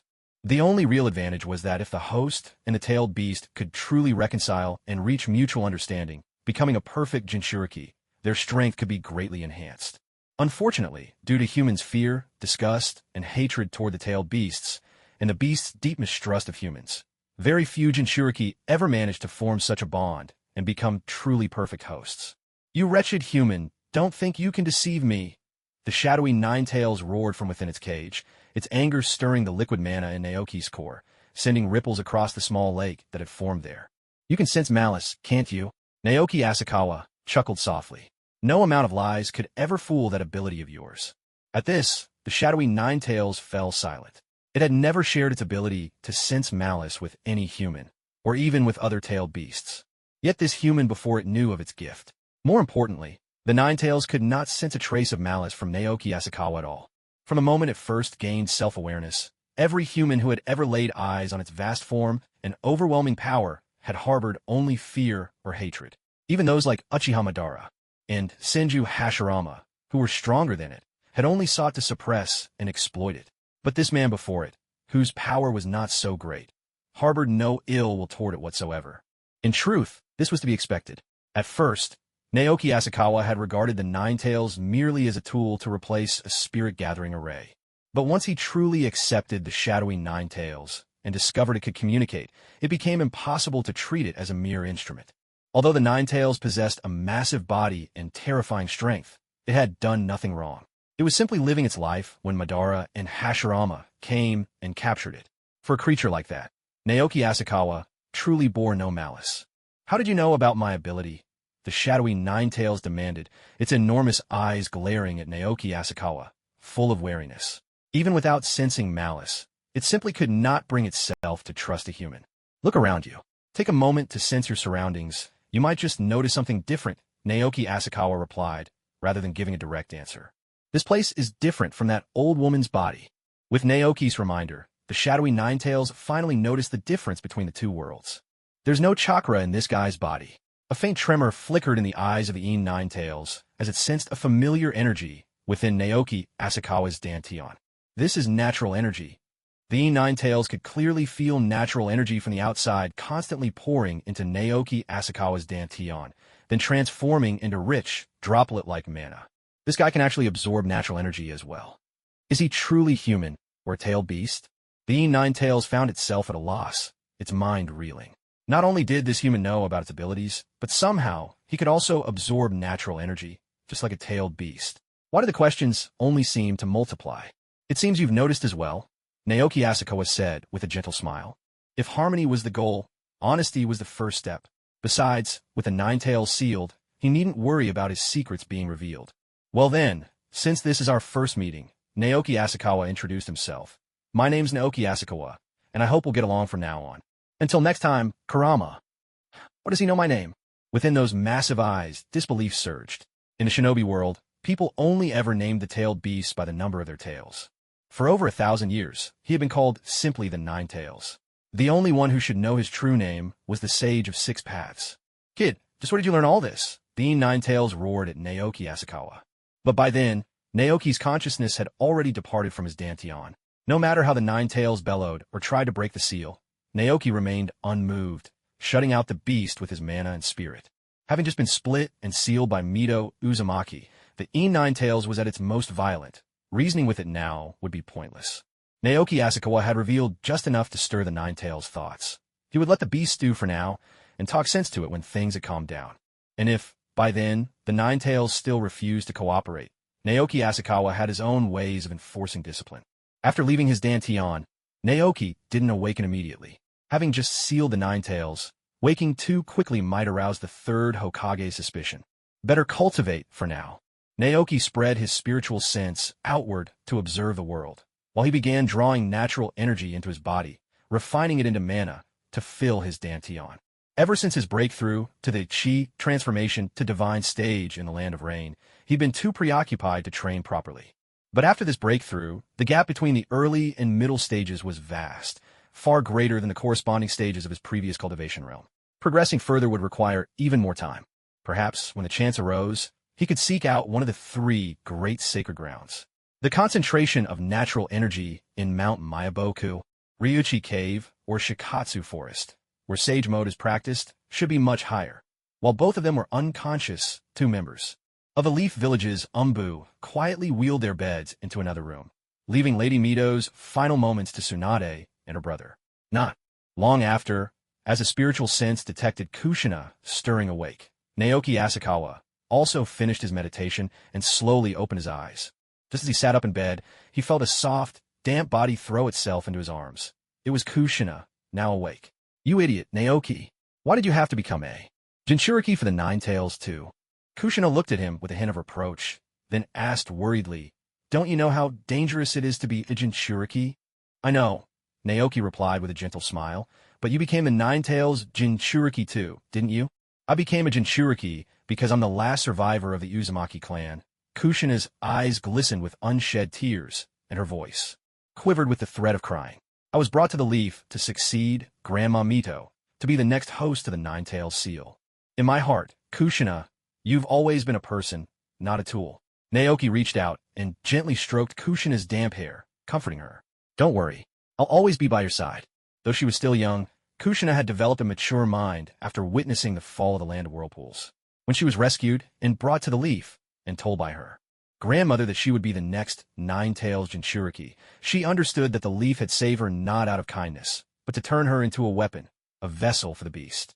Just as she expected, Kushina soon became the target of bullying from her classmates in the Leaf. Yet, it was because of this that she met Naoki Asakawa. Whenever she was with him, Kushina felt as though she could forget her sorrowful past and live as a true person, not just a tool. Even now, as Naoki chose to become the second Ninetails Jinchuriki, it all felt like a dream to her. Even if it's a dream, I wish I could stay in it a little longer. "All right, go take a shower. You're covered in sweat," Naoki said, a hint of playful disdain on his face. "You're complaining about me?" Kushina puffed up her cheeks in protest, but as she tried to retort, she realized that Naoki hadn't been sweating at all. Most of the sweat on him had come from when she clung to him. "Oomph. Even if you complain, I'm not going anywhere." Kushina huffed, then grabbed the clothes prepared by the Umbu and walked into the bathroom. Naoki changed into a clean shirt. After the tempering of the will of fire, his body was nearly flawless and rarely broke a sweat. When Kushina finished showering and got dressed, she handed Naoki a scroll and said decisively, "Naoki, come study sealing jutsu with me. Although some sealing techniques require the Uzumaki clan's bloodline, and you won't be able to learn those, I'll do my best to teach you all the other sealing arts. Without the Uzumaki bloodline, if you want to suppress the Ninetails, your only option is to master more sealing techniques. Where did you get this sealing scroll from? Is it really all right for you to let me study it?" Asakawa Naoki asked as he accepted the scroll. After all, these were the precious results of the Uzumaki clan's centuries of research into sealing arts. Kushina giving it to him so readily left him both surprised and honored. "This scroll contains all of our clan's sealing techniques. Ever since my great-grandmother passed away, I'm the only Uzumaki ninja left. It's up to me who I want to teach. As long as you don't spread it around, it's fine," Kushina replied casually. "In fact, you're not completely alone," Asakawa Naoki thought, wanting to comfort Kushina, but he didn't say it out loud. Uzumaki Kawako and her son Nagato in the Hidden Rain, and most likely Karen's mother in the Hidden Grass, were all survivors of the Uzumaki clan. Still, bringing them back to the Leaf Village wouldn't be wise right now, so he decided not to tell Kushina just yet. "Well then, let's begin your training in sealing techniques," Kushina said, her expression turning serious. "All right, teacher Kushina," Asakawa Naoki replied with a smile. While the succession of the Ninetails Jinchuriki in the Leaf Village was successfully completed and the beast split in two, on the front lines of the standoff between Konoha and the Hidden Rain, Danzo received a scroll. The contents detailed a peace proposal from Amigakure. As the supreme commander of Konoha's forces at the front, Danzo didn't bother with a thorough reading. He merely skimmed the peace offer, and a cold glint appeared in his eyes. It seems the Hidden Rain hasn't suffered enough yet. At this point, even if the rain and sand joined forces, they wouldn't be a match for Konoha. Now, they come crawling to Konoha, asking for peace, not even mentioning reparations, and instead hoping for harmonious coexistence and mutual exchange. I can't imagine why Hanzo would step down early and let some clueless brat take over the Reign's leadership, one who doesn't even understand the basics of war reparations. According to our spies' reports, the entire Reign leadership is backing this kid named Uchiha. Most likely, he's just a puppet with Hanzo pulling the strings from behind. Who would have thought Hanzo, the man once called a demigod, would turn so cowardly in the end? It looks like we'll have to teach the Hidden Reign a harsh lesson before they'll agree to compensate Konoha. Even as Danzo plotted to mobilize more Konoha shinobi for an assault on the Land of Rain, another scroll was being carried back to the village by an Umbu operative under Hiruzen Sarutobi's command.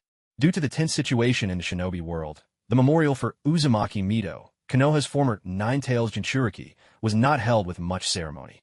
Only those directly involved in the splitting and transfer of the Ninetails, such as Asakawa Naoki, were aware of it. Naoki, Kushina, and Naoki, don't be sad. Hiruzen Sarutobi comforted them gently. Ninjas are human, too. Birth, aging, illness, and death are all parts of the human experience. I believe Lady Mito wouldn't want you to grieve because of her passing. We understand, Lord Hokage, Naoki replied with determination. I'll inherit Grandpa and Grandma's will. I want to become Hokage and protect the Leaf Village. Good, you're all wonderful children, Hiruzen said, smiling as he tousled Naoki's hair. Just as Hiruzen was about to spend some time interacting with Naoki Asakawa and Kushina Uzumaki, the two Jinchuriki, to help them develop a sense of belonging to the village, a member of the Konoha Inbu arrived, bringing a top-secret scroll from the Hidden Rain village. Lord Hokage, this is a classified scroll from the Hidden Rain, the Inbu reported. We've confirmed that the scroll poses no danger, and we have not examined its contents. Children, it looks like I'll have to return to my office for now, Hiruzen said with a hint of resignation. It was the constant unrest and the endless duties of his position that had kept him from properly nurturing Naoki Asakawa and Kushina Uzumaki. He made a mental note to delegate more tasks to Hamura and Koharu in the future. As for Naoki, he should probably count himself lucky for arriving in the ninja world at this particular time.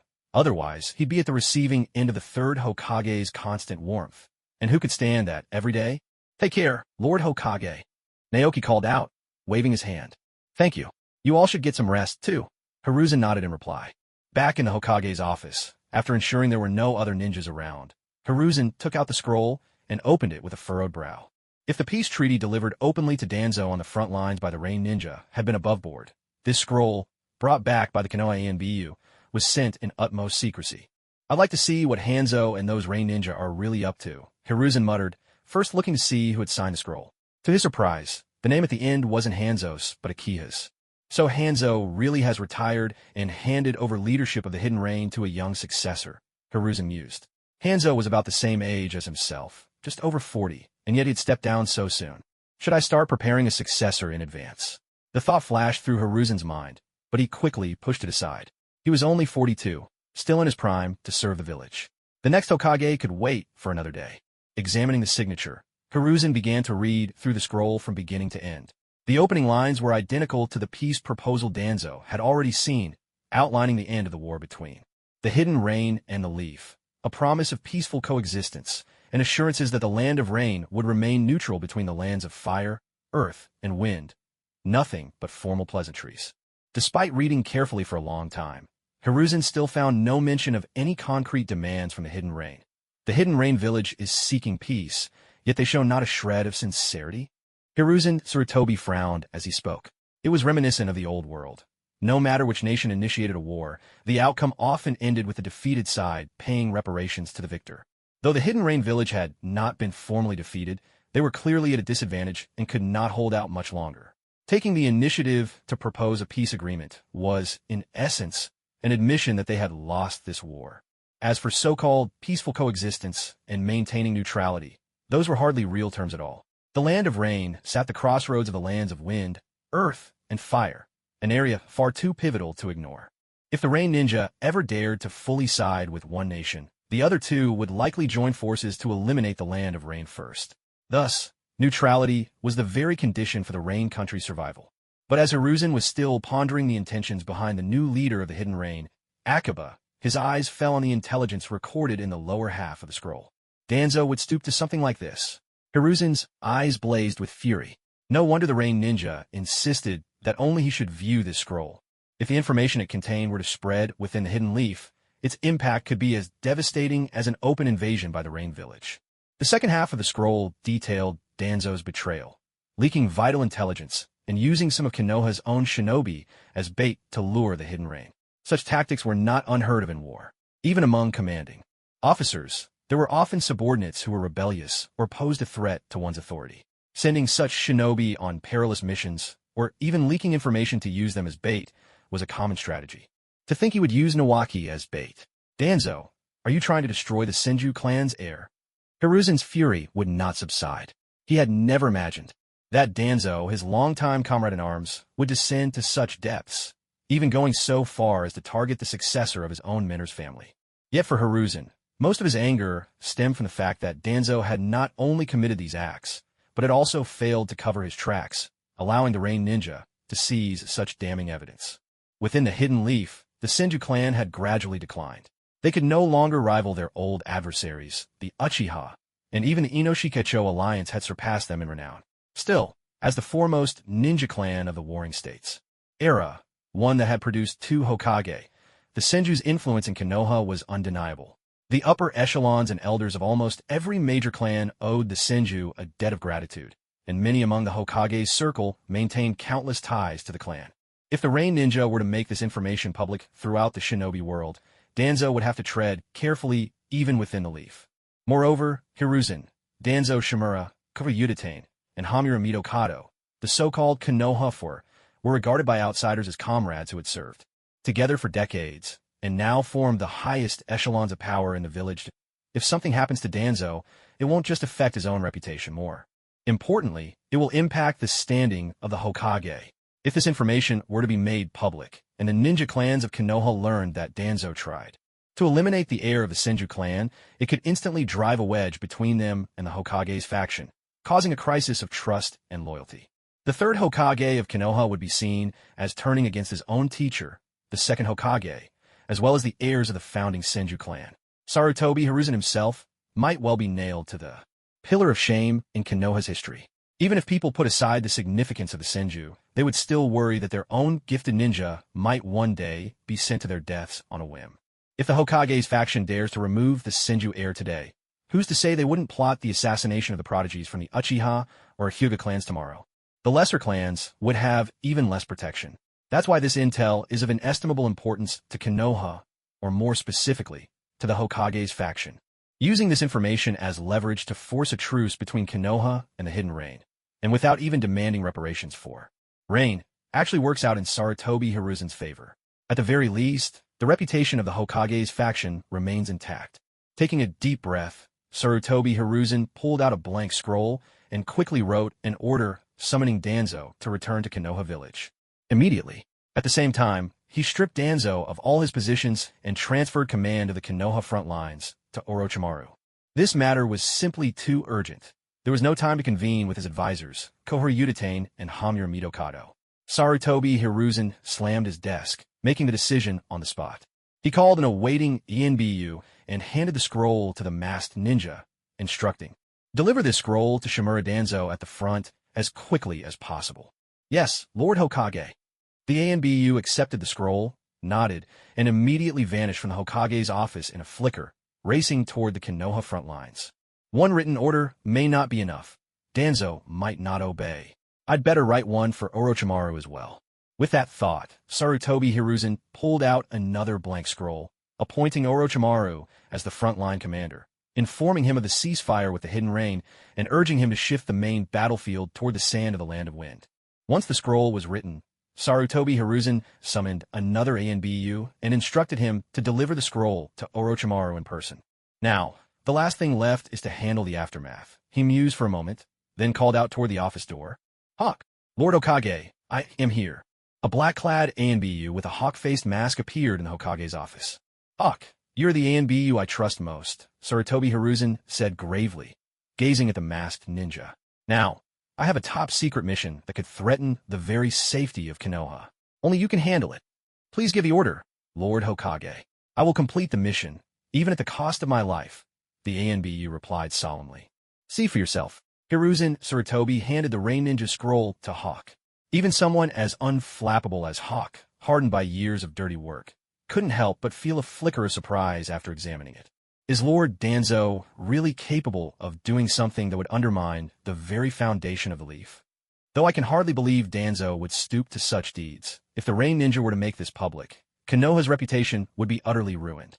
Hiruzen spoke slowly and gravely. To protect the name of the leaf, I need you to take care of everyone involved in this from Konoha. Leave no loose ends. Understand, Lord Hokage. Hawk nodded with resolve. For the sake of the leaf, I will see this mission through.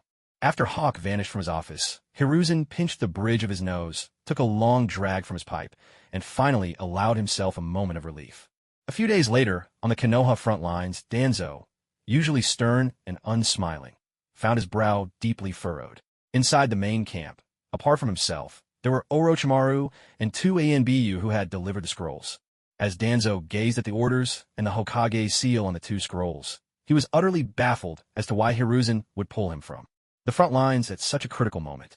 Half a year ago, he finally managed to remove Orochimaru from command, just so he could defeat the Rain and Sand Ninja, earn enough prestige, and one day unseat Hiruzen as Hokage, becoming the fourth himself. Now, with the Rain Ninja on the verge of surrender and victory within his grasp, he was being told his command would be stripped away. Still, with Konoha's victory over the Rain Ninja under his belt, most of the Leaf Shinobi would recognize his leadership. He'd certainly gained considerable renown. The past half-year's efforts wouldn't be entirely wasted. Lord Danzo, this is the Hokage's command. Please return to the village for further orders as soon as possible, Orochimaru said with a sly, almost musical lilt. He still remembered how Danzo had snatched away his command after that inexplicable Rain Ninja ambush. Orochimaru wasn't one to covet power, but seeing Danzo stumble brought him undeniable satisfaction. Understand, Danzo replied coldly. Though the commander in the field is supposed to have autonomy, with both Orochimaru and Jiraiya at the front, if they join forces against him, he might not be able to resist. Hiruzen, when I return to Konoha, I'll demand an explanation from you face to face, Danzo thought, his eyes glinting coldly. If you don't have a valid reason, don't blame me for casting aside our years of friendship. Clearly, Danzo still believed Hiruzen's intention was to suppress his influence and block his path to the Hokage's seat. After Danzo returned to the village with the ANBU escort, Orochimaru carefully examined the scroll Hiruzen had handed him. A ceasefire with the Rain village, accepting their peace terms, and not a single word about war reparations. Orochimaru pondered for a moment and quickly found the answer. It seems that the Hidden Rain village and Sensei have reached some sort of secret agreement. However, after so many Konoha shinobi died in this war against the Rain, and in the end we gained nothing, I'm afraid many of our comrades will harbor deep resentment. Orochimaru licked his lips. Not long after arriving at the front lines, he'd already been blamed for a failed command. This time, he wouldn't take the fall again. Even if it's Sensei, I won't let myself be scapegoated a second time. The following day, news spread across the Konoha front. A ceasefire had been reached between Konoha and the Hidden Rain. As for reparations, there would be none. The Rain wouldn't pay a single ryo. Damn those Rain Ninja. They lost the war and aren't paying a single coin, one shinobi cursed. This war dragged on for so long, and the Rain caused us so much harm, yet they're just walking away unscathed, another said bitterly. Both my teammates died in this war, and now the Rain just get to leave without a scratch. What about Lord Danzo? Was this his idea? Keep your voice down. I heard it was indeed Lord Danzo who pushed for the peace agreement, whispered an anonymous shinobi. Because he insisted on no reparations, Lord Hokage summoned him back to the village. Before leaving, Lord Danzo had already reached an agreement with the Rain, so the newly appointed Lord Orochimaru had no choice but to accept it, even if it left a bad taste in his mouth. I never thought Lord Danzo would be so weak, one shinobi muttered under his breath. Are you tired of living? Bad-mouthing Lord Danzo like that. Watch out, or the ANBU will come for you, another warned. With that, the group of shinobi quickly dispersed. Yet rumors of Danzo signing a peace treaty with the Rain, without demanding reparations, spread even further. Within days, everyone on the front lines had heard the news. Though few dared to openly criticize Danzo, resentment towards him grew steadily in their hearts. Meanwhile, on the road back to Konoha, Danzo was gripped by an inexplicable sense of foreboding. Little did he know that, thanks to Orochimaru's machinations, his reputation had certainly grown, but only in the negative sense. Compared to before the war began, he was now even further from achieving his dream of becoming Hokage. If Danzo had known that after all his plotting and months of hard fighting against the Rain, All he'd earned was a reputation for cowardice. Who knows how he would have felt? Perhaps it would have been enough to make his blood boil. A few days later, in the Hokage's office, Danzo pushed open the door and strode in to confront Hiruzen Tsurutobi directly. "Hiruzen, why did you suddenly summon me back to Konoha?" Danzo said, unable to hide his dissatisfaction. "And furthermore, the Rain have admitted defeat, yet you were generous enough not to demand any reparations from them. We sacrificed so many of our shinobi, yet not only did we fail to take over the land of Rain, we didn't even get any war reparations. Do you know how the ninja of Konoha will look at you because of this?" "Danzo, enough. Not another word."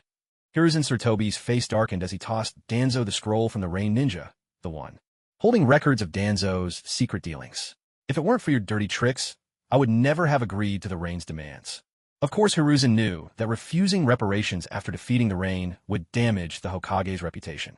But what choice did he have? If the Rain ninja were to expose Danzo's secrets, it would devastate the Hokage's standing far more than anything else. "Danzo, you really went too far this time," Mitokado Hamura said quietly, and Kohor Udatane, standing beside him, nodded in agreement. "Rope Tree is the heir to the teacher's clan. You even dared to lay a hand on him. Have you forgotten everything the teacher taught you?" Danzo gave a mirthless chuckle as he finished reading the contents of the scroll, a glimmer of resentment flickering in his heart. He hadn't expected Hanzo to seize on his carelessness and use it as leverage, forcing Konoha to forego war reparations. Hanzo played his hand well. Even in defeat, he made sure the Land of Rain wouldn't be crippled by this war. As for the doppelganger known as Uchiha, to political players like Danzo and Hiruzen, it was nothing more than a puppet Hanzo had thrust forward. "So you're not going to deny it?" Hiruzen looked straight at Danzo and asked, "What good would denial do me?" Danzo replied with a cold sneer. Hanzo's evidence was overwhelming, and the three people in this office had fought side by side with him for years. They knew him too well. Each of them was fully aware that Danzo was capable of such deeds. "Since you admit it, then your punishment shall be a year of house arrest in Konoha. You are not to leave the village for the duration," Hiruzen declared in a low voice. "Agreed. Agreed." Hamura and Koharu nodded together. These two advisors were like reeds in the wind, sometimes bending toward Hiruzen, sometimes toward Danzo. But this time, Danzo had gone too far, and neither of them would speak up on his behalf. "Hiruzen, we're still in the thick of war. Even though the Rain Ninja have surrendered, the fight with the sand is far from over, and Awagakure, Kimogakure, and Kirigakure are all watching, waiting to make their moves. I still have a duty to Konoha. Can't you postpone my punishment until after the war is done?" Danzo looked at Hiruzen, unwillingness plain in his eyes. If he wanted to become Hokage, he needed to build his reputation. He had just led Konoha to victory over the Rain, but the prestige he'd gained wasn't yet enough to oust Hiruzen from the Hokage's seat. He needed more achievements, more renown. "Danzo, if not for the years we've worked together, you wouldn't just be under house arrest. The AMBU would already have thrown you into Konoha's prison." Hiruzen's voice was cold and unyielding. "Humph, you'll regret this, Hiruzen." "Danzo, I am the Hokage." Realizing there was no room left for negotiation, Danzo let out a cold snort and stormed out, slamming the door behind him. Hiruzen Tsurutobi sighed as he watched Danzo leave in anger, the echo of the slamming door lingering in the air. He couldn't help but regret appointing Danzo as the commander on the Konoha front lines in place of Orochimaru.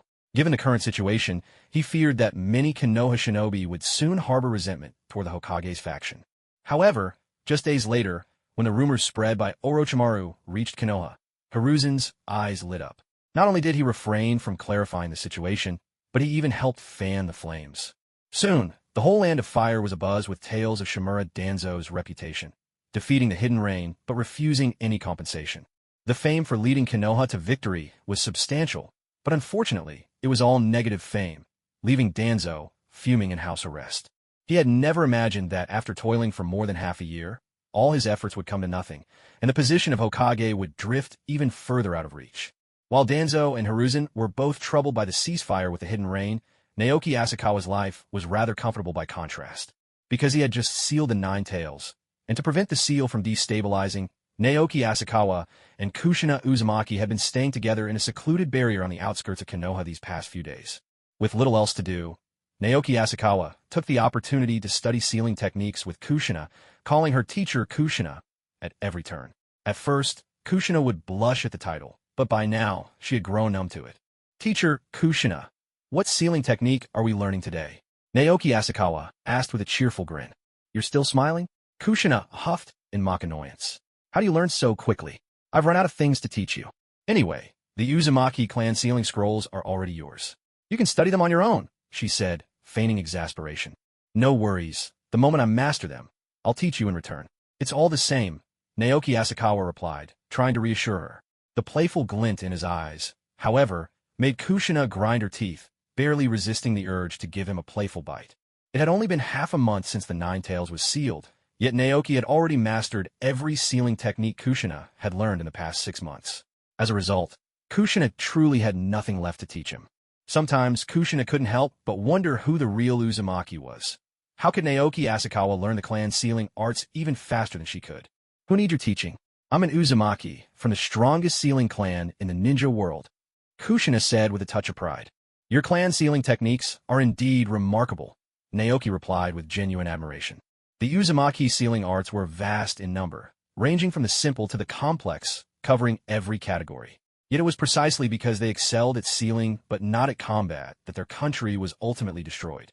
As for the sealing scrolls Kushina had given him, Naoki had read through them all in a single day, using the sage scroll within his dantian to transform their contents into sage techniques, in the end, the hundreds of sealing techniques contained within the scroll did not transform into hundreds of separate immortal arts. Instead, they merged together, fusing into one vast and profound immortal technique, the true solution of restriction. If ordinary immortal arts, whether the basic chi, refining method, the samadhi true fire, or sword control, were all concise and straightforward, usually filling no more than a few pages, then this true solution of restriction was a different story. Though the language remained succinct, the sheer volume of its content was so immense that to write it all down would require a book with no end in sight. Fortunately, the immortal scroll within Naoki Asakawa's dantian was truly marvelous.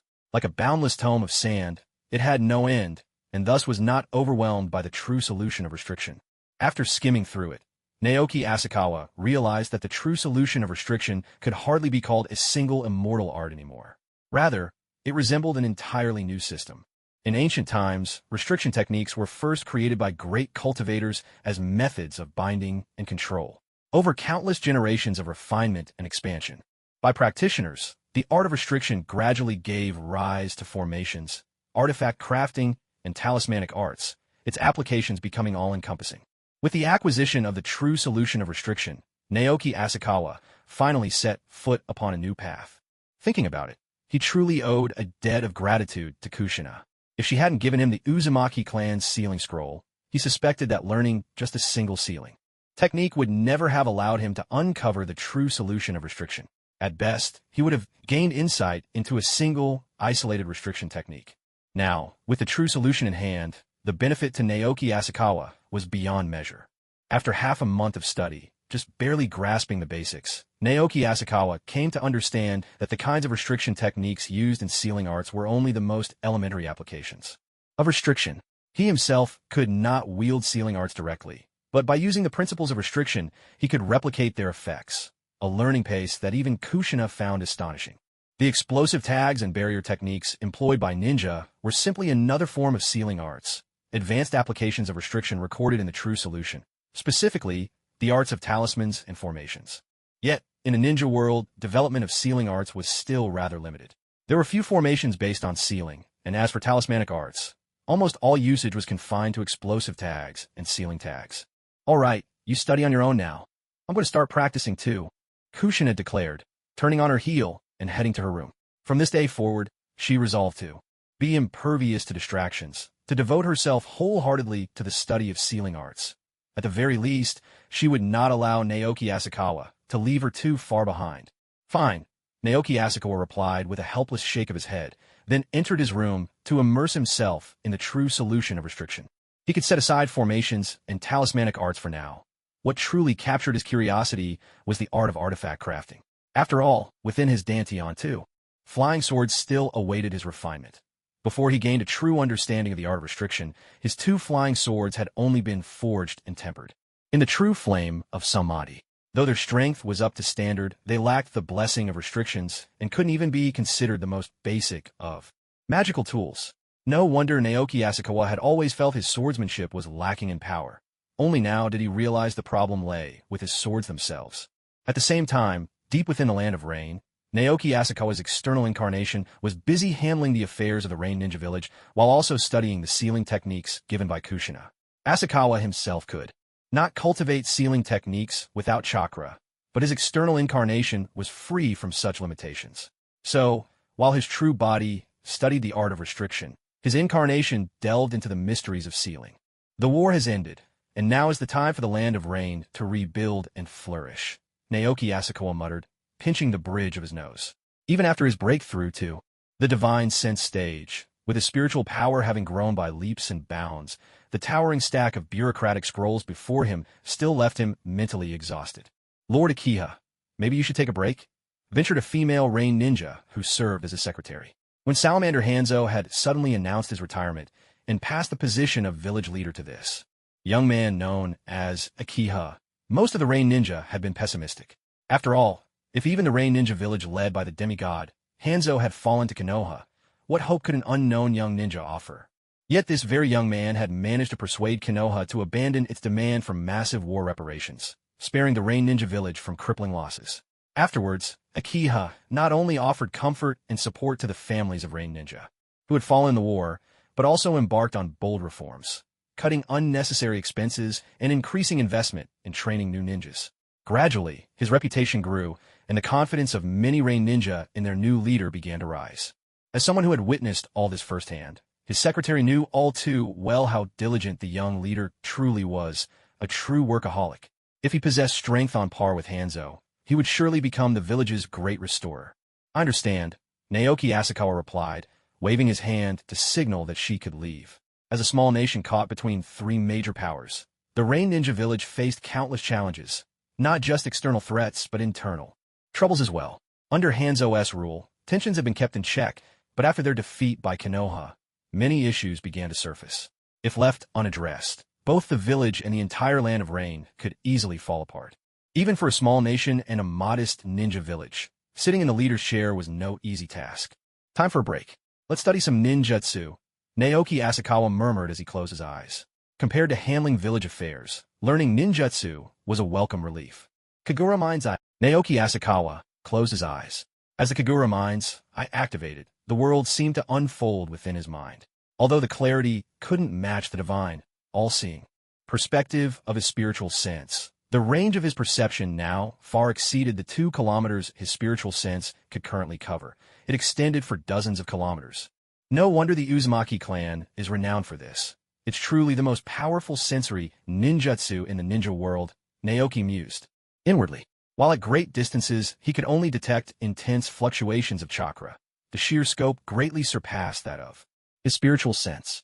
This sensory technique, too, came from a scroll Kushina had given him, tucked among those sealing arts. When he used his external incarnation to study the sealing techniques, Naoki had conveniently learned this sensory ninjutsu as well. To be able to master the Kagura Mind's Eye, along with those exclusive Uzumaki sealing techniques, my external incarnation truly must have inherited Kushina's bloodline.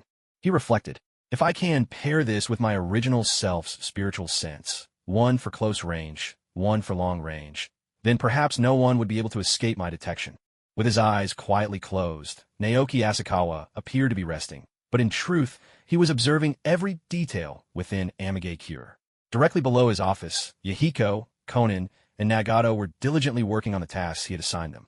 These children, who have suffered so much, are indeed more earnest in their studies than those kids at Konoha's academy, he thought, a trace of pride and compassion in his heart. After checking on his 3 disciples, Naoki shifted his attention to others in the village. Most of Amage Cure's upper echelon were under his soul extraction technique, and thus worked with utmost dedication. The few who had recently been promoted weren't slacking either, and his young secretary, having just left his office, was busy organizing the latest scrolls of government affairs. Judging by the behavior of Amage Cure's leadership, the village truly showed signs of revival. Using the Kagura Mind's Eye to check if my staff are slacking off. How convenient, Naoki remarked to himself with a wry smile. No wonder the 3rd Hokage was so fond of using his telescope technique for observation, but then he caught himself.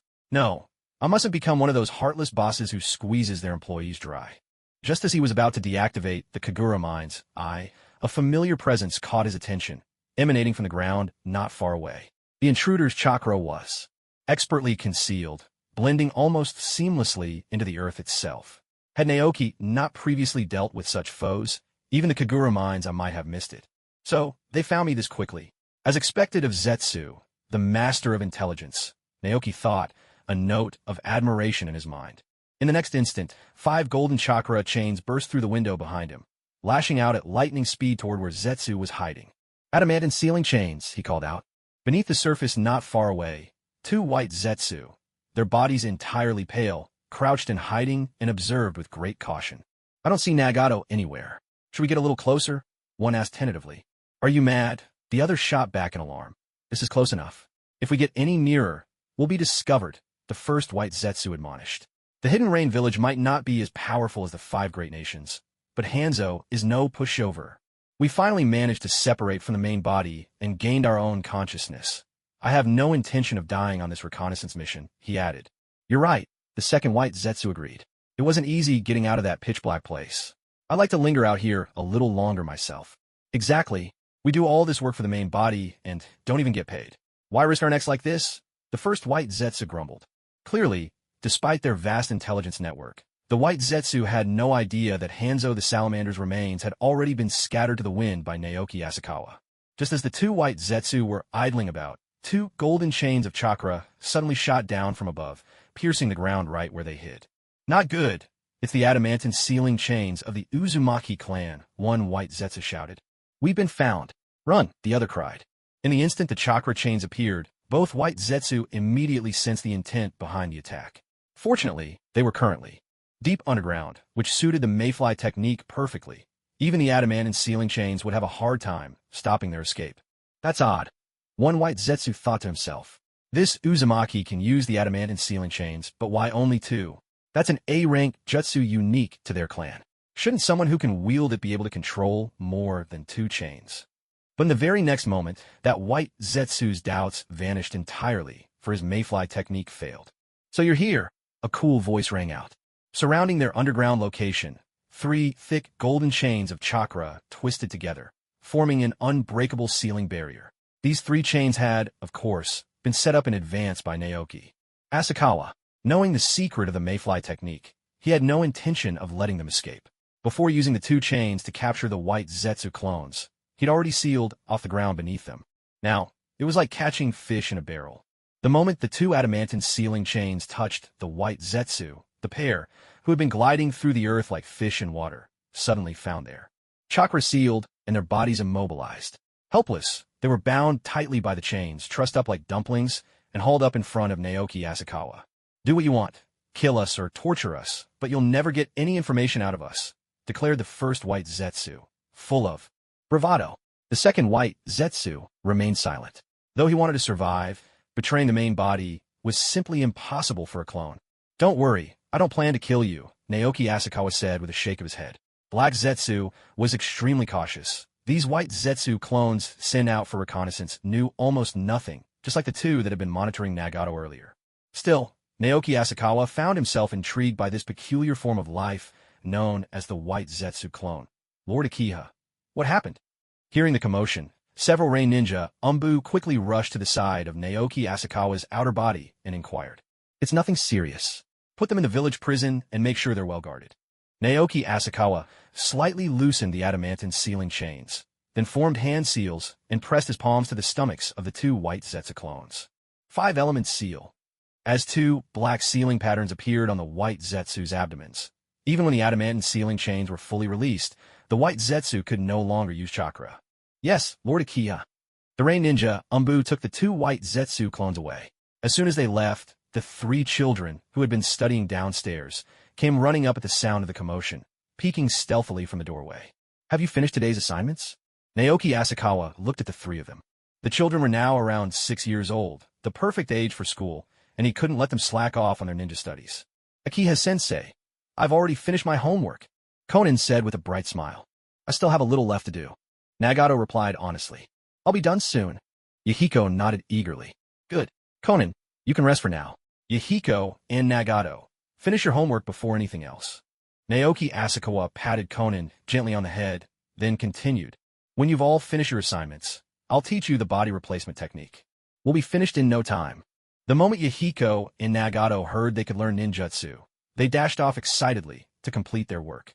Compared to the mischievous Yahiko and the introverted Nagato, Conan was still the most well-behaved. "Sensei, is there anything I can help with?" Conan glanced at the stack of scrolls piled on Naoki Asakawa's desk. "If you'd like to help, Conan, you can tidy up these scrolls for me." Naoki Asakawa nodded. "Okay, Sensei." Conan's eyes lit up with delight. Truthfully, the scrolls didn't really need organizing. Asakawa simply couldn't bear to refuse a child's earnest wish to help.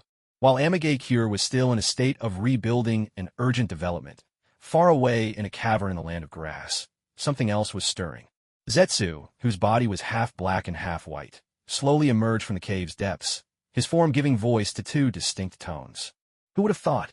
Nagato has actually been taken in as a disciple by the new leader of Amigakure. Does this mean Lord Madara won't invade the village directly now? White Zetsu commented, always eager for drama. What's more, according to the intel gathered by my clone, this Uchiha, the Rain Leader, seems to possess the Uzumaki bloodline. He can even use the adamantine sealing chains. Could it be that he took Nagato as a disciple because he discovered the Uzumaki blood within him? This is troublesome. Could Lord Madara's plans be hindered by this? If Madara learns that Nagato has slipped from our control, will he tear us apart for failing him? As White Zetsu continued to chatter endlessly by his ear, Black Zetsu finally reached the end of his patience. "Shut up. I am the embodiment of Lord Madara's will. I'm thinking, don't disturb me." All right, I get it," White Zetsu replied helplessly. To think a survivor of the Uzumaki clan would suddenly appear, and that I failed to kill Nagato's parents, letting him awaken his eyes. What a miscalculation, Black Zetsu pondered inwardly. Who exactly is this Uchiha? Maybe I should have White Zetsu's clones look into it. But this thought was doomed to fail, for Uchiha had appeared out of nowhere, and even White Zetsu's intelligence network couldn't investigate someone who didn't exist. Still, having Nagato take a mentor, learn new knowledge, and make friends all fit perfectly with my design for him as a chess piece. To bring about his downfall, he must first be driven to madness. If he doesn't first witness the world at its most beautiful, how can he ever fall into the deepest abyss? With these thoughts, Black Zetsu strode into the cave, having already found an excuse to placate Uchiha Madara. For now, keeping Madara calm was essential. After all, Madara was the most crucial piece in the puzzle to resurrect Kaguya. Days passed, and it had now been a month since the Ninetails was split apart. In that month, because of the Ninetails, Naoki Asakawa and Kushina Uzumaki lived secluded within the sealing barrier. Though their days were monotonous, they were filled with a rare sense of fulfillment. Naoki Asakawa trained without fail, absorbing natural energy and refining it into magical power, dedicating the rest of his time to unraveling the secrets of forbidden arts. Kushina, meanwhile, having been humbled by Naoki's strength, threw herself into the study of sealing techniques, determined to gain control over the young Ninetails within her as soon as possible. Just as they thought this life would continue for a long while yet, Naoki suddenly burst into the barrier, excitement written all over his face as he pulled on Naoki's arm. "Naoki, come with me, quick." Naoki, slow down. "Tell us what's going on first." Naoki stopped him to ask, while Kushina looked at Naoki in confusion. Lord Orochimaru, Lord Jiraiya, Minato, Mikoto, and the others, they're all back. Naoki's eyes sparkled with excitement as he continued. "Now that the Rain Ninja have surrendered, we only have to face the Sand Ninja. Konoha doesn't have to fight on two fronts anymore, so the pressure's eased up a lot.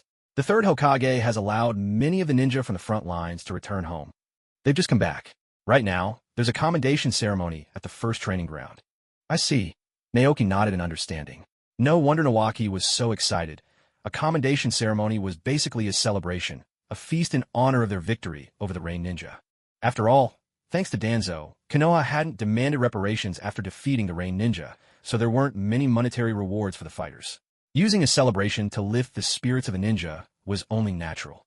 A commendation ceremony for defeating the Rain Ninja. Huh. A spark of interest lit up in Kushina's eyes. "Naoki, let's go together." "All right," Asakawa and Naoki agreed. He understood Kushina and Nobuki's excitement. After all, they had played their part in defeating the Rain Shinobi. This commendation ceremony was as much for them as anyone else. As for himself, he didn't really mind. Sitting there and absorbing natural energy to refine his chakra wouldn't be a waste of time. The three of them left the sealing barrier together, and this time, the Yinbyu didn't try to stop them. After a month with no incidents from the Ninetails within Naoki or Kushina, things seemed stable for now. Still, To be cautious, a few ANBU and members of the sealing team quietly tailed them, convinced the three kids wouldn't notice. But, in truth, within the range of his spiritual perception, Naoki could see every detail, even the faces hidden beneath the ANBU masks. Yet with no ill will or grievance, he had no intention of exposing their actions. As for being watched, Naoki knew they were only seeing what he wanted them to see. Naoki's speed spoke for itself, and Kushina and Nobuki were no slouches among the Chunin, either. Traveling together, they quickly arrived at the first training ground. The first training ground was a public space for all of Konoha's shinobi, but it was never this crowded on an ordinary day. From a distance, it was a sea of people. On closer look, most weren't even shinobi. They were villagers who'd come to watch the ceremony. Standing atop a giant tree, the three quickly spotted their teammates, Minato Namikaze and Mikoto Uchiha. In front of them stood the legendary trio, Orochimaru, Jiraiya, and Tsunade. Sensing the trio's gaze, Mikoto, always the most perceptive, spotted them at once. A smile flickered in her eyes as she waved, beckoning them over. "Let's go," Naoki said. Looking at the dense crowd ahead, he reached out, one hand grabbing Nobuki's collar, the other encircling Kushina's slender waist. Stride across the earth. With a single step, the three of them appeared behind Mikoto, startling a number of nearby shinobi. What an incredible body flicker technique. So that's Naoki the Flicker, huh? No wonder he escaped from Hanzo. I bet he's nearly at Jonin level already. Nearly? Naoki the Flicker definitely has Jonin level strength. He might even catch up to the legendary Sannin one day. Mikoto. Upon landing, Kushina threw herself into Mikoto's embrace. "Kushina, I'm so glad you're all right," Mikoto murmured softly. After releasing her, she turned her gaze toward Naoki. Under Mikoto's expectant gaze, Naoki Asakawa shared a gentle hug with Uchiha Mikoto. As for Shiboku, who looked a bit awkward, the thoughtful Minato Namikaze stepped forward and gave him a reassuring embrace, which moved Shiboku just a little. "After we left, nothing major happened on the front lines, did it?" Naoki Asakawa asked, glancing at the three neatly assembled squads. From their unscathed appearance, he could already guess that everything had been calm at the front. "Not long after you left, the Rain Ninja came seeking peace negotiations." Minato began explaining the situation at the front to Naoki and Shiboku, while Kushina was pulled aside by Mikoto for a private chat. "By the way, that Shunshin Naoki they were calling earlier, were they talking about me?" Naoki suddenly asked. "Of course. Who else could they have meant?" Omura Masaki replied with a laugh, his eyes tinged with envy. After all, titles were reserved for the truly strong, and he wondered if he would ever earn one in his lifetime. "Actually, it's mainly because the tale of you escaping from Hanzo spread among the surviving ninja from back then," he added. "Titles among ninja are quite straightforward. In the ninja world, where strength is revered, it became customary to give formidable shinobi titles that reflected their abilities or appearance, making them easier to remember. For example, the former leader of the Rain Ninja, Hanzo of the Salamander, was known as the demigod. During the war against the Rain Ninja, Orochimaru, Jiraiya, and Tsunade gained the title of the legendary Sannin of the Leaf after their fierce battles with Hanzo himself. There were others too. Kakashi's father, Tsukumo Hatake, was called the White Fang of the Leaf for his powerful swordsmanship and distinctive white hair. In the future, Minato Namikaze would be known as the Yellow Flash for both his blinding speed and golden hair. As for Naoki Asakawa, it was his mastery of the body flicker technique, combined with his daring escape from Hanzo, the so-called demigod, and a horde of Rain Ninja, that earned him the nickname Shunshin Naoki of the body flicker. Don't underestimate the weight behind the title Shunshin Naoki. There are many Jonin who can use the body flicker, but those who have escaped Hanzo and his Rain Ninja forces are few and far between. So that's how it is. Who would have thought that I'd become Shunshin Naoki before Sure Sui was even born? Naoki mused inwardly, a trace of amusement in his heart. Still, he thought, the title of Shunshin Naoki might not be the last. After all, his skills extended far beyond just the body flicker. Such a title alone could hardly capture his true strength. Lord Orochimaru. After exchanging a few words with his teammates, Naoki looked up at Orochimaru, who stood before them. Orochimaru returned his gaze, satisfaction gleaming in his eyes. No matter how he looked at it, Naoki Asakawa was his most outstanding disciple. "Are you all right?" Orochimaru asked with genuine concern. Orochimaru was, of course, referring to the matter of the Ninetails Jinchuriki. The fact that Naoki Asakawa had become the second host of the Ninetails was one of Konoha's top secrets. Yet as Naoki's teacher, and as a disciple of the third Hokage, Orochimaru naturally knew about it. "Don't worry, I'm fine," Naoki Asakawa said with a shake of his head and a gentle smile.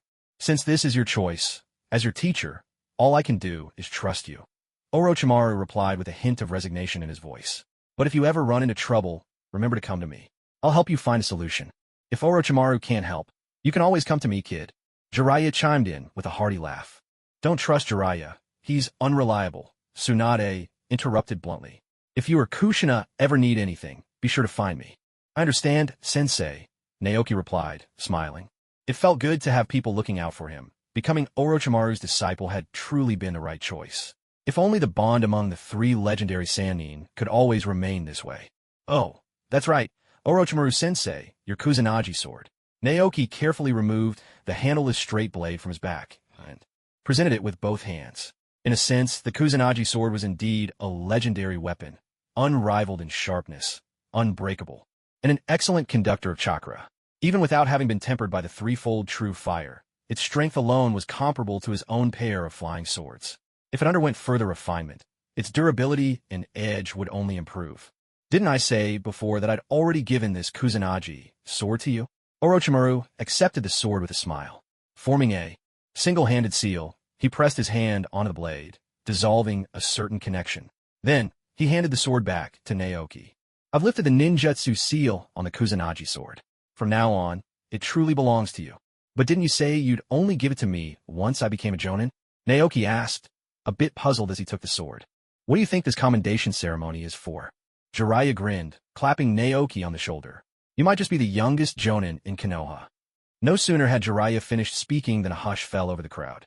Yet the excitement in their eyes was impossible to contain. Shikaku, for one, was all but trembling. With joy, and even Minato Namikaze, who was usually so composed, couldn't help but look expectantly toward the stage, where the third Hokage, Hiruzen Sarutobi, stood. And now, let us congratulate these ninja who have made outstanding contributions in the defense of Konoha, and announce their promotion to Jonin. Hiruzen Sarutobi's voice rang out, and the air grew tense and electric. There are no strict standards or exams for becoming a Jonin in Konoha. Usually, once a ninja's skills and mission record were up to par, their mentor or clan elders would recommend them to the Hokage's office for promotion to I. In the end, it is up to the Hokage to decide whether a candidate can be promoted to Jonin based on their overall performance. So even if someone's strength or mission record already meets the requirements, it doesn't guarantee promotion. A lot depends on the third Hokage's judgment. Right now, because of the war, many ninja have already accumulated enough mission experience to qualify as Jonin, but they still feel uncertain about their own abilities, which is why everyone is so nervous. The first candidate, Daisuke Tokugawa. During the war, he completed 7 S-rank missions and 16 A-rank missions. He rescued his comrades from the Rain Ninja on several occasions, and is known for his steady temperament and formidable strength. He is truly deserving of being promoted to Jonin to protect the Leaf Village. As Hiruzen Sarutobi finished his words, a burly middle-aged man slowly stepped out from the crowd. Although his stride was steady, the excitement in his eyes betrayed the storm of emotion within him. Thank you, Lord Hokage. I promise to protect the Leaf Village with all my heart. Daisuke Tokugawa said earnestly. Good, I'm counting on you. Hiruzen Sarutobi patted Daisuke Tokugawa on the shoulder in encouragement, then handed him the green vest that symbolized the rank of Jonin in the Leaf Village. Instantly, the entire hall erupted in thunderous applause, and many people cheered for him. Next, Daisher. Even before this war, he had already amassed significant mission experience. In the battle against the Sand Ninja, he earned great distinction, completing 6 S-rank missions and 26 A-rank missions, repeatedly foiling the schemes of the Sand Ninja.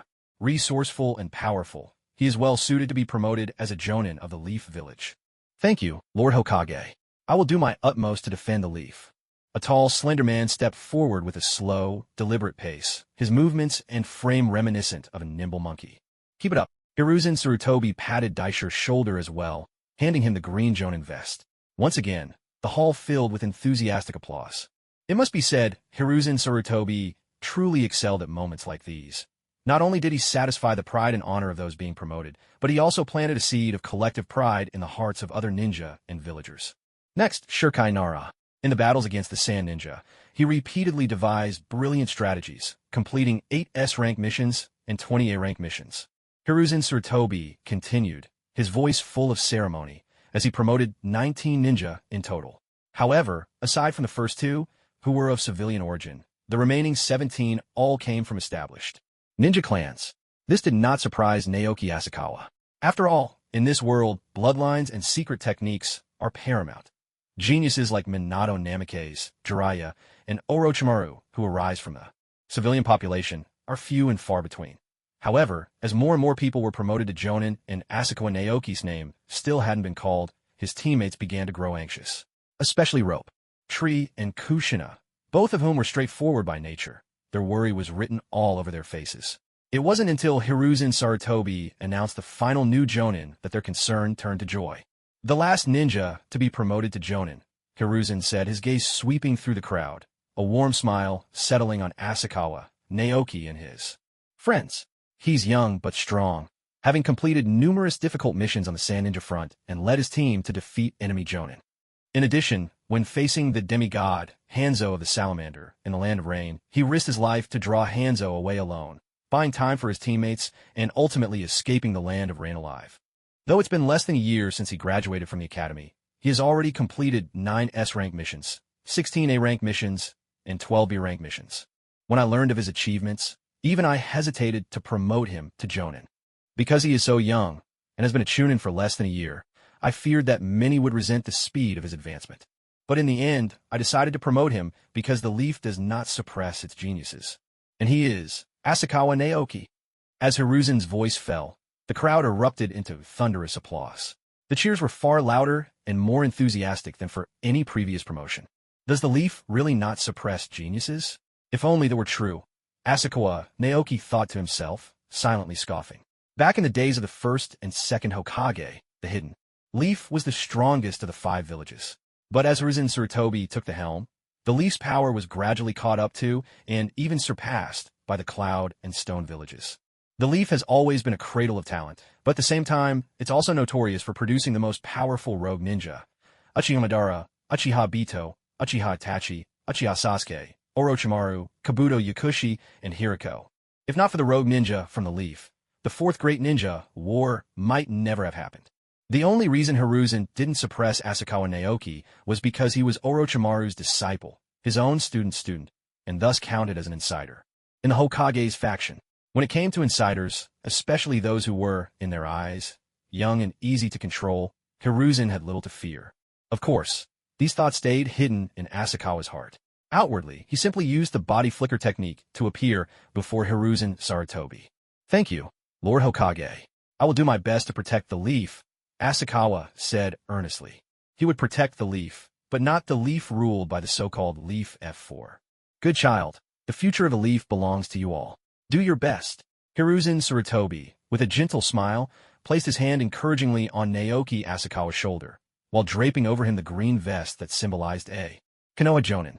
The Hokage personally clothing a new Jonin in this way instantly deepened the respect the onlookers felt for Hiruzen, and made Naoki Asakawa, this prodigious ninja, all the more unforgettable in their eyes. The other 19 newly promoted Jonin couldn't help but feel a twinge of envy. After all, they had all advanced to Jonin together, yet only Naoki received such an honor. But that jealousy quickly faded away. In this ninja world where strength speaks loudest, an 11-year-old Jonin was truly in a league of his own. Wherever the leaves dance, the fires will burn eternal. Hiruzen addressed the 20 new Jonin standing before him. Forge ahead. We are growing old, but the future of Konoha belongs to you. We will not let everyone down, the group replied in unison. After promoting the 20 Jonin, Hiruzen went on to elevate more than 20 Chunin with exceptional talents in specific fields to the rank of Special Jonin. However, the villages' attention was far less fixed on these Special Jonin. Their focus remained on the 20 regular Jonin, especially on Naoki Asakawa, the youngest Jonin in Konoha's history. Word of mouth spread swiftly, and in no time, the name Shunshin Naoki of the Body Flicker echoed throughout the village. Danzo never could have imagined that all the traps and enemies he'd painstakingly arranged on the battlefield for Rope Tree would end up becoming S-rank and A-rank mission experience. For Naoki Asakawa, in the end, Danzo's reputation suffered with nothing to show for it but suspicion and blame, while Naoki's fame soared. Many now saw him as Konoha's rising star. As the commendation ceremony drew to a close and the curious crowd began to surge forward, Naoki, sensing trouble, simply stepped forward and vanished from sight, leaving the crowd marveling in astonishment. As expected of Shunshin Naoki, Someone remarked in admiration. What incredible speed. No wonder he could defeat the Jonin from the rain and sand villages, and even escape from Hanzo. He's truly remarkable. Oomph. I bet all he's good at is running away, someone else grumbled, unwilling to admit defeat. Oh, then why don't you try facing Hanzo yourself? Another shot back. Fine, bring Hanzo here. I'd like to see if he could kill me, the dissenter replied with a laugh. Hanzo might not make it here, but can you withstand my fist? A Konoha ninja muttered quietly. He was one of those Naoki had saved in the past. Not wanting to get into more trouble, the dissatisfied villager finally lowered his head and slunk away. Not far from the ceremony, Naoki Asakawa stood on a broad branch of a giant tree, waiting for his companions to arrive. Naoki, why'd you run off like that? Ropetree asked, confused. He was eager to experience the thrill of being admired by so many people himself. There's an old saying, a man fears fame as a pig fears getting fat. You'll understand when you become a Jonin yourself. Asakawa, Naoki shook his head with a helpless smile. Congratulations, Naoki, on becoming a Jonin. Shall we go celebrate? Minato Namikaze said with a cheerful grin. Let's all go out for barbecue.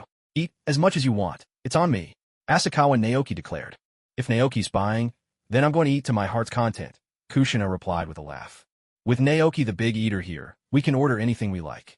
No need to worry about leftovers, Daiki Masamura joked, his eyes twinkling. Everyone burst into laughter, the mood light and joyful. Back in his days of cultivating energy, Asakawa Naoki had indeed been something of a glutton. But now, he no longer needed to refine his power through food. Senseis, why don't you join us too? Naoki turned to look at Orochimaru and the other two teachers. Sounds good. We're free anyway. Let's go together. Orochimaru agreed with a small nod, clearly pleased at his disciple's promotion. And so, the group of 12 enjoyed a hearty meal at the barbecue restaurant. Even Asakawa Naoki, who could now go without food for days, indulged himself for once, savoring the flavors that were hard to come by on the front lines. After their meal, the group dispersed. But Orochimaru stopped Naoki alone in an open clearing, leading him to the 6th training ground of Konoha. Naoki, congratulations on becoming Jonin. Besides the Kusanagi sword, there's something else I want to give you, Orochimaru said, biting his finger and weaving hand signs before pressing his hand to the ground. In a puff of smoke, a massive scroll half as tall as a person appeared. Shoju and Daiki still need more experience, but you are already qualified to become a contract holder of Ryukido. Bite your finger and sign your name on the scroll. Then you'll be able to summon the creatures of Ryukido. As he spoke, Orochimaru unrolled the Ryukido summoning contract. Across the parchment were the names of contract holders dating back to the Warring States period, many of them legendary, powerful shinobi. And at the newest entry, the last name inscribed was Orochimaru's own. Ryukido is one of the 3 great summoning sanctuaries. It's said to hold the secret of Sage Mode. If you can pass its trials, you'll gain the power of the Sage. But unlike Mount Mayaboku, which Jiraiya is contracted with, or Shikatsu Forest, which is Tsunade's domain, Ryukido is far less forgiving. The creatures there are fierce and violent. If you cannot subdue them, you risk being consumed yourself. Orochimaru explained in a low, serious voice. That's why I haven't given a contract to Shoju and Daiki. But I believe you have what it takes to command them. I didn't expect you to have so much faith in me, Orochimaru-sensei, Naoki said, touched. There was something reassuring about this version of Orochimaru, untainted by darkness. It's only natural for a teacher to believe in his student. Orochimaru replied with a rare, gentle smile. Thank you, sensei. I won't let you down, Naoki said earnestly. I know you won't, Orochimaru said with a smile, then urged, go on, make the contract. This is your first time using the summoning jutsu, so it's safer for me to watch from the side. Understood, Lord Orochimaru. Naoki Asakawa bit his fingertip and used his blood to sign his name after Orochimaru's on the contract.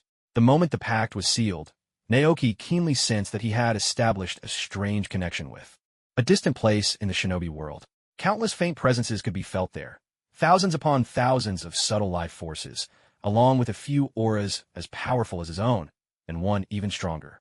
So, this is Ryuchi Cave, Naoki pondered silently. That strongest presence must be the White Snake Sage. When I grow stronger, perhaps I can venture into Ryuchi Cave to explore its mysteries. All right, now try performing the summoning jutsu, Orochimaru said slowly as he demonstrated the sequence of hand signs. The hand seals for summoning jutsu are boar, dog, bird, monkey, and ram. I understand, Lord Orochimaru. Naoki nodded calmly. In truth, he felt a bit uncertain. He had already learned the hand seals for the summoning. jutsu through soul search, but he had neither a contracted summon nor chakra to use, so he had never tried it before. Now, he could perform the treasure pack jutsu, which was validated by the summoning jutsu, but the treasure pack seemed only to establish contracts, not to summon creatures. This was the real dilemma. In other words, Naoki could form a contract with a summon, but couldn't call it forth like a typical shinobi. That's right, I can't actually perform the summoning jutsu, but I can use the treasure pack to sign a contract, so all that's missing is the summoning step. My external avatar, however, can use the summoning jutsu to complete that final step. If I split the summoning jutsu into separate parts, maybe I can make it work. With resolve taking root in his heart, Naoki began forming the hand seals for the summoning jutsu, while in reality, it was his avatar in the Land of Rain performing the technique. Naoki himself used the treasure pact, attuning to the aura of Ryuchi Cave to form the contract. Summoning jutsu. At the exact moment his avatar finished the hand seals, Naoki bit his finger and used the treasure pack to search for a summonable beast. Far away in Ryuchi Cave, as Naoki's presence emerged, the snake den, usually filled with hissing noises, fell into a sudden, deathly silence. The next instant, that silence was shattered by a thunderous roar, as if a spark had been hurled into a powder keg. Whether it was newborn snakelets barely as long as a finger, or titanic serpents stretching for hundreds of meters, all frantically fought over the chance to form a contract with that presence. In that moment, countless small snakes, striving for a contract, were swallowed whole by the massive ones, their demise silent and unseen. Naoki Asakawa also sensed that something was amiss. With a casual gesture, he formed a contract with a small white snake that was about to be devoured by a giant serpent. Then, his presence vanished within Ryukido, and he deftly used a concealment technique to completely hide his aura. As his presence faded away, the giant snakes of Ryukido lost their target and gradually began to calm down. Deep within the cave, a white phosphorus serpent with flowing orange hair, eyes closed in slumber, suddenly snapped open its eyes. Greed flickered in its amber, slit-pupiled gaze. What is this aura? What pure sage chakra? Far surpassing that of the slug and the old toad. No, this can't even be called sage chakra anymore.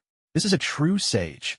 If I could devour him, perhaps I could finally shed my serpent skin and transform into a true dragon. Just as the white snake sage was about to trace the source and uncover the owner of that aura, it vanished from Ryukido without a trace. What's more, even with her power to hear all that happens in the shinobi world, the white snake sage could not glean any information about this mysterious presence. This is my chance to become a dragon. I cannot let it slip away. The white snake sage's thoughts raced. Then she called out into the emptiness. Tamino Kami, Ichikishimaheim, Tajitsaheim. At her summons, 3 humanoid figures appeared before the white phosphorus serpent, their vertical pupils unable to hide their own greed. Even the newly hatched snakes had sensed that aura. How could these 3 elders of Ryukido not feel it as well? The instant they perceived it, a powerful yearning welled up within them, as though devouring the source would let them molt and become dragons themselves. Now, gathered before the white snake sage, the 3 needed no explanation to know this was about the aura they had just sensed. You 3 have followed me for centuries, haven't you? After they arrived, the white phosphorus serpent transformed into a kindly old woman and spoke gently. Would you like to step outside Ryukido and see the world for yourselves? My lady, if we leave, who will oversee the trials for the ordinary humans? Tamino Kami asked, though her eyes sparkled with excitement rather than concern. Don't worry. We simply won't recruit new humans these next few years. The white snake sage replied with a smile. In that case, are the 3 of us going out together? Ichikishimaheim asked nervously, and Tajitsaheim glanced toward the sage with the same anxious anticipation. Though presiding over the trials in Ryukido occasionally brought them human prey, devouring the owner of that aura would far surpass even hundreds or thousands of ordinary shinobi. That's right, all 3 of you will go, the white snake sage said with a beaming smile. Bring him back to me, and you'll be well rewarded. We understand. We will not let you down, the 3 replied solemnly. If they hadn't run into him, it would have been fine. But if they did manage to catch that person alone, no one would obediently bring him back to the Ryukido. This was an opportunity to transform into a dragon. Such a precious treasure could never be shared with others. Even their teacher, the white snake sage who had taught them the ways of immortality, would not be allowed to fight them for it. All right, off you go. The aura is roughly here. The kindly old lady transformed once more into a great serpent, her scales shimmering like white phosphorus. With a tap of her smoking pipe in midair, the surrounding air condensed, forming a map of the shinobi world. The tip of her pipe pointed precisely to the center, near the borders where the lands of wind, fire, and earth met, close to the land of rain. Though she failed to locate Naoki Asakawa, who had concealed his presence using the art of concealment, the White Snake Sage still managed to deduce the approximate location of the summoned incarnation responsible for the summoning jutsu through a few scattered clues. "Thank you, Master. We'll be on our way," the three replied. As soon as they finished speaking, their figures gradually faded into transparency, disappearing into the depths of Ryukido. A soft, knowing chuckle escaped the White Snake Sage as she puffed at her pipe. Did she not know what was on her disciples' minds?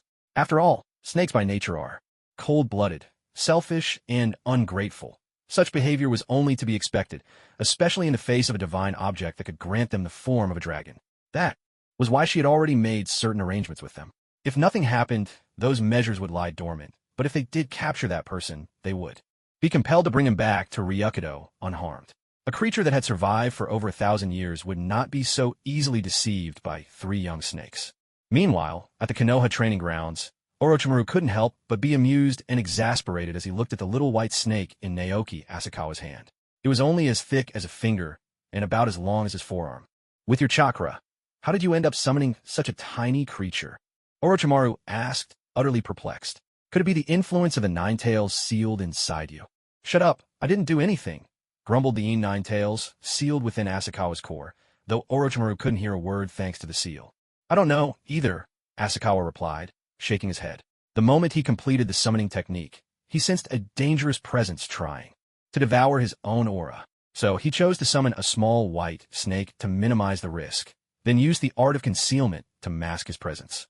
At this moment, Asakawa had no idea that although the White Snake Sage hadn't found him, she had managed to pinpoint the general area of his summoned incarnation. "Naoki, do you want to try the summoning jutsu again?" Orochimaru asked. He still couldn't make sense of it. If it had been Naoki, perhaps summoning a snake that small would be possible, but with Asakawa's chakra, he should have been able to summon at least a 10-meter-long serpent. "No need, Orochimaru-sensei," Asakawa said with a gentle smile, stroking the little white snake in his hand. "I think this little one is quite adorable. You know, summoning beasts are meant for battle," Orochimaru said with a chuckle, shaking his head. Even he had to admit, though, that from the perspective of serpent expert, the little white snake Naoki Asakawa had summoned was truly a sight to behold. "Don't worry, I'll train it to be very powerful," Naoki replied with a smile. Never underestimate how quickly a summoning beast can grow.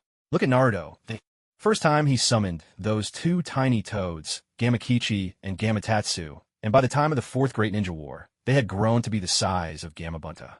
"Then you'll be in for a long wait," Orochimaru said with a sigh. He reached out, intending to touch the white snake coiled around Naoki's hand, but the little snake deftly slipped away from his fingers. It seems to have taken quite a liking to you," Orochimaru mused, frowning slightly. He remembered that the first time he met Naoki, even his own python seemed rather fond of him. But this little white snake was even more attached, so much so that it wouldn't let anyone else touch it, winding itself firmly around Naoki's wrist like a white jade bracelet. "Could it be that you have a physique that attracts snakes?" "I'm not sure myself," Naoki replied, shaking his head, though a suspicion lingered in his heart. The summoning beasts of the 3 great sacred lands all grew rapidly. By absorbing natural energy, and since he was always practicing the basic chi cultivation technique, it was as if he was a living array gathering natural energy. If summoning beasts can grow quickly by absorbing natural energy, what if they absorbed spiritual power instead? A bold idea suddenly flashed through Naoki's mind. Perhaps he really could raise a summoning beast of his own. "Orochimaru-sensei, I'll head home for now." "All right, go get some rest," Orochimaru replied. After parting ways with Orochimaru, Naoki didn't return to the sealed barrier. Instead, he chose to go home. For the past month, neither he nor Kushina Uzumaki, both carrying half of the Ninetails within them, had experienced any issues. Hiruzen Sarutobi had tacitly approved their release from the barrier during today's commendation ceremony. Of course, a few members of the Konoha NBU and the sealing squad continued shadowing them, always ready to respond if the Ninetails showed any signs of rampage. As soon as he shut the door behind him, Naoki set up several seals, linking them into a small concealment barrier that completely masked any trace of activity inside the house. This way, unless the door was physically opened, it wouldn't matter if the world inside was turned upside down. As long as the barrier held, neither the ANBU nor the sealing squad outside would have any idea what was happening within. With the barrier in place, Naoki turned his attention to the little white snake coiled twice around his wrist. He gently stroked its back, and the snake affectionately nuzzled his hand with its head. "Since you're so white, I'll call you Little White from now on," Naoki said with a smile. Thanks to the special contract formed through the treasure art, even though Little White couldn't speak yet, Naoki could sense its delighted mood. "Looks like you really like that name," he chuckled. "All right, let's start by giving you a taste of natural energy." Asakawa Naoki absorbed a small amount of natural energy, but instead of refining it into mana, he carefully controlled the dose and channeled it into the little white snake. Upon receiving Asakawa Naoki's natural energy, the little snake became visibly excited. It flicked its crimson tongue and wagged its tail from time to time, as if saying, "More. I want more." So, it's true, spirit beasts can all absorb natural energy to grow. Even such a tiny creature can take it in, he mused, observing through his spiritual sense. It was clear that the energy he had just provided had been absorbed, rather than leaking out from the little snake's body. "Well, since you have such an appetite, let's see if you can handle something even better." Asakawa Naoki took great care to control the amount of mana he fed the snake. Spirit beasts could absorb natural energy without much issue, but mana was different. If a spirit beast couldn't handle it, an excess could be disastrous. As soon as the smallest trace of mana entered, the little snake's tail wagged even more vigorously, its tongue flicking in and out. With delight, Asakawa Naoki could sense the creature's joy. It was as if it had just tasted the most delicious thing in the world. And in fact, it had. If energy could be ranked, Asakawa Naoki's mana far surpassed natural energy in potency. After all, his mana was refined from natural energy, its purity much greater. Yet, after only a little mana, the little snake collapsed limply in his palm, its lively energy settling into calm. "Already full so soon? You're still just a baby, after all." The little snake wasn't dead, of course. It had simply eaten its fill and drifted off to sleep. Asakawa Naoki set it gently on the table to rest. In this world, spirit beasts were not so fragile. "It really does grow quickly," he noted. Through his spiritual sense, he could see that the sleeping, well-fed snake was growing at an astonishing rate. At this pace, by the time it woke up tomorrow, it might be as long as his arm. "Time to cultivate," he resolved, sitting down to meditate. After breaking through to the next stage, refining chi into spirit, he found that, rather than having more time, he actually had less to spare. With each breakthrough, progress required even more dedicated cultivation. His foundation was everything. There could be no neglect. The essence flame of the samadhi true fire was of immense benefit to his training. Now that he had advanced, the second flame, the flame of chi, urgently awaited ignition. Then there was the art of unlocking prohibitions, which he had only just begun to explore. There remained much to learn, and in the future his mastery of formations, talismans, and artifact forging would all depend on it. For now, the little spirit beast could accompany him everywhere, but as it grew, he would need to craft a spirit beast pouch for easier transport. There were also 2 flying swords, and the Kusanagi sword gifted by Orochimaru, which would need to be refined with prohibition techniques.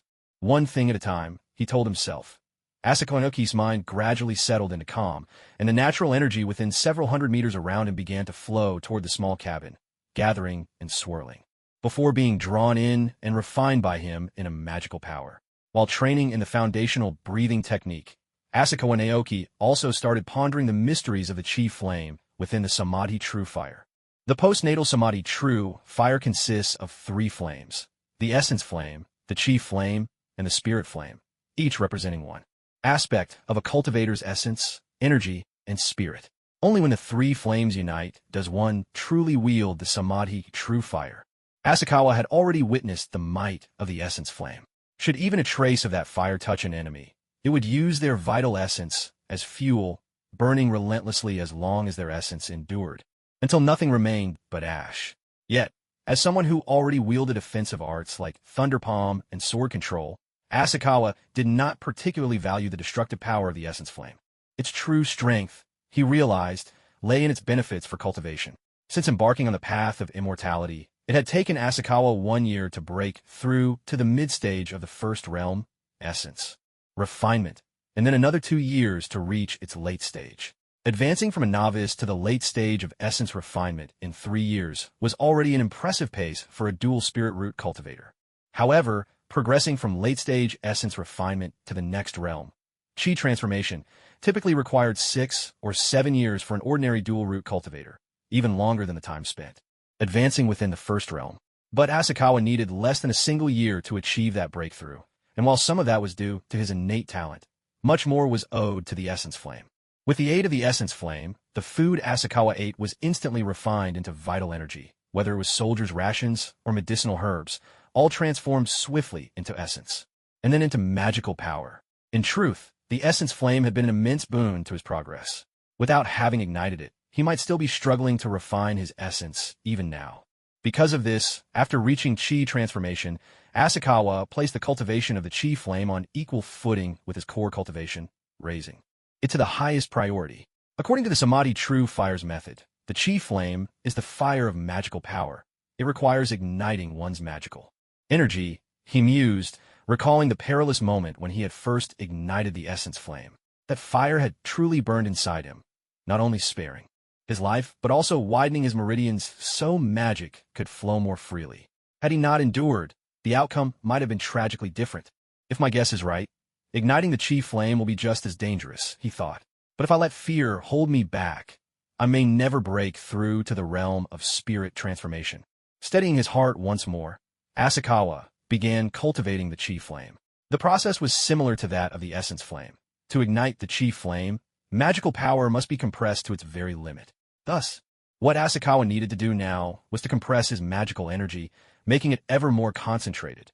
During the compression process, Naoki Asakawa could clearly sense a powerful resistance standing in his way. As a result, he had to muster even more magical energy to compress and condense it. Refining natural energy into mana while simultaneously compressing it does indeed slow down the cultivation speed. He reflected, but at the stage of transforming Chi into spirit, even advancing a single minor rank takes much longer than the previous stage. Spending a bit more time on top of that hardly matters. I just hope that after igniting the flame of Chi, the gains will be worth the time invested. Meanwhile, 3 women appeared on a desolate mountain in the land of rivers. Their skin was pale, their features strikingly beautiful. Each wore a white robe and a golden crown atop her head. "So this is the shinobi world," murmured Ichikishimaheim, her blue hair tied into a bun and her petite figure moving with lively curiosity. For someone who had never left Ryuchi Cave, the shinobi world was a place filled with novelty. "The natural energy here is much thinner compared to Ryuchi Cave," commented Tajitsuheim, her green hair also styled in a bun and her tall figure poised with a hint of displeasure. Without that rich natural energy, it seemed their powers would be somewhat diminished. "We should find the source of that aura quickly and bring him back to Ryuchi Cave," suggested Tagureheim, whose long brown hair flowed down her back and whose gentle demeanor softened her words with a smile. "Agreed," replied Ichikishimaheim and Tajitsuheim as they slowly turned to face Tagureheim. A knowing smile flickered in each of their eyes. Though their quest was supposedly for the White Snake Sage, they all knew that once they found the target and captured him, they would want to claim the prize for themselves. After all, this was a chance to shed their serpentine skin and ascend as dragons. Even the true master of Ryuchi Cave, the White Snake Sage, was still, in the end, just a snake.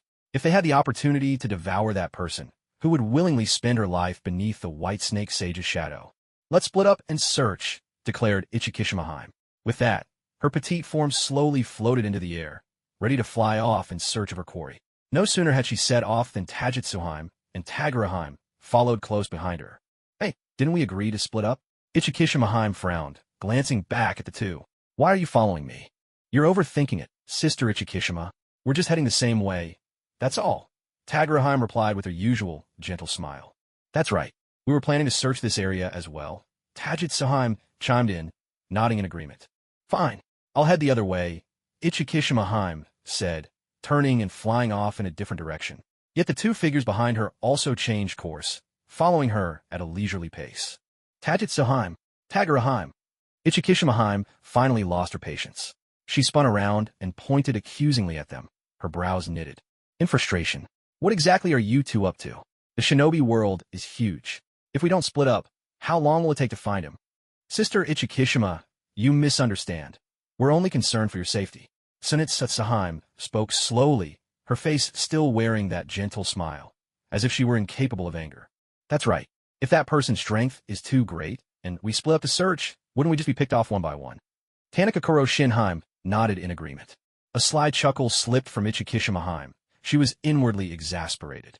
The three of them were elders of Ryukido, each possessing powerful sage chakra. In the language of a ninja world, all three of them were shinobi who had mastered sage mode. In a one-on-one fight, even the Kage of the five great nations might not be a match for them. What's more, they could fly. Even if the battle went against them, they could always take to the skies and escape. Truth be told, Tanakakuro Shinheim and Tsunetsu Satsuheim weren't following her out of any real concern for her safety. The true reason was that her sensory abilities were the strongest, making her the most likely to find their target. Both Tanakakuro Shinheim and Tsunetsu Satsuheim feared she would find him first and keep the prize for herself, so they stuck to her like shadows. Unfortunately, Tanakakuro Shinheim was a master tracker, and Tsunetsu Satsuheim was the most powerful in combat. Ichikishimaheim couldn't best either of them. If things were different, she wouldn't have bothered to humor them at all. Enough. Let's stop beating around the bush and get straight to the point. With that, Ichikishimaheim used a special transmission jutsu to cloak their conversation in secrecy. The White Snake Sage possessed the ability to hear everything in the ninja world, so they never spoke their true thoughts aloud. But this unique jutsu allowed them to share their intentions directly, mind to mind, without worrying about being overheard. If you want to keep following me, that's fine. But if we catch him, I want half the prize. Ichikishimaheim's words echoed in their minds. No way. Both Tanakakuro Shinheim and Tsunetsu Satsuheim objected at once, their voices firm in her mind. If Ichikishimaheim took half, what will be left for the other two? You both know how strong my sensory skills are. The ninja world is vast. Even with the Grandmaster pointing us in the general direction, you could spend years searching and still come up empty. Ichikishimaheim reminded them. Your senses are impressive, little sister, but in this world, it's still the strongest fist that decides who gets what. Tsunetsu Satsuheim's expression never lost its warmth, but she clenched her fist. Soundlessly, her message clear even through the private channel. In the end, might makes right. Among the three, her strength was unmatched.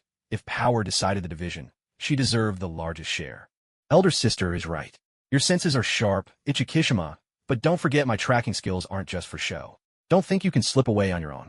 Tanakakuro Shinheim added, her thoughts transmitted clearly. Looking at the two who were clearly trying to keep her in check, Ichikishimaheim's heart filled with a mix of indignation and resignation. Shameless, the both of them. If only she could defeat them, she'd never have to swallow her pride like this. But Tsunetsu Satsuheim was right. This world only respects strength, that if she really managed to ascend and become a dragon, she would definitely make those two pay. At least a third. Princess Ichikishimaheim gritted her teeth and sent her message telepathically. If she couldn't even get a third, she'd rather see no one get anything at all. Fine. Asterisk 2. After a brief moment of contemplation, Princess Tajitsuheim and Princess Tagiraheim finally agreed. The three of them weren't fools. Though they appeared to be radiant, youthful girls, in truth, they were ancient beings who had lived for centuries, well aware of the saying, 3 monks draw no water. Since they hadn't found their target yet, reaching an agreement was essential. Without Ichikishimaheim's sensory abilities, it would be nearly impossible to locate their quarry. If they couldn't even find the target, let alone ascend and become dragons, there'd be nothing to fight over in the first place. As for how to divvy up the spoils after capturing the target, there would be time enough to discuss that later. Then, let's set the Land of Rivers as our initial target. Having come to an agreement, the 3 beautiful serpent maidens soared through the sky together, searching for the owner of that elusive aura. The ninja world was vast, and the White Snake Sage's directions were equally broad. Centered on the Land of Rain, the surrounding territories included not only 3 of the 5 great nations, wind, earth, and fire, but also the lands of birds, grass, and rivers. While it was most likely the target was within the Land of Rain, there was still a chance they could be lurking along the borders of any of these 6 neighboring countries. The 3 sisters weren't about to overlook a single possibility. The night passed uneventfully. As the sun rose, Naoki Asakawa opened his eyes. After a night spent cultivating, his mind remained sharp and clear. While his overall power had only improved slightly, the concentration of his spiritual energy had noticeably increased. Little White's still asleep. But at this rate of growth, could it be that his spiritual energy had a special effect on summoned beasts? Naoki glanced at the small white snake, still asleep. When he had summoned her just yesterday, she could only wrap around his arm twice. Now, she could almost make 3 full loops. She had grown by nearly half again her size. Let's try making some talismans today, Naoki decided after a moment's thought. He wrapped little White around his arm and, with his sleeve hiding her, set out. Heading alone to the commercial district, Naoki made straight for the ninja tool shop. Excuse me, Do you sell paper for making exploding tags? He asked the shopkeeper. Exploding tags, eh? 2,000 Rio apiece. How many would you like? The shopkeeper replied. I want to buy the paper for making exploding tags. Naoki repeated, a hint of exasperation in his voice. What do you need talisman paper for? Planning to make them yourself? The shopkeeper looked at Naoki with a curious, almost skeptical expression. 2,000 Rio per exploding tag might be expensive for ordinary people, but for a ninja it was hardly prohibitive, about the price of 30 or 40 bowls of ramen. Making exploding tags yourself, though, required considerable skill with sealing techniques. If you weren't adept enough, you could easily end up wasting time and money. That's right. Do you have any talisman paper? Naoki nodded, pressing the question. We do. 100 Rio per sheet. How many will you need? The shopkeeper replied. Let's start with 1,000 sheets. Asakawa, Naoki said. 1,000 talisman papers should be enough for practice. For now, he could always buy more if needed. Certainly, sir. That'll be 100,000 taels. The ninja tool shop owner took out 10 bundles of neatly tied talisman papers and handed them to Asakawa Naoki. In return, Asakawa Naoki produced 10 silver notes and passed them over. Payment and goods exchanged in one smooth motion. With the talisman papers in hand, Asakawa Naoki paused to think for a moment, then headed to the market to buy some beef, intending it as food for Xiaobai. When he returned home, Asakawa Naoki set Xiaobai down and took out a few talisman papers, rubbing them thoughtfully between his fingers. These papers were already cut to size, about 10 centimeters long and 5 centimeters wide, and felt much finer than ordinary paper. Talisman paper that could be used for explosive tags, naturally, had to be waterproof, yet, surprisingly, it didn't feel oily to the touch. Asakawa Naoki tried channeling his spiritual power into the paper. To his surprise, the paper conducted spiritual energy to some extent. If he wasn't mistaken, it should also be able to conduct chakra, though not as efficiently as chakra metal. He searched around his room for comparison, but none of the other papers had this property. This talisman paper is indeed of much higher quality than regular paper, and it can conduct both spiritual energy and chakra. I wonder what materials they've added to achieve that. But a single sheet costs only 100 taels, while an explosive tag sells for 2,000, 20 times the profit margin. As expected, selling armaments is the most lucrative business. Of course, Asakawa Naoki hadn't factored in the time spent or the success rate, and just because the retail price was 100 taels didn't mean the wholesale cost was that high. Still, with the resources of Hidden Rain Village at his disposal, he had little need to worry about money. Otherwise, he'd be making talismans for profit. No point in overthinking. Let's try making a talisman first. Asakawa Naoki steadied his mind, focusing intently on the talisman paper in his hand. Then, he bit his finger, and soon a bead of bright red blood welled up. Given that his body had been tempered by the flame of purity and natural energy, such a minor wound would heal in the blink of an eye if left alone. To make the talisman, however, he had to suppress his body's regenerative ability. According to the records of the true interpretation of seals, crafting talismans with the blood of a spirit beast, blood infused with spiritual energy, not only greatly increased the success rate, but also had a chance of raising the talisman's grade. At the moment, Xiaobai was still too young, and there was no suitable beast blood available, so Asakawa could only make do with his own blood for. Now, as a cultivator at the stage of refining chi and transforming spirit, his blood should be more potent than that of most summoned beasts. Before the wound could heal, Asakawa Naoki dabbed his blood onto the talisman paper. As he circulated his spiritual power, red patterns quickly began to spread across the white surface, resembling tongues of flame dancing and burning along the sheet. It's done. Asakawa Naoki looked at the talisman in his hand, adorned with flame patterns, with a hint of satisfaction. This was the very first talisman he had ever crafted, and he hadn't expected it to be so effortless. What's more, it's actually a two-pattern talisman. Author's note. I'm a novice writer. Please, I humbly beg for your support and positive reviews.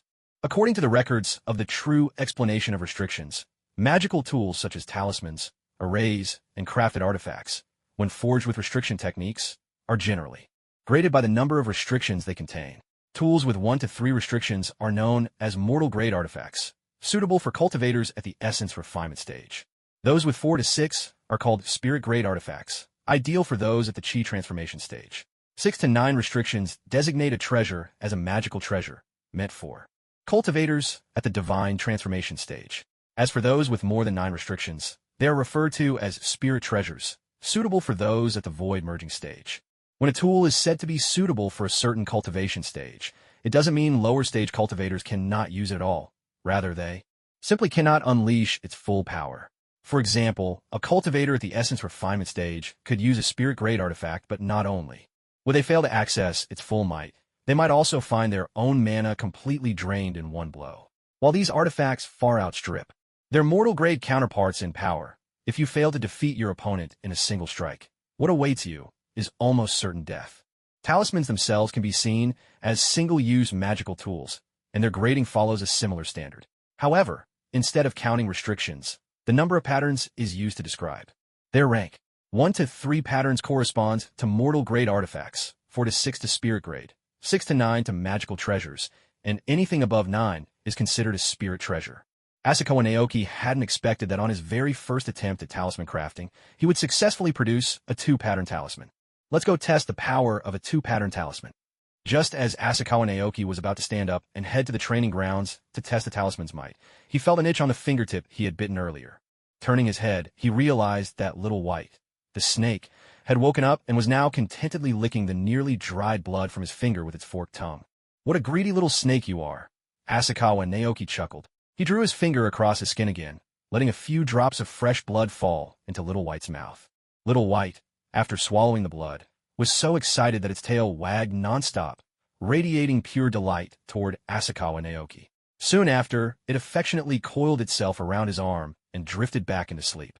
"You just woke up, and now you're already dozing off again. Such a little lazybones," Asakawa Naoki said with a helpless smile, flicking Little White gently on the head. Having feasted on energy, the little snake had once again slipped into slumber to grow. "I didn't expect my blood to actually contain so much energy, perhaps not much less than the spiritual power I infused yesterday. Never mind, let's go test out the 2-pattern talisman first." Asakawa Naoki left a Senzabine clone of himself in his room, opened the window, and with a single step, slipped out of the house. The shadowy ANBU ninjas and the ceiling squad that had been tailing him noticed nothing amiss. Within just a few breaths, Asakawa Naoki had already arrived deep within the Forest of Death. The Forest of Death is the nickname for Training Ground 44 in Konoha, and it is also one of the largest training fields in the village. Within its boundaries roam many giant beasts and poisonous creatures, making it a perilous place. Aside from events such as the Chunin exams, few shinobi choose to come here to practice their ninjutsu. "Good, no one's here." Naoki Asakawa swept his senses over the area within a 2-kilometer radius.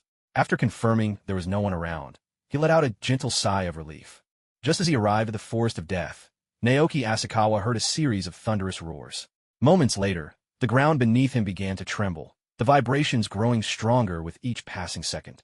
In the span of a few breaths, a giant wild boar, towering 3 meters high and stretching over 5 meters long, with 2 menacing tusks curving from its mouth, charged straight toward Naoki Asakawa. Perfect timing.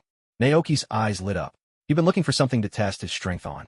The moment the gigantic wild boar spotted this intruder, its powerful territorial instincts kicked in. Without the slightest hesitation, it barreled forward to drive Naoki out. "Let's see what my strength can do." Facing the beast's relentless charge, Naoki neither dodged nor flinched. He seized the wild boar's tusks with both hands, bracing himself as the monster drove him back over 10 meters, carving deep furrows into the ground beneath his feet. There's an old saying, first the boar, then the bear, and lastly the tiger. Seems there's some truth to it. Back in his previous life in rural China, Naoki had heard this proverb. Though its accuracy was debatable, it did serve to underscore just how dangerous wild boars could be. Ordinary wild boars were already tough opponents, let alone one of this monstrous size.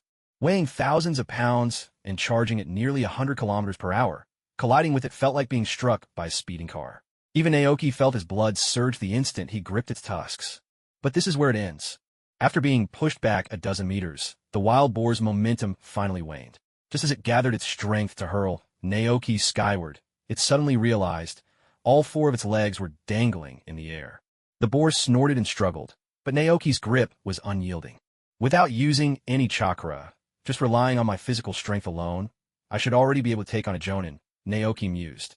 He tightened his hold and, with a burst of force, hurled the giant boar dozens of meters away. Off you go. With a deafening crash, the wild boar slammed into a massive tree, snapping its trunk, nearly 3 meters thick, clean in two. Yet, thanks to its tough hide and sturdy flesh, the boar emerged almost unscathed. Shaking its head, it charged at Naoki once again. "This wild boar is probably as strong as a Chunin," he thought. It's a pity I already have a contract beast. As the giant boar charged once more, Naoki decided not to waste any more time. He flicked a 2-mark talisman at the oncoming beast. The boar, oblivious to its impending doom, kept rushing forward. When the talisman came within 2 meters of its target, it suddenly burst into a massive orange fireball, facing the enormous fireball head-on. Not even the giant wild boar could escape. It didn't even have time to let out a scream before the fireball engulfed it completely in less than a heartbeat. The 2-mark Samadhi True Fire is probably as powerful as my full-strength strike in the middle stage of Refining Essence in a chi. Its might far surpasses that of an explosive talisman, Asakawa Naoki estimated inwardly, recalling how he only managed to ignite essence fire when he broke through to the late stage of Refining Essence into chi. If I judge it this way, a 1-mark talisman would correspond to the early stage of Refining Essence in a chi, a 2-mark to the middle stage, and a 3-mark to the late stage. Then, a 4-mark talisman would match the initial stage of Refining Chi into Spirit. If I could produce 4-mark talismans in large quantities, I'd have the confidence to face even Hashirama Senju and Madara Uchiha without fear of defeat, Asakawa. Naoki couldn't help but imagine himself soaring through the sky on his sword, waving his arm as thousands upon thousands of 4-mark talismans shot forth. But for now, such thoughts are too premature. Even being able to mass-produce 3-mark talismans is already a tremendous feat. Asakawa Naoki shook his head. According to the true solution of seals, as long as one's mana reached the required threshold, producing 1 to 3-mark talismans was simply a matter of careful effort. However, the gap between 3-mark and 4-mark talismans was far greater than that between 2 and 3-mark talismans. Even cultivators at the level of Refining Chi in a Spirit found making 4-mark talismans exceedingly difficult. Forget it. I should focus on honing my skills and strive to produce 3-mark talismans as soon as possible. With that, Asakawa Naoki activated his instant movement technique and left the forest of death directly. Not long after he departed, several ninja, drawn by the commotion, arrived at the scene. Seeing the ashes of the giant wild boar and the massive trees shattered by impact, their expressions shifted subtly. Which elite Jonin, skilled in fire release, could have come to the forest of death to test jutsu? Thanks to his aura-concealing art and 72 transformations, Asakawa Naoki slipped home right under the noses of the ANBU and the SEAL Corps. Time to keep making talismans, he said. He had used 1 talisman paper. There were still 999 sheets left. However, from now on, I shouldn't use my own blood to create them. I'll rely on raw mana instead. According to the true solution of seals, the blood of magical beasts wasn't strictly necessary for making talismans. Cultivators could use pure mana, though the quality might not be as high. But Asakawa Naoki was just starting out. His main goal was to gain proficiency. Besides, a drop or 2 of blood was fine, but too much would harm his foundation. So, using only his mana, Asakawa Naoki crafted talismans for techniques such as Palm Thunder, Heart-Capturing Spell, and Instant Step. Without the aid of blood, he managed to make 10 talismans. 4 achieved a 2-mark rating, while 6 were 1-mark. These results are decent, but they do slow down my cultivation progress. For me, my cultivation is still the foundation of everything. Asakawa Naoki pondered whether there was a way to craft talisman papers without delaying his cultivation.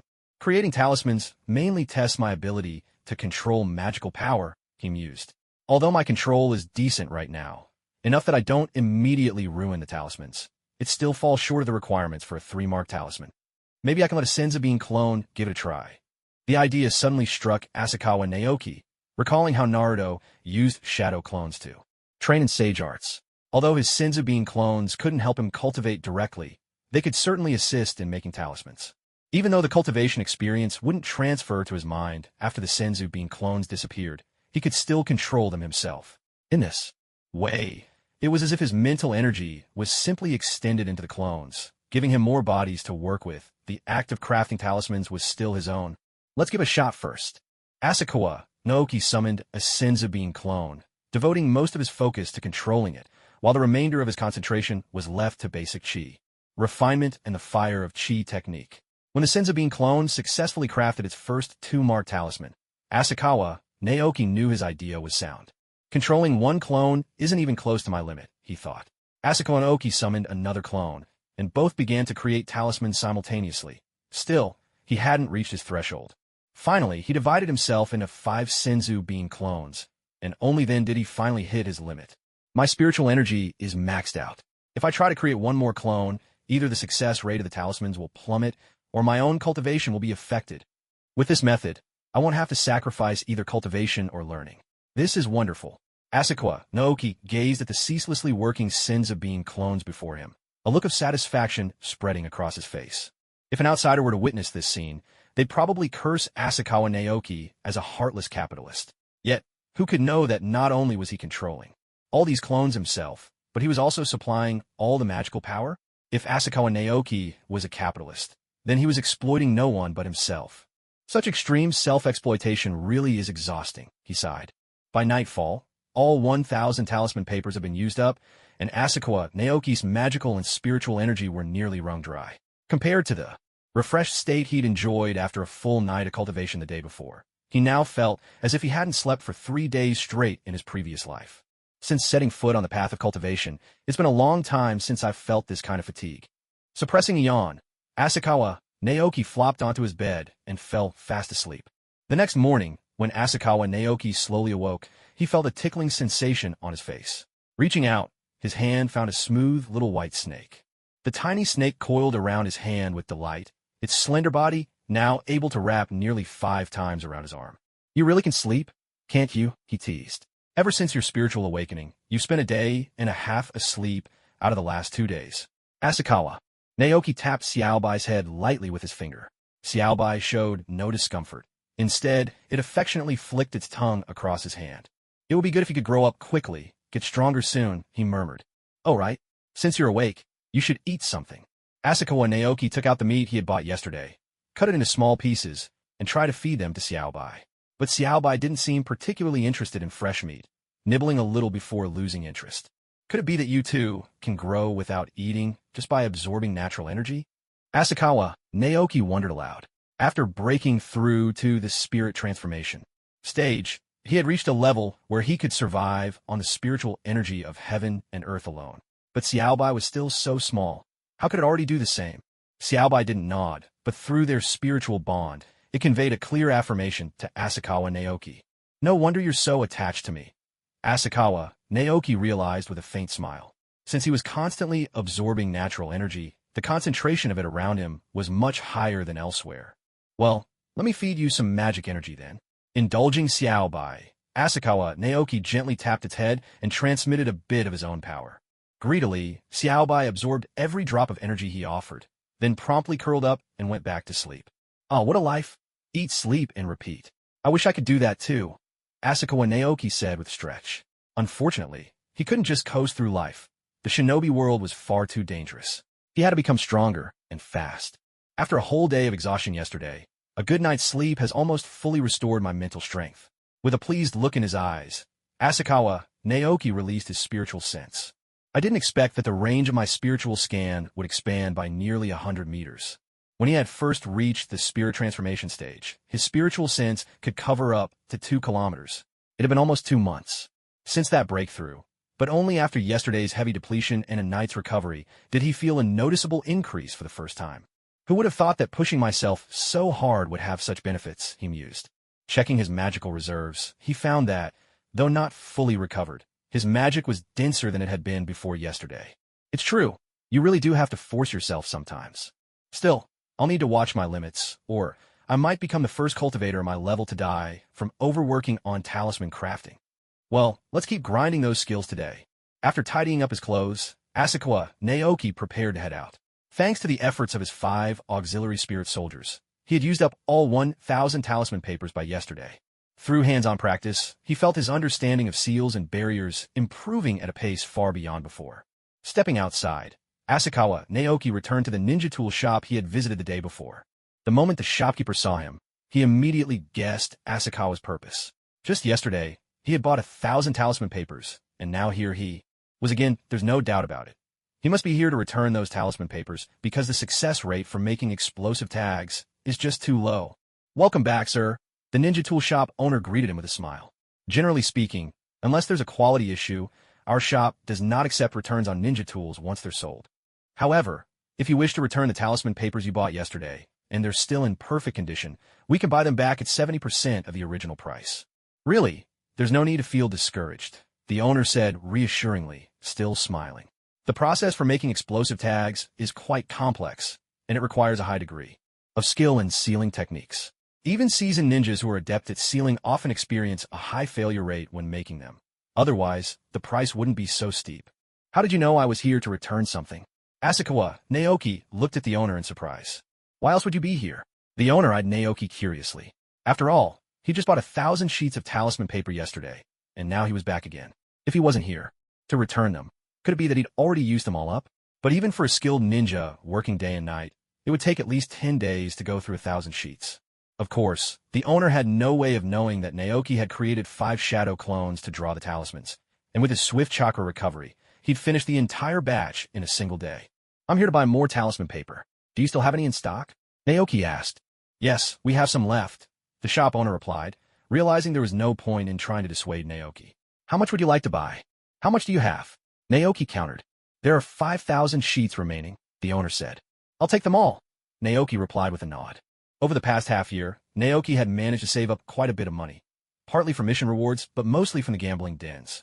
With the help of his sword technique, he'd earned himself quite the reputation as Konoha's god of gambling, striking fear in the hearts of many casino owners. Still, he never pushed his luck too far, winning only moderate sums each time. Even so, his silver reserves had quietly grown into the millions. Very well, sir. That'll be 500,000 Ryo, the owner said. With 5 hefty bundles of talisman paper in hand, Naoki looked forward to getting his hands on a storage pouch more than ever. Perhaps it was time he crafted one himself. Carrying so much around was becoming quite a hassle. Maybe I should wait until I've mastered the restriction techniques a bit more, he thought. Back at home, Naoki immediately resumed his relentless self-training, using his Senzu bean clones to churn out more talismans and hone his skills. With the ceasefire in the Rain Village, Konoha's burden had lightened considerably, so as the Ninetails Jinchuriki, Naoki hadn't been sent to the front lines. Instead, he stayed in the village on standby. Every now and then, Kushina, Uzumaki, Mikoto Uchiha, Naoki, and Minato Namikaze would drop by for a visit. The Sand Village front wasn't too tense either, so Orochimaru and his team instructed everyone to remain in Konoha, focus on their training, and take the time to deepen their foundations. During the day, the group often trained together in ninjutsu, sparring, and honing their skills. Naoki Asakawa used these opportunities to restore his mental and magical energy, then pushed himself even further each night after returning home. This leisurely routine continued for nearly a month, and after this period of quiet cultivation, everyone felt their strength had grown. After burning through more than 20,000 talisman papers, Naoki Asakawa finally felt the time had come. In truth, if he didn't make a spirit beast pouch soon, his house would become unlivable. A soft hissing sound filled the air as Little White affectionately nuzzled Naoki Asakawa's hand with its head. But Little White was no longer the tiny serpent from before, once barely the length of a forearm, with a head not much bigger than a thumb. After a month of Naoki's careful nurturing, feeding it magical energy every day, letting it eat and sleep to its heart's content, Little White had long since outgrown its name. Its head alone was now larger than that of a grown man, and its body stretched over 10 meters long. Fortunately, perhaps because it had only consumed Naoki Asakawa's magical energy and the pure energy of nature, Little White's proportions remained balanced despite its great length.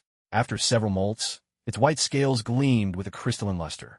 Its gentle aura and elegant form made it truly beautiful to behold. If Little White could take human form, would it turn into Baisujin?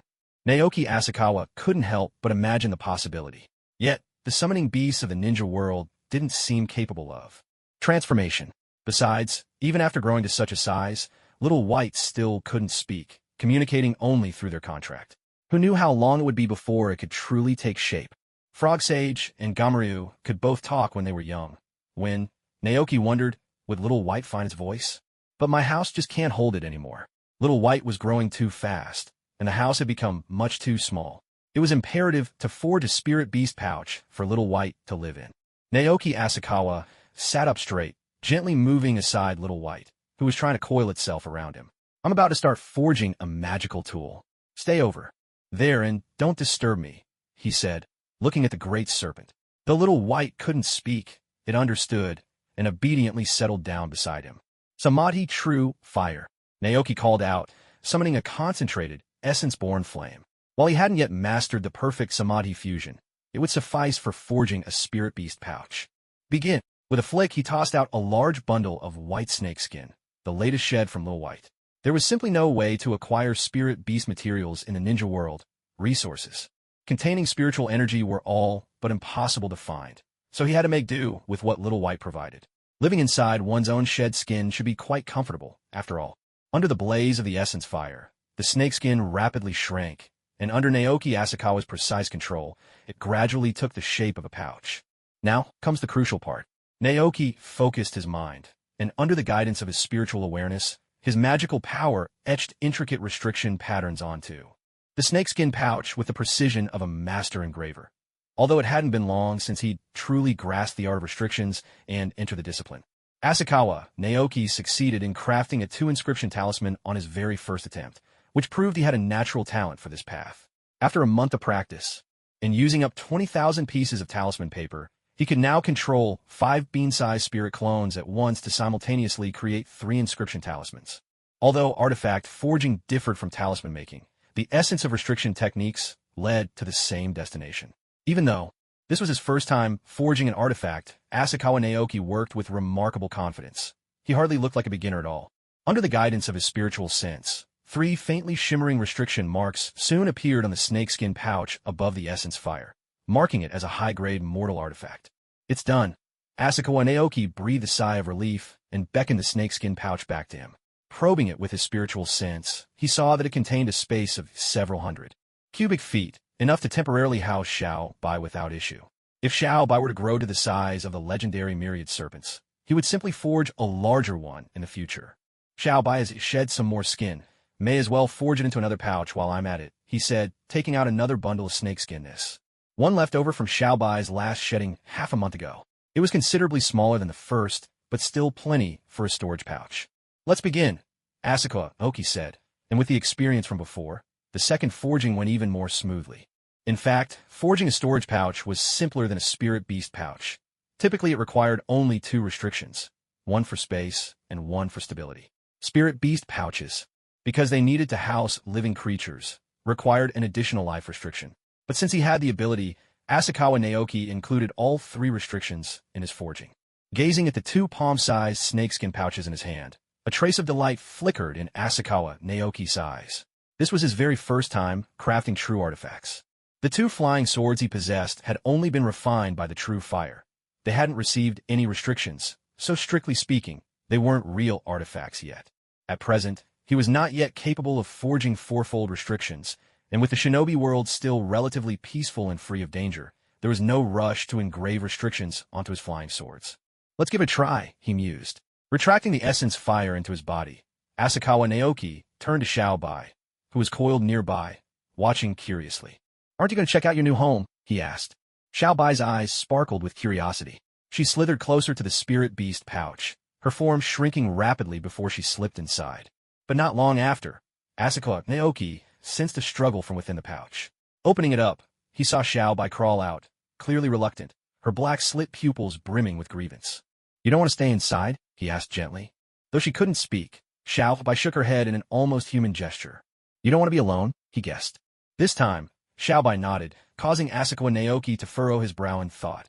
Xiao Bai, you're a snake, after all, a cold-blooded creature.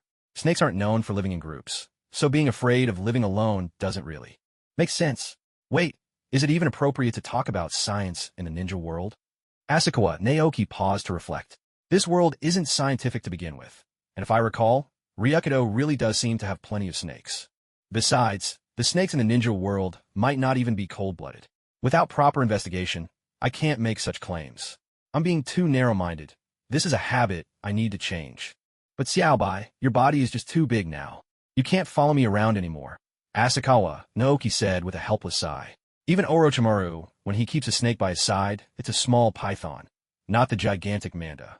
Xiao Bai flicked his tongue and let out a low, disappointed hiss. Still, if you could learn the transformation jutsu, it wouldn't be impossible, Asakawa Naoki said, though uncertainty lingered in his voice. Xiao Bai pressed his head affectionately against Asakawa Naoki, his desire clear.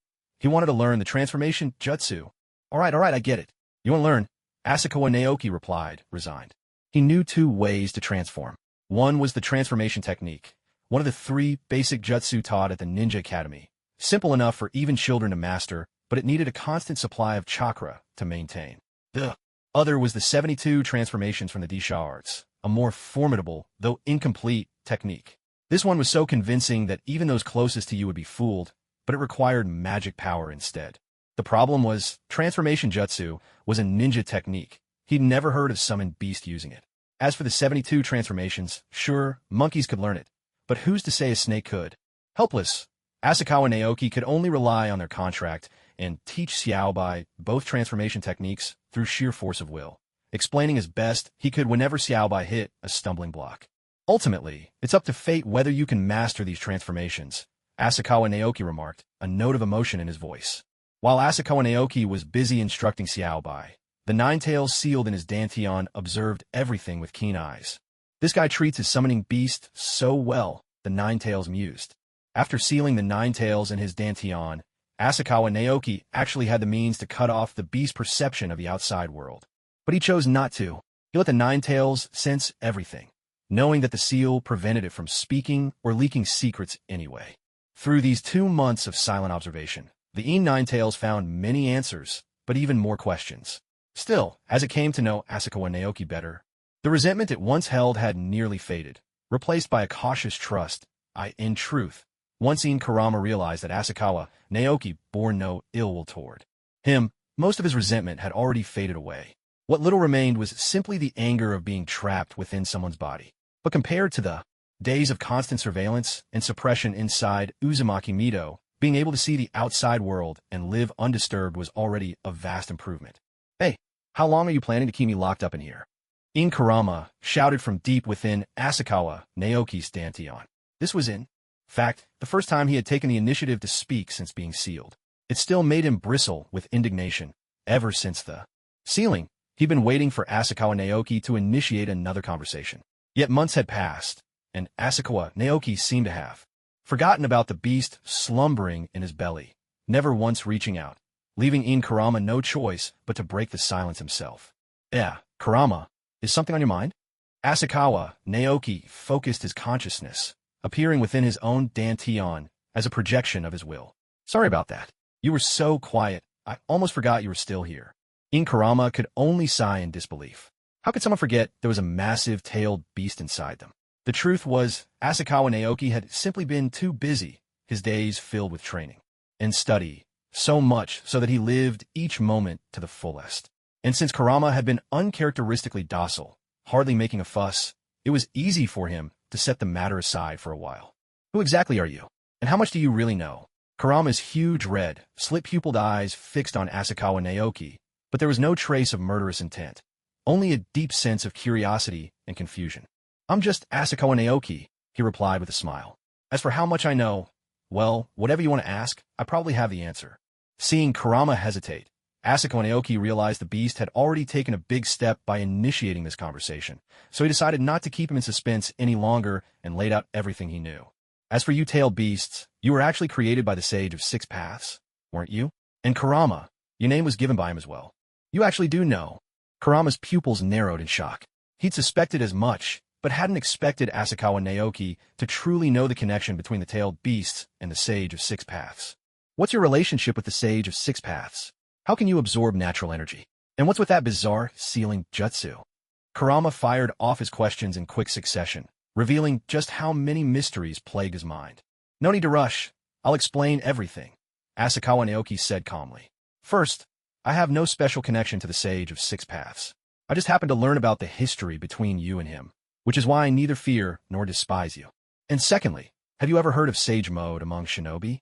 By absorbing natural energy and blending it with chakra, I can transform it into Sage Chakra. Although my training method is a bit different, I can also absorb natural energy. In the end, my sealing technique could be considered a unique form of sealing." Just as Naoki Asakawa thought the Ninetails would continue with more questions, the beast suddenly asked, "What will it take for you to let me out?" "Now, that's more like it." Naoki Asakawa looked at the sealed Ninetails and smiled. "Communication is the bridge to solving problems. There aren't many ninjas who care about communication," the Ninetails said indignantly. It had been living peacefully, only to be suddenly controlled by Uchiha Madara's Sharingan and used as a weapon of war. Afterward, it was caught in the battle between Madara and Hashirama Senju, captured by Hashirama, and eventually sealed inside Mito Uzumaki's body, suppressed for decades. It had done nothing wrong, yet suffered such treatment. This was why most tailed beasts refused to obey their Jinchuriki. Most Jinchuriki, like Hashirama, only saw the tailed beasts as tools of great power. They feared the beasts, yet still wanted to use their strength. I'm sorry. If I can create a peaceful ninja world, free of war, people won't need your power anymore, Naoki Asakawa said. When that day comes, I'll return your freedom. Oomph. The Ninetails turned its head away proudly. I'll trust you for now. 2 months can feel long or short, depending on the heart. The Ninetails have been suppressed inside Mito Uzumaki for decades, harboring nothing but resentment and unwillingness, wishing it could tear her apart in revenge. But in Naoki Asakawa's body, though it had only been 2 months, life felt strangely comfortable. The Ninetails, so keen at sensing malice, detected neither fear nor disgust from Naoki Asakawa. Only friendliness, a willingness to be a friend or partner. Especially when Naoki cared for little Bai, it reminded the Ninetails of who it used to be. Don't worry. Naoki Asakawa raised 2 fingers and declared confidently, 20 years. If I can't bring peace to the ninja world in 20 years, I'll set you free as promised, and help you reunite with your other half. Kid, are you serious? The Ninetails stared wide-eyed. If a Jinchuriki releases the tailed beast inside, won't they die? Not necessarily. A subtle smile played on Naoki's lips. He wasn't even a ninja. The fate of Jinchuriki didn't apply to him. As for the other half of the young Ninetails inside Kushina, once he advanced further down the path of forbidden arts, he'd find a way to release it too. Do you really believe you can bring peace to the ninja world in just 20 years? Kurama gazed at Naoki Asakawa with curiosity. Because Naoki Asakawa hadn't shut off its perception of the outside world, Kurama had come to understand a bit about the shinobi world. It now knew that even those 2 men who treated it as nothing but a plaything had failed to bring peace to the shinobi world. If one looked even further back, even the Sage of 6 Paths, the very creator of beings like itself, had been unable to achieve peace. And yet Naoki Asakawa was confident he could accomplish what Hashirama Senju, Madara Uchiha, and even the Sage of 6 Paths could not. I may be nothing special, but I do have some ideas, Naoki Asakawa replied with a smile. If he could enlist Kurama's help, a living spiritual formation, and a catalyst for cultivation, he was certain he could break through to the refining spirit, returning to the void realm within 20 years. In the world of cultivation, there are 4 great realms, each separated by vast differences in strength and lifespan. Even at the initial stage of refining chi, transforming spirit, his power already rivaled Akage's. If he could reach refining spirit, returning to the void, he believed he could defeat Hashirama, Madara, and even the Sage of 6 Paths. With that kind of power, combined with his ideals when the time finally came, he was confident he could bring true peace to the shinobi world. Very well. If that's the case, just call out to me when you need power. I'll lend you some of mine, Kurama said slowly. For reasons it couldn't quite explain, it found Naoki Asakawa's words surprisingly convincing. Having gained Kurama's approval, Naoki Asakawa, in a sense, was now a perfect Jinchuriki. If he wished, he could enter the golden cloak mode, but he simply shook his head and said, You misunderstand me, Kurama. I don't need your power. Then what do you want? Kurama's eyes were filled with confusion. Weren't all these shinobi so desperate to hunt them down for their immense power? Kurama was the mightiest of all-tailed beasts, with chakra that seemed endless. Even as only half of the whole, Kurama was confident it could defeat the 8 tails. To become a Jinchuriki and yet spurn that power, Kurama truly couldn't fathom what Naoki Asakawa was after. True strength must come from within.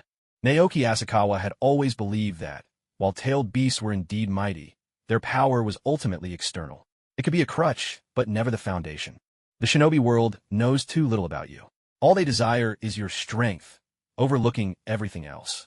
Without any further pretense, Naoki Asakawa continued, What I need is your help to absorb natural energy. How did you know I could absorb natural energy? Kurama shook its head, giving up on probing further. Forget it. You even know about the Sage of 6 Paths. It's no surprise you'd know this as well. But if you want me to help you absorb natural energy, you'll need to unlock some of the seals. Otherwise, I won't be able to draw in energy from the outside world. Kurama's crimson, slit-pupiled eyes studied Naoki Asakawa, as if trying to discern any hint of hesitation. Tearing off the seal meant that the power of the Shadow Ninetails would surge, unless Naoki Asakawa truly trusted it. This was the true test of trust. Yet Naoki Asakawa didn't hesitate for a moment as he walked toward the cell, and pulled off the seal that Mito Uzumaki had left behind. With this, you should be able to absorb natural energy now, right? Naoki Asakawa said with a soft chuckle. Well done, kid. Now let me show you what I'm really capable of. The Shadow Ninetails grinned, baring its teeth. Since Naoki Asakawa had chosen to trust it, the Ninetails wouldn't act like an untrustworthy fox. From this moment onward, the Shadow Ninetails truly acknowledged Naoki Asakawa. In the next instant, natural energy from dozens of miles around the hidden leaf village began to surge toward the small hut where Naoki Asakawa stood, then channeled through the Ninetails and into him. Kurama, wait, slow down. I can barely handle this. Naoki Asakawa struggled to find words for the sensation. It was as if he had stepped from the mortal world into a realm brimming with spiritual energy. His meridians felt stretched to their limit by the tide of nature's power. It was a blissful kind of trouble to have. This is the true strength of yours truly. The Shadow Ninetails laughed, dialing back the flow of natural energy just a bit. As expected of Kurama, the most powerful of all the tailed beasts, Naoki Asakawa gave the Ninetails a thumbs up, his praise genuine. With its help, even if his cultivation from chi refinement to divine transformation was slow, he was confident he could reach the next stage within 20 years. Oomph. If you ever want natural energy, just say the word. I've got plenty to spare. The Ninetails huffed, turning away with a touch of pride. Thank you, Lord Kurama, Naoki Asakawa replied with a smile. Just as Naoki Asakawa was preparing to throw himself into his training, a voice from an ANBU ninja drew his consciousness back from deep meditation. Asakawa Jonin, please proceed to the Konoha conference room for the Jonin meeting. Jonin meeting? Naoki Asakawa was momentarily stunned. It had only been a year since he'd graduated from the academy, and just a month since his promotion to Jonin. This was the first he'd heard of a Jonin meeting, and it felt a bit unfamiliar. I understand. I'll be right there, he replied. Very well. The ANBU ninja remained outside, waiting for Asakawa. My first Jonin meeting. I'd better get acquainted with things, Asakawa said to himself as he tidied up. Then he looked at Shiro, who was practicing transformation jutsu, and showed at the spirit beast pouch. I'm heading out. Do you want to stay at home, or would you prefer to rest inside the spirit beast pouch? Shiro shook its head, thought for a moment, then obediently dove into the pouch. If I don't open the pouch, don't make a fuss, Asakawa reminded it. Shiro responded with a soft, reassuring hiss. With that, Asakawa turned his gaze to the other room, where a small mountain of talismans was stacked high. The 20,000 talismans crafted over the past month were organized according to their respective spells. Everything from Samadhi True Fire, Palm Thunder, Swift Step, Light Body, Mind Control, Invisibility, Immobilization, to Protection. As Naoki Asakawa grew more adept at setting restrictions, half of these talismans bore double seals, making them far more potent than the standard explosive talisman, not to mention the triple seal talismans. Even if you were to sell them cheaply at the price of 2,000 taels per explosive talisman, the whole batch would fetch 40 million taels, outstripping the bounty on Asuma's head. But Naoki Asakawa was not in need of money. Having just crafted a new storage pouch, he placed the majority of the talismans inside it. He kept only a handful of triple seal talismans with special functions, intending to give them to Kushina, and the others for self-defense when the opportunity arose. Although the power of a triple seal talisman was about equal to a peak refining chi strike, insufficient against a Kaga-level opponent, they would still make quick work of a Jonin. Sorry to keep you waiting. Please lead the way, Asakawa said, stepping out the door, having put everything in order. He looked at the ANBU with the cat-faced mask. It's no trouble, Jonin Asakawa. Now that you're ready, let's be on our way, the ANBU replied. With that, he took the lead, channeling chakra into his legs and leaping forward in great bounds, covering dozens of meters at a time. Naoki Asakawa followed close behind, never falling more than a step behind. What remarkable physical prowess. He's keeping pace with me without even using chakra. If he did, I'd lose him in the blink of an eye. No wonder they call him the instant step Asakawa. The ANBU was inwardly startled. The young man's reputation was clearly well-earned. Age was no reason to underestimate any ninja. Before long, Naoki Asakawa had followed the ANBU to the entrance of the conference room. Jonin Asakawa, you may enter, said the ANBU, turning to go. Asakawa pushed open the door and stepped inside, immediately drawing the attention of most of those present. So this is the famed instant step Asakawa. To have escaped Hanzo's grasp and been promoted to Jonin at such a young age, remarkable indeed. He's just a civilian ninja without a Kekiai Jinkai or secret techniques. There's nothing to fear. The room was abuzz with whispered comments from the assembled Jonin. Naoki Asakawa understood their skepticism. He was, after all, still very young.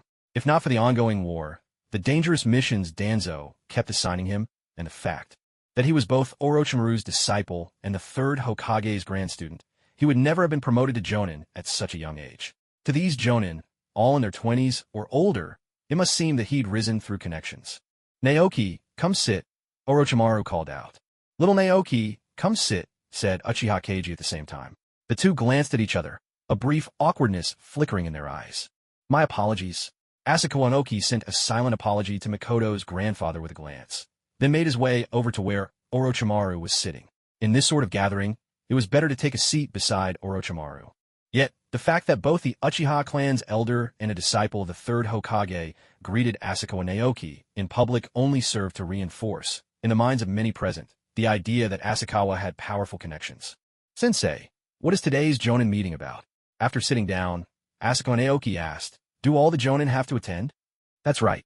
Every Jonin currently in Konoha is here. As for the topic, you'll find out soon enough," Orochimaru replied with a sly smile. "Now that you're a Jonin, you'll have more chances to participate in the village's affairs in the future." "I understand," Asakawa Naoki nodded. Every Jonin currently in Konoha, that meant that, aside from those assigned to the Sand Ninja front lines or stationed at the borders of the Land of Fire, these were all the Jonin the village had. Asakawa took a sweeping look around. The meeting room resembled a lecture hall from his previous life's university, though it was much larger.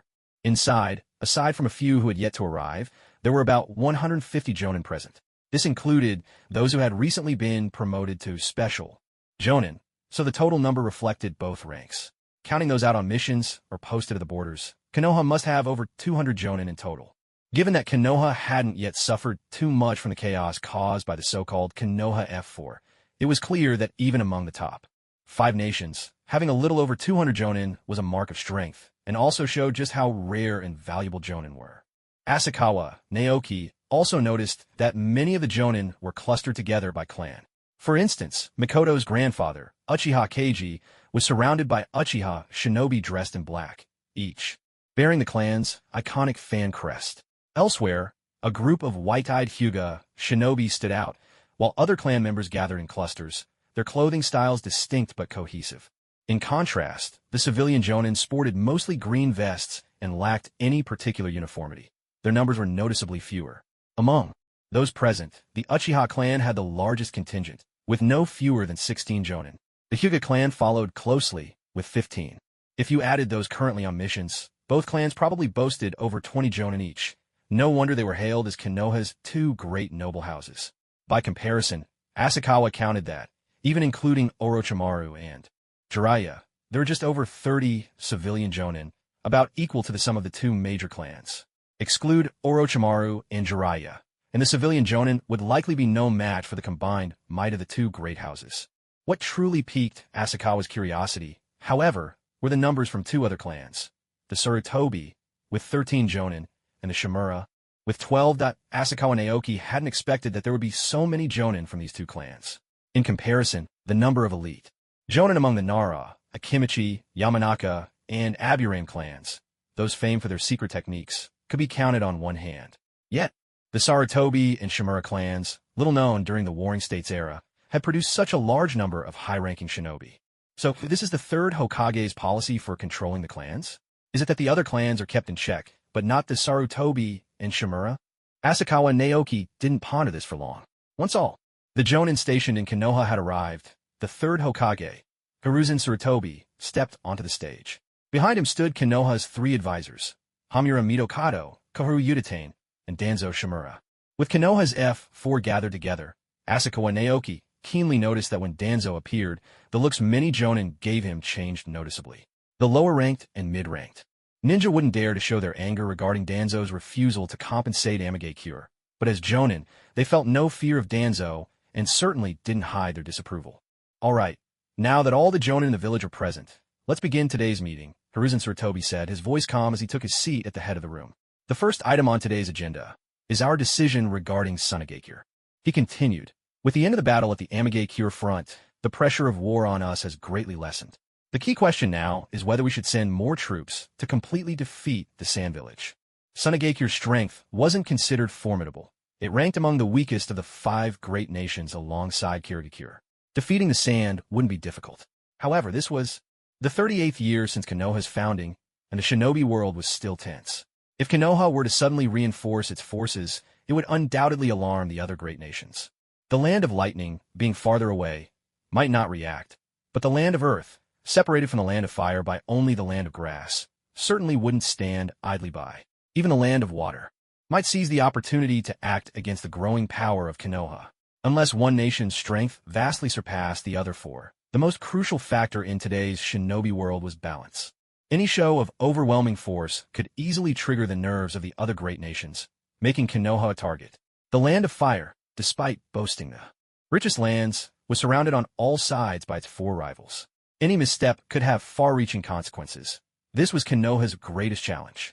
Now, those in favor of sending more troops to decisively defeat Tsunagakure, please raise your hands, Hiruzen Sarutobi announced.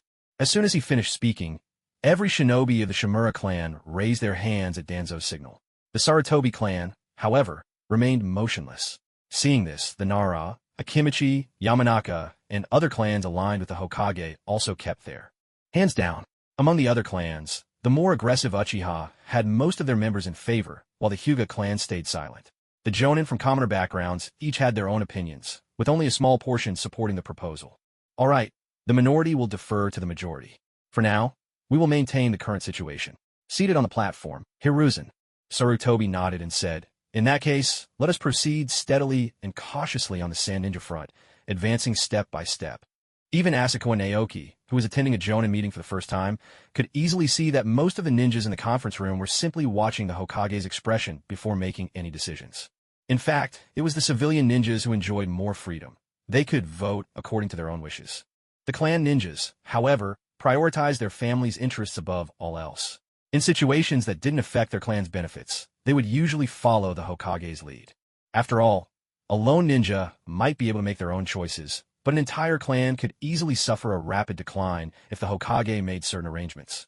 The great clans, like the Uchiha and Hyuga, could withstand such pressure, but the smaller clans had no choice but to tie their fate to the Hokage's ship. So, when the Sarutobi clan didn't raise their hands, most of the other clans followed suit and kept theirs down. Naoki couldn't help but think, perhaps, even during the competition between Orochimaru and Minato Namikaze for the seat of 4th Hokage, Sarutobi Hiruzen played a role behind the scenes, giving subtle hints and guidance. If Hiruzen had truly preferred Orochimaru, then someone of Orochimaru's outstanding achievements and experience shouldn't have lost out to the newly rising Minato. It seemed that at some point, Hiruzen had begun to guard against Orochimaru. As Hokage, instead of suppressing the darkest roots of Konoha, he chose to be wary of his own pupil. Naoki reflected with a sigh. Politics truly is a dark game. As Naoki was lost in thought, Hiruzen Sarutobi spoke again. The second proposal comes from elite Jonin Tsunade to assign a medical ninja to every squad. Allow me to explain, Tsunade said as she stood up beside Orochimaru. I believe everyone here has experienced many battles. Many of our comrades have fought in the wars against the rain and sand villages. During missions, especially in wartime, the chances of survival for injured ninjas are terrifyingly low without the care of a medical ninja. If we could assign a medical ninja to each squad, it would greatly increase the survival rate of wounded comrades and the chances of mission success. That's why I believe we must begin training more medical ninjas now. Ideally, we should institutionalize the practice of having one medical ninja per squad. Naoki hadn't expected that. Even though Naoki hadn't died unexpectedly, Tsunade would still propose this medical reform. Perhaps she had simply witnessed too much death on the front lines of the Rain Village. But even as the heiress of the Senju clan and the princess of a land of fire, Tsunade's proposal found little support among the Jonin. Idealism is beautiful, but reality is often unforgiving. The intention behind assigning additional medical ninjas to the squads in order to reduce casualties is certainly commendable. However, setting aside the question of whether the Leaf Village even has enough resources for this, adding a medical ninja who possesses little or no combat ability to each team raises another issue.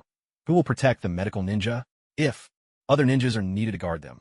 That would tie up even more personnel. Wouldn't that, in turn, potentially increase the casualty rate? On this point, the members of the ninja clans saw the matter more clearly, while a few civilian Jonin seemed somewhat tempted by the proposal. All right, let's proceed to a vote. Those in favor of Tsunade's proposal, please raise your hand, Sarutobi Hiruzen said slowly. Yet only a handful of ninjas raised their hands, fewer even than the previous item on the agenda. Only Jiraiya, Orochimaru, Naoki Asakawa, and a dozen or so others showed their support. Damn it, Tsunade was visibly disappointed.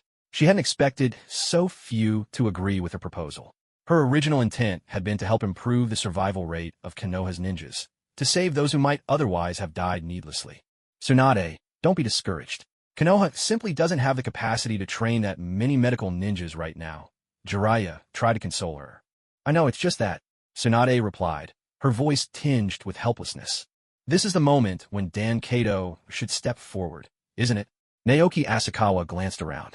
It was precisely at times like these that Dan Kato would stand up for Tsunade, winning her heart. But now, Asakawa wondered whether changing Naoki's fate had somehow altered the romance between Tsunade and Dan. Wait a minute. Asakawa's heart skipped a beat. Dan Kato isn't even here. There was no doubt that Dan was a Jonin of the Leaf, but his absence from this meeting could only mean he had died in battle, or he was still on the Sand Ninja front lines.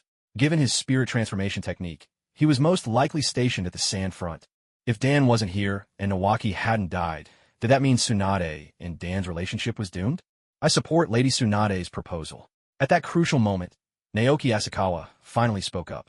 With Dan absent and Jiraiya clueless about how to comfort someone, Asakawa could no longer stay silent.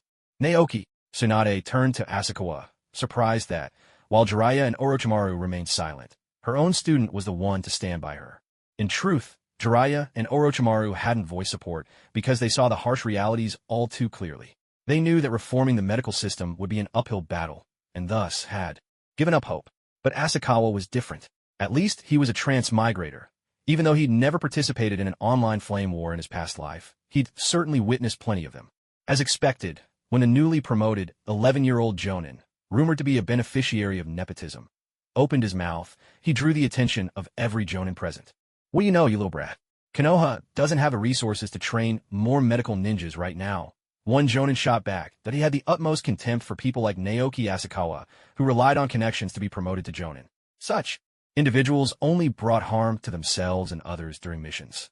This Jonin had clearly voiced thoughts shared by many others, and soon several Jonin spoke up in rebuttal, while Hiruzen Sarutobi remained unmoved, quietly observing everything. That's right. If we really follow Lady Tsunade's suggestion and add a medical ninja to every squad, then who is supposed to protect the medical ninja? And if we have to assign people to protect the medical ninja, won't that affect the success rate of our missions? Will it not impact the fighting capabilities of our teams?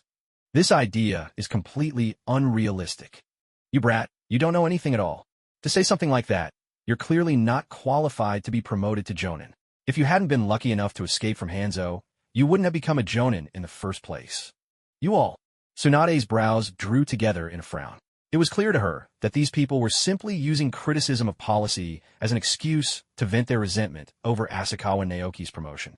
The decision to promote him to Jonin was made by the Hokage himself. Are you suggesting that the Hokage can't judge people properly? At the crucial moment, Orochimaru spoke up, skillfully steering the conversation back toward Hiruzen Sarutobi. Those who were ready to argue further fell silent. Though they were dissatisfied, none dared to openly dispute the Hokage's decision. That's enough. Hiruzen Sarutobi was just about to speak and put an end to the matter, but Asakawa Naoki beat him to it. So, just because it's difficult to expand the ranks of medical ninja, we should give up on trying at all? Back when the first Hokage founded Konoha, didn't the other ninja also think it was impossible? If you never try, how will you ever know what's truly impossible? As soon as Asakawa Naoki finished, Jonin stood up to argue. Jonin Asakawa, you compare yourself to the first Hokage, but you don't have his strength. In a ninja world, without power, you can hardly take a single step forward. Asakawa Naoki smiled faintly, and the Jonin who confronted him felt a chill run down his spine. It's true I'm not powerful enough yet, but the current Hokage is Lord Hiruzen Sarutobi.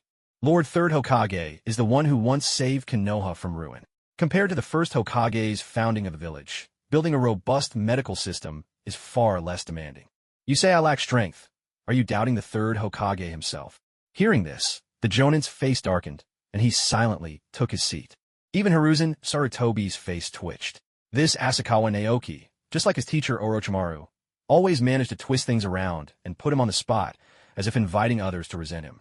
Wasn't this just making trouble for him? At that moment, Hiruzen Sarutobi couldn't help but regret promoting Asakawa Naoki to Jonin. Even though he already has enough experience and strength for the task, it's still better to keep him in a lower position for a few years, to let him hone his skills. Since the first Hokage founded Konoha, the other countries have followed suit, and the ninja world has shifted from the Warring States era to the age of ninja villages. With the current model of development, if war were to break out between nations, the scale and intensity would far surpass anything seen in the Warring States period, and the number of wounded would be even greater than before. Konoha is situated among the 4 great nations. If a war erupts in the ninja world, Konoha will inevitably become the main battlefield. If we don't have a robust system of medical ninjas, our numbers will only dwindle as battles drag on. Even if we manage to remain among the 5 great nations, we might end up no better than the sand or mist villages. As Naoki Asakawa's words faded, many of the ninjas present fell deep into thought. Having finished discussing the village's perspective, Naoki Asakawa turned to the personal level. Besides, all of you Jonin are powerful and not easily injured, but don't you have family members? Clan members? Aren't there ninjas among your family and clans? Imagine if your loved ones were suddenly wounded on a mission, and at that critical moment there was a medical ninja by their side. At the very least, their life could be saved. But if there's no medical ninja, your sons, daughters, siblings, or parents could fall on a mission, just like that. If we can build a comprehensive medical ninja system, I believe the survival rate of every Konoha shinobi will improve. Moreover, even if medical ninjas aren't the most skilled in combat, they can always train in sensory techniques or taijutsu, so at the very least, they won't become a burden to other ninjas.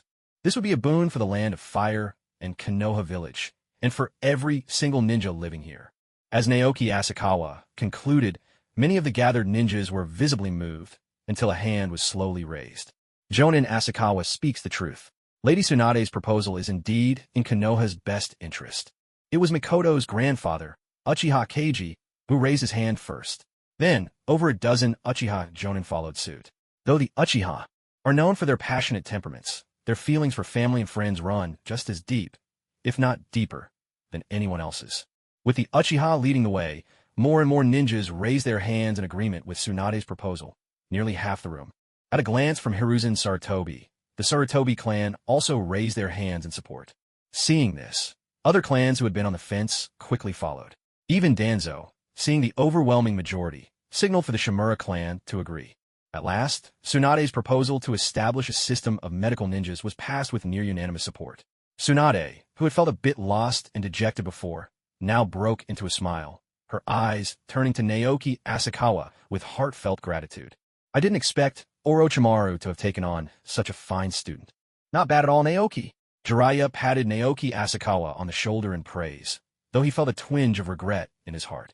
If he had been the one to stand up for Tsunade just now, perhaps he might have won her affection. Meanwhile, Hiruzen Sarutobi, standing on the stage, was deep in thought. He had originally planned to let Naoki Asakawa choose a powerful jutsu from the Scroll of Seals as a gift for his promotion to Jonin, but now he felt that the young man's character still needed some tempering. Moreover, it seemed that Asakawa was getting a bit too close to the Uchiha clan. How are you feeling? After the Jonin Council, Orochimaru looked at Naoki Asakawa with a smile. I'm pretty exhausted. Honestly, I don't want to attend next time, Asakawa replied, stretching with a yawn. That won't do. You're a Jonin of Konoha now. Jiraiya laughed as he clapped Asakawa on the shoulder again, still a bit amazed that a student had already risen to stand beside them. Come on, let's go have a drink, Tsunade declared with gusto. Let's call up Naoki and the others, my treat. Tsunade-sensei, when not allowed to drink, Asakawa reminded her. No worries. The 3 of us will have sake, and you can stick to juice, Tsunade replied with a grin. It was obvious she was quite pleased that her proposal had been accepted. All right, I'll go gather everyone, Asakawa said helplessly. At the same time, in the land of rivers, the 3 priestesses of Ryakudo, Ichikishimaheim, Tajitsuheim, and Taguraheim, made another appearance. Little sister Ichikishima, is your sensing technique really working? We've just about circled all of the Land of Rain and the neighboring borders this past month, and we haven't found even a trace of our target, Tajitsuheim complained. Oh, then why don't you try finding them? Ichikishimaheim retorted with a cold smile. All right, you too. That's enough, said Taguraheim, her long hair flowing like a waterfall. Perhaps the target has concealed their presence, or maybe they've already gone somewhere else. If we can't even find the target, let's not turn on each other, she added. Both Tajitsuheim and Ichikishimaheim snorted in annoyance, but said no more. So, Should we keep searching around the land of rain? Or, Tagarahime started to ask, but her words trailed off as she noticed 3 figures running toward them in the distance, with 5 more in hot pursuit. Please, let us go. We just want to survive. We beg you. The 3 fleeing people pleaded desperately as they ran, but the 5 chasing them showed no intention of slowing down, relentlessly closing the distance. Stop running. You can't escape, one of the pursuers shouted. As the gap narrowed, both the fleeing trio and their pursuers caught sight of the 3 priestesses. Even in the midst of their desperate escape, the fugitives couldn't help but be captivated by the otherworldly beauty of the priestesses. Ladies, please run. Those people are from the cult of the evil god. A fleeing man suddenly shouted a warning. Fool, lead the cultists toward them, and we'll use the chance to escape. In the face of mortal danger, a companion whose reason overcame desire spoke up. But, no buts. We're about to die, and you're still worrying about others. In the end, the 3 changed direction and dashed toward the unmoving trio of Tachibanaheim and her companions, hoping to divert disaster toward them. You won't get away. As the distance closed, just as they neared Tachibanaheim's group, a cult leader tossed 3 small stones. Each struck perfectly behind the knees of the fleeing ninja, bringing them crashing down. Damn it, we were so close. The 3 fallen genin felt a pang of frustration, but could only accept their fate. Ladies, you should run while you still can, one of them urged quietly. Where do you think you're going? None of you are escaping. The leader of the 5 pursuers turned a lascivious gaze toward the 3 goddesses, saying, Who would have thought we'd encounter such rare beauties out here? If we have a taste first, surely the evil god won't blame us, right? Another cultist licked his lips, his eyes brimming with desire as he stared at the 3 goddesses. To think we'd meet such beauties in the wilderness. This is truly a blessing from the gods. I want the youngest one, the cultist leader announced slowly. The other 2 are yours to enjoy for now, but don't go too far. We need them alive to offer as sacrifices to the evil god. Yes, Lord Kos.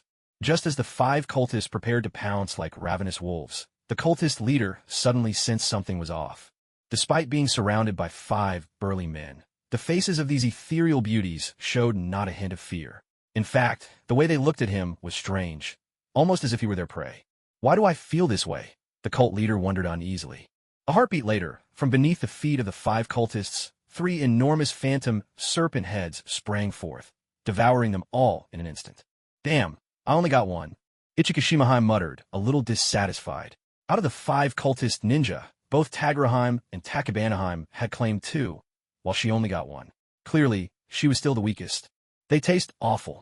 Tagarahime frowned, her expression sour. Compared to those they devoured in the Dragon Cave, if those failed ninja tasted like delicacies prepared by master chefs, these cultists tasted like cold, spoiled leftovers that were barely edible to begin with.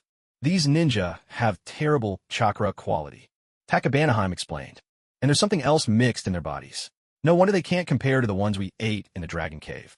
Ninjas who manage to find Ryukido and study its mystical arts, even if they ultimately fail, are generally among the elite of the shinobi world, with remarkably pure chakra. Unlike these cultists of the evil god, their chakra is strangely fragmented and impure, making them taste particularly unpleasant when consumed. How about we each take one of these 3 ninjas? Ichikishimahime suggested, pointing at the trio of fallen shinobi. Over the past month, they had been relentlessly combing the land of rain in search of their target, and this was the first time they had a chance to feed since leaving Ryukido. Unfortunately, their first meal turned out to be these wretched cultist ninjas. The taste was almost indescribable. Still, although the 3 fleeing shinobi had less chakra, it was at least more refined than that of the cultists, so consuming them should be more satisfying. No problem, Tajitsuhime nodded, her gentle smile unwavering, as if she hadn't just devoured several people moments before. But just as the 3 of them were about to act, an overpowering, rank, and pungent odor filled the air. One of the ninjas who had witnessed their feeding couldn't hold it in. His control failed him, and he soiled himself in fear. Ichikishima, this one's all yours. Tachikaraheim immediately pushed the soiled ninja toward the weakest of their group. I refuse, Ichikishima retorted coldly. Ever since leaving Ryukido, she had been bullied by the other 2, and she simply couldn't endure it any longer. Wait, please, goddesses, one of the ninjas cried out in desperation. You saved us from the cult of the evil god. Let us establish a new church to worship you. Yes, just like the cult, but you'll be our true divinities, another ninja chimed in. That's right. Whatever you command, we shall carry out without question, a third added. Gods? A church? Tachitsuhime's brown eyes sparkled with interest as she glanced at Ichikishima and Tachikaraheim. What do you two think? I'm all for it. Ichikishima, petite as a child, was the first to agree. After all, she'd already been assigned the soiled ninja and had lost her appetite. Better to turn these survivors into followers instead. If you can help us find our target, sparing your lives might be worthwhile, Tachikaraheim said slowly. Yes, we'll work tirelessly to build a great church in your names. One of the surviving ninjas exclaimed, barely able to contain his excitement. Our three goddesses' faith will surely surpass the evil god's cult. We'll do whatever it takes, another ninja echoed. Soon, the entire land of rivers will sing the praises of the three goddesses. The land of rivers will belong to the three goddesses alone. The land of rivers. Tachitsuhime raised a delicate eyebrow. Our ambitions reach far beyond just the land of rivers. I want you to start from the land of rain and spread our teachings to the surrounding lands. As for the name of our sect, we are not called the Three Goddesses Cult, but rather the cult of the Serpent God. That's right. Tianxin, the divine consort, nodded in agreement. Our sect has a different leader. The three of us. We understand now. You three are the holy maidens of the cult of the Serpent God, the last ninja interjected. Yes, Holy Maiden does have a nice ring to it, Ichikishima said with a gentle smile. But one of the ninjas spoke up hesitantly. Although the land of rain is smaller than the land of rivers, the strength of the rain ninja village is not something our hot spring ninja village can compare with. Besides, the three of us are no longer considered hot spring ninjas. The rain ninja village is nothing but a flock of headless chickens, Tianxin, the divine consort, said dismissively. If the rain ninjas dare to stand in their way, she would let them witness the true might of Ninjutsu chakra. Your abilities are indeed rather lacking, Tachitsuhime mused. The chakra possessed by these three ninjas was even less than that of the cultists of the evil god. Their strength was only on par with Jonin, or at best, Chunin. Should we infuse them with Ninjutsu chakra? Ichikishima asked. Ninjutsu chakra can only be granted after reaching the Dragon Cave and passing the trials of our founder, Tachitsuhime replied slowly. After a brief pause, her tone softened. However, in extraordinary times, exceptions can be made. As long as we don't teach them the perfect sage mode, it should be fine. Exactly. Tianxin and Ichikishima agreed with nods. Very well. Let us bestow upon you a measure of the serpent god's power. As the three surviving ninjas stared in horror, the faces of the three women grew even paler, fine scales beginning to appear on their cheeks. Not only that, but their slender, fair necks lengthened, taking on the eerie elegance of the mythical Rokurokubi, the long-necked spirits from ancient tales. The three ninjas tried to flee, but the women moved with blinding speed. They opened their mouths, bearing sharp fangs, and sank them into the necks of the ninjas. A cry of agony tore through the night. With the infusion of Ninjutsu chakra, the three ninjas from the hot spring village could not help but scream in pain. Though they could feel a surge of immense power pouring into their bodies, the sensation was excruciating beyond endurance. I don't want to die. One of the ninjas, losing control in his terror, fainted dead away. What a pathetic waste, Ichikishima muttered in disgust, pulling her fangs from his neck. These weaklings have pitiful chakra reserves and not even a shred of willpower. Even if they passed the founder's trial, they would probably die the moment he tried to infuse them with Ninjutsu chakra. Enough, Ichikishima. We have no one else to rely on. If we want to find our target, we have to make do with these ninjas, Tachitsuhime said quietly, as the two ninjas bitten by her and Tianxin also slumped to the ground, unconscious. Even though this was just an incomplete version of Sage Mode, they still managed to control the amount of Ninjutsu chakra. Otherwise, these three weak-willed ninja would never have been able to withstand it. These ninja are truly worthless, Tianxin Shinki remarked with a sigh. If there were anyone else to use, I'd rather devour every last one of them. When we finally find our target and get a taste of them, you won't feel like eating ordinary humans anymore. Tajikihime replied with a laugh. That's true enough, Ichikishima admitted, unable to help herself from recalling that tantalizing wisp of presence she'd sensed back in Ryukido. Just a memory made her mouth water. Before long, the three ninja gradually awoke. The two bite marks on their necks had vanished, replaced by a single black serpent's eye. All right, let's test out your new power, Tajikihime said with a smile. Just channel your chakra into the sage seal. Yes, Lady Saint. The three ninja nodded and began to infuse their chakra into the marks. Instantly, the natural energy around them surged into their bodies. In mere moments, scales sprouted across their skin, and they turned an unnatural, pallid white. What overwhelming power! The trio conducted a few simple tests and quickly realized that not only had their strength and speed soared far beyond their former selves, but their chakra reserves had grown immensely as well. If they had once been mere Jonin, now, even if they still couldn't match a Jonin, they could effortlessly crush any ordinary Chunin. Should they encounter those 5 evil cult pursuers again, the 3 of them alone could deal with them. No need for the Saints to step in. Yet none of the 3 seemed the least bit disturbed by their physical transformations. In their eyes, this was simply the necessary price for power. "Thank you, Lady Saints, for granting us this strength," they exclaimed, full of gratitude. "Humph," Tenshin Shinki snorted, eyeing them with evident dissatisfaction.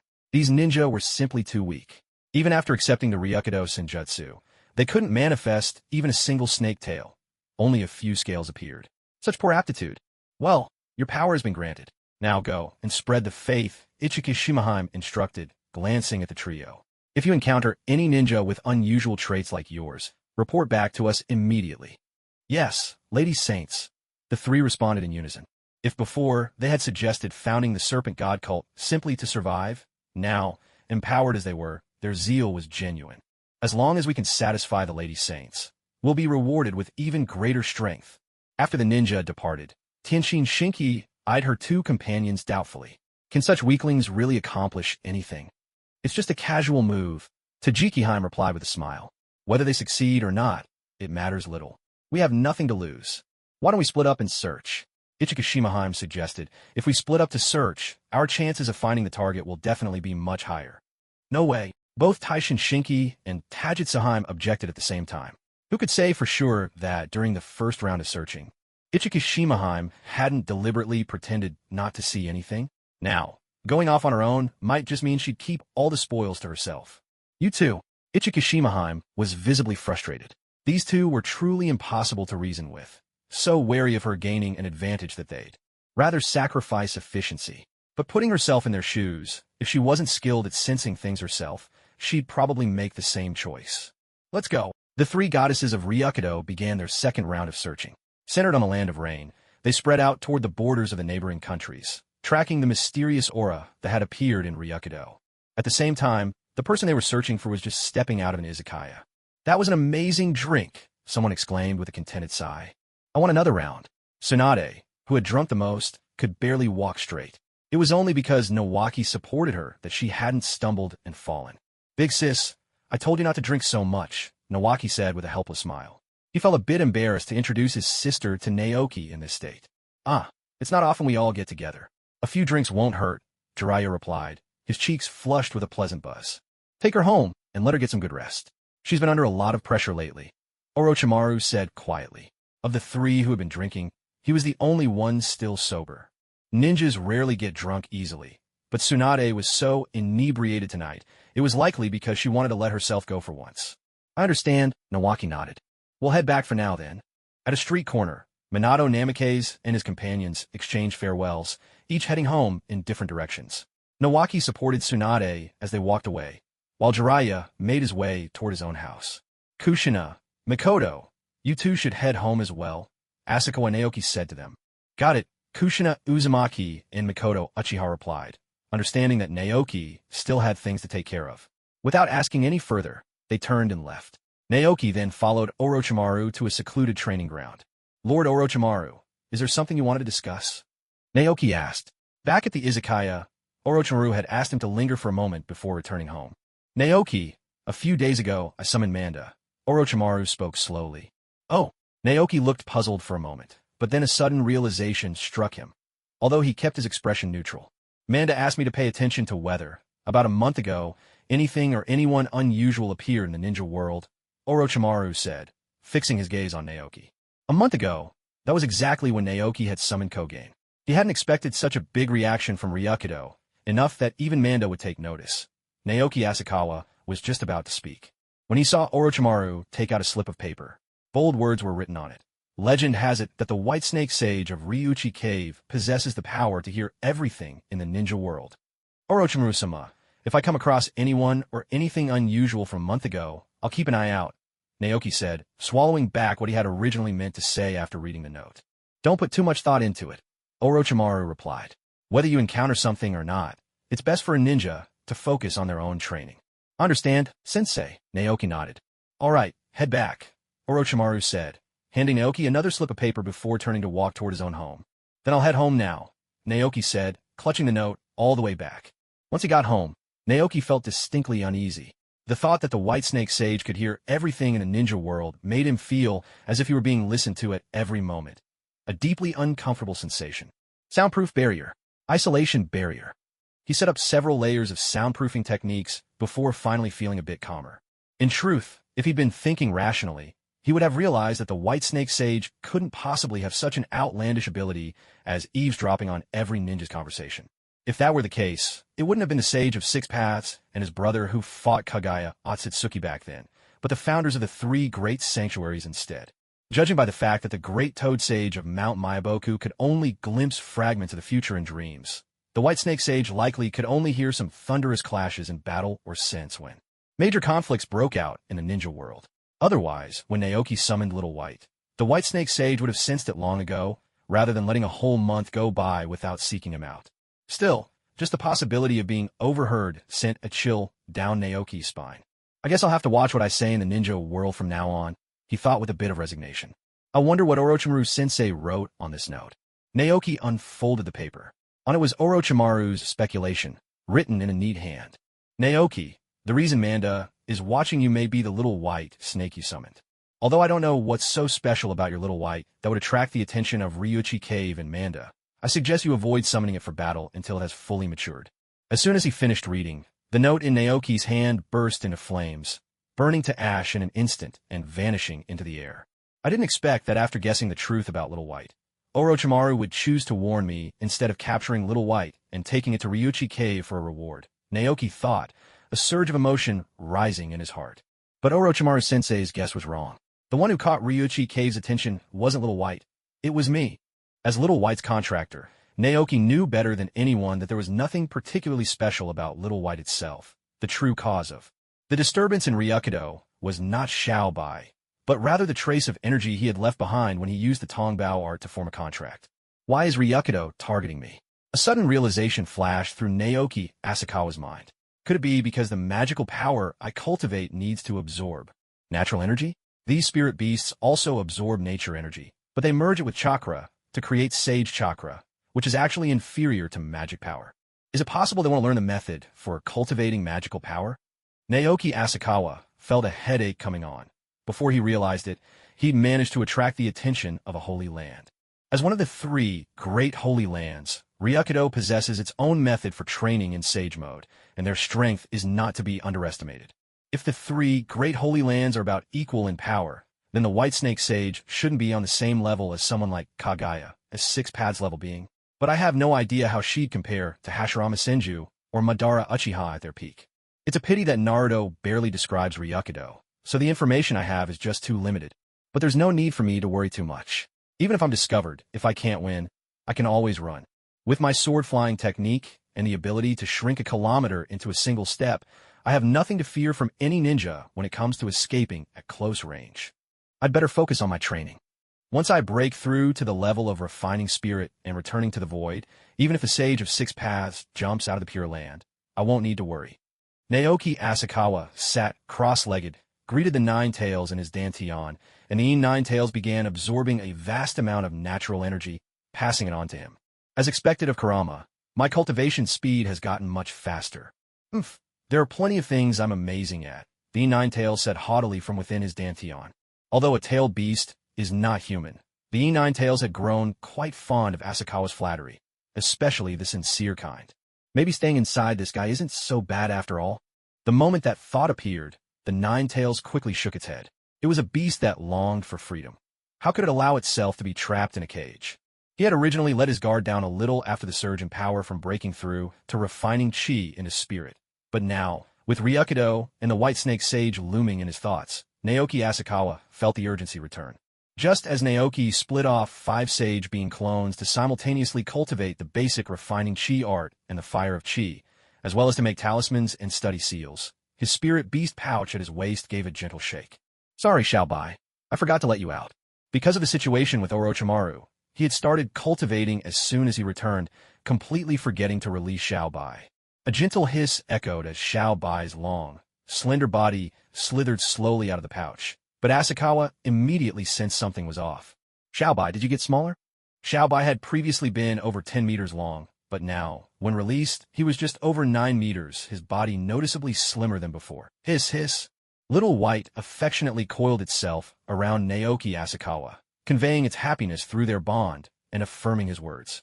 Although it hadn't truly mastered the transformation technique yet, as long as it could shrink by a meter each day, it would only take 10 days before it could stay by its master's side. I never expected you'd really be able to practice the 72 earthly transformations, Asakawa thought to himself, feeling a twinge of emotion. Is it because of the spiritual energy I've been feeding you? He held Little White's soft body in his arms. Having always lived indoors and fed on natural energy, as well as Asakawa's spiritual power, Little White lacked the fishy odor typical of other giant snakes.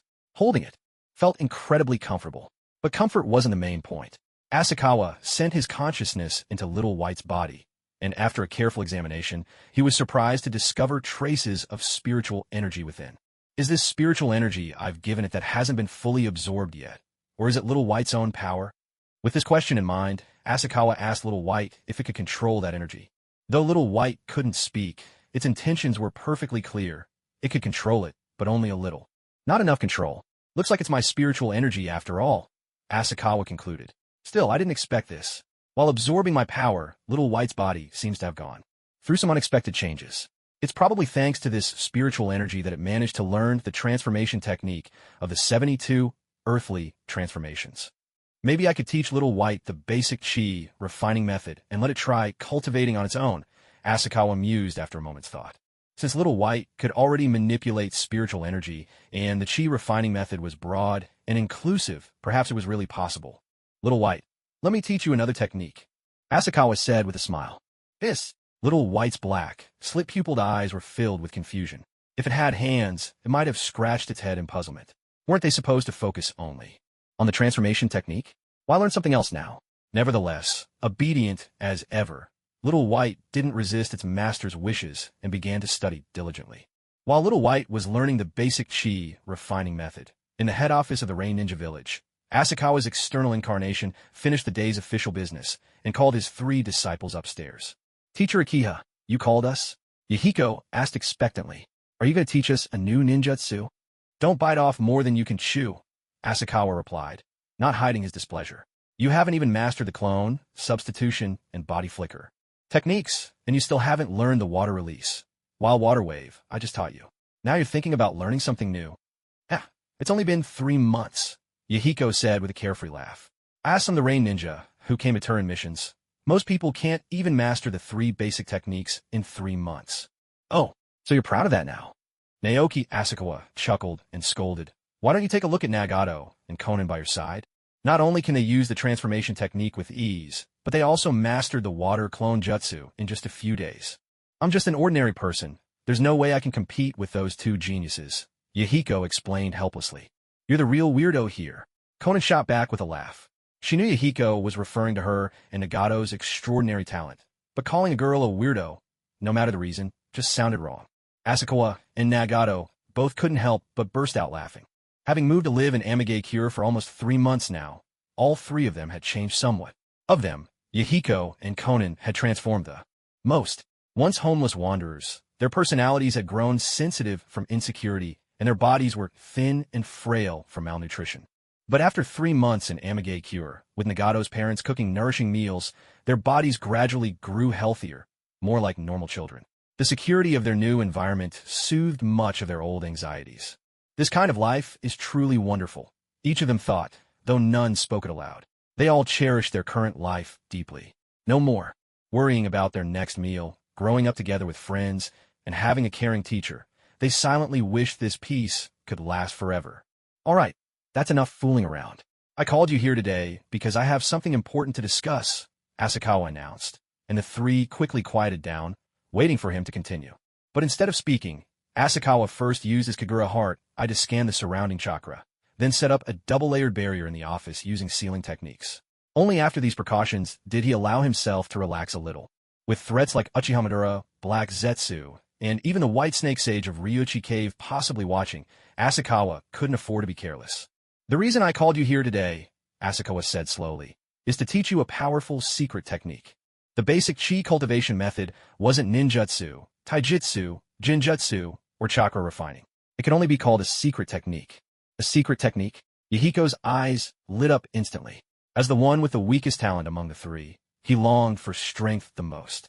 That's right, Asakawa nodded. The basic chi cultivation method was fundamental to him, the key to his rise in the shinobi world. The reason he hadn't taught it to Kushina, Uzumaki, Mikoto, Uchiha, or Orochimaru wasn't because he didn't trust them. On the contrary, Asakawa trusted them very much and believed they would never reveal his secrets. The problem was they lived in Konoha, with the personalities of Konoha's F4. If anything suspicious were discovered, it would be hard for them to continue living there. But Yahiko, Konin, and Nagato were different. Here, in Amage Cure, under his watchful eye, even if the secret leaked, it wouldn't be a serious problem. Moreover, as the teacher of the three youngsters, their activities are quite limited, so the risk of any secret being leaked is minimal, and there's no need to worry about becoming a target because of what they hold. Try to study this secret technique. If there's anything you don't understand, feel free to ask me, Asakawa Naoki said, handing them a copy of the basic chi refinement art, refining essence in a chi, which he had prepared in advance. These next few days, you don't need to go downstairs. Just stay here and focus on learning, he continued. A few days later, Asakawa Naoki looked at the three youngsters with a slight frown, making them a little anxious inside. Sorry, teacher.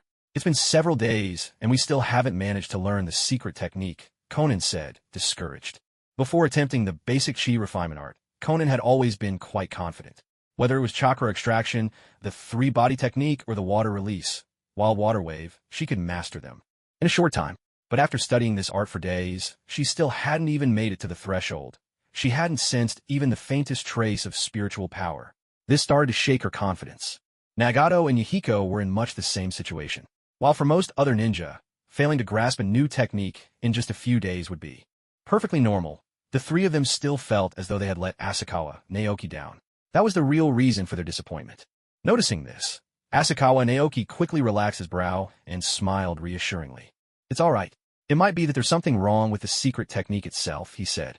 So far, not a single ninja has succeeded in learning this art. I just wanted you to give it a try. It doesn't matter if you haven't mastered it. He wasn't wrong. Asakawa Naoki himself was the only one who had learned the basic chi refinement art, and he wasn't a ninja. I see. The three youngsters clearly felt much better, but soon a question crept into their minds. Teacher, if no ninja in the shinobi world has learned this secret art, then who created it? It was created by a sage, Asakawa Naoki explained with a smile, though he was puzzled himself. At that very moment, back in his real body's cabin in Konoha, the little white summoned beast was sending waves of delight to him through their mental link. It had sensed its very first wisp of spiritual power. Though it had taken several days, much longer than it had taken Asakawa Naoki himself to master the technique, Little White had finally crossed the threshold. The basic chi refinement art, which even the exceptionally gifted trio had failed to learn, had instead been mastered first by a summoned beast. Why is that? Asakawa Naoki wondered, genuinely perplexed. By all rights, the art of chi refinement should be better suited to humans. Yet despite their talent for ninjutsu, the three youngsters couldn't even get started. Well, I'll just go and take a look myself. And while I'm at it, buy some talisman paper and Amage Cure. With a single thought, Asakawa Naoki stored Little White in his spirit beast pouch, left a few clones behind with some senza beans in case anyone came by, and set out, soon after, in the office of the Rain Village. Leader, Asakawa Naoki's external embodiment, bit his finger and began weaving hand signs. Once the signs were complete, he pressed both hands to the ground, and a black pattern swiftly spread across the floor. Summoning Jutsu. With a rush of white smoke, Asakawa Naoki's true form appeared in the office. Sensei, Konin, and the other two looked at Asakawa Naoki in surprise. After spending so much time with his external body, they had almost forgotten their teacher possessed two forms. Yahiko, Konin, and Nagato, I've come to see you, Asakawa Naoki said with a warm smile. It was a pity he hadn't yet mastered restriction techniques. Otherwise, he could have constructed a teleportation array and wouldn't need to rely on the summoning jutsu to travel. I brought you all a little gift, Asakawa Naoki said as he handed each of his three students a stack of talismans. Are these explosive tags? Yahiko asked curiously as he took the talismans. No, Asakawa Naoki replied, shaking his head. I made these casually. Some are similar to explosive tags, but the others have different abilities.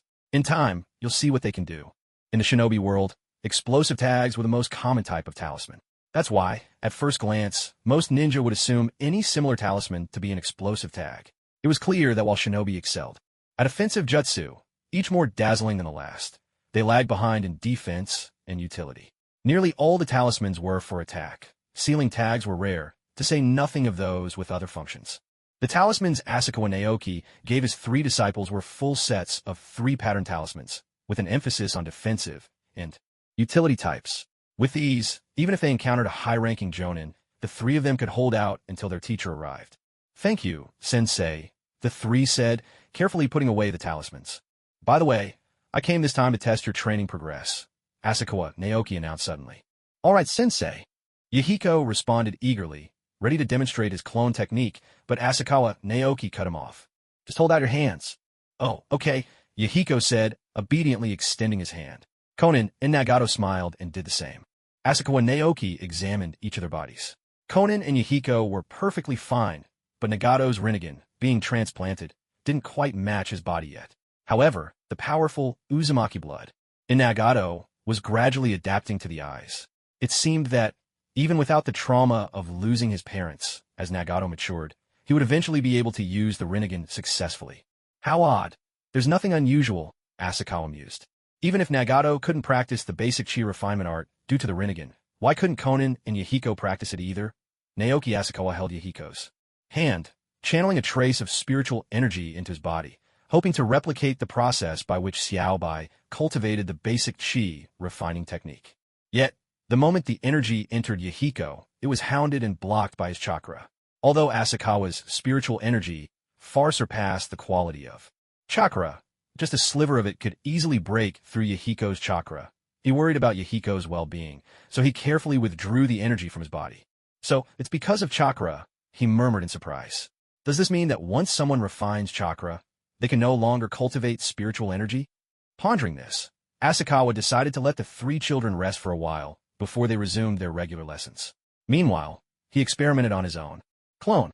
Guiding a thread of spiritual energy into the clone, Asakawa encountered the same resistance. The clone's chakra repelled his spiritual energy as well. "It's strange. Both my chakra and my spiritual energy spring from the same source. So why does my chakra resist my own power?" he wondered. "My spiritual energy is refined from natural energy, drawn from the world itself," he reasoned.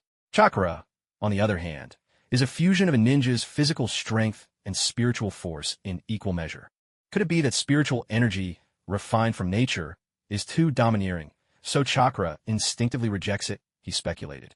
But the spiritual energy produced by the basic chi refining technique at the beginner stage comes from refining one's essence, not nearly as overwhelming as my own. Suddenly, inspiration flashed through Asakawa's mind. The very first chakra didn't come from blending a ninja's body and mind, he realized, but from the progenitor, Kagaya Otsutsuki herself. When Kagaya awakens, she can reclaim all chakra through the infinite Tsukuyami. That's why, after refining chakra, one can no longer cultivate spiritual energy. This is the true root of the problem. With this revelation, Asakawa's thoughts became clear. No wonder the Jinchuriki of the Ten Tails can resist ordinary ninjutsu, but not attacks from sage techniques, he mused. Ordinary chakra comes from the god tree, while sage chakra fuses with natural energy. If I want to cultivate spiritual energy, I would first have to abolish my chakra, Asakawa concluded. Yet, unlike the internal energy found in martial arts novels, chakra in the ninja world cannot simply be discarded at will. Chakra is a fusion of mind and body. Exhausting it entirely is tantamount to death for a ninja. Thus, erasing one's chakra is nearly impossible. However, escaping the hidden control of the chakra progenitor is not entirely out of reach. Even if one cannot cultivate pure spiritual energy, it is still possible to draw in natural energy, merge it with chakra, and enter sage mode. With this in mind, Asakawa wasted no time. Given his current situation, and with his clone at hand, he decided it was the perfect moment to experiment with sage mode. Even if his external avatar were to be eroded by natural energy, there was no need to worry. He could easily absorb the excess natural energy from the avatar's body. However, as it turned out, his concerns were unnecessary. After breaking through to the level of transforming spirit from chi refining, absorbing natural energy became as effortless for Naoki Asakawa as eating or drinking. To ordinary ninja, natural energy was wild and unmanageable, but in Naoki Asakawa's eyes, it was as gentle as a flock of lambs. Even in the three great sacred lands, passing the White Snake Sage's test, or using the toad oil from Mount Myaboku, learning sage mode required surviving countless hardships. Without unwavering perseverance, a ninja attempting sage mode would inevitably turn into a snake or a stone frog. Yet at this moment, Naoki Asakawa's external avatar found training in sage mode remarkably simple. He merely sat cross-legged and began drawing in natural energy. When the avatar opened its eyes, an invisible force burst forth from him, sweeping through the entire office of a Rain Village leader. "Sensei, you suddenly became so powerful." Nagato's eyes widened, the sensation so intense he could barely stand it, stimulated by the surge of natural energy.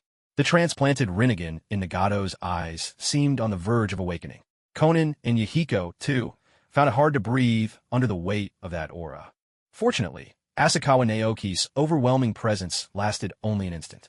The next moment, he pulled it back, returning to his usual unassuming self. "Sensei, was that the secret technique you taught us?" Konin couldn't help but ask. "No," Asakawa Naoki replied with a shake of his head. "That technique is called Sage Mode. But if you want to learn it, I can teach you." "Thank you, Sensei." Yahiko leapt up with joy, and anticipation lit up the eyes of both Konin and Nagato. "Don't be too happy just yet. Sage Mode requires a large reserve of chakra, and you all don't have enough right now." Asakawa Naoki said with a teasing smile. "We understand. We'll train hard," the three replied earnestly, nodding in unison. "Haha, then go on and get to your training." Asakawa Naoki laughed. "Got it, Sensei." The trio immediately settled into focused study. He hadn't lied. Although his external avatar could perfectly control natural energy, it was absolutely impossible to train in Sage Mode without sufficient chakra. Of the three, only Nagato, who possessed the Uzumaki bloodline, might reach the required level in a short time. Konin and Yahiko still had a long road ahead. Watching the trio's earnest efforts, Asakawa Naoki also began exploring the Sage Mode he had created himself. As is well known, the ninja world has three great sacred lands, and thus three distinct Sage Modes: Mount Myaboku Sage Mode, Ryuchi Cave Sage Mode, and Shikatsu Forest Sage Mode. The iconic users of Sage Mode from Mount Myaboku are Naruto Uzumaki, Jiraiya, and Minato Namikaze. Among them, Naruto mastered the most perfect version of Sage Mode, while Jiraiya and Minato both required some time to prepare before entering this state. The representative ninja of the Ryuchi Cave Sage Mode is, of course, Kabuto Yakushi. In his perfected Sage Mode, Kabuto's power was overwhelming, so much so that he could suppress both the reanimated Itachi and Sasuke Uchiha, even after Sasuke had awakened the Eternal Mangekyo Sharingan. Unfortunately, Kabuto was ultimately defeated by the broken jutsu Izanami. As for the Shikatsu Forest Sage Mode, the Naruto series never made it explicit, but Naoki Asakawa speculates that Hashirama Senju's Sage Mode likely originated from Shikatsu Forest. The more perfectly a ninja masters the Mount Myaboku Sage Mode, the fewer toad-like features they display. With Naruto, only his pupils change, while Jiraiya manifests some toad traits, such as changes in his nose and hands. The situation is less clear with Ryuchi Cave.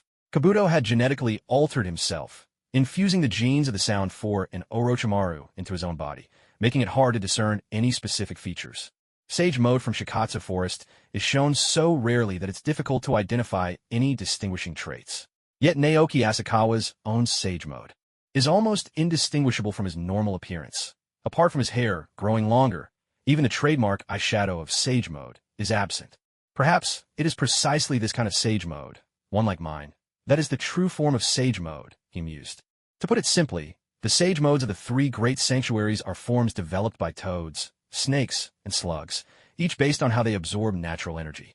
That's why, when Jiraiya learned Mount Myaboku's Sage Mode, he exhibited toad-like characteristics. At its core, the Sage Mode he learned was that of the toads, never fully adapted for human use, hence the toad features. But the Sage Mode created by Naoki Asakawa's external avatar was designed from the outset to be the most suitable version for humans. Thus, no toad, snake, or other animal traits appear, because its creator was human.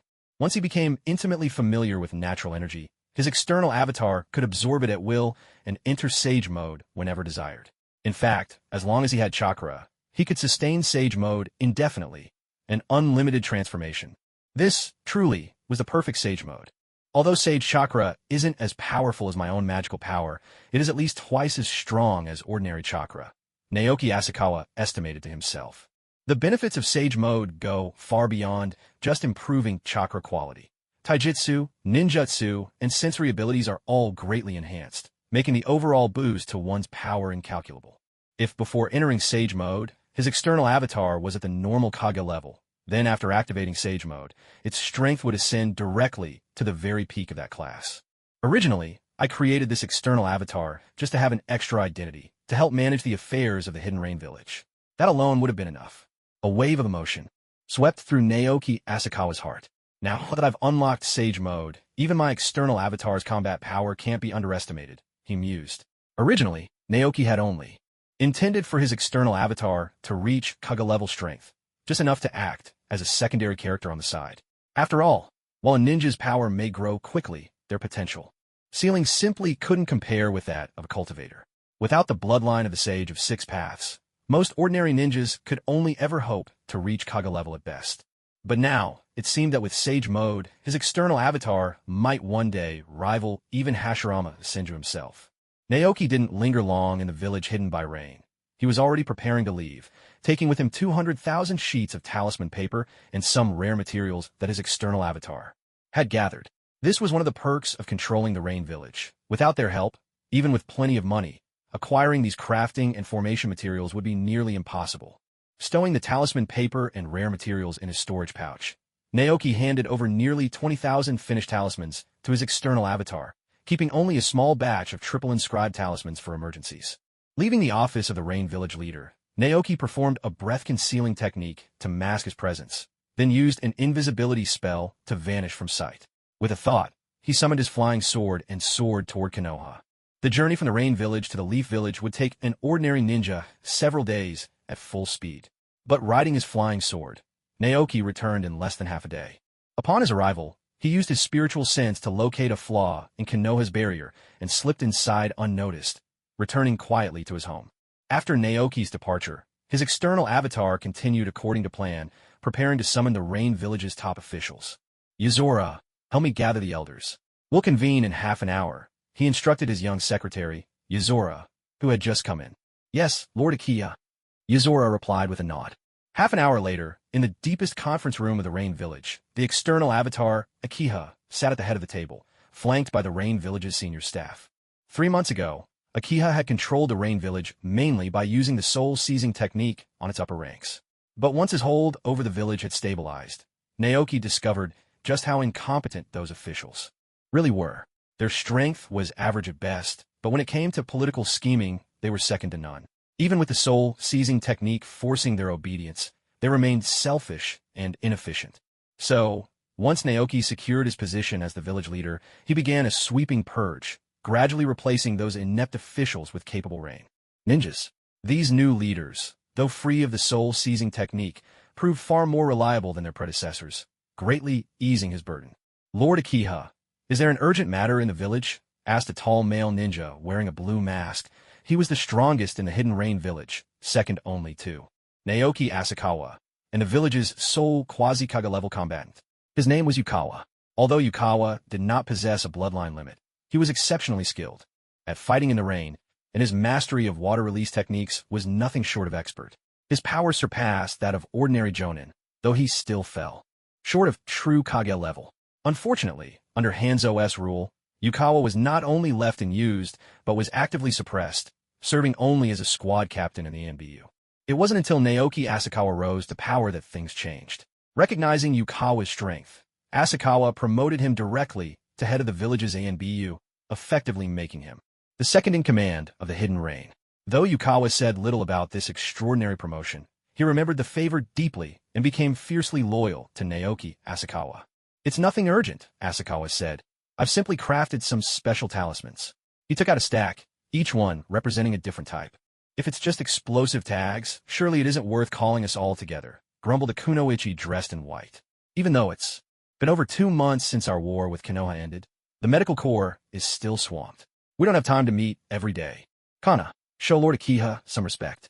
This isn't your medical department, interrupted a man in his 40s. The kunoichi, Kana, was the head of the medical corps, another of Asakawa's appointees, while the man who interrupted her was Tamura Kosuka, the village's minister of finance, also promoted by Asakawa. All right, let's settle down, said the missions minister, who was responsible for distributing assignments in the village. If Lord Uchiha summoned us, he must have his reasons. He was a former subordinate of Hanzo, now controlled by Asakawa's soul-stealing jutsu. Since he managed his duties well enough, Asakawa hadn't bothered to replace him. Let me explain, Asakawa said, motioning for silence. Among these talismans, some are offensive, similar to explosive tags, but most serve different functions. For example, this one is called a protection talisman. When you're in danger, it will activate on its own and block a single fatal attack. He held up a talisman marked with a faint yellow pattern, drawing the intense attention of everyone in the room. Is this really true, Lord Uchiha? Tamura Kosuka, the finance minister, looked skeptical, and the others wore similar expressions. Explosive tags were common in the shinobi world, but defensive or life-saving talismans like the protection talisman were unheard of.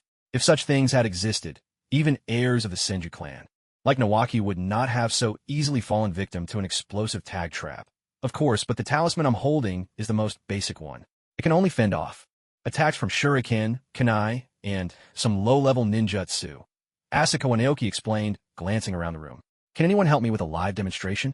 I'll do it. Yukawa, wearing an ANBU mask, volunteered immediately. All right, take this. Stand here, and try to relax. Don't defend yourself. Asakawa Naoki handed a single Mar talisman to Yukawa, then positioned him in front of the assembled senior Rain Ninja, making sure everyone had a clear view of his actions. Without hesitation, Asakawa Naoki drew a shuriken from his ninja pouch and, right in front of the Rain leadership, hurled it directly at Yukawa. What incredible speed! The gathered Rain Ninja leaders couldn't help but marvel at Asakawa Naoki's power.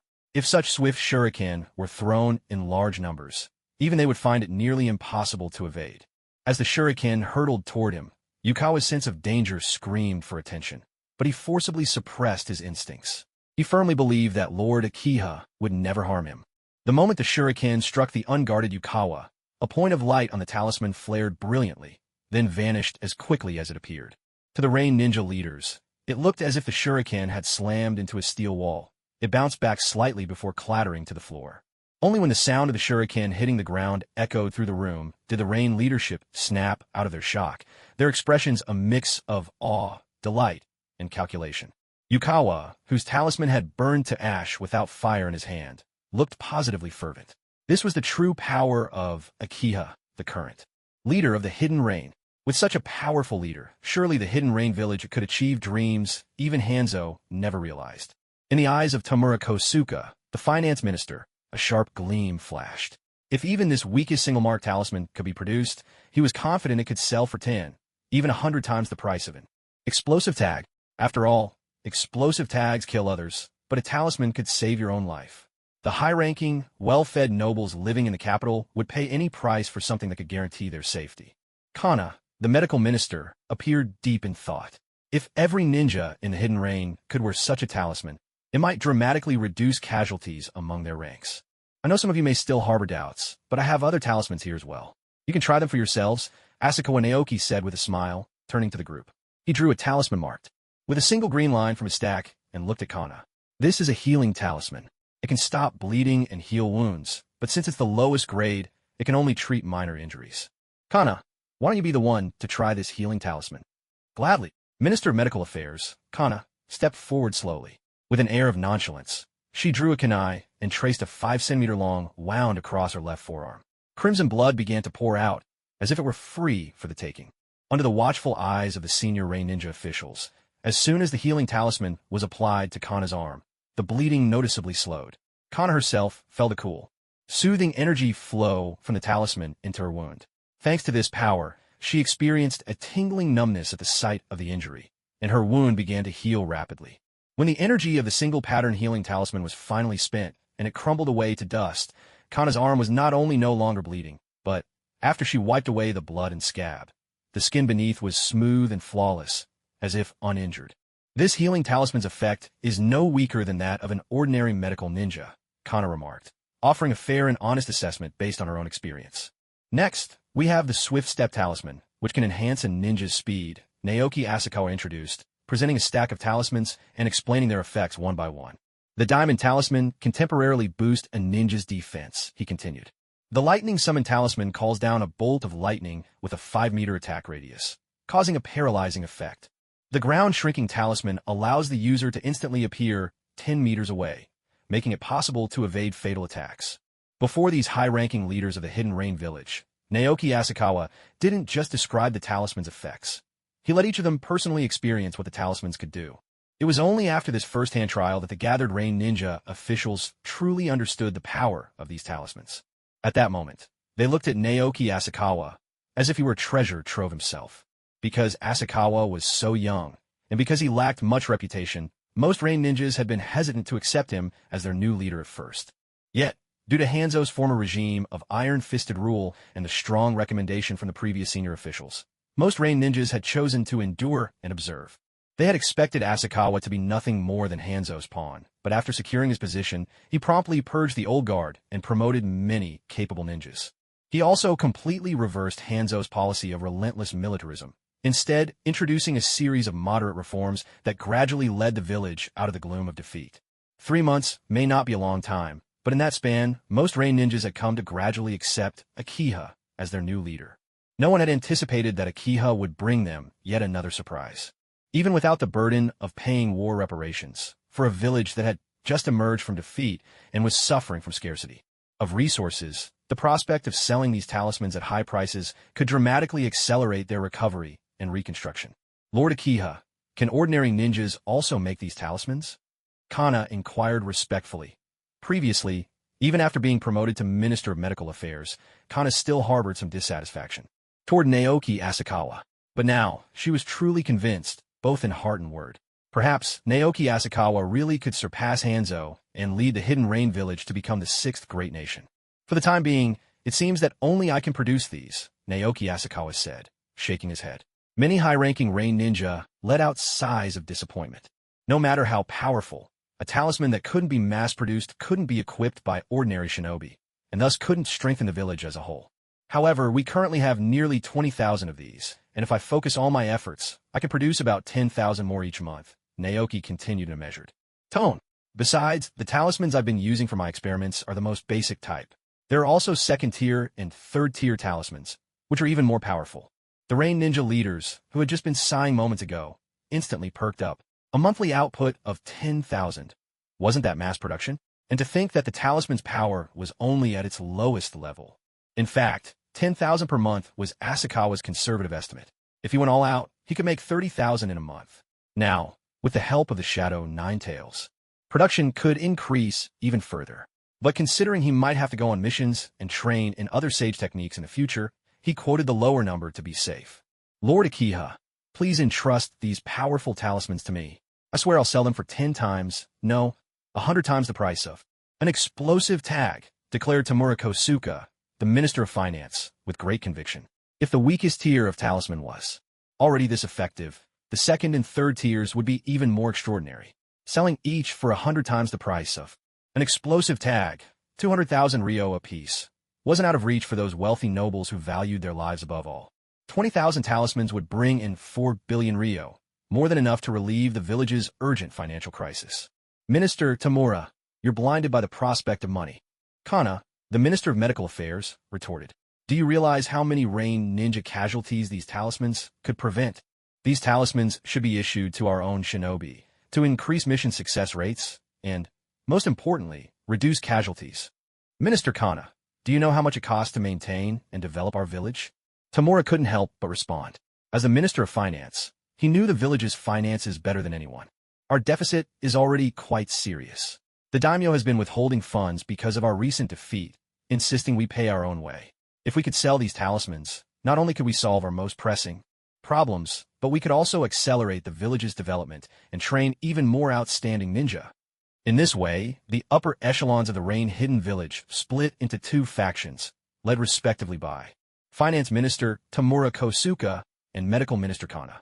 Tamura's camp advocated selling the talismans to raise funds and cover the village's budget deficit, while Kana's side insisted the talismans should be used by the Rain Shinobi to do everything possible to reduce ninja casualties. The head of the Umbu, Amekawa, and the mission's minister, Kinji, did not join the debate, instead standing firmly behind Asakawa Naoki. Ahem. Asakawa Naoki cleared his throat softly, drawing the attention of all the ranged shinobi leaders in the room. Let's have Lord Uchiha decide how these talismans should be used, Tamura Kosuke suggested, prompting Kana to look over as well. In truth, everyone present understood that the final say regarding the talisman's use rested with Uchiha. The financial pressure on our village is indeed significant. Minister Tamura's efforts are clear to everyone here. Asakawa Naoki said slowly. But Minister Kana is right as well. Rain Hidden Village is founded upon its shinobi.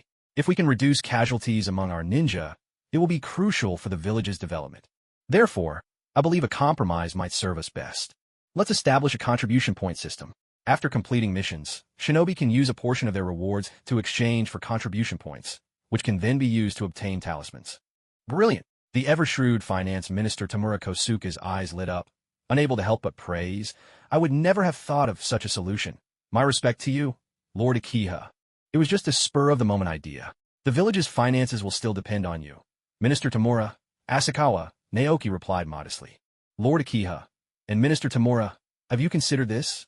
Kana interjected, frowning. If a shinobi receives a talisman and then sells it later, wouldn't the contribution point system become meaningless? No. Tamura Kosuke shook his head and explained, Minister Kana, I'm afraid you've misunderstood Lord Uchiha's intention.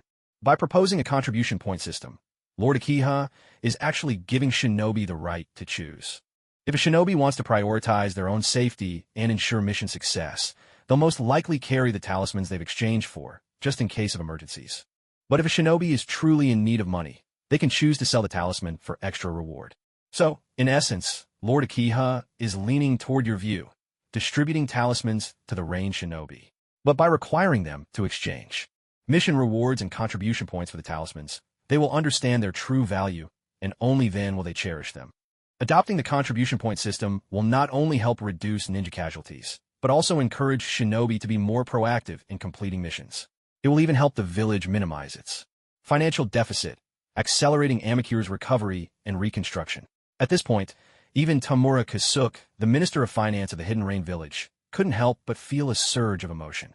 In fact, the contribution point system can even ensure that talismans maintain a stable price over a long period, he added. It's practically a win-win-win-win situation. In the beginning, Tamura Kosuke had been so excited by the sheer power of the talismans that he intended to sell them exclusively to wealthy aristocrats and officials who weren't ninjas. But after calming down, he realized a critical problem. Selling talismans at 100 times the price of an explosive tag wouldn't be difficult. Those influential nobles could certainly afford a life-saving talisman priced at 200,000 ryo. However, that was only feasible when talismans were rare. If there were too many in circulation, supply would quickly outstrip demand. And even the rich wouldn't be willing to pay sky-high prices. They weren't fools, after all. The price would inevitably drop. The only alternative would be to release talismans gradually, in limited batches, but that would slow down the influx of funds needed to support the development of the Hidden Rain Village. Asakawa Naoki's contribution point system provided an elegant solution to all these issues. Since each ninja could only complete a limited number of missions within a certain period, the number of talismans they could exchange for was also limited. With a finite amount of talismans, and some being consumed during missions, their overall quantity would remain within a stable range, ensuring their price could be maintained. In that moment, Tamura Kosuke truly came to respect Asakawa Naoki as the leader of the Hidden Rain Village. Well then, let's move on to discuss the value of contribution points, Asakawa Naoki said with a smile. With Asakawa Naoki's decision, the rest of the village's senior officials gradually came to understand the advantages of exchanging contribution point for talismans, and they began to discuss the exchange rates. After half a day of deliberation, Asakawa Naoki finally determined the official conversion rates for contribution points. For the lowest level D-rank missions, with rewards ranging from 5,000 to 50,000 ryo, one contribution point could be earned for every 10,000 ryo, with a cap of 1 point per mission. C-rank missions, which paid between 30,000 and 100,000 ryo, also awarded one contribution point per 10,000 ryo, with a maximum of 3 points. B-rank missions, with bounties from 80,000 to 200,000 ryo, offered the same rate, with a cap of 8 points. A-rank missions, with rewards from 150,000 to 1 million ryo, provided up to 15 points. S-rank missions, worth over 1 million ryo, allowed up to 50 contribution points per mission. As for exchanging contribution points for talismans, taking the weakest one-stroke talisman as an example, a single lightning summoning talisman required 1 contribution point, and so did a single true fire talisman. Defensive or escape talismans were more expensive. A one-stroke protective talisman, swift step talisman, or earth shrinking talisman each cost 2 contribution points. That is 20,000 Rio. 20,000 Rio might be a fortune for ordinary people, but for ninjas, it wasn't much at all. Moreover, those life-protecting talismans priced at 20,000 taels each could easily fetch several times that amount if sold to wealthy commoners. The value of a 2-mark talisman is double that of a 1-mark talisman, and a 3-mark talisman is worth twice as much as a 2-mark talisman, 4 times the value of a 1-mark talisman. For ninjas, exchanging for a 3-mark talisman is actually the most profitable, since its power far exceeds merely 4 times that of a 1-mark talisman. However, for the vast majority of lower and middle-ranked ninjas, 3-mark talismans are rarely needed. Well then, Minister Kenji, I'll leave the task hall matters in your hands, Naoki Asakawa said, turning to the head of the task department. Yes, Lord Uchiha. Kenji replied with a respectful bow. The next day, for once, Naoki Asakawa wasn't busy with official duties. Instead, he opened the window and looked toward the task hall in the distance. Sensei, what are you looking at? Conan asked curiously. I'm just seeing if there are many people at the task hall today, Asakawa replied with a smile. Is there some special mission today? Yahiko chimed in, leaning on the windowsill to peer at the hall. No, it's just that there are extra rewards for completed tasks, Asakawa said. Are those rewards the talismans? Nagato suddenly asked. That's right, Asakawa nodded. It seems you all tried out the talismans you received yesterday. Conan affirmed with a nod. The 3 of them had put the swift step and ground shrinking talismans to the test the previous day, both of which turned out to be truly extraordinary. Sensei, your talismans are incredibly powerful. If we can make them common in the village, it'll greatly strengthen our people. Let's hope so, Asakawa replied with a soft chuckle. Meanwhile, the ranged shinobi who had come to submit their completed missions finally arrived at the task hall. Hello. Kawaharashi's team has completed a B-rank escort mission, which has been recorded in your mission experience. The female ninja at the counter announced calmly. That's correct, Kawaharashir replied, nodding as he handed over the report. According to the reward, after deducting the village's commission, your team will receive a bounty of 150,000 taels, the female ninja continued. Kawahara sure nodded again. It was customary for ninjas to receive a reward slightly less than what the employer paid, with the difference serving as a commission to help maintain the village, a long-standing tradition in the ninja world. As per Lord Uchiha's suggestion, you may now exchange part of your bounty for contribution points, the female ninja explained. For this B-rank mission, you can exchange 1 point for every 10,000 taels, up to a maximum of 8 points. Would you like to convert some of your reward into contribution points? Contribution points? It wasn't just Kawarashir who was taken aback. Every rain ninja who came to submit or accept missions was just as bewildered. In a ninja village, completing missions to accumulate experience was supposed to bring the chance to learn stronger jutsu, but there had never been a fixed number.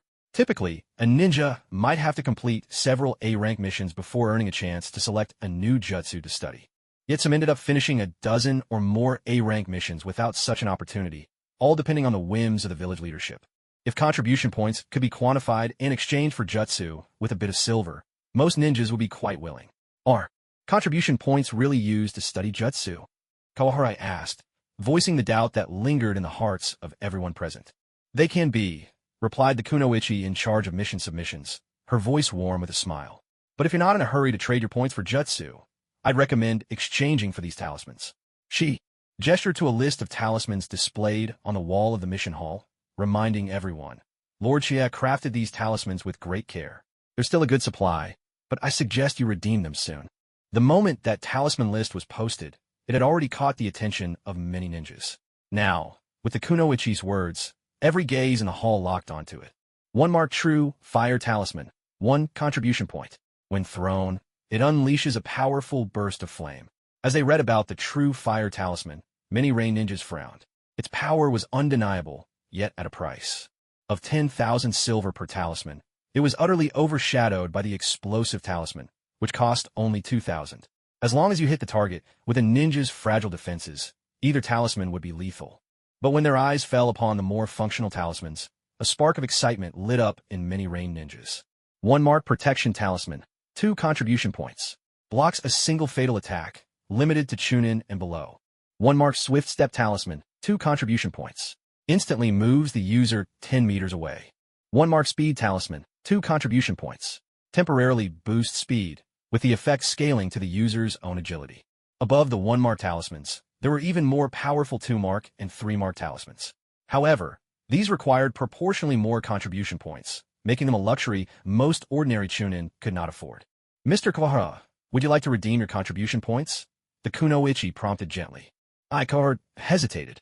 Truth be told, he was tempted, but the price, 20,000 silver for a single talisman, was daunting for a Chunin like him. A B-rank missions. Total reward was only 150,000 silver, to be split among the 3 members of his squad. One talisman alone would cost him 20,000. Just then, a voice rang out, full of determination. Miss Songsheng, I'm here to submit my mission. Exchange all my reward for contribution points. I want a 3-mark protection talisman. A tall rain ninja, dressed in a raincoat and wearing glasses, strode into the mission hall and walked straight up to a black-haired kunoichi, handing over a mission scroll and directly requesting to exchange it for a 3-pattern amulet. This ninja clearly enjoyed some renown within the village hidden in the rain, as many rain ninjas began whispering among themselves. That's Jonin Sanjin. Didn't Jonin Sanjin just head out for an A-rank mission? I can't believe he finished it so quickly. I didn't expect Jonin Sanjin to immediately exchange his reward for an amulet. He must know something we don't. I've heard he's on good terms with Tamura Kosuka, the Minister of Finance. Maybe he heard something from him. Are these talismans crafted by Lord Uchiha really as miraculous as they say? Understood, Mr. Sanjin. The black-haired kunoichi, named Matsukami, nodded. For your completed A-rank mission, after deducting the handling fee, you have 500,000 Ryo in bounty. According to the contribution point system, 10,000 Ryo can be exchanged for 1 contribution point. The cap for an A-rank mission is 15 points. Should I exchange the full amount? Go ahead, Jonin Sanjin replied without the slightest hesitation. To redeem the 3-pattern amulet you requested, you'll need 8 contribution points, which entitles you to only 1 amulet. With the remaining 7 points, would you like to exchange them for other talismans, or save them for later? The kunoichi asked. Please exchange 1 2-pattern swift talisman, 1 1-pattern diamond talisman, and 1 1-pattern thunder summon talisman for me as well, Sanjin said offhandedly.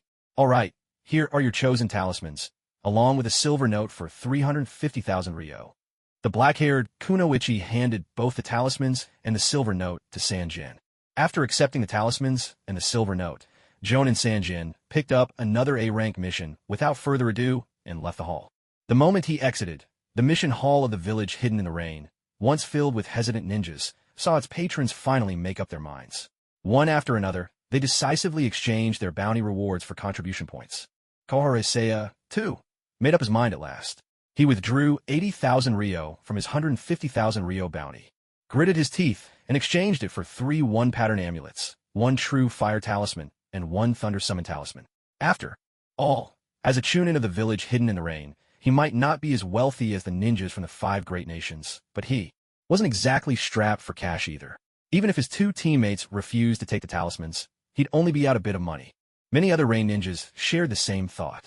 No sooner had they exchanged their talismans than they picked up new missions, eager to test out the powers of these charms for themselves. Meanwhile, in the chief's office, Asakawa Naoki sat with his eyes closed, observing everything through the mind's eye of Kagura. He had to admit, Tamura Kosuka truly lived up to his title as the Minister of Finance for the village. Hidden in the rain, that so-called Sanjin Jonin was, in fact, just a shill sent in by Tamura himself. The close relationship between Sanyuan Jonin and Tamura Kosuka, the Minister of Finance, was almost common knowledge.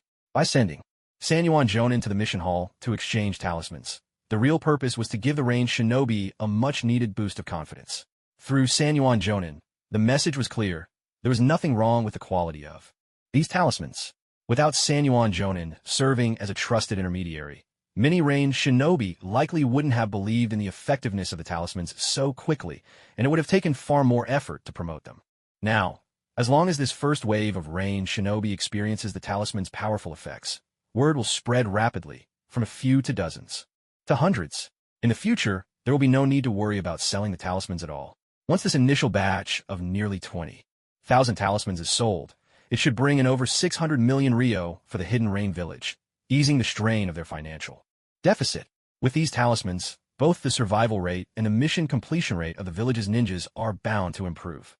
Of course, this means Asakawa Naoki will have to work even harder, needing to craft at least 10,000 talismans every month to replenish what's used.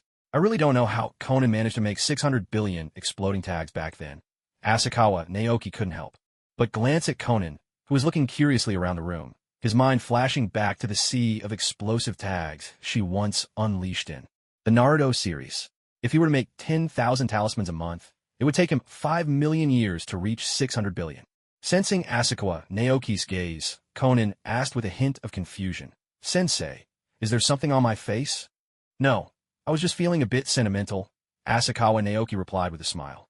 After Konoha's Jonin meeting, following the strategy set by the third Hokage, Hiruzen Sarutobi, Konoha gradually shifted its war with the hidden sand village into a war of attrition, seeking to avoid provoking the nerves of the other three great nations and instead testing the endurance of both sides' national strength.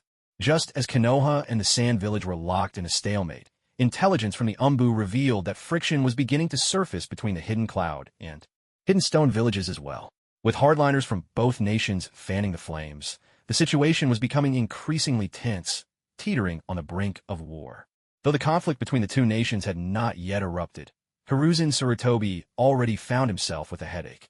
The reason was simple. Konoha's geographical position was simply too advantageous. The land of earth and the land of lightning did not share a border, so if the hidden stone and hidden cloud were to go to war, the likely battleground would be the land of fields, which borders the land of fire. Should the flames of war reach their doorstep, Konoha could very well find itself dragged into a quagmire, fighting simultaneously against the lands of wind, earth, and lightning. And if that day came, the mist village of the land of water certainly wouldn't just stand by and watch. At this point, all we can do is take things one step at a time, Hiruzen Sarutobi muttered, taking a long, deliberate draw from his pipe, filling the Hokage's office with thick clouds of smoke. Suddenly, the office door was flung open with a loud crash as it slammed against the wall. "Danzo, would it kill you to knock before coming into my office?" Hiruzen Sarutobi set his pipe down with a frown. Entering the room felt just like coming home. There was only one person in Konoha who could pull that off, Shimura Danzo. "Those things aren't important," Danzo said carelessly. "Hiruzen, I've heard that tensions between a Wagakure and Kumogakure are rising, and they are on the verge of war." "How did you find out about that?" Sarutobi Hiruzen's frown deepened. He had just received intelligence from the Umbu, and yet Danzo had already arrived with the same news. Danzo's reach was unsettlingly deep. "You don't need to worry about how I know." Danzo dismissed the question and continued. "Let me go to the land of fields. I'm confident I can provoke a war between a Wagakure and Kumogakure. If those two villages start fighting, they'll be too busy to meddle elsewhere. Then we can focus our efforts on Sunagakure without distractions. And by then, even if Kirigakure wants to get involved, it'll be too late. Konoha is more than capable of handling both Sunagakure and Kirigakure at the same time. Konoha's affairs are none of your concern." Hiruzen rejected him flatly. "Don't forget, you're still under house arrest for another year. During this time, you're to remain in Konoha." "Hiruzen, once the war is over, I promise I won't leave Konoha," Danzo said earnestly. "I admit I made mistakes before, but right now, Konoha needs me more than ever." "You just stay put," Hiruzen replied resolutely. "Konoha will get through this crisis. And another thing, keep your hands out of the Umbu. Otherwise, don't blame me for what happens next." "Hiruzen, have you forgotten Tobirama-sensei's teachings?" Danzo protested, unwilling to back down. "If we keep retreating like this, the other four great nations will only look down on Konoha. Without a show of strength, we'll become everyone's target." "I've said enough. Konoha's business doesn't concern you," Hiruzen replied slowly. "Just stay home as you're told." "Hiruzen, you're too soft. If you keep this up, you'll regret it."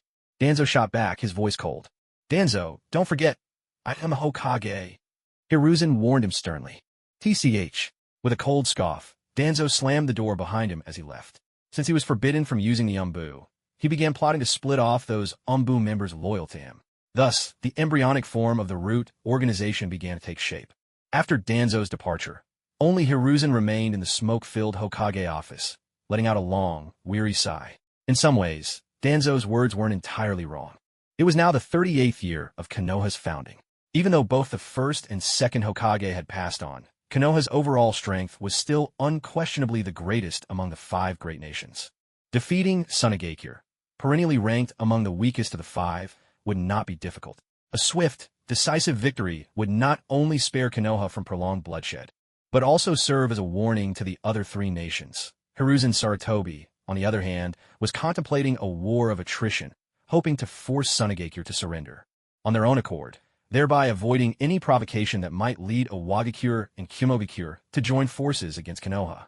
Yet, as shown in the original Naruto storyline, both Owagakure and Kumogakure ended up attacking Konoha simultaneously during the Third Great Ninja War, proving that this appeasement strategy was ultimately futile.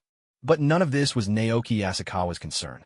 At this moment, he was saying his goodbyes to Mikoto and Kushina.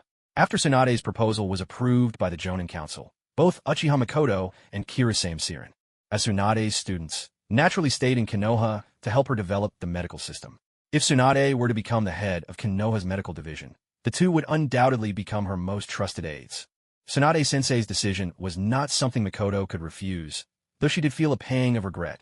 She probably wouldn't be able to go on missions with Naoki Asakawa in the future.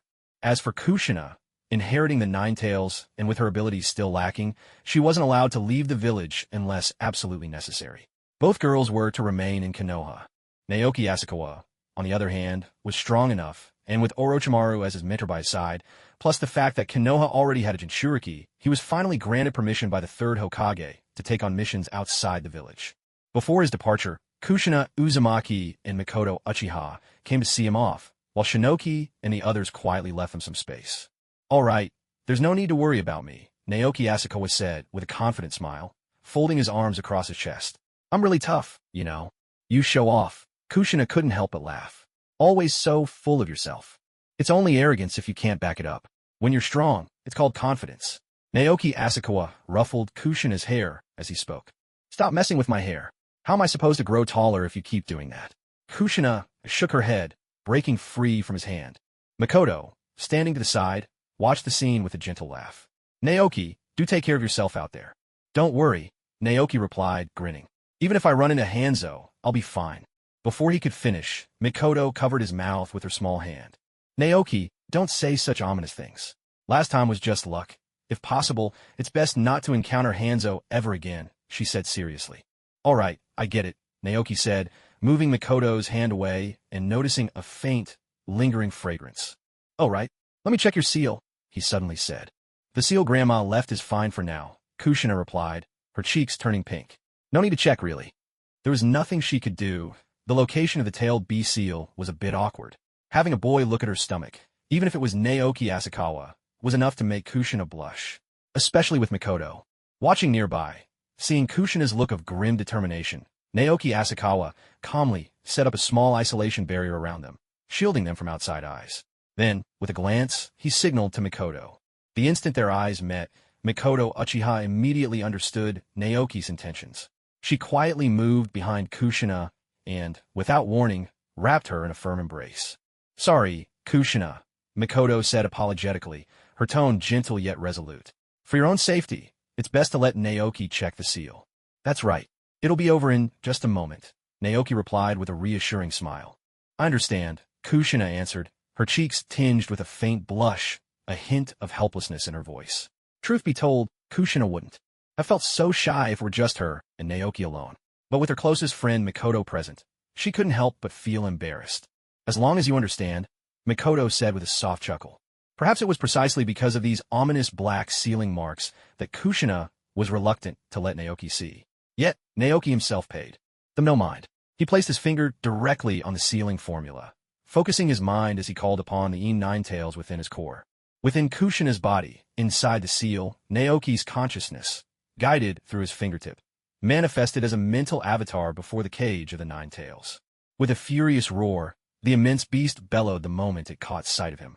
"Ninja, what are you doing here?" the Ninetails demanded, its voice echoing against the bars of its prison. Its fur was noticeably brighter than his own Ninetails. Confirming this was the young half. "Enough. Let Kurama talk with you," Naoki said, a hint of exasperation in his voice, as he guided a trace of his Ninetails' energy into Kushina's seal. "What have you done to the other half of me? And how do you know my name?" The young Ninetails' crimson eyes gleamed with danger. "I'm fine," came a voice nearly indistinguishable from the young Ninetails itself. Outside the cage, a portion of the Ninetails' power coalesced into a miniature version, barely half the size of a man. Compared to the colossal young Ninetails, it was like a toy beside Godzilla. "The other half of me, you submitted to this ninja?" Disbelief filled the young Ninetails' eyes. It had only been, 3 months since Uzumaki Mito split and sealed them, and already the other half had yielded to a human? Even after being sealed inside Mito for decades, crushed daily by her immense chakra, the Ninetails had never once considered surrender. Just what kind of charm did this human possess? Could he be even stronger than Uzumaki Mito? You've misunderstood the other half of me, the Ninetails explained slowly. In human terms, neither I nor Naoki Asakawa, the ninja you see here, has submitted to the other. We've reached an agreement to cooperate. Cooperate? Young Ninetails scoffed with a dismissive laugh. Us tailed beasts work together with humans? Yes, I believe he can do it, Ninetails replied with certainty. Young Ninetails fell silent, plunging the room into a heavy stillness. As half of the Ninetails, he knew deep down that he bore the brunt of the beast's fury and savagery. Yet, here was his other half, actually placing trust in a ninja who had once split and sealed them. There's no other way. Can you let the other me see it for himself? The small Ninetails, embodiment of Ein, turned its gaze to Naoki Asakawa. No problem. Naoki Asakawa nodded in agreement. Then let me show you my memories. Without hesitation, the diminutive Ninetails darted into the cage, merging seamlessly with the colossal Young Ninetails. After all, Ein and Yang were two halves of one whole, inseparable by nature. Yet, that powerful and mysterious Reaper Death Seal had once forcibly torn them apart, leaving two independent beings. Now, after all this time, the power within Ein Ninetails finally found a chance to return to its true self, and the two halves began to blend together, naturally flowing into one. As their powers fused, Young Ninetails instantly absorbed every memory, every vivid emotion that Ein Ninetails had experienced in the past 2 months. He regarded Naoki Asakawa anew, and the cold indifference in his gaze gave way to a subtle, almost imperceptible shift. Naoki Asakawa, I truly never expected this. Young Ninetails spoke slowly, his tone laced with a hint of genuine astonishment. You actually managed to get along so well with the other me? Since the dawn of his existence, never had he seen a human build such a harmonious relationship with a tailed beast, creatures known for their wild, untamable nature. The sheer novelty of it left Young Ninetails deeply surprised. If you're willing to give it a try, there's no reason you can't get along with Kushina, just as we do now, Naoki Asakawa said, his face warm with a gentle smile, his gaze sincere and friendly. But Young Ninetails turned away without hesitation, his answer firm and unyielding. Absolutely not. I refuse to coexist peacefully with someone who harbors such deep hostility toward me. Hearing the unwavering resolve in Young Ninetails' words, Naoki Asakawa couldn't help but sigh softly. He shook his head, resignation in his voice as he spoke. Kushina, she simply hasn't come to understand your true nature yet. If you both had some time, enough to get to know each other, to really understand one another, you might just find that she isn't so bad after all. Moreover, if you can truly let go of your prejudices and try to understand each other, I firmly believe that you could become great friends. Friends? Huh. The Young Ninetails scoffed, its tone brimming with contempt. Unless the day comes when she no longer harbors any hostility toward me, there's nothing to discuss. With that, it shut its eyes, refusing to pay any more attention to Naoki Asakawa. Seeing this, Naoki could only give a wry smile and silently ponder how to resolve the rift and tension between this human and this tailed beast.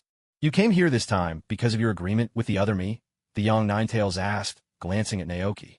That's right. I hope you won't try to break the seal. And if Kushina is ever in danger, I hope you'll help her, Naoki replied with a nod. 20 years from now, I'll release the other you inside me, together with you. I understand, Young Ninetails replied, turning its head away and saying nothing more. Well then, until next time, Kurama. Naoki smiled and waved. Whether it was the Ein or the Young Ninetails, he thought they were both just proud, stubborn foxes. Now that the Young Ninetails could sense no hostility from Naoki, and after merging with the Ein Ninetails' memories, it had developed a basic level of trust in him. After all, at their core, the Ein and Young Ninetails were one and the same. Though it seemed as if Naoki had spent a long time in the mental realm, in the outside world, only an instant had passed. All right, I've checked. The seal is intact, Naoki said with a smile. I told you it was fine, Kushina replied, her cheeks tinged with red. Oh, by the way, take these talismans with you. I'll be off now. Stuffing a few 3-striped talismans, folded into triangles, into Kushina's and Mikoto's hands, Naoki beat a hasty retreat, quickly catching up with Orochimaru and Jiraiya's group. That kid sure has a way with the ladies, Jiraiya commented, unable to keep a teasing, envious note out of his voice as he watched Naoki rejoin the team. Jiraiya, if you'd just be a bit more serious, you would have won Tsunade's heart long ago, Orochimaru replied with a resigned shake of his head. Orochimaru, you're too cold to understand, Jiraiya said, shaking his head, a lecherous glint in his eye. Sure, I like Tsunade. She's a fantastic woman. But I, Jiraiya, would never tie myself to a single tree. What I long for is an entire forest. Orochimaru pressed a hand to his forehead, at a loss for words. Beside him, Naoki mirrored the gesture, his resolve firming all the more. There was no way he would ever entrust his sister to Jiraiya. All right, let's move out. With those words, Orochimaru and Jiraiya led the way, followed closely by the squads of Naoki Asakawa and Minato Namikaze. After spending more than half a year on the battlefield against the Hidden Rain, not only had Naoki Asakawa and Minato Namikaze grown stronger, but Shoju and the other three teammates had also reached the level of Chunin. With Minato, whose abilities were close to those of Jonin, and Naoki Asakawa, whose skills even Orochimaru found hard to fathom. These two squads had little to worry about, even without Orochimaru and Jiraiya leading them. After 2 days of travel, Naoki Asakawa's teams arrived at the border between the Land of Rivers and the Land of Rain, the very site where Konoha and Tsunade were clashing. It was here that Naoki caught sight of a ninja with a strikingly rare shock of white hair. Lord Tsukumo, Orochimaru, and Jiraiya both turned to the white-haired ninja, their voices tinged with respect. Standing before them was none other than the renowned elite Jonin of Konoha, Hatake Tsukumo, known throughout the world as the White Fang of the Leaf. He was Kakashi's father and the supreme commander of Konoha's forces on the sandfront. Orochimaru, Jiraiya, there's no need for such formality, Tsukumo replied with a gentle smile.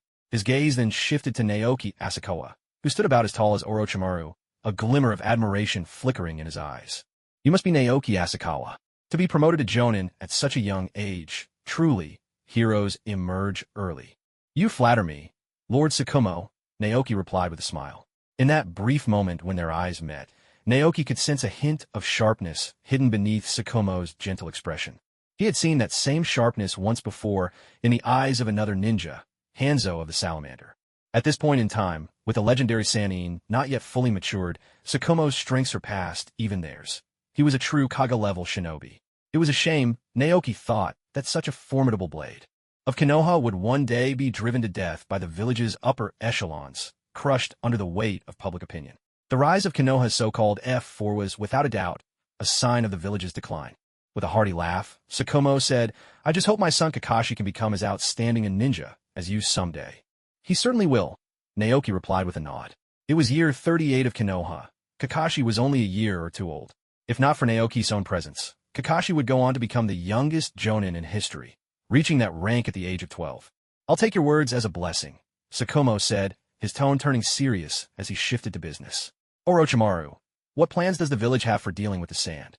Lord Tsukumo, this is the resolution reached by the third Hokage during the Jonin Council, Orochimaru said, producing a scroll and handing it to Tsukumo. Aside from reinforcing Konoha's forces, the third Hokage had sent them to deliver the village's next strategic directive. As Tsukumo accepted the scroll and unrolled it, the good mood he had shown earlier gave way to a sense of resignation.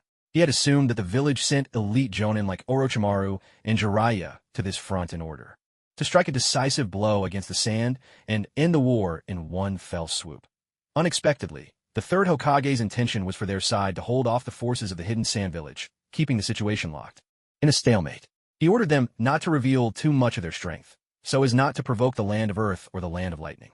Although this slow, bleeding strategy would greatly wear down the sands fighting power, it would also take a considerable toll on Konoha. After all, war doesn't just cost the lives of shinobi, it burns through money too. Maintaining a prolonged conflict would be a heavy burden for Konoha. In Hatake Tsukumo's view, it would be better to strike with full force and defeat the sand outright, sending a clear warning to the other great nations. If the other four great nations chose to form alliances against them, Danzo and the ANBU could always be sent to stir up trouble among them. After all, peace had never truly existed between those nations, and their grudges ran deep. But now that the village had already set its strategy as the commander on the sand battlefield, Tsukumo had no choice but to follow orders. You've all come a long way. Take some time to rest, Tsukumo said, rapping his knuckles against the table. At his signal, a Chunin stepped forward to lead the newcomers to their quarters. Because the fighting on this front had dragged on, Konoha's encampment near the sand battlefield had been expanded with plenty of wooden cabins, so the troops didn't have to squeeze together in tents with their teammates. Due to Konoha's war of attrition, By the time Naoki Asakawa and his companions reached the sand front lines, the intensity of battle was relatively mild. Moreover, unlike Danzo, Tsukumo didn't assign them any dangerous missions. Asakawa simply used his Senzabin clone to handle tasks. After his breakthrough to the state of transforming chi into spirit, his Senzabin clone had reached the strength of a full-fledged Jonin. With careful control, bringing along Rope Tree and Oji Masamura for missions posed little risk. And if anything did go wrong, the clone carried extra Senzabins for emergencies. Meanwhile, Asakawa set up protective barriers around his cabin, devoting himself to practicing the foundation chi technique and the fire of chi, while sending out 4 Senzabin clones to craft talismans. With the Ninetails' help, he had no shortage of natural energy. As time passed, his cultivation advanced at a rapid pace. At the same time, in a land of fields, a team of 3 range shinobi was escorting a merchant caravan toward the land of frost. The team leader was Kawahara, who had recently traded for 5 talismans. Sitting beside him were 2 teammates with the Rain Village's 4 head protectors, but both seemed troubled. The state of a ninja world was hardly reassuring. Although there was no war yet in the Land of Rain, the conflict between Konoha and the Sand Village was still raging, and the clashes between the Hidden Cloud and Hidden Stone in the Land of Fields were only getting worse. Even though rewards for missions near the Land of Fields had soared, B-rank missions now paid nearly as much as A-rank. The ninja villages of the great nations were all reluctant to take on assignments in that region, fearing they'd be caught up in the wars that were sure to come. Only the village, hidden in the rain, forced by the devastation Konoha had wrought on the Land of Rain, had to send out large numbers of shinobi to take on missions in order to secure resources and money. If Captain Kohar hadn't swapped those few talismans, we wouldn't be this desperate to accept missions right now. One of the Rain shinobi couldn't help but complain. Enough, Murahiko, stop it. Captain Koharu was only thinking about our safety. Another Rain shinobi tried to placate him. Who knows if those charms are even useful? Murahiko grumbled discontentedly. 80,000 Ryo, and all we got were 5 talismans. That B-rank mission we barely completed was worth only 150,000 Ryo in total. Though their voices were low, Koa, seated atop the lead car to the merchant convoy, heard every word clearly. He recalled the moment at the mission hall, when he'd impulsively exchanged their hard-earned bounty for those talismans. Looking back, he had to admit he'd acted somewhat rashly. For a Jonin of the Rain Village, 80,000 Ryo might not be a huge sum. It wouldn't be much for a Chunin from one of the 5 great nations, either. But for them, Rain Chunin, it was no small fortune. Still, if he had to make the choice again, Kara thought, he might very well do the same. He trusted that Lord Uchiha would bring about a brighter future for the village hidden in the rain. If you don't want the talisman, I'll buy it back from you with my share of this mission's reward, Kawahara said quietly. Fine, 2,000 Ryo, Murahiko retorted without hesitation, waving the talisman that Kawaharu had given him. They hadn't originally been a team. The war with Konoha had claimed all their teammates, so the 3 of them had formed this makeshift squad. There was little coordination among them, and even less trust. That was why Murahiko resented Kawaharu for spending their reward on talismans. In Murahiko's eyes, the current leader of the Rain Village, Uchiha, was nothing compared to the previous leader, Hanzo the Salamander. Naturally, he had no faith in the talismans Uchiha had crafted. After all, if such powerful charms really existed, how could the Rain Village have lost to Konoha? And even if they did exist, the higher-ups in Jonin would get them first. There's no way they'd be sold to Chunin like them. Most likely it was just a scam. As the 2 argued, a sharp whistling cut through the air. An instant later, dozens of shuriken erupted from the ground nearby, flying straight toward the 3 of them in a tight barrage. It's over. A chill ran down Kawahara's spine, and the other 2 felt the same. Distracted by Murahiko's complaints, all 3 had let their guard down and failed to notice the danger around them. The shuriken were so close, they barely had time to react, let alone use any jutsu. Once this volley of shuriken hit, even if they survived, they'd have no strength left to fight back. But just as the 3 were about to be riddled like a sieve, 3 faint golden flashes streaked through the air. Dozens of shuriken clattered to the ground, but the 3 Rain Ninja, led by Kawase, emerged, completely unscathed. The only things destroyed were the protective charms, one in Murahiko's hand, and the others hidden beneath the clothes of Kawase and another Rain Ninja, which had turned to ashes. Protective charms. All 3 were shocked, never expecting that these charms would actually save their lives. Before the second volley of shuriken could arrive, they quickly ducked behind the carriage, narrowly avoiding the enemy's attack. Come out! 3 stocky ninja, each wearing the forehead protector of the Hidden Stone Village, appeared at the front of the caravan. Clearly, The shuriken from earlier were the handiwork of this Iwagakure team. We're Rain Ninja, only here to escort the caravan. We have no intention of clashing with the Hidden Stone, explained Kaharisi, their captain. I don't care if you're from the rain or the cloud. Since you're here today, you'd best prepare to die, scoffed the IWA team leader with disdain. Damn it. Murahiko and the other Rain Ninja were furious, but only Kaharisi managed to keep calm inside. Although Kaharisi was confident in his own abilities, he was merely a Chunin, still far from reaching Jonin level. Judging by their tactics, firing several rounds of shuriken before engaging, the three IWA ninja were likely Chunin as well. With both sides being Chunin, the Rain Ninja team should, in theory, be able to face them as equals. However, while the Rain Ninja specialized in water-style jutsu, the IWA ninja were masters of earth-style, which naturally countered water techniques. If a fight broke out, the situation would look grim for the Rain Ninja.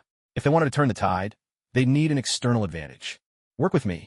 Kaharisi called to his teammates, then began forming hand signs to launch a jutsu. The other two Rain Ninja considered abandoning the caravan and fleeing, but they knew if Kaharisi fell, they wouldn't get far either. Gritting their teeth and steeling their resolve, they too began weaving hand signs.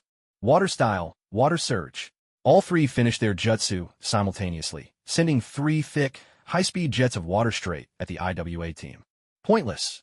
While the Rain Ninja were casting, the three IWA ninja were not idle. They too completed a series of hand signs, and their bodies took on a rock-like, brown sheen. Earth-style, hardening technique. All three used the Earth-style hardening jutsu, a technique Asakawa Naoki had once seen on Rogue Ninja, which greatly increased physical defense. But, for all three to use it to withstand the water surge directly was impressive. Even more shocking, the Rain Ninja's collective water surges couldn't break through the IWA team's defense. I told you it's useless. The three IWA ninja closed in with cruel smiles, utterly unfazed by water-style attacks, thanks to their hardened defense. If you were from any of the other four great nations, we might have been a little more cautious. But you're just from the worthless Hidden Rain. You'll die here all the same. The captain of the Stone Ninja squad gripped his kunai and charged straight toward Kawaharishur and his two companions, as if the next moment, heads would roll. Now's our chance. Kawaharishur, who had been waiting for the Stone Ninjas to let their guard down, had a glint of determination in his eyes. With a swift motion, he hurled a talisman streaked with purple lightning patterns at the three Stone Ninjas. A detonating tag. The three Stone Ninjas were momentarily puzzled.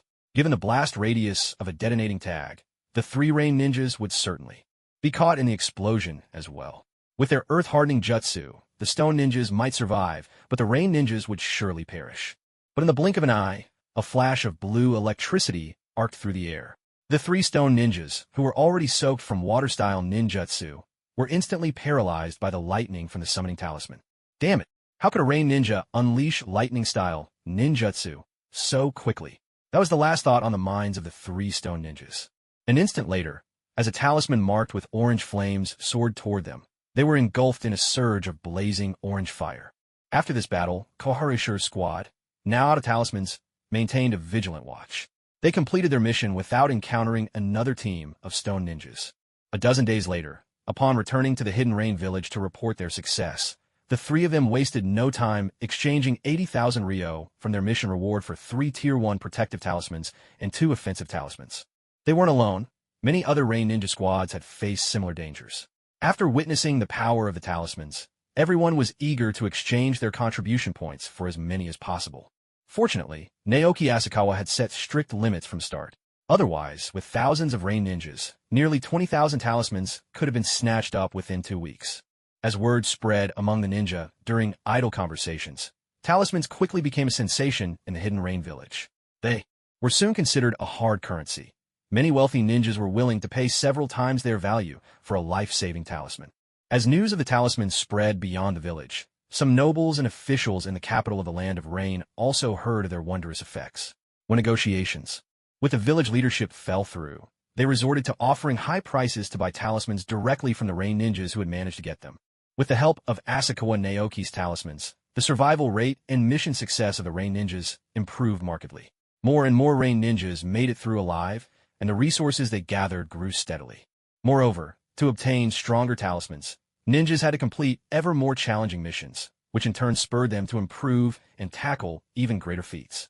This cycle of positive reinforcement caused the Hidden Rain village's strength to grow at a pace visible to the naked eye. It seemed only a matter of time before their power was restored to what it had been before the war with the Leaf Village. Meanwhile, centered in the Land of Rain, another force was rising rapidly. Deep within a forest in the Land of Rain, two ninjas with white headscarves were escorting a pale-skinned figure to a stop at the entrance of a mountain cave. Honored Saints, today we found a strange ninja. We're not sure if he's the one you're looking for. A ninja with a white cloth wrapped around his head called into the cave. In the next instant, three beautiful women dressed in white robes appeared before the two ninjas. After months of searching without success, still unable to locate Naoki Asakawa, who had used the art of breath concealment to hide his presence, the three divine priestesses of Ryukido decided to settle in a suitable place to train and instead tasked the followers of the Serpent God sect with searching for their target. To their surprise, the cultists managed to find a suspicious ninja so quickly. So, this is the ninja you found? Priestess Tianxin looked at the pale, ghostly figure of White Zetsu with some disappointment. Though White Zetsu indeed appeared unusual, he was clearly not their target. How did you discover him? Ichikishimaheim asked curiously. In truth, the wounded clone of White Zetsu was just as intrigued. Even as he realized he was close to death, he couldn't help but wonder. His disguise was flawless, so how could these two humans have seen through it? Reporting to the Honored Saints, the ninja hesitated, embarrassed. After receiving the power you bestowed on us, we wanted to test it on another ninja. That's when we ran into him. After giving him a beating, he ended up like this. White Zetsu's clone was at a loss for words. He had only been assigned a simple reconnaissance mission, yet somehow he'd fallen victim to these two fools who'd stumbled upon him by sheer luck. In a way, this White Zetsu truly was the unluckiest of all his kind. This fellow looks rather appetizing, Ichikishimaheim remarked, casting a gaze at the clone that made him feel as if some monstrous predator had set its sights on him. Honored Saints, the two ninjas with white headcloths hesitated, uncertain of what would happen next. You found this one, so you deserve a reward, Teminatsuheim said with a gentle smile. To serve the saints is an honor worth dying for. The two Serpent God sect ninjas exclaimed, dropping to their knees in excitement before the three priestesses. Clearly, it was the promise of a reward that stayed their hand from killing White Zetsu earlier. Instead, they brought him to the goddesses. Then, let us bestow you with even greater power, Teminatsuheim declared with a smile. In the blink of an eye, both Teminatsuheim and Ichikishimaheim's necks elongated unnaturally. Two slender fangs emerged from their mouths, and they bit straight into the necks of the two cultist ninjas. After infusing them with a portion of their sage chakra, the cultists quickly succumbed to the overwhelming force, falling unconscious. Their bodies had already been straining under the burden of the sage chakra. This fresh infusion would likely shorten their lives considerably. But Teminatsuheim and her sisters cared little for such costs. Power always comes with a price. I don't understand. Why reward them with sage chakra when they still haven't found the real target? Tianxinheim frowned, unable to make sense of it. You just don't understand, little sister. These human ninjas are like donkeys turning a millstone. If you don't offer them some benefit, they'll never wholeheartedly help us find our targets, said Tsutsuheim with a gentle smile. You really have no sense of worldly affairs at all, mocked Ichikishimaheim, shaking her head in amusement. We aren't human. Why should we bother to understand their ways? Scoffed Tagaraheim disdainfully. All right, you two. Let's set this aside and have a taste of him now. Tsutsuheim intervened, settling the dispute between her sisters as she turned to look at the White Zetsu clone with a hint of anticipation.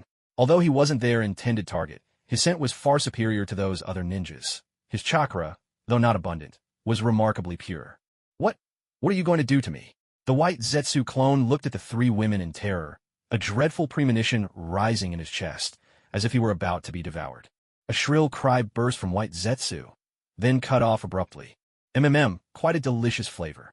When the two serpent cult ninja finally regained consciousness, the three goddesses of Ryukido had vanished without a trace, and even White Zetsu was nowhere to be seen. Only the surge of newfound power within them assured the two ninjas that what they'd experienced wasn't just a dream.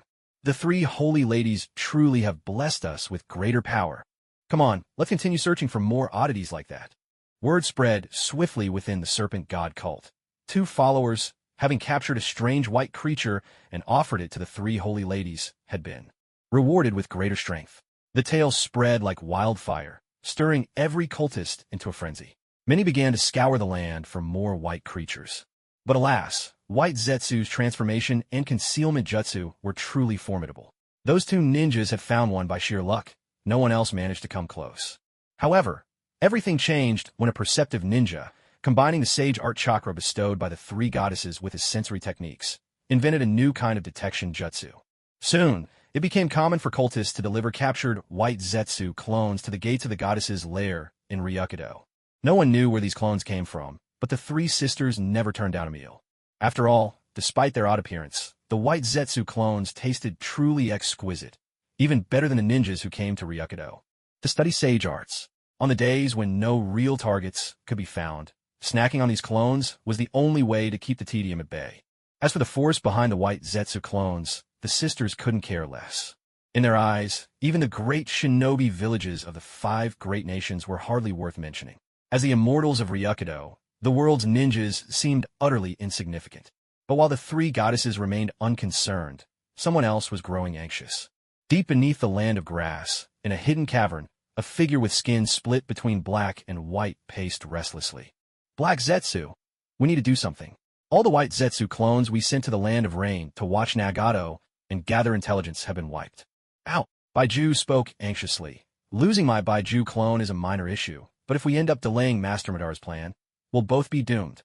Enough! Hey, Ju snapped. Can't you see I'm thinking? I am the embodiment of Master Madara's will, so keep your mouth shut.